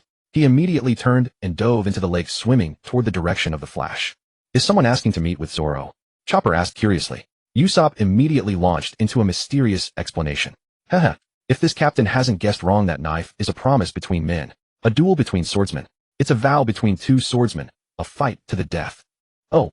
Chopper was immediately captivated and exclaimed excitedly, is it a swordsman's duel? Then who is Zoro's opponent? Should we go help him? Hey Luffy, should we take a look? Just in case Zoro gets ambushed, we can go support him. Nami began to say with worry. I believe in Zoro. Luffy wore only a smile. If it's really a duel, that green-haired idiot will be fine. Sanji exhaled deeply from his cigarette, showing confidence in Zoro. I'm not worried about his strength, I'm worried whether he can even find his way back. After finishing his meal, Juno said quietly. In an instant, everyone fell silent. And then at the same time, everyone accelerated their eating speed. Miss Robin, which way did that green algae head go? Sanji asked as well. After finishing their meals, everyone came to the deck and stood by the ship's railing. Then, as if frozen in place, everyone's expressions turned blank. There on the lake surface, a green blob was spiraling aimlessly in figure-8 patterns like a headless fly.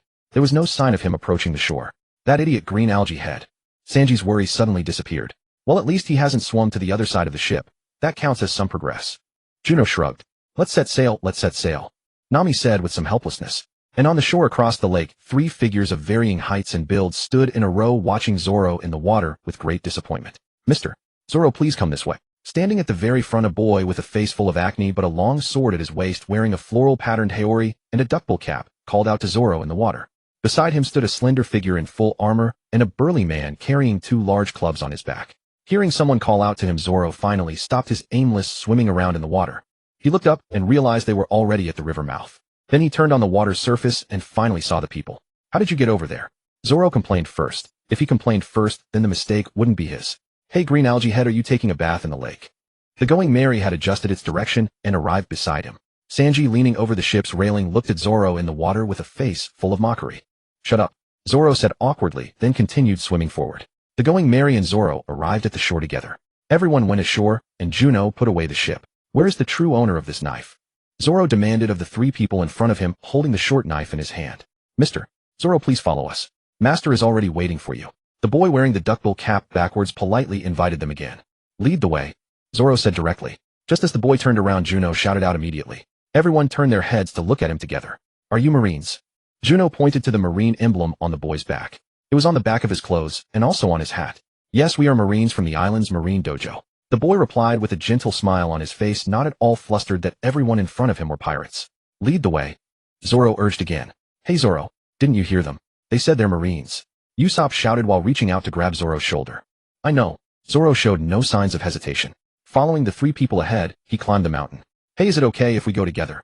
Sanji lit his cigarette and asked in a deep voice. It's fine. Master didn't say you couldn't come together. The boy gave an answer as casually as helping to find a bug. Then he looked toward Luffy. Then let's go together, Luffy decided with a playful smile. The group advanced together along the winding mountain path. Along the way, the 3 people leading at the front remained silent. Hey, is there a Marine base on the island? Usopp asked, stepping forward. I'm Toma. He's Bismarck, pointing to the slender figure wearing armor. He's Bukongo, pointing to the burly man carrying 2 large clubs on his back. There is no Marine base on the island, but there is a dojo that specializes in training Marine Kenjutsu. They are all disciples of Master. The boy Toma introduced to everyone. How many naval swordsmen are stationed at the dojo? Of those, how many can cleave through steel? And how many can execute the flying slash? As they walked, Usopp gathered intelligence at every turn. Sanji and Juno approved of his efforts, signaling him to keep up the good work. Zoro did not stop him either. After all, the Navy and pirates were natural enemies. Gathering this information served their comrades. He could not let personal ties with the Master override the fundamental positions both sides now held. Dorma's answer was straightforward with no hint of concealment. He answered every question openly. Beyond Master and the 3 of us, there are 100 naval swordsmen. Excluding Master, I doubt anyone has reached the steel cleave realm. Even I fall somewhat short. As for the flying slash, none but Master can perform it. With each of Dorma's answers, Usopp's confidence grew stronger. They traversed mountains and valleys until they finally reached the summit of a peak. The naval dojo dominated the landscape. Entering the courtyard and stepping into the main hall, they found every naval soldier assembled within. Though the space was relatively confined, the sheer number of people present created an imposing, magnificent spectacle. Each sailor held a steel sword, its blade gleaming with cold light. Merely looking at them made ordinary folk feel a sting upon their skin. Upon reaching the entrance, all the naval soldiers moved in perfect synchrony. They split into two ranks facing inward, marching with uniform measured steps. Master, Mr. Zoro has arrived, Dorma announced, then stepped aside with his two companions. The cleared pathway led straight to the front, where upon a stone chair rested a banner emblazoned with the word Justice. Before that stone chair stood a man with pale lavender hair clad in dark crimson robes. His right sleeve fluttered empty and sleeveless, and a sword nearly as tall as his own body was strapped to his back.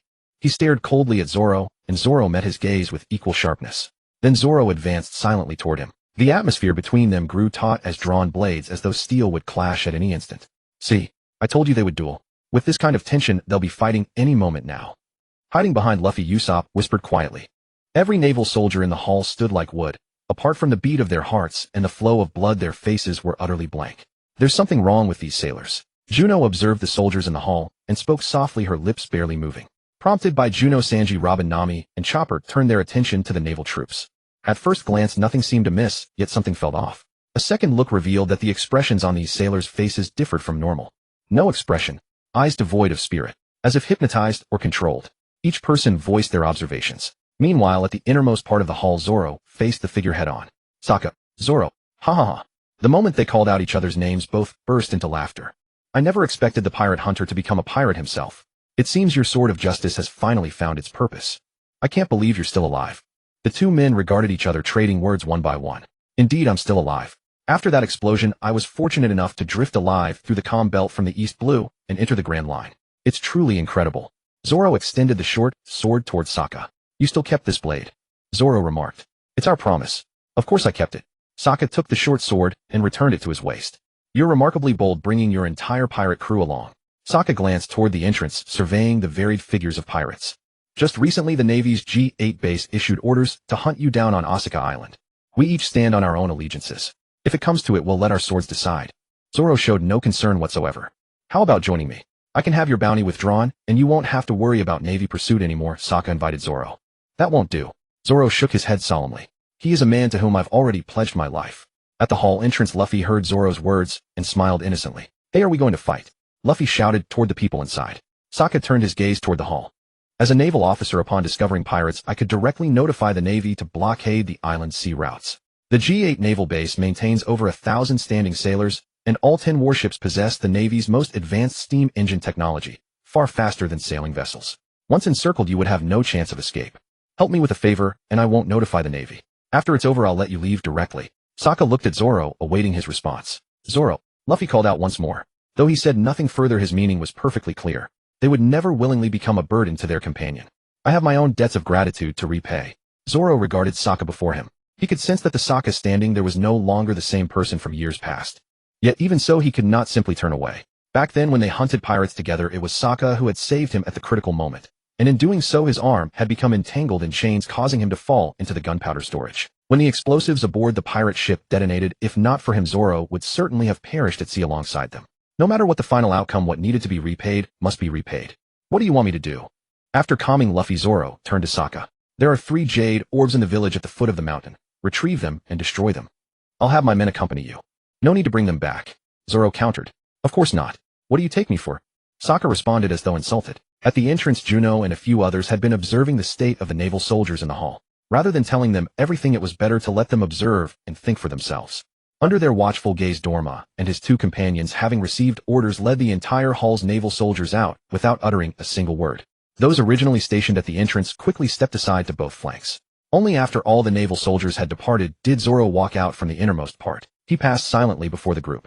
What are these naval soldiers doing? Nami asked, watching the departing sailors with confusion. Whatever it is, it's definitely not something good. Sanji lit a cigarette and took a drag. Green algae head really knows how to cause trouble. Let's go take a look, Luffy said, then chased after Zoro down the mountain. Juno stood at the entrance, facing Sokka at the innermost part head on. Do you intend to oppose me? Not exactly opposition. I simply wish to see that sword on your back. It's a fine blade. As Juno spoke, Luffy and the others behind her had already followed Zoro down the mountain. Looks like your so-called companions have abandoned you. Pirates are just pirates. A mocking smile appeared on Sokka's face. Juno remained silent, simply walking toward him calmly. All those special items, discovered previously, were ancient devil fruit artifacts passed down through the ages. So what about this 7-star sword? Such devil fruit items crafted through ancient techniques and passed down through the ages must be of the utmost value. Several that had been found were already in the divine beast form of mythical Zoan types. Only the most supreme mythical Zoan types, such as Daibutsu and Nika, could compare. Sokka sensed this person was not here to make friends, and raised his hand to draw the long sword from his back. However, as his hand gripped the sword hilt, another hand clamped onto the outside of his palm. Juno had already appeared behind him, and before him in the hall the figure he had seen was vanishing like a phantom. Juno seized his wrist with one hand, while grabbing his shoulder with the other. With a sharp push, the shoulder joint dislocated, and his arm went limp. Then, grasping the seven-star sword, Juno removed it from him. Sokka's own strength was not great, relying entirely on the seven-star sword's power to bolster his combat abilities. As long as he was restrained and unable to draw the seven-star sword, his combat effectiveness would be reduced by more than half. After removing the seven-star sword, Juno immediately entered the farm space, cultivated a new patch of soil, and planted the seven-star sword directly into the ground. Death God Apuk, 364D23H59M58S. When the seven-star sword was planted into the soil, its corresponding power was immediately absorbed into the farm space. As expected, the power on this sword was indeed a mythical Zoan type in the form of a deity, the Death God Apuk. In the world of pirates, devil fruit, mythical Zoan types mostly originated from mythological legends across various systems, whether mythical divine beasts or demonic spirits from different pantheons. After completing the planting of a new sapling, Juno emerged from the space. Sokka lay on the ground, and after losing the seven-star sword, his aura had completely changed. His expression suddenly turned gentle and harmless. Juno went over and relocated his dislocated shoulder. Let us go. Time to clean up the mess you have made. He helped the man to his feet, and together they walked down the mountain. A village at the foot of the mountain. Duoma and others led the Navy forces straight into the village, slaughtering indiscriminately. These naval troops fought with brutal ferocity, showing no mercy whatsoever. Anyone they struck was left bleeding profusely on the ground. To minimize casualties, Zoro no longer brought up the rear, but charged ahead himself, using the flat of his blade to knock out villagers unconscious. Luffy and the others following behind merely blocked the Navy forces, preventing them from causing too much harm to the villagers. But Zoro let it happen, because he had his own bottom line and would never slaughter the innocent. Before an altar, a hunched old woman leaning on a cane pushed a young girl, holding a cloth bundle, forward again and again, finally reaching the altar. Using Duoma and the others as cover, Zoro approached the young girl. That fierce and ruthless appearance along the way, no one could block his strike, nor could anyone make him slow his steps. Finally, Zoro stood before her, raised his sword high, flipped the blade, and with a single strike sliced through the purple cloth bundle, revealing 3 jade spheres rolling out. Is this it? Zoro asked, looking at the 3 purple spheres that had rolled onto the ground from the cloth bundle. Duoma and the others stood nearby, clearly having seen it all, even watching the spheres roll to their feet, yet they refused to bend down or pick them up. That is exactly it. Mister. Zoro, hurry, and pick them up, then destroy them. Duoma urged anxiously, looking at their reactions, then at the spheres on the ground. Zoro said nothing further, simply picking up the spheres and walking to one side. Just then Juno came sprinting down the mountain carrying Sokka. Wait, Juno shouted. The moment he landed, he threw Sokka beside the young girl. Sokka. The girl looked at the man beside her, feeling both joy and fear. She was glad the man had come, yet feared it was him as well. Maya, please forgive me. Sokka faced the young girl, his expression full of shame. Come, give me the item. Juno approached Zoro, extended his hand, and took the 3 spheres directly. What is going on? Zoro and Luffy and the others approached and asked. As I told you before, something was wrong with those Navy personnel, so I stayed behind separately. Do you remember the long sword he carried on his back? Juno asked. The 7-star sword. An elderly woman standing nearby interjected. 7-star sword. As outsiders, they knew nothing of this island. Where is that 7-star sword? The old woman looked at Sokka. Currently, there was no sign of the 7-star sword that he had never parted with, no matter where he went before. Moreover, his aura had already changed back to how it appeared initially. Sokka looked at Juno. Everyone together turned their gaze toward him. Do not worry, that 7-star sword will never appear again. I have banished it to another dimension, Juno stated. With that, he also entered the farm space with the 3 jade spheres. However, the 3 spheres showed no change whatsoever and could not be planted at all. These 3 spheres were entirely specially crafted constructs designed specifically for the 7-star sword. Now that the 7-star sword was gone, these 3 jade spheres naturally served no purpose. After confirming they were useless, Juno returned with the 3 spheres. Just like this. Juno's words seemed specifically meant to demonstrate for those who did not understand. Then he directly threw them at Sokka. Instinctively reaching out, he grabbed the 3 spheres and pressed them against his chest. On the moment he made close contact with the 3 spheres, Sokka immediately let out a painful scream. A stream of green smoke completely rose from his body. Sokka, are you alright? Maya asked anxiously. I am fine, just feel much lighter. Sokka said. It seems this item can also neutralize the demon sword's power. Have you not better go restore your subordinates? Unless you want to keep watching them remain walking corpses. Juno's words prompted him to stand up. Sokka, holding the 3 jade spheres, approached Duoma, placing them on his head. In that instant, a wisp of green smoke dispersed from Duoma's body, vanishing into the heavens and earth. Then came Bismarck, Bukangu, and those Navy soldiers one after another. After everyone's demonic aura was dispelled, they all recovered one by one. Excellent. Maya, who had been by Sokka's side the entire time, cheered with joy. Nearby, Nico Robin stood before those stone steels and murals, studying them one piece at a time. Chopper had already led the village women to treat the villagers. With the battle over and danger gone, Luffy began running around everywhere. Nami was asking people whether there were any legends of treasure on this island. As for Juno, after finishing his own affairs, he also began inquiring about the distribution of wild beasts and fierce animals on the island. With the 7-star sword's machinations dispelled, everything on the island returned to normal. After a simple gathering and preparing the final supplies, Sokka pointed the straw hats toward a clear route off the island and diverted the Marines' attention for them. Upon the open sea, the Going Merry once again pitched and rolled with the swells pressing onward. All aboard regained their usual calm. Some trained, others read, and a few delved into their research. Zuno, spar with me. For the first time, Zoro proactively requested a sparring session. I must fully master that state. Zuno comprehended his intent. Should he succeed in fully mastering that preemptive state, the benefits to his future endeavors in battle would be immeasurable. Thus, Zuno naturally offered no refusal. On the deck, Zuno and Zoro stood face to face, while the remainder of the crew observed from the periphery. Zoro closed his eyes, then secured his bandana tightly over them. Only once he was fully prepared did he gesture for Zuno to commence. Do try not to be felled, you green-haired brute. Sanji called out with a grin from the railing beside the kitchen. Come on, Zoro. Cheer on, Zuno. Luffy and Chopper chimed in. Zuno stepped forward and delivered a straight punch to Zoro's chest, sending him skidding backward until he slammed against the bulkhead. Might it be prudent to begin with your eyes open to acclimate? Zuno proposed. Negative. Keep it thus. Proceed. Zoro rose, relying on memory and the trajectory of sound to navigate back towards Zuno. Take heed, I am striking now. As he spoke, Zoro unsheathed his sword and charged directly at Zuno. At the incandescent instant before impact, Zuno's figure dissipated like a zephyr, only to reappear and deliver a reverberating backhand strike to Zoro. This time, Zuno dialed down the force by another measure. Zuno, exert yourself fully without restraint. Strike me with the intent to kill. After retreating 3 paces, Zoro issued his demand anew. A fist devoid of killing intent cannot instill a true sense of peril. Without peril, there can be no effective catalyst for growth. Then you would do well to remain vigilant. It was a wholly one-sided barrage. Though Zoro had previously managed to foresee and evade attacks on Skypiea, that state remained entirely beyond his conscious control. Now that he desired to utterly master this power, a substantial price was to be expected. Zuno's strikes grew progressively more brutal, and Zoro's injuries multiplied in severity. Just as his consciousness began to fray at the edges, Zoro finally reacquired that sensation he had felt upon Skypiea. For the first time, he successfully sidestepped Zuno's punch. Then again and again, as Zuno maintained an unchanging cadence, Zoro's evasion rate steadily climbed. Subsequently, Zuno began to vary his rhythm. Through the shifting tempos, Zoro endured his physical toll and gradually adapted. Finally, he successfully cultivated Paper Human.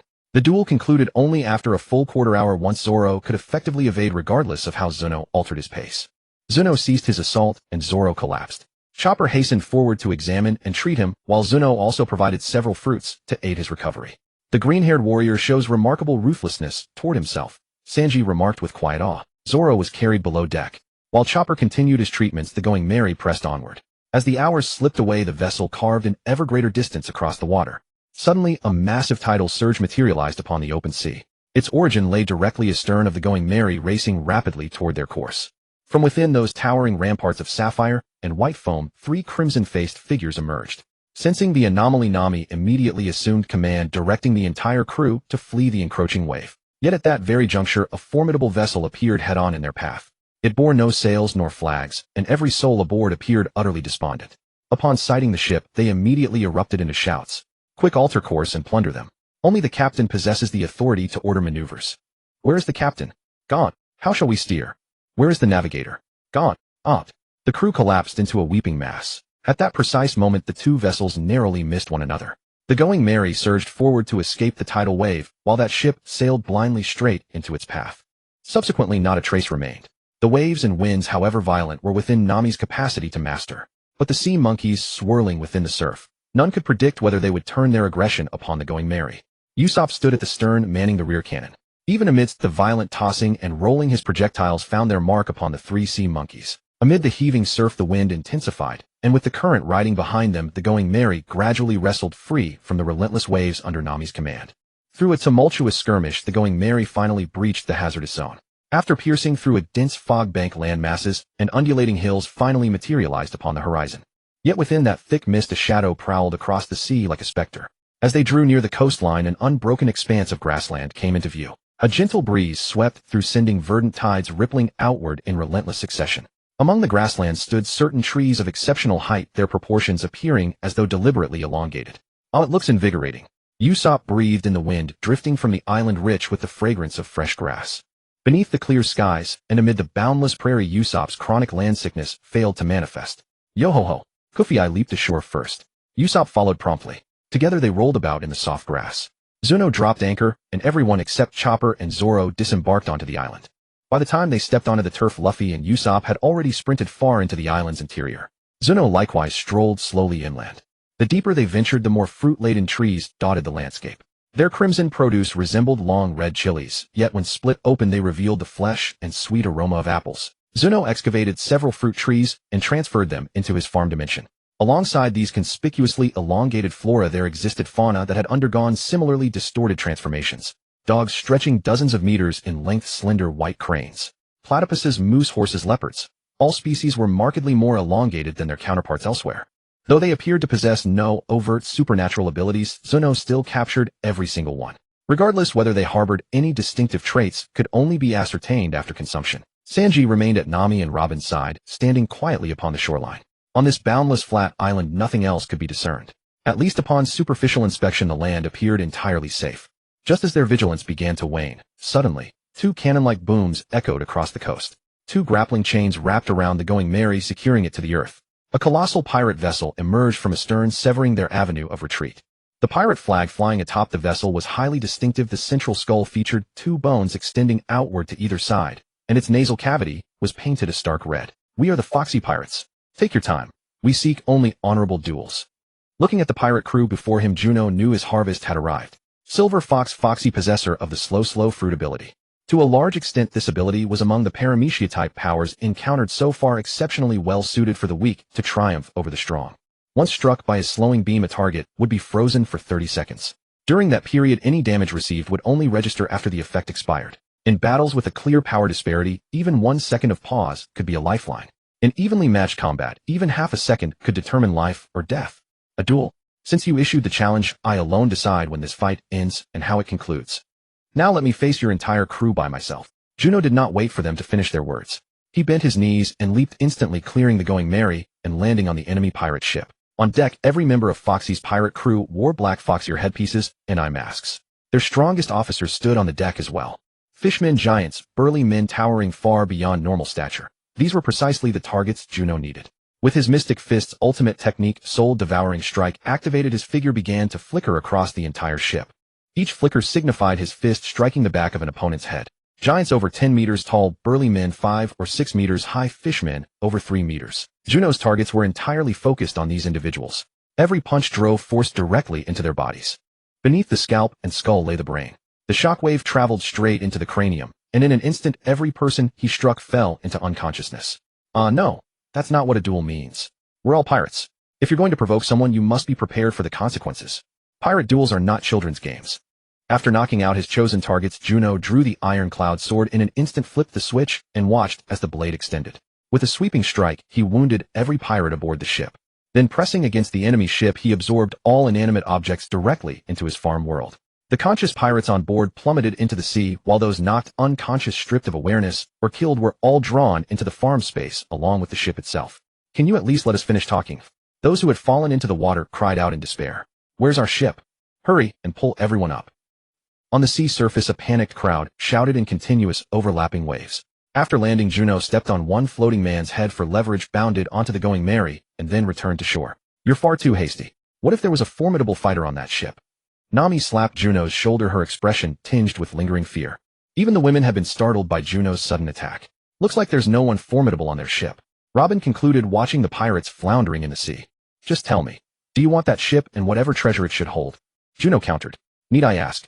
If they dare challenge us to a duel, they must pay the price." Nami's voice rang out loudly. After deliberately shouting, she immediately lowered her tone and asked, "How much treasure is on the ship?" "I don't know, but with a vessel that large, the treasure in the hold probably wouldn't be small.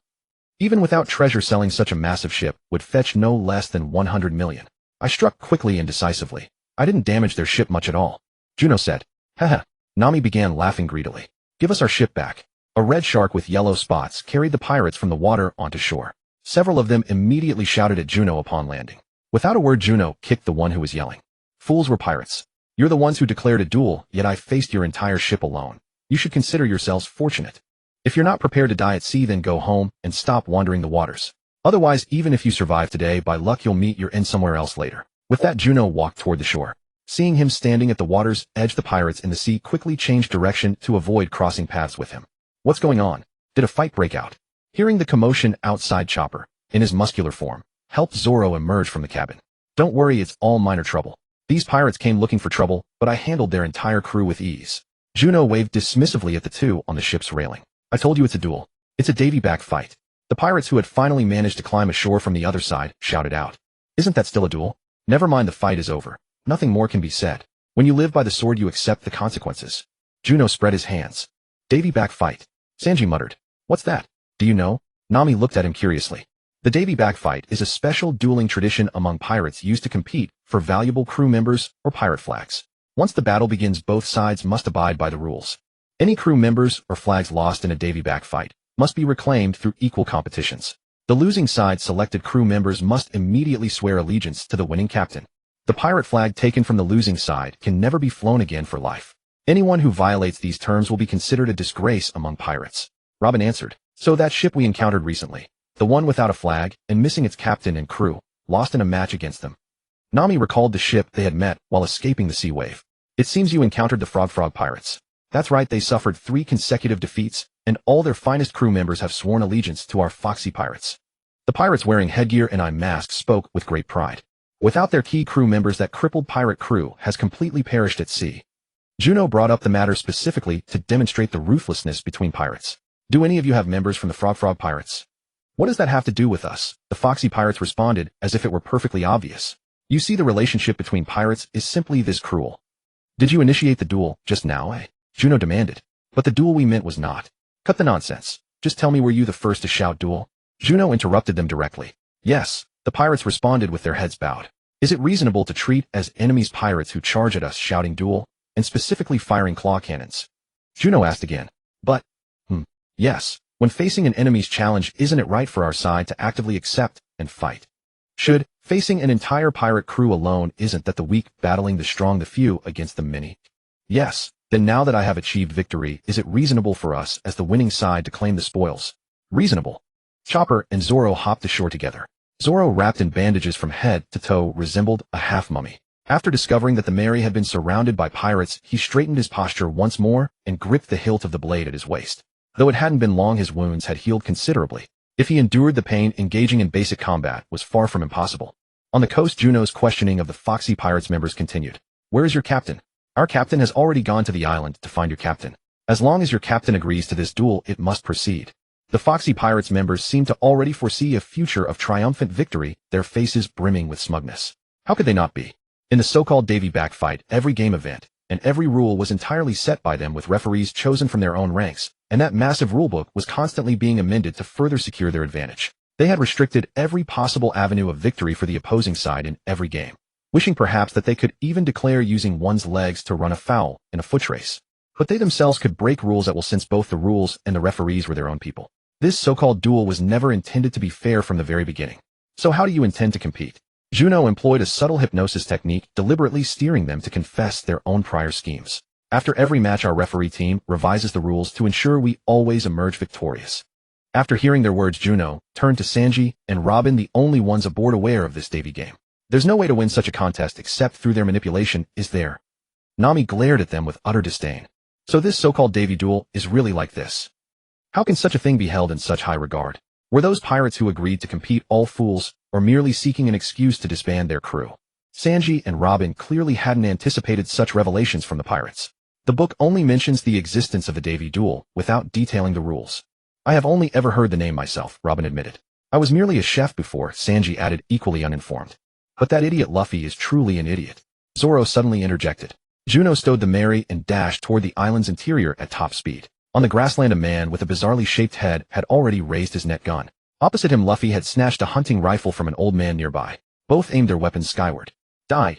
Juno had no intention of participating in such infuriating games. Stop right there. At that very moment, Sanji and Juno each delivered a kick to Luffy and Foxy respectively. Sanji sent Luffy soaring through the air. Juno kicked Foxy away and pursued in hot pursuit. If Foxy were truly a fair game organizer, they would have joined. But he was plainly no fair person.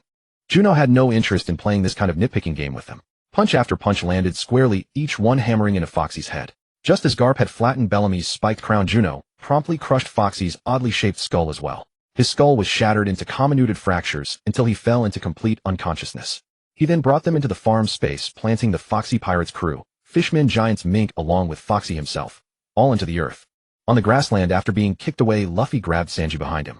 "What are you doing?" Luffy questioned Sanji unhappily. That so-called duel game cannot be accepted. They never intended to compete fairly. All the rules they set were designed solely to help themselves win. During the competition, they would frantically restrict us while cheating wildly on their own part. With referees on their side, they could make whatever calls they pleased. Sanji gripped Luffy's collar with both hands and spoke. "Can't we just win?" Luffy roared back. "How do you plan to win a race where using limbs is prohibited?" Sanji shook his collar vigorously. "Run," Luffy answered, eagerly raising his hand. "Using your 4 limbs with your feet, foul, you lose." "Well then, handstand." "Using your 4 limbs with your hands, foul, you lose." "Roll." "Can you beat someone running normally while rolling?" Sanji and Luffy argued back and forth, only thinking about operating within rules others have set. No matter how hard you strive, it will ultimately lead nowhere. Failure is inevitable. To win, you must establish your own rules, or at the very least break the rules others have set. Juno emerged from the farm world, overheard their conversation, and voiced his thoughts. "Looks like everything's been handled." Sanji glanced behind Juno, but didn't see that bizarrely shaped head among the man and woman present. "Hey, where's our captain? Where did you take our captain?" The woman in the white hat and red clothes panicked and shouted at Juno. Meanwhile, Nami and Robin and the others arrived together with other Foxy Pirates members trailing behind them. Each of them wore a fox mask and eye patch. "Your captain is no more. You were all won by him through unequal and unfair games. Now that he's gone, you can regain your freedom," Juno told those pirates. The surviving pirates exchanged glances. "That's true, but..." Pirate grunts like them had long lost the initiative to make their own decisions after years at sea, always following the captain and officers. Now with both captain and officers gone, they momentarily seemed to have lost all purpose. The Foxy Pirates themselves were a ragtag collection of misfits cobbled together from various crews. Though the atmosphere aboard was decent, crew members swapped between pirate crews and would likely continue shifting to others in the future. Loyalty was minimal. At most, there was some camaraderie born of shared voyages. "This island has fruit trees, animals, and fish in the sea. If you don't want to leave, you can live here for a while. And your ship becomes ours now as a trophy for challenging us," Juno stated. "What?" Luffy asked curiously. "It doesn't matter. All you need to know is that while you were running around, some pirates challenged us to a duel. I took on their entire crew single-handedly, and their pirate ship is now our prize. We can sell it later for a substantial profit. Otherwise, once we're on the island, we won't have money to buy you meat." With one sentence, Juno won over the 2 most influential people aboard. One wanted money, the other wanted meat. As long as there was money and meat, their bottom lines could be quite flexible. Luffy's moods rose swiftly and faded just as quickly. As long as there was food and his principles remained untouchable, he would forget everything in an instant. With the captain and officers dealt with, the remaining crew members still managed to hold a joyous feast alongside the Straw Hat crew. Before and after the banquet, Chopper personally tended to every injured sailor. After the feast concluded, they set sail once more, pressing onward. Riding the winds, the silhouette of the island behind them vanished almost instantly. As twilight deepened, they were fortunate to spy an island on the horizon. A main island stood at its center, surrounded in all directions by numerous tiny islets. Yet around the main island's shores lay treacherous reefs. With night falling and visibility poor, pressing on recklessly would risk the going merry running aground. For safety, they anchored at one of the outer islets. Before dinner, Luffy happily explored the island. Though small, it still harbored a stretch of woodland. Wherever the eye could not reach, hidden wonders awaited discovery. However, this tiny islet held little of note. A full loop revealed barely any animals. Nothing more than a leisurely stroll before they returned to the shore. "Let's rest aboard tonight and head to that island tomorrow at dawn," Nami suggested.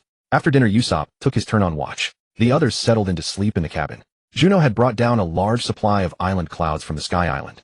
He placed a rectangular slab of cloud in a corner of the cabin, then carved several hollows into it using cloud working techniques. One could sleep inside like in a sleeping bag, soft, warm, and comfortable. Far more comfortable than the hammocks of old. Even the lookout station had been specially arranged, a cat bed-like structure where one could sit atop or curl up inside. The ladies' quarters were naturally not overlooked. Everything that needed arranging was attended to. Time flowed like water, irreversible, and the night deepened. Suddenly, an unusual flute melody washed over the entire ship. Instantly, Juno jolted awake, as if startled. The haunting flute persisted. "Who's playing that flute at this hour?" Juno hopped from his resting spot and climbed onto the deck. As he moved, he sensed something amiss about the tune. No matter where he went, the sound seemed to echo right beside his ear, unwavering regardless of his surroundings. When Juno stepped onto the deck and scanned his surroundings, the sound finally ceased. Juno could feel a sense of familiarity about the situation. He knew this was a pivotal story moment, yet he couldn't immediately recall which one. Over 1,000 episodes of anime and manga serialized for more than 2 decades. If a plot point wasn't particularly crucial or lengthy, it was bound to fade from memory without a reminder. But this seems connected to that scar on Luffy's chest, doesn't it? Juno mused as he walked. Only when he returned to the cabin and saw everyone asleep did a faint memory begin to surface. The memory seahorse. A single memory seahorse had possessed a curly-haired boy, stripping every soul on the island of their memories, and targeting passing ships as well. The boy himself was insignificant. The true treasure was the memory seahorse. The fact that it could activate its power in the sea meant it was not a devil fruit user. Its memory-devouring ability was innate, meaning it would mature in just 1 month after being planted. In a month's time, he would master the ability to extract memories from others. Though it only worked on unconscious targets, daily consumption of the fruit should gradually strengthen it. With that conclusion, Juno simply returned to sleep. Having drained their memories, the memory seahorse likely wouldn't return until dawn. The next day, a piercing scream shattered everyone's slumber. All rushed from their cabins. Usopp, on night watch at the lookout, was the one shrieking. Once everyone emerged, everyone except Robin and Juno stared at each other, as though they were complete strangers. "Who are you? Can you tell me where we are?" "The Jolly Roger." At that moment, Usopp from the lookout pointed at the pirate flag fluttering atop the mast, and screamed again. "You've all lost your memories," Juno stated plainly. "Now tell me, what's the most recent thing you can remember?"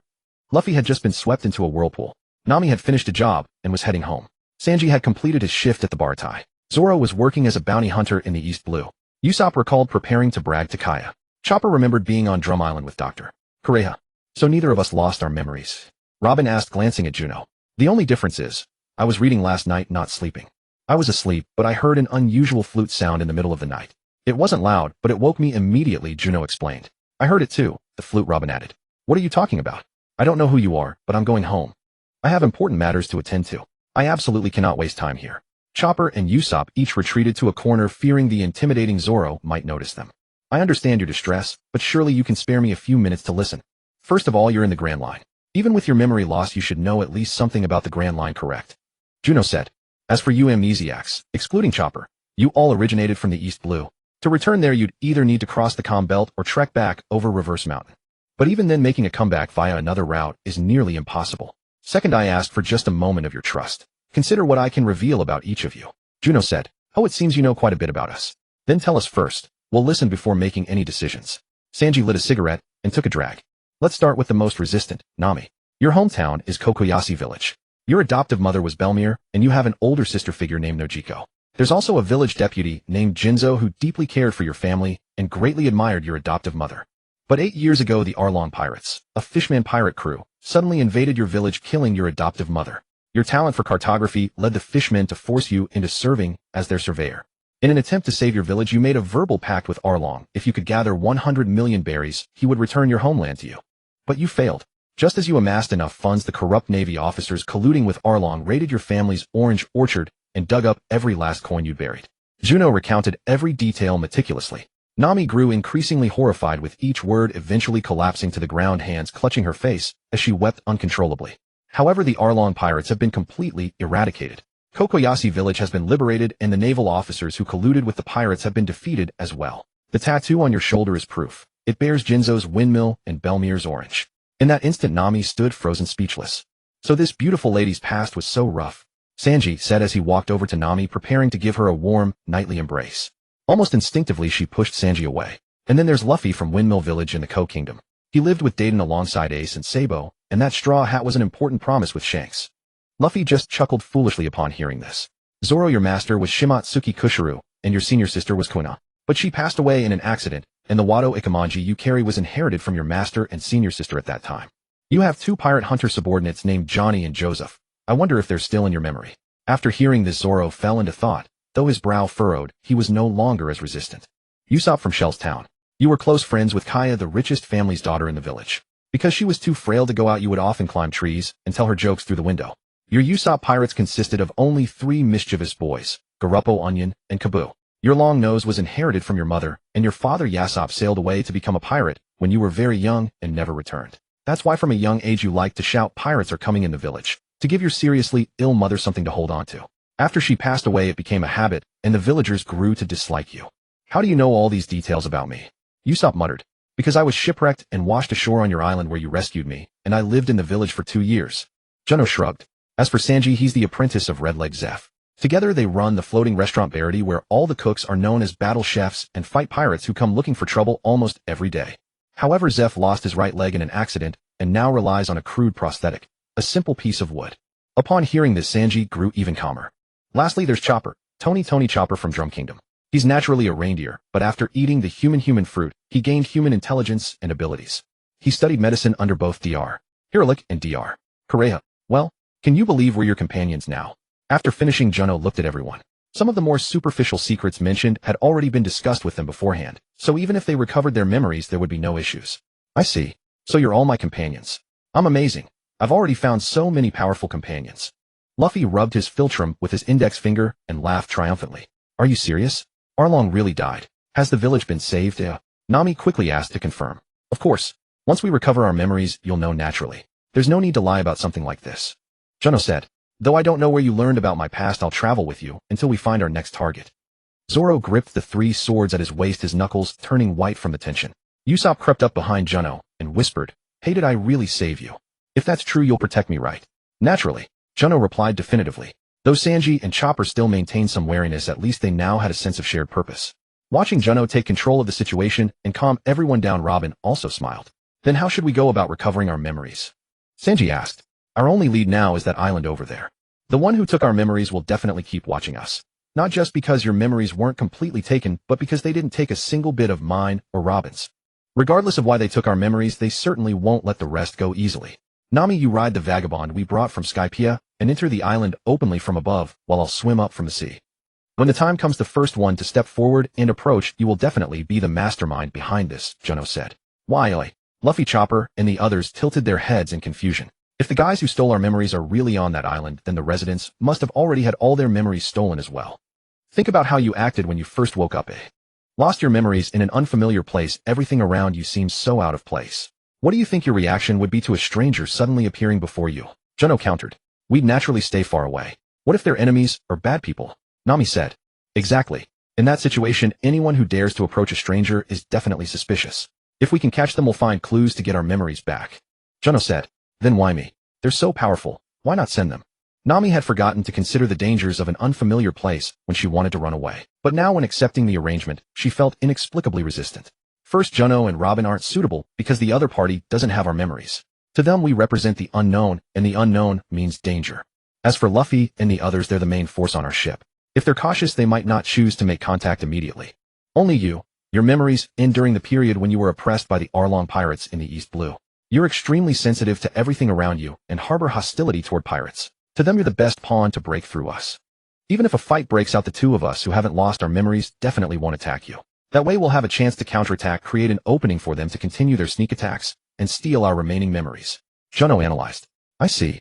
Luffy punched his palm, looking suddenly enlightened. Don't worry, I'll follow in the water and ensure your safety, Juno said to Nami. Though somewhat worried and afraid, Nami now also wanted to know what had happened to her hometown, and in the end she couldn't resist. She agreed to the subsequent arrangements.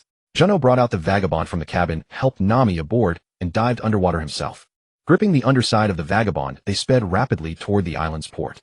Even with amnesia, once he encountered the vagabond again, he could quickly relearn how to operate it. In the blink of an eye, Nami had driven the vagabond onto the dock. And the moment Juno reached shore, he released the bottom of the vagabond and headed to the island from another direction. Throughout the entire journey, he maintained his maximum speed, his figure like a gust of wind disappearing in an instant. Nami pushed the vagabond ashore from the dock and headed upward. She could clearly see the houses on the high ground. The people inside the houses were indeed cautiously observing from behind windows and door cracks, unwilling to come out and interact with her. Just at that moment, a curly-haired boy wearing a cloak and hat holding a pink seahorse appeared before Nami. Thud. Juno had been quietly trailing Nami. When the person holding the seahorse appeared, he struck immediately, kicking the seahorse from his hand and catching it in his own.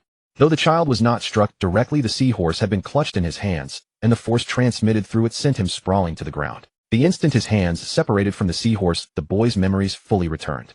Seeing the scene before him, a cold sweat broke out across his body. In a panic, his eyes darted about as though struck by an idea, and he immediately turned and fled. Juno paid no mind to the little rascal, focusing instead on the seahorse in his grip, hammering it repeatedly with his fists. With each blow, a wisp of luminous mist flew forth from the seahorse's mouth. As Juno's fist grew ever swifter, more and more of the glowing mist poured from the seahorse's jaws. Once freed from their constraints, the luminous wisps scattered in every direction. A large portion of it flew toward the town on the island. Meanwhile, several strands drifted toward Nami the Going Merry and the others nearby. I remember. Nami called out, her memories restored. Juno, without hesitation, confirmed the seahorse had nothing more to release, then carried it into the farm space for planting.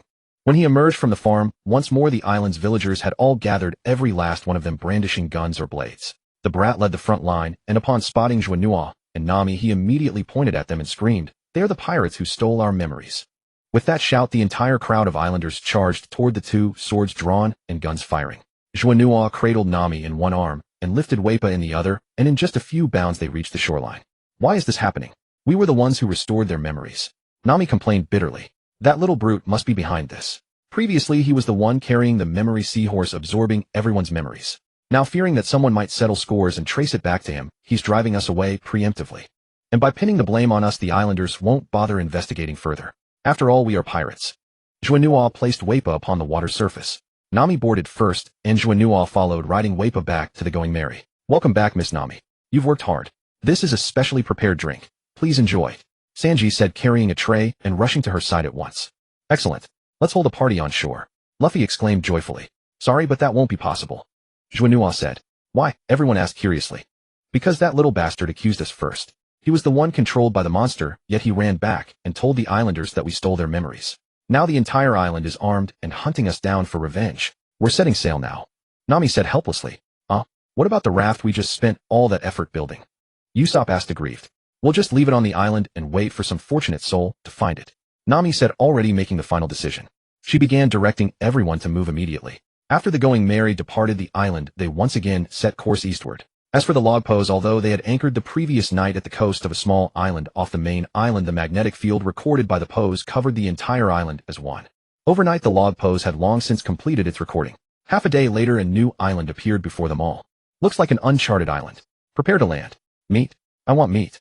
As the Going Merry approached a sea cliff, everyone disembarked in succession. Sanji made preliminary preparations on the beach, while the others entered the forest to hunt. Food supplies, staples, fruits, and vegetables were provided by Juno, so there was no worry there. But meat, no matter how much they prepared, was never enough. Luffy's appetite kept growing, as though he could rapidly strengthen himself through eating alone. Over the long voyage, as he gradually grew stronger, even Nami's portions had increased. A beach barbecue feast. Juno, Luffy, and the others all returned from the hunt, each carrying various game. After Sanji prepared the ingredients, they were all tossed into a single pan, a flat iron plate serving as the stove with a steel frame beneath and roaring flames. Only after everyone had eaten their fill did they pack up and venture deeper into the uncharted island for exploration. An unexplored island, its ecological environment remained in a primitive state. Under such conditions, the island's medicinal herbs would be far more abundant. Various flora and fauna were equally diverse. Chopper searched for medicinal herbs while Juno gathered edible plants and animals. The others either helped or were simply playing around, running through the forest and sending all manner of creatures scattering in chaos. What's this track? Luffy suddenly pointed to wheel marks on a dirt path winding through the trees. Looks like bicycle tire tracks. Usopp examined them closely and drew a conclusion, but immediately contradicted himself. But isn't this supposed to be an uninhabited island? How could there be a bicycle? Let's go take a look and find out. Maybe there are other people on the island. I wonder who they could be. Luffy curiously followed the tire tracks, leading the way forward. But Robin, walking at the very rear of the group, felt a deep unease. Watching the bicycle tracks on the ground, Juno also recalled a certain someone. Admiral Kizaru of the Marines, a master known for riding a bicycle while roaming wherever he pleased. 'Tis what trouble. He must have come here to test whether the blonde man who took the girl was worthy of protecting her, and to conduct an assessment as well. As long as he didn't display any cowardly behavior and flee with the face of Nico, Robin, and Monkey D. Luffy on his side, his life shouldn't be in danger. But if a real fight broke out, he would undoubtedly take a beating. Juno thought, ultimately shaking his head helplessly. Without any special abilities or haki, resisting an admiral's freezing power was virtually impossible. They could only take things as they came. Finally, as they emerged from the forest, the view suddenly opened up. A massive boulder stood in the center of the clearing, blocking their line of sight. A dark, plum blossom-shaped object protruded from the top of the boulder. It looked somewhat like a mushroom. Chopper happily and curiously ran toward it, but instead of picking the mushroom, he himself was knocked backward and fell hard. Chopper, what's wrong? Are you alright? The group hurried forward, one after another, lining up behind Chopper. At the same time, they also saw the man standing behind the great boulder. His tall frame appeared somewhat lean, with black curly hair coiling around the back of his head and an eye patch covering his eyes. A white vest layered over a blue shirt, hands tucked into the pockets of white suit pants, his jacket hanging loosely from one hand. Even merely standing there, the aura he exuded was enough to make one's heart race. The group gasped in alarm. Nico Robin instinctively stumbled backward, then fell to the ground in terror. What's wrong? Are you all right? The moment Nico Robin collapsed in shock, everyone standing at the front turned their heads to look at her, filled with concern. As if the commotion had finally roused him, Kazan lifted the eye patch from his eyes and lazily turned his head toward the group. And who might you all be? His voice and tone carried an unmistakable languor.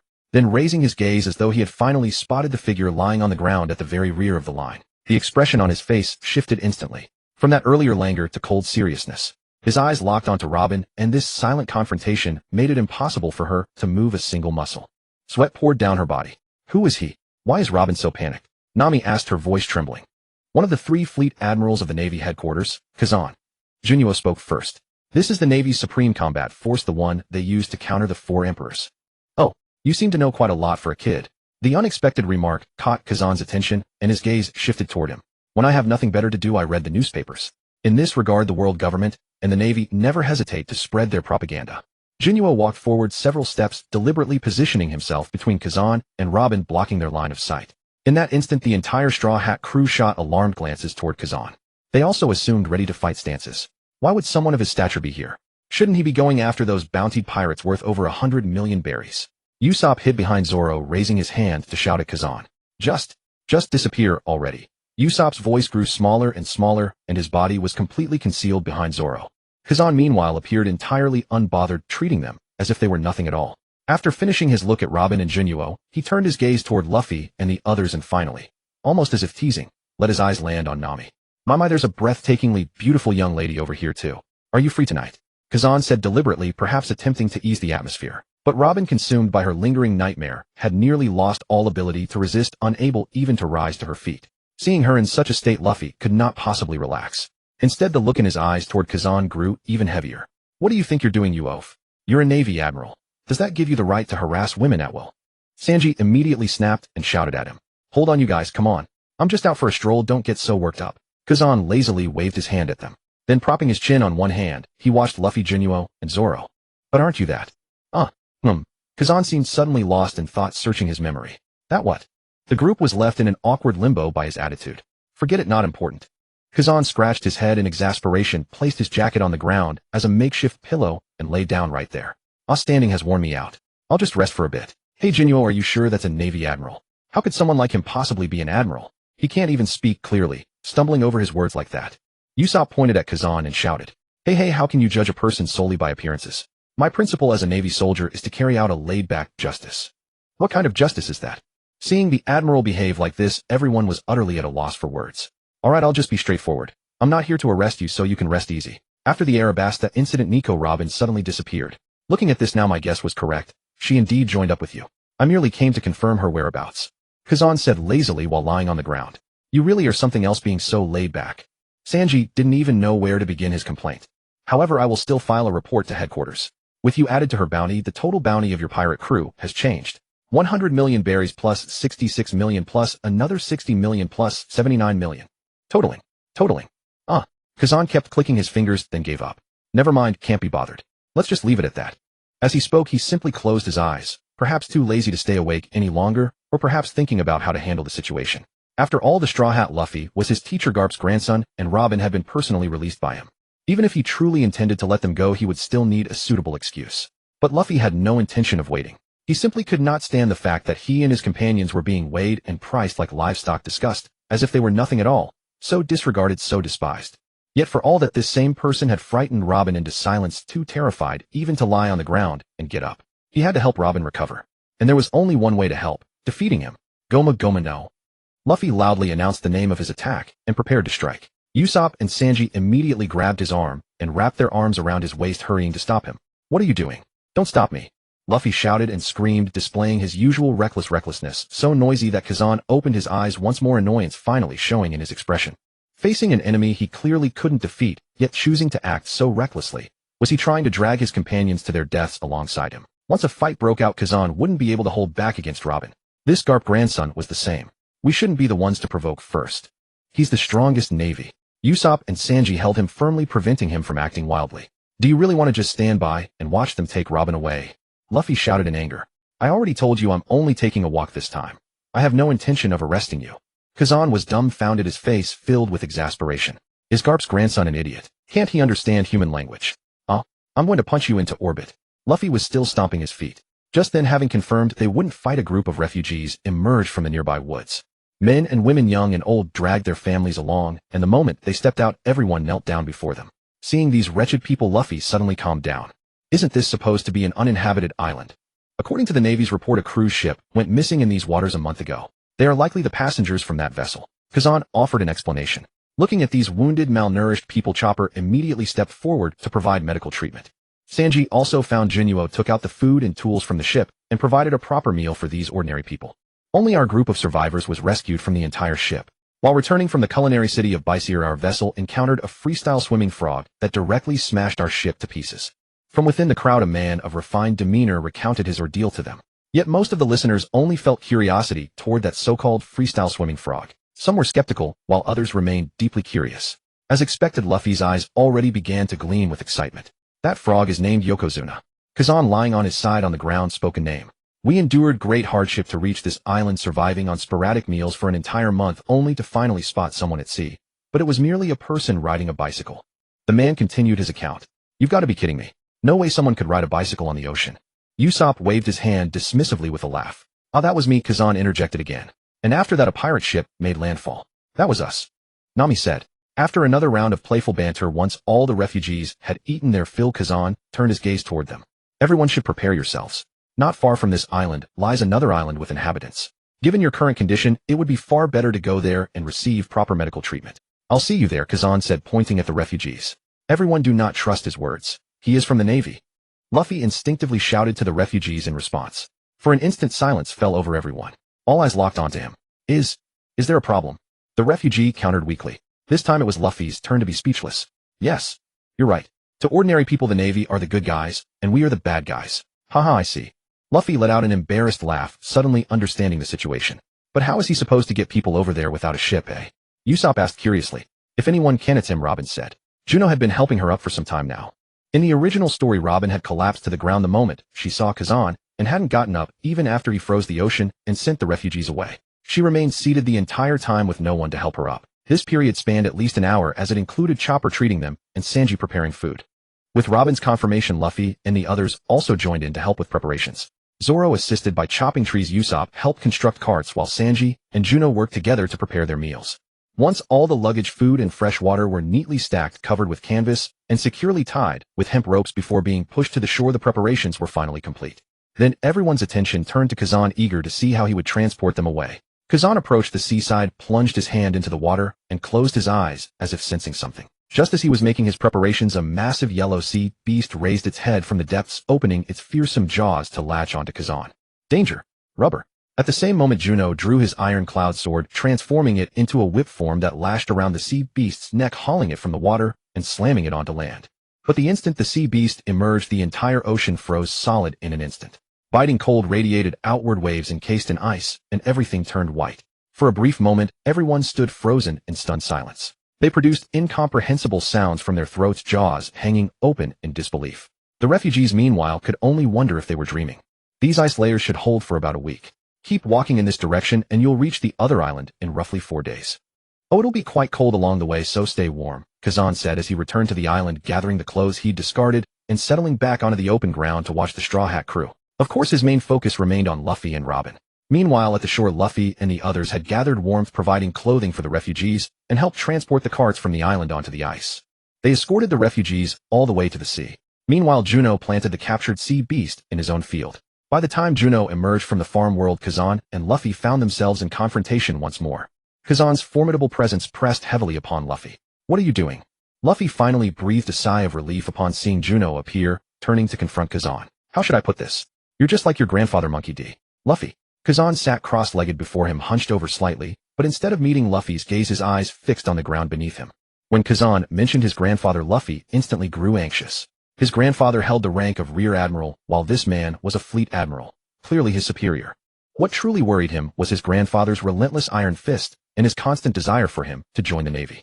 With this fleet admiral appearing now, was he about to be taken back by force? Should I call you reckless, or just completely unpredictable? Despite facing a fleet admiral, someone he had nearly come to blows with, he managed to interact and play with those refugees so freely, disregarding powerful enemies and nobility harboring such a spirit of defiance. This attitude was nothing short of unyielding rebellion. And someone as defiant who has become a pirate would inevitably become a calamity for the world government and the Navy. Adding to this was his identity. If left unchecked, it would surely tarnish Rear Admiral Garp's legacy in his later years. Cold sweat trickled down Luffy's body as those around him turned to look at him. Luffy's grandfather, is it Rear Admiral Garp? Right, Luffy's grandfather is Rear Admiral Garp and a hero of the Navy. Given his status, we should be fine, right? Are you an idiot? This is a fleet admiral. The position ranks above a rear admiral. He might even be Luffy's grandfather's superior. Could he be planning to clean house? Nami, Sanji, Usopp, Zoro, and the others gathered closely, discussing anxiously. Robin stood beside them, somewhat surprised that everyone knew Luffy's background. Upon hearing their words, Kazan fell silent. He too was faced with a choice. Since graduating from the elite training camp, he had served under Garp, undertaking missions and receiving instruction from him. Aside from Fleet Admiral Zifa, Garp was his second mentor. If he stood by and watched Luffy continue down the path of piracy, once their relationship became known, Garp's reputation would suffer a devastating blow. He was already quite old. Garp, who had dedicated his entire life to the Navy and justice, would ultimately fall at his grandson's hands. All his lifelong honors rendered meaningless. What a bitter irony. In the past, I was greatly favored by your grandfather. I came here originally to lay eyes on Nico, Robin, and you. But Kazan's tone shifted abruptly from nostalgic reflection to something sharp and piercing. Now I still think you should just die here. In that instant, his eyes were filled with murderous intent. In an instant, everyone assumed their combat stances. By tracking your exploits, it doesn't take long to see you're all quite stubborn lot. Though few in number, gathering dangerous individuals like yourselves will only make you more troublesome down the line. From the very first warrants issued for your capture until now, your actions, the speed at which you've grown. I've dealt with plenty of lawless scoundrels, and I can sense it. You possess truly terrifying potential. Kazan rose to his feet as he spoke. He intended to put them through a test. Not only for Robin, but for Garp as well. Water 7 and Eni's lobby lay just ahead. If they continued marching forward so brazenly, they would certainly attract the attention of CP9. The current leader of CP9 was the son of the former CP official who had been in charge of the O'Hara affair. Their sinister disposition was plainly inherited. Without proper preparation, they were dead meat. Better to perish at his hands now than fall into theirs, giving themselves and Garp a measure of peace in their twilight years. What makes me most wary is Unico, Robin. A bounty doesn't necessarily reflect one's strength. It reflects the threat one poses to the world government. And Unico, Robin, were already wanted for 79 million berries at the age of 8. Despite being but a child, you somehow managed to stay alive. Betrayal and flight, flattery and manipulation. You survived in this dark world, relying solely on your cunning mind. So this time you chose to take refuge among these people. Straw Hat, you'll understand soon enough. The fact that every organization linked to her has been wiped out speaks for itself. Were the shadows of the 7 warlords not extinguished by your own hands? As Kazan spoke, he stepped toward Robin, prompting everyone to form a barrier before him. Shut up, damn it. That's all in the past, and irrelevant now. Luffy roared. Robin is our precious crewmate. You'll say nothing ill of her. Zoro and the others snapped to attention, their anger flaring. Cut it out with that disgusting talk, brat. What grievance do you have against Miss Robin? No grievance exactly. Though if we're discussing familiarity, she did escape from my grasp once before. Kazan began, releasing an aura of cold icicles forming on the grass beneath his feet. About that, I'd like to say something. Though I haven't known her long, I can tell what kind of person Robin is. All the organizations she dismantled beforehand were nothing but cruel, corrupt syndicates. Every single one either wanted her bounty or her life, or at the very least her beauty.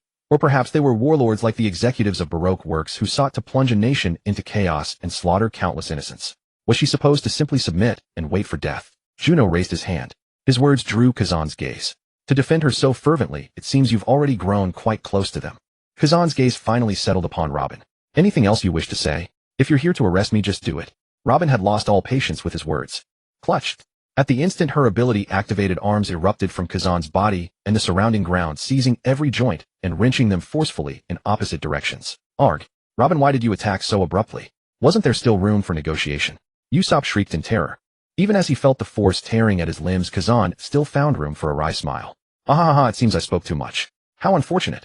I had thought you a clever woman. I clearly overestimated you. Unable to bear another word, Robin immediately activated her devil fruit power. Hook clawed. Usopp seawater. Juno shouted in unison. With a powerful strike, Kazan's entire body shattered into blocks of ice. Natural type ability users always enjoy displaying their powers to their opponents, allowing them to demonstrate the futility of their attacks. A tactic that to a certain extent could impose psychological pressure upon their enemies. He's scattered into ice blocks. Admiral Kazan is dead. Chopper's eyes bulged in horror. Such a demise was indeed more shocking than simply vanishing without a trace. Prompted by Juno's warning, Usopp quickly reacted, retrieving his specialized seawater bullets designed to counter devil fruit ability users from his satchel. He loaded and fired. The explosive dust, saturated with the essence of the ocean, filled the shattered ice fragments. Finale Seawater Star Barrage. 5 shots of seawater bullets rained down. As the explosions subsided, everyone turned toward the scattered ice. Nami and Chopper retreated to the rear of the formation. Luffy, Zoro, Sanji, and Juno stood together in the front line, surrounding the frozen area, but only for an instant. An even more powerful and biting cold radiated outward from where Kazan had stood, freezing not only the earth, but the very air itself. From the pile of shattered ice, a figure composed entirely of frost gradually rose, reconstituting itself into Kazan's human form. You struck with real ferocity. I clearly underestimated you. Seawater bullets. To harness the power of the sea within those projectiles. If my power were even slightly weaker, you would have succeeded. Kazan casually twirled an ice sphere in his hand, murmuring his praise. Even seawater is ineffective. Everyone run. Usopp, seeing his bullets had failed, immediately turned to flee. Hey Juno, think of something using that brain of yours. What should we do now? Sanji called out across Kazan. Kazan rubbed the ice sphere between his palms, molding it instantly into the shape of a blade. Fight with everything you've got. Absolute power can erase any variable that strategy might create. As Juno spoke, Kazan already swung his ice blade toward Robin. Then let us fight. The moment the words left Zoro's lips, his sword was already intercepting Kazan's blade. At the same instant, Sanji launched a flying kick, while Juno wielded Mr. Four's 4-ton iron baseball bat with thunderous force. Luffy unleashed his Gum-Gum Fruit techniques. Gear second, Gum-Gum Pistol. In an instant he compressed air within his body, shifting into the next stage. His fists moved faster with greater power. In that same fleeting moment, Kazan seized Sanji's descending leg, froze Zoro's sword arm, and immobilized Luffy's punch. Then pivoted, sending Sanji crashing into Juno's steel bat. If that blow had landed, Sanji's skull would have been crushed. Juno could only abort his swing and pivot away. At the same moment, Luffy's fist struck Kazan's body. But the instant his fist made contact, it too was frozen solid. Within moments, Luffy, Zoro, and Sanji, all three were encased in ice. As he hurled the frozen pair away, Luffy stumbled backward, dragging his encased fist. Luffy, Zoro, Sanji. Go save them. If they're frozen and not thawed promptly, they'll suffer severe frostbite, even permanent loss of limb function. Chopper cried out, shouting to Usopp beside him. At that very moment, Kazan broke through the encirclement, gliding across the ice like a skater, and arrived before Robin, sweeping her into his arms in an instant. In the next instant, Robin was encased in ice. Upon the desolate island wasteland, Kazan embraced Nico Robin, and in an instant, she was completely encased in ice. At that moment, a serene compassion appeared upon Kazan's face, much like a Buddhist statue within a temple. However, just as Kazan turned his back on Juno, the 4-ton iron bar in his hand suddenly transformed into a slender 10-handed staff. Evading the incoming Sanji upon landing, his figure moved like lightning, and the 10-handed staff struck directly at Kazan. Boom! An ice wall suddenly erupted behind him, completely blocking Juno's thrust. In the next instant, Kazan released Robin's ice statue, and his face emerged from the ice wall. This is the sea stone weapon you stole from Smoker, isn't it? After using it for so long, it's time to return it. After the 10-handed staff pierced the ice wall, it became completely immobilized within it. Kazan's ice could freeze all substances. Moreover, the 10-handed staff was not made entirely of sea stone, except for its tip. The rest was ordinary alloy. The ice spread forward along the staff, threatening to freeze his hand as well. No matter how hard Juno struggled, he could not pull the staff free, so he chose to let go to save his own life. He quickly retreated. Meanwhile, Usopp, Nami, and Chopper had taken advantage of Kazan turning to confront Juno to carry Robin's ice statue to another location. Having successfully rescued her, they were celebrating together. Luffy also gathered Sanji and Zoro beside Juno, their hands and feet already frozen stiff. Just as Sanji and Zoro were preparing to strike again, Luffy stood in front. You two go treat your injuries. I'll handle this. Luffy's eyes never left Kazan. I will duel you alone. Luffy. Zoro found this hardest to accept. Go quickly. Robin, and all of you need treatment. Juno, get the ship ready at the shore. As Luffy spoke, he had already assumed a horse stance, his frozen hand pressing against the ground. In an instant, he pumped air and blood throughout his body, steam rising from his flesh as his skin turned scorching red. That very moment, the ice on his arm shattered directly. You better survive, Captain. Juno grabbed one person in each arm, said this, and then sprinted away. Juno caught up with Usopp, Chopper, and the others who had already run ahead, arriving at the opposite shore first. Kazan had completely frozen the sea around this side of the island to allow the refugees to depart. To retrieve the ship, they had to go to the opposite side of the island. The Going Merry appeared on the sea surface, dropped off the two, then reversed to fetch Robin's ice statue and Chopper back into the cabin. In the bathroom under Chopper's direction, they placed Robin into a bathtub and poured hot water over her. Sanji and Zoro also followed Chopper's instructions, using water to defrost themselves before jumping directly into the sea. Hey, where's Luffy? Usopp asked fearfully upon returning to the ship. Don't worry, Luffy is Garp's grandson. Although Kazan is a fleet admiral, Garp's name still carries weight.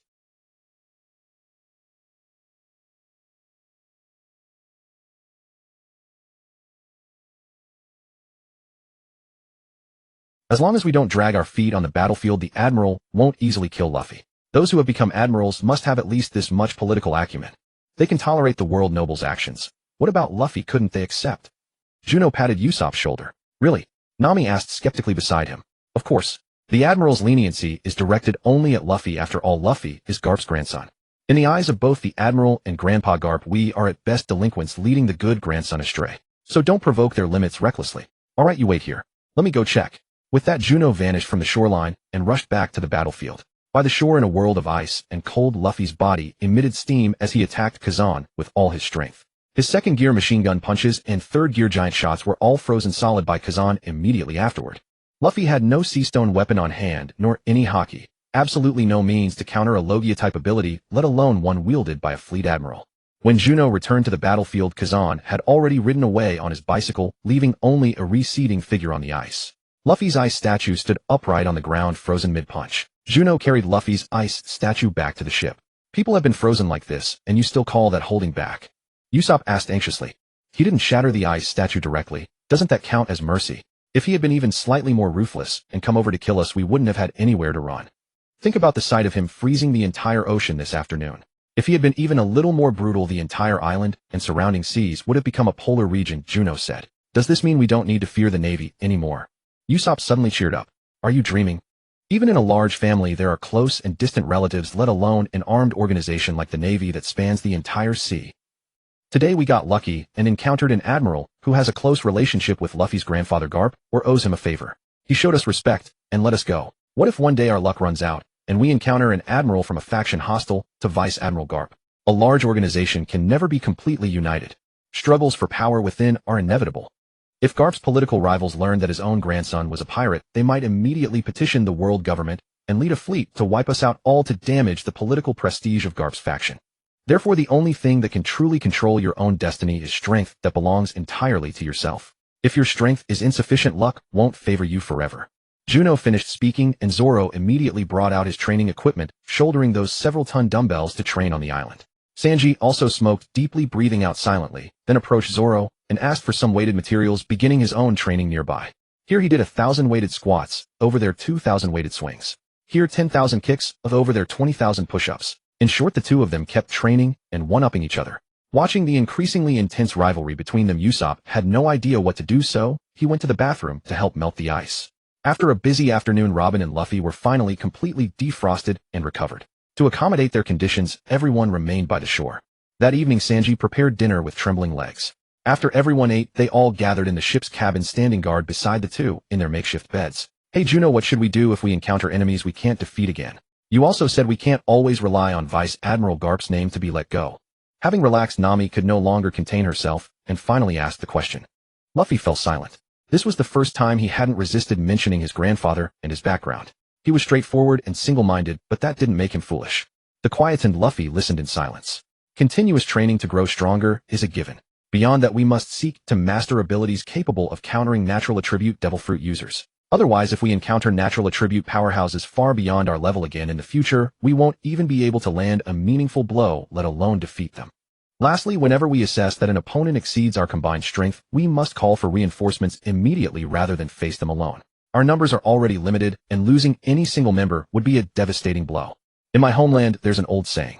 For want of a nail, the shoe was lost; for the lack of a shoe, the horse was lost; for the lack of a horse, the rider was lost; for the lack of a rider, the battle was lost; for the lack of a battle, the kingdom was lost. This isn't hyperbole. I'm telling you that every single person here is vital. We cannot afford to lose anyone. Luffy, Robin, do you agree with these words? After speaking, Juno looked around at everyone present, finally locking his gaze onto the two of them. Absolutely. Luffy shouted. We can't lose anyone. Usopp and Chopper were the best at hyping up the crowd, so when one of them yelled, the others joined in immediately.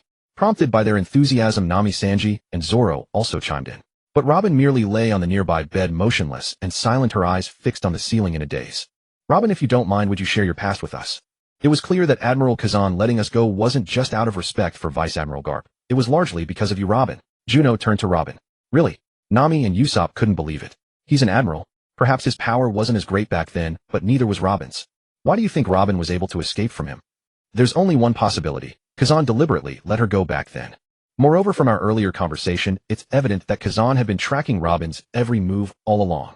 That's why he mentioned that after the Alabasta incident, while Robin disappeared from sight, he was already ahead of us at the island where we took shelter. Proof that she never truly escaped his watchful eyes. Yet he kept surveilling her without making a move. What does that signify? Juno asked, and Robin finally stirred. What do you mean? Nami pressed. Admiral Kazan has come to regard Robin as a junior under his protection. One purpose of this visit is for him to test us, seeing whether we deserve to remain her companions and possess the strength to continue sailing alongside her on the Grand Line. After sailing together for this long, you all know what kind of person Robin is. Do you really think she'd be someone who betrays her comrades so casually? Impossible. Sanji was quick to disagree. Then given this situation, there are only two reasons Kazan might claim all the organizations Robin was involved with have been destroyed. The first is that someone within the organization harbored ill intentions toward her, forcing her to resist for self-preservation. The second reason is that as the so-called demon child labeled at age 8 with a bounty of 79 million berries, she carries a monumental burden, and provoking it spells ruin. Therefore, Kazan's arrival serves both to guard against any hidden agendas we might harbor toward Robin and to test whether we have the strength to confront that calamity. So does this mean we've passed the test? Usopp exclaimed with delight, leaning over the back of his chair. It seems my devotion to Miss Robin has been recognized. Miss Robin, for all the days ahead, allow me to serve as your knight and protect you forever. Sanji rushed to Robin's bedside, taking her hand in his with deep emotion. Robin, after spending these days together, you should understand the captain's nature, and us as well. From the day you chose to join us, your struggles are no longer solely your own. If you truly care about us and wish to spare us trouble, then share your burdens with us. That's the best way to protect us all. Juno spoke earnestly. Nico Robin lay on the bed, while Sanji released her hand and sat beside her. The others watched quietly, awaiting her decision. Words had been spoken to this point. If she still refused to open up, it would only confirm that trust between them remained fractured. Robin. Chopper, ever innocent, wanted to urge her forward, but finding her name on his lips left him speechless. They waited in silence. 1 minute, 10 minutes. Until that familiar, captivating voice finally broke through. My hometown is O'Hara. In her voice unfolded a tragic tapestry. The forbidden century of history, the poneglyphs the Buster called the Shattered Island, and her mother's execution before her very eyes. Even the evacuated civilians were bombed without mercy. Hunted and pursued, she escaped that island only through Soru and Kazan's intervention. To the world government and the Marines alike. Nico Robin, hear me clearly. You are my nakama. No one will ever take you away. Miss Robin, you are my princess, and I am your knight. Until this night falls, allowing even a speck of dirt upon your gown would be my greatest failure. Sanji echoed his declaration. Then all eyes instinctively turned to Juno. He had initiated this. The captain's word is our word. Juno stood firm in his assertion. Yet even as he spoke, he couldn't suppress his inner critique. This same trope had nagged at him since before he transmigrated into this world. Juno leaned forward and whispered, have those scholars been regularly screened for neurological conditions? Realizing she'd bristle at the implication, he quickly added, listen, the 100-year blank history, the world government decreed it untouchable, sealing it away for 8 centuries at tremendous cost. I understand their arguments about the right to know and protected cultural heritage. I'm not saying they're wrong to act. But consider this, imagine a ruthless bandit who slaughtered countless people and stole vast fortunes, then concealed every trace of his crimes before reinventing himself as a philanthropist and prominent figure. Now picture a stubborn journalist who senses something amiss and resolves to investigate, determined to expose him.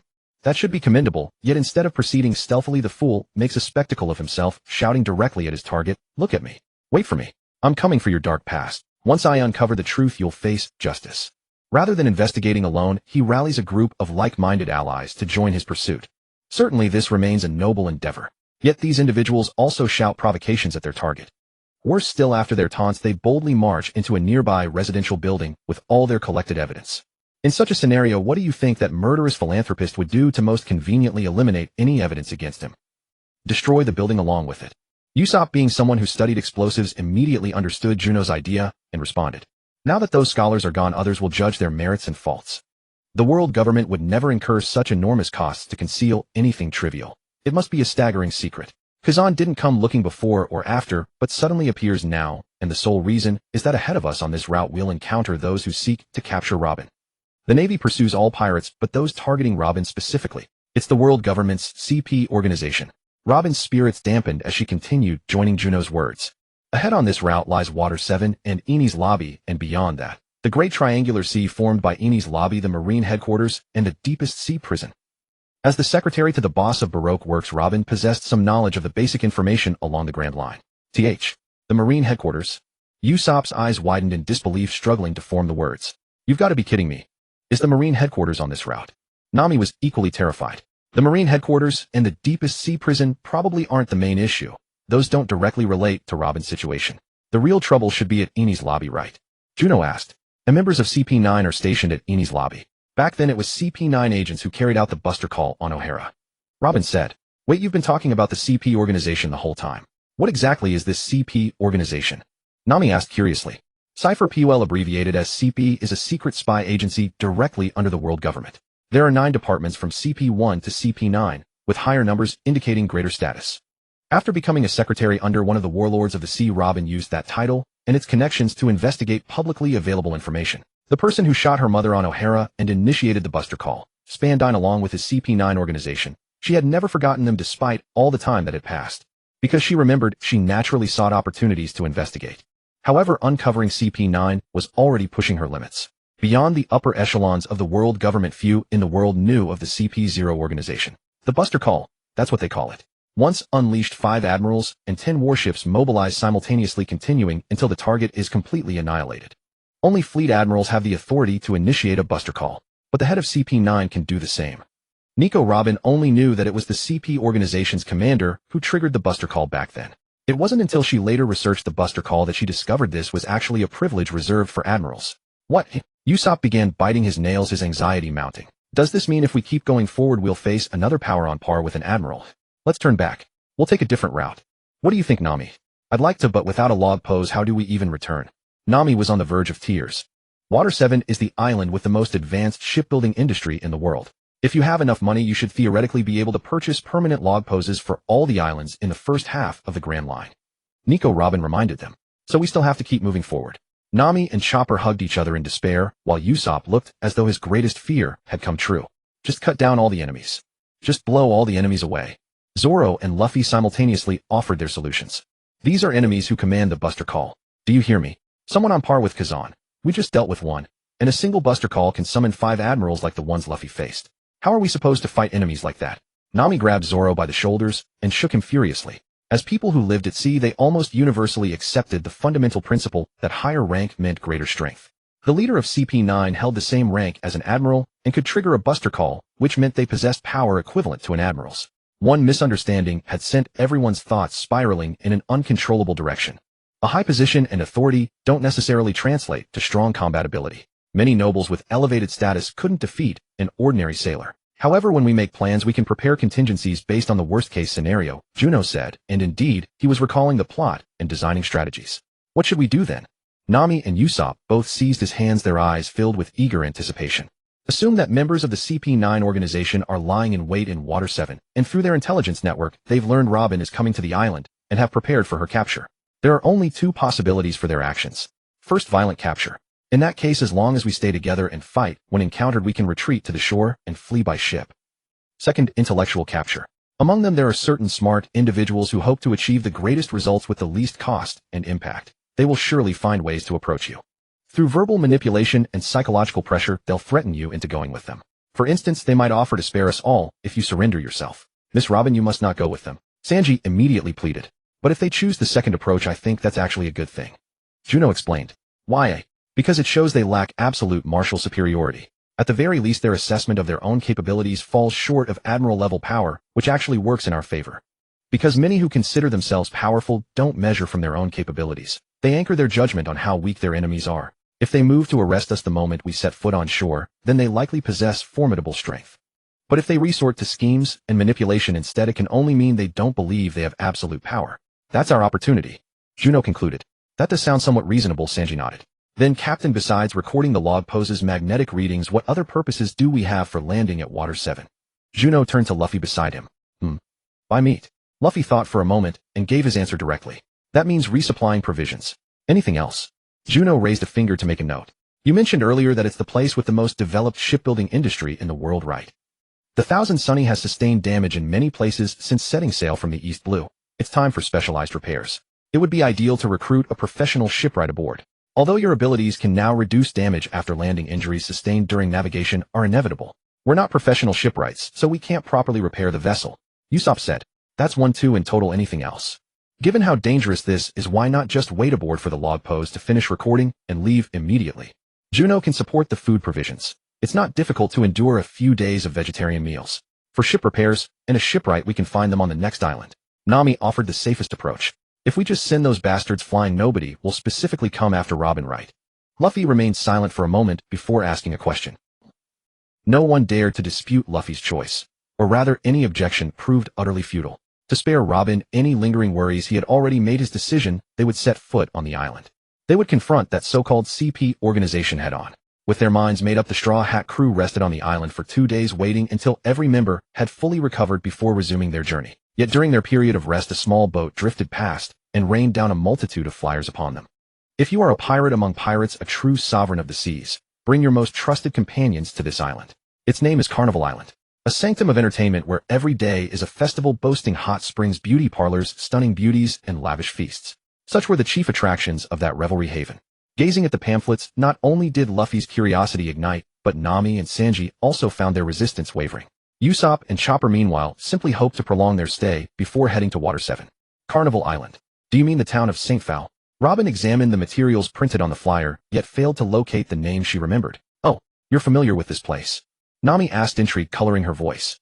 The city of St. Willow, the Spring Queen, the city of gastronomy Bocce, and the carnival town of St. Fowl. They form the entertainment hub surrounding Water 7. Legend has it that within these 3 locales one may indulge in every form of amusement the world has to offer. They are also renowned as the greatest money pits on earth.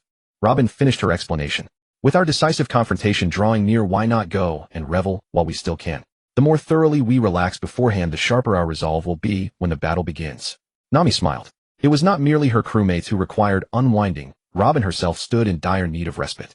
With their objective confirmed, the Going Merry sailed toward the coordinates detailed on the flyer, navigating by Water 7 as a landmark cross-referenced with nautical charts and written directions. Guided by Nami's meticulous calculations, the Going Merry cut swiftly through the waves toward its predetermined destination. Half a day later, the vessel finally dropped anchor near an island. To prevent the compass needle pointing toward Water 7 from being scrambled by unfamiliar magnetic interference, Juno stowed it within his spatial storage. At a glance, a densely packed amusement metropolis lay cradled within a mountainous basin. Viewed from across the waters, the skyline presented a dazzling spectacle of Ferris wheels, roller coasters, luminous advertisements featuring beautiful women, and flickering neon signs. It was a visual feast boasting every conceivable variety of entertainment venue. Yet the sole anomaly lay in the fact that despite its apparent prosperity, the entire venue emitted not a whisper of clamor. After the Going Merry secured its docking, Luffy, Usopp, and Chopper were the first to leap ashore. Sanji and Nami followed shortly after. Only once the entire crew had safely reached land did Juno once again retract the ship. The disembarkation point resembled a circular arena, but ahead of them towering gates stood firmly sealed. Has this establishment not opened for business yet? The cheerful party received a rather dampening first impression. Just as they prepared to approach and knock, the massive doors finally creaked open. Dozens of performers dressed in flouncy skirts and white stockings and wielding folding fans filed out through the entrance and commenced a graceful dance routine. As they twirled and performed, Sanji's eyes transformed into pulsating crimson hearts, his mouth watering uncontrollably, nearly compelling him to charge forward and wrap his arms around those elegant legs. However, the moment the dancers lowered their fans, rugged, bearded male visages were revealed instead. Sanji stumbled backward in sheer revulsion. The performers then split to line both sides of the entrance, and from within the gates emerged a magnificent elephant. Perched upon its saddled back was a man with dreadlocks, and resting on his shoulder was a peculiar flower bearing a human face. Moreover, every individual on the island sported a delicate sprig of tender leaves sprouting from their crowns. I am the Carnival Baron. Welcome to my Carnival Island. The self-styled Carnival Baron, seated high upon the beast, bellowed loudly toward the gathered visitors. Within these grounds you may bask in our renowned hot springs and beauty salons, spend enchanting evenings with world-class beauties, and savor banquets fit for aristocracy. You shall be granted the finest noble hospitality this world can provide. But all of this comes with a prerequisite. To pass through these gates you must first surmount a trial. A trial? What manner of trial? Sanji stepped forward to inquire. Beside him, Usopp had, without realizing it, quietly retreated to the very rear of the group. And just to confirm, the beauties inside are actually women, correct? Not like those louts out here. With a cigarette clenched between his teeth, Sanji made it abundantly clear that he expected ample compensation for such deception. From the rear of the formation, Juno stood beside Robin and whispered, "Is this how the carnival town of St. Fowl appeared in your intelligence reports?" "I highly doubt such a figure as the Carnival Baron exists," Robin replied with a gentle shake of her head. He is likely attempting to poach clientele by leveraging the town's renowned reputation to secretly attract tourists to this unauthorized venue. No sooner had Sanji finished his inquiry than a man who had been idly lounging beside the carnival baron leaped into action. Executing a rapid series of acrobatic flips, he landed before Sanji produced a paper goldfish net and flashed an excessively bright smile. The first trial is none other than goldfish scooping. The side that successfully nets the fish into the designated bucket first shall claim victory. The competition arena is none other than the circular platform upon which you first stepped ashore. Attendants carried out a substantial water container positioning a large barrel on the sea surface at each extremity of the platform. Upon learning of the event, Usopp immediately took his position beside the giant barrel, produced his own paper fishing net, and began performing a rapid succession of agile swinging maneuvers. Leave this opening trial to me. When an endeavor posed no genuine threat, Usopp was invariably the first to seize the spotlight. However, just as Usopp squared off against his opponent, a colossal red goldfish encased in bony armor erupted from the ocean, sending enormous waves crashing against the platform. Commence. The announcement echoed from the very mouth of the diminutive flower perched upon the carnival baron's shoulder. Such a wondrous bloom left Luffy and his companions encountering it for the first time wide-eyed with awe. In that immediate instant, Usopp abandoned his comparatively modest paper net and scrambled hastily to conceal himself. His opponent, however, drew a pristine, enormous net from his back. It was vast in size, and the superior quality of its materials was plainly evident. Juno, Sanji, and Zoro exchanged a single knowing glance. Without a moment's hesitation, the trio executed a flawless coordinated strike. One player delivered a precise kick to propel the fish higher, beating the opponent's net to the mark. Another redirected it toward their team's designated barrel, and the final kick sent it soaring directly into the water. My Lord Baron. The man still gripping his gargantuan net stared in utter disbelief alongside the carnival baron at the display just witnessed. The guests have triumphed. The loyal flower on the baron's shoulder promptly broadcasted the final verdict. The baron himself appeared utterly unprepared for any party to successfully clear such a trial. As Usopp, Luffy, and the others erupted into jubilant celebration, he immediately sputtered in frustrated indignation, hastily declaring that a second challenge awaited them. Nami, her expression thoroughly sour, seized an eager Luffy by the ear and began dragging him away. Good heavens, what sort of establishment bombards you with trial after trial? She had envisioned it to be some concealed repository of treasure. If they wished to operate as a commercial venue, charging an admission fee would have been entirely reasonable. But now, after supposedly conquering the first trial, a second had been sprung upon them. What was to stop a third? A fourth? If an enterprise truly desired no patrons, it would simply bar their entry outright. Juno, we're leaving. Since the ship remained under his command, departing without him was impossible. Juno promptly turned and materialized, the going merry upon the sea surface. Upon witnessing the vessel manifest from nothingness, the carnival baron's eyes shifted subtly. He had gone to considerable trouble to lure visitors onto his island. He would not permit them to depart so effortlessly. Pardon us. One final contest. If you emerge victorious this time, all your expenditures upon the island shall be entirely waived. The instant those words left his lips, Nami's footsteps halted, and she yanked Luffy around to face her. Truly, Juno did not participate in what was known as the second match. Something is amiss on this island. I will go investigate, he told Robin before quietly slipping away from the group. The carnival island, the carnivorous flower. That flower perched upon the baron's shoulder devours people. Moreover, the longer one remains on this island, the more the substance emitted by that flower stirs every person's desires and dark inclinations, eventually driving those who once loved each other apart until they become bitter enemies. Of course, this ability is merely the tip of the iceberg for this flower. Its most formidable power lies in its ability to create puppet humans by consuming its targets. Everyone on the entire island except for the carnival baron who had been parasitized by it were all puppet humans. Their lives lasted only one day, vanishing at midnight until that flower rain-fused them with vitality, causing them to come alive again. It was precisely for this reason that the carnival baron remained perpetually controlled by that flower, and this flower could be considered some manner of miraculous plant. After Juno departed from Carnival City, he climbed to the summit of the rear mountain and immediately spotted an even taller mountain further in the distance. Upon that barren peak summit grew a pitch-black root stem, curved like a spring. With a confirmed direction, Juno immediately sprinted toward that flowerless stem.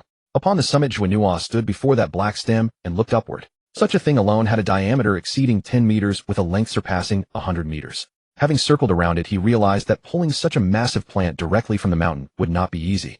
Juno drew his iron-cloud sword, and with all his strength began cleaving at the mountain peak.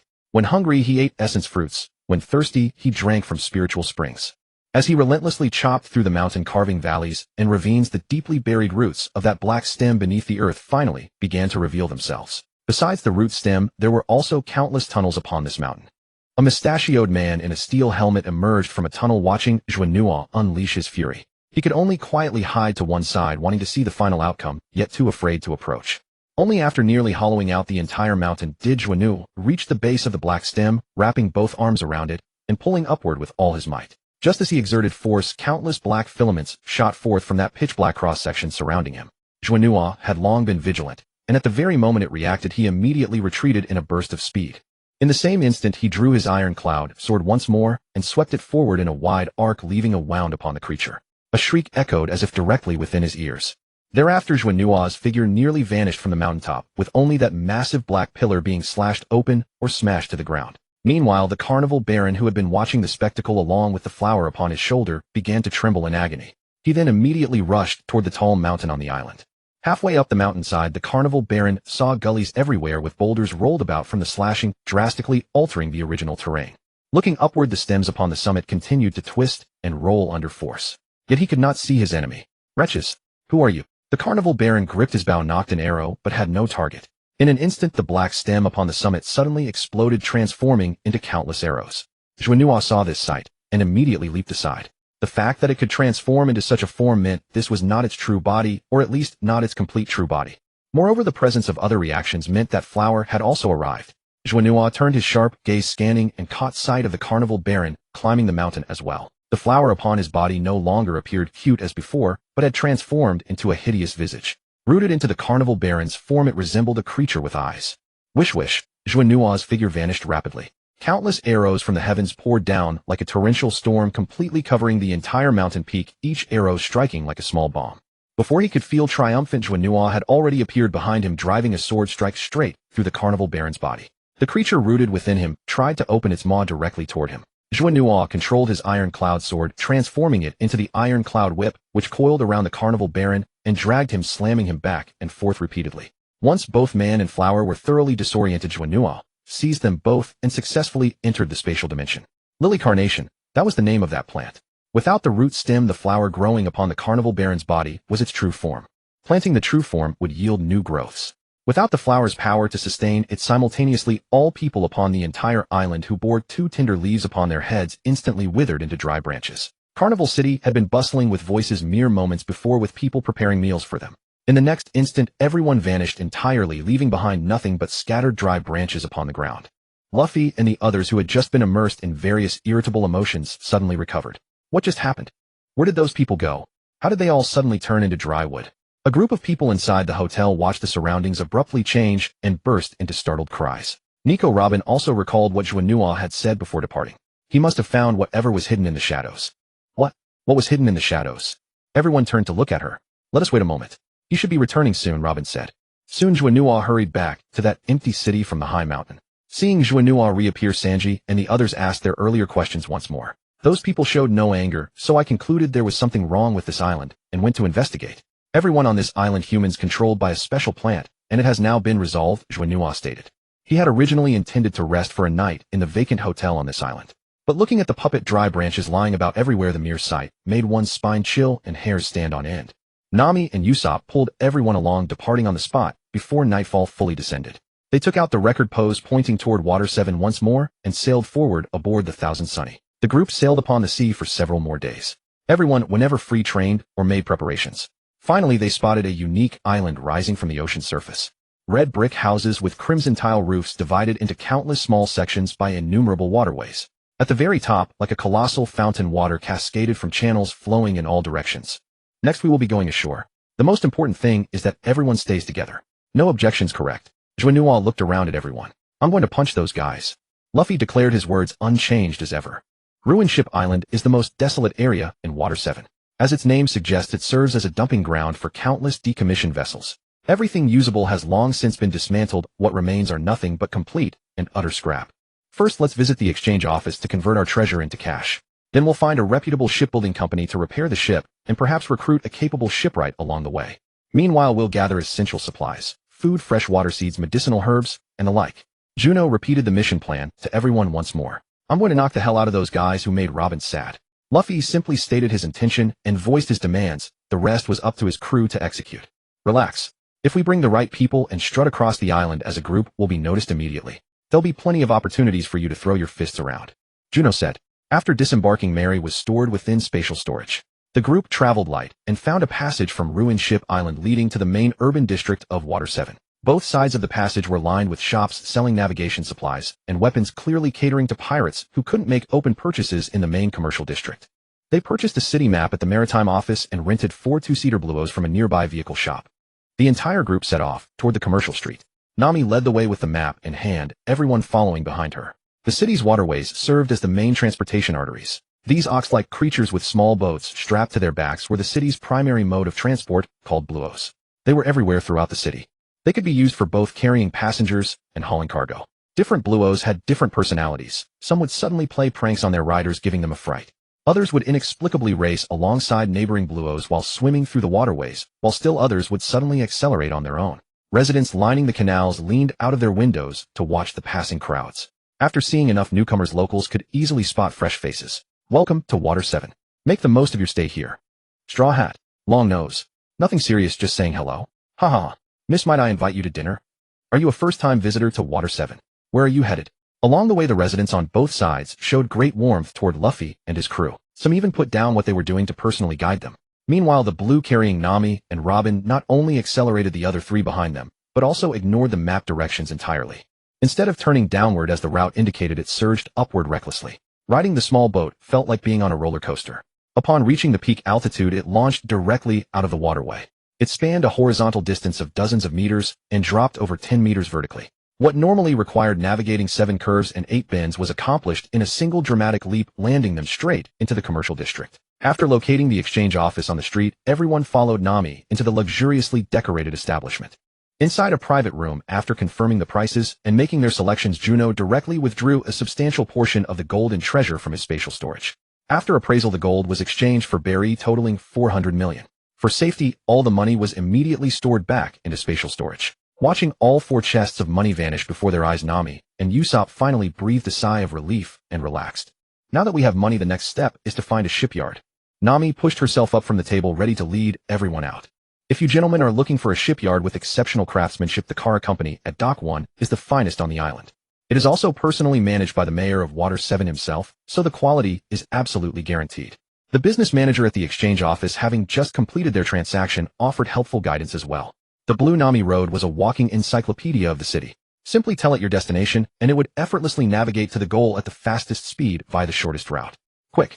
Pirates are causing trouble again. Let's place a bet. How many minutes do you think those pirates can hold out?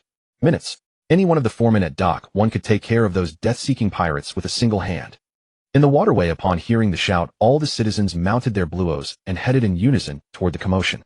Soon Juno and the others, 8 people on 4 Bluos, followed the crowd of onlookers and arrived at the scene. In the cove, a steel gate and wall separated the 2 worlds on either side. The most striking feature on that gate was the number 1. At this moment, a large crowd of citizens stood in a row along the wall, watching intently. Inside the dock workshop, a group of pirates huddled together, swaggering and brandishing their weapons at the shipbuilders. Swords, guns, and cannons. Each carried a palpable murderous intent. Ha ha ha. You want us to pay? We're pirates. Hand over our ships now, or our weapons won't recognize you. A group of unfamiliar pirates confronted the shipbuilders, their shouting clearly audible to everyone around. Sir, mocking shipbuilders will bring you nothing but trouble, said a blonde ship worker in a blue coat and windproof goggles, smoking a cigar while sketching diagrams. Ha ha ha. Before the laughter could fully escape, a log 30 centimeters in diameter whizzed through the air like a hurricane and struck him squarely on the head. The impact landed exactly on his ear. In that instant, the lead pirate collapsed to the ground from the crushing blow. Boss, damn it, watch where you're carrying that thing. You heard our boss. Don't think this is over. Before they could finish their threats, a man with a square, elongated nose suddenly leaped into action. His long staff swept in a devastating arc, and every pirate fell to the ground. Next, a burly man whose beard resembled an anchor swung a timber as casually as if it were nothing. Another man with a white pigeon perched on his shoulder delivered a powerful kick, sending another wave of pirates crashing down. One after another, the pirates were dispatched faster than they could be counted. Beside them, 2 men suddenly remembered something. Hey, hasn't that cannon been tested yet? The other pretended innocence as he pivoted the cannon barrel toward the group of pirates. One shot rang out, and the pirates were blown sky high. At the same time, the Straw Hat crew arrived outside Dock 1. All they could see was a crowd leaning against the shipyard railings, their exclamations rising and falling in a continuous chorus. Wow, that was amazing. That's it. Take down those pirates. Look, it's Mr. Frankie. So cool. Barry is so manly. Lola is incredibly skilled too. Truly a man among men. When it comes to real warriors, it's Thatch. Oh, that last move was absolutely brilliant. Corella Company Dry Dock No. 1. The shipwrights carried the defeated pirates toward a corner of the dry dock. A towering steel gate dozens of meters high and over 10 meters wide stood firmly shut. Juno led his group and went straight to knock on the door. The heavy steel door resounded with a deep, thunderous boom when struck. The ability to produce such a resonant sound from a door of that magnitude spoke volumes about his formidable strength. A tall man with a square head, long nose, white flat cap, and orange-blue outfit leaped out from the factory. Such politeness. This old man is Kaku. May I ask what business brings you all to the Corella Company shipyard? Asked the square-nosed man Kaku with a gentle smile. His gaze swept across the faces of the 8 people from Juno at the front to Zoro at the rear. Clearly, he recognized Luffy, Zoro, Juno, and Robin. However, his emotions remained entirely impassive, as if he truly didn't know them. Of course we're here to repair our ship, Nami said. Ha ha ha. Kaku burst into hearty laughter, slung his tool bag onto the ground, and crouched down, stretching his legs and warming up. That's right. Then where have you moored your ship? Let this old man take a look at it first. We've brought the ship with us. We just need a place to deploy it, Juno said. Moi. Kaku immediately stood up, glancing between the water bay before the gate and the group clustered before him. There was no sign of a ship anywhere. A toy ship. Kaku's expression grew serious at once, as if he felt toyed with or provoked. No, the ship is stored elsewhere. As long as there's enough open space, we can deploy it, Juno said. Haha, I see. So you're a devil fruit user. My apologies, I overthought it. Kaku burst into laughter again. As for the location, why not place the ship in the water bay in front of the gate? This spot should be spacious enough, right? As he spoke, Kaku pointed toward the adjacent water bay. The area should be no problem. As Juno spoke, he gestured for the people in blues in the water bay to clear out. Then, with a mere thought, a single-masted sailing ship materialized on the water, neither imposing nor majestic. How remarkable! Kaku marveled at the sight. To fit such a large ship inside. This guest must certainly be a skilled logistician. With that, he leaped aboard the deck and began a meticulous inspection of every aspect of the vessel. His eyes scanned, his palms caressed the wood, his knuckles rapped against the hull, carefully examining the entire ship, using his own methods and experience. From the exterior to the cabin and down to the keel beneath the hold. While they waited, a man with a scruffy beard wearing a burgundy pinstripe suit and blue-violet short hair approached. His lips were an unsettling dark purple, as though poisoned. In his jacket pocket a white hamster was specially kept, and as he walked he reached in to tease it with his finger. Beside him followed a secretary, a blonde woman with glasses in a professional OL outfit clutching a document board. At such a distinctive pairing and appearance, Juno recognized them instantly as Iceberg and Califa. Did you sail this ship into the city? I could praise your skill, but aren't you aware of the rule that vessels are not permitted on the city's waterways? Moreover, how did you bring the ship in? The man asked, stepping to the shore and addressing Juno and the others. We didn't sail it in. We brought it using our abilities. It's more convenient for inspection. Nami quickly waved her hand, saying awkwardly, in that case, then there's indeed no problem. Iceberg nodded calmly. By the way, who are you, old man? Sanji asked Iceberg pointedly, his expression indignant. But then his tone softened, and his body moved almost of its own accord toward Califa, a rose suddenly appearing in his hand. Beautiful lady, our meeting is fated by heaven. My name is Sanji. May I have the honor of inviting you to take a boat ride together and admire the local scenery? Califa coldly adjusted her glasses and replied mercilessly, are you sexually harassing me? Oh, perhaps because that keyword was mentioned. Sanji immediately blushed, his heart racing, a lewd grin spreading across his face. How ugly. Your very presence seriously tarnishes the cleanliness of this city. With a sharp rebuke, Califa delivered a swift kick, sending him flying. Even as he was sent soaring backward, Sanji's face bore a blissful smile. That perverted chef is beyond saving, Zoro remarked mercilessly as he watched the guy fly through the air. Meanwhile, pedestrians strolling along the nearby streets also wore flushed faces.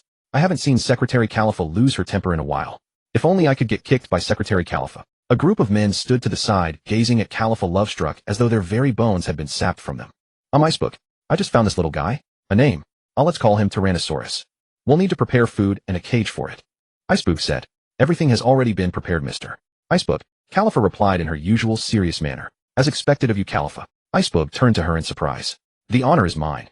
Setting that aside, in 10 minutes, you must attend a dinner with the executives from Glass Factory at the Chiza Hotel. Afterward, you'll need to give a speech at Legilia Square, and once that concludes, meet with Mayor Bimin of Foodtown Pucci for talks, followed by a press interview. When you return to the company, you'll also need to review some important documents. Califa opened her folder and solemnly recited each scheduled item one by one. No way. Icebook immediately objected. Then cancel them all. Califa didn't hesitate, simply marking through them with her pen. Hey, can you really do that? Usopp couldn't help but comment. I'm the kind of person who has the authority to make that call. After all, I'm the mayor of this city. Icebook stood tall with pride. He's completely unfit to be mayor. What a willful guy. Usopp and Zoro remarked in unison, while the others beside them were left dumbfounded by his behavior. At the same time, on a bridge near the waterway in front of Dry Dock No. A group of men in black suspenders gathered, fixing their gaze on the people at the gate. That's the Straw Hat crew. Darn it, they carry their ship with them. How are we supposed to dismantle it? Their bounties aren't small either. 100 million, 66 million, 60 million. Altogether, that's over 200 million, right? We can't let this deal slip away. Just now, wasn't that blonde-haired guy trying to get close to Khalifa in a perverted way? He must be a lecherous type. Could we let the Ji-Wei and Ma's sisters handle him? Kaku walked out of the Mary spotted Icebook and Khalifa on shore and hurried to greet them. Mr. Icebook, how does it look? How long will it take to repair, and how much will it cost? Usopp eagerly stepped forward and asked, placing great importance on the ship. The hull bears heavy battle scars, the main mast appears damaged, and many areas inside the hull have become loose and broken. The keel has also developed cracks. If you insist, I can repair it, but once fixed, this ship would only serve as a keepsake. It won't be able to sail the Grand Line for long. Overall speaking, the value of repair is not as good as building a new ship from scratch, Kaku said bluntly. If it can be fixed, then fix it quickly. Usopp eagerly replied. I can see you have deep feelings for this ship, but you must think carefully. This is the Grand Line. Extreme weather and storms can strike anywhere. The dangers of the sea are greater than any enemy. Are you truly willing to gamble human lives on the ship's durability? Kaku asked solemnly. Please make sure to repair the Mary. She is our important companion. Luffy joined in the plea. Behind Luffy and Usopp, Zoro, Sanji, Chopper, Nami, and Robin remained comparatively calm and did not speak, though their faces were filled with shock. Juno stepped forward and asked, let's talk about this ship first. If fully repaired, how much will it cost, and how long will it take? If we must repair it, it would cost approximately 50 million berry and take about 1 month. Essentially, repairing your ship is tantamount to tearing it down and rebuilding. Moreover, even if repaired, sailing on the Grand Line would only allow it to last a few months at most. If you encounter intense combat or fierce ocean currents and weather, it will deteriorate even faster. Once destroyed, there may never be another chance to repair it. Since you have Devil Fruit users aboard, it might be better to simply do minor repairs, keep the ship intact, and store it in that spatial capacity as a collection piece. Kaku said, if we were to build a new ship with double the specifications, how much would it cost, and how long would it take? Juno asked again. Hey Juno, are you going to abandon the Mary too? Have you forgotten where the Mary came from? Upon hearing Juno's question, Usopp immediately rushed at him in agitation, gripping his collar with both hands. First of all, when it comes to professional matters, I believe it is only reasonable to heed professional advice. Second, I was merely preparing a backup plan. I never said I wanted to abandon the Mary. From the East Blue to the Grand Line, the Mary has accompanied us this far, sustaining such severe damage. She is like a veteran covered in scars. Is your way of cherishing her to keep sending her into battle while wounded until one day she is completely destroyed at sea? Or do you think merely crying out that you cannot bear to lose her will make the Mary invincible, and she will never be harmed again? Furthermore, we have Devil Fruit users on board. Seawater is their natural enemy. What if during the voyage a natural disaster or calamity causes the ship to shatter and sink into the sea? If you truly cherish the Mary, repair her and preserve her. Wait until we reach the pinnacle of our journey and then bring the Mary along to bask in our glory together. Wouldn't that be far better than squeezing out her last breath only for her to be reduced to fragments and buried at sea? After expressing his thoughts, Juno posed the question to them. That young man speaks very reasonably. Kaku pointed at Juno and said. Sanji took a drag from his cigarette. Zoro also rubbed his hair. Although I too cannot bear to part with the Mary, Juno makes a valid point.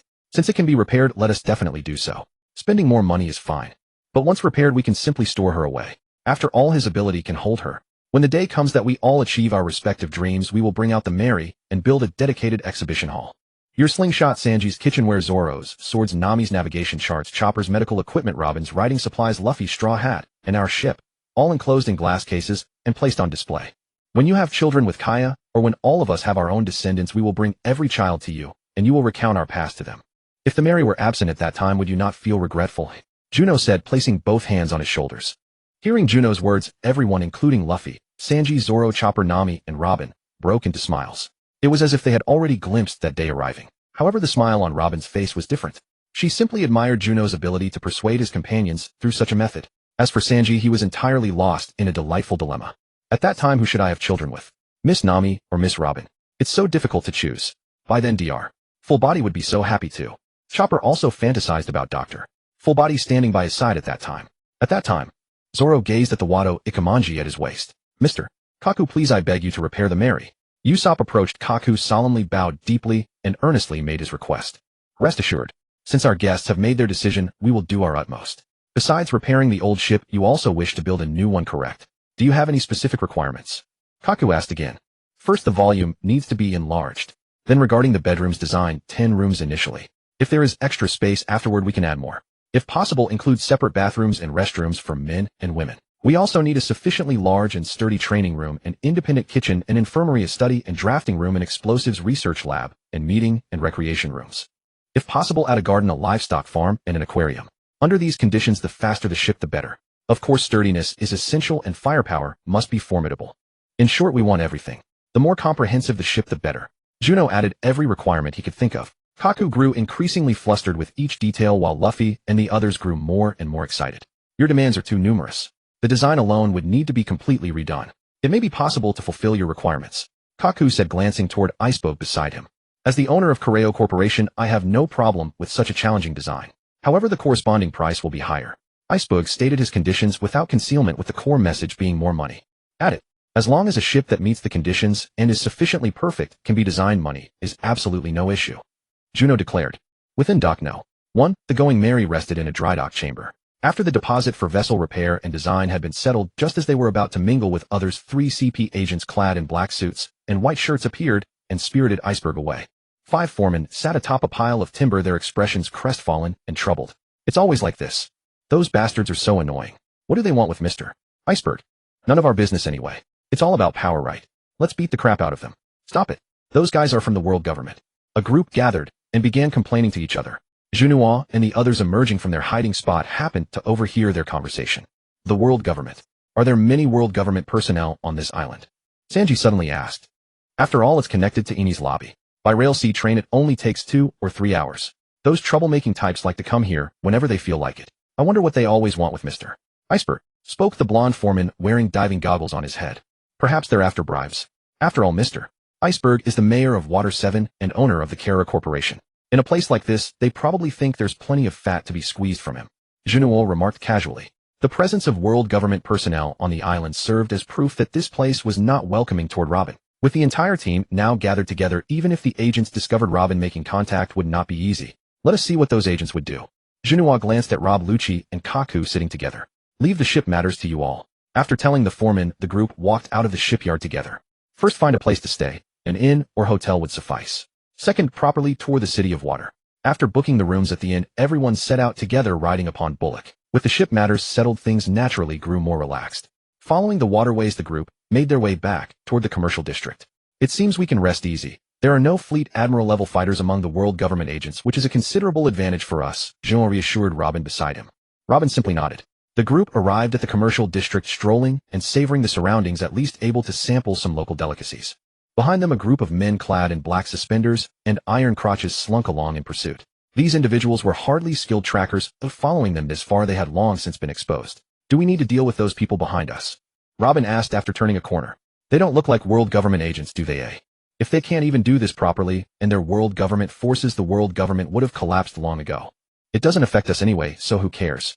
This last comment came from Luffy. After all, we might fight world government agents soon.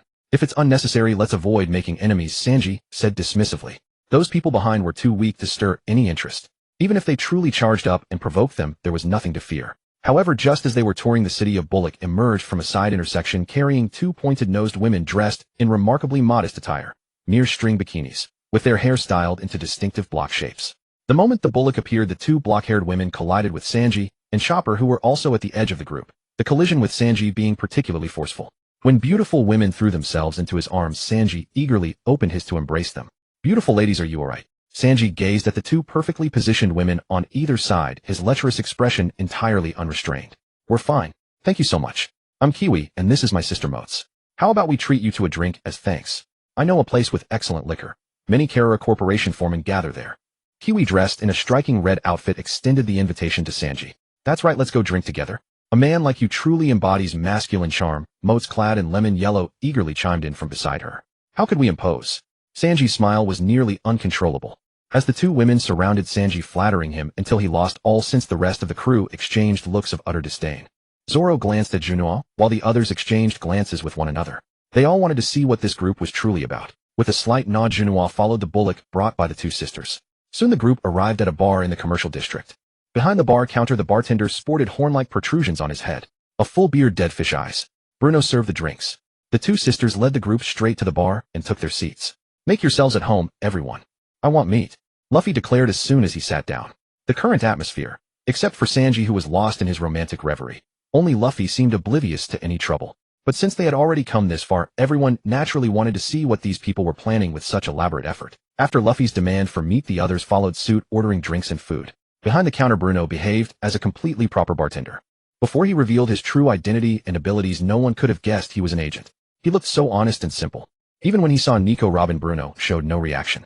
The two sisters, Kiwi and Moats, kept pulling Sanji to drink continuously. When they noticed Zoro was also drinking alone, they dragged him over as well. As they drank, a group arrogantly kicked open the bar doors and stormed in. Seeing these newcomers, the bar's original patrons promptly left their money and hurried out. It's the Frankie family. Looks like someone's in trouble again. Let's go. Don't waste time. As ordinary customers all departed, only the Straw Hat crew and the Frankie family remained in the bar. Hey, are you the pirate hunter? Zoro, lacking patience, saw those who had been causing trouble from the shadows emerge and asked directly. 166 million plus 60 million. Over 200 million berries. That's a considerable sum. Zambai, leading the group at the front, surrounded the entire bar. They had always harbored one goal: accumulating enough funds to purchase the Atom Tree. And that sum required 200 million berries. However, people like them, accustomed to spending freely, would squander any money they obtained through various means unless they received 200 million in a single lump sum. This time, a pirate crew's total bounty exceeded 200 million, perfectly aligning with their objective. If they missed this opportunity, they didn't know how long they'd have to wait. Thus, even knowing these people wouldn't be easy to handle, they had to act. Seeing these newcomers, the bar's original patrons promptly left their money and hurried out. It's the Frankie family. Looks like someone's in trouble again. Let's go. Don't waste time. As ordinary customers all departed, only the Straw Hat crew and the Frankie family remained in the bar. Hey, are you the pirate hunter? Zoro, lacking patience, saw those who had been causing trouble from the shadows emerge and asked directly. 166 million plus 60 million. Over 200 million berries. That's a considerable sum. Zambai, leading the group at the front, surrounded the entire bar. They had always harbored one goal: accumulating enough funds to purchase the Atom Tree. And that sum required 200 million berries. However, people like them, accustomed to spending freely, would squander any money they obtained through various means unless they received 200 million in a single lump sum. This time, a pirate crew's total bounty exceeded 200 million, perfectly aligning with their objective. If they missed this opportunity, they didn't know how long they'd have to wait. Thus, even knowing these people wouldn't be easy to handle, they had to act. This is a bar. If you want to fight, take it outside. Bruno, behind the counter, remained calm, showing no trace of fear or worry as he continued wiping a glass with a cloth. He didn't even lift his eyelids. Zoro lifted his wine glass and drank the contents in one gulp before standing up from his stool. With one hand resting on his sword hilt, he walked through the crowd. Then the group followed. Ladies, wait here. Let me handle these little troubles first, and I'll come back to drink with you. Spotting Zoro's figure, Sanji, never one to let another steal the spotlight, immediately excused himself to the two women with blocky hairstyles beside him and headed for the door. No way. Fighting is beneath us. Let's just keep drinking. Kawamochi tugged at Sanji's arms, refusing to let him go. Nami gripped two modified climate sticks, pressed them against the two women, and unleashed an electric shock. The two women collapsed unconscious. I have no principle about not fighting women, Nami said, retracting her climate sticks and kicking both of them. Nami said, so cool. I'm completely smitten, Sanji said with a love-struck expression, wrapping his arms around himself. Go help already. Nami slapped Sanji awake. Outside the bar, Zoro drew two swords, eyeing the black pants with red stars worn by the enemies. Those must be made of steel.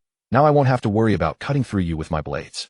In an instant, Zoro vanished, his blades flashing like cold light as they struck the steel armor on their bodies. In the blink of an eye, all the steel armor on their bodies scattered to the ground. Under his control, the blades carefully dismantled the armor without harming their bodies. The Frankie family members, stripped of their armor protection, retreated quickly with no courage left to fight. When Sanji stepped outside, the battle was already over. Took you long enough, pervert chef. Zoro sheathed his swords with disdain as Sanji emerged. Damn green algae head. Sanji glanced at the scattered steel blocks on the ground, then at the pushed-around thugs surrounding them. You can't even beat a green algae head. What good are you? Why are you still here? Where are the square-haired sisters? Zambai felt the security of his steel-wrapped body vanish. Without time to utter any threats, he rushed towards Sanji with urgent questions. Before Sanji could respond, dozens of hands emerged from the ground, moving like centipede legs to carry the two people from the tavern. Seeing the charred burns on their bodies, he couldn't help but curse. Damn it. You dare harm Frankie family members. You're dead. After shouting his threats, he grabbed the two sisters and fled. You should leave now. The real threat in the Frankie family is their leader. Bruno continued wiping glasses behind the bar, advising them. Funny, the strongest among us is our captain too, Juno said with a smile. The two who had returned to their seats chuckled as well. Perhaps out of some unspoken understanding of street smarts, Luffy didn't rush to leave, and everyone simply waited in the bar. They waited for the other side's leader, Frankie, to appear and settle this matter once and for all. Their wait was short. Less than half an hour later, a man wearing only underwear, an unbuttoned floral shirt, and a gold chain appeared at the bar entrance. His arms, especially his forearms, were severely disproportionate. On the outer side of his oversized forearms, a blue five-pointed star was specially tattooed. He wore sunglasses, had blue pompadour hair, a three-pointed chin, and a unique pattern on his stomach resembling a door. "Is it you?" Frankie pointed at Luffy and the others with both hands on his hips, demanding loudly. "Did you hurt my dear brothers and sisters? I'm super angry today. As a pirate hunter, you shouldn't be so childish.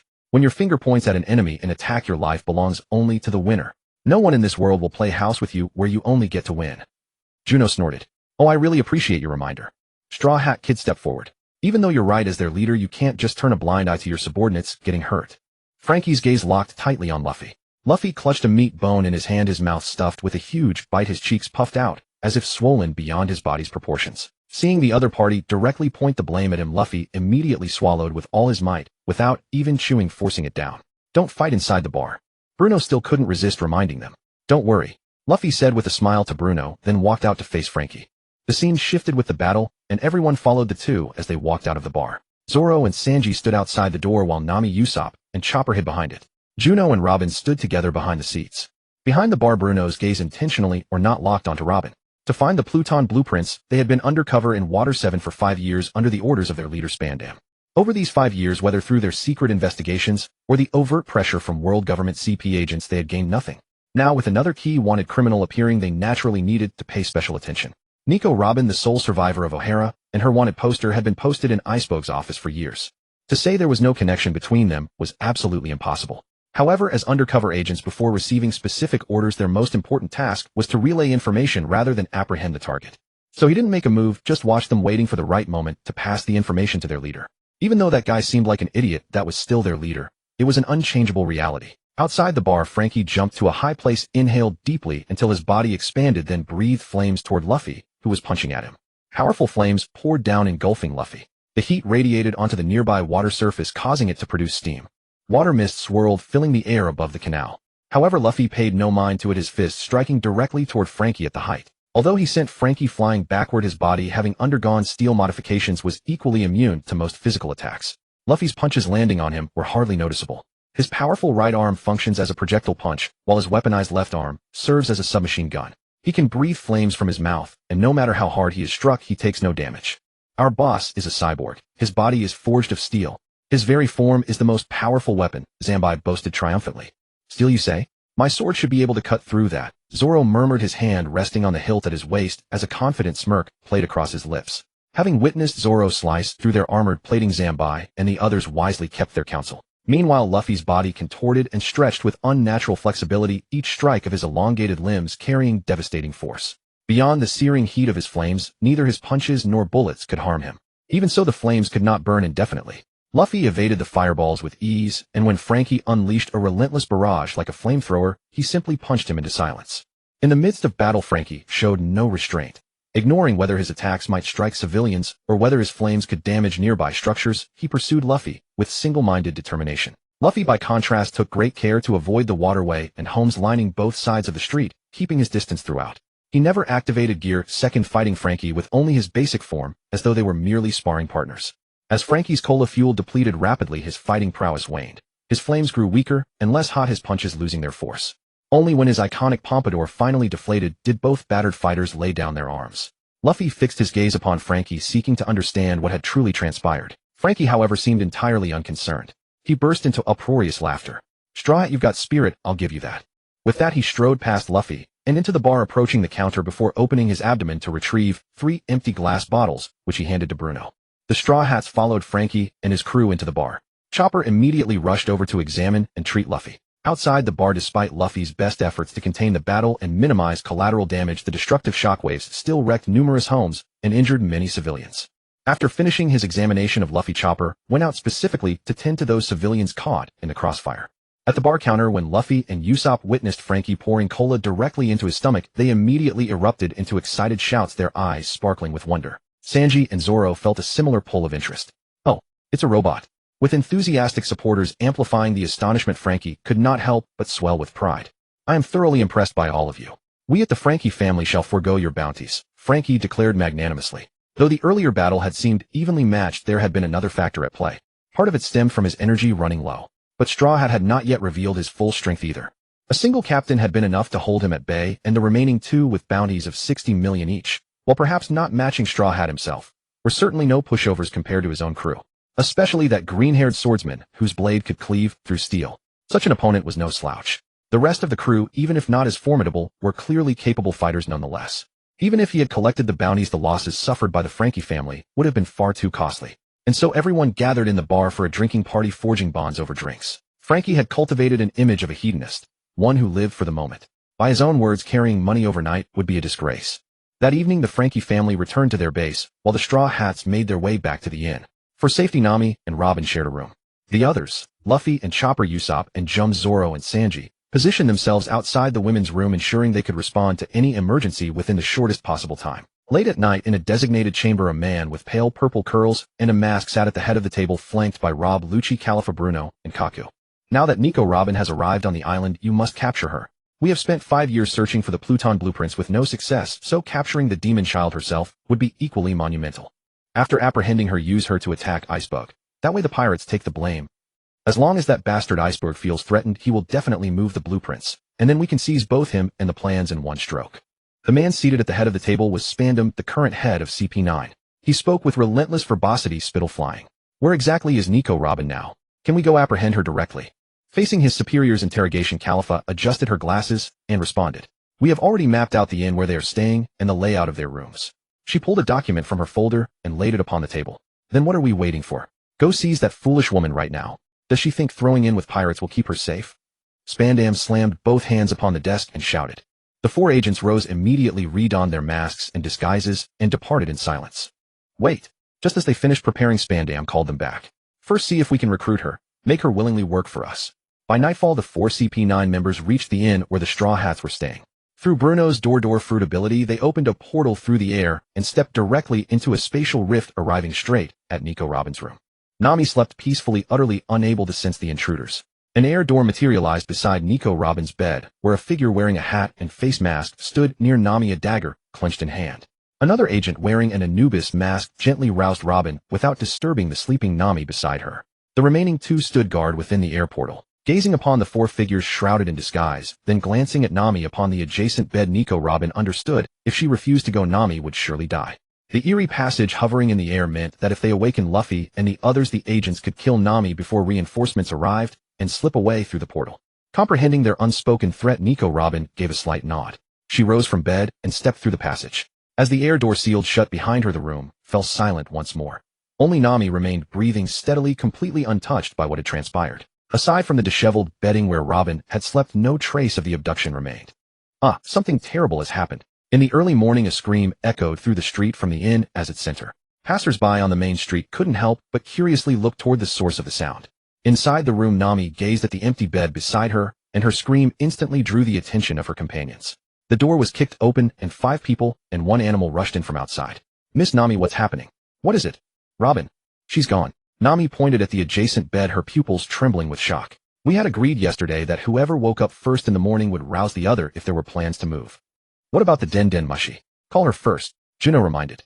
Oh, Nami quickly rummaged through the nearby backpack to find the communication shell, dialing the number on Robin's device.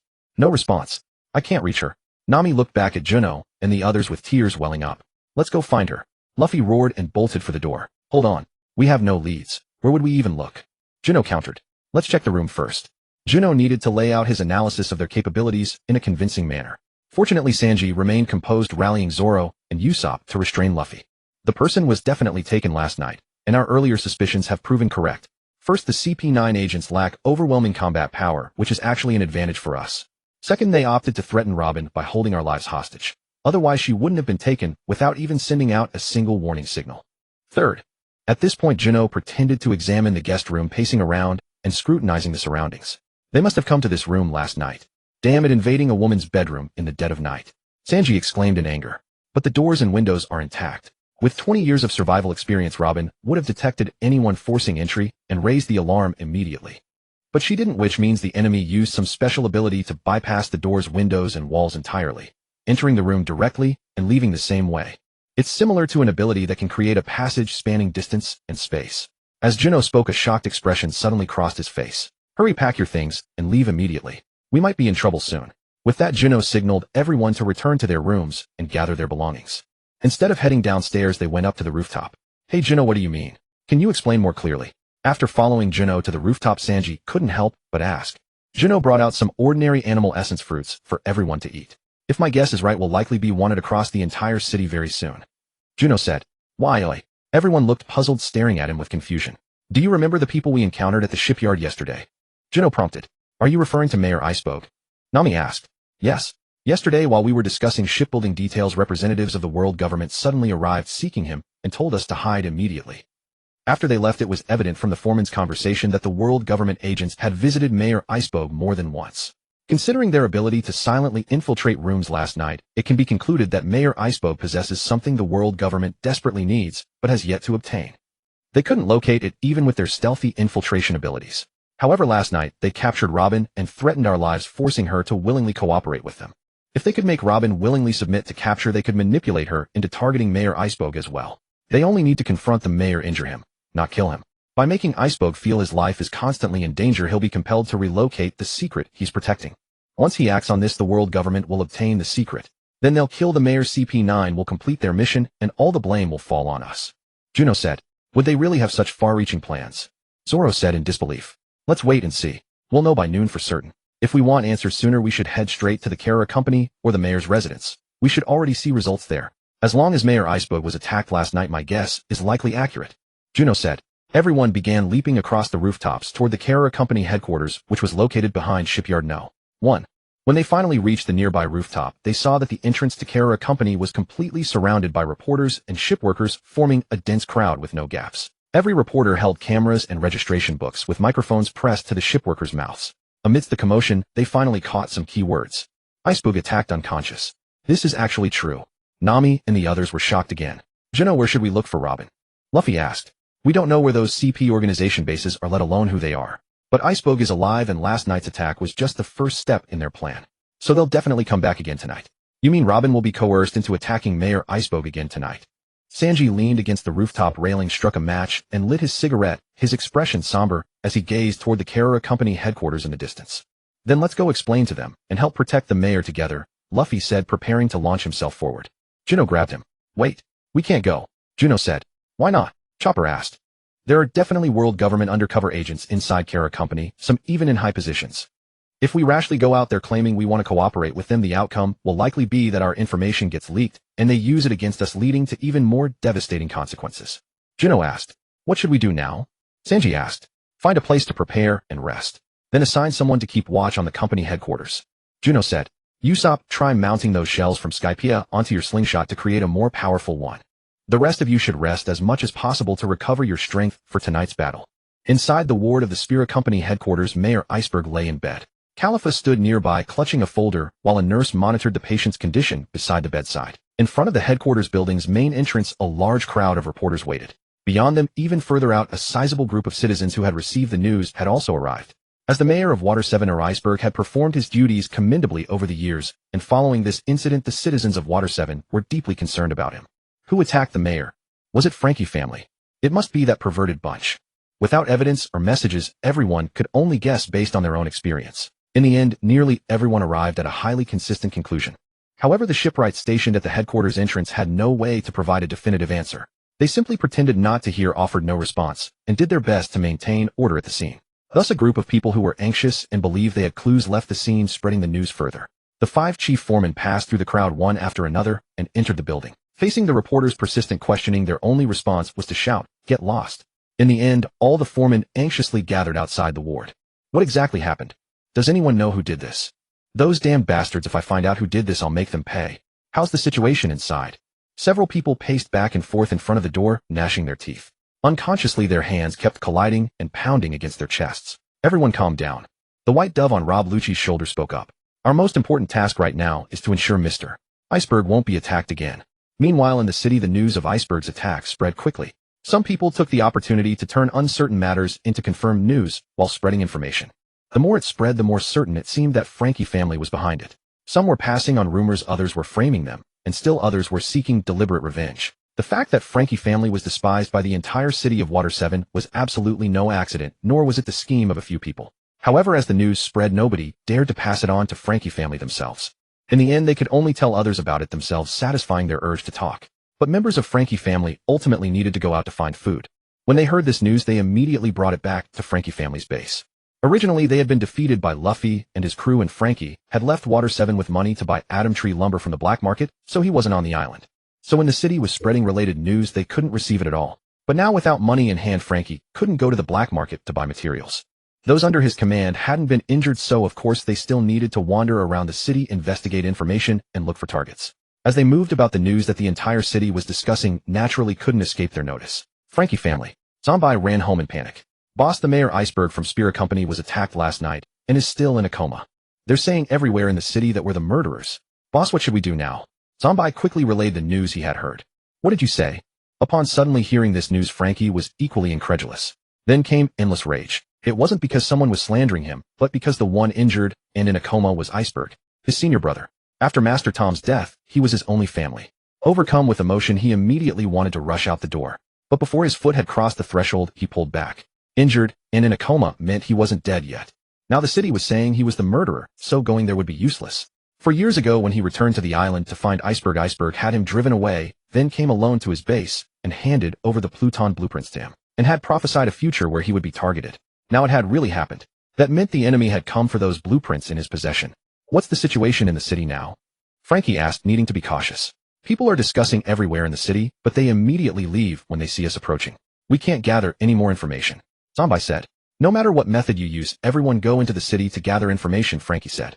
He would join them as well. Time passed.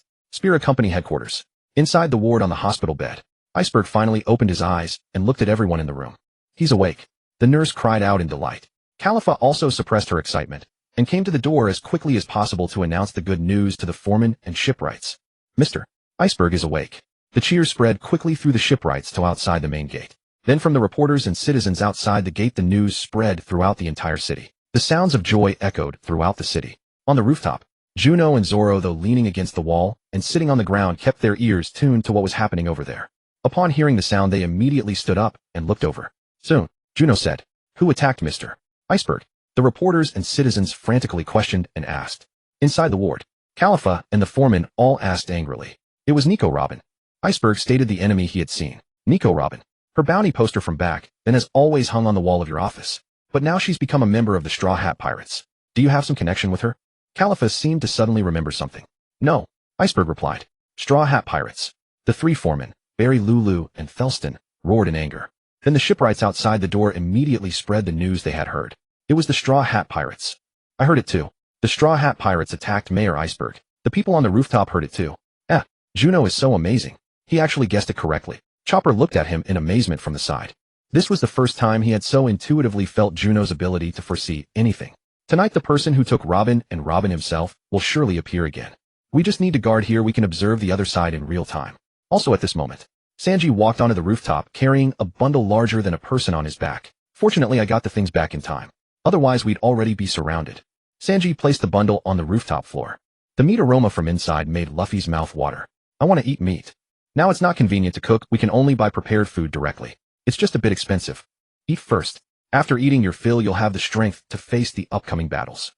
Along the waterways, the Frankie family separately rode through the city on Brun to gather information. To cover themselves, they were all draped in cloaks. Suddenly, they heard people on the shore discussing, but the name of the culprit had changed. The Straw Hat Pirates. Men, search for the Straw Hat Pirates immediately. Frankie threw off his cloak and shouted. The search wasn't limited to them alone. It included every citizen and ship worker in the entire city. The rooftop door was shut. Everyone sat with their backs against the railing, listening to the commotion below. They ate in silence. There was no way to explain this misunderstanding now. They could only wait until nightfall, when those people appeared again, rescue the captives, and expose them face to face. While the ship workers and citizens searched the streets and houses, Frankie sprinted across the rooftops, moving swiftly. From a commanding height, he observed the scene. Finally, on a rooftop near the headquarters of the Galley Company, he spotted the people hiding there. Seeing Frankie land before them with rage on his face, Juno quickly shouted, "Wait, this is a misunderstanding." As he called out, Juno darted to Frankie's side, pressing down his raised left hand and twisting it behind his back. Our companion was abducted last night by world government agents using a special devil fruit power, and we're searching for them. We stayed here to observe because word reached us that Mayor Iceberg was attacked by us. Furthermore, we deduced that Mayor Iceberg isn't dead. Tonight, those who carried out the attack will definitely strike again. At that point, you can take revenge on the real culprits. Juno didn't wait for him to struggle. He spoke everything at once. Only after finishing and feeling that Frankie's hand had stopped struggling with force did he release him. Frankie pushed through the crowd and looked around, finally locking his gaze on Luffy. These straightforward people all had a way of reading others through combat. After yesterday's battle, Frankie also felt that Luffy was a straightforward person who wouldn't lie. It's true. Luffy's voice turned low, rarely showing his usual cheerful and lively demeanor. You have a deep connection with Mayor Icebug. Juno looked at Frankie and asked, your appearance has helped me complete another piece of the puzzle. Juno said it with an air of profundity. Frankie raised his eyebrows and asked, what do you mean? The thing the world government is looking for has been transferred to your hands by Icebug, hasn't it? Juno's words were startling. The moment he spoke them, Frankie suddenly backed away, opening the gun in his left hand and aiming at them. Who are you? Frankie demanded. Agents of the world government. Relax. We have a common enemy. As for matters concerning you, it's just a little deduction. Juno said, on this island, given the cruelty of the world government, a tragedy related to you and Mayor Icebug must have occurred in the past. Mayor Icebug inherited something special that the world government desperately wanted. Despite the CP agents' thorough investigations and even sending undercover operatives for years, they made no progress. Now they don't want to take things slowly anymore. Yesterday, our unexpected arrival brought someone else who had been wanted by the world government's special divisions all along. So they temporarily refined their action plan. Yesterday, they didn't kill Icebug. They were simply setting things up to frame us as the murderers today. Tonight, they will definitely strike again, planning to obtain that thing hidden from them by you. Juno said. How is that possible? Frankie was utterly shocked. The details about him and Icebug were almost identical in structure. Don't underestimate Juno's wisdom. You pervert who runs around in his underwear. Sanji looked at Frankie with disdain, smoking.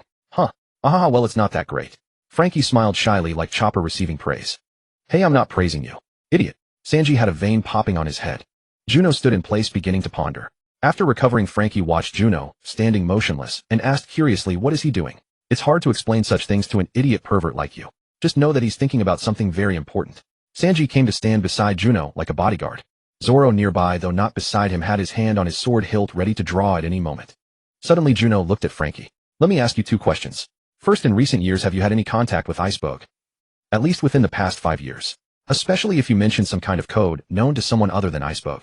Second, is the thing the world government wants in your possession something passed down from ancient times in Water 7? The Arabasta incident had roughly established his position as a strategist. Now was the opportunity to solidify it further. Frankie was full of confusion. I'll just answer. With your brain, it's hard to explain such things to you. Sanji waved his hand dismissively at him. Frankie felt despised and roared at him directly, Idiot, do you think you're so great? The second question is to determine how important our captured companion is to them, so as to prevent them from being discarded like a used tool at some point. As for the first question, it's to determine whether you're already under the observation of those undercover agents. Juno still provided an explanation. Beside them, Sanji, Nami, and the others understood Juno's concerns. They had also heard Robin's previous account and knew she was an archaeologist who could read ancient text. The world government banned archaeology, so now Robin was at least the only person on the surface who could read ancient text. Undercover. Frankie couldn't believe there was an undercover agent near Icebug. The world government's CP organization excels at gathering intelligence, and undercover work is often the most effective method. Moreover, since they wanted to obtain that thing from Mayor Icebug and failed openly for so many years, they would surely have planted undercover agents around him. Juno said. Frankie recalled the past, his expression grim. For the first question, 4 years ago when I returned to the island, I wanted to see Icebug but was turned away. During that time, only that Secretary Khalifa acted as a messenger. In between, I said something only Icebug would know. She must have heard it. For the second question, yes. Frankie answered each question separately. At the affirmative response to the second question, Sanji and the others could finally breathe a sigh of relief. At the very least, Robin would not be easily abandoned. As for the response to the first question, everyone involuntarily turned their gaze toward Juno. CP9 will inevitably receive intelligence support from the world government.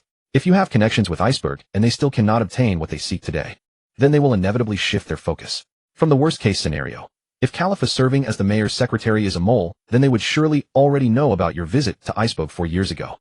This night marks the final assault. If they cannot extract what they desire from Mayor Icebug, then the mayor would hold no further value to them, and his death would be sealed. Next, they would lay the blame squarely on our shoulders, and their next move would be to come after you. Tonight, all the shipwrights from the Karaira Company will remain at headquarters, garrisoning themselves in tight formation across various positions. The 5 foremen, being the strongest among all shipwrights, will likely take up positions closest to Icebug's location. Infiltrators at the lower levels would be useless. Weak infiltrators serve no purpose. For absolute certainty, there must be more than one. There are multiple spies. Besides the secretary, others are embedded in the upper echelons. I've heard the 5 foremen of the Karaira Company are the most skilled craftsmen and hold the highest rank beneath the boss. At least one among those 5 foremen must be a spy. Kaku and Rob Lucci. Judging by yesterday's brief encounters, the aura radiating from these 2 far surpasses that of the other 3 foremen. There's a greater likelihood that at least one of them is a mole. It's entirely possible both are moles. Khalifa, Kaku, and Lucci. These 3 are the most likely candidates for infiltration. To ensure the operation's success, we need at least one person positioned outside to provide support. With Robin taken hostage, they might, under duress, turn against us. Given this analysis, we could be facing as many as 5 elite opponents. These are manageable concerns. The real threat lies in the Buster Call. When the world government sought to eradicate those scholars, they had no hesitation in wiping out all of O'Hara. Today, in their pursuit to secure or destroy what they seek, the leader of CP9 might just unleash a Buster Call upon Water 7 without a second thought. Today, as we attempt to rescue our companions, if we cannot locate the mastermind behind the Buster Call in the shortest time possible, he may, upon realizing his mission has failed, trigger the Buster Call, immediately laying waste to everything in his path. Juno stated. Therefore, if we cannot pinpoint the enemy commander's location and mount a swift counterattack, we must prepare for the possibility of them escaping Water 7 with their captive. For if a Buster Call is unleashed within Water 7, the entire island city would be utterly erased from existence. Stripping most pirates of their access to high-performance vessels, the world government might actually commend those who initiated the Buster Call. Tonight, we face 2 battlefields. The first is the company headquarters below, and the second is the station bound for Eni's lobby. Naturally, the company headquarters building requires our efforts to save people, but at the station leading to Eni's lobby, there may be world government agents present, possibly even the commander himself. Therefore, we must split into 2 groups. Juno seemed to be speaking to himself, carefully outlining each critical point. Hold on a moment. What exactly is the Buster Call? Frankie inquired. Nami stepped in from the sidelines, quickly providing an explanation. After listening to Nami's account, Frankie found himself struggling to believe it once more. For security purposes, who will head to the station? Juno's gaze swept across the assembled group. Just then, a citywide broadcast suddenly crackled to life, looping the same message on repeat. The water's deities will strike tonight. All citizens are urged to prepare for immediate evacuation. After hearing the broadcast, Juno feigned ignorance, turning toward the sole local resident present. The water's deities refer to the massive tidal waves that assail Water 7 annually at a predictable interval. When the deluge strikes, the lower district will be completely submerged beneath the surging waters. Therefore, from the moment the announcement is issued, all harbors will be sealed shut, and every vessel docked at the wharves may seek refuge in the upper district. Today's Sky Rail schedule includes 2 departures, one in the afternoon and another after dusk. Frankie provided the explanation. Then the final evening departure would serve as their escape route following a successful operation. That train would likely be heavily guarded by CP agents and possibly Navy personnel. This mission requires a fearless yet calculating leader with independent judgment and the ability to adapt swiftly. Someone capable of making split-second decisions whether to sever their retreat or pursue them. Juno declared. Sanji exhaled slowly. I'll go. Juno gave a nod. Honestly, given his own reluctance to participate, Sanji proved to be the optimal choice. Then select an assistant as well. Usopp. Sanji did not deliberate long and immediately made his decision.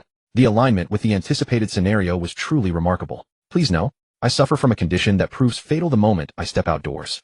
Usopp, whose name had been called, quickly shook his head and ultimately collapsed onto the ground in despair.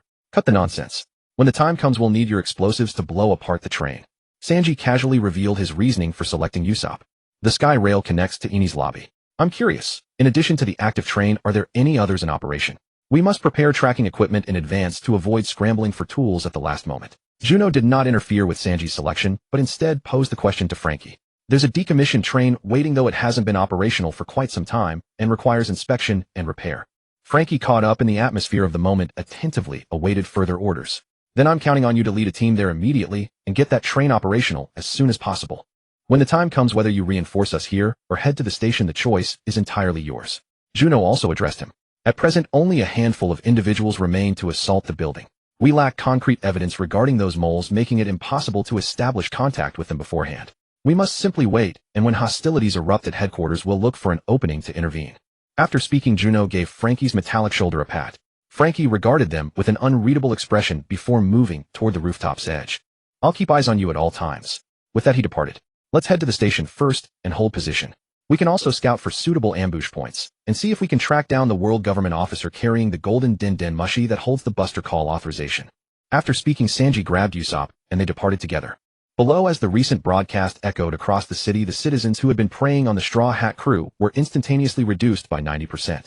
Even residents of the upper district needed to reinforce their doors and windows and return home to secure their residences lest opportunists take advantage of the chaos. Residents of the perilous lower district had an even greater urgency to gather their family's packed belongings that won't be damaged by water and head to designated shelters. Shipwrights who had been searching fruitlessly began to halt their activities. Those needing evacuation returned home to prepare before returning once their arrangements were complete. A fierce gale swept through, and the entire seven-water city grew cold and desolate like a ghost town. Everyone from the lower district gathered into the shipyards of the upper district. As time passed and darkness fell, numerous torches were lit, and oil lamps hung throughout the courtyard of the car company headquarters, bright as daylight, illuminating every corner without leaving any shadow. All the shipworkers guarding outside kept their eyes wide open, forming a patrol team that circled around the headquarters building. As the sky turned completely dark in the ward, Iceberg asked Khalifa to go outside and summon Bailey to the bedside alone. Everyone else was also moved away from the doorway. Suddenly a shout rang out. "Who are you?" Two figures appeared before those shipworkers, silently making their way toward the building. One of them wore a bear headpiece and a plaid cloak with a sturdy build, while the other was clad in a green hooded cloak with a slender figure. The two remained silent, so the shipworkers naturally didn't hesitate. They all charged forward. However, given the absolute gap in strength, the shipworkers had no ability to resist at all. His speed was as swift as lightning, his body as hard as diamond. Whether swords, serrated blades, or pistols and cannons, any attack striking him was like hitting an iron wall. Robin wore a mask that only covered her eyes. Such concealment was nothing more than self-deception. Her figure moved behind the bareheaded figure, and all attacks were blocked by him. With her hands crossed over her chest, arms continuously sprouted from the bodies of shipworkers attempting to flank her from behind, twisting and breaking their limbs to neutralize their combat effectiveness. Eventually, the two reached a wall at the rear of the building. Surrounded by shipworkers, the two pressed close against the wall. Just as everyone believed they would easily capture them, this time, amid the thick smoke, both figures vanished, leaving only countless bullet holes on the wall. What? Where did they go? Find them quickly. The commotion outside the building reached the upper floors. At the ward entrance, Telephone's Tone impatiently grabbed his great hammer and rushed out, intent on capturing the intruders. The remaining three shouted in vain, helplessly watching his retreating figure.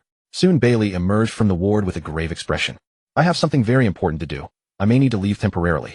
I'll leave this place in your hands." "Don't worry." Everyone knew that his so-called important matter was the secret mission Iceberg had entrusted to him. Those present naturally didn't obstruct him. After he turned and left, the remaining three finally returned to their positions at the doorway. Kaku and Rob Lucci exchanged glances. One approached Lula, who had a strand of hair sticking up on her short-cropped head, while the other faced the shipworkers in the corridor. "Kaku." Lula's question had barely left her lips when Kaku's finger pierced through his chest. At the same moment, Rob Lucci's figure moved like a phantom among all the shipworkers. As he passed, the chests and throats of all the shipworkers were pierced. In only a flash, every shipworker on that entire floor except for those two was eliminated. Then the two selected two corpses with similar physical features dressed in their clothes, and Rob Lucci specifically kept his white dove. Meanwhile, they themselves went to an adjacent room and changed into uniforms and hooded cloaks that had been prepared long in advance. Outside the Kara headquarters building, on the rooftop terrace of the adjacent building, Juno, Luffy, Zoro, Nami, and Chopper all stood up. Watching the chaos at the headquarters building before Juno could speak, Luffy leapt out first, extending his arms to grip the edges of nearby buildings, launching himself into the Kara headquarters like a slingshot. "Robin, I'm here to rescue you," Luffy shouted as he flew past. "Never mind. Let's act directly. Our mission is to save people." Finishing his words, Juno and Zoro leaped from the rooftop, almost simultaneously landing on the ground. "Damn it, how am I supposed to get down?" Nami watched them depart gracefully, then glanced downward. The 20 to 30 meters above ground made her legs tremble. Nearby, Chopper transformed into his reindeer form and said to her, "Nami, hop on my back." At the Kara headquarters, those two intruders suddenly vanished. Before they could search further, another intruder appeared in the courtyard. This time, it was the captain of the Straw Hat Pirates. Meanwhile, inside the building's courtyard, yet another intruder suddenly appeared. This person wore a cloak and hood just like the others, armed with a spiked whip. He had mastered the 6 powers. Shave allowed him rapid movement, Tech Eye reduced incoming damage, Paper Flesh let him evade attacks, Skywalk propelled him through the air, and Storm Leg delivered cutting strikes for mid to short range combat. The thorny whip in his hand was like a venomous snake, difficult to guard against. No one who tried to stop him could withstand even one exchange. In the front courtyard, Luffy attacked recklessly, his rubber machine gun clearing a wide path through the crowd. Zoro wielded his dual blades, and though he used the blunt edges with his current strength, even ordinary shipworkers couldn't survive a single strike.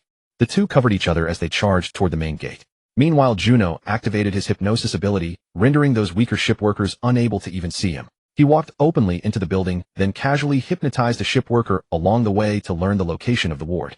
From there, he headed straight for the ward upstairs. The 4 CP9 agents not only mastered the 6 powers and possessed great physical strength, but also included 2 devil fruit users. The Nico Nomi model leopard was merely an added bonus, but the Door Fruit proved to be a particularly valuable ability. Regardless of where these agents were positioned, their ultimate target remained Iceberg in the ward. Juno simply needed to reach the ward first and wait. On the 5th floor where the ward was located, the corridor was already littered with corpses. At the T-junction of the corridor before the door, 3 bodies lay on 5 chairs. One of them the fake Lucci with a pigeon perched atop it. No ship workers remained on this floor. In a flash, Juno moved, catching the pigeon before it could fly away, then pushed open the large door. Iceberg, wrapped in bandages, sat on the edge of the bed with a garment draped over him. The room was empty except for him. I actually got here first. Juno spoke while walking toward the chair beside the bed. You're quick, Iceberg remarked, then asked, what do you want? Don't misunderstand. We're not on the same side as those world government people. Alright, let me show you something. Juno raised his hand to gesture, offered an explanation, then walked back to the doorway and dragged 2 corpses from the chairs outside into the room. Kaku Lucci, what have you done to them? Iceberg demanded, his voice cracking with anguish as he clenched his fists, his eyes red-rimmed, and his chest heaving with suppressed grief. Just check first whether they're the 2 you think they are, Juno said, directly lifting their hoods. Whether disguised as Kaku or Lucci, apart from similar body shapes and facial features, everything else was completely different. The 2 who were swapped out must be world government spies. They not only want what you have, but also intend to kidnap our companion. In a certain sense, we're natural allies. He discarded the 2 corpses and hoisted the white pigeon aloft. You've been speaking for that fellow all along, so your wits must be decent now. Spill their plans, or I'll kill you. Juno gripped the white pigeon, threatening it viciously. Cuckoo, it croaked. Use death threats to make Mayor Iceberg relocate the manuscript, then locate the Pluton blueprints. The pigeon proved no steadfast martyr. A touch of coercion was enough to make it betray its original master. Conveniently, while those agents convened, the bird had never strayed from Lucci's side. Upon hearing the pigeon's confession, Iceberg sighed deeply, now comprehending the full scope of matters. I apologize for making you scapegoats. Frankie is in grave peril as well, Juno revealed, astonishing them once more. Iceberg sharply raised his head, pupils constricting, his gaze pinned upon Juno. After word spread today that we attacked you last night, Frankie sought us out, intent on avenging you. Rest assured he fares well. We've reached an arrangement. He's currently preparing our escape route. Ocean train waiting hall. A train idled at the platform where a large contingent of black-clad figures and Navy personnel stood in formation. Sanji and Usopp concealed themselves in a corner, observing the scene unfold. Before any action was taken, Usopp had already gone limp, sliding to the ground in a prone position. There are simply so many of them. Usopp's teeth chattered. Wait here. If Juno and the others fail to rescue Robin within the city, we advance alongside this train. By time until they arrive. Sanji leaned against the wall, scarcely glancing about. On another front, Frankie led his subordinates to Kokoyashi, where they restored the Rocketman, the first ocean train prototype abandoned for years, refueled it, and set it upon the tracks, following far behind the smoking tom. Under the velvet night, winds and waves surged violently, the rails undulated with the swells, and the ocean train pitched and rolled dramatically. Kokoyashi, old woman, stay here and wait. After dispatching his men back to base, Frankie announced, harness Sodom and Gomorrah to the ships and await further orders. Do not wander, wait for my command. This is of utmost importance. With all tasks assigned, Frankie dashed back into the city. Koppel Academy headquarters ward. Why, Iceberg inquired, bewildered. Khalifa must be another undercover agent. As they spoke, a human silhouette materialized upon the wall, then irised open like a door. Juno met Robin's gaze, offering her a reassuring smile. Yet Robin's countenance remained troubled. The masked figure wearing a barehead disguise which had been affixed to the wall dropped back into place once the portal fully opened. Observing the unexpected visitor at Iceberg's bedside along with the 2 corpses lying nearby, those disguises had been worn by those impersonating Kaku and Lucci. He understood their plan had likely been compromised. Straw Hat Pirates, Juno. Since you've arrived, you might as well stay and join us. Seize Iceberg, Bruno instructed Robin beside him. Beyond muffling the voice, the mask allowed control over the vocal cords, altering the phonic organs to modulate timbre. Robin, your existence means nothing to the world government. The operation to capture you was merely CP9's leader's unilateral decision. Therefore fear not. Worry not. Once we eliminate these agents, we shall sail the seas in freedom once more. Juno said to Nico Robin. In that instant of distraction, Bruno's figure materialized before Juno, his fist descending like a hammer. At the crucial moment, Juno crossed his arms, blocking the blow. Yet the tremendous impact sent him skidding backward, crashing through the wall.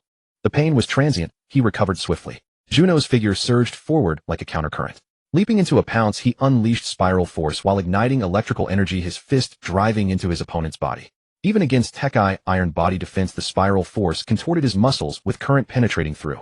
Tekai, one of the 6 powers, enhances defense by controlling muscle cell contraction to increase density. However, the spiral force could shatter such control, and combined with current that paralyzed the opponent's muscles, it rendered cellular control useless. Tekai shattered instantly. Then came circular redirection, force dissipation, close quarters combat, with rapid strikes, leaving no room for the opponent to react. Claws, beaks, hooks, fingers, palms, fists, elbows, shoulders, knees, feet. All extremities became weapons. Every strike aimed at vital points: eyes, ears, temples, throat, cervical spine, lower abdomen, groin, kidneys, armpits, and beyond. Unfamiliar with acupoints, he targeted relatively more sensitive locations. Each attack employed current as reinforcement. Current penetration caused momentary discomfort even against those with resistance. Current paired with kinetic force always penetrated deeply, inflicting substantial damage. These agents mastering the 6 powers were indeed formidable. Juno needed to eliminate one before moving to the next as swiftly as possible. Amidst rapid strikes, Bruno's disguise was completely shattered, revealing the suit beneath his cloak and his true visage. Bruno from that bar in the back alley. So you're a world government spy too. No wonder Kaku and Lucci frequented your establishment. Upon seeing Bruno's face, Iceberg immediately recognized him. With those words, Bruno finally collapsed, blood flowing from all 7 orifices. Upon losing consciousness, Juno deposited him into spatial storage, planting him firmly in the earth. Returning to the ward, he found Iceberg already engaged in heated discussion with Robin. Burble, burble. The transponder snail Juno had retrieved from Bruno began ringing, interrupting their exchange. Hello. Juno deliberately deepened his voice. Hold off on killing Iceberg for now. There's a critical matter requiring verification. With that, the caller severed the connection. Well, Juno turned to Robin. After a pregnant silence, Robin finally removed the mask, a mere pretense, and shed her hooded cloak. That's more like it. These world government lackeys amount to nothing. They're bullies who prey on the weak, stand firm, and they lose their leverage. Leave the rest to us. Though you should also train harder yourself. It never hurts to grow stronger. Juno spoke with a gentle smile. Meanwhile, where is he? Where's Mayor-san? Luffy's roar echoed from below. Rolling thunderous sounds reverberated continuously. Downstairs, Luffy charged recklessly. After entering the building, Zoro had split from him. Wandering throughout, he finally emerged from the structure into the central courtyard. A masked figure wielding a long whip swept through the shipwrights as effortlessly as reaping crops. Are you the ones who took Robin? Zoro answered the dockworkers who kept rushing at him from all sides while walking toward the masked figure. The thorn-long whip in the masked man's hand struck with every swing, sending the surrounding dockworkers flying. Nico Robin. She came with us of her own free will. The figure concealed beneath the cloak and mask deliberately spoke words meant to cloud their judgment. So it's you, good. Have you prepared yourself for how you will die? Zoro drew both swords and charged forward. The long whip flicked, ready to coil around Zoro. The masked man's long whip shared remarkable similarities with the iron-cloud whip of Sky Island. Having battled bitterly against similar foes on Sky Island before, Zoro faced this familiar attack pattern with noticeably greater ease. He watched his moment carefully, and at the instant the long whip stretched to its fullest extension and greatest tension, sliced down with both blades with all his strength against the whip's far end. Immediately a portion of the whip was severed. The masked man Califa moved in rapid flashes. The 6 powers technique shave allowing them to circle Zoro, constantly shifting position, each strike delivered with the long whip coiling and lashing. Yet against an opponent like Zoro, every attack with the long whip was effortlessly neutralized. The cost was that the whip in their grip grew shorter with each exchange. Against weaker enemies, a weapon like the long whip was naturally unstoppable. Against those inferior in strength, any weapon wielded by a superior fighter achieves the same unstoppable effect. But when facing an equally matched opponent or one whose fundamental strength was greater, a whip-like weapon became cumbersome, almost a liability. Because the long whip is flexible, when you grip the handle and swing in one direction, the force traveling from handle to tip inevitably experiences a slight delay. That delay, when the power gap is significant, naturally goes entirely ignored. But against an equally matched or stronger opponent, that delay becomes magnified into a fatal weakness. And clearly Zoro was precisely that stronger opponent. As the whip grew ever shorter, Califa finally abandoned it and engaged using the 6 powers. Shave, formless and traceless. Moonwalk, defying the sky above. Renkyaku, kicks that rend mountains and split stone. Yet against Zoro, all of these attacks could be easily neutralized. The one thing that left him helpless was Moonwalk. Moonwalk grants the ability to change direction midair and move freely in the sky. Even Zoro's flying slash strikes could be evaded with sufficiently quick reflexes. The surrounding dockworkers watched the two engaged in combat, momentarily lost and unsure of what to do. Aren't they on the same side? Why are they fighting? If they're fighting, they obviously aren't allies. Then which side do we support? Neither side is any friend of ours. We'll just watch from the sidelines, lend no support to either, and when they've exhausted their strength, we'll strike and take both down. Meanwhile, Nami rode atop Chopper, pushing through the dockworker defense force before ascending the stairs. To clear a path, Chopper enhanced his antlers, transforming into a massive horned beast, carrying Nami on his back as he charged, plowing through everyone blocking their way. They crashed up the stairs, only to be halted in the process by 2 figures dressed in bizarre costumes. One wearing an enormous skull mask, the other a bull-headed mask. Chopper's massive horns struck against them as though hitting a steel wall, unable to budge them the slightest inch. Chopper backed away, Nami dismounted, and quickly hid behind a corner at the stairway entrance. Who are you? Dock workers. Chopper reverted to his normal form and asked warily. The Straw Hat Pirates navigator and their pet. I'll leave this to you. The bull-masked figure glanced at them, confirmed their identities, and without lingering continued upward, leaving behind the enormous skull-headed mask. Rankyaku. The skull-masked figure kicked, sending 2 cutting slashes flying. Jump enhancement. In an instant, Chopper's body elongated, his legs bending as he launched upward, narrowly avoiding the slashes. The 2 cutting beams that carved through his former position split the corridor wall into a jagged fissure.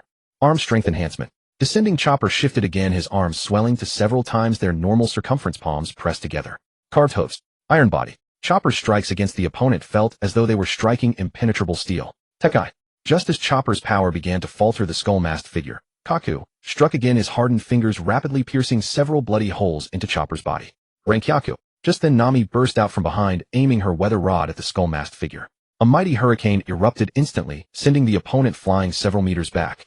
To stabilize himself, his feet carved 2 deep furrows into the ground. Thank you, Nami. Chopper restored to his cute original form. Thank Nami. Are you alright? Nami supported Chopper, her face filled with worry. The round ball's effect has worn off. As Chopper spoke, opposite them the costume upon the skull-masked figure had been torn away by the wind, revealing Kaku's face with his distinctive features. Kaku tore open the remaining tattered disguise and stood openly before the 2. Kaku. Nami noticed the square, elongated nose and recalled the undercover agent Juno had mentioned. Shave. Kaku said nothing further. His figure instantly vanished before their eyes. His sole task now was to eliminate the Straw Hat crew. Tekai. Kaku's strike landed upon Chopper once more. Chopper did not hesitate, immediately drawing out a second round ball and consuming it. Just as he bit through the pill in his mouth, Kaku's fingers pierced bloody holes into his body once more. Fur enhancement. Boing. Chopper transformed into a giant fluffy ball, bouncing the opponent away. Just then, Robin. Where are you? Luffy, charging recklessly, shouted as he came hurtling up the stairs onto the corridor. He crashed straight into Chopper's fluffy fur. Huh, where is this? Luffy popped his head out from atop Chopper's body. Luffy. Chopper stared in astonishment at the head emerging from his body. Chopper. Luffy, seeing Chopper's form, was equally taken aback. Thwack. Nami burst from behind and smacked Luffy on the head. Where have you been running off to? Can't you take this seriously? At the other end of the corridor, the Kaku who had been sent flying earlier walked back. Luffy also hopped out from Chopper's fluffy ball. Give me Robin back. Don't block my path. Luffy shouted at Kaku and charged forward. The ultimate fate of sinners is the prison and the executioner's block. No one can resist the will of the world government. Iron body. Luffy's fists formed a relentless barrage, completely covering Kaku. I don't care about your wills. I don't care about your sins. All I know is that Robin is our nakama. That's enough. In the hospital room, Juno gazed at the disconnected Den Den Mushi, then promptly handed it to Robin beside him. Hold on to this for now. Aside from these spies and agents, their leader is likely to call as well. If the call comes through, put your skills to use and keep him talking. Then Juno fetched a chair and settled beside the hospital bed, with Robin taking the opposite side. Within 3 minutes of the call ending, the hooded figure with a bull mask returned to the hallway on this floor. Upon seeing the open hospital room door and noticing the 2 fake corpses that should have been lying in place were gone, he instantly flashed into the room. 3 figures. Iceberg rested against the headboard with Juno and Robin seated on either side. Are you Lucci, Kaku, or Califa? As the figure in the bull mask surveyed the 3, Iceberg spoke first. Upon hearing the question, Rob Lucci removed his cloak to reveal the crisp suit beneath. The carefully groomed mustache on his chin gave him a distinctive bearing, while his eyes carried the predatory intensity of a cheetah. It appears you've already figured it out. What happened to Bruno? Lucci asked, glancing at Robin seated beside him. You could ask him yourself. Robin merely pointed toward Juno's direction. It seems he's already been dealt with by you, Lucci remarked. In that case, let us settle this with combat as our final resolution. Shave. Finger pistol. In an instant, Rob Lucci extended 1 finger from each hand, moving at the speed of Shave to appear before him. His fingers, like steel rods, prepared to pierce directly into Juno's body. In that moment, Juno's body moved like willow catkins in the wind or morning mist, evading all of Lucci's attacks by mere millimeters each time. Paper art. After a barrage of attacks proved ineffective, Lucci stopped in astonishment. The ability to evade attacks isn't unique to you alone, Juno remarked. Rob Lucci said nothing more. In an instant, his body began to expand and transform into a beast. A leopard beastman twice the size and height of before appeared before everyone. Now my power has doubled. Rob Lucci looked down at Juno. Yet watching the opponent's clothing, untouched despite the bodily expansion, Juno felt an inexplicable sense of envy. Such ultra-stretch fabric must be incredibly comfortable to wear. Robin, take Iceberg and leave and help stop the conflict. Otherwise, if the ship workers keep besieging them, they won't be able to handle these agents calmly. Moreover, it would also cause unnecessary harm to those ship workers. Despite his envy, after arranging for Robin, Juno also stepped in front of Rob Lucci. Robin activated her power, growing a hand from her shoulder to hold the den mushy, while the remaining arms extended from the bed out through the window. Like a conveyor belt, she sent Icebug out through the window. Dust and debris erupted from Lucci's feet. It was the physical phenomenon that occurred when using Shave with greater force. In his Beastman form, Rob Lucci's Shave became even faster. The finger pistol attacks were swifter as well.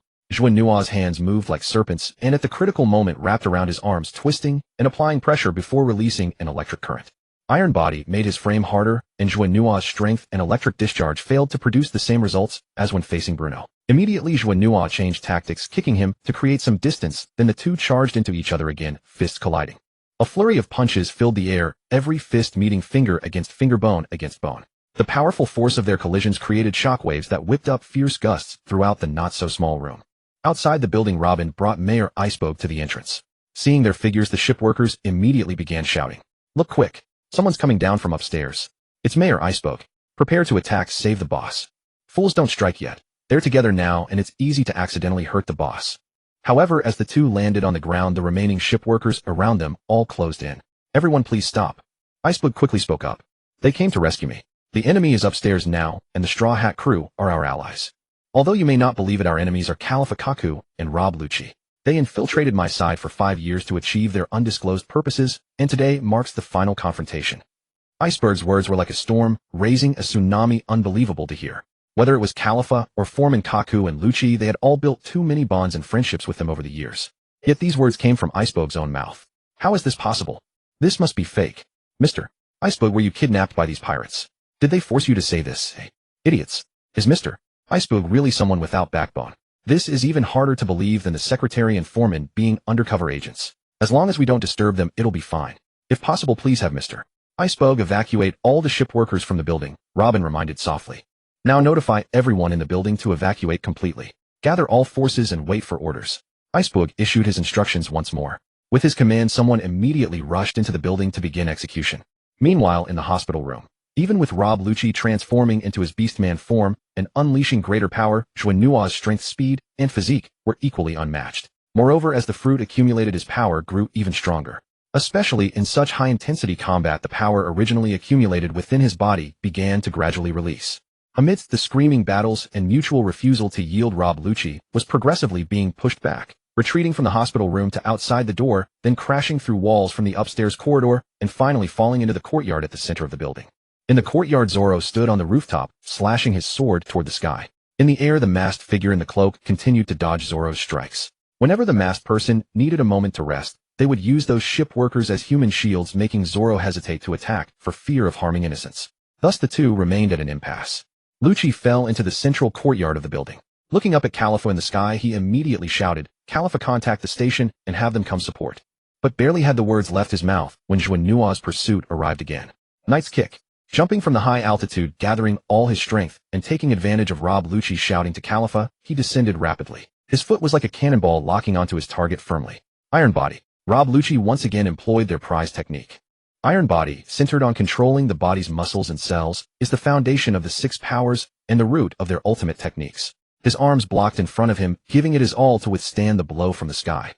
With a thunderous crash, Rob Lucci's body sank halfway into the ground. His arms became distorted, and even his chest caved inward. 6 powers ultimate technique, life return. 6 powers ultimate technique, 6 Emperor Lance. In the air. Upon hearing Lucci's cry, Khalifa immediately abandoned Zoro and used those shipwrights as human shields, pulling out her den mushy to contact the agents on standby at the marine train station. On the ground, with the power of the rumble ball, Rob Lucci's shattered arm and sunken chest restored to their original state almost instantly. Then his hands closed like a blooming flower, concentrating all 6 powers into his 10 fingers, gathering his full strength. Seizing the moment when Juno's attack had exhausted all his strength, he thrust his palms forward, unleashing all his power straight into Juno's chest. A thunderous crash echoed. Juno absorbed the enemy's full force upon his chest, blood wells from 10 finger wounds soaking his clothes. Yet as he lay on the ground, those wounds were healing before his eyes. Believing the enemy had been eliminated, Rob Lucci wiped the blood from his face and reverted to his human form, gazing at Juno's figure across from him. He then turned his head toward the rooftop. "Damn it, you bastards, get out of my way." Zoro smashed through one shipwright after another with the flat side of his blade, roaring furiously at the seemingly endless horde. The shipwrights felt wrong too. Was this their idea of a good time? They were powerless against it all. With a tremendous crash, the wall shattered as Luffy dropped from the building into the central courtyard, carrying Kaku with him. Chopper and Nami stood pale-faced at the jagged edge of the destruction, staring down at the scene below. Inside the building, following Iceberg's orders, all the shipwrights gathered together. Outside, the assembled shipwrights formed a protective circle around Iceberg and Robin. "Nico, Robin, could you help me find Bari? He's probably in a room behind that window." Iceberg pointed to a window high on the building and made his request. If both Kaku and Lucci were undercover agents of the world government, then Bari's fate must be dire. However, he had arranged the operation himself. Even if Bari had already died, he would retrieve his body intact, ensuring it wouldn't be destroyed in the battle. Robin activated her devil fruit power, growing arms along the walls around the window, as instructed by Iceberg, and smashed through the glass with several punches. Then eyes sprouted on her palm, allowing her to see exactly where Bari lay in a pool of blood. Her arms stretched all the way over, lifting the blood-soaked Bari him out of the room, lowering him gently from the window. Then, amid the horrified stares of the shipwrights, she delivered him to the protective circle, placing him before Iceberg. "He's still alive," Robin confirmed after performing a quick, basic examination during the transport. "Bari." Iceberg held him close, calling softly. "Goo goo." "Iceberg." "Sir." Gurgles.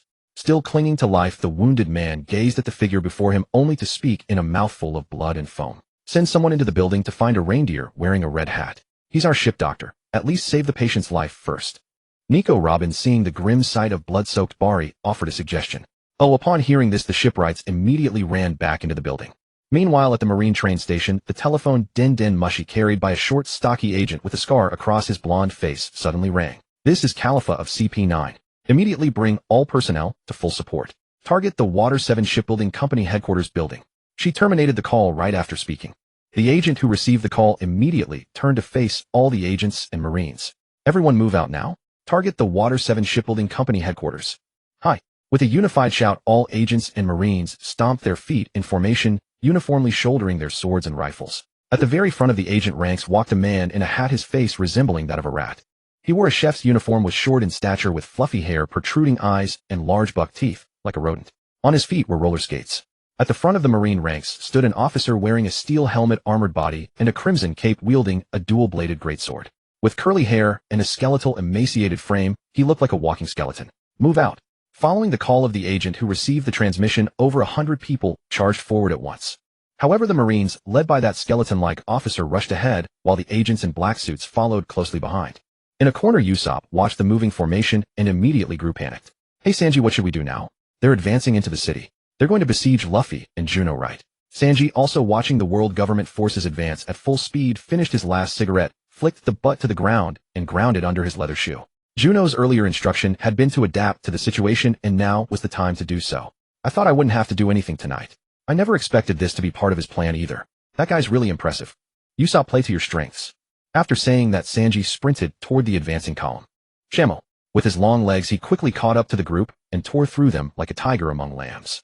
Those rearguard agents could only let out a single cry of agony before being knocked unconscious in a single strike. "Who's that, guys?" The disturbance at the rear drew immediate attention from those ahead. Blonde hair and curly eyebrows. "You're an officer of the Straw Hat Pirates." The agent commander halted and examined the approaching figure, cross-referencing intelligence files to confirm his identity. "Yo, you know me pretty well, huh? What are you planning to do? It's quite windy and cold tonight. Why don't we warm up by having a little fight?" Sanji spoke in a teasing manner and lit another cigarette between his lips. "Hey, got a light? If you want fire, show me you can catch it first." From the agent ranks, a short man in a chef's uniform rolled forward on his skates to confront him. The moment he stopped, flames erupted from his raised hands. A flamethrower was concealed on his body. "Vajra, this guy is yours." With those words, the agent commander immediately led the remaining forces to continue following the vanguard. Flame cutter. Vajra rapidly skated forward, sparks instantly bursting into flames. He then ignited 2 kitchen knives in his hands and swung them at Sanji. His flaming roller skates were also his weapons. "You bastard, knives aren't meant for combat." Seeing someone insult culinary tools so shamelessly, Sanji grew furious. At that moment, the agent column had already advanced further. On an adjacent rooftop, Usopp held a giant slingshot larger than himself, its elastic band attached to the horn of a rhinoceros beetle. "Let me show you the power of my new weapon." Final Surge Hurricane Exploding Star. Enhanced by the Garpo and Bomb Fuji, this massive slingshot was even more powerful than before. Not only could it shoot farther, but it also amplified its destructive force. The combined wind and fire explosion sent those agents flying, smashing them into the buildings lining the street. Their clothes caught fire. "Damn you, you're dead." That man with a rat-like beard, wearing a cap and short-sleeved t-shirt, directly scaled the building walls and charged onto the rooftop.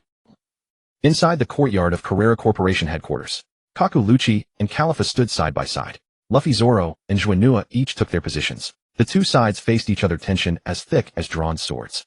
Are you alright? Zoro asked, looking at the crimson stain on Juno's chest. I've already recovered. That fellow named Lucci has some skill, Juno remarked. His wounds had completely healed within about a minute. Except for the torn clothes and dried blood, there was not a trace of injury remaining. Hey Beardman, aren't you the strongest one here? It's my turn to fight you. Luffy pointed at Lucci as he walked forward. Then I'll pick the long-nosed one. At least he's a man. Zoro had no desire to fight a woman either. It wasn't that he looked down on women, but when better options were available, he preferred not to fight women. With that said, he gripped his sword and charged toward Kaku. Kaku also casually picked up two ordinary steel swords left behind by shipwrights. The two exploded into motion and collided. Finally, only Juno and Califa remained. There's no such thing as holding back against me. In my eyes, men and women are equal. Juno faced Califa, speaking as he approached. Her golden long hair floated in the wind. The bespectacled woman wore a mature, alluring look, her form-fitting black dress barely covering her hips, paired with fishnet stockings beneath. No wonder Bally referred to her as shameless whenever he saw her. As an agent of the world government from the day we joined, gender distinctions no longer exist. Rumblefoot. She launched a flying slash. Juno's figure flashed like he was skimming across the ground. Paper escape. Facing her close quarters assault, Califa activated paper escape, attempting to evade Juno's relentless attacks. However, although she dodged the initial strike, she couldn't match Juno's unbroken barrage of continuous assaults. Her inferior physical strength ultimately held her back, preventing her from avoiding every blow. In the end, Juno's fists completely dominated, forcing her to retreat step by step until she shattered through walls and emerged outside the building. Meanwhile, in the courtyard of the main entrance, Chopper had been brought by shipwrights before Iceberg and Bally. Besides Bally, all the rescued shipwrights required medical attention. Nami accompanied him, acting as an assistant while treating the wounded. On the streets, the Navy advanced rapidly toward Dry Branch No. 1 shipyard under their commander's leadership. Frankie, having repaired the old seaside train and settled his subordinates, prepared to return to Shipyard No. 1. Just as they were about to reach the shipyard, a sudden explosion echoed from behind. Then came the loud shouts of a large group, like rhythmic work songs accompanied by perfectly synchronized footsteps. Frankie glanced back toward the building. With the straw hats there, they should be able to hold out for some time. He had to deal with the pursuing trouble first before he could better protect them. After making his decision, he marched directly toward the source of the noise. The first figure to come into view was the armored naval officer wielding a great sword, the Marines closing in behind him. Frankie stood in their only passage, hands on his hips, feeling the salty night sea breeze as he calmly waited for them. Who are you? The skeletal-looking naval officer skeleton raised his right hand high, and all those behind him halted immediately. I'm Frankie, just an ordinary member of Water 7. I heard you wanted to kidnap Mayor Iceberg, so I came specifically to stop you. I see, the naval officer said with a stern expression. I am Captain T. Bonnie of the Marine Headquarters. We simply received orders and need to coordinate our actions. I know not the specifics. But if what you say is true, we must still complete our mission. You are a man of loyalty. I'll give you a chance, stand aside. Bonnie spoke earnestly and seriously. Impossible, Frankie declared, already raising his left hand, his palm twisting open as he took aim. Weapon left arm. In an instant, it was like a machine gun firing a rain of bullets. Right angle flash. Bonnie, a man of straightforward integrity, conducted his attacks with equally upright methods. He swung his sword in right angles, his blade's trajectory forming perfect right angles, and the flying slashes it produced were equally angular. He blocked all incoming bullets. Why have you stopped? Continue advancing. The special agent commander caught up from behind. Seeing the Marines blocked and unable to proceed, he could only roar angrily. If this route is blocked, take another. Speaking, he personally led the way, weaving through a nearby alley to bypass the battlefield. Frankie wanted to move forward and intercept those agents. Bonnie, of course, would not allow it. A heavy sword slash sent a blade wave that cut off Frankie's path, forcing him to remain in place. Looks like I have no choice but to take you out, Frankie shouted, charging straight at Bonnie. As a cyborg, half of his body was steel. Under his full force assault, the two became evenly matched for a time. Further on, Nero stepped along the moonwalk, soaring onto the rooftop. He dove straight at Usopp, who was waiting there. His slingshot continuously fired projectiles, but Usopp evaded them all by using moonwalk to rapidly change direction multiple times in the air. Die. Finger pistol. Whoosh. Nero's finger pistol aimed directly at Usopp's heart. Yet this strike, which seemed certain to land, appeared to have lost all its power entirely. It failed to pierce Usopp's chest, as though completely drained of force. Beneath his torn clothing, a gray object was faintly visible. This was the shock fish brought down from Skypiea. Shock fish were plentiful on Skypiea, capable of storing impact energy and releasing it at will. Now, to save his life, Usopp had exploited the shock fish's properties, adding an extra layer of protection to his vital areas. And just as Nero was caught in shock and dazed from his miss, Usopp did not forget they were still in combat. His bandage-wrapped right hand suddenly seized Nero's arm. Shock release. Iron Cloud. Having survived the impact, Nero gritted his teeth and grinned cruelly at Usopp. Looks like you have quite a few interesting little trinkets. Then how about this? Rumble foot. He kicked up a razor-sharp cutting wave, nearly splitting him from top to bottom. Crimson blood erupted from the wound. Useless trash. I thought you were someone special. Kicking the unconscious figure lying on the ground, Nero turned and continued pursuit along the road. Further ahead, a figure entirely wrapped in flower-based armor wielded over 100 whip-like strands formed from dispersed noodles, each strike sweeping devastatingly. Every strand of noodles that swept past left gashes on the surrounding ground and walls. Against such attacks, Sanji found it difficult even to approach, forced to constantly circle and wait for an opportunity to turn the tide.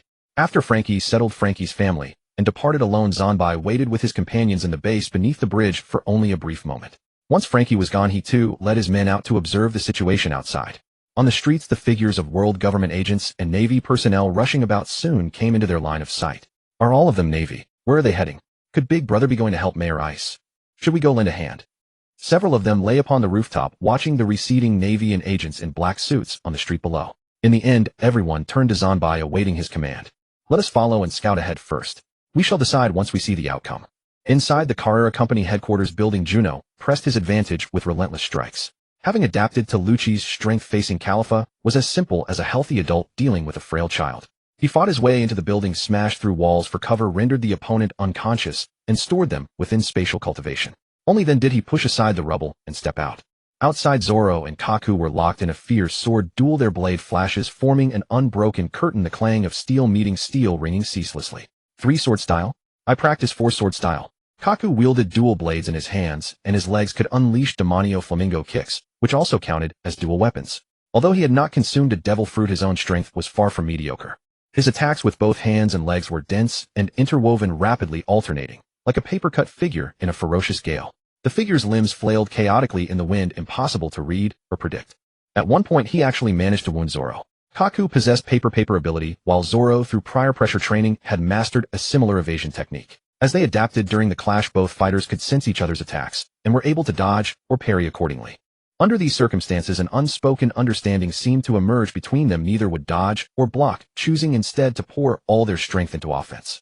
Facing each other's strikes, they simply endured. Then they would counterattack. It became a contest of who could endure longer. Meanwhile, on another front, the battle between Luffy and Rob Lucci had also reached a fever pitch. On one side was the leopard Zoan human form, on the other Luffy's gear second assault. Luffy wielded machine gun punches while Lucci countered with OG Raiken, both relying on rapid-fire attacks to overwhelm their opponent. Between bursts, Luffy could activate gear third, inflating his fists or legs to colossal proportions, unleashing all-encompassing attacks from every angle. Throughout the battle, both sides relied on their formidable physical constitution. Outside the building, everyone coordinated with Chopper to tend to the wounded on site. All the injured had been rescued from the building by the shipwrights and placed in orderly rows on an open area to receive treatment.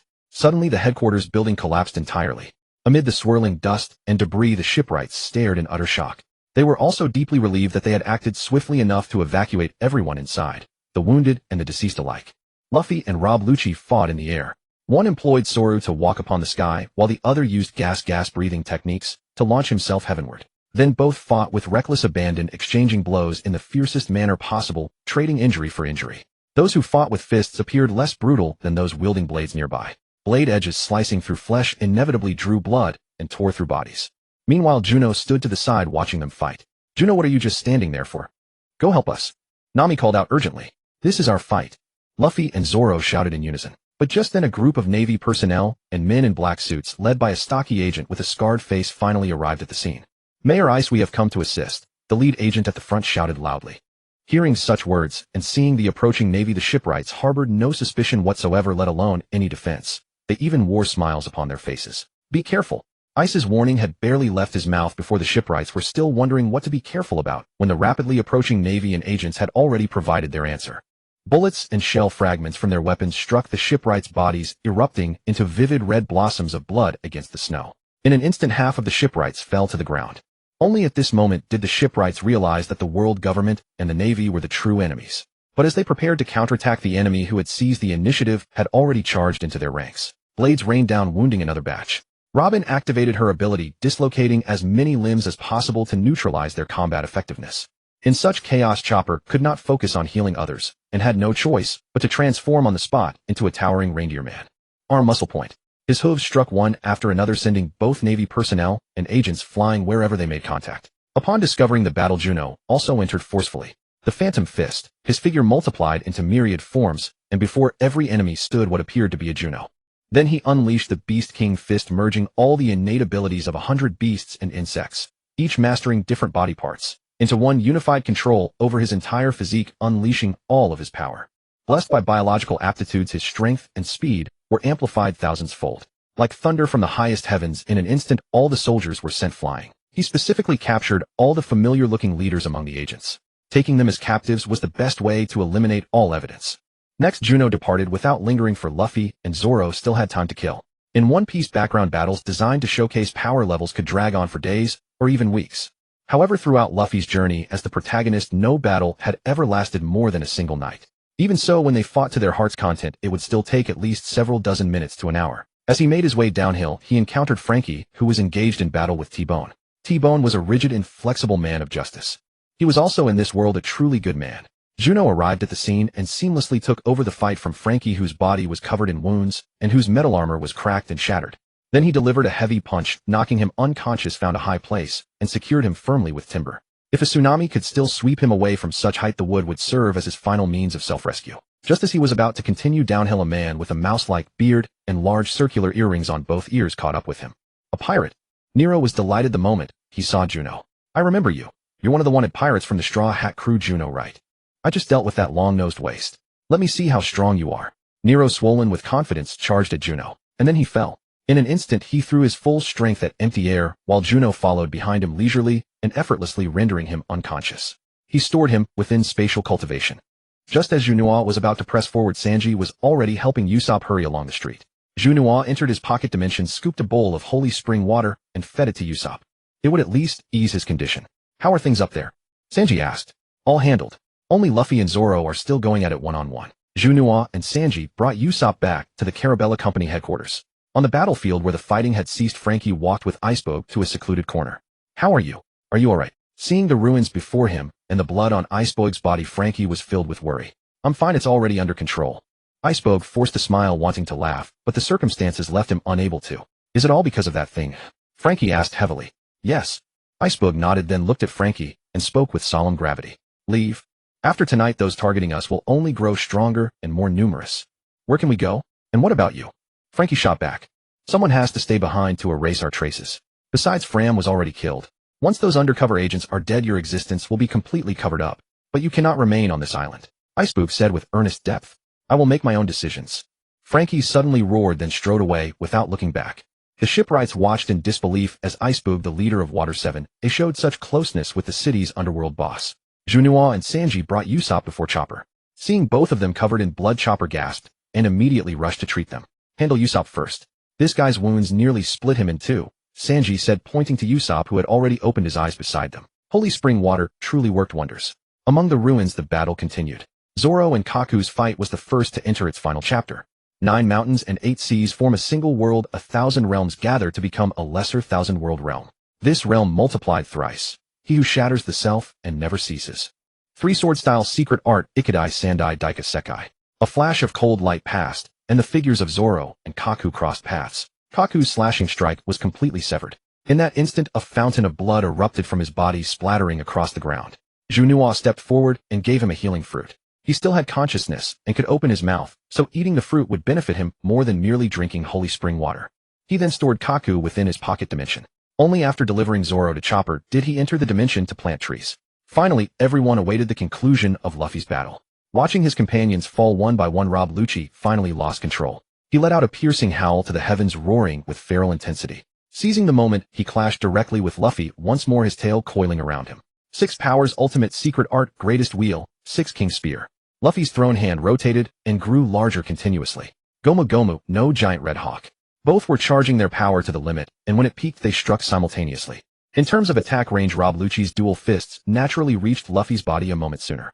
But Luffy fought with desperate courage, absorbing the blow head-on and pouring all his remaining strength into his own counterattack, driving his fist straight toward Lucci. He hammered Rob Lucci directly into the ruins, flattening man and debris alike. Only after confirming Lucci would not rise did Luffy finally relax, collapsing into unconsciousness. There was clearly a simpler, less damaging way to handle this, yet he insisted on making things so difficult. "I really can't understand it." After storing Lucci away, Juno fed Luffy a bowl of water and brought him to Chopper. At that moment the water gods finally began. The sea surrounding Water 7 receded in all directions, revealing the land that had lain hidden around the island. The sound of waves churning under fierce winds vanished entirely as the water withdrew. After an indeterminate span of time, the receded sea finally surged back toward Water 7. A white line on the horizon rolled forward. As it drew nearer, they realized these were no ordinary waves. They were a wall of water dozens of meters high. This was a tsunami, the ultimate expression of one known as the water gods. The sea horizon tore apart as the water gods became a dark blue-black wall of water encircling the entire island, bearing down upon it. Thunderous roars shook the buildings, and waves laden with mud and wreckage surged forward. The water wall crushed the seawalls, coastal high-rises buckled and shattered, and the sea swept away, everything exposed like a ferocious beast, swallowing all beneath its roar. Waves stacked upon waves, streets became muddy torrents, church steeples and docks sank in succession. The sea overflowed into the lower district, and those on higher ground could only watch as black waves roared defiantly toward them. Half of Water 7 was swallowed by the ocean, and only the thunderous roar of the tsunami remained echoing across the vast, empty sea like the wrath of gods. The ocean revealed its apocalyptic fury to the world. Shipyard No.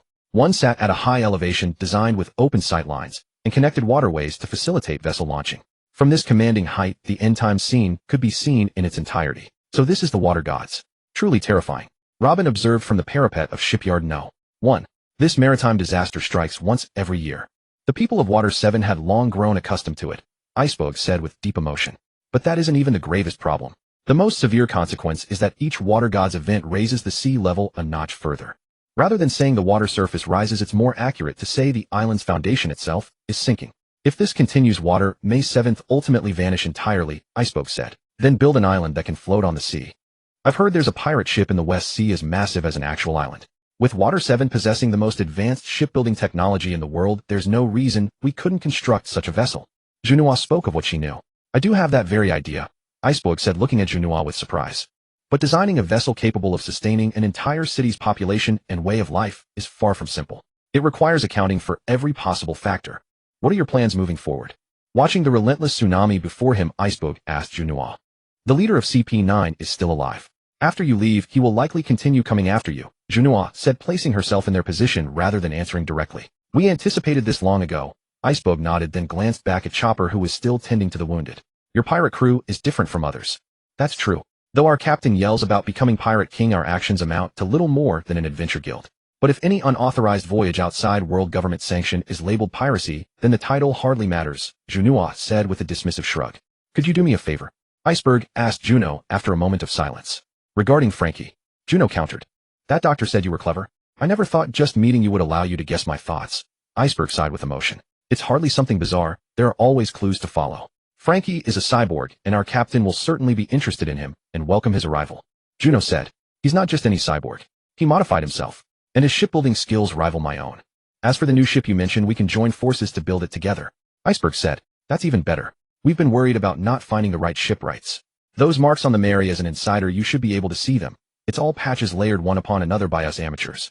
But if they fail tonight, the leader of the agents will surely return with more men tomorrow.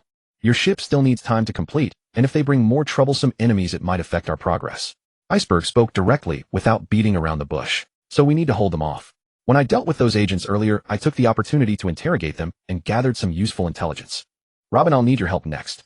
The last sentence was directed at Robin. Mr. Iceberg, regarding Frankie, please inform our captain and him personally. We'll handle what comes next. After saying this, Juno led Robin toward an empty corner. What do you need me to help with, Mr. Juno? In the corner, Robin looked at Juno with curiosity. In the distance, Sanji watched Juno lead Robin into a deserted corner. Based on his trust in his companions, he didn't press further. Beside him, Luffy drank the spirit spring water and consumed 2 essence fruits, and his body recovered remarkably fast. I'm revived. Meat. I want meat. Luffy bounced up like a roly-poly toy, arms raised high, shouting loudly. Unfortunately, we'll need to endure for a little while. Sanji looked at the ruins around them and the closed doors and windows of the houses in the distance. No tools, no workspace, no ingredients. Even if he wanted to, there was nothing he could do. As they spoke, Iceberg approached. On the other side, in the corner, Juno took out a Den Mushi. The head of CP9 is named Spandam. These agents rated him as a foolish, power-hungry man with deep backing. Greedy and wretched. If you hint at even a small benefit, he'll throw everything aside in a rash decision. So we simply need to lure him here under some pretext, detain him, and then he won't have the chance to issue a buster call or bring the forces from Justice Island. Later, Juno began explaining his plan to Robin. Then he controlled his throat to produce different voices, doing his best to imitate those agents.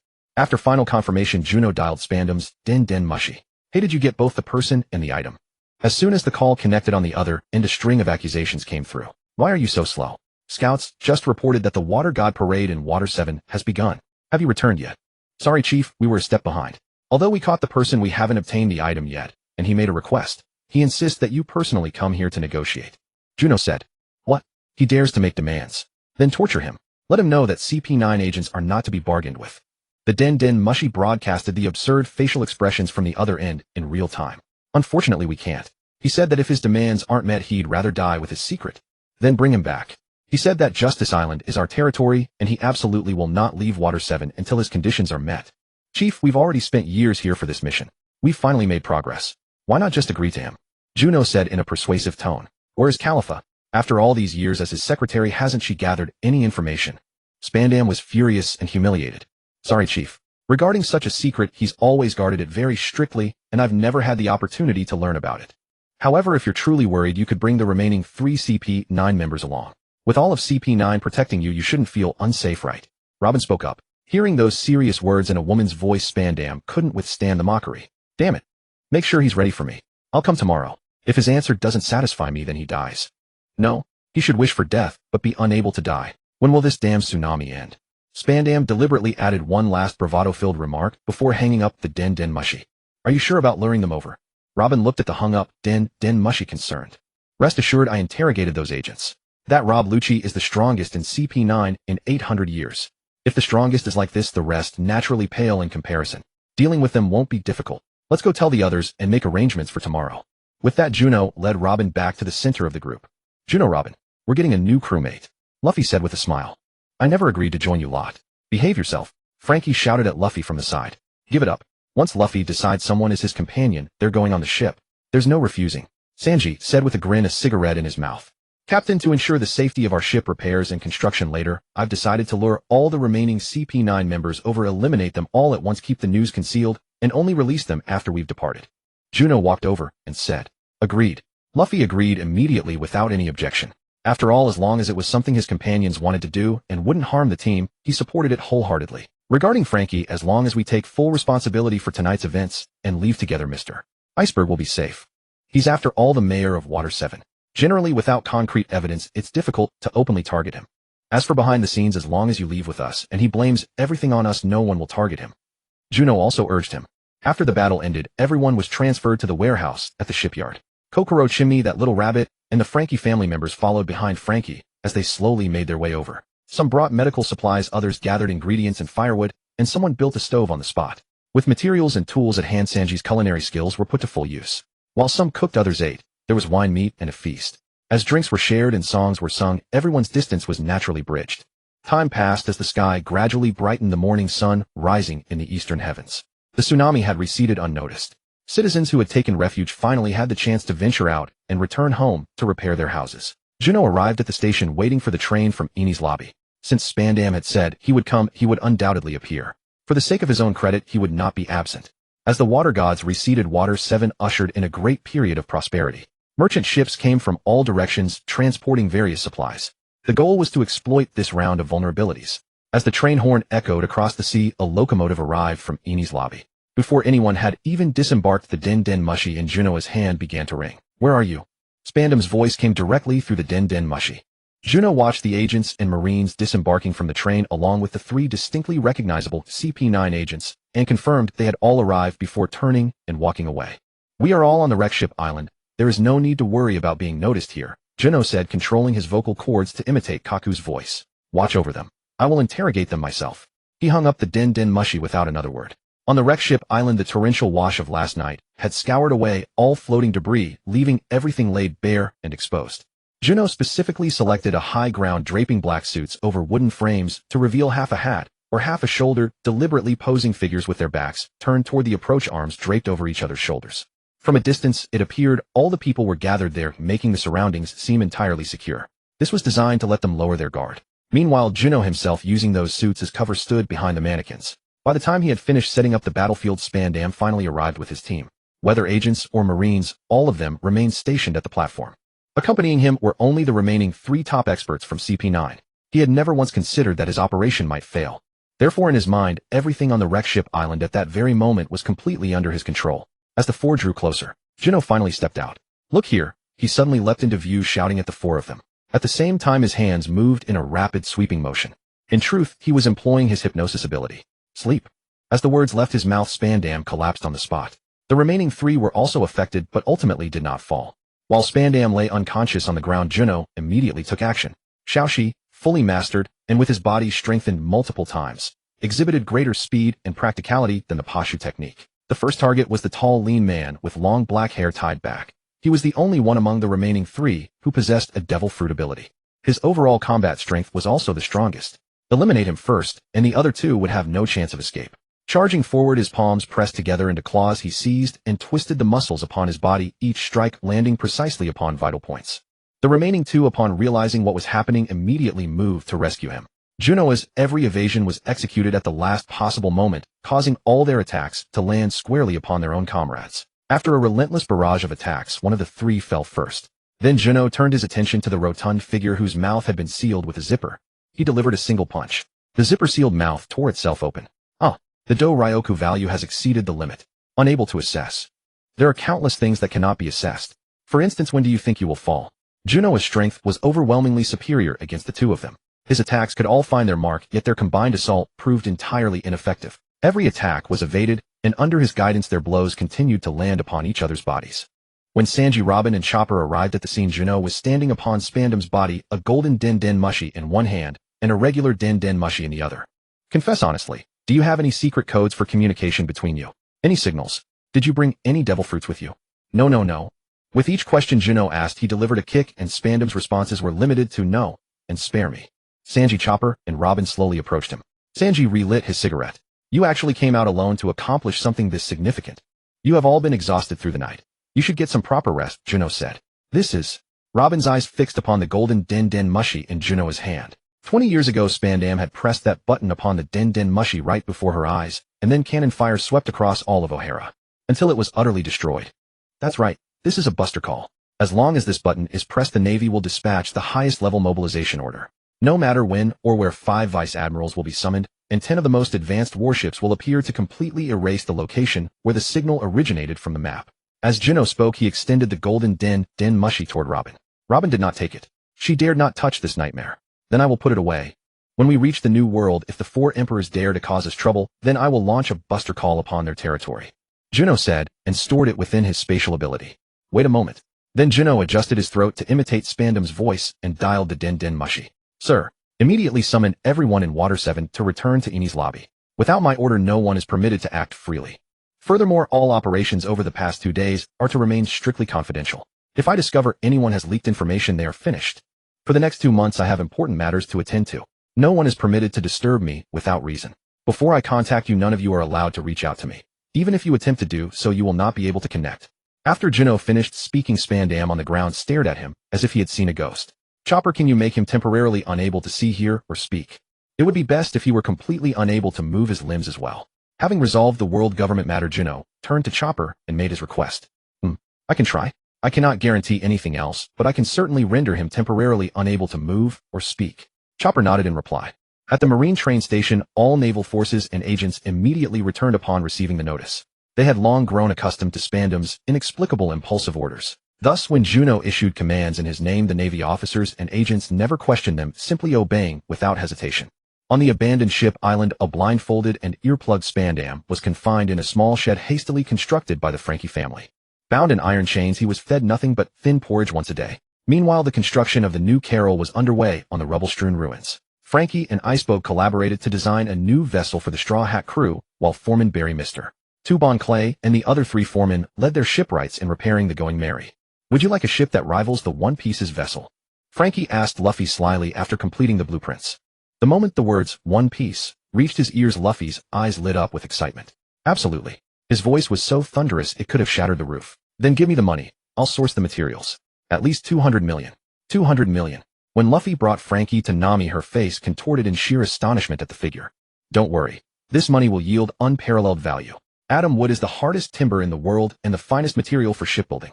However, due to its extreme rarity, its price remains prohibitively high. I only discovered this through considerable effort. If not for your assistance, I would never have shared this information with you. Frankie feigned disdain. As a shipwright, if one could construct a fine vessel using atom wood in their lifetime, they could depart this world with no regrets. Iceberg chimed in timely. He had known from the moment Frankie completed the designs, and urged him not to rush into construction that there was more to come. Nami, give us the money. Let's buy that wood and build the most formidable pirate ship, the very ship of the One Piece. Before Nami, Luffy behaved like a puppy whimpering for treats. If your ship is built sturdily enough and Frankie tends to it afterward, you may never need to replace it again. Iceberg added. All right here.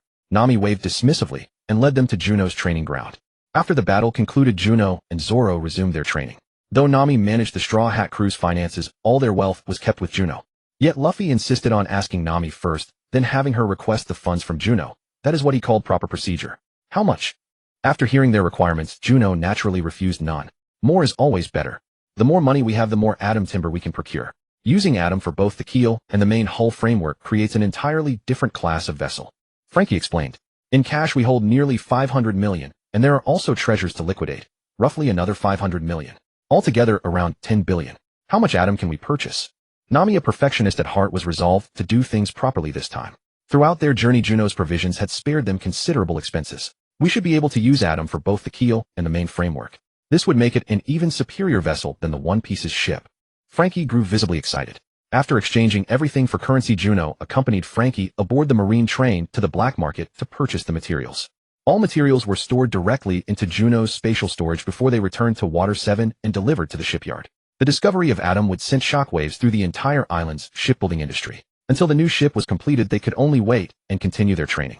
Meanwhile, on the other side, the Whitebeard pirates sprang into action, searching for Teach through every available channel. Finally, they traced Teach and his crew's movements and positioned intercept teams ahead at their next destination, Bonero Island. The Blackbeard pirates had reverted to their core of 5 members. Captain Marshall D. Teach Van Augur, Jesus Burgess Lapis Lazuli, and a red mushroom-haired man wearing an eye patch. Just as they prepared to plunder the island, Ace sat casually upon a stone blocking their path. Hey Captain, what a coincidence. I didn't expect to run into you here. Teach laughed boisterously and greeted Ace openly. Under Whitebeard's strict prohibitions, betrayal and killing one's own comrades were absolutely forbidden. He did not know how many Whitebeard pirates had been dispatched to hunt him, so he needed to gauge the size of his enemies first. Shut up. You have no right to call me Captain. Ace said, his expression furious. Teehee, the old man has grown frail. A new era of pirates is upon us, Ace. Join my crew. Let us overturn the world together. Teach laughed loudly, extending his invitation. Oh, in that case I cannot pretend I did not hear that. As the words fell, Marco, still in his phoenix form, reasserted his human shape and landed upon a nearby branch. Marco. Teach's pupils contracted sharply, his eyes wide with surprise at the sudden appearance. And me too. Appearing from another direction was Spade Bisten. Bisten. Teehee. I never expected Father to show such courage, sending all 3 of you against just me. A 3-on-1 fight. Teach felt the urge to retreat, but could not let it show. Instead, he resorted to verbal provocation, hoping to lure them into 1-on-1 duels or favorable conditions. If he could win even a single duel, he might find an escape route. Allow me to test first the devil fruit power you stole by betraying and killing your comrades. Let us see what it truly is. Ace stepped forward once again. Though Juno had analyzed Teach's possible abilities earlier, that had only been speculation. Now in actual combat, the truth would reveal itself. If I defeat you, can I leave? Teach asked. I'm afraid not. Satch's life hangs upon the devil fruit inside you. Until Satch is freed, only Father has the authority to pass judgment on your death. Even as he spoke, Ace unleashed a blast of flame in a single punch. Teach dodged instantaneously, but the 4 men behind him were not so fortunate. Buggy possessed thick skin and durability, and Mihawk was also a devil fruit user with a physique far stronger than ordinary humans. However, Lafitte and Van Augur, those speed-type fighters, were ultimately a fraction too slow. Their bodies were set ablaze. Water 7. New ship construction combined with old ship repairs took 10 days. 10 days. A large ship over 30 meters in length was completed in just half a month of speed. That was simply unbelievable. But this was the world of One Piece, where Frankie could stack wooden planks to create a tower reaching to the heavens within seconds without any support. Even more remarkable were the building immortals, who could complete an entire house within hours. For these craftsmen, building a ship in 10 days was already considered a sluggish pace. Over the course of 10 days, no Marines appeared, nor did any world government agents. Everything proceeded as though nothing had happened at all. The repaired Thousand Sunny was stored away by Joie into a spatial dimension as a treasure.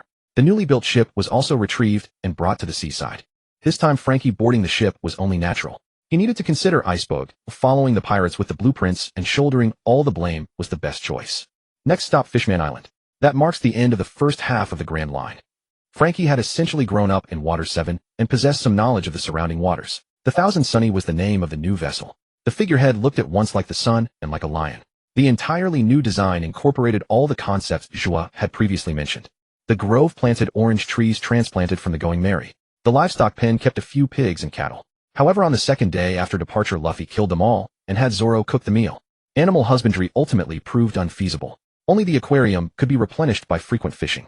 The training room was located atop the main mast, also serving as a lookout point. The lower structure was a multi-decked vessel.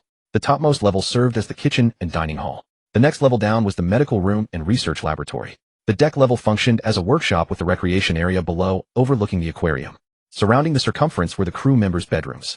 Per Jua's request, each person had their own private room. Island clouds had been specially crafted into beds and sofas to ensure maximum comfort. The Thousand Sunny was a four-steer vessel with the helm located at the bow.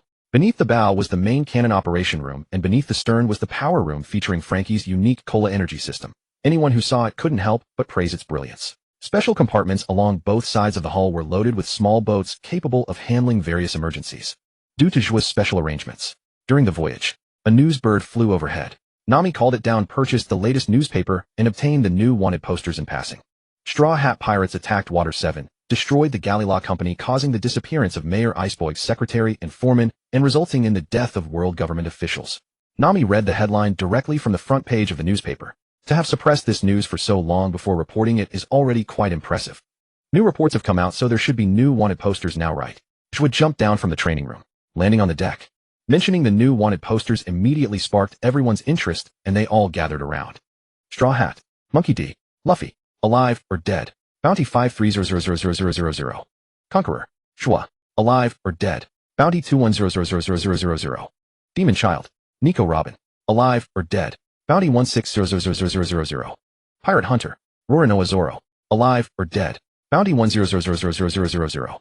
Blackleg, Sanji, alive or dead, Bounty 60000000. Pervert, Frankie, alive or dead, Bounty 20000000. Sniper, Usopp, alive or dead, Bounty 10000000. Navigator, Nami, alive or dead, Bounty 900000. Pets, Chopper, alive or dead, Bounty 50. How can this be? I'm on the wanted list too. Nami couldn't believe it, her face blank with disbelief. Beside her, Usopp shared the same devastated expression. Impossible. How can the Green Braid Freak's bounty be so much higher than mine? Sanji exclaimed, staring at the bounty amounts in sheer disbelief. I didn't expect my bounty to rise to this level either. Nico Robin gazed at her bounty amount on the paper. Luffy, looking at his own wanted poster, let out an ecstatic shout of joy. Jua, however, frowned tightly at the bounty figures far exceeding those in the original story. These bounties are abnormal, clearly inflated. What's wrong? Jua's voice was loud enough that although everyone was expressing joy or dissatisfaction about their respective bounties, they all stopped their actions at his words. The key reason for this bounty surge is that the world government believes what we took from Mayor Iceberg combined with Robin's abilities has caused our collective bounty to spike abnormally. When I captured those agents, I questioned them. They said their mission was to search for the blueprints of the ancient weapon Pluton. And Robin is the only person besides the world government who can read the poneglyphs. Therefore, they likely believe we possess both the Pluton blueprints and Robin, who can decipher them, potentially allowing us to construct Pluton, a threat to their rule. That's why they've inflated our bounties so drastically. Jua explained. Ancient weapons. What are those? Are they powerful? Chopper asked curiously. According to those agents, 800 years ago, before the world government was established, the 20-nation alliance faced enemies possessing 3 ancient weapons: Uranus, Poseidon, and Pluton. Each weapon held extraordinarily devastating power. Just considering Pluton alone, it possesses the terrifying ability to destroy an entire island with a single shot. Jua stated. Destroy an entire island with one shot. Usopp, Nami, and Chopper's faces stretched into expressions of sheer terror. Frankie, can you really do it? Sanji turned to look at Frankie. Previous analysis by Jua had essentially confirmed that Iceberg's belongings were actually in Frankie's possession. How would I know? Those blueprints were entirely covered in ancient writing. I can't understand any of it. Frankie glanced around at the group. Fortunately, his sunglasses concealed his true expression from outsiders. As the only one capable of reading ancient writing, Robin hadn't asked to see them. As the captain, Luffy hadn't requested to view them either. Jua adopted an attitude of merely analyzing as if unrelated to the matter. At least he appeared somewhat reassured. But there's also a silver lining. Judging from the bounties, they haven't yet connected Frankie to anything. Well, anyway, if anyone tries to seize Frankie and Old Man Iceberg's treasures, just beat them all to submission. Luffy said with a grin, his hands resting behind his head. That's surprisingly straightforward. But then again, it's also correct. Sanji nodded while smoking. Just as they were making progress, Ahead of them appeared a large ship with a red exterior, a phoenix figurehead, and neither sails nor flags. The vessel was battered and worn, bearing extensive battle damage. Several people sat along the railings holding homemade, makeshift fishing rods, angling in the sea. "We are merely ordinary fishermen, please do not kill us." On the dilapidated boat, the people fishing immediately raised their hands and pleaded for mercy upon seeing the pirate ships drawing near. Fishermen. On a vessel like this, you hardly resemble fishermen in the slightest. Moreover, the battle damage aboard your ship is far too severe. Chopper gazed upon the destruction surrounding them and offered his own observations. After spending so long at sea, he had gradually developed a certain eye for such matters. "We were attacked by pirates who looted everything on our vessel." "Oh, are there any injured?" "I am a doctor." Chopper possessed a genuinely kind heart. Much like Sanji, even toward enemies, he would offer medical treatment and sustenance. Just as was occurring now, while conversing with Luffy, their stomachs began rumbling with hunger, prompting Sanji to immediately retreat to the galley and start cooking. Meanwhile, Chopper gathered all the wounded aboard the Birdhead ship and returned them to the Thousand Sunny's medical bay. He then secured the Birdhead ship behind the Thousand Sunny to be towed along. In the dining hall, Sanji's culinary masterpiece brought tears to everyone's eyes as they recounted their fabricated origins. Juno observed the entire scene with cold detachment, and it was not only Juno who remained vigilant toward them. Zoro, Robin, Sanji, even Nami did not fully trust their story. Anyone who must lie about their very identity is hardly worthy of belief. A man with a distinctive tuft of yellow hair atop his head carried a barrel of sake from their vessel, claiming it was to express gratitude for the rescue. After confirming everyone was prepared, Juno stepped back and simply observed in silence, content to play along with the performance. This also served as a moment to recall the plot. The primary antagonist of this arc was the Flag Hunter, Don Achino, the heat fruit user, whose abilities nearly mirrored those of one of Big Mom's sons. However, this Achino's abilities had only demonstrated the power to heat his own body, whereas Big Mom's son Owen could not only heat himself, but also alter the temperature of the surrounding environment. Furthermore, within this Achino family, there existed a pair of twins capable of manipulating their own biomagnetic fields to achieve effects of attraction and repulsion. They could thereby accomplish their tactical objectives. Biomagnetic fields. Previously, the compass birds planted earlier had only granted a faint ability to sense natural magnetic fields. Now, if they could capture those twins, they would be able to strengthen their disturbance and manipulation of natural magnetic fields, while simultaneously mastering their own biomagnetic control. If properly developed, such an ability would rival that of a devil fruit. Soon in the dining hall, the Straw Hat crew complied with the act of collapsing one after another. Of course, not all of it was acting. At least Luffy and Usopp had truly consumed the drugged meal and genuinely fell unconscious. When everyone appeared to have passed out, the conspirators did not strike immediately, but instead hastened to the deck to discuss their next move. Just seize them and deliver them to those people. Don't forget, this is our mission. Just as they were still deliberating, Juno and the others had already surrounded them completely.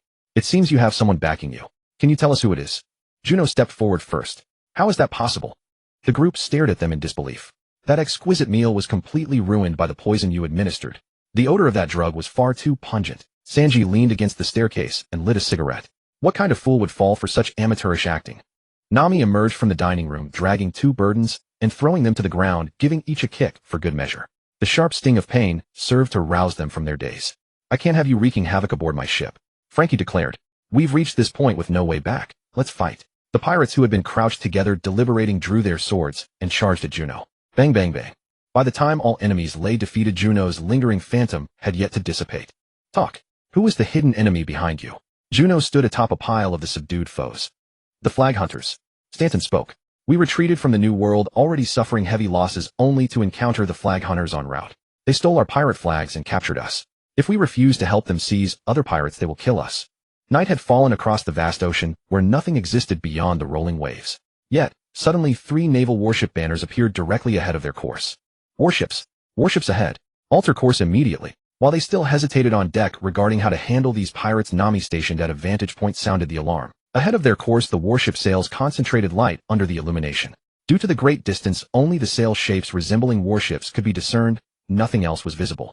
Then numerous warships emerged from all directions, completely encircling them. At the same moment, explosions erupted from within the sea itself. In the chaos, Nami quickly directed everyone to their stations, activating the external propellers and accelerating toward a gap in the encirclement. There was not even time for explanations.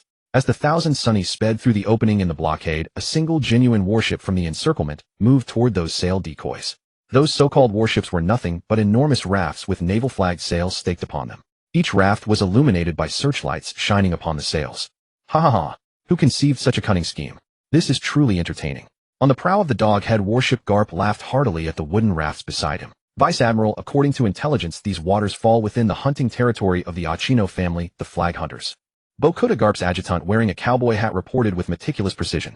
Just 2 days prior, the incident at Water 7 had erupted suddenly and Luffy's bounty had skyrocketed. Before Garp could even process the news, Sengoku summoned him to his office. Damn it, Garp. I don't care what your grandson stole from Water 7, but the 5 elders have personally issued orders to eliminate them. Sengoku too felt powerless. His old comrade was fine in every way except for his complete inability to raise his son, or his grandson. The son had defected from the Marines and become one of the world's most notorious criminals. And every single grandson had become a pirate. Leave it to me. Garp fell silent for a moment, his usual grin absent, and made no move to snatch Senbei. He merely sat hunched in his chair, hands resting upon his knees. Hey Kazan kid, why'd you come along too? On the Doghead warship, Garp looked at Kazan lounging on a deck chair as if ready to doze off at any moment with a hint of distaste. With a Grand Fleet Admiral like Kazan present, it would be difficult for Garp to deliberately hold back, even if he wanted to. Well, it can't be helped. I was just looking for a place to take a vacation, and I didn't expect Mr. Garp to have a mission too. Kazan didn't even lift his eye patch. On the other side, after the Thousand Sunny broke through the blockade, while towing the damaged pirate ship, it inexplicably entered a sea area filled with icebergs. As they advanced, the iceberg terrain kept shifting, and the path they had come from was completely sealed off. We must have walked into a trap. Juno observed the surroundings. By the time they were making their escape, day had already broken. In this extreme cold environment, even clear weather only meant no snow was falling. Under the sunlight, the surrounding icebergs became exceptionally dazzling. Those warships that appeared last night were also highly suspicious. Now that I think about it, those warships we saw were probably all fakes. The decisive battle order only requires 10 warships to completely wipe out an island. Last night the combined number of warships probably exceeded 50, right? We're not belittling ourselves, but there's truly no need to deploy that many just to suppress a single pirate crew. With a fleet composed of so many warships, the Navy side would need at least one Grand Fleet Admiral present. Think about that Kazan we encountered that day, freezing the entire ocean in an instant. Do you think we could have escaped? Juno asked. Then why didn't you say anything earlier? Nami looked at the surrounding icebergs, her face equally filled with worry. Now that she had found a way to vent, she poured it all out at him. You were in such a rush last night. I didn't even get a chance to speak. Besides, this might not necessarily be a bad thing. The flag hunters wanted to capture them and seize their flags. This place, though a trap, could also be their stronghold. Just defeat all those who want to fight us, and that's it. Juno spread his hands, and Luffy raised both hands in agreement. Weren't you very cautious before? Why are you so relaxed now? Caution is relative. When facing strong opponents, we naturally stay cautious. But for these petty tyrants who only bully those weaker than themselves, there's absolutely no need to be mentally guarded. Alright, don't worry. We've already fallen into their trap, so the most important thing is to figure out how to handle the immediate trouble first. Juno beckoned and said, these icebergs are moving, and they're constantly adjusting based on our navigation direction. That means someone is controlling their movement. It's either some mechanical device, or there are people or animals pushing from beneath the sea. And the one controlling the movement should be nearby. Juno said this while observing the surroundings. Let's temporarily stop the ship and not play this cat and mouse game with them. Those people will definitely show up once they grow bored. That's what you said. Nami told Frankie to stop operating the external engines, and the two ships came to a halt between the icebergs. As the ships stopped moving, the surrounding icebergs indeed ceased their motion. After a short while, 4 figures appeared on a nearby iceberg. A hockey player, a couple so inseparable, they seemed fused together, and a lonely, cold-looking little girl. Since you've already surrendered, then hand over your flags, your ships, and all the wealth aboard. Of course, your heads are also valuable assets. A bounty totaling 990 million. I never expected to get it so easily. Darling Dad will surely be satisfied with our birthday gifts, right? Right? Right. Lulu, go seize their flags. The purple-haired woman with a ponytail pointed at the pirate flag on the mainmast and issued the command. The little girl took out a special ball from the red heart-shaped bag at her waist and tossed it. Without any further instruction, a seabird suddenly flew out, caught the ball midair, and then dove straight for the pirate flag on the mainmast. Suddenly Zoro drew his sword and slashed. Before the bird could get close, it was knocked unconscious with the flat of the blade. So you're the ones behind this. Zoro stood on the roof of the crow's nest atop the mainmast looking at the people on the iceberg. These guys are probably just low-level minions. Juno leaped into the sky, drawing everyone's attention as the Thousand Sunny shook violently. Sorry, we're in a hurry, so no more games with you. Everyone over there, look at me. 1, 2, 3, sleep. Along with the 4 people on the iceberg, Luffy fell asleep as well. Using Robin's abilities, they were all deposited onto the ship and bound tightly with thick hemp rope. The first to wake was the little girl. Your name is Lulu, right? You can control animals, correct? Those icebergs were pushed by the animals you controlled underwater, weren't they? Now have them push the icebergs aside, or I won't be gentle with him. Juno pointed to the nearby Sanji.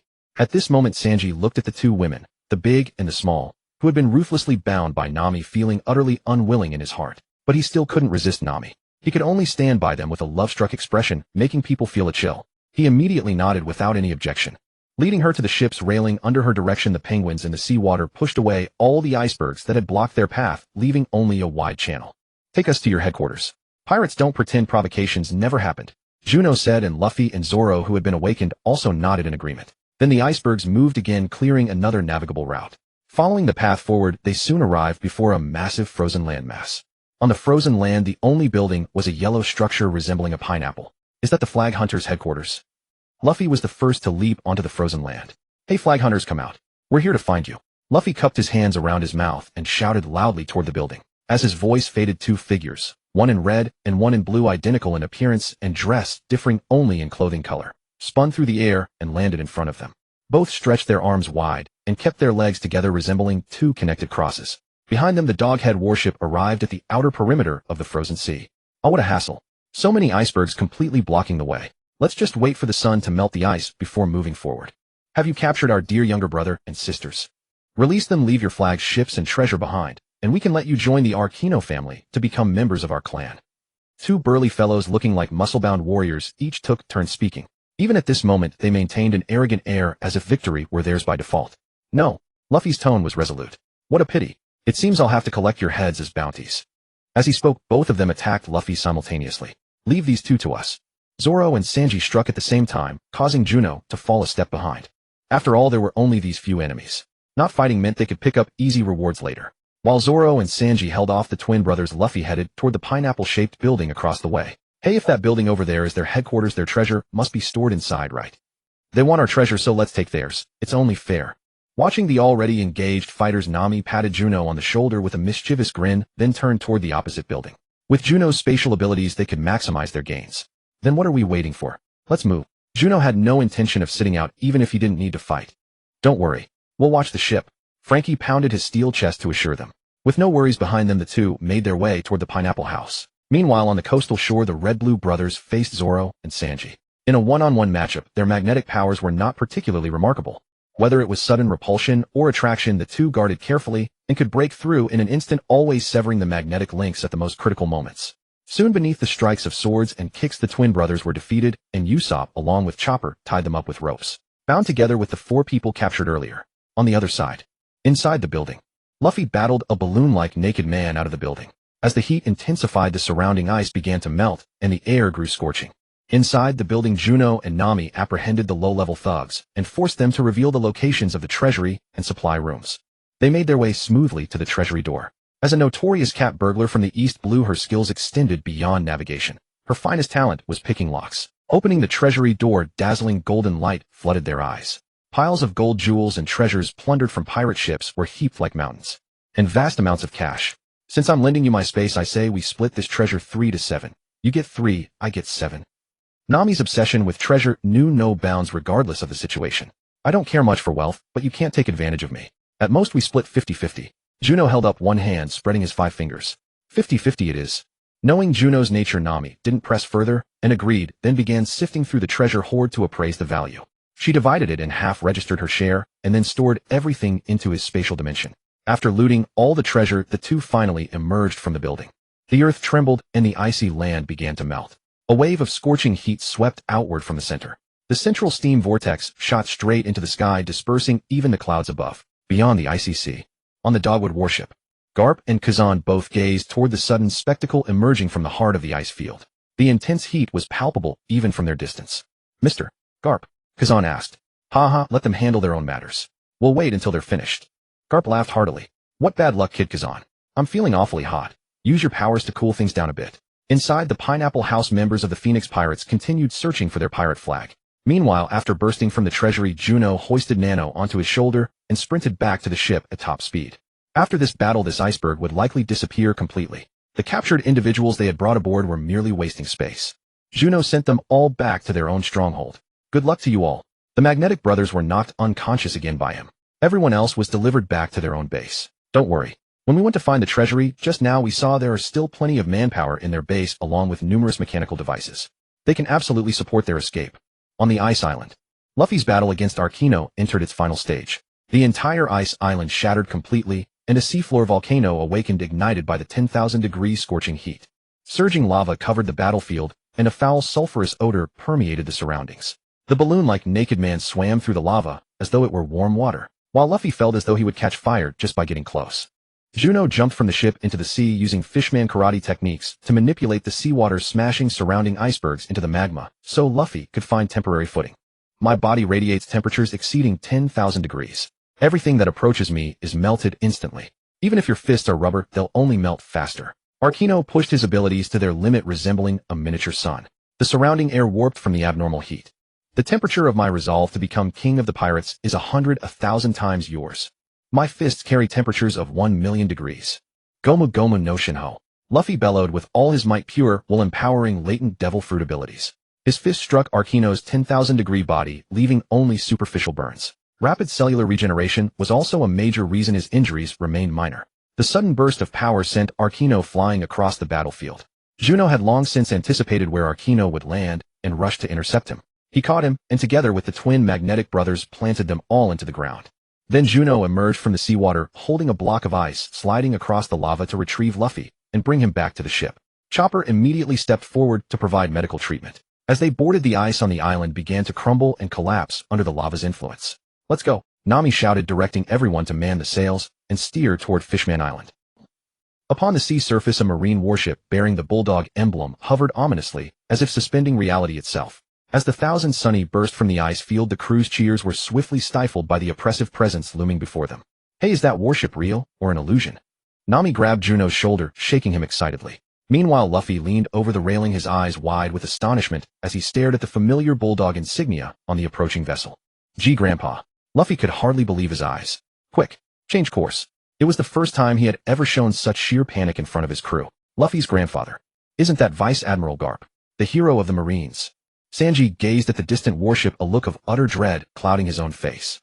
Yet just as they maneuvered the Thousand Sunny to turn away, a chilling aura swept across the waters. In an instant, the ocean for tens of kilometers around was encased in solid ice. Witnessing this familiar sight, everyone on board immediately turned their heads toward the source. "An admiral? Akijit, how is this possible?" Juno's pupils contracted sharply. The greatest complication in altering the plot had finally arrived. For so long they had recklessly depended on their foreknowledge of the storylines. And now the severe consequences had manifested. Aboard the warship, Garp complained, "Boy Kazan, you've frozen the entire sea surface. How am I supposed to get my ship through?" Just walk across then," Kazan replied in his signature languid tone. Kazan then turned toward Bogart, who stood nearby at the rail, and asked, "Could you lend a hand and send my bicycle down?" Without hesitation, the bicycle was passed down to Kazan's side. Watching Kazan ride his bicycle away, Garp pursed his lips and grumbled, "Damn kid." Then with a powerful leap, Garp launched himself from the warship like a living cannonball straight into the sky. "Ha ha ha. You brat grandson. Grandpa's here to get you." With a thunderous roar of wind, Garp's figure descended directly onto the deck of the Thousand Sunny. The impact echoed loudly, sliding the entire vessel across the ice, yet not a single crack marred the deck. "Damn, old man, stop wrecking our ship." Frankie shouted up at Garp on deck. "Ha ha, you damn kids, this ship is impressive. I haven't seen such sturdy craftsmanship in ages. Last time was the Pirate King's vessel. Atom wood, after all, was a rare commodity. Stinky Grandpa, untie us now. We're leaving." Luffy yelled directly at Garp. "Brat." Garp remained crouched on the deck, his head bowed low, like an ordinary old man squatting on the ground, his voice thick with emotion as he looked down at them. "Luffy, this is your final chance. Come back with me and join the Marines, and every single one of you wretched boys will live." "Never. I am the man who will become the Pirate King." Boom, a crushing pressure as heavy as the heavens collapsing descended upon every person aboard the ship. "Pirate King. Pirate King. Do you even know who the Pirate King is? Do you understand what that title represents? And do you have any idea what the world government stands in opposition to?"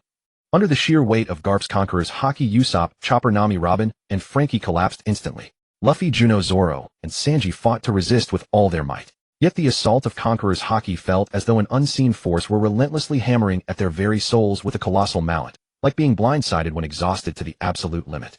The vast expanse of Haki swept through the skies, parting the clouds entirely. Upon the ice field, Kuzan, cycling along, could feel the oppressive aura brushing past him, forcing his grip to tighten instinctively on the handlebars.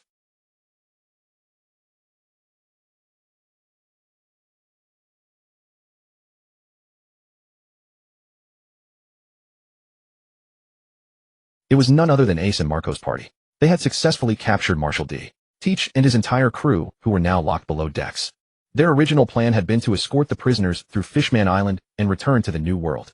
But unexpectedly, the entire sea surface had suddenly frozen over upon reaching this area. Such a vast expanse of frozen sea. That has Admiral Akiji's mark on it, Jesus Budget remarked from the deck, watching the ice creep closer. Who knows who ticked him off? Marco replied, nonchalantly focusing entirely on coordinating his flames with aces to melt the ice. Admirals are truly monsters, Ace noted, finally grasping the sheer magnitude of their power. Even from the distant edges of the battlefield, this ice proves incredibly difficult to melt. Haha, we're all Logia-type users, Ace. Don't lose heart. In time you might forge flames, even rivaling the sun itself. As the eldest, Marco shouldered the responsibility of a big brother toward every son of Whitebeard. Just then a surge of Conqueror's haki exploded outward. Everyone ceased their efforts, turning their gaze toward the distance. Tee-hee, that oppressive haki. It belongs to the marine hero Garp. Blackbeard, as one of the few who had lingered longest within the Whitebeard pirates, possessed intimate knowledge of the ocean's apex powers. His voice drifted up from the ship's hold. Shut up. Budget roared into the hold.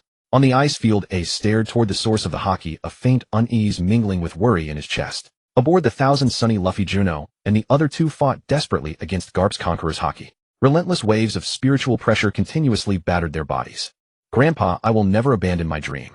I absolutely cannot fall here. If I go down now, what does that make me? Someone who collapses at a mere glare. How can I ever hope to walk the path to becoming the world's greatest swordsman? How can I face Kuna, Miss Robin, Nami, that wretched old man, actually treating beautiful ladies like this? As a true knight, I've failed to protect my princesses. An unforgivable dereliction of duty. Wait for me, I'm coming. Sanji, bearing the crushing weight of Garp's haki, stumbled toward Robin and Nami. Meanwhile, Juno, under such overwhelming pressure, concentrated his spirit and summoned every ounce of his will to resist. He recalled that those with the aptitude could draw forth their own haki during such clashes. This was the perfect opportunity. Utilizing the Beast King fist he had previously cultivated, he drove his consciousness into every organ and every part of his body. Under the suffocating pressure of Conqueror's haki, this mental mobilization grew increasingly refined, penetrating down to the most fundamental cells. The internal chi, pushed to the absolute limits of mind and flesh, finally erupted into an ineffable power. Juno burst with an aura confronting Garp. In that instant, the pressure on Luffy, Zoro, and Sanji doubled. However, before they could complain, Juno immediately retracted his Conqueror's haki, then channeled it all toward Garp, awakening Conqueror's haki and controlling it immediately upon awakening.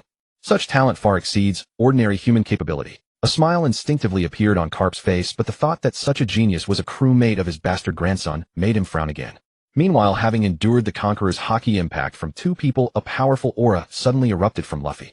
But this time his erupted Conqueror's haki was uncontrollable, striking friend and foe alike. Finally, only 3 people remained awake aboard the Thousand Sunny: Garp, Luffy, and Juno. Juno methodically collected the unconscious ones into his spatial pocket.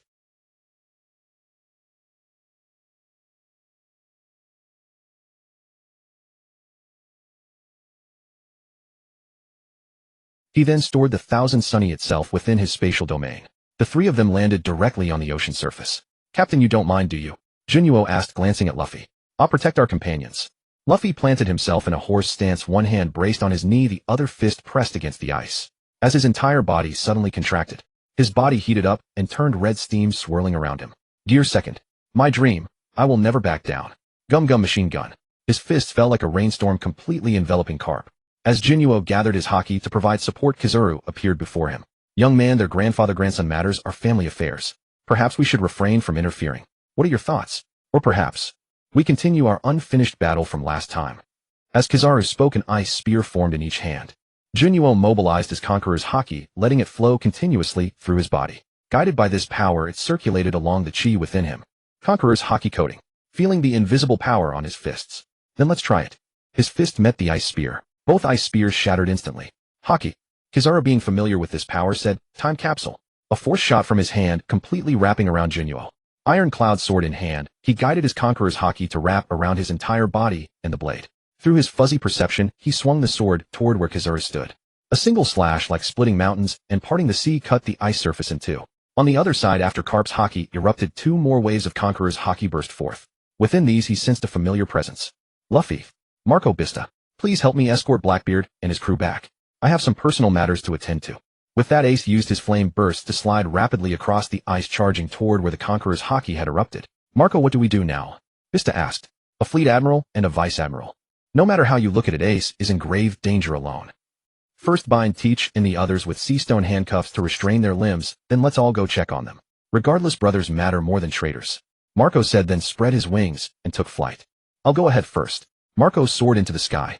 Vista entered the cabin to ensure that Teach and his crew were secured with sea stone shackles on their limbs and chained within iron cages, making escape nearly impossible. He locked the cabin door, left the pirate fighters to guard it, then leaped onto the ice and ran forward. Meanwhile, further away as Kizaru froze the sea surface, many vessels were affected. There were cargo ships and pleasure craft, pirate vessels and warships alike. With the sea frozen, the warship captain immediately contacted Marine headquarters via Den Den Mushi to assess the situation. After confirming through Marine internal communication channels, Fleet Admiral Sengoku promptly ordered all surrounding Marines to converge toward the center along the ice. At the center, let Grandpa awaken you with this iron fist of love. Coated in armament, Hockey Carp struck Luffy's rubber body, forcing him into gear second. Carp approached Luffy and looked down at him, their eyes meeting. This time you've crossed the world government's bottom line. I don't care about that. I'm going to the new world to become the pirate king, to be the freest person in the world. Gritting his teeth, Luffy slowly pulled himself up from the ice and bit into his right thumb. Gear third. Bone balloon. Giant pistol. In an instant from his fist onward, his entire arm swelled to massive proportions. That punch descended upon Carp like a mountain. Knuckle buster. Meteor. Watching his stubborn grandson, Carp roared just as loudly, venting his anger and frustration. He threw a punch straight at his grandson's giant fist. The impact sent Carp's fist flying backward, carrying Luffy along with it. Luffy. Ace's lower body, engulfed in flames, came rushing from afar, right toward where Luffy was sent flying. In one motion, Ace caught Luffy in his arms and turned to flee. Ace. Hearing that familiar voice and seeing that familiar figure, Carp's form vanished from the spot in an instant. Phoenix impact. Marco arrived just in time. In his human beast form, his avian talons brimmed with fierce flame power as he delivered a direct kick toward Carp. The strike forced Carp to halt, but the recoil of such immense force sent Marco flying backward as well. Ace. Watching Ace hold him, Luffy managed a faint smile upon his weary face. Luffy, don't worry. I'll get you out of here right now. As Ace spoke, his flame propulsion intensified once more, boosting their speed even further. Ace. Juno. On the other side, Juno wielded the Iron Cloud sword, its blade wrapped in Conqueror's haki. Every swing he unleashed successfully blocked all of Kizaru's attacks. Yet in that icy environment, every stroke from Juno was similarly hindered by ice that seemed to materialize everywhere. Moreover, Kizaru could appear at any point within this frozen realm, moving as though teleporting. Fleet Admiral Kazan, you too must be lost, haven't you? You speak of upholding justice, yet the greatest evil in this world sits upon the throne of the heavens. They act without restraint, plundering everything in their path. They care for no one but themselves. Even a fleet marshal or the commander-in-chief of the Marines would be considered common trash in their eyes, wouldn't they?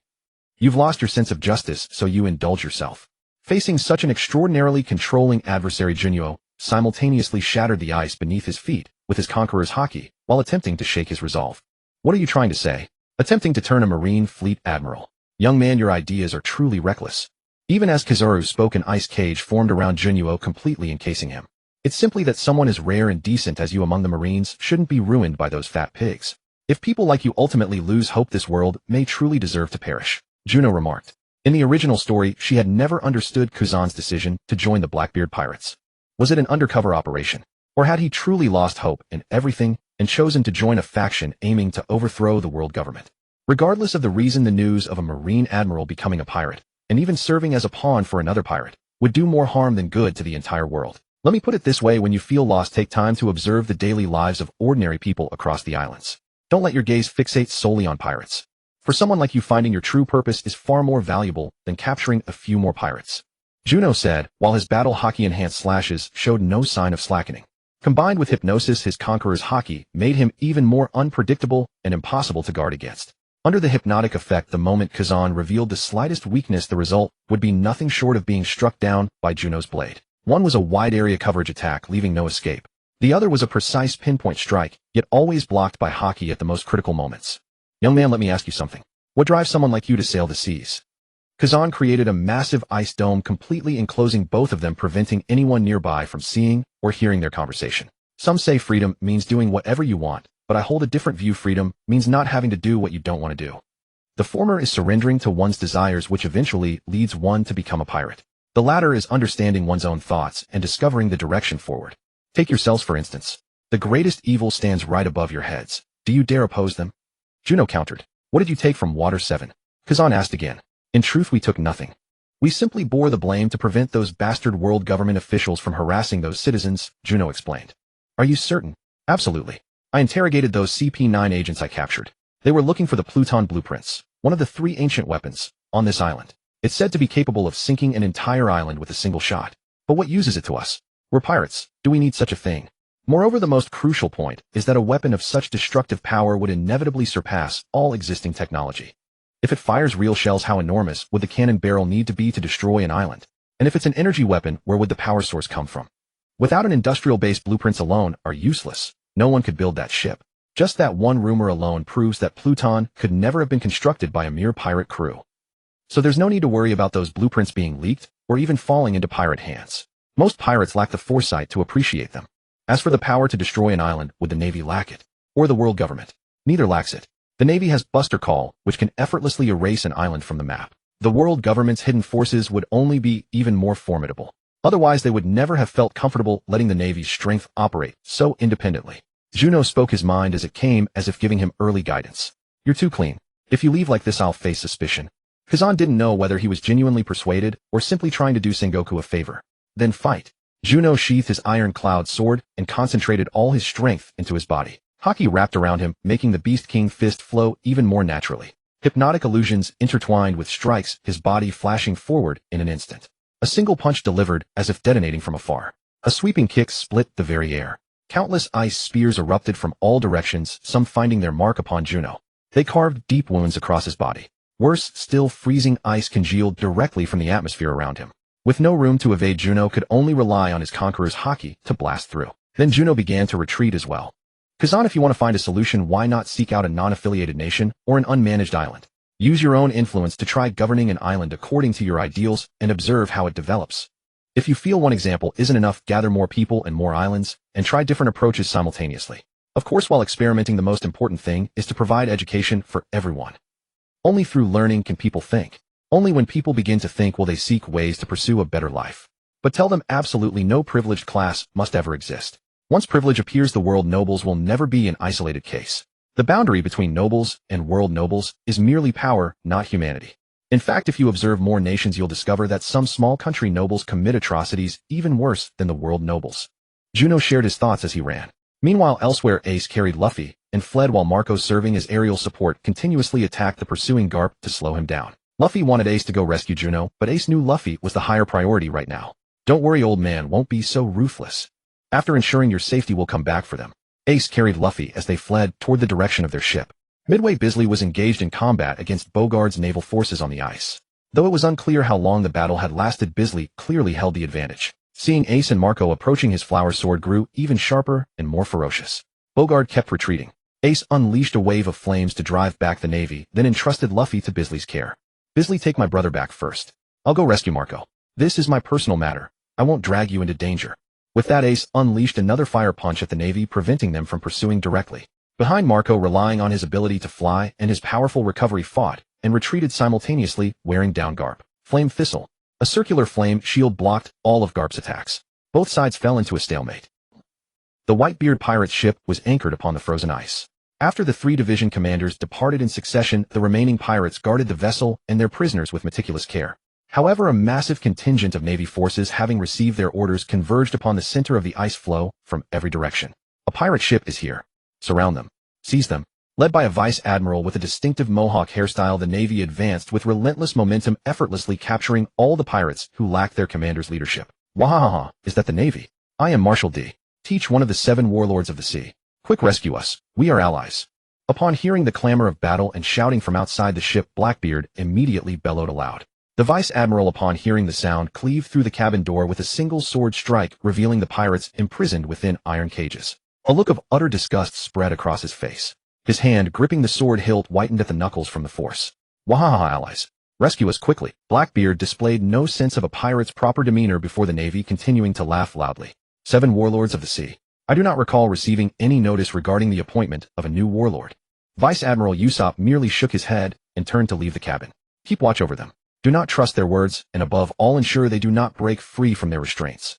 Wahaha, Vice Admiral, I possess genuine classified intelligence.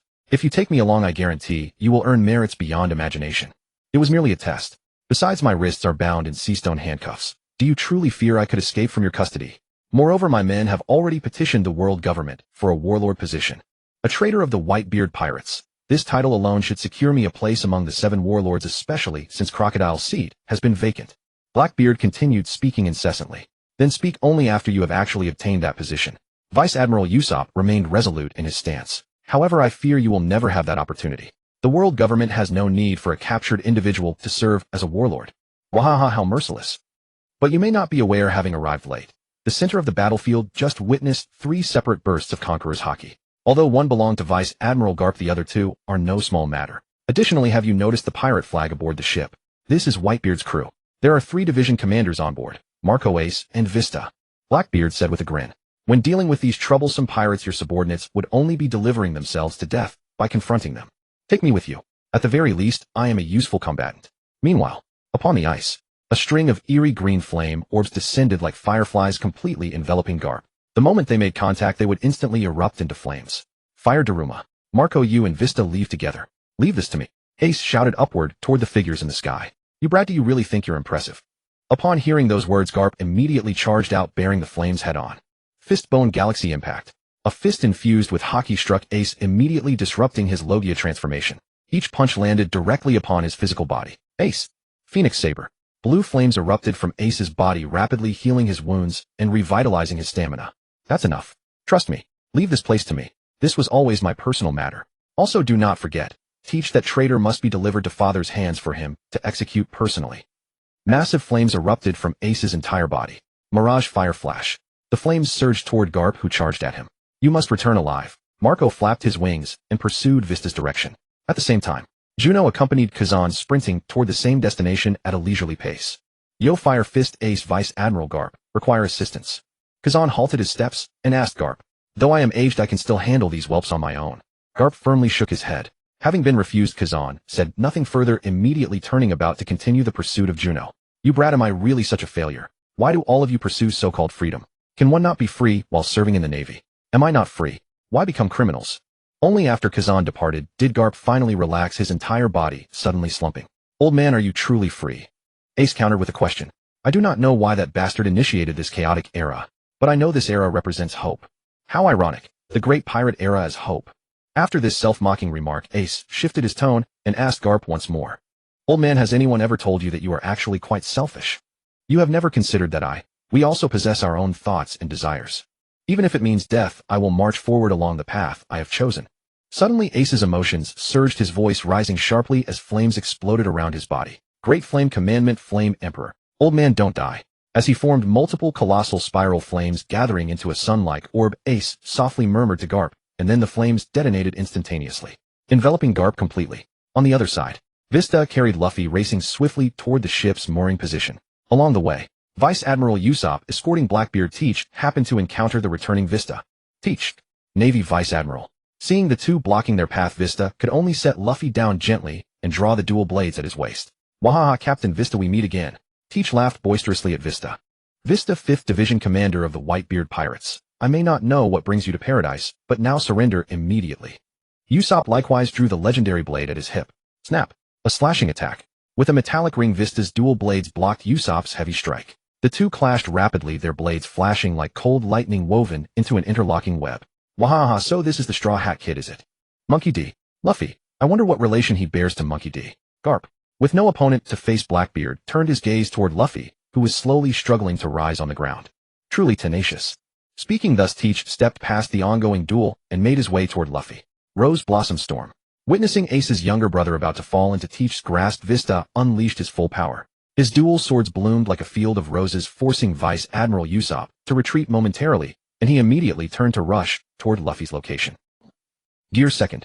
Luffy forced himself upright and threw everything he had into a powerful punch aimed at the approaching Teach. However, the moment his fist connected with Blackbeard's body, Luffy's ability was instantly nullified. Not only was his fist drawn into Blackbeard's body, but Luffy himself was dragged along with it, flying toward his opponent. Teehee. My power is the perfect counter to all Devil Fruit abilities. Straw Hat, your punches are utterly useless. With those words, he drove a fist straight into Luffy's body, forcing a spray of blood from his mouth. That Straw Hat looks awfully familiar. I feel like I've seen it somewhere before. Oh, I remember now. It belongs to that guy Shanks, doesn't it? I heard he lost his arm in the East Blue because of you, didn't he? Teehee. What an incredible kid you are. Some upstart who just set sail, yet you've single-handedly stirred up every faction across the entire sea. With each sentence, Blackbeard drove a fist into Luffy's body, each blow forcing blood from his lips. Phoenix Impact. Finally, Marco arrived on the scene, his claw wreathed in flames, striking down on Teach. The force sent him flying backward, flames engulfing his body as Luffy was promptly rescued. Beast King Fist. Juno followed closely behind his figure, blurring into an invisible flash. Wreathed in Conqueror's haki, every strike found its mark on Blackbeard's vital points. The Yami Yami no Mi, despite being classified as a Logia-type devil fruit, possessed no elemental intangibility. Not only could it not negate damage, it also amplified pain twice as intensely. Conversely, its greatest power lay in its ability to extract devil fruit abilities from one person and transfer them into another's body. Juno's fists, wreathed in Conqueror's haki, hammered down with full force, every strike sending waves of agony through Blackbeard's body. Nose, jaw, temples, back of the head, throat, cervical vertebrae, the lowest junction of sternum and ribs, lower abdomen, perineum, and more. Each blow landed squarely on a painfully vulnerable point, relentless and unbroken. Haki was a manifestation of willpower and intent. Just as armament haki could penetrate a target's body and destroy from within, Conqueror's haki shared the same capability. As long as it stemmed from one's own will and intent, it remained entirely under personal control. Whatever effect one desired to achieve, that was precisely what could be attained. Fists relentlessly assaulted his head, while haki surged directly into his brain, the overwhelming power neutralizing all of Blackbeard's abilities. Destroy what could be destroyed, and if that failed, induce a hypnotic state. At the very least, he needed to be rendered unconscious. Just then, Kazan pursued from behind. Seeing Juno engaged in combat, Kazan simply shifted his focus to Marco, who was airborne. "Excuse me, could I trouble you to hand over the person you're holding?" High above, Marco watched in dazed silence as Juno suddenly descended and pinned Teach to the ground. Kazan's shout snapped him back to attention. Gazing at the admirals standing upon the ice, Marco felt a deep sense of frustration. What a nuisance. Why are there still admirals on the field? Phoenix fire. Marco's talons tightened around Luffy as his wings beat furiously, flames erupting around him in an instant and engulfing Kazan as well. Frost Tyrant. Kazan manipulated the ice, forming a crystalline bird that surged toward the airborne Marco. Juno, one arm gripping Blackbeard, launched himself skyward, clearing Marco's position before reaching out and snatching Luffy. "Captain, over here." Juno carried the nearly unconscious Luffy and the already comatose Blackbeard into his spatial dimension, depositing Luffy beside Zoro and the others aboard the Thousand Sunny. Blackbeard was rendered unconscious instantly. Returning outside, Juno gazed at Marco still maneuvering through the air against Kazan and called out, "Want a ride?" However, within his dimensional space, no sentient being other than himself could enter unless they were unconscious or otherwise incapable of resistance. Even for you alone, escaping the admirals and the ever-growing naval forces seems impossible. Marco observed Kazan below, then turned his gaze toward the fleet converging from every direction. "There are too many navy forces. Your very identities will only continue drawing more admirals. Having two more fighters won't make much difference." Juno responded, "Then what about Ace?" Marco asked, gazing toward the horizon where the sky burned crimson with fire. "There's no choice now. If we keep fighting, by the time Akainu arrives, our chances will dwindle even further. Given your Whitebeard pirates' commanding status, prolonged resistance would certainly compel the Navy to deploy all 3 fleet admirals. We'll have to wait and attempt a rescue later. His status is too valuable for the Navy to execute him so easily. If captured, at the very least, he'll be imprisoned and impelled down.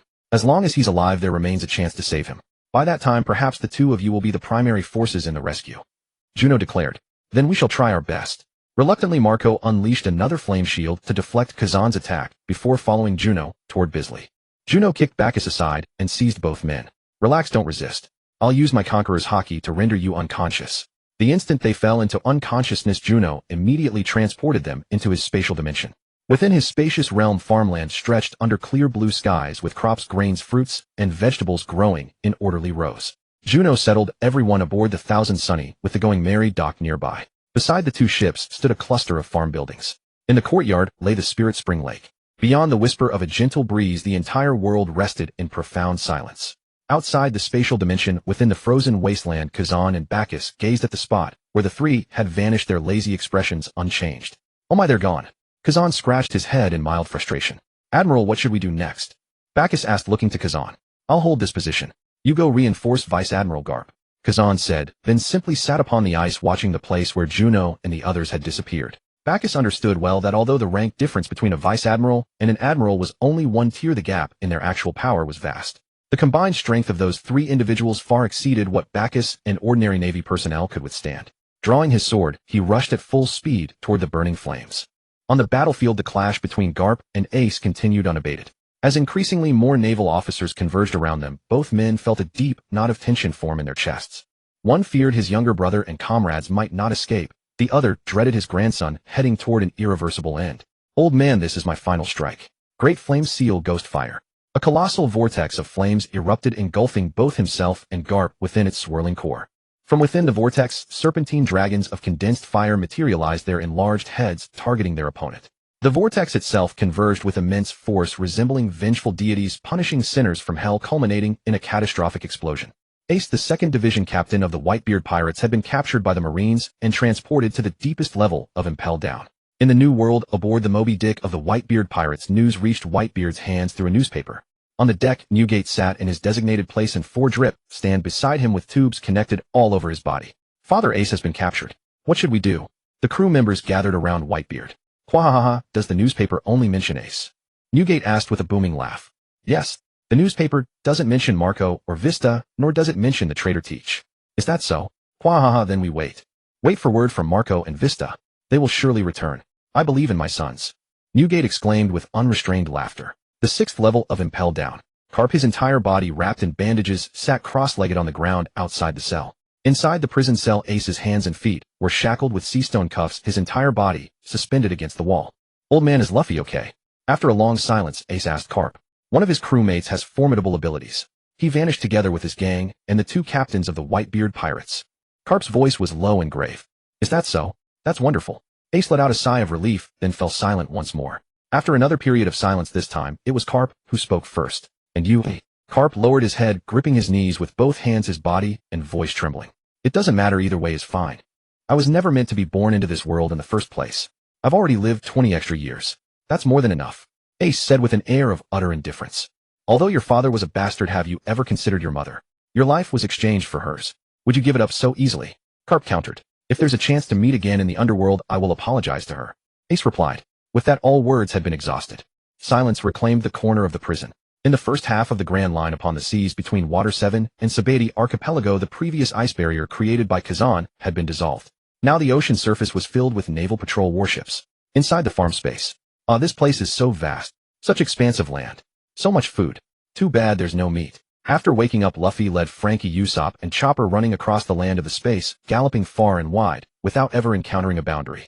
Sanji walked through the farmlands, gazing at those abnormally thriving plants with a face full of astonishment.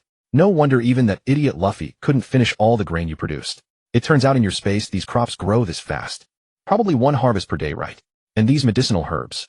They're growing wonderfully too. Chopper stood in the herb field, equally thrilled. Juno, could you help plant some more herbs? The variety here is still too limited. Nami and Robin were enjoying a leisurely, lazy time after a long absence.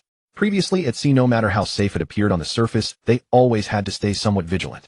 But now in this space they could rest without any reservations, doing as they pleased. Since you have such a wonderful place, why didn't you reveal it sooner? We could have had proper sleep. How strange, this ability to master a space. No, this can hardly be called a space anymore. It's a world. I've never heard of a devil fruit ability capable of creating an entire world. Marco stood at the bow of the Thousand Sunny, gazing at the surrounding scenery, equally overwhelmed with emotion. Devil fruits come in infinite varieties throughout the world. No ability is too strange to appear. But now that we're all inside here, how can we determine the situation outside? We still have matters to report to the father. And we need to rescue Ace. Vista also asked Juno. There's nothing we can do about that. We simply have to wait a while. I'll go out and check the situation. If there are no warships on the sea anymore, I can go out and release the ship and everyone. Juno said. As for Zoro, he had been exercising continuously ever since he woke up. What was that power? Over and over again through repeated training swings, Zoro, drenched in sweat, asked Juno. What? That power that knocked us unconscious. That was a type of hockey, I believe it's called Conqueror's Hockey. Juno answered. How do I obtain it? Zoro's hands never stopped, nor did his mouth as he continued to ask. Before Juno could speak, Marco, who had been standing nearby the whole time, answered first. There are 3 types of hockey: armament hockey, observation hockey, and Conqueror's Hockey. However, the first 2 types of hockey exist within everyone, but they require guidance to be mastered. The final type, Conqueror's Hockey, is a gift possessed by fewer than 1 in a million. Only those born as natural-born rulers can awaken it. 1 in a million. Zoro looked at Juno, then at the idiot running around in the farmland. Was such a claim of 1 in a million somewhat frivolous? Or did their crew possess some special quality? 9 people on board and 2 of them have Conqueror's Hockey. 2 natural-born rulers. Luffy wants to become the Pirate King. They all knew that. But what kind of king does Juno want to be? The Farm King? Or the World King? How should I awaken and guide armament hockey and observation hockey? Knowing he lacked the innate talent for Conqueror's Hockey, Zoro naturally set his goals on the other 2 types of power. First is a powerful physique. Only with a strong body can one bear greater power. As for guidance, there's truly no way to teach it because everyone figures it out through practice. Marco said. Marco, you are all great pirates of the New World. Surely you've all mastered hockey. Juno suddenly asked. That's right. For a while the father forced us to train every day until we had mastered it, and then he relaxed. Could you let me feel your haki? Juno asked. That's no problem, but how should I feel it? Please cover your fist with haki, and I'll try to sense it. Following Juno's words, Marco had no reluctance about passing on haki power. He extended his arm, and an invisible armor enveloped his skin. Juno placed his hand upon it, wholeheartedly feeling the power within. Through Conqueror's haki, he made contact, then searched within his own body for similar power. Already possessing extensive combat experience fueled by Conqueror's haki, he now sensed a new force of will. Through the catalyst of Conqueror's haki, he located the power of armament haki and unleashed it in an instant. It awakened just like that. Marco and Vista watched Juno in shock. Haki is the power of will, and will, just like the body, is the only thing entirely under your own control. Juno spoke, while simultaneously controlling the flow of armament haki throughout his body. On the sea, the Straw Hat crew had been gone for 5 days, and the warships on the sea surface were finally gradually decreasing in number. In the sky, Juno's figure suddenly appeared on the sea surface. After confirming there were no ships nearby, Juno held the log pose and swam forward through the water. Underwater, he observed his surroundings through observation haki. On his journey, every sea beast and sea king he encountered was hunted and stored away. Smaller ones reserved for food, while the larger ones were kept as seeds. Finally, he arrived at a fog-shrouded sea area. When he sensed a ship from below the surface with only one life force aboard, he emerged from the water. On the surface, a dilapidated ship rocked with the waves. On its deck, a skeleton wearing a top hat and sporting an explosion of hair leaned against the railing, a coffee cup in hand. Juno leaped from the sea onto the broken ship's deck, released the 1,000 sunny from the ocean surface, and then let each of them out one by one. Oh ho ho, you've made my heart race with fear, though I no longer have a heart. Hello there. It's been ages since I've seen any living souls. Brooke, the explosion-haired skeleton, adjusted his cravat and struck a gentlemanly pose, bowing to the suddenly appeared 1,000 sunny and its crew. Ah, a living, moving skeleton was greeting them. In that instant, Nami, Usopp, and the others let out shrieks of terror. It's a skeleton. A moving skeleton. It's a ghost. It's pitch black here. This must be hell. In stark contrast to the terrified cries around them was the curiosity of Luffy and his companions. Luffy, Zoro, Sanji, Frankie, Robin, Marco, and Bister all stared curiously at the skeleton. You're fascinating. What's your name? Luffy, seeing the skeleton standing by the railings still politely greeting them, enthusiastically responded in kind. I'm Brook. You're impressive indeed. Suddenly appearing before me, Brook said. Brook, want to join my crew? Luffy issued the invitation directly. In that instant, Brook fell into a stunned silence. Such an invitation was something he had never dreamed of. I accept. After a moment of speechless astonishment, Brook made his reply. Wonderful. Luffy cheered and directly stretched his arms, launching himself onto the ship across. Hey! Watching Luffy's reckless behavior once again, Zoro beside him shouted urgently, though it was nothing more than a shout. By the time his words could finish, he had already flown onto the opposite ship.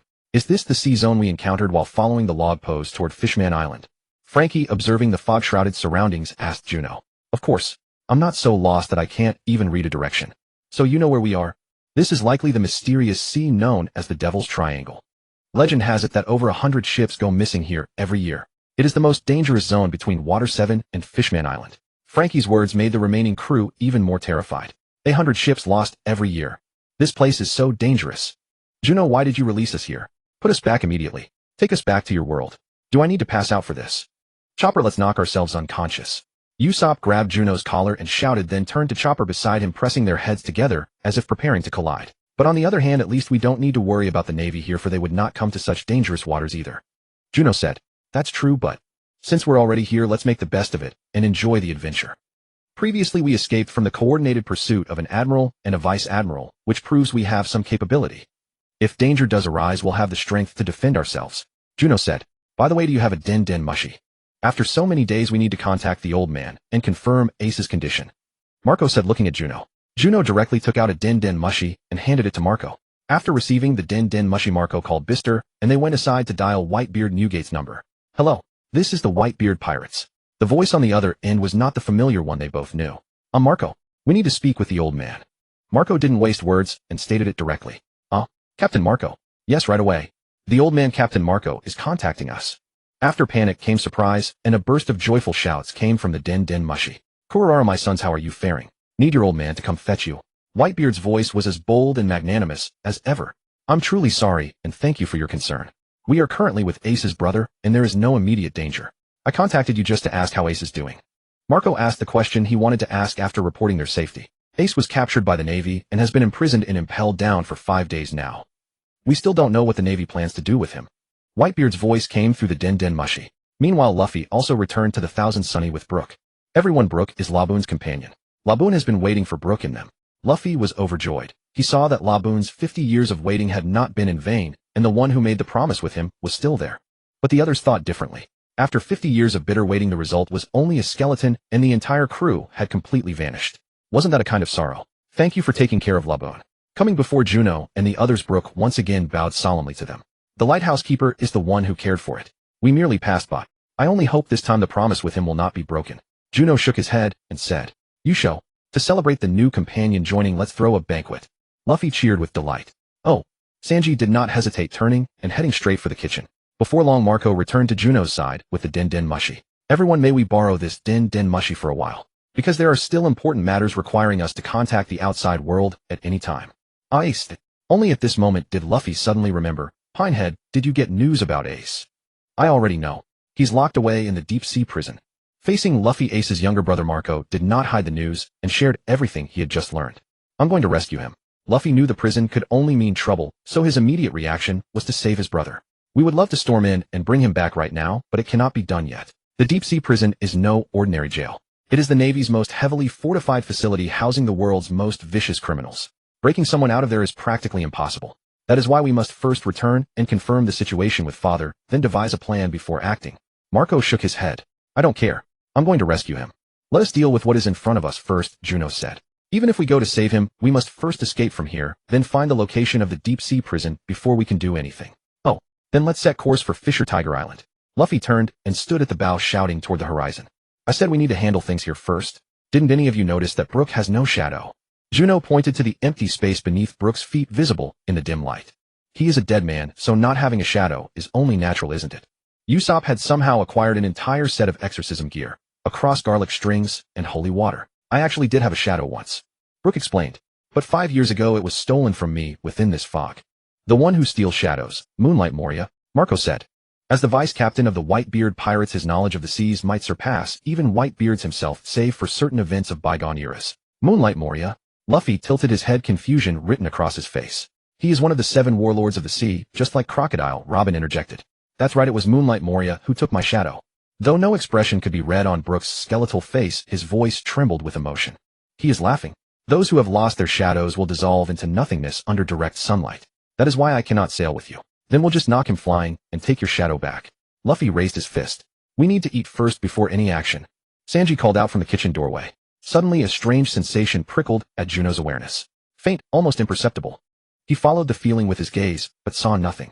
No physical presence, no footsteps, no heartbeat, no breath. That meant it was not the transparent man. In other words, that ghost belonging to Perona was somewhere nearby. Startled by Juno's glance, the invisible specter recoiled, then charged straight at him in a fit of vengeful spite. In that instant, Juno's conqueror's haki surged outward like a tidal wave, crushing everything in its path. In a single moment, the presence vanished completely, and the feeling of being watched disappeared. What happened? Startled by Juno's sudden outburst, everyone immediately assumed defensive stances. Something invisible was spying on us moments ago, but I crushed it effortlessly. Juno shook his head. An invisible thing. Are there really ghosts here? Usopp clutched his cross and spun around frantically. Oh yes, there truly are ghosts here. As a zombie who had eaten the revive fruit, Brook could perceive spirits and phantoms with perfect clarity. It was right over there. Then suddenly, pop, like a balloon. You could see it, and you didn't say anything. Usopp pressed his cross hard against Brook. Brook raised both hands and let out a dramatically tortured scream. It wouldn't have helped. Besides, you couldn't see it anyway. I only wanted to make you even more afraid. Brook cackled with his characteristic oh-ho-ho-ho laugh. With one ghost dispatched, the ghost princess was thoroughly frightened and dared not approach them again.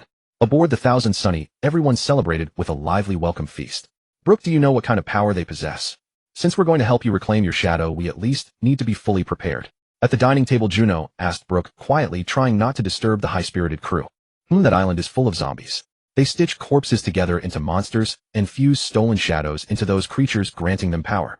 However, because those monsters derive their strength from devil fruit powers, they also fear the sea itself. Using a sufficient amount of Sea King salt can strip away the shadow's power. Brook slowly recalled the enemies he had faced before. Just then Luffy finally turned his mind to the matter at hand. Where should we look for Moria? That ghost just now was one of his subordinates. Brook said, it's all your fault for beating the guy to death. Luffy pointed at Juno.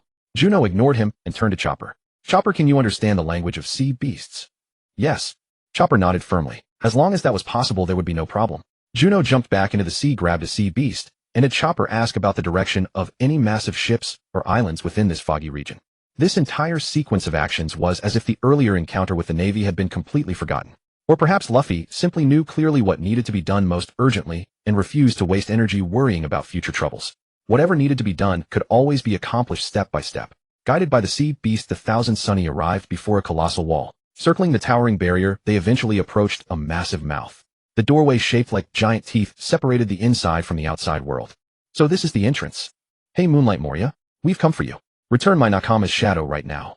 Before Juno could issue any orders, Luffy had already begun shouting. Meanwhile, on the other side, Frankie and Usopp had spent the past 5 days collecting sea essence beside the seawater extraction machine they had built together, crafting sea salt bullets. The machine drew in seawater, filtered out the pure water, and retained only the mineral impurities, preserving the very substance that neutralized devil fruit abilities. Its efficiency was tens of times greater than their previous manual labor.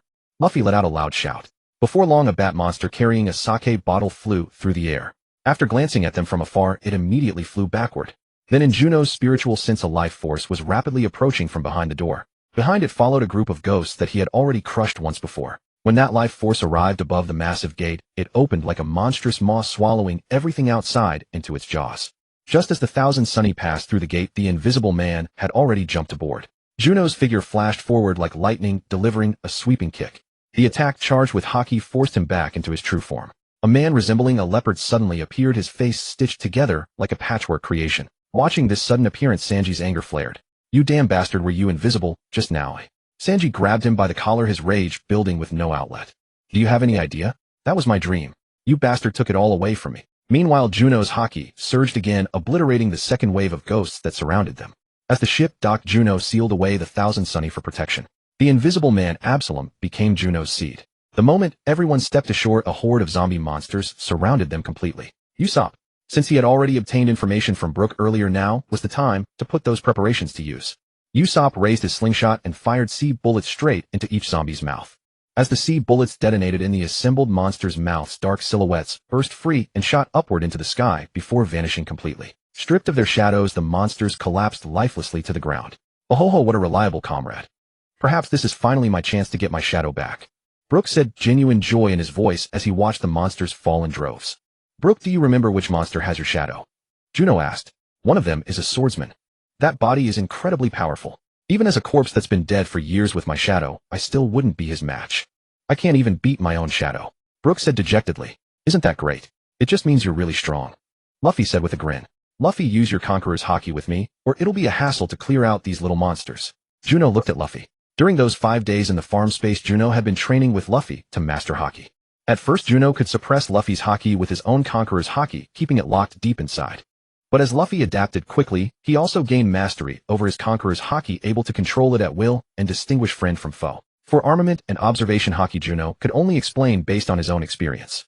Yet clearly not everyone could awaken to these powers through such blind trial and error. In the end, they had to switch to a simpler approach, using Conqueror's haki to pressure everyone, forcing them to struggle and persevere until their haki awakened passively. Obviously, only 2 people on this ship had the aptitude for Conqueror's haki. Without that option, armament haki had to be learned through physical experience. In simple terms, it meant getting beaten up, fighting with fists coated in armament haki. Yet only Luffy could awaken this way. Because his body had reached a unique state where, guided by instinct and sensation, it could evolve his existing abilities in whatever order he needed them most. Alright, Luffy nodded in response. Then both released their Conqueror's haki together, and not a single one of those little zombies could withstand the surge. They all collapsed on the spot. As they pushed deeper into this desolate graveyard, every monster that drew near fell, sparing none. Their unstoppable advance finally caught Moria's attention. Moonlight Moria himself arrived, accompanied by the zombie generals. Straw Hat, don't think your high bounty gives you license to run wild here. This isn't some playground for pirate games. No sooner had he spoken than Moonlight Moria noticed the 2 figures behind Luffy. Marco Bista, well-known figures in the pirate world.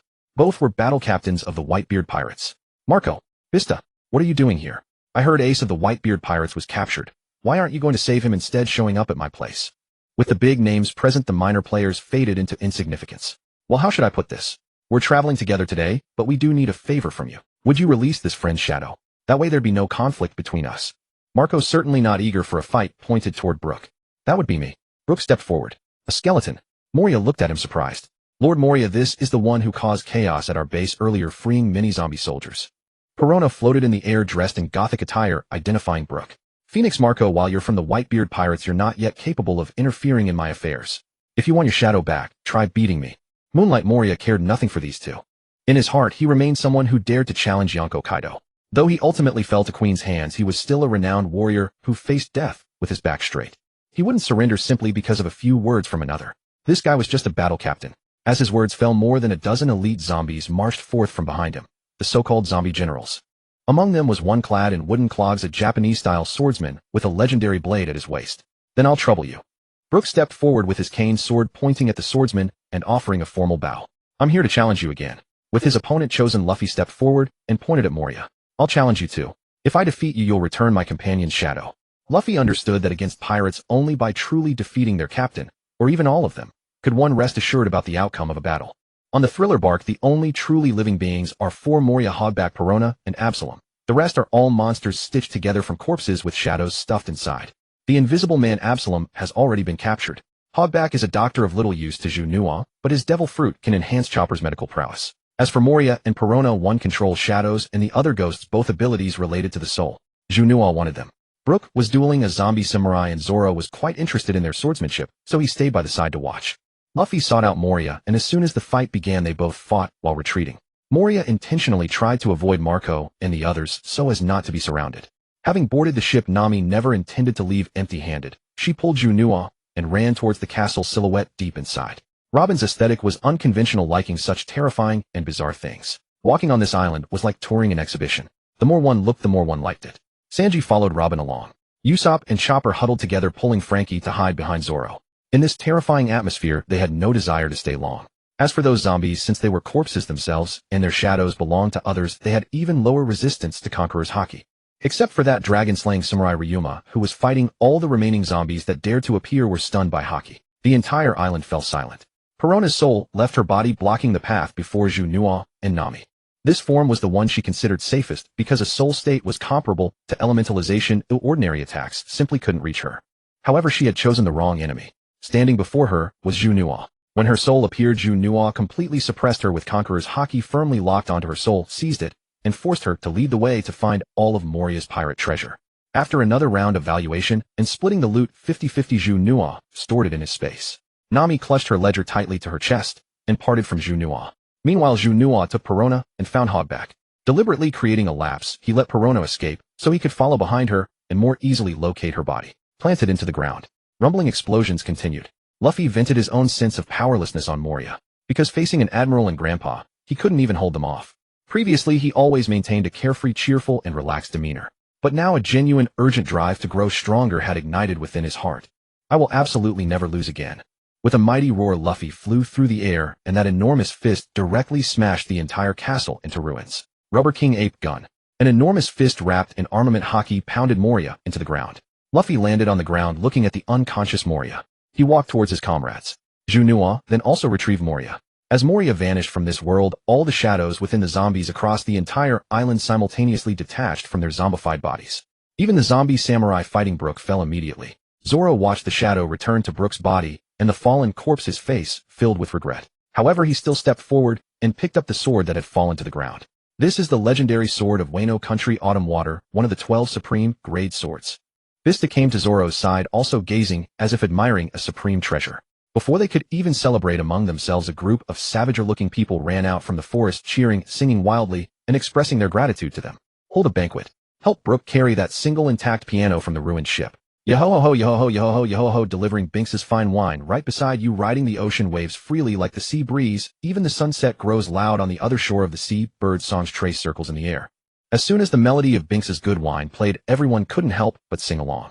This song was the nostalgic anthem for all pirates in this world, or rather all seafarers. Almost every pirate knew how to sing it. After Juno followed along and learned to sing it once, he pulled Brook to reconstruct the sheet music for I Believe.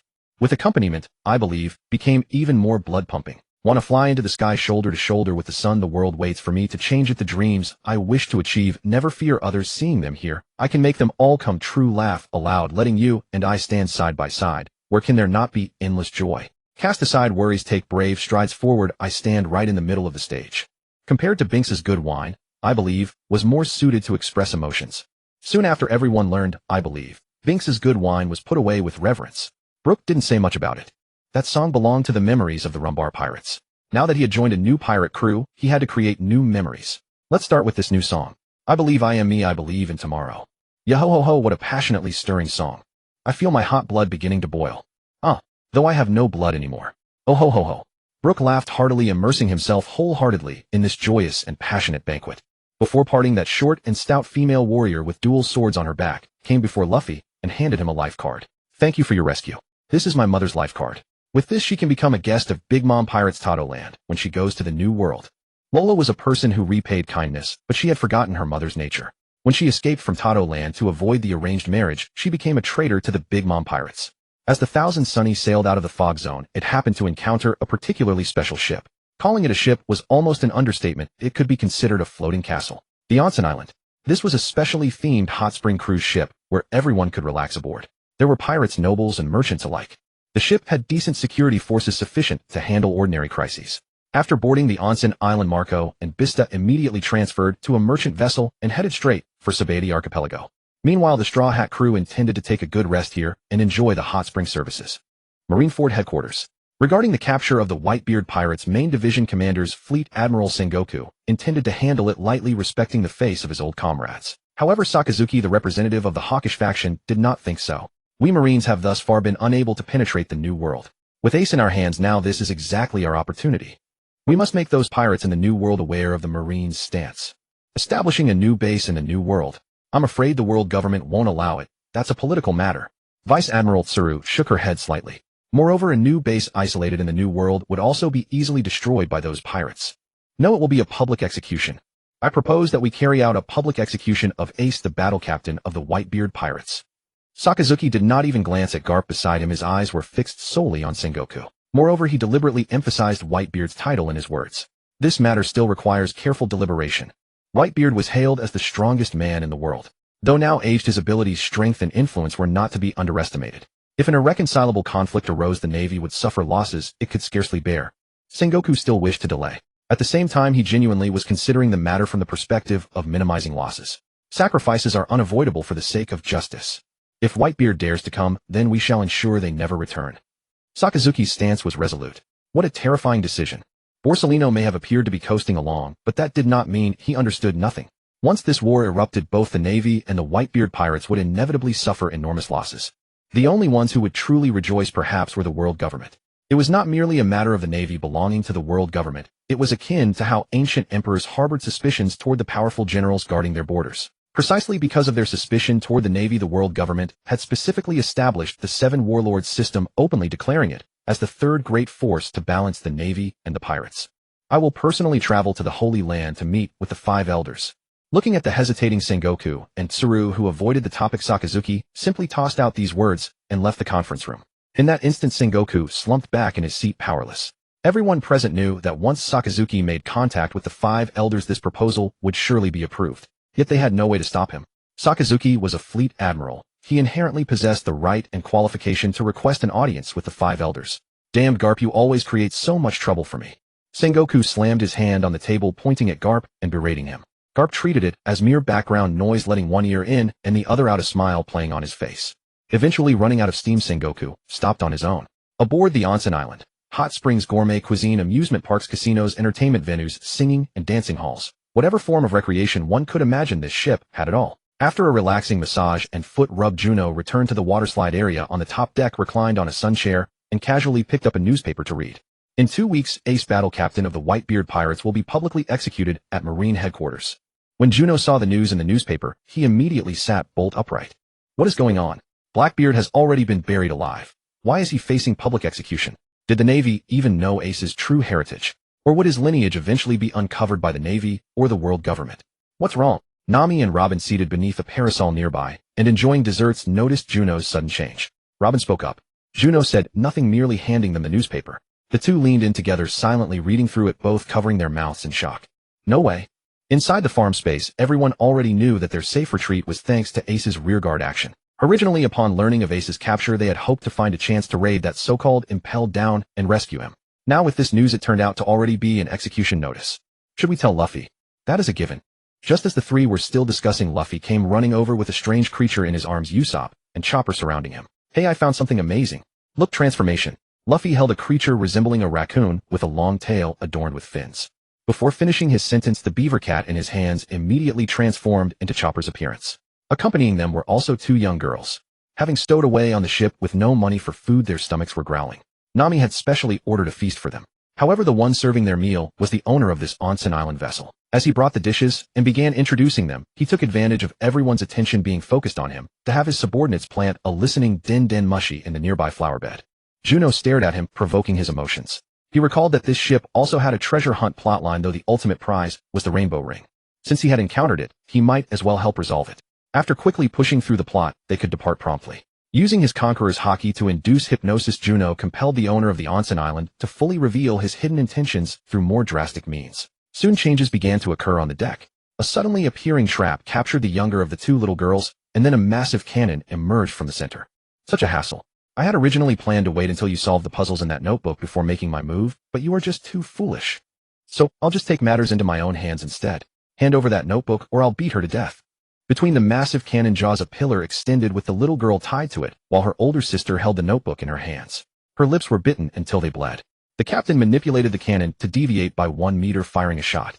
A violent explosion rose from the distant sea surface, a miniature mushroom cloud accompanied by surging tsunami waves. Following closely, a large number of armed personnel ran out from the ship's hold. These individuals, each wielding long guns and pistols, completely surrounded Juno and the others. Before they could fire, Juno released his conqueror's haki. In an instant, all the henchmen were knocked unconscious, including the person seated at the cannon controls. Ah, is it over already? Saya was utterly shocked. The little girl was also rescued by Chopper and Zoro. What on earth is going on? The few who had just returned to the scene hadn't even had time to comprehend the situation before the battle had already ended. Sayo-san, what exactly was that notebook the guy mentioned? Nami's keen sense for treasure was immediately activated, and she asked curiously. It's a research manual on artificial gems. The rescued little girl cared nothing for that notebook. In her view, that thing was utterly useless and had only brought them into danger. Artificial gems. Nami exclaimed in surprise. What do you need artificial gems for? Juno asked. Our homeland is poor. If we could manufacture gems, we would have enough money to give everyone in our village a good life. At least that's what our father thought. Sayu lowered her head. The notebook on her had already been taken out by her younger sister and handed to Nami. However, gems are valuable precisely because they are naturally formed and rare. If gems could be artificially manufactured, once production increased and supply grew, they would become utterly worthless. At that point, what use would these artificial gems be? Juno countered. The last page of the notebook was a map. At its center was a large red cross with a hot spring symbol beside it. So this map points to the final treasure location. Nami pointed at the content in the notebook and asked. Yes, that's why we infiltrated here, but we've been searching for several days and found nothing. The little girl looked up in disappointment. If it's not on the ship, why not search the ocean instead? After all, this ship was built by people. If that thing is on the ship, it belongs to someone else. Your father surely wouldn't ask you to steal from others for your own research, would he? So the clue on this map isn't pointing to the ship at all, but to the seabed. Juno spoke up. Really? The two little girls seemed to find hope again. Whether it's true or not, we'll know once we check underwater. After saying that, Juno jumped straight into the sea from the deck. The seabed in this area wasn't deep, less than 100 meters in total. As soon as he entered the water, he immediately felt a scorching heat radiating from beneath the earth. At the bottom of the sea lay a cross-shaped volcanic crater with magma churning inside, as if ready to erupt at any moment. And that hot spring island was built right beside it. After confirming the location, Juno immediately returned to the deck of the hot spring island. Well, a group of people surrounded him curiously. There's a cross-shaped volcanic crater on the seabed, and the mark on the map should be pointing to that. Juno recounted everything he had seen underwater. A volcanic crater. What kind of treasure could that be? Surely the treasure isn't inside a volcano, right? Let's get back on the ship first. First evacuate everyone from the ship, then I'll attempt to detonate the underwater volcano. There might be something unexpected. With that, Juno led everyone aboard the Thousand Sunny. Aside from them, all the guests on the hot spring island had already boarded their ships and left when chaos erupted on the island. Now a large number of vessels had gathered in the waters around the hot spring island. After sensing through observation haki that no ordinary people remained on the hot spring island, Juno re-entered the sea. Empowered by armament haki and using fishman karate, he unleashed a powerful strike toward the underwater volcanic crater. Immediately after striking, he turned and made his way back to the surface, returning to the ship. In an instant, the ocean churned violently with thick, white mist rising. The hot spring island that had stood alone on the sea surface collapsed at the same time. Boom! The underwater volcano erupted, sending seawater shooting skyward with endless mist swirling around. In that very moment, a rainbow halo suddenly appeared in the sky with colors arranged from outside to inside: purple, blue, cyan, green, yellow, orange, and red. It's a ring rainbow. It's truly beautiful. But don't tell me this is the treasure. While those around were still marveling at the scenery, Usopp suddenly burst in with an ill-timed remark. For a moment, everyone fell silent. Speaking of ring rainbows, they do have the reputation of being gems of the sea, Nami said uncertainly. On deck, the elder sister Sayu tilted her head back, fixating her eyes on the rainbow in the sky. I understand. Just like that, Sayu suddenly shouted out as if she had figured something out. Then she prepared to head home for research.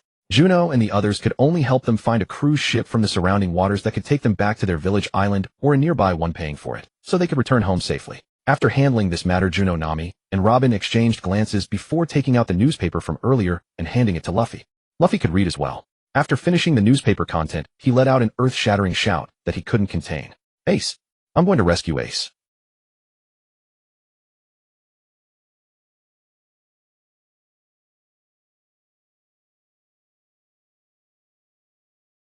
Whether it's the deep-sea Great Prison or the Marine headquarters, we don't even know the direction. How are we supposed to rescue anyone? Juno pressed down on him as he spoke. Then let's go find the log pose. Get the Beaver cards.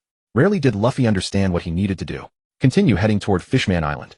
During the days he spent with Marco and Sakuya before, Juno had specifically grabbed them to ask many questions, laying the foundation for being able to reasonably mention things he knew in the future. Fishman Island is located 10,000 meters beneath the sea. To reach it, you must first go to Sabaody Archipelago. And although Sabaody Archipelago is called an island, it's actually a floating forest on the sea. The island has dedicated government departments, various intelligence agencies, and a black market. You should be able to buy related information there. But before that, we can contact Marco and the others first. Ace is also their brother and comrade, and now that something has happened, they certainly want to rescue him too. With such strong allies available, there's no reason not to make use of them. When both sides join forces, it will certainly be easier to succeed than fighting alone. After Juno finished speaking, he finally released his hands from gripping his shoulders. Then hurry and make the call. Marco and the others still had the Den Den Mushi that Juno had given them. Of course, Juno knew the number of the Den Den Mushi and immediately took out another one to make the call. Marco, have you seen the latest news about Ace? Juno asked. We just spoke with Garp not long ago. I'm going to rescue Ace. Do you know where the deep-sea Great Prison is located? Shh. As soon as Juno finished asking, Luffy, next to him, shouted into the Den Den Mushi. We'll go rescue him too, but we need to discuss the specific action plan with Garp on the ship. Garp's phone calls could be intercepted by the Marines at any time, so we can't say much. Marco said, if the execution is to take place at Marine headquarters, then the world's Marines should be withdrawing elite forces to head there by now, right? They will surely make full preparations and set up traps. If it's at the deep-sea Great Prison, would the success rate be higher? Juno asked. Since the deep-sea Great Prison was built, the only successful prison break occurred 20 years ago. Gold Lion exploited a loophole inside, cut off his legs that were chained with sea stone, used his devil fruit power to fly, and escaped from the prison. Since then, all powerful pirates have their chains wrapped around their limbs and necks. That's the inside. Externally, it's rumored that the deep-sea Great Prison is built in the calm belt, with the entire prison constructed from sea stone walls surrounded by sea kings. And within the prison, powerful marine warriors and guards keep watch. There's only one way in and out, both inside and outside. Once that path is blocked, there will be no chance to leave. Marco said. Then we strike while they're transporting Ace. Regardless, fewer enemies will always improve our chances of success. Juno added. You should be arriving at Sabaody Archipelago by now, right? Stay on the island and wait peacefully for a while, and we'll contact you later. If you encounter any difficulties, go to Shaki's Ripoff Bar at tree number 13. With a clear objective established, the Thousand Sunny set sail at maximum speed towards Sabaody Archipelago. Towering red-leafed mountains whose peaks vanished into the clouds blocked the path ahead. Juno ventured into the sea once more and captured another sea beast, instructing Chopper to inquire about the direction to Sabaody Archipelago. He then had the sea beast drag their vessel toward their destination. Luffy, what lies ahead is a momentous undertaking. We cannot afford for the mission to rescue Ace to fail, can we? Along the way, Juno pulled Luffy aside and spoke seriously. Of course. Luffy nodded firmly. What should we do? Just tell me. I will do it properly. First, there is one thing we must understand. Our pirate crew has already been marked by the Marines and the world government. Wherever we appear, the Marines and world government will inevitably take notice of us. Therefore, from now on, we need to lower the pirate flag and sails on the ship and replace the canvas with ordinary white sails. Secondly, since all of us have bounties on our heads, we must undergo disguises before landing on the island, at least concealing some key distinguishing features. Otherwise, once targeted by the Marines and world government, how can we possibly proceed with the rescue? We would be followed wherever we go. Lastly, after arriving on the island, we will head straight to the bar run by Xiangqi on Island No. 13 that Marco mentioned. If he recommended we go there, it means at least in that location, we will surely be safe. After Juno finished speaking, everyone nodded in agreement. They promptly changed the ship's sails and removed the pirate flag without delay. Compared to saving lives, a temporary disguise was something Luffy could certainly accept. With the sea beast pulling them along, the Thousand Sunny moved several times faster than its normal maximum speed. Upon arriving at Sabeti Archipelago, the ship was immediately stored away by Juno. Then along the way, asking for directions, they made their way to the famous bar on Island No. 13. Once the group entered the bar, the proprietor Xianqi observed the young pirates with their clumsy disguises, but did not deliberately expose them. Instead, she asked them in her usual manner what they needed. "Boss, we want to purchase information." Juno approached the counter speaking like a regular patron. "What information do you need?" Xianqi asked gracefully, smoking a cigarette. "Coordinates to Impel Down and Marine Headquarters." As these words left his mouth, everyone around turned their gaze toward him. "How bold. You are all pirates, aren't you? You must know what those two places represent, don't you?" Xianqi looked at the group with keen interest. "I don't care about any of that. We're going to save someone." Luffy leaned directly onto the counter and shouted at Xianqi, "Have some manners." Nami pulled Luffy down and delivered a sharp punch to his head. "There are no coordinates for Impel Down, for it is not an island. However, there are life cards that can guide the way, though acquiring one that points to Impel Down comes at no small price. As for Marine Headquarters, there are permanent coordinates available, and they are not expensive. Do you need them?" Xianqi asked. "Life card. Luffy, when we encountered your brother in Arabasta, didn't he give you a piece of paper? So many things have happened that I nearly forgot such an important detail." Luffy retrieved the paper sewn into his straw hat and held it in his palm. Although there was no wind in the room, the paper kept trembling and shifting continuously in one direction. "So that's what he meant back then." Luffy scratched his head, then cried out with renewed vigor, "Then let's set off immediately. We still need to wait for word from Marco and the others. With them joining us, our chances of success will be far greater." "Oh," he replied, then took a seat to the side. Luffy, being so obedient all of a sudden, made those around him somewhat uncomfortable. Meanwhile, Xianqi rested her chin on her hand, watching the young people playfully interacting before her, a faint smile gracing her face. "Then do you still need the permanent coordinates to Marine Headquarters?" Seeing the young people turn their attention back to her, Xianqi finally continued to ask. "Let's purchase one just in case." Juno placed the order. Money changed hands, and upon receiving the coordinates, they immediately stored them away in their dimensional space. "Additionally, could you help arrange a safe place for us to stay?" Juno raised another request. "If you don't mind, you may reside within the bar. Safety is certainly guaranteed, though the rent is rather steep," Xianqi said with a smile. "At this point, prudence comes first. As long as it is worth the price, the cost is justified." Juno did not bargain. Not even Xianqi had stated a price. "How generous. There are truly too few young people like you these days." In the bar, an elderly gentleman with white hair and glasses treated them with remarkable kindness. Even Xianqi proved quite lenient toward them. Though she continually mentioned how expensive her establishment was, she never once brought up the matter of payment. On the first day, everything proceeded peacefully. In their spare time, Juno inquired with Xianqi about news regarding other pirate crews on the island. The primary concern was determining the movements of those supernovas. On the second day, Luffy began growing restless, holding the Den Den Mushi in his hands and contacting Marco at regular intervals, which eventually annoyed Marco to no end. It was only after Whitebeard himself personally persuaded him that Luffy finally calmed down somewhat. On the third day, Zoro got lost. The reason was that he could not train properly within the tavern. They needed to rescue someone soon, either Impel Down or Marine Headquarters. Whichever they chose, both locations would be guarded by Admiral-level combat power. They needed to seize every spare moment to train and strengthen themselves. Thus, after discovering there was insufficient space to train within the room, Zoro headed outside the bar for exercise. And then in a moment of inattention, he wandered off and got lost. That damn green moss head. If his carelessness causes this mission to fail, he can expect to perform seppuku as atonement. Sanji slammed his palm against the tabletop and cursed furiously. But despite the scolding, after venting their frustrations, everyone still needed to go out and find him. Just in case, pair up. Everyone carry a Den Den Mushi. After Juno made the arrangements, Luffy paired with Chopper Sanji, with Robin Usopp, with Frankie, and Juno with Nami. Brook was the newcomer, and temporarily no outsider knew of his connection to the Straw Hat Pirates, so he formed a team on his own. With only a slight disguise, no one would notice that he was actually a skeleton. Juno had designated the direction for himself and Nami's pairing, because he had gathered some information about supernova sightings from Xianqi. When searching for Zoro, Juno chose the area where the supernovas were located, specifically the two who were the most flamboyant. Appu of the Broadcast Pirates and Kid of the Kid Pirates. One having consumed the Ope, Nomi constantly sought to make headlines. The other naturally cultivated a flamboyant and hot-tempered disposition, unable to maintain a low profile anywhere he went. The Sabaody Archipelago is formed by 79 coalesced Yakuman trees. Trees numbered 60 through 69 belong to the Marines and the world government, connected to the Red Line and accessible via elevators that descend directly to the Holy Land. Consequently, the Celestial Dragons frequently visit the Sabaody Archipelago from the Holy Land for leisure. Wherever they tread, panic inevitably ensues among the populace. To avoid offending them, commoners could only kneel on the spot. Those who refused to kneel had no choice but to act swiftly in advance and keep their distance, to minimize the chance of crossing paths with the celestial dragons.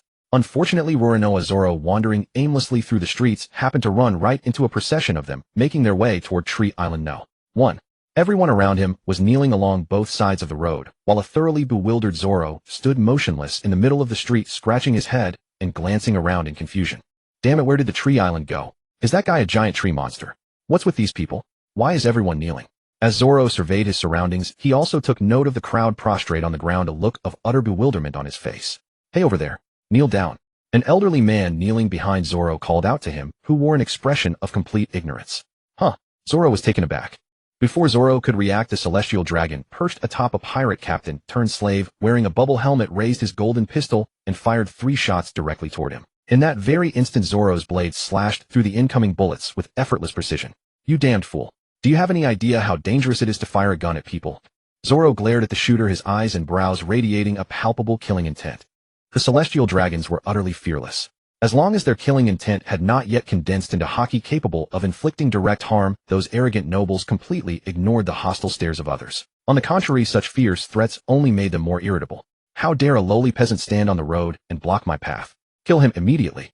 To be met with violence and death merely for being in their way left Zoro with an even worse impression of those bubble-helmeted creatures. As the bodyguards in black suits charged at Zoro, he countered without hesitation. Even using the flat of his blade, he felled every agent in mere strikes. Just as Zoro raised his sword and marched toward the celestial dragon to demand an explanation. A youthful and striking woman with pink hair, a green sailor cap, a white t-shirt, shorts, and knee-high socks burst through the crowd. She lunged toward Zoro at top speed and dragged him into a nearby alley. Hey, if you want to die, find some deserted place to fight it out. Please don't drag us, ordinary folks, into your mess. Do you even know who that was? That's a celestial dragon. If they're attacked, they can summon marine admirals and entire fleets to suppress every rebel at lightning speed. By then, everyone on this island will suffer, she roared at him as she fled alongside Zoro. What a pain. Zoro's only reply was that single phrase. Upon hearing that provoking the so-called celestial dragon would bring down an admiral, Zoro sheathed his sword. Meanwhile, the celestial dragon on the street, seeing the path clear, continued his procession. The 2 who fled were hardly worth his attention. He casually tasked his subordinate CP agents with dealing with them. On the other side, Juno, guided by the information he had gathered, brought Nami to Tree Island No. 46. The pirates were drinking at a tavern. The members of the 2 pirate crews kept strictly to themselves, each faction congregating on opposite sides.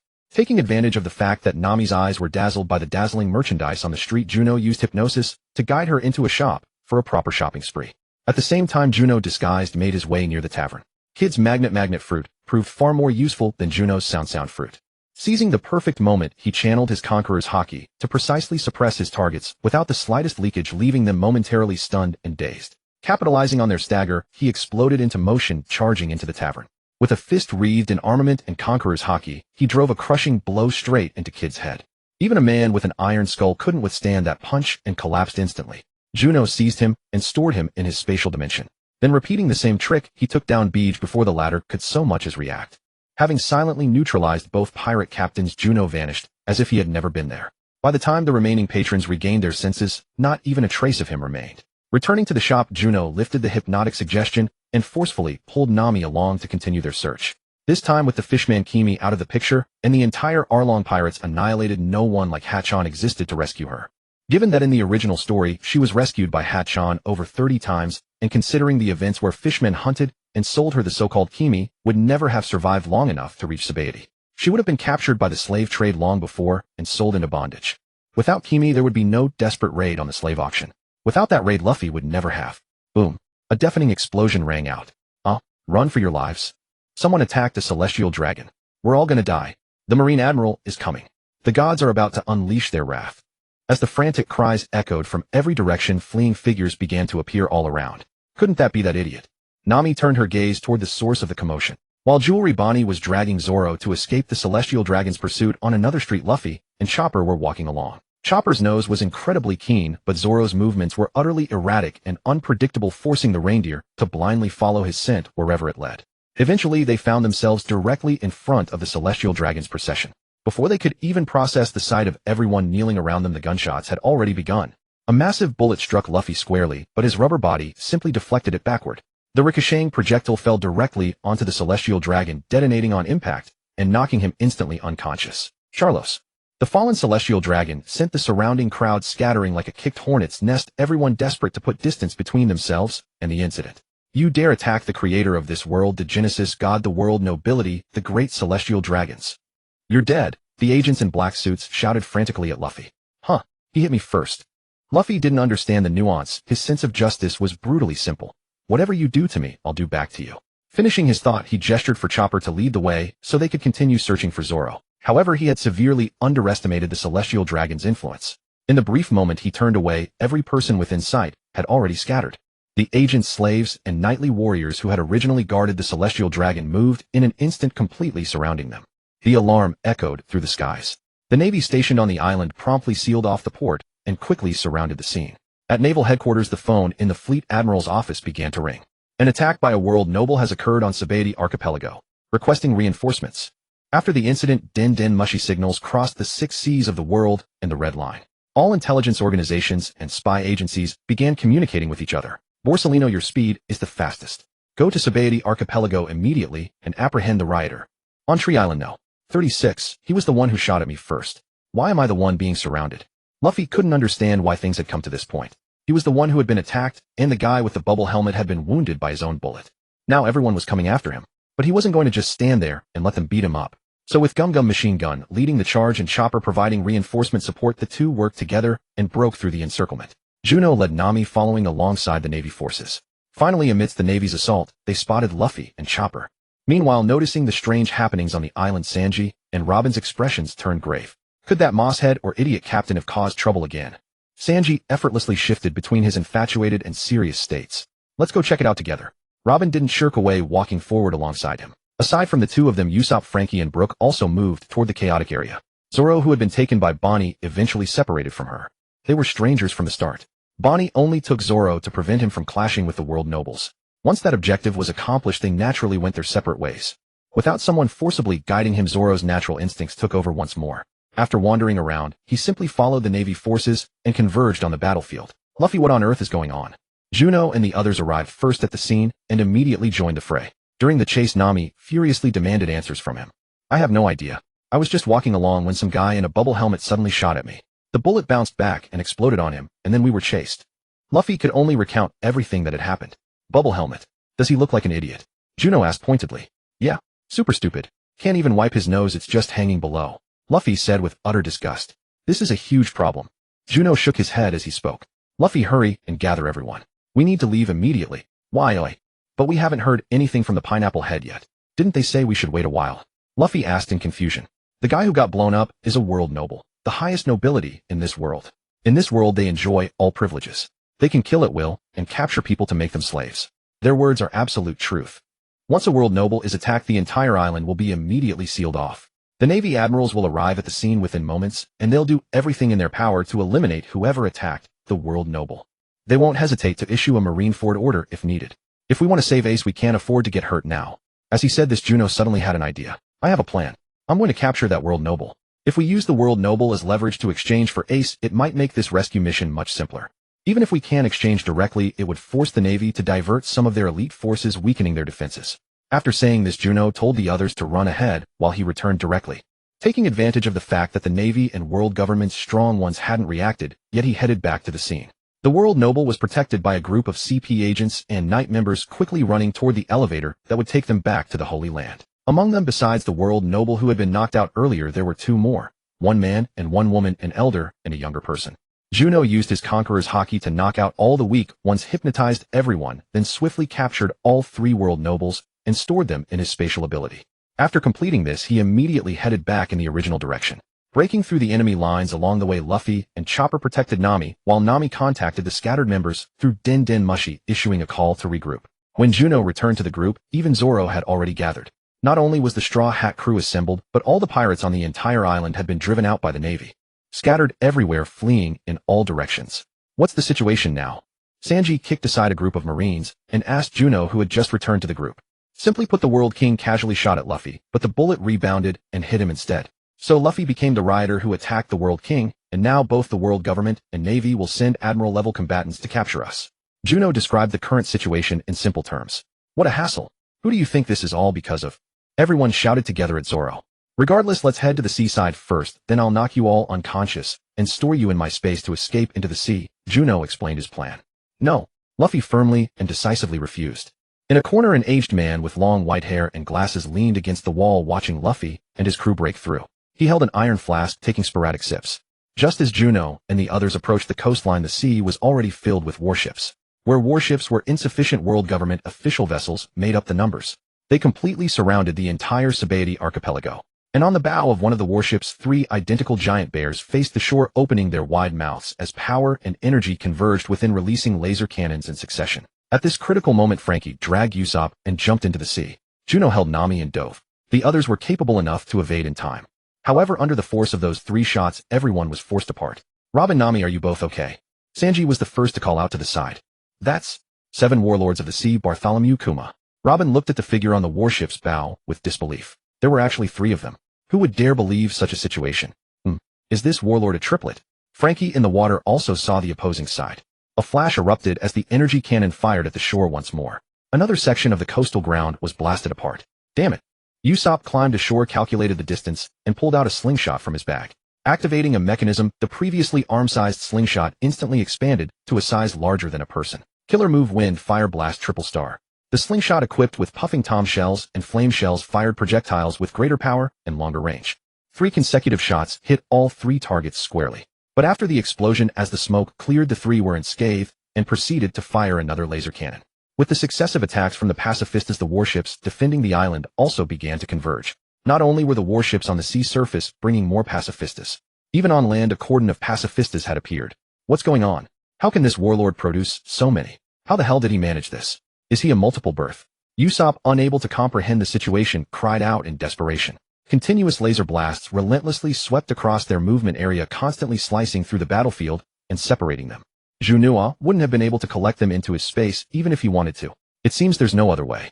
Unless we deal with him, we probably won't be able to leave.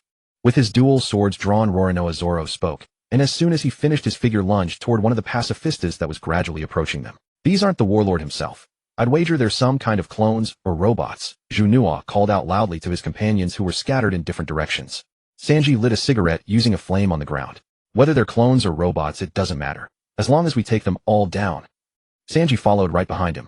Nearby, Luffy struck first, extending his rubber arm to grab hold of a pacifista. He then dragged the robot as a shield, perfectly deflecting an incoming laser blast. By using their own weapons against them, he destroyed one robot. Beneath the wound, various mechanical components and flickering electric arcs could be seen through the rupture. At the same time, Zoro unleashed 3 simultaneous slashes against the pacifista, producing a sharp metallic clang and sparks as some internal components were severed. Sanji also delivered a kick to a pacifista at the precise moment it opened its mouth to fire a laser beam.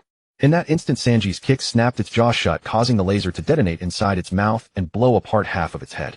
Nami used her weather tempo to create storm clouds and rain clouds, attempting to summon lightning and rainfall to attack and saturate the robots. While the water resistance on these modified bodies was excellent, the sudden burst of lightning could still severely damage the robots. This would cause damage to critical internal components, leading to short circuits. Robin's arms sprouted from various points on the robots, attempting to twist their joints, but she ultimately found herself unable to overcome their strength. Brook, Frankie, and Chopper each employed their own abilities to attack the pacifistas, but their power proved insufficient. Meanwhile, Juno selected his target and struck with full force, knocking down a pacifista with a single punch as machinery and energy exploded, tearing through their bodies. The first-generation pacifistas weren't particularly powerful overall. Their main offensive capabilities came from laser cannons positioned in their mouths and palms.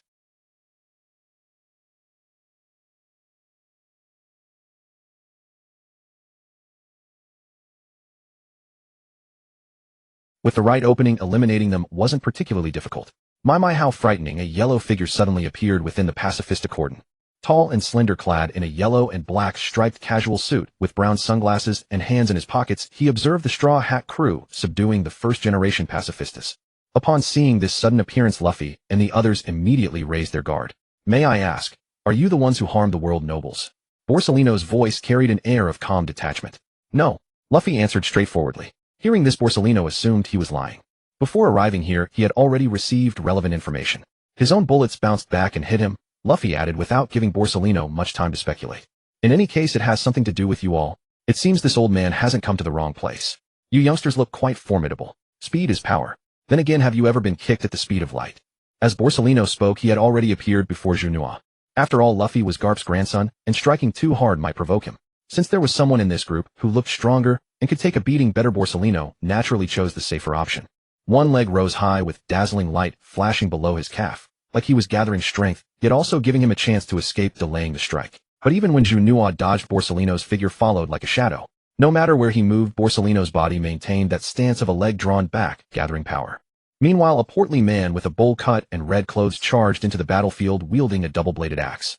After Borsalino selected his target, he also raised his massive axe high and shouted, redirecting his attention to the nearest Zoro. Heavy met light, few against many. Their blades clashed with a sharp ring. In an instant both retreated, though Zoro stumbled back farther. Seeing there was no escaping Borsalino's pursuit, Juno gathered his haki to strengthen his defense and launched a proactive assault. In that moment, surprise flashed in Borsalino's eyes beneath his sunglasses. Someone who'd only been at sea for a few months had the courage to strike at a marine admiral. Whether it was recklessness born of ignorance or confidence born of skill, Borsalino couldn't let this slide now that Juno had chosen to fight. A flash of golden light erupted with a deafening boom, sending a shockwave of dust and debris into the air. Juno's fist met Borsalino's leg in a violent collision. The weight and uniqueness of his haki sent Borsalino retreating several steps. Haki. How astonishing. Young people like you have all awakened haki. These days the young are truly frightening. In that case, I'll have to get serious. With both hands grasping at empty air, a light sword materialized in his grip. Juno simultaneously drew his iron sword, wrapping it in haki as they clashed once more. Juno couldn't tell if Borsalino was naturally holding back or deliberately going easy on him. Throughout the battle, he felt the admiral's speed and power constantly calibrated to exactly the limit he could endure. If the force were even slightly greater, he wouldn't be able to block it or recover in time. If the speed increased by even a fraction, it would become impossible to resist or keep pace with it. At precisely this calibrated intensity, Juno found himself being pushed back continuously, yet always managing to heal his wounds just enough to face the next assault.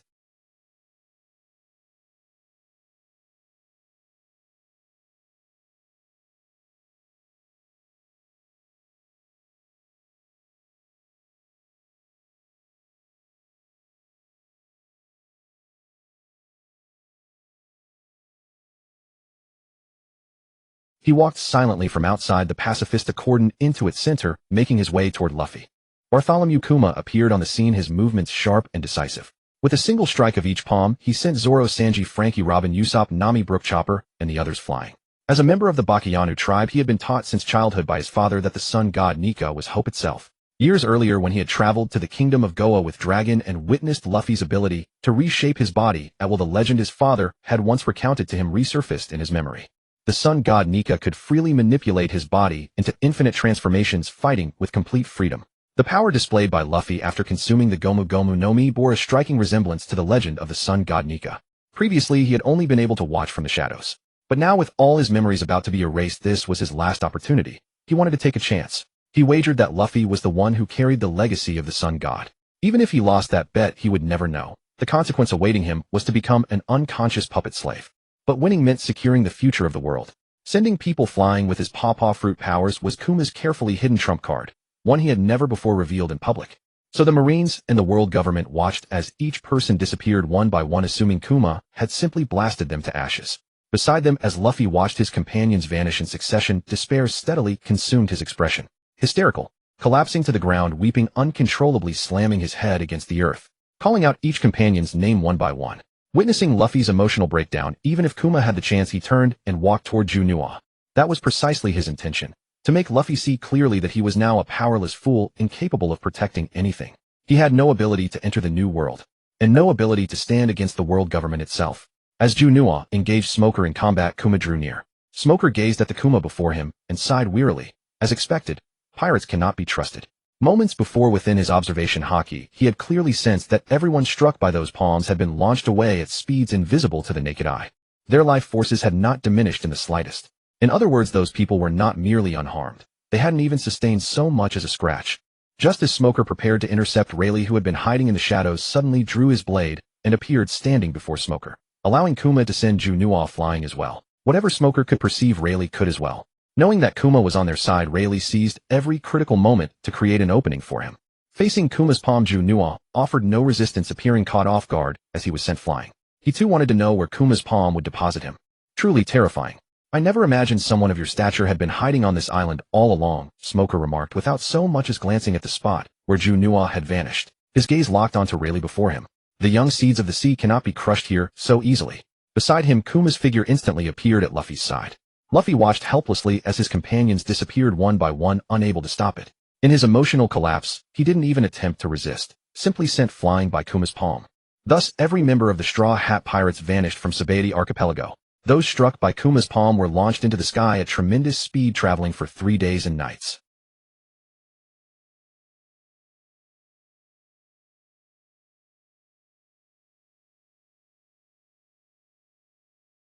Seizing the opportunity, Juno slept soundly. The impact of landing jolted him awake. He found himself lying at the bottom of a deep palm-shaped crater. Towering ancient trees and primordial forests surrounded him. The moment he rose to his feet, relentless roars echoed continuously through the surrounding wilderness. In an instant, a colossal dinosaur over 100 meters tall crashed through the trees, charging directly toward Juno's location. When one great beast stirred, every other beast in the entire forest followed suit. With that fearsome maw closing in, Juno exploded into motion, launching himself upward with a bent knee and delivering a devastating punch that shattered one of the creature's legs. The injured limb could not support its massive crushing weight. The beast collapsed on the spot. Then Juno attempted to strike the dinosaur with a wave of Conqueror's haki from a distance.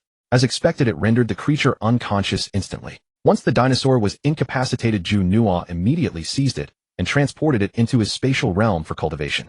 This was an ancient island within the Calm Belt, a vast landmass spanning at least 1,000 kilometers in diameter.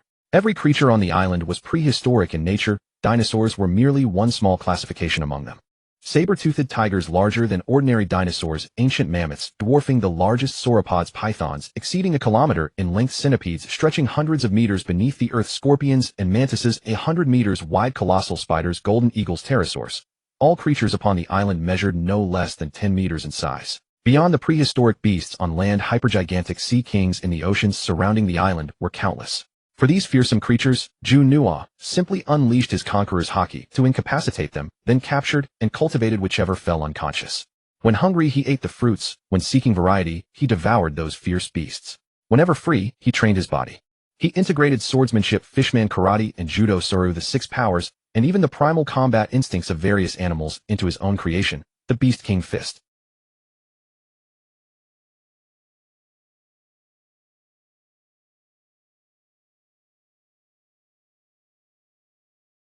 On this ancient island in the Calm Belt, even if he desired to learn about the outside world, he had no means of doing so. All he could do was devote himself entirely to the pursuit of strength.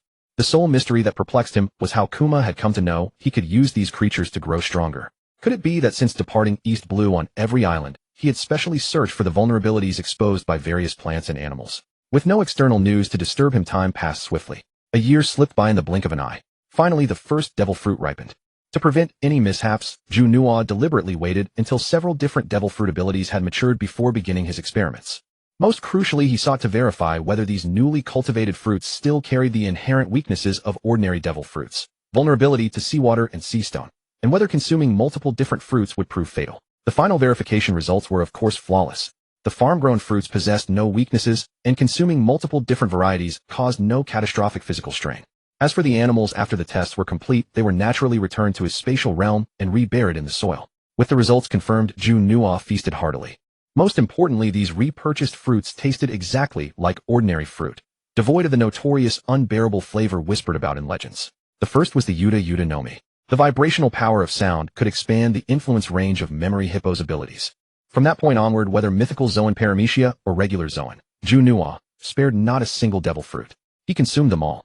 Empowered by multiple devil fruits and tempered over years by all 3 types of haki, he had fully unlocked complete body armament haki at maximum output. Having mastered sufficient devil fruit abilities, he used traits from pterosaurs, electric eels, and sea kings to engineer a 3-environment dragon as his mount. He then began patrolling the Calm Belt. Hypergigantic sea kings remained abundant throughout the world. Every single one, regardless of type, was captured and claimed if not already caught. Making his way through the Calm Belt, Juno hunted along the route until he reached beneath the red line. Drawing upon the unique power of the mole fruit, he began tunneling through the red line. The red line encircles the entire planet, rising 10,000 meters high and spanning hundreds of thousands of meters in width. Such a colossal mountain range served as a perfect natural foundation for establishing a base. Juno himself had no intention of devoting his time to such an undertaking at present. All he needed was to carve out a passage through the red line, enough to allow him to enter the new world from this side. Upon entering the new world, the Sea Kings in the Calm Belt were even larger and more powerful than before. To a skilled warrior, however, Sea Kings posed no threat, no matter how formidable they might be. A single casual strike would be sufficient to dispatch a Sea King. If he could only reach the deep ocean on his own, capturing one of the deep sea variants would yield even greater rewards. Once in the new world, there was one place he had to visit: Punk Hazard. Once a scientific research base, it had been transformed into an island of fire and ice following the catastrophic clash between Aokiji and Akainu. On the island, Caesar Clown continued his secret research. The Rumble Rumble fruit and Magu Magu fruit, combined with observation haki, granted him senses of extraordinary range and precision. Supported by his formidable physique and years of constant practice, he had mastered both precognition and observation killing. Coupled with the abilities of the Clear fruit, he could become a truly invisible man at will. Locating Punk Hazard, capturing those two dragons, and tracking down Caesar Clown and Monet would prove straightforward. Though both were capable natural-type fruit users, their fates were already sealed the moment Juno stood before them, unable to sense his presence whatsoever. The Gas fruit, the Snow fruit, and the clone-powered Pink Dragon fruit from the abandoned laboratory, all were his to claim. After dealing with Punk Hazard, Juno mounted his pterosaur and alighted upon a nearby island, purchasing life cards pointing to two locations from the black market: Dressrosa and Grand Team. Dressrosa alone housed over a dozen devil fruit users, meaning over a dozen distinct devil fruit abilities. The Spin fruit might appear useless at first glance, but placed in his hands, and combined with magnetic manipulation, it would unleash devastating disruption upon magnetic fields. The Play fruit, Thread fruit, Stone fruit, all were excellent abilities in their own right. Upon landing, Juno maintained invisibility throughout, employing observation, killing, hypnosis, and memory extraction to conceal himself completely. He then hunted down the Don Quixote family executives one by one through surprise attacks, instilling terror throughout the entire organization. This forced Doflamingo to summon everyone to the palace.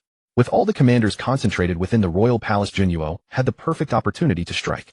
One punch knocked Doflamingo unconscious, and then he systematically eliminated each one. All the commanders were apprehended. As his strength grew, dealing with such matters only became faster. After clearing Dressrosa, Juno turned his attention to Tato Land. As the domain of one of the four emperors, Tato Land held immense influence in the new world. The relatively concentrated archipelago featured each island boasting a unique dessert theme unlike any other. Scanning from above, locating targets proved simple. Across all of Tato Land, the vast majority of Big Mom's children possessed Paramecia-type devil fruits of the food variety. Thus, Juno's primary objectives for this voyage were Parasparrow's Eat Fruit Brulees, Mirror Fruit Ovens, Hot Fruit Smoothies, Squeeze Fruit, Big Mom's offspring. The Book fruit, combined with artistic abilities, the Door fruit, paired with the Mirror fruit.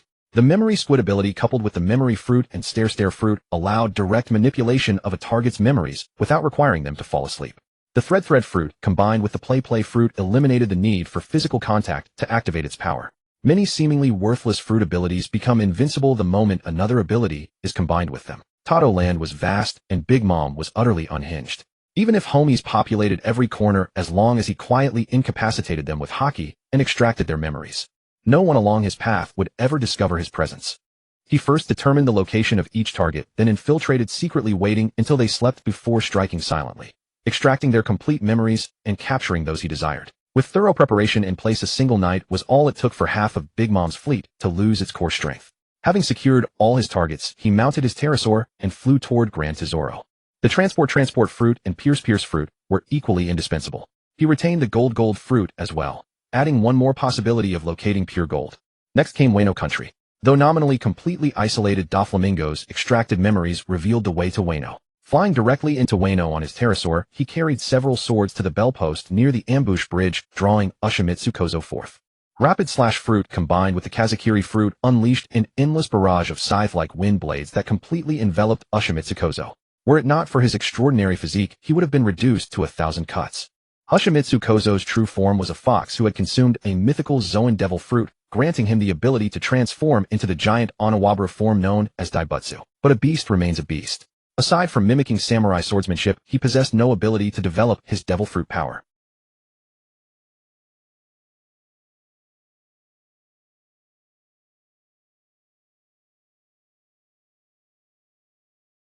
The second stop was the flower capital.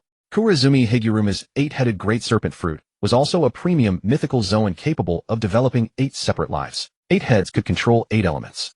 In a certain sense, it was the finest mythical Zoan in all of Wano after the Azure Dragon fruit. Yet Kurazumi Higuruma had failed to develop its power in the slightest. Though Toki's dying words instilled in him a profound sense of crisis, his only response was to strengthen defenses, never considering any means of improving his own strength. Worse still, when facing Kazuki Hiyori in the end, he possessed no power to resist. Eliminating him would be trivial. The people of Wano had to consider the consequences of action, but Juno did not. Invisible, he infiltrated the flower capital's royal palace, incapacitated him with Supreme King Haki, and departed with him immediately. Having settled those 4 locations in the New World, Juno returned to its entrance and boarded merchant vessels bound for Fishman Island, entering through the same route. After acquiring Bubble Coral, he learned the location of the Ark, and using observation, Haki pinpointed Vander Decken 9 Nikyu and the colossal kraken known as the octopus beast nearby. These 3 possessed no remarkable power, a target fruit user, and 2 deep-sea creatures. A single blast of Supreme King Haki was sufficient to knock them all unconscious. Having captured them, he returned to the earlier seas via merchant vessel and departed from Sabeti Archipelago, mounting his modified pterosaur and heading toward East Blue. After his jailbreak, the Golden Lion hid in East Blue, hovering in the sky while studying his beast army. This world contained many sky islands, yet the only ones without island clouds were those lifted into the heavens by the lion's own power. With sufficient speed pushing the Magu fruit and observation Haki to their limits, he could circle the skies for a few laps and locate those floating islands in less than 2 days. Dressrosa, the Don Quixote family, has been completely annihilated. Whole company, multiple children of Big Mom have gone missing. Wano Country, Kadu of the Beast Pirates has suddenly gone mad. The entire New World was thrown into chaos. Continuous outbreaks of rebellion brought disaster to both pirates and common folk across the New World. Yet no one intervened. East Blue, on the floating island. Juno descended upon the largest island, continuing to remain invisible and concealed as he infiltrated the flying pirates' headquarters. In their stronghold, he found the blonde old man with a ship's helm embedded in his head and both legs replaced by blades. The moment killing intent surfaced, that mystical premonition instantly snapped him back to awareness, prompting him to dodge. However, this evasion was destined to fail against Juno, who had seized the initiative. Wind Blade Vortex Haki impact followed by negative Phantom. Then a final punch crashed into his body, disrupting his balance. With no time to react, Juno pressed his assault relentlessly, denying him any opportunity to counter. In the end, Gold Lion Shiki couldn't even utter a final word before being knocked unconscious. He was captured and treated as a seed. The moment Gold Lion was taken, the floating islands lost the very force that sustained their suspension in the sky. Witnessing the sky islands plummeting, Juno rode his pterosaur at top speed, launching direct punches at the falling landmasses. Each punch either shattered an island entirely or diverted it away from the human settlements below. The cascading debris of falling stones formed a spectacular phenomenon, like a meteor shower. After obtaining the poo-poo fruit, Juno began patrolling the 6 seas, then infiltrated the deep-sea prison Impel Down. His primary objective was to search for other devil fruit users. Teleportation fruit, power fruit, barrier fruit, quagmire fruit, momo fruit, fusion fruit, island fruit, nine-tailed fox fruit, along with various zoan-type fruits, and an array of bizarre paramecia-type fruits. Within just a few months, he collected over 30 devil fruit users, plus over 100 non-devil fruit users with bounties exceeding 100 million berries. Using invisibility to enter the prison, he employed Memory Seacrow's ability to extract their memories, then used the Porta fruit to enter cells, and with Haki's internal destruction effortlessly removed the sea stone shackles, easily bringing those criminals into his space as seeds. The prison's dedicated archive room held files on all inmates. Through these records, Juno could effortlessly identify the targets worth his attention. Then, without a trace, he abducted every one of those prisoners. Only after completing everything did Juno depart Impel Down. Estimating roughly 2 years had passed, he returned to Sabeti Archipelago, to Shiki's bar. He wondered if the plot had diverged, and whether they would still gather after 2 years. "I didn't expect you to be the first one here, little brother." Shiki sat behind the bar, resting her chin on her arms, her demeanor languid. "These past 2 years have been rather isolated. I barely received any news from the outside. I have no idea how everyone else is doing. So I could only estimate a time frame, and come to see if luck would favor me. By the way, what was the result 2 years ago? Was Ace rescued?" Juno asked specifically. Shiki took a drag from her cigarette and exhaled heavily. "Regrettably. Back then, Straw Hat Boy infiltrated the Great Prison with Hancock's help, nearly ending up imprisoned himself. To rescue him, the Revolution Army sacrificed some of its forces. The Whitebeard pirates launched a full assault on Marine headquarters, but in the end they failed to save Ace. Whitebeard himself fell, and the entire Whitebeard pirates suffered devastating losses. Just half a year ago, chaos erupted in the New World. The other 3 emperors were too preoccupied to intervene, otherwise the remaining Whitebeard pirates would have faced even greater hardship." Shiki briefly recounted those events. Upon hearing this, Juno merely nodded slightly, indicating he understood. He then remained at the bar, resting and eating outside each day while dedicating all remaining time to training within his farm space. He possessed far too many abilities, and sufficient training was essential to wield them effectively. With each fruit consumed daily, his related powers continuously improved. Taking the peso fruit as an example, originally its adjustment range spanned from 1 kilogram to 1.0 kilograms. But as he consumed more fruits of the same category, this adjustable range gradually expanded. Over this past half year, his capability with the peso fruit had escalated to the level of the ton fruit. The magna fruit, magnetic brothers compass bird. All fruits related to magnetic fields, and combined with the rumble fruit's lightning power, they continuously reinforced one another. Electromagnetic resonance drove intensity ever higher. To fully master these powers, Juno had no choice but to keep training. After finishing his instruction of Luffy, Rayleigh had long returned to the island to work as a ship coder, occasionally inserting himself into the auction house, disguised as a slave to rob the rich and aid the poor. During this period, Juno did meet him once. However, while Rayleigh busied himself with making money and drinking, Juno dedicated every day to training. When they did cross paths, it was only for meals, sleep, and handling daily necessities. There was little communication between them, at most Rayleigh praising his haki cultivation. Since mastering Conqueror's haki, Juno had maintained that state continuously. In this condition, unless seen directly with his own eyes, no one could perceive him. He existed like a phantom. After waiting for some time, he paid another visit to Stomach Baron on Borelli Island. He transplanted one specimen into his space. As a carnivorous plant, they consume meat because the nutrients provided by their root systems are insufficient to sustain their vitality and growth. However, once this island-level plant was transferred into the space, the special laws of that dimension provided ample power to fully support its growth. After completing this, he returned to Sabaody Archipelago. Time flew swiftly during the waiting period. Besides Juno, the first to arrive on the island was Zoro, escorted personally by Mihawk. Due to Zoro's notorious sense of direction, Mihawk specifically delivered him to Shiki's bar. "You're the second one." Shiki, who had been guarding the bar daily, served drinks to both of them. Mihawk drank and departed immediately with no intention of staying. Even after 2 years of teaching in Mihawk's eyes, Zoro still posed no threat whatsoever. "Who was first?" Zoro asked. "Juno. But you should know his ability. He spends all his time except for eating and sleeping training within his own space." Shiki replied. That evening, Juno and Zoro met in silence, simply patting each other on the shoulder. Over the following days, Frankie, Robin, Usopp, Nami, Brook, and Sanji arrived one after another. As for those imposters claiming to be the Straw Hat crew who appeared on the island, Juno crushed them at the first signs of trouble. Without their disturbances, Sabaody Archipelago grew considerably quieter. 2 years later, Nami had become more mature and alluring, her long flowing hair adding to her charm. Robin had also gained a touch more seductive elegance. Sanji, with his newly grown beard, appeared somewhat more mature. But ever since arriving on the island, the nosebleeds never ceased. Especially after seeing Nami, they reached the point of blood loss and fainting. The modified Frankie now stood even taller and broader. Brook had become a big star, and Usopp had shed his childishness, his body developing muscle. Only Chopper remained unchanged in his innocent manner. Finally, Luffy, carrying a backpack larger than himself, also arrived at Shiki's bar. Only when everyone had assembled did Juno release the Thousand Sunny from his space. He asked Rayleigh to help with the coding process while 2 others observed throughout. Frankie learned the technology and Nami studied how to operate coded ships. Men onward to the new world. Fishman Island lies 10,000 meters beneath the ocean's surface. As the bubble-encased ship descends into the abyss, the deep-sea wonders that pass by are truly astonishing. The underwater landscape differs vastly from anything found on land or in the sky. Sanji had been yearning for mermaids ever since they descended into the sea. Just the mere thought sent blood streaming from his nostrils. "Sanji, what exactly have you been through these past 2 years? I remember 2 years ago you weren't nearly so fragile." Juno deliberately poked at his scars, delving into his deepest fears. As expected, upon hearing the question, Sanji's face immediately darkened with a heavy expression, as though those past memories were too painful to revisit. He lit a cigarette. "You wouldn't understand. Can you fathom what it's like to be stranded on an island with not a single woman in sight, where even the beasts are all male? If not for my unwavering will, you'd never have seen me return alive." Nami, Robin. In those days, shrouded only in darkness, those 2 princesses were my sole reason for enduring. The mere thought of returning alive and seeing Miss Nami and Miss Robin again fills me with new resolve.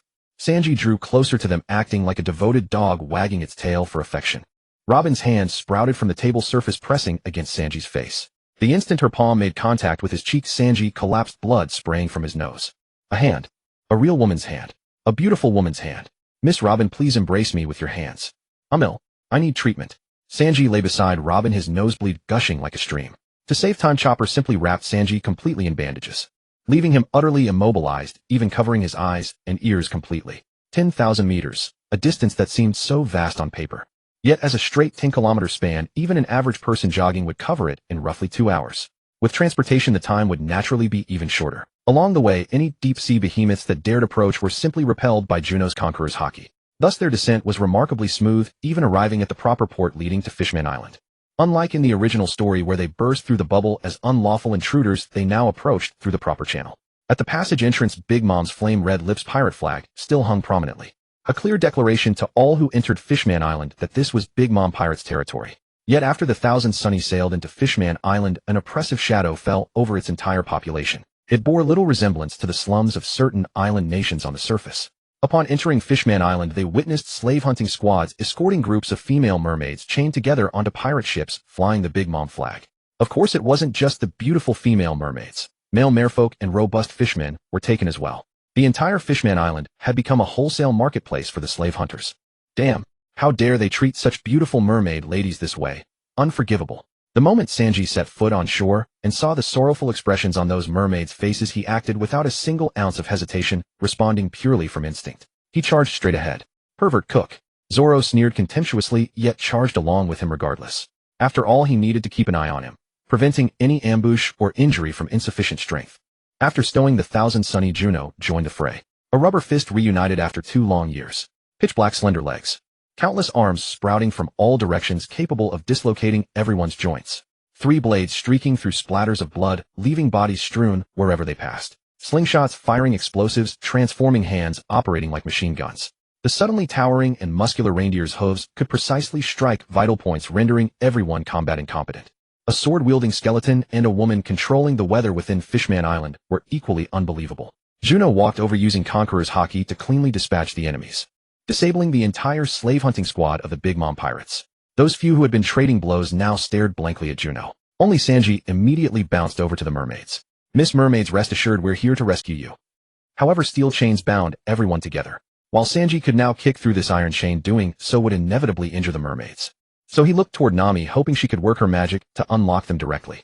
As for those chains, Zoro and Brook sliced through them with their swords, while Frankie used his modified pliers to snap them. Juno meanwhile struck with armament Haki to cause internal destruction. Beyond the mermaids, all the fishmen and merfolk held in the Big Mom Pirates' slave ships within the bay were freed. Of the freed fishmen and merfolk, a large portion fled the moment they regained their freedom, showing no concern for the rescuers. A small minority, somewhat more polite, would offer their thanks before still choosing to keep their distance. Having just rescued the mermaids, yet before he could experience the legendary gentleness of mermaids, they departed, leaving Sanji kneeling on the ground in utter despair. "You should flee immediately. This place is extremely dangerous. A high-ranking officer of the Big Mom Pirates is stationed here. After you defeated all the slave-hunting squads, they'll soon send someone to capture you." Perhaps influenced by Sanji's near-death appearance, a soft-hearted mermaid turned back to warn them. "Run." Before she could say more, another mermaid further ahead urged them on, forcing her to abandon her warning and flee as well. "TCH, so what's the situation now?" Zoro sheathed his 3 swords. "The Big Mom Pirates. They're one of the 4 emperors of the New World, a super pirate crew that even the Marines can't handle. We should make a hasty escape from Fishman Island while we still can." Nami and Usopp, as if sharing a premonition, both found their legs trembling simultaneously. After entering Fishman Island, the Thousand Sunnies' bubble coating has already ruptured. To leave, we must reapply the coating. If I'm not mistaken, the island's coating factory has likely been entirely seized by the Big Mom Pirates. If we want to apply the coating, we'll have to confront them head-on. Juno shook his head. "No way." Luffy was the first to object. "This is Fishman Island."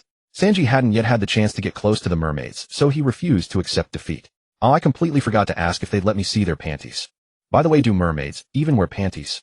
Brook pondered. "Regardless, leaving won't be easy either way. Since that's the case, let's stay and assess the situation first," Frankie said nonchalantly. At that moment, a short and stocky man with a body like a biscuit, bearing black facial hair and carrying a greatsword, arrived with another squad. Behind him, 2 figures radiated an aura unlike ordinary people. One was a tall man with long legs resembling half-shelled eggs and a mustache styled in an 8-character shape, dressed in red. The other was a lion man with golden hair, also clad in red. "You're the ones interfering with Mother's mission. Then die," the biscuit-like man shouted toward the Straw Hat crew. Water stream shoulder throw. Jinbe suddenly burst from the seawater, wielding the ocean itself as a weapon against the members of Big Mom's pirate crew. "Luffy, this way." Seizing the opportunity, Jinbe led the Straw Hat crew into the water, where fishmen carried them swiftly away from the harbor. The Ark Noah, resting on the deep ocean floor beyond Fishman Island, had become a sanctuary for all fish people and merfolk, its protective bubble long gone. Using bubble coral, Jinbe enveloped the entire Straw Hat crew in protective bubbles and guided them into the interior of the Ark Noah. Before their arrival, the members of the Fishman Pirates had already brought all the rescued fish people into the Ark. King Neptune of the Fish People, Princess Shirahoshi, the mermaid, the left and right ministers, the 3 crown princes, and a great number of Fishman Island citizens had all taken refuge here.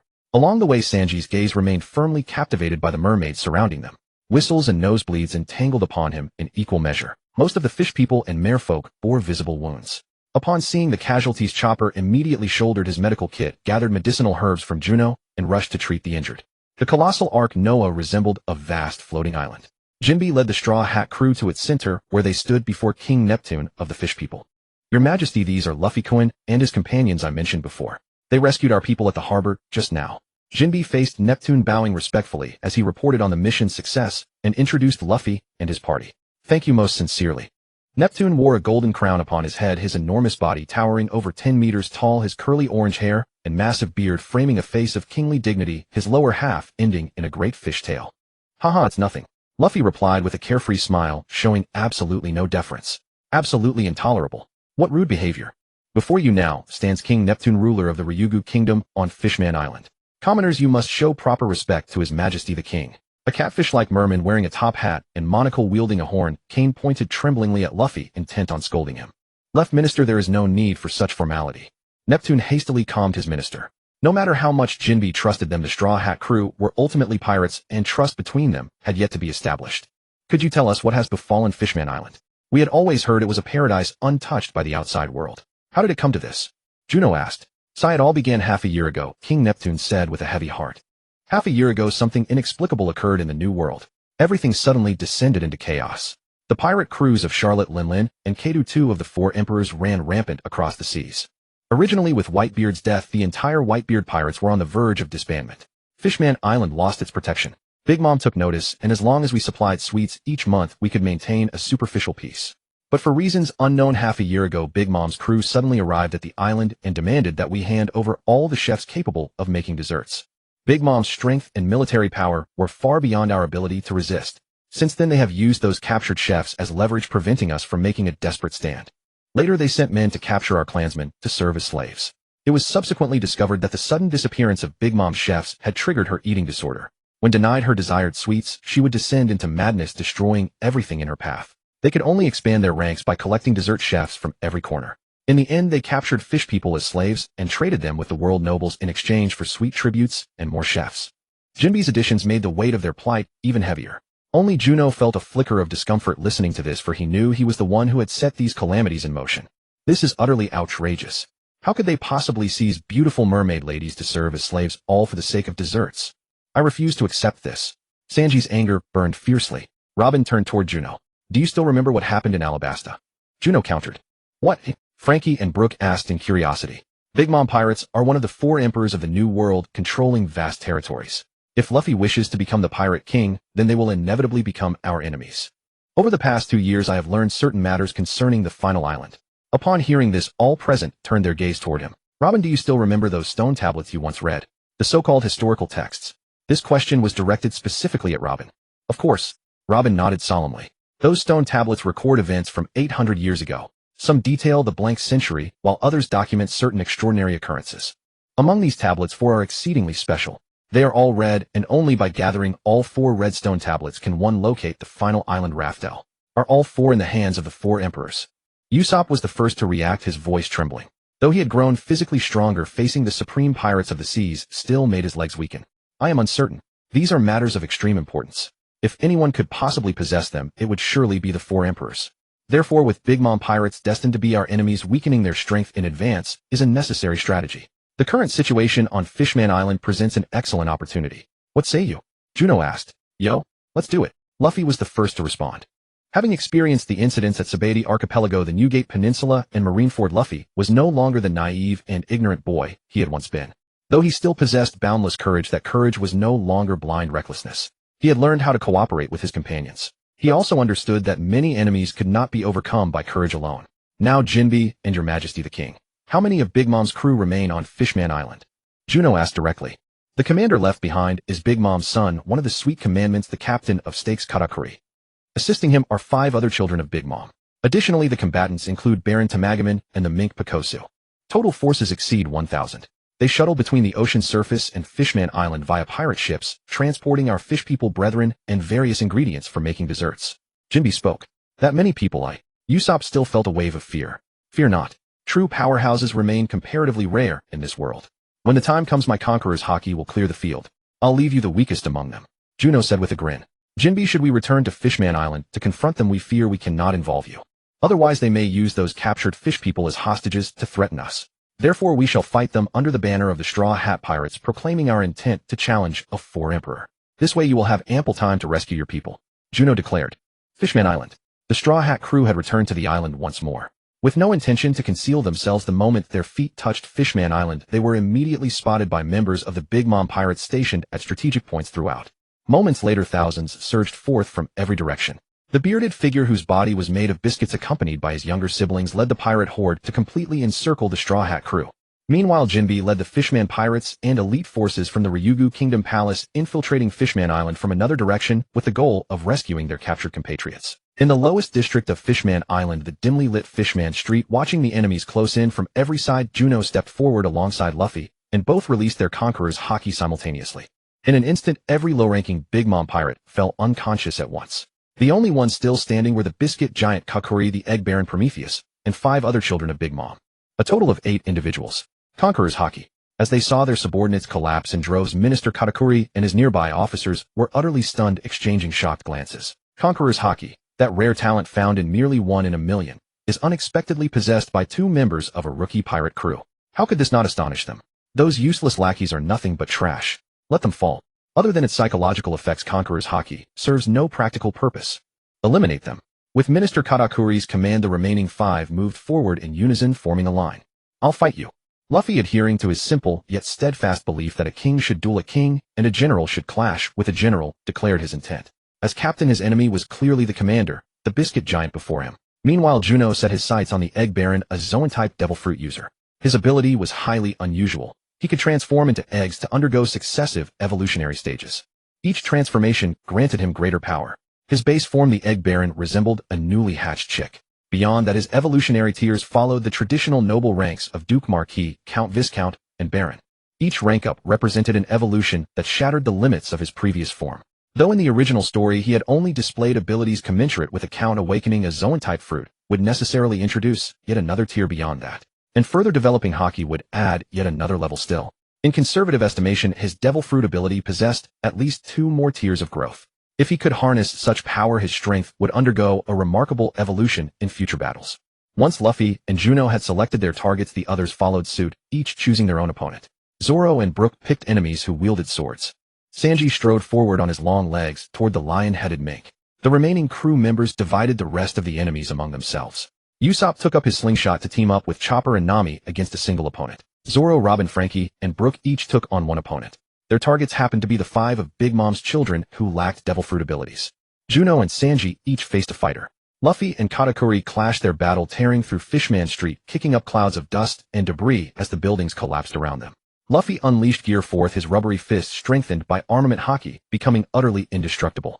Only after finally defeating Katakuri did Luffy realize that the thing he had been battling was not truly human. Juno's opponent was the long-legged tribe's egg baron. The moment the enemy was identified, his figure vanished instantly. The next instant, a long blade forged by his own ability pierced straight through the egg baron's chest. Armament haki combined with Conqueror's haki struck in a concentrated burst, destroying him from the inside. Negative Phantom immediately rendered the opponent defenseless, and seizing the opening, Juno extracted their memories before striking them down with a devastating thunderous shock. In the blink of an eye, the egg baron was paralyzed by lightning. Juno quickly sealed him within his farm dimension. Among Big Mom's children, not all possessed devil fruits. Of the 8 present, only 3 had mastered such supernatural powers. Of those 3, 1 was engaged in battle with Luffy, and another was locked in combat with Sanji. The biscuit fruit meant nothing to Juno. He had no need for food-type devil fruits the way Big Mom did, who relied on them to produce food satisfying her voracious appetite. As for the third individual, it was Prometheus, the lion-headed mink warrior, whose ability was the tortoise fruit. His 4 limbs could retract into his body like a turtle, and the shell formed from his devil fruit ability was harder than ordinary steel, capable of serving as an impenetrable shield. Everyone was fighting with all their strength. Once Juno's battle had concluded, the only ones calling out to him for aid were the trio of Nami, Usopp, and Chopper. Their actual combat prowess was not weak at all. Chopper had already reached a point where he could maintain his strongest form without any backlash. Nami had mastered weather science, granting her the ability to summon wind and rain at will. Usopp's new weapons dealt far greater damage than before. Yet the trio's cowardice ran deep in their bones. Driven to desperation, they would erupt with strength, but given any opportunity to avoid such dire straits, they would always choose the easier path. After calling for Juno's assistance, he released his negative phantom, used the ghost to strip their opponent of all memories, and then detonated it. The enemy's memories vanished along with the explosion of the negative phantom. Devoid of memory, the opponent was naturally powerless to resist the trio. With thunderbolts and explosions, a second victorious battlefield emerged. As the Straw Hat crew claimed victory one after another, even the mere presence of the winners standing idle beside the battlefield was enough to intimidate their opponents on all fronts, forcing the enemy to divide their attention. Fending off their current opponent while vigilantly guarding against a sudden ambush from the victors, Robin seized the moment and claimed a third victory. Then came Brook, followed by Zoro, Frankie, and Sanji. Until at last the sole remaining enemy was the sweet commander capable of endlessly producing soldiers forged from hardened biscuit steel. Watching Luffy sprawl across the pile of biscuit soldiers, devouring them in enormous bites, served as proof that no matter how hard they seemed, they were indeed genuine biscuits. Nami raised her weather stick. Dark clouds gathered overhead, and rain suddenly fell upon Fishman Island deep beneath the sea. The soaked biscuits softened and crumbled almost instantly. Luffy finished digesting everything in his round stomach. Freed from the burden of his expanded form, and with the enemy's biscuit armor already weakened, he prepared for the final strike. Launching himself into the air through Gear 4's recoil propulsion, Luffy contracted his arm to its absolute limit before releasing it with explosive force. Gear 4th King Monkey Gunfire Barrage. His giant fist wreathed in haki rained down upon the ground like a relentless machine gun barrage, engulfing every enemy below. On Fishman Island, Luffy unleashed his final move and easily subdued Katakuri. The combat power he displayed was far greater than when he first encountered Katakuri in the original storyline.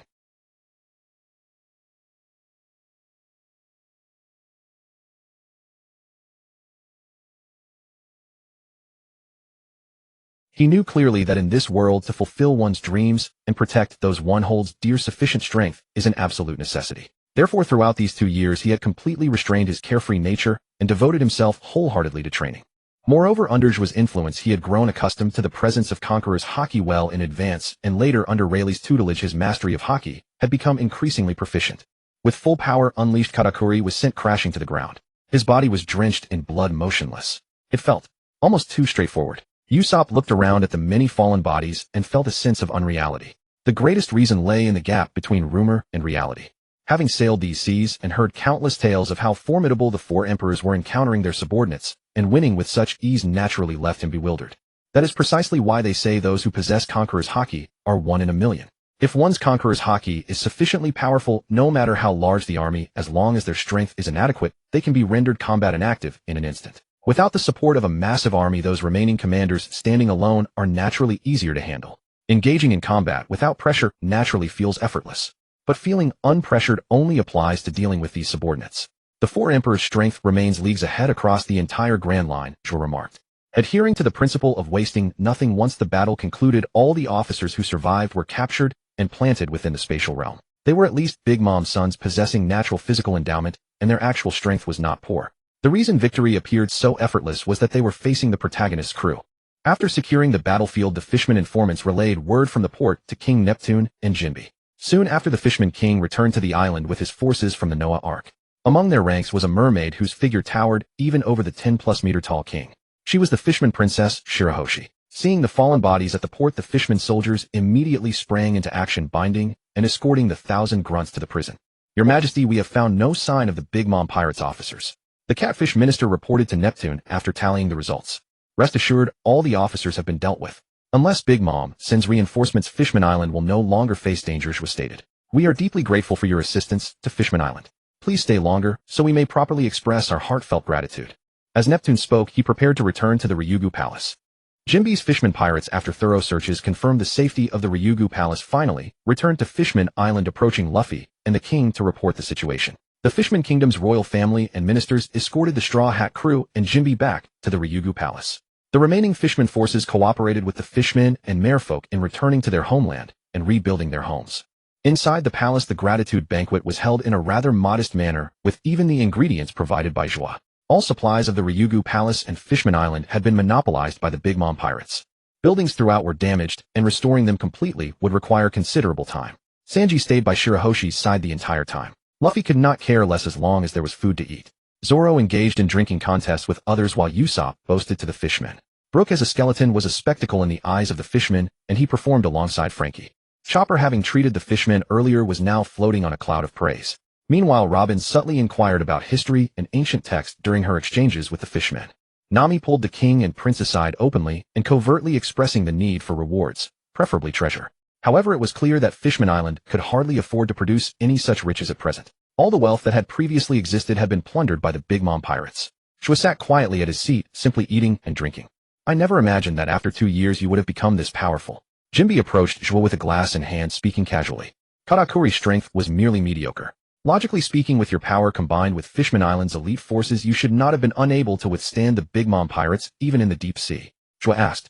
After Whitebeard's death and his pirate crew's dissolution, Charlotte Linland set her sights on Fishman Island and took control. For the following year, under the Big Mom pirates' protection, although large quantities of sweets had to be surrendered each month, the island enjoyed a period of relative peace. However, half a year ago, chaos erupted suddenly in the New World. Doflamingo, one of the 7 warlords known as the Heavenly Demon, vanished with his entire crew.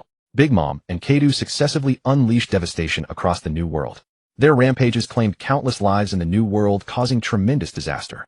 At first, no one could have imagined that the Big Mom pirates would suddenly attack Fishman Island. When multiple ministers under Big Mom led their forces into Fishman Island, we simply regarded them as ordinary visitors, no different from before. Jinbe recalled those early days, shaking his head as he spoke. What exactly happened in the New World? Joy asked, deliberately playing the role of a strategist. They disappeared. Doflamingo's entire crew vanished, and several of Big Mom's capable officers went missing as well. They were all her trusted children. As for the beast pirates, Wano country's isolation made it impossible to enter or gather intelligence, but the ultimate cause should not differ significantly. Jinbe shared all the information he had gathered. The disappearance of so many pirates was truly hard to believe. Has no one uncovered the cause? Joy pressed deliberately. None, Jinbe replied. It seems someone is specifically targeting the 4 emperors. However, this is also good news for us. By the way, has the Big Mom pirates announced any marriage alliance news recently? I have heard that the Big Mom pirates favor expanding their influence through marital alliances. Joy began steering the conversation towards Sanji. The storyline after Fishman Island involves Punk Hazard and Big Mom's teacup party. With Caesar's disappearance, the Punk Hazard storyline was interrupted. There should no longer be any super scientists worth continuing research on. As for ordinary scientists, no matter how many there are, they would be useless.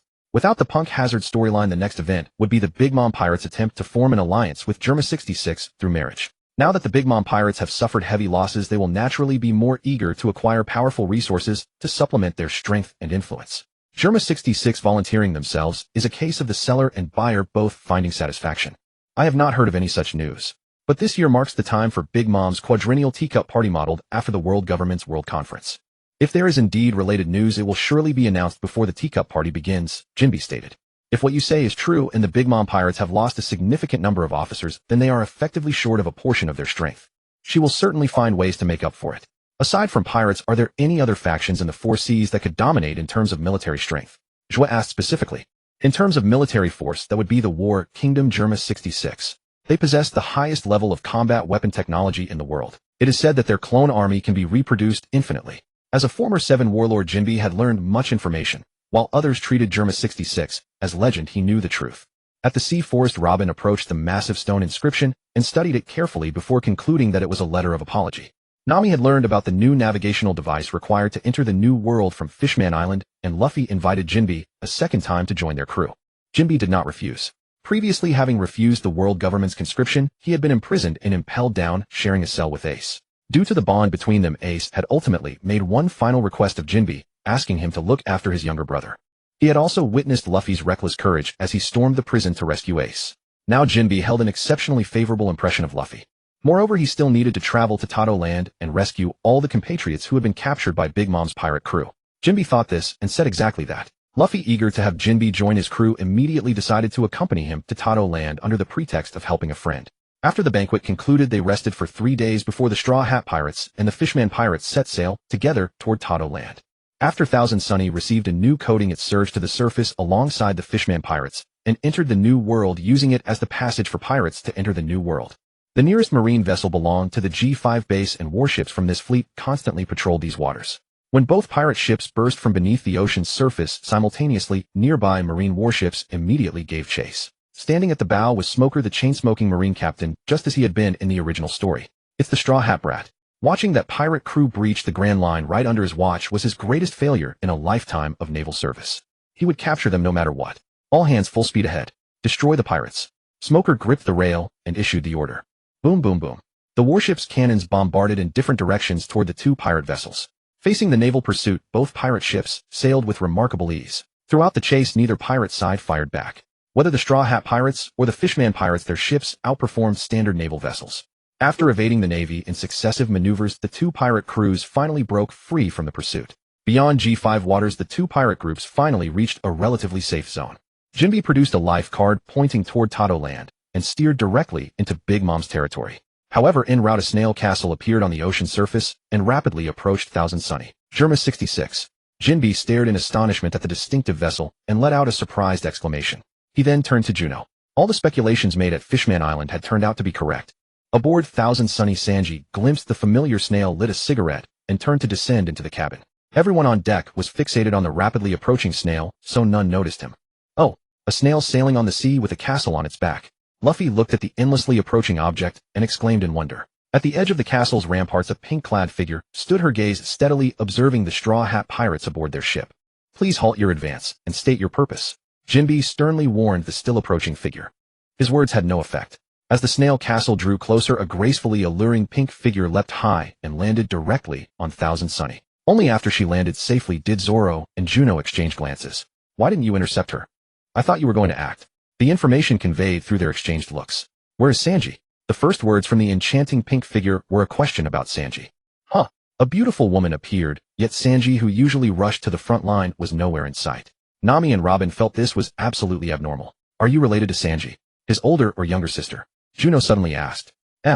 Juno's words made everyone on deck stare at him with wide eyes. How did you figure that out? Nami asked curiously. Isn't it obvious?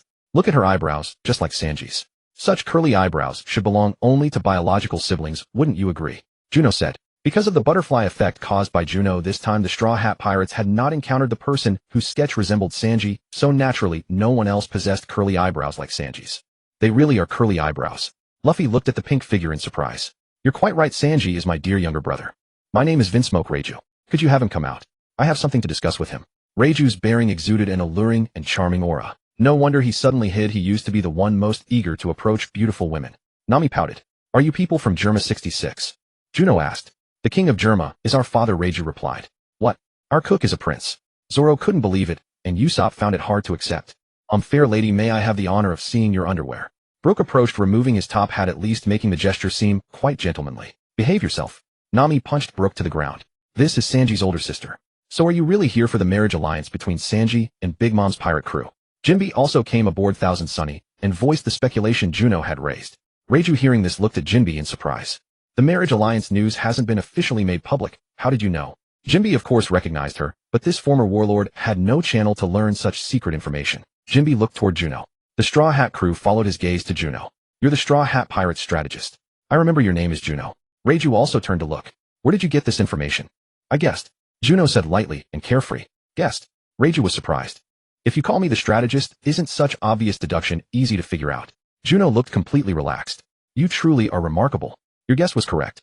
The Vinsmoke family now plans to form a marriage alliance with the Charlotte family, and I must take Sanji back, Reiju said. What is a marriage alliance? Why take him away? I refuse. No one is taking my crewmates away. Luffy's empty had only understood one thing, that this woman in front of him wanted to take Sanji away. He would never allow her to take his companion away under any circumstances. Sanji, dear little brother, how long do you intend to hide? Come out. Reiju did not tarry with Luffy. She called out toward the ship's cabin, stepping past Luffy and the others. Though she possessed no haki, she could still sense Sanji's approximate location. Hey, are you even listening to what I'm saying?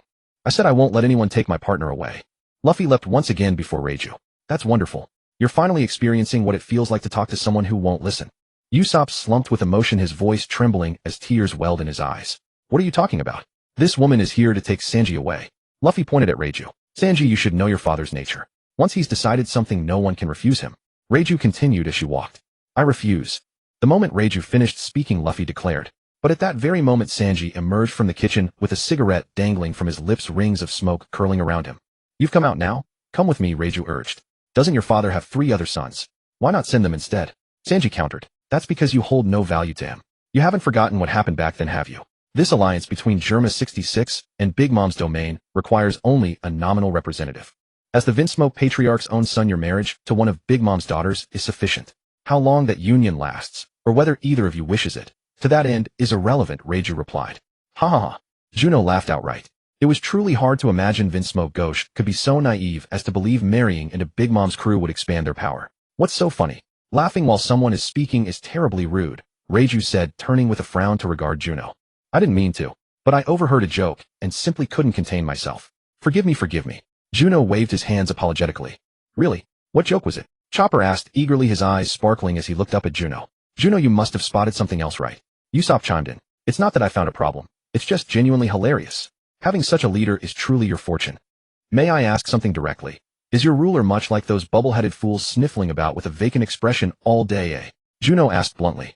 In a world where violence solves everything, courtesy is useless and politeness only makes one appear weak and easily dominated. A thick crimson-purple mist erupted from Reiju's cloak. A violent gale followed, swirling into a cyclone that gathered all the toxic fog into a tight cluster, wrapping it back around her. Don't be so angry. After all, you're already planning to walk into your own deaths. What difference does it make if I say a few words? If you've done something so foolish that your lives are forfeit, do you fear criticism as well? Juno countered with a grin. What do you mean by that? Reiju demanded. Juno, are you suggesting this gathering will be dangerous? Sanji asked, equally worried.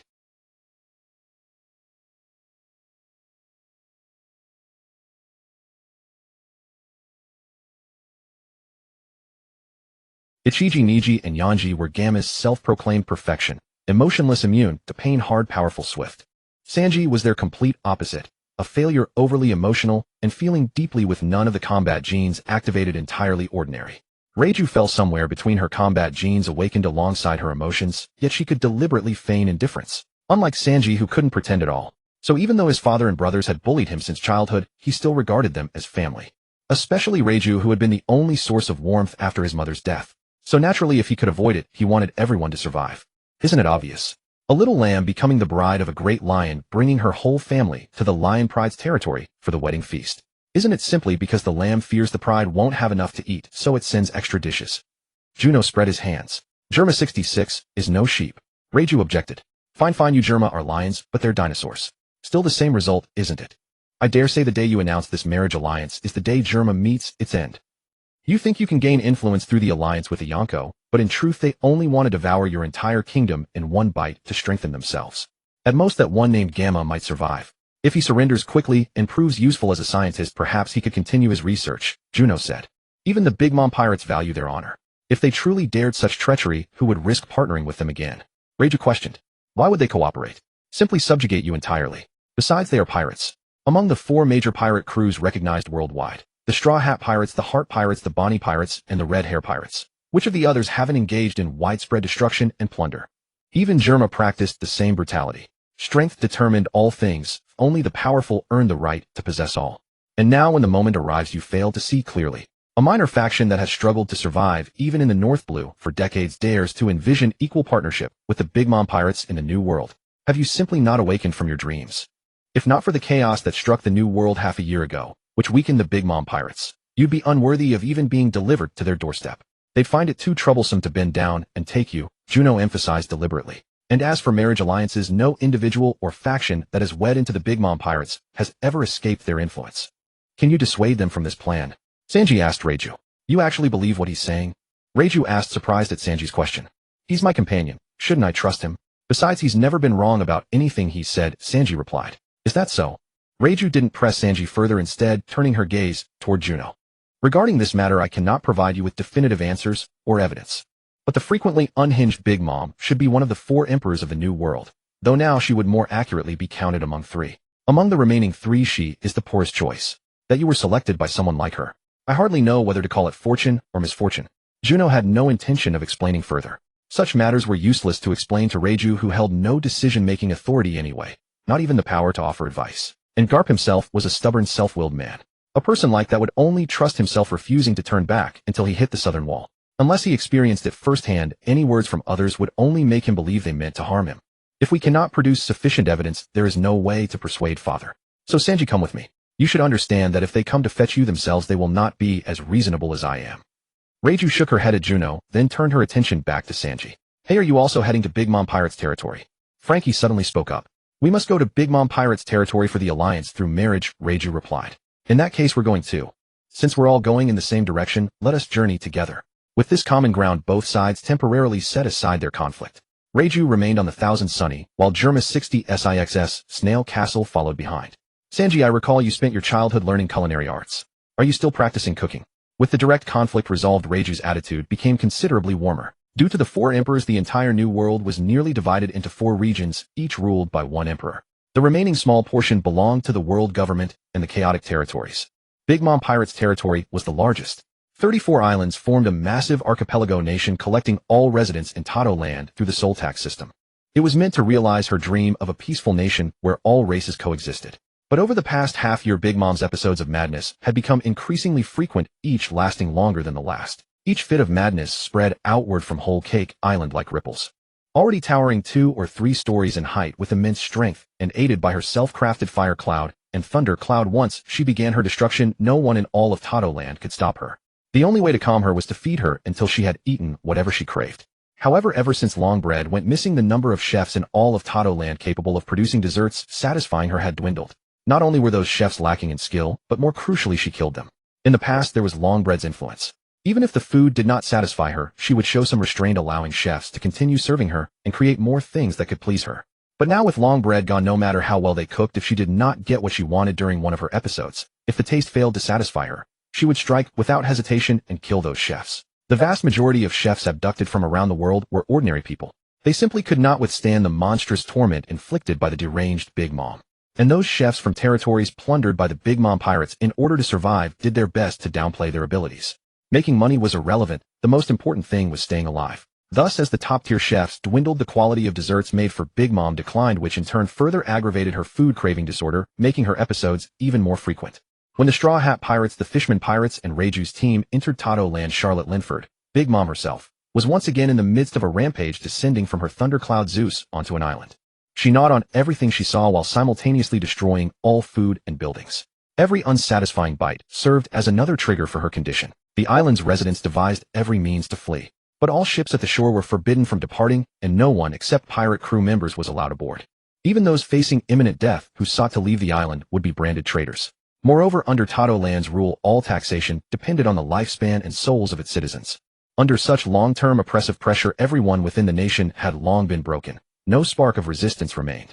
When collecting taxes from all citizens, someone would always be on hand to ask whether one chose freedom or life. Choosing freedom meant preparing to be labeled a traitor. Choosing life meant accepting the harvesting of one's soul. Under these circumstances, year after year passed, and everyone grew accustomed to it, never harboring any desire to resist. What is going on? The 3 ships entered Tato land without encountering any obstruction. All maritime surveillance was ignored. Arriving in central Tato land, they finally spotted Big Mom wreaking havoc on an island across the sea. Reiju asked. This was the first time she had ever seen a pirate so wantonly destroy their own territory, especially one who had proclaimed the establishment of a world where all races coexist. She had barely finished swearing her oath before trampling it into the mud. You know nothing, and yet dare to come knocking for a partnership. As Juno spoke, his gaze remained fixed on Reiju. Then Juno laid out everything he knew about Charlotte Linford. Because she couldn't eat something delicious that she wanted, people are killed. The young Reiju was filled with shock. Despite her astonishment, Reiju took out her Den Mushi and dialed Garp's number. Father, have you seen what is happening in Tato land? Reiju asked. We are currently inside Tato land. Let me tell you, this is our opportunity. The kingdom desperately needs chefs right now, especially top-tier ones. Therefore, as long as we can develop exquisite desserts and secure the people who can make them, we will have the chance to bring the Big Mom Pirates entirely under our control. Garp's voice was filled with excitement. As a warlord of his domain, his way of thinking was always full of surprises and unexpected twists. And that good for nothing. After sharing his plans, Garp turned his attention to asking about Sanji's situation. He has already been retrieved. We are currently in the inner waters of the Tato land archipelago. Reiju replied. Remember, he studied those skills that only servants need to learn when he was young, didn't he? Since he so dearly wishes to serve others as a subordinate, let him prepare himself well and send him out on a Whole Cake Island to showcase his culinary talents. Garp said. The Den Mushi's voice was loud enough for everyone present to hear every word. He truly has ideas. Even in a situation like this, he still thinks about swallowing the entire Big Mom Pirates whole. Juno said with a smile. Standing at the prow, Sanji smoked as he gazed upon nearly reduced to ruins. The residents wailed and screamed, gathering along the shore, many bearing grievous injuries. Juno would feeding her whatever she craves restore her to normal. If this is a case of craving disorder, then yes. But I fear no one here can tell us what she desires. Juno shrugged. Then suddenly, as if struck by inspiration, his eyes sparkled with an idea. However, I can attempt another approach. With that, Yushinha lightened his frame and rode the wind toward the island. Charlotte Linlin paid no heed to her surroundings, still destroying indiscriminately. Each impact left devastation akin to a natural disaster. Daifuku and Perispero deployed machi and syrup respectively, striving to minimize civilian casualties. Beyond that, they dared not oppose Big Mom. They lacked the strength to stand against her, and more importantly, opposing Big Mom equated to rebellion. Yet Juno harbored no such concerns. He drew near, silently anchoring his observation haki to lock onto every target before unleashing a swarm of slumbering phantoms reinforced through his own haki. While the Big Mom Pirates commanders remained captivated by their captain, Juno directed these phantom spirits to pass through Big Mom Daifuku and Perispero. Instantly, the enraged Big Mom and her oblivious sons fell into deep slumber. Juno seized the opportunity, materializing to capture all three and sealed them away in his spatial domain as seeds. Only then did Juno return to the Thousand Sunny. Landing before the crew's awestruck gaze, he spoke but a single line. "It's all settled. That's a Yonko. You defeated her so easily." Usopp stammered in disbelief. A Yonko in a berserk state may be formidable, but without clear judgment or proper response combined with my particular abilities, neutralizing the threat becomes straightforward. Juno said with a smile. "From this day forward, Big Mom shall cease to exist in this world." The Straw Hat crew grasped his meaning instantly, yet none pressed the point further. "If Big Mom is gone, does that mean the marriage alliance is off?" Sanji asked abruptly. "Who knows?" Reiju could only shake her head in resignation. The ship pressed deeper into the archipelago until reaching Whole Cake Island at its center. Beyond the island, a fleet of armored snail-constructed warships rested on the water like a floating continent. Reiju's returned vessel reconnected beside them. Meanwhile, the Fishman Pirates and Straw Hat crew disembarked together. Juno led both groups, using hypnosis on everyone from civilians to guards from rank and file, to officers, locating the prison where fishmen were held enslaved without any obstacle.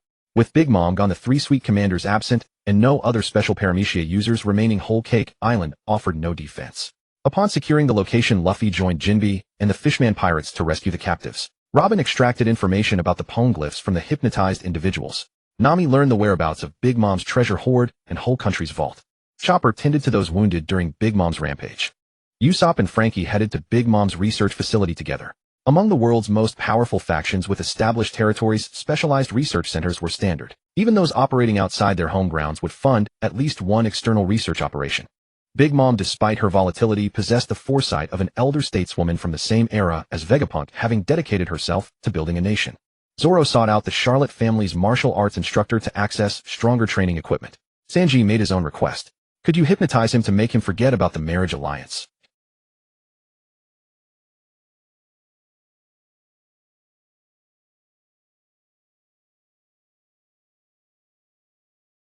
Before they could speak, Juno snapped his fingers, and their eyes went blank, their memories completely stripped away. They forgot who they were and what they were supposed to be doing. While they stood bewildered, Juno simply said, "Sleep well," and they collapsed into instant slumber. In the living room, Vince Smoke, judge distinguished by his handlebar mustache, watched his greatest creation fall so effortlessly, his pupils contracting in sheer disbelief. Big Mom has been erased from this world forever. Do you still expect me to represent your family in this marriage alliance? Sanji confronted Judge directly. Impossible. Judge dismissed it as the desperate fantasy of a son who refused to accept his duty. Let me remind you, Charlotte Linlin and her remaining Sweet Commanders are dead. I killed them myself. Verify it if you doubt. I trust Germa possesses the intelligence capabilities to do so. Juno said, then settled into the sofa opposite Judge. Sanji refrained from having Juno release him immediately, preferring to offer Judge one final opportunity. A trope as familiar as the last chance given in romance novels. I will verify this. What happened to my sons? What have you done to them? Judge's face contorted with suppressed fury. He believed Juno had merely exploited a peculiar devil fruit ability for a surprise attack to defeat the three. With proper preparation, no one in this world could match them. Not that Judge himself would admit any weakness. Every scientist naturally views their life's work as the pinnacle of achievement. Rest assured they're alive, just asleep. They'll wake fine, perhaps a bit disoriented, but consider it an opportunity to rebuild your relationship with them. Juno lounged on the sofa as though at home, casually helping himself to the desserts on the coffee table. Under Big Mom's harsh regime, Whole Country's pastries were undeniably among the finest in the world. Judge said nothing further, instead ordering his men to investigate Big Mom's crew and arrange for his three sons to be moved to a room. Scouts soon returned with confirmation the rampage had ended and Big Mom, Perispero, and Daifuku had vanished without a trace. Led by the Straw Hats and Fishman Pirates, the enslaved population rose up in revolt, sparking an uprising that consumed the entire kingdom. Judge hesitated for barely 3 seconds before issuing orders for all of Germa 66 to mobilize under the guise of familial alliance. The treasure vault of the Big Mom Pirates was the most precious asset of the entire family. The enslaved captives held within were also their most valuable trading resource, with the celestial dragons exchanged for the finest desserts. News of Big Mom's disappearance had not yet fully spread, and the remaining members of the Big Mom Pirates continued to resist fiercely. especially since the fleet's officers were originally Big Mom's own biological children. Their sense of belonging to the pirate crew was naturally the strongest. As the majority of the 100-plus officer offspring of the Big Mom pirates were drawn toward the Straw Hat and Fishman pirate crews, the forces left to defend other positions naturally became depleted. In the end, despite being short, 3 admirals Germa 66 fought, with devastating force under Reju's leadership, their emotionless clone soldiers showing no fear of death. Amid this chaos, the Fishman pirates rescued all the fishmen imprisoned in Tato Land. At the coastline, the Fishman pirates escorted all the rescued fishmen, some aboard the ships, and others swimming through the seawater. Jinbe and Luffy stood on the shore. Everyone has been rescued now, Jinbe, join us. Luffy extended his invitation to Jinbe once more. Jinbe looked at Luffy, then glanced at Juno. The Whitebeard pirates had already lost their former glory, and now the Big Mom pirates had been destroyed, as well, leaving Tato Land in ruins. He had also lost his warlord status, and fishmen had always faced discrimination across the world. To secure a future for Fishman Island, they needed to find a new protector. Scanning the seas, only the Straw Hat pirates possessed this strength and potential. Therefore, after learning that Big Mom had vanished from this world due to Zuno's abilities, Jinbe had already made his decision. Not to mention that back in Impel Down, Ace had specifically entrusted him with protecting his younger brother. Now was the perfect moment. Of course, Jinbe accepted the invitation. Luffy's smile was extraordinarily bright. Excellent. Jinbe publicly announced his departure from the Fishman pirates, with Aladdin succeeding him as captain to escort all rescued fishmen back to Fishman Island. Meanwhile, at Mary Geos, the sacred grounds, the Quadrennial World Council convened. From nearly 200 member nations, 50 kings were selected to participate in discussions on global security, order, and economic development. During this period, the Revolutionary Armies, 4 army commanders and chief of staff, seized the opportunity to infiltrate the sacred grounds, rescue the enslaved Bartholomew Kuma, sabotage the Holy Land's granaries, and declare war on the Celestial Dragons. Unlike the original timeline, the Ryugu Kingdom of Fishman Island was not involved this time. For the past 6 months, the Big Mom pirates had been transporting large numbers of fishmen slaves to the sacred grounds in exchange for desserts favored by the Celestial Dragons. This trend cascaded downward, and now fishmen slaves had become highly sought-after commodities throughout the world. Princess Shirahoshi's efforts had been reduced to nothing. In the past, hiding within Fishman Island, they only needed to evade the Big Mom pirates' slave-capturing squads. But if any fishmen dared to sneak onto the surface, they would face slave hunters from across the entire world. In Tato Land, after the companions achieved their objective, Sanji took the initiative to urge departure for the first time. At the same time, Luffy did not want that woman named Reju to lure away his crewmates. Thus, the two quickly reached an understanding, and the Straw Hat pirates set sail that very day, leaving Tato Land directly, without even holding their favorite celebration banquet. In the original storyline, events unfolded sequentially from Tato Land, with devil fruits essentially guiding their direction. Now that they had departed from Tato Land, there was no longer any urgency. The ships simply needed to sail toward the next island. Jinbe, as helmsman, sat at the dedicated steering position at the bow, constantly monitoring the sea conditions. After putting distance between themselves and the Vinsmoke family, Sanji returned to his true nature. In the kitchen, he joyfully prepared various dishes and beverages, delivering them first to Nami and Robin before distributing to the others. Meanwhile, Nami and Robin studied the newly acquired historical documents together, particularly focusing on that red road post stone. Cross-referencing various navigational logs, charts, and route maps found in the collection room, they worked to pinpoint the location indicated by the road post stone as accurately as possible. Usopp and Frankie studied and researched the materials collected from Whole Cake Island. Chopper prepared medicine, Zoro trained, and Brook ran around the ship's railings, dragging Luffy along into his madness. Oh ho ho. So this is the new world. The water over here. The water over there is also seawater. It's still seawater here. Oh, dark clouds ahead. Is a storm coming? The fish in the sea are truly massive. Wonderful. After 50 years, I've finally gotten to see the scenery of the new world. As for Juno, he was in deep meditation. At his current level, ordinary physical training was no longer effective.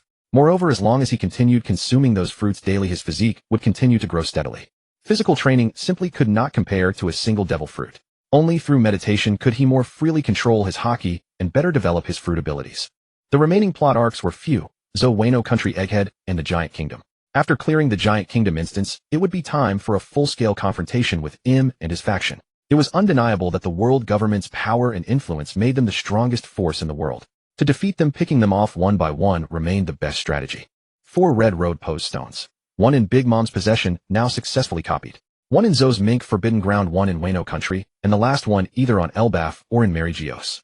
As the Thousand Sunny departed from Tato Land, there were no longer any navy pursuits on the sea. The 4 emperors of the New World pirates represented the pirates' absolute dominance over the New World.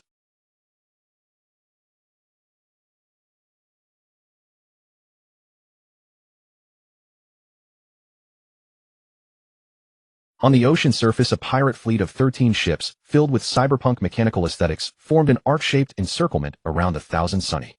Each ship mounted a massive main cannon at its prow. On their flying flags, the skull's eye sockets were gears with enormous mechanical gears as the background. Without any communication, all 13 pirate ships fired simultaneously at the Thousand Sunny. Juno waved his hand, summoning a formation of wind blades that instantly intercepted all the cannonballs mid-air. Then he reached out and grasped the air, twisting it gently, as if turning a doorknob, opening a door of air before him. Pushing through the door on the other side was the enemy fleet's flagship. Wow, what kind of ability is that? Luffy, Usopp, and the others had their eyes sparkling, running back and forth on both sides of the air door. Unbothered, they ran to the gear pirate ship to wave and shout at the Thousand Sunny, then returned to the Thousand Sunny to greet the gear pirate fleet. Finally, Luffy stood on the Thousand Sunny, reaching toward the air door, then extending from the other side of the door back toward the Thousand Sunny. Luffy then reached out his other hand from this side, clasping both hands together. With a sudden pull, Luffy spun rapidly between the door and reality. This is so fun. Luffy had completely forgotten their current situation. What an amazing ability! Jinbe exclaimed in amazement. On the opposing pirate ship, those pirates watched Luffy's inexplicable behavior, shifting from surprise to shame and indignation. Finally, feeling ignored and despised, they flew into a rage. Who do these bastards think we are? Kill them. Let them know that piracy is no child's play. On the gear pirate fleet's flagship, a figure completely encased in secondary gear armor issued commands in fury. The magnetic force activated, drawing all ships and crew members of the gear pirates together. Then lightning surged forth, scorching every pirate until they were completely blackened. Thunder metal refinement. The intense heat from the lightning melted the metal, transforming the 13 gear ships into molten iron that hardened into a cage, imprisoning every pirate within. Finally, using the roiling seawater as cover, she concealed herself within her spatial ability. Given that the entire pirate crew was saturated with gear-like elements, they most likely belonged to a Paramecia-type devil fruit user, specializing in mechanical or clockwork manipulation. Though its utility to him was limited, he saw no reason to let such an opportunity slip away. How dull, it's over already. Luffy felt deeply disappointed, barely having enjoyed the fight before it ended. What about the treasure? You just sank it straight into the sea. Do you have any idea how wasteful that is? Nami chimed in with her own complaints. Don't worry, nothing was wasted. Don't you know my abilities by now? Yet at that very moment, a yellow submarine burst from the ocean surface. On the submarine's exterior was a smiling face emblem resembling the mark of the Don Quixote family. After the submarine breached the surface, the hatch opened and Trafalgar Law emerged onto the deck with his crew, wearing a polka-dotted hat, a long katana strapped to his back, and a light stubble on his chin. Captain, the only people on the surface are that Straw Hat crew. None of their members seem to have the power to make our polar vice go haywire. The man whose hat bore the word Peking gazed toward the Thousand Sunny and spoke. That pulling force from just now reminded me of that kid I encountered 2 years ago, but today's feeling was far more intense, with greater power behind it. Law observed the scene on the ocean and called out, "Hey, are you with that pirate crew from earlier?" Before anyone realized it, Luffy had spotted the strange yellow metallic vessel on the water's surface and was already waving frantically. After shouting, Luffy turned to face Juno. "You're not allowed to attack this time." The submarine drifted closer until Law and Luffy stood face to face. "Straw Hat Captain, who are you? Do you know me?" Luffy asked, curiously caught off guard by being addressed so directly. "Trafalgar Law, Captain of the Heart Pirates." Law offered a brief introduction. Since restoring governance to Dressrosa and witnessing the Don Quixote family vanish without a trace after Doflamingo's disappearance, he had lost even his target for revenge. He had scoured every lead to confirm the family was gone, and in losing his greatest motivation since setting sail, he had wandered lost for a time. But once a man sets sail, there's no turning back. He pressed onward regardless, recommitting himself to the pirate's path. He never expected to cross paths with someone who had shook the seas 2 years prior. Their bounties had surged so dramatically that they'd electrified the entire pirate world. They hadn't been heard from for long after the war at Marineford, yet here, they were reuniting in the new world. And Kid, the same pirate, had vanished after the Sabaody archipelago incident. For 2 years there'd been silence, but such a restless soul wouldn't stay idle forever. He was likely making his move now. "Straw Hat Captain, did you encounter Kid just now?" Law hadn't forgotten why he surfaced, and with no sight of Kid's crew, he turned to these pirates for answers. "Kid? Who's that?" Luffy scratched his head in confusion. "The guy who just used his ability to attract metal." At Law's words, everyone on the Thousand Sunny turned toward Juno. "His name is Juno, not Kid." Luffy blurted it out without hesitation. Law's pupils contracted in that instant. If it wasn't Kid, then was the man dead? Had the devil fruit respawned, or was this someone wielding a similar power? Juno, the strategist of the Straw Hat Pirates, rumored to have initially commanded a higher bounty than their captain. Law didn't press further and shifted the conversation instead. "Where did you depart from? Where are you heading? What's your game?" Nami stepped forward with suspicion before Luffy could respond. All pirates meeting on the open sea and prying into each other's origins and destinations. Hardly the act of friends. Law couldn't help but sweat at the hostility. Then where are you headed? Juno countered.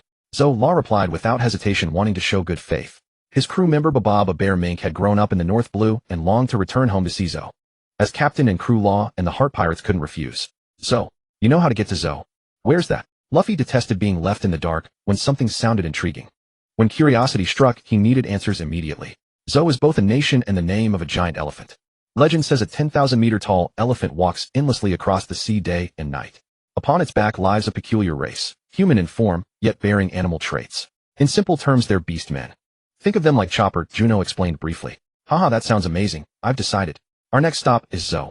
Luffy beamed with excitement, gripping the railing and bouncing like a thrilled monkey. Chopper, Usopp, Robin, and the others shared the anticipation, while Sanji's imagination ran wild, his hands tracing irresistible curves in the air. Beastmen, what do beautiful beastwomen look like? His mind filled with visions of enchanting beast ear girls blowing kisses his way, his cheeks flushing crimson as drool escaped the corners of his mouth. Unfortunately, Zoe is a walking elephant. There's no compass pointing toward it, and we lack a life card bearing its coordinates. Aren't they heading to Zoe? Luffy suddenly remembered the nearby pirates. Trala, take us along. As he spoke, Luffy stretched his arms toward the submarine's railing, launching himself through the air and crashing into Trafalgar Law's embrace. Luffy wrapped his limbs around Law like a crab clinging to its prey. A barrier materialized, enveloping both vessels. Law swapped Luffy's position with a cup aboard the Thousand Sunny, then tossed the cup back. If you want to come, follow me, but I won't slow down for you. If you can't keep up, that's your problem. Law was certain of his advantage. Their submarine could dive beneath the waves where no surface vessel could follow. Luffy's face radiated pure wonder and anticipation, his brilliant smile reflecting nothing but excitement for what lay ahead. When the Heart Pirates prepared to control their submarine and sink into the sea to shake off the Straw Hat Pirates, Juno directly endowed the submarine and the Thousand Sunny with different magnetic properties while making the hull smooth. The attractive force between opposite poles allowed the Thousand Sunny to follow the direction of the submarine. The smooth hull minimized resistance, enabling the Thousand Sunny to move as fast as possible. The submarine navigated through the sea while the Thousand Sunny skimmed across the water surface, one ahead, one chasing. They raced forward at full speed, and 2 days later they spotted a massive advancing shadow on the horizon. His observation Haki swept across the area, sensing an immense life force emanating from within. We've arrived. That ahead should be Zoe. As Juno spoke, the Heart Pirates submarine surfaced from the sea. You're quite impressive to have chased us all this way. The submarine's hatch opened, and Law's crew looked at the Thousand Sunny following behind with astonishment. Of course, Luffy laughed happily as the Thousand Sunny drew near the giant elephant's leg, gazing upward into the towering heights. Hey, could it really be this big? Usopp tilted his head back, tracking the movement from below. As the footsteps synced with the elephant's rhythm, Usopp and Chopper toppled onto the deck. With elephant legs this tall, how are we supposed to climb up? Usopp asked with a pained expression. Meanwhile, some Heart Pirates stayed behind to guard the submarine, while the rest began scaling the elephant's leg, their fingers digging into the wrinkled skin as they climbed upward bit by bit. Juno waved his hand, and a colossal pterosaur appeared, over 50 meters in length with a wingspan exceeding 100 meters. It was a synthetic beast he had created earlier, serving as his mount across the world. What is that? So amazing. Oh, a monster. We're dead. Help. On the ship, several people ran about, some cheering, others terrified, all screaming. Rest assured, this is my pet, very well behaved. It will carry us to Zoe. Juno reassured them with an explanation. Luffy was the first to act, extending one arm to wrap around the pterosaur's neck, while using his other hand to grab everyone on the ship. Amidst the screams, everyone made their way onto the pterosaur's back. After stowing the Thousand Sunny, Juno utilized the biomagnetic field of the colossal elephant, ascending like an elevator before landing on the pterosaur. As they passed the Heart Pirates climbing the elephant's leg, Juno called out, "We're heading up first." Once the pterosaur flew past them, Luffy extended his arms again, wrapping them around all the Heart Pirates members, and amidst their screams hauled them all onto the pterosaur's back. They landed near the base of Zoe's rear end. Before the clearing stood a city gate. The gate had been violently destroyed, half the city walls lay in ruins, and what remained was riddled with cracks. The alarm bells atop the walls had also been knocked down. Taking in the post-battle scene, Juno immediately deployed his observation Haki and sent the pterosaur aloft for reconnaissance. There's a large group of people moving in the forest ahead. They appear to be searching for something, and all of them carry hostile intent, Juno reported.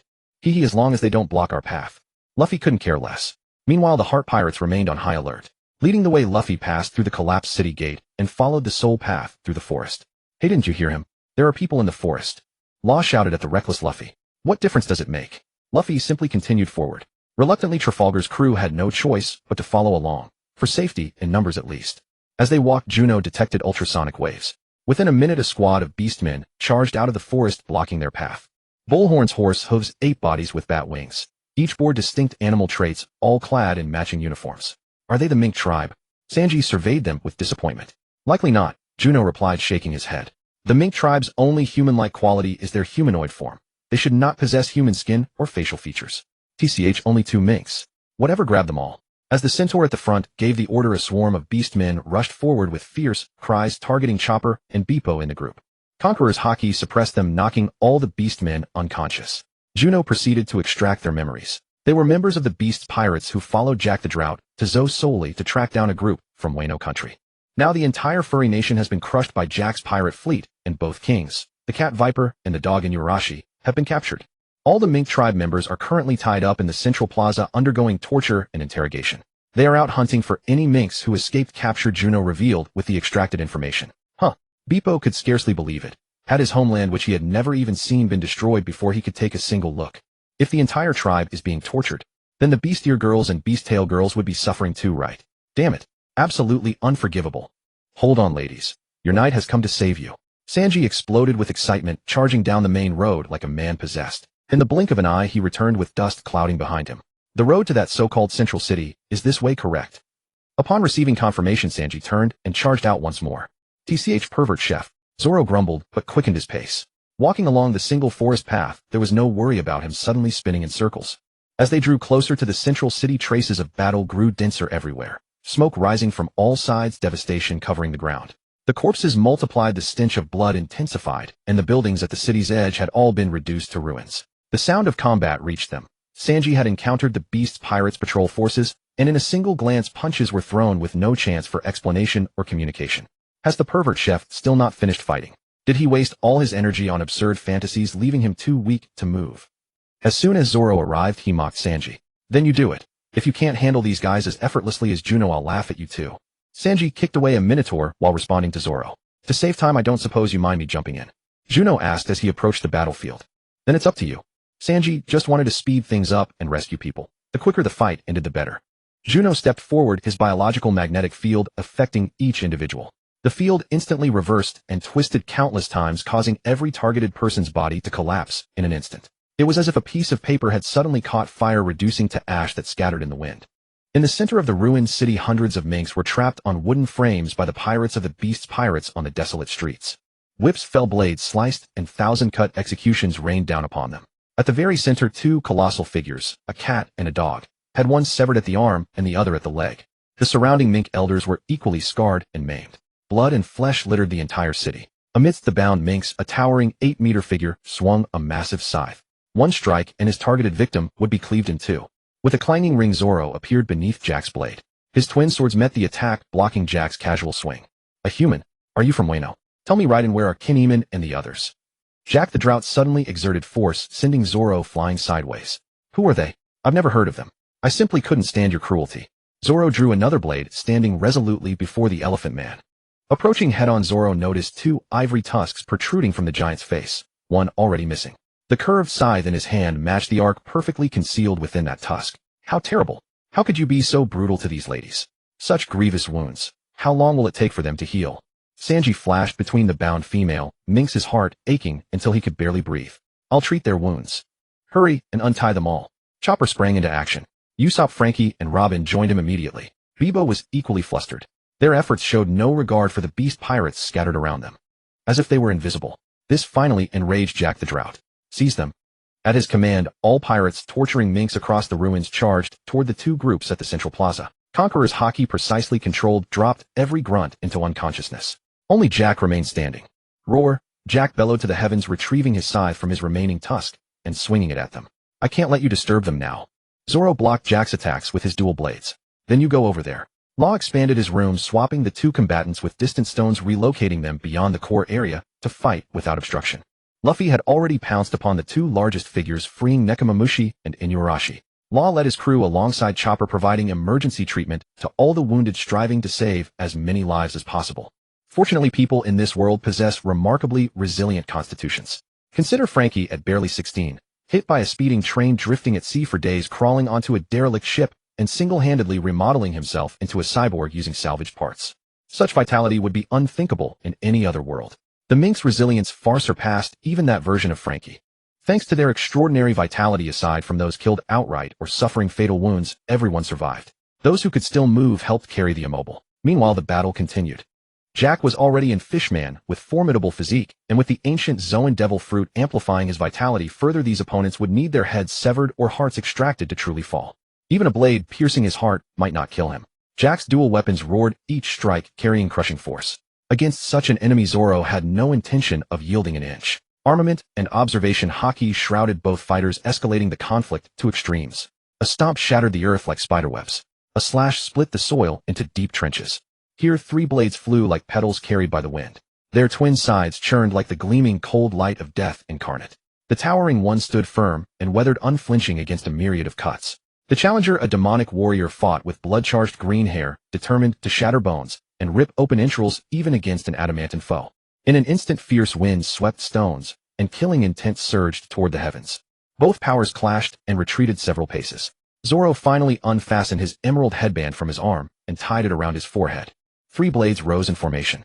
Mori no Kakujo merged with his own haki rising from the Shodai, Kitetsu amplified through Inma, and for a moment Zoro manifested the form of a 6-armed deity, each pair of hands gripping 3 swords. Onigiri Kuha Ryu Ashura Makyu-san. His body spun toward Jack, blades a relentless storm slicing into him, breaking his defenses and opening wounds that bled endlessly. Haki penetrated his body, inflicting continuous damage. Upon landing, as Zoro sheathed his 3 blades, every wound on Jack's body simultaneously exploded, flesh and blood erupting as he collapsed to the ground. The battle ended. Zoro sat heavily on the ground, breathing raggedly. Noticing the conclusion, Law immediately used his ability to swap Zoro closer for medical attention. Bonnie also moved in, sealing Jack into her spatial storage. With the fighting over, the remaining elderly women and children of the mink tribe emerged from the forest, helping carry the wounded into their wooden huts. Day or night no longer mattered. Cat-dog grievances were set aside. Everyone was gathered together for efficient treatment. Thank you, Karu. Karu, the mink, cheek-rubbing greeting, expressed both gratitude and warmth. And then Sanji erupted with passion. Karu-ju, though the female minks retained strong animalistic features, beast heads and fur, they possessed distinctly humanoid figures with soft, delicate features exuding a unique elegance. Having suffered through the grotesque transformations of Fishman Island, seeing even half-human beast women brought Sanji immense comfort. As for Bonnie, it felt like petting cats and dogs. Such fluffy, smooth, clean-furred creatures were delightful to hold and stroke. Brooke's situation was even more intense. A group of puppy-like mink children swarmed him, licking and playfully biting, sometimes making him cackle with delight, other times wincing in pain. Eventually, he simply gave up resisting, letting the children climb all over him as long as they didn't interfere with his duties. After his moment of elation, Sanji found Bonnie. Days of relentless battle followed by days of torture had left the mink food supplies plundered by the pirates. Everyone was starving. Hungry and desperate, they turned to Bonnie. Opening her storage, multiple mountains of provisions appeared in an instant. White, yellow, green, red, and purple, a dazzling spectrum of colors. Though there's no meat, the quality and nutrition of these ingredients are absolutely the finest in the world. The remaining members of the beast pirates were dealt with in 2 ways. Some of the artificial devil fruit users were buried alive in the earth by Polly, while the rest were fed to the pterosaurs. At least nothing went to waste. After receiving treatment, the injured mink tribe members gradually relaxed and fell into a deep slumber one after another. The shortest sleep lasted a full day before any of them regained consciousness. And within the Mafumofu kingdom, the 2 great rulers did not awaken until the 4th day. Nekomamushi and Inuarashi, as the 2 dukes and supreme leaders of the mink tribe, had naturally endured the most torture and suffered the gravest injuries during the interrogation. The cat and the dog, natural rivals, lay in adjacent hospital beds. Upon waking, they immediately sought out the goat doctor and the squirrel nurse to learn the latest situation. Once they learned that they had been comatose for many days, that the mink tribe had been rescued, and that every member of the beast pirates who had attacked them had been utterly annihilated. The core members of the Straw Hat and Heart Pirates were summoned to their ward. Luffy, Polly, Robin, Law, and others gathered beside their bedsides. Haha, we are truly grateful to you all. You have saved our people, and from this day forth you shall be honored guests of the entire Mafumofu kingdom. Cat Noodles and Dogwind took turns speaking. Your Excellencies, I fear what I am about to say may not be pleasant, but we must address it head on. After all, in rescuing you, we have already made enemies with the beast pirates, one of the 4 emperors. To an entity such as theirs, any act of resistance is met with unyielding hostility. For the safety of both our sides, and to better confront the beast pirates, I believe we need to understand why they targeted you in the first place. Only by gathering sufficient details and intelligence can we make effective preparations and arrangements, Polly said. While the 2 groups exchanged words in the hospital ward outside in the forest, 3 figures, 2 adults and a child, moved cautiously through the tree-lined shadows, edging ever closer to the mink tribe's wooden dwellings among the trees. The three of them walked with nostrils flaring, carefully reading the scents carried on the air. The kitchen is that way, the swordsman with two blades at his waist confirmed after a moment and pointed in a direction. Inside the kitchen, Sanji was leading a group of mink chefs, helping them prepare and process ingredients. Chopper, accompanied by two nurses, stayed nearby tending the medicinal brew. Chopper's blue nose twitched suddenly as he detected an unfamiliar scent. "What's wrong, Dr. Chopper?" one of the nurses asked. "Nothing," Chopper said, glancing in a direction but dismissing it. Gurgle. The sound of his empty stomach drowned out everything else. That particular sound was especially familiar to Sanji. Carrying a tray of freshly prepared desserts, he followed the noise to the window, where three hungry figures lay against the wall outside. A young boy with a samurai topknot, a dual-bladed swordsman cloaked in black and white stripes, and a red-haired man with a writing brush slung across his back and powder-white makeup on his cheeks. "If you're hungry, have something to tide you over. The main meal will be ready soon." Unable to bear seeing anyone go hungry, Sanji placed the desserts directly in front of them. A samurai would never accept charity. Even as his stomach growled and his mouth watered, his atoms apple bobbing with each swallow, the young boy stubbornly held his ground. "Suit yourselves." Sanji set the tray on the windowsill and turned back into the kitchen. The three of them stared at the plate, inhaling the intoxicating sweetness wafting from it. The three exchanged glances. Momonosuke, the kid in the pink kimono, turned his head away, fighting the urge to look back at the food. Kanjuro, the red-haired man's eyes darted. Hunching over, he signaled Kinemon and Momonosuke to follow him into the nearby woods. Once they were hidden, Kanjuro returned to the kitchen window and, using his ability combined with kindergarten-level drawing skills, sketched a distorted bread-like object. He then swapped the real desserts for the drawing, and like a hunter returning triumphant from the chase, carried the food back into the woods. "Lord Momonosuke, please eat." This humble offering comes from a faithful retainer to his lord. Kanjuro presented the food with the devotion of a loyal vassal. This time Momonosuke did not hesitate. Both hands grabbed the desserts and stuffed them into his mouth. Sufficient sugar could restore the body's energy. The stronger a person grew, the more they craved meat, sweets, and alcohol. After satisfying his ravenous stomach, Momonosuke looked at his two retainers watching him eat and split the remaining sweets between them with both hands. "You should eat too." "No, my lord, you eat first." "We are not hungry." Kinemon declined first. "Indeed, my lord, please eat first. We are quite full." Kanjuro chimed in. Meanwhile, in the kitchen, Sanji stared at the abstract-looking smudge on the windowsill, took a drag from his cigarette, and reached out, only to find his fingers coated in ink. In the woods, after finishing the desserts, Momonosuke had finally regained some strength. "The battle seems to be over. Let's go find Nekomamushi and Inuarashi." Momonosuke made the decision. Winding through the forest in a series of twists and turns, they finally made it back to the central city, only to find it reduced to ruins, a sight none of them could believe.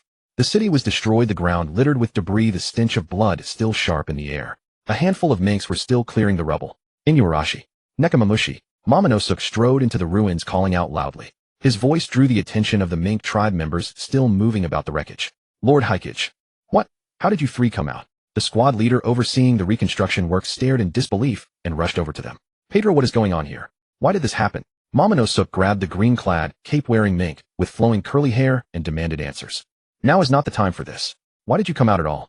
It's still dangerous outside, and we cannot yet be sure whether the outsiders on this island can be trusted," Pedro said, already moving to pull Momonosuke toward the whale forest. "I apologize, but we had no choice. We did not wish to leave, but with no food delivered for many days, we had to come out and search for provisions." Kinemon stepped forward and took full responsibility. His words left Pedro momentarily speechless. "I'm sorry, we've been consumed by the fighting these past days. The ones assigned to deliver meals may have. But that is all in the past now. You must return immediately." "I will reorganize the food delivery at once," Pedro insisted, still determined to escort them back to the secret chamber. "Pedro, by the authority of the Kazuki family, I order you. Tell me everything." In the sick room of Nekomamushi and Inuarashi, Pedroso arrived with the trio from the Momonosuke group. When the person they had fought desperately to protect appeared before them, both Nekomamushi and Inuarashi glared furiously at Pedroso. "Inuarashi, Nekomamushi, do not blame him. It was I who commanded him to bring us here." Momonosuke spoke to explain. He then turned to face Luffy, Juno, and the others to give a proper self-introduction. "I am Itsuki Momonosuke. I thank you all for your assistance to Nekomamushi and Inuarashi and for saving the Mo-Smoke Principality." Juno watched this evil brat, who had long been on the heavenly annihilation list, with deep confusion, because his behavior completely contradicted what should have happened according to the original storyline. Even when they boarded Onigashima in the original plot, he had not been this composed. It seemed that because of his earlier disturbances in Wano country, these people who had traveled through 20 years now faced far more difficult circumstances than in the original timeline. Some of those he knew had even perished, and each death served as a lesson in becoming a true lord. This successive sacrifice was what most moved the heart. Otherwise, given the circumstances in the original plot, the probability of him giving up entirely would have been far higher than that of him regaining his strength. These hardships forced him to accelerate his growth and independence, learning to handle matters like his lord would. However, he no longer possessed the power of that pink dragon fruit. Beyond his innate observation haki that allowed him to hear the voices of all things, he had lost everything else. Then Zuno's gaze settled finally on Kanjuro. With the pin fruit paired with the art fruit and the book fruit, this could be described as a complete creation set for a two-dimensional world.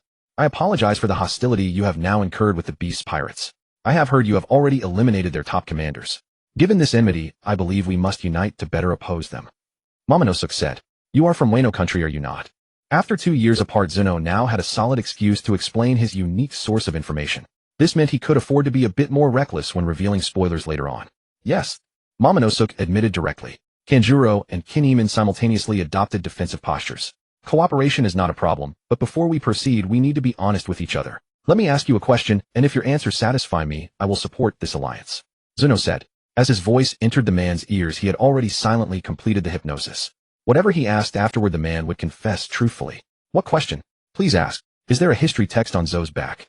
Stone steels covered entirely in ancient text. Among them one is red. Zuno asked directly. Stone steels engraved with ancient text, a red stone steel. Such items existed in the secret chamber where they had previously taken refuge. On the wall beside where such items were stored, the Kazuki family crest was also visible. Momonosuke did not answer, but instead looked specifically at Nekomamushi and Inuarashi, since those things all belonged to them. Everything is at the master's discretion. Nekomamushi and Inuarashi threw the question right back at him. It seems there is such a thing. Zuno deliberately put on an act, and Robin was equally overjoyed. As long as she had the chance to see a history text, she felt her life would not have been in vain. How do you know there are such things on Zo's back? Momonosuke asked. I guessed. It is said there are 30 history texts in total, 4 of which are red, and coincidentally, there are exactly 4 emperors in the New World. So I guessed each emperor has the means to possess one. However, the Whitebeard pirates have disbanded, and Zo's existence is unique, so it also has a great possibility of possessing at least one. Zuno said. For this guy who was famously on the heavenly annihilation list, Zuno had already arranged his death. Of course, he did not need to do it himself. Once they arrived in Wano country, by using his hypnosis ability to encourage him and make him brave during combat, he would actively charge toward the Beast Pirate senior officers and could eliminate him within minutes. Clean and hygienic. That is correct. Zodas have ancient texts, and there are actually 2 of them. One of them is red. But if you wish to see them, you must ally with us and overthrow Kaido of the Beast together. Momonosuke said. Zuno raised his hand to stop him and asked in return, before this, let me ask a question first. I heard that over half a year ago there was a major upheaval in the New World. Doflamingo, the 7 warlords from the kingdom of Dressrosa, known as the Heavenly Demon, along with all members of his Don Quixote family, went missing. Several high-ranking officers from the Big Mom Pirates also disappeared. What exactly happened in Wano country and with Kaido of the Beasts? Let me explain this. Before Momonosuke could speak, Kinemon stepped forward to answer. The daimyo of Wano country, Kurizumi Orochi, has vanished. The Beasts Pirates have conducted mass purges of Wano's samurai, and all resisting warriors have been captured and forced into mineral slavery. Additionally, Queen has become the new daimyo of Wano country and constructed a specialized research facility. Every certain period, he selects groups of commoners from across the nation to be taken away as test subjects.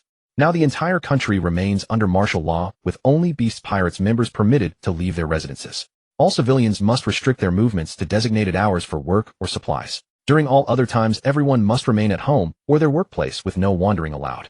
Upon hearing this, Luffy's face contorted into an expression of utter disgust. I will crush someone like that into the ground. He was a man who cherished freedom above all else, and those who arbitrarily restricted others' liberty were what he despised most. Do you truly wish to form an alliance? Kinemon asked, his voice trembling with both delight and astonishment.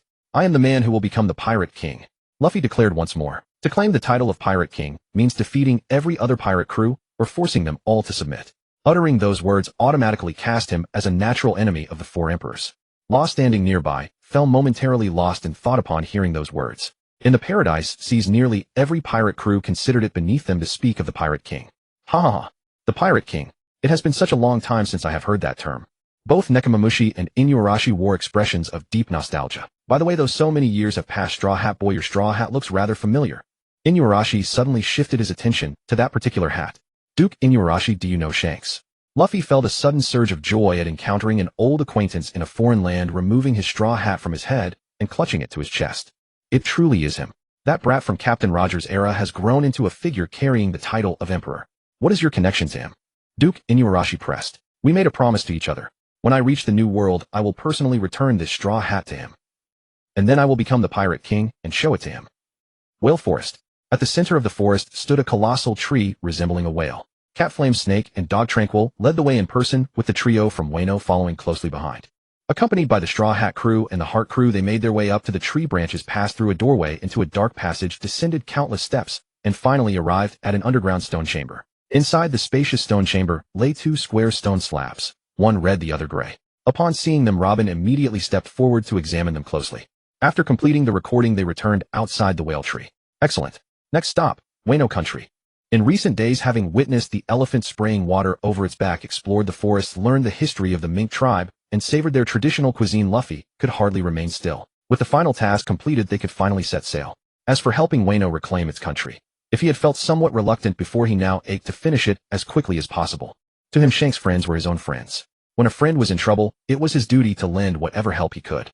Juno summoned a pteranodon, carrying everyone down from the elephant guy, and released the Thousand Sunny upon the sea surface. The Heart Pirates also boarded their submarine. Guided by the three Wano natives, both vessels set sail toward Wano country. Wano had maintained strict isolation, its unique terrain rendering the log pose useless. Only other means could guide them to their destination. Sea voyages were always monotonous. Under Juno's hypnosis, Momonosuke had no opportunity to cause trouble and spent the entire journey alongside Luffy's rough crew. After all, you come from Wano, and your knowledge of the beast's pirates far exceeds ours. If possible, please share whatever intelligence you can. For instance, how many troops does the beast's pirates have? How many high-ranking officers? What abilities do they possess? During the voyage, Juno approached Kikunajo, asking him to help brief both pirate crews on their alliance. We only know that Kaido of the beast's pirates can transform into a divine dragon. Many of his subordinates are powerful figures who can also change into animals through demonic arts. Furthermore, some yokai, though they have taken human form, still retain most of their animal features, Kikunajo explained. Wano had been closed off for generations. Kikunajo and the others had never sailed the seas, and came from 20 years prior with no opportunity to learn of the world's affairs.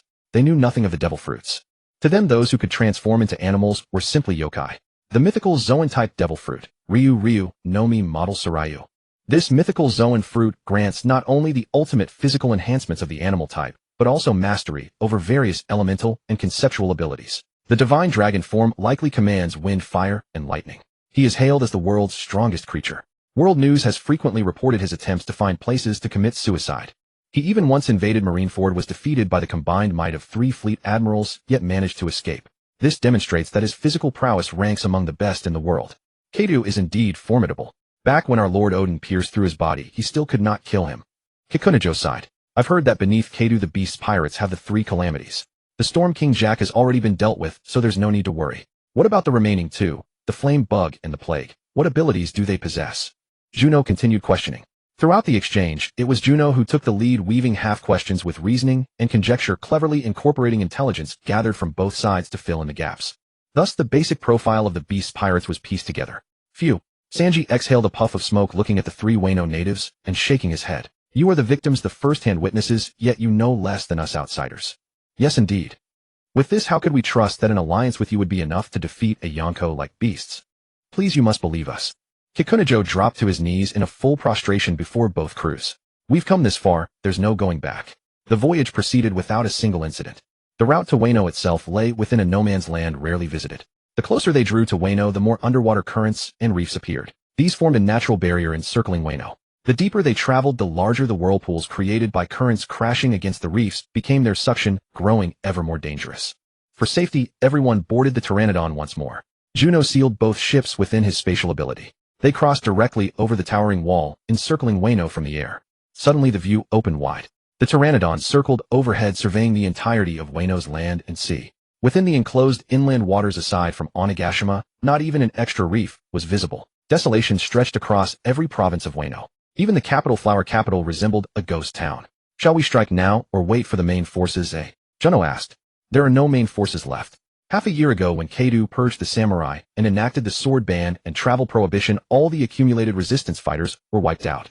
Recently, due to our ignorance, Kaido conducted another massive sweep. Kikunajo extended one finger, scratching his right jaw awkwardly. Hey, aren't you just luring us here to our deaths? Law was stunned. How could someone be so shameless? It doesn't matter. Luffy stood atop the Pteranodon's back, grinning casually. Captain Straw Hat. Law opened his mouth to protest, but Luffy interrupted him. I want to become the king of the pirates, and Kaido is my opponent.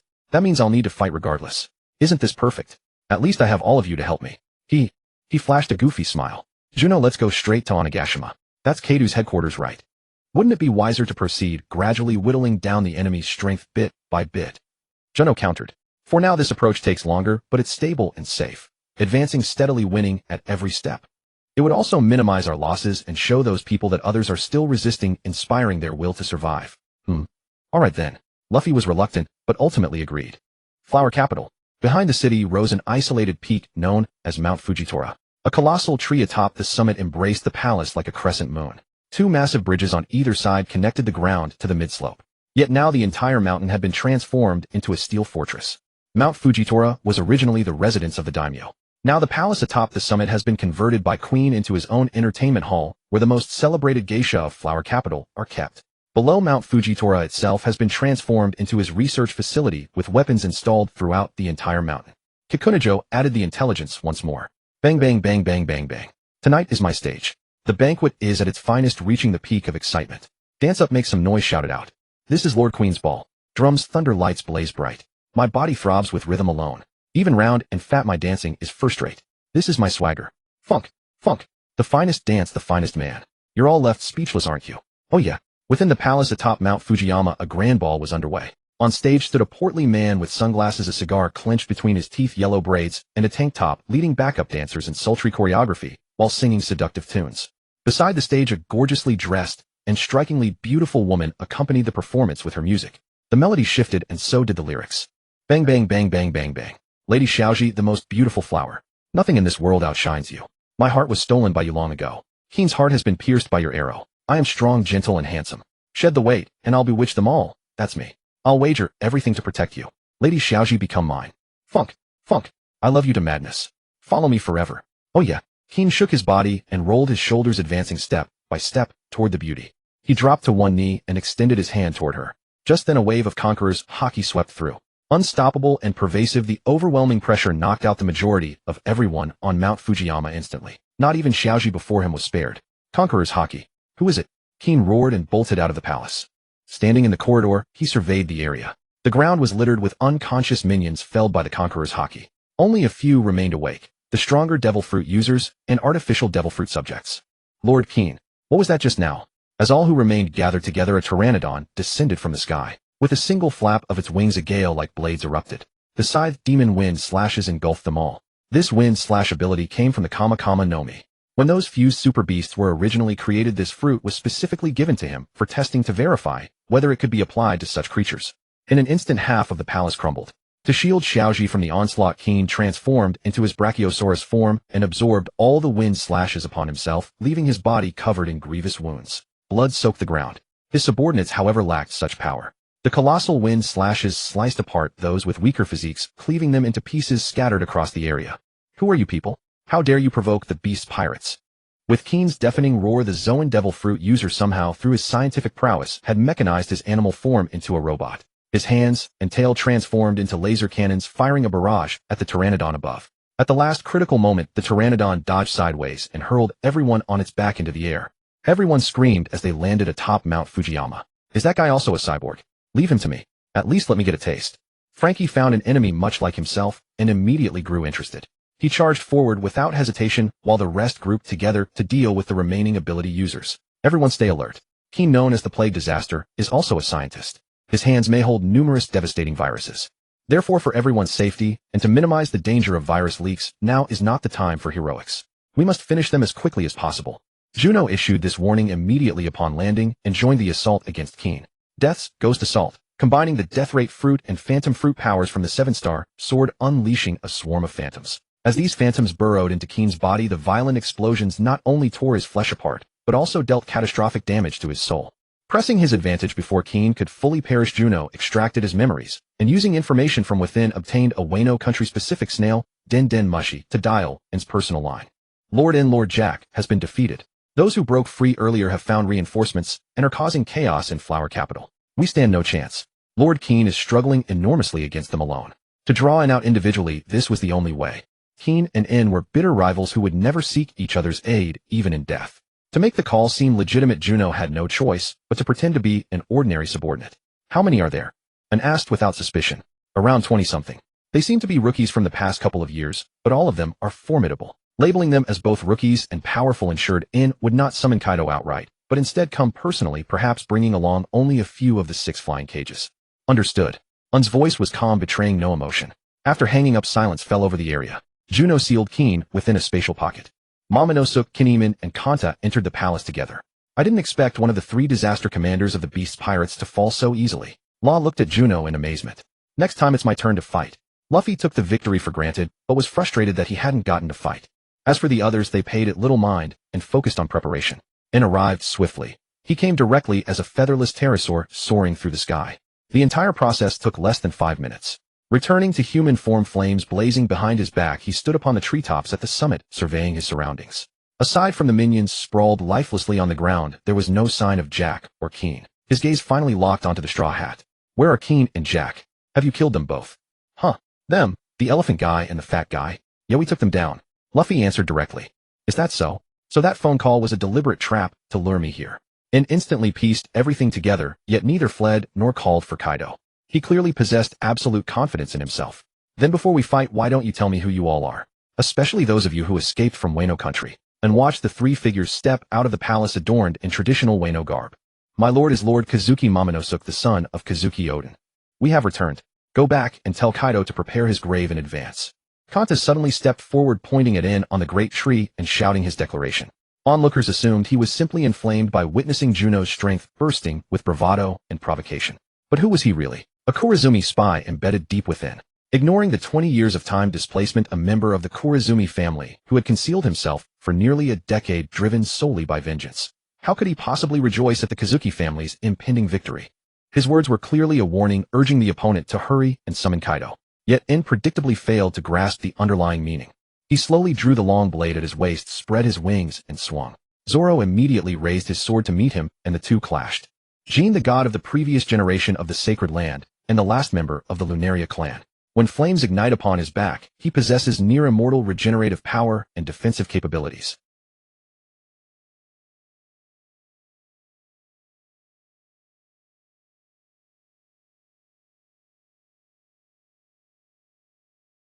Jin engages in combat with Zoro. After probing Zoro's strength, he establishes safe boundaries. At critical moments, Jin directly confronts Zoro's blade strikes, launching counterattacks. Zoro's sword strikes against Jin heal almost instantly, yet Jin's attacks accumulate upon Zoro, compounding injury after injury until the damage becomes insurmountable. He possesses extraordinary regenerative abilities. The battles ahead may prove arduous. Let us strike together. Juno proposes. Allow me to attempt this once more. Zoro gazes upon the sword wounds, and flowing blood upon his body yet persists. Adopting his 3-sword stance, he surges forward in an explosive rush. At that precise moment, Jin's back flames extinguish, granting him an instantaneous surge in velocity. When the flames extinguish, his speed increases dramatically. Most likely at this juncture, his regenerative power and defensive capabilities weaken. Seize the opportunity. Juno immediately speaks to warn him.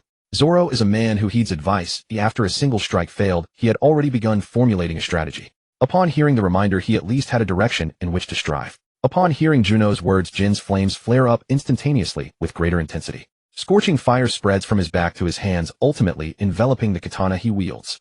Fire Dragon Emperor. The final slash is unleashed, a supreme cutting attack combined with flames, forming a fire dragon resembling molten lava that surges directly toward Zoro. Great Thousand Worlds.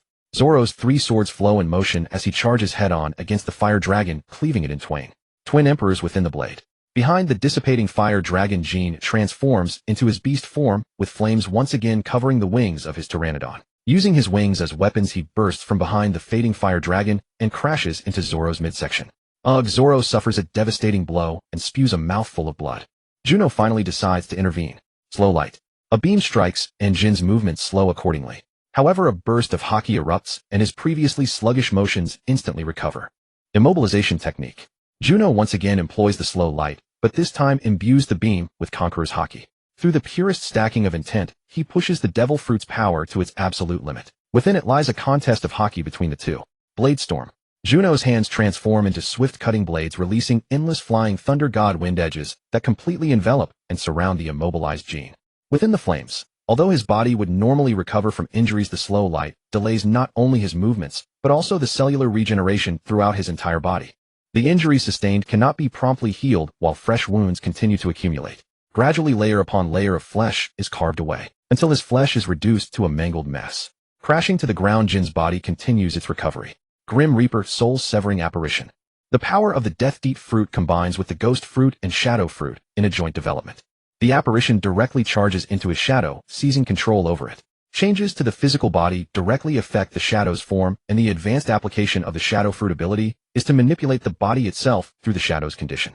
The soul-reaping apparition enters the shadow, folding and controlling it. Simultaneously, Jin's body is forced to alter its form, becoming as if compressed into a mass of flesh before ultimately being sealed into another space. In this world, Haki is the ultimate power, yet it varies in strength. Clearly, his power remains insufficient to resist the combination of paralysis and soul-severing. The bizarre method of attack astonishes the Straw Hat crew and strikes terror into the Heart Pirates. Very well. Now that the 3 blind mice have been destroyed, apart from Kaido the Beast Pirates' remaining combat effectiveness rests solely with the 6 Caesar officers. Next, let us directly assault Onigashima. Everyone once again mounts their pteranodons and speeds forth. With law present, Zoro's wounds heal almost instantaneously. Onigashima is a solitary island situated within the inland sea of Wano country. At its center rises a mountain resembling a demonic head, its interior hollowed out and converted into the headquarters of the Beast Pirates. Throughout the entire island, tens of thousands of people come and go, each attending to their own affairs. When the pteranodons appear, some members spot them, not only showing no alarm, but standing upright, either saluting or resuming their posts with proper diligence. They simply assumed it was the return of the flame disaster, until a colossal blade of wind slashes down, splitting the Oni-headed mountain upon the island cleanly in two. As the mountain splits apart, the structures within are finally revealed, a more magnificent palace complex resembling an entire city. The mountain has been split open. Who is this person? Conqueror's Haki erupts with tremendous force as the pteranodons land. Everyone ascends onto the plaza. After more than 80% of the Beast Pirates collapse unconscious on the spot, finally another wave of Conqueror's Haki explodes forth, matching Juno's Haki in a fierce confrontation. The clash of 2 powerful Haki forces scatters energy that fells even more people. Luffy stands before Momonosuke, using his own Haki to erect a protective barrier for those around him with relatively weaker capabilities. Oro. Who is it? Who dares to cause trouble on my Onigashima? A massive green dragon crashes through the palace roof, bursting directly out of it. Gazing down at the 20-odd individuals standing upon the plaza. Following close behind are dozens of pirate crew members who manage to remain conscious despite the clash of Haki from both sides. The 6 Caesar officers and top-tier commanders. Is it you?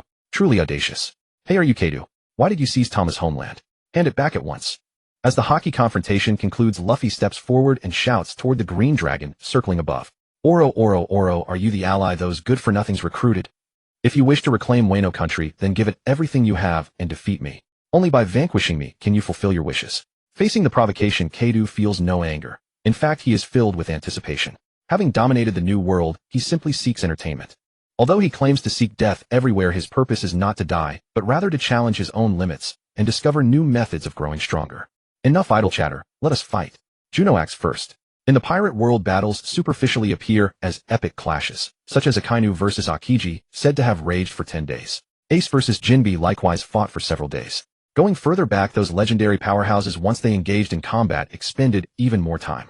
However, since Luffy's debut, not a single battle he has experienced has exceeded a single night. Though the animation spans dozens of episodes, the actual time frame amounts to merely 1 night. Over the past 2 years, Juno has consumed countless life fruits from giant sea kings, as well as numerous fruits produced by Zoan-type devil fruits. Through the reinforcement of his physical foundation, he confidently believes he has long surpassed Kaido. Within a physique sufficiently fortified, even he cannot fathom the boundaries of his 3 colors of Haki. The moment his figure vanishes, his fist already crashes heavily into Kaido's head. Haki flows and impacts, penetrating his flesh and bones, entering his brain. The technique of internal destruction is wielded to perfection.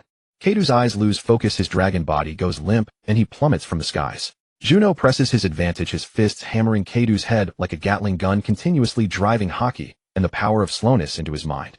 In this process, his memories are also rapidly stripped away. At the same moment, Juno strikes the 6 Caesar officers, leading the commander-tier members attempt to intervene, but are firmly held back by Luffy, Law, Zoro, and the others working together.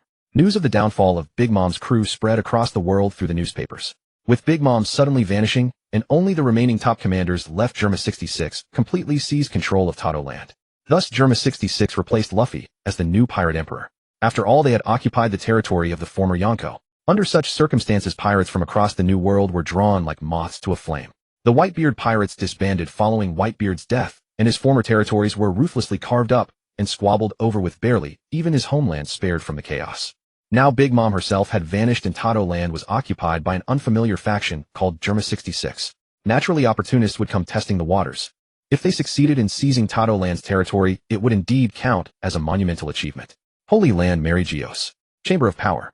The 5 elders gathered within the chamber occupying their single designated seat. The pirate forces in the New World continue to dwindle. It is to some extent a favorable development. However, who is truly behind these events? From Doflamingo's downfall to the near annihilation of Big Mom's crew. If we fail to eliminate this individual, then even if all the pirates of the New World are destroyed, we will only be left with an even more formidable adversary. Germa's technological devices could never have defeated Charlotte Linlen. Then does that bird know who truly defeated Charlotte Linlen? Likely not. That bird thrives on chaos. Had he known, the newspapers would have already revealed it. The current reports credit Germa, which suggests he too believes Germa has seized control of Tato land. At the very least, we should press him for information about who else was on the island at that time. Then let us make contact and inquire. Wano country. The defeat of the Beast Pirates. Kato Hawkins and the 6 scabbards were all captured by him and sealed away within his spatial dimension, preserved like seeds for future planting. However, while Juno clashed with Kato and the Straw Hat Pirates alongside the Heart Pirates, along with Kinemon Nekomamushi and Inuarashi, each engaging the 6 commanders and Shichibukai, an unexpected incident occurred. Kurazumi Kanjuro drew upon the brush perpetually slung across his back, painting a figure identical to Momonosuke. The newly manifested false Momonosuke darted forward with incredible speed, interposing himself before the genuine Momonosuke. Meanwhile, Kanjuro clamped a hand over Momonosuke's mouth and drove a blade straight through his body.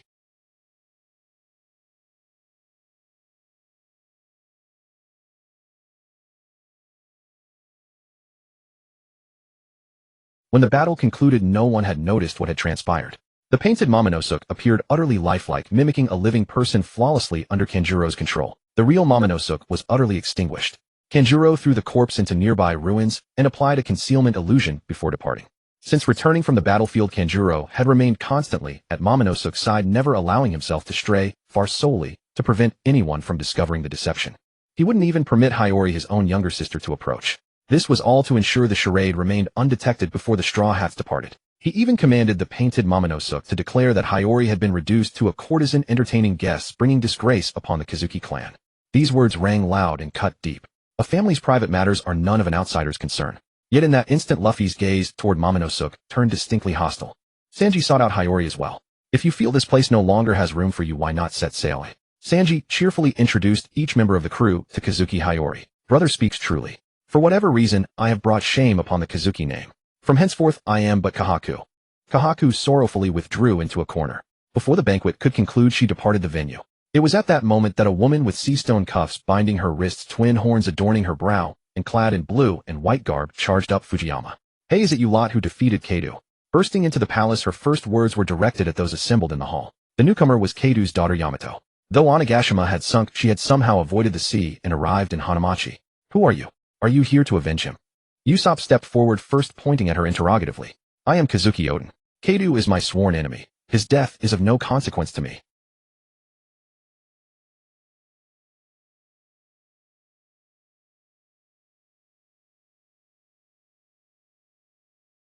Yet after witnessing Kazuki Oden's indomitable spirit at the moment of his death, she became so thoroughly enchanted that she aspired to become Kazuki Oden herself, delivering a severe betrayal against her own father.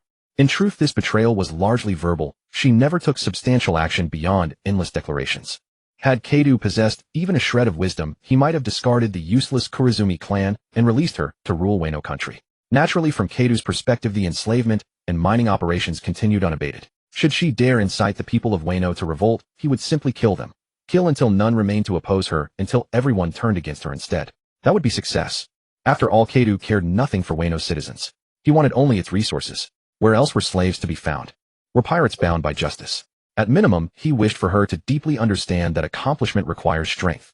Kazuki, Oden, all stared in astonishment toward Nekomamushi, Inuarashi, and the members of the Kazuki household. Lord Oden would never be a woman.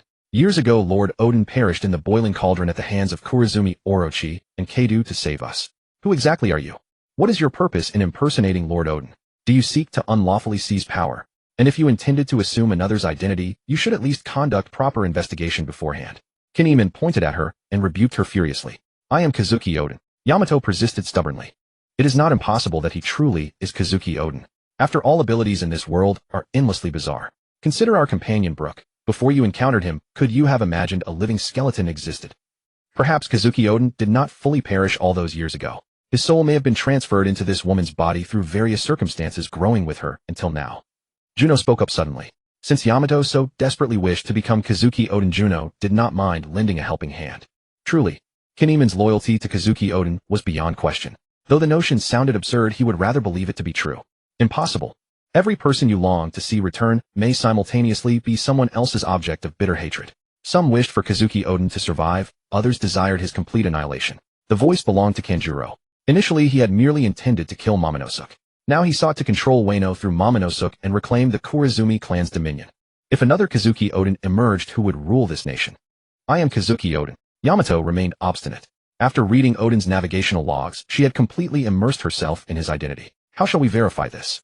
As vassals of Kazuki Oden, you must possess secrets known only to you, unknowable to outsiders. If she answers correctly, it confirms what Juno-sama suggested, that his soul was transferred into another body. If she cannot answer, then she is a pretender. Tobarapo observed the farce unfolding before him, and Law offered a solution. Very well. Kinemon fought to suppress his trembling excitement. I shall ask first. When, where, and with whom did I pledge my loyalty to Lord Oden? Kinemon believed this question trivial. Even though Lord Oden was carefree and often neglected administrative duties, such a matter should be answerable. However, Yamato knew nothing. Such details were absent from the navigational logs.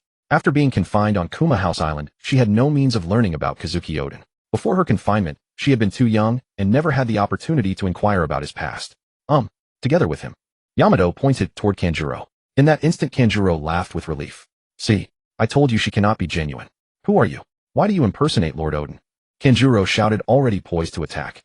With his hopes dashed and nearly deceived, Kinemon's anger surged. He drew his sword from beside him and faced the woman who dared to impersonate Lord Oden. Those are sea stone shackles on your wrists, aren't they? Throughout Wano country, only the territory controlled by the Beast's pirates possesses sea stone handcuffs. Who are you? Juno stepped into question again. Are you Kaido's subordinate? Kinemon asked in panic. Sea stone shackles can nullify a person's devil fruit abilities. If she were Kaido's subordinate, they wouldn't have bothered putting sea stone shackles on her, would they? Robin spoke up to help explain. Although she had run out and inexplicably impersonated someone else, it hardly warranted such severity as beating or killing her. Friend, if you don't wish to become an enemy of Lord Oden's former retainers and his son, I advise you to tell the truth. It would be best for everyone. Juno spoke again in warning. Perhaps this plea struck something deep within her, some longing or desire she harbored, and she finally relented. Fine, my name is Yamato. I found Lord Oden's navigational logbook, and after reading its contents, I swore I would become a man like Lord Oden. As she spoke, she pulled a small booklet from her bosom. But you're a woman, Frankie muttered under his breath. Though if you want to become a man, I can help with that. Kinemon snatched it into his hands and hurriedly flipped through its pages. This truly is Lord Oden's navigational log.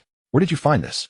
Seeing the familiar handwriting and accounts of well-known events, Kinemon pressed for answers. 20 years ago, outside the execution grounds after Oden was put to death. Yamato explained. This time she decided to lay everything bare. Very well. Let us set aside Yamato's matter for now. Now we must address another matter. As he spoke, Yushinha flung the bowl of sake he held, and its direction was precisely toward where Momonosuke was standing. What are you do? Before the words of protest could leave anyone's lips, the bowl of sake had already splashed onto Momonosuke's body. It was drawn in ink to begin with. Any water would simply wash the image away. Under the flowing sake, Momonosuke's body crumbled like an ink drawing on glass, collapsing at the slightest touch of moisture. What is going on? The ink drawing. It must belong to this Kankuro. His ability comes from the Pin Fruit's painting power, doesn't it? Juno said. If that stranger hadn't burst in suddenly, just now forcing me to instinctively activate my observation haki, I might not have noticed his transformation. But false is false. No matter how lifelike your painting appears, it remains lifeless, and lifelessness means no heartbeat. Juno's words explained precisely why he had noticed something amiss about Momonosuke. Kankuro wise. Kinemon stared at him in disbelief reduced to mere accusation. Ha ha ha. Why ask such a thing at a moment like this? Kankuro burst into sudden laughter. Of course it's for revenge. I am Kankuro, but I should be Kurigane Kankuro. Your Oden clan stole from my Kurigane family, and now I'm simply reclaiming what was taken. Kankuro feigned madness as he spoke. But since you've discovered me, now there's no choice. Then you shall die together. Kankuro drew the massive paintbrush from his back, slashed his palm, and began coating it with his own blood. Using blood as ink, he prepared to paint a more vivid monster. Juno, intent on ending this man once and for all, seized the opportunity. His figure vanished and reappeared beside Kankuro, delivering a devastating punch that shattered his concentration. Wait, where is Lord Momonosuke? What have you done with him? Kinemon quickly halted Juno, demanding answers from Kankuro. Momonosuke, that weeping coward. He's already dead, slain on Onigashima.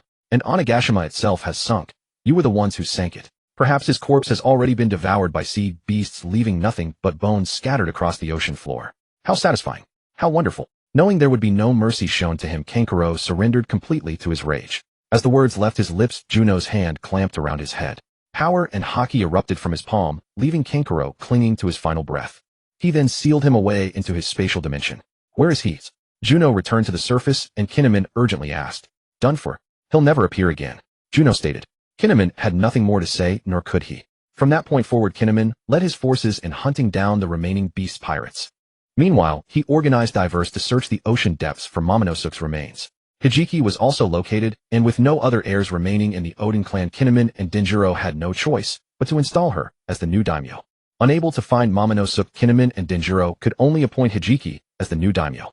Kinemon returned with Momonosuke, accompanied by the Straw Hat and Heart pirate crews. Their swift actions left no time for Denjiro, who had been guarding Hijiki under the alias Korizumi, to react before everything was already resolved. Only after the situation stabilized did he reunite with Hijiki. Also returning were the Kawashiro prisoners who had been confined in the rabbit hole for over a decade. With Shank's friends aided and Wano's internal affairs no longer their concern, the two crews enjoyed the festival feast before setting sail once more. After departing the waters, the Straw Hats and the Heart Pirates ultimately chose to part ways, unrelated to one another. Meanwhile, the balance of power among the four emperors of the New World was completely shattered. 2 years prior, Whitebeard had fallen and his crew disbanded. 2 years later, Big Mom and Kaido both went missing, and the two most powerful pirate fleets in the world collapsed. Before the news spread, the Straw Hat crew had been spotted in their territories. News Coup Morgan wielded his signature sensationalism, and through his embellished reporting, a new imperial order emerged in the New World. Red-haired Shanks, Germa Emperor, and Straw Hat Luffy, 4 emperors reduced to 3. The title may seem diminished, but their reputations now surpass all previous rulers. For previously, the 4 emperors maintained a fragile balance, and no one had ever defeated any of them. Now 2 of the original emperors had fallen in succession. If this continues, a new king of pirates will emerge. This is not favorable to the world government. In the power chamber, the 5 elders reviewed the intelligence report once more. Then prevent them. After leaving Wano, their next destinations, or where they can go, are aside from Honey Queen Island, Egghead, and Elfman.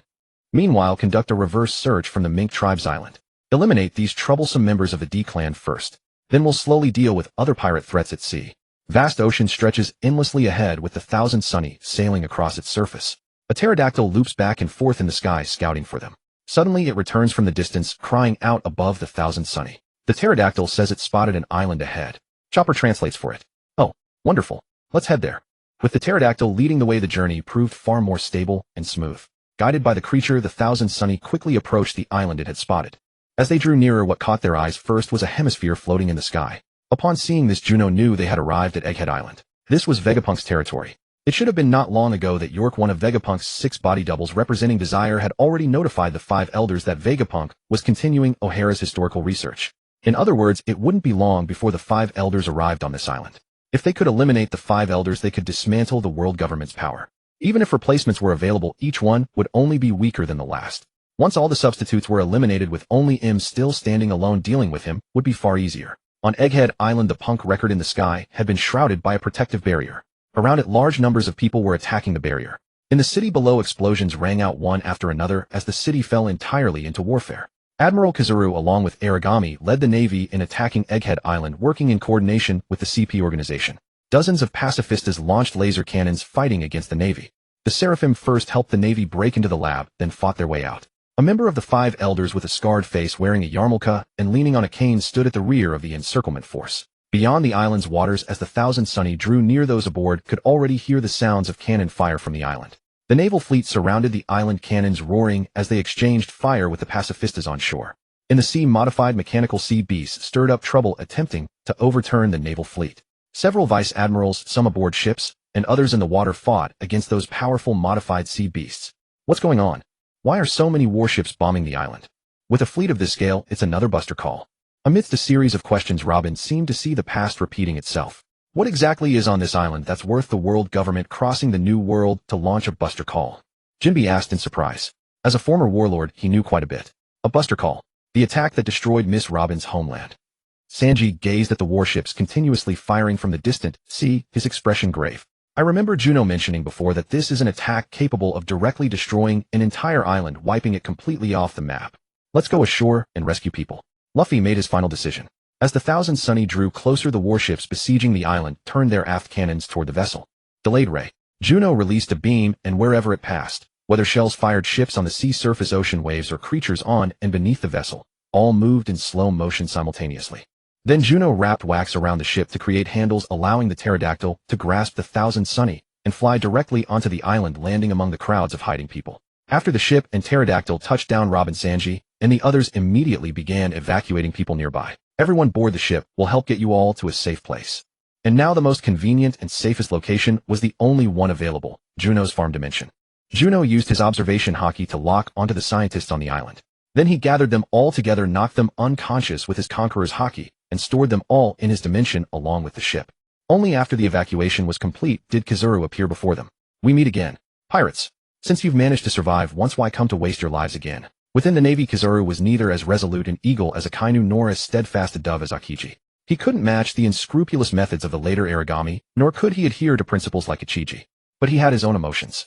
Going with the flow, he couldn't defy the world government's orders, yet he didn't want to carry them out so thoroughly.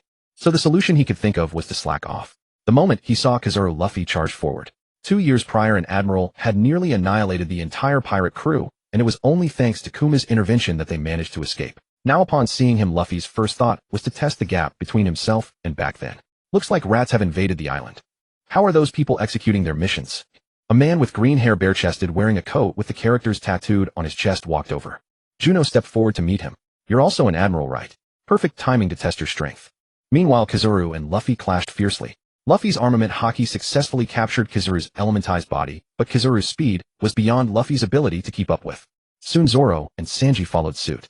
The rest broke through the encirclement of Navy and CP organization members. Ha ha, you pirates are the lowest creatures in the world, ignorant of the heaven's height and earth's depth. Humans have survived to this day by stepping on species inferior to themselves. Celestial dragons trample commoners, nobles trample peasants, member states trample non-member states. Only by keeping the weak underfoot can people live in peace. Discrimination equals security. And you pirates are born to be stepping stones for the Navy, just like those who were plundered and robbed along the way. No matter how powerful you were before today, you should all be trampled beneath my feet. Die? Forest of hatred. Endless trees burst from the ground, and he himself transformed into a giant treeman, swinging wooden fists at Juno. Death gods, desert, flame, death, hell. Juno simultaneously employed the death fruit and sand fruit, and after the fusion of powers, the ability to deprive life was exerted to its maximum extent. An endless dark sandstorm engulfed, completely covering the area where the two fought. In an instant, the earth and buildings turned entirely to desert, and all vegetation withered and died. As for Green Bull, the forest and wooden constructs grown through his fruit abilities were all enveloped by sand, with their vitality and moisture completely absorbed. He tried to explode with haki to resist, but was met with an even stronger haki suppression. In the end, after just one exchange, he completely lost his combat effectiveness. Using the desert as cover, Juno stored the unconscious Aragami into his dimension. On Egghead Island, the performance of the suddenly intruding Straw Hat Pirates was observed by the Vegapunks on Punk Record. This is an opportunity. While we have the chance, let's hijack the world signals and start broadcasting. When the world government came knocking at his door, he knew that his current self was no longer tolerated by this world. Unless something unexpected happened, his only path was death. But before dying, he wanted to do something meaningful. On the ground, Juno lifted the desert, his observation haki sweeping the area, clashing with another wave of observation haki, and then under the impact of two conquerors' haki clashes, 8 out of 10 soldiers on the island fell. Then Juno clashed head-on with another monster featuring a bull's head and a spider's body. Death Realm Rainbow. The rainbow god Illa's fruit combined with the delay fruit ability turned the rainbow space into a delayed space. Any enemy who entered, as long as their raw strength did not exceed his, could not break through the rule suppression brought by the ability. The 5 Elders Satan was pinned within the rainbow space, unable to take any action. Death Realm Life-stealing Divine Power. The divine power of 3 mythical Zoan-type fruits combined with the soul-related powers of the Shadow fruit and Ghost fruit, and then the life-absorbing ability of the Sand fruit was fused within. Sand enveloped Satan, and within the rainbow world, Juno forcibly drew out his life force. The lives of all 5 elders were held in M's hands, and if necessary, she would replenish the consumed life and souls for the 5 elders. Meanwhile, within the Holy Land, M's voice echoed through the air into the remaining 4's ears. Egghead Island. Then a magic array opened, and the remaining 5 elders were collectively transported to Egghead Island. Egghead Island. When Juno sensed that someone outside was attacking the rainbow world, he stored Satan within his space, and then returned to the exterior. for beast forms surrounded him from 4 directions.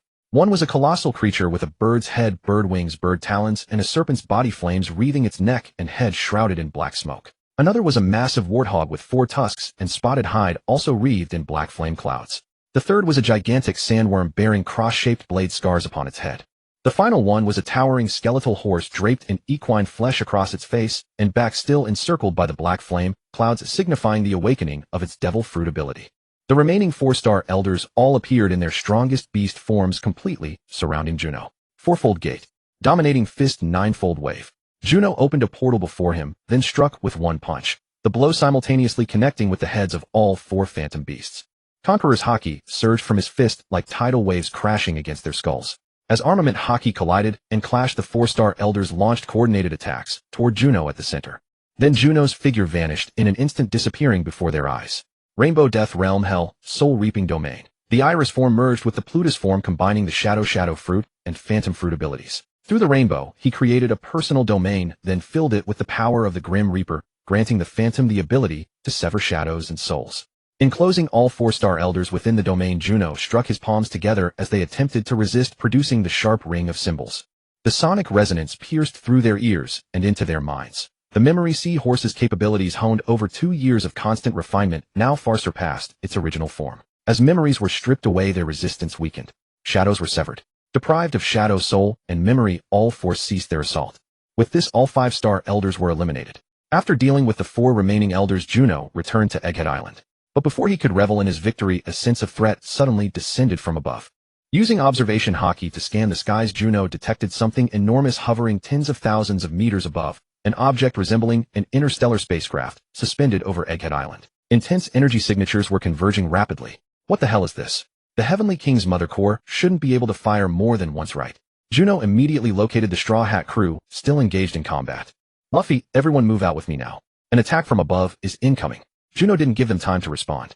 With a sharp, don't resist, he rapidly pulled Nami, Robin, Chopper, Jinbe, and everyone aboard into his space. Everyone complied without hesitation. Even Luffy, Zoro, and Sanji, who were caught up in the heat of battle, dropped all resistance the moment Juno grasped their hands. Before the aerial assault struck, Juno glanced at the punk record hovering overhead.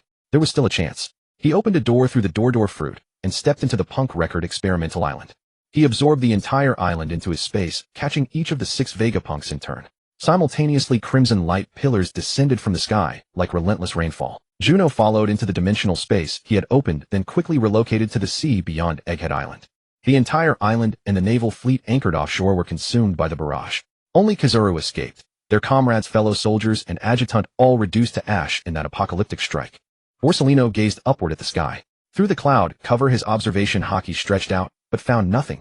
Too distant, yielding no results. Bringing his hands together before his abdomen, he concentrated intense light. Then he soared into the heavens. Juno emerged from the dimensional space, and as he appeared, the spacecraft in orbit began shifting its energy beams toward him.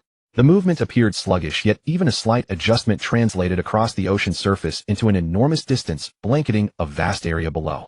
Imu's mysterious nature made it unwise for Juno to retreat into his own space for now. First, once inside, he would lose the ability to monitor external developments. Secondly, having used his space before, Imu had likely already gathered intelligence about his spatial abilities from the Navy.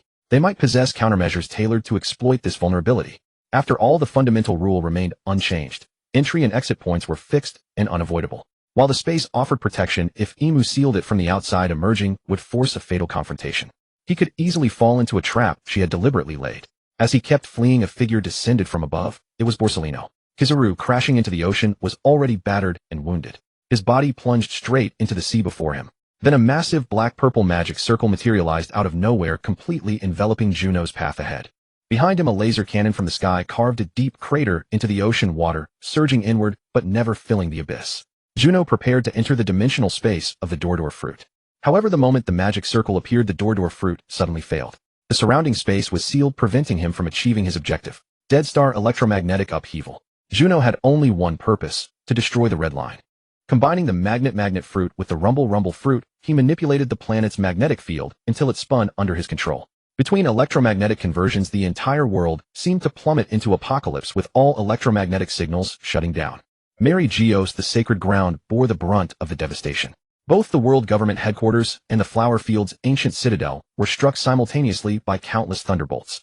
This direct assault made Emu on the sacred ground realize that this mysterious pirate might be aware of her existence. A second magic circle materialized, and before Juno stood a tall, slender figure wearing an imposing pointed hat and dressed in what appeared to be priestly vestments. "Who are you?" The voice emerged like a chill from the deepest hell. "You're not Joy Boy nor Nika, but you know of my existence. Your existence must be contained." As she spoke, endless black mist poured from her body, completely enveloping the space around them. Vengeance, Death, Realm, Thunder. The greatest advantage of possessing multiple devil fruit abilities is the capacity to merge and combine them, achieving complementary enhancement. Vengeful Deity Fruit combined with the Reaper Fruit and Rumble Fruit. Emu was marked, for the vengeance of the vengeful god knows no rest. This vengeful mark was a far superior existence to the target fruit's targeting ability.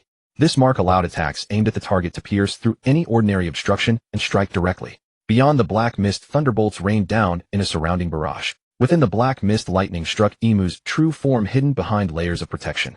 800 years ago when Joy Boy fought her, she had been terrified by close combat. So throughout battle her instinct was always to maintain maximum distance. For 800 years she had supported puppets and granted immortality, while she herself remained concealed within the small garden she had fabricated, a symbol of supreme status and power. Not stepping out for 800 years, what difference was there from imprisonment? Now, after sensing the rapid deaths of the 5-star elders in succession, she had discovered a new threat. Unlike the threat posed by Joy Boy in days of old, this threat had to be eliminated as quickly as possible. The black mist transformed into black flames that surged toward Juno. Death Realm, Infinite Hell. Using the Reaper's Apophis form as the core and the Rainbow Deity Fruit ability as the trunk, he fused all other abilities to create a genuine hell, simultaneously forging an additional dimensional space to prevent her escape through her own powers, trapping Emu within it. Hockey suppression, extreme temperatures, explosions, wind blade cuts, desert erosion, phantom shadow, soul reaping, sonic bombardment, memory theft, paralyzing slowness, biomagnetic fields, lightning, chimeras, mythical beast combinations. All these abilities converged within the domain to entangle Emu, continuously draining her stamina. Her resistance would inevitably grow weaker. "This is impossible. How can you possess so many abilities? What kind of Esper are you?" Emu screamed in utter disbelief. Juno ignored her voice entirely, simply intensifying his output. Unable to escape and constantly assaulted by a myriad of disparate abilities, Emu's shrieks gradually faded and her resistance dwindled. Eventually she fell into a complete coma, stored in his space as a seed. Having eliminated the greatest enemy, Juno finally relaxed, deactivated his abilities, and returned to the open sea beyond. The Thousand Sunny continued its voyage. Juno departed from the Straw Hat crew, taking Vegapunk and the other scientists to establish a new base. Aiming to reach the cosmos, he continued his in-depth research. Meanwhile, he traveled from place to place, absorbing the fortune of nobles, spending it, and successfully locating a lantern fish. He not only tamed it, but extracted pure gold from within its body.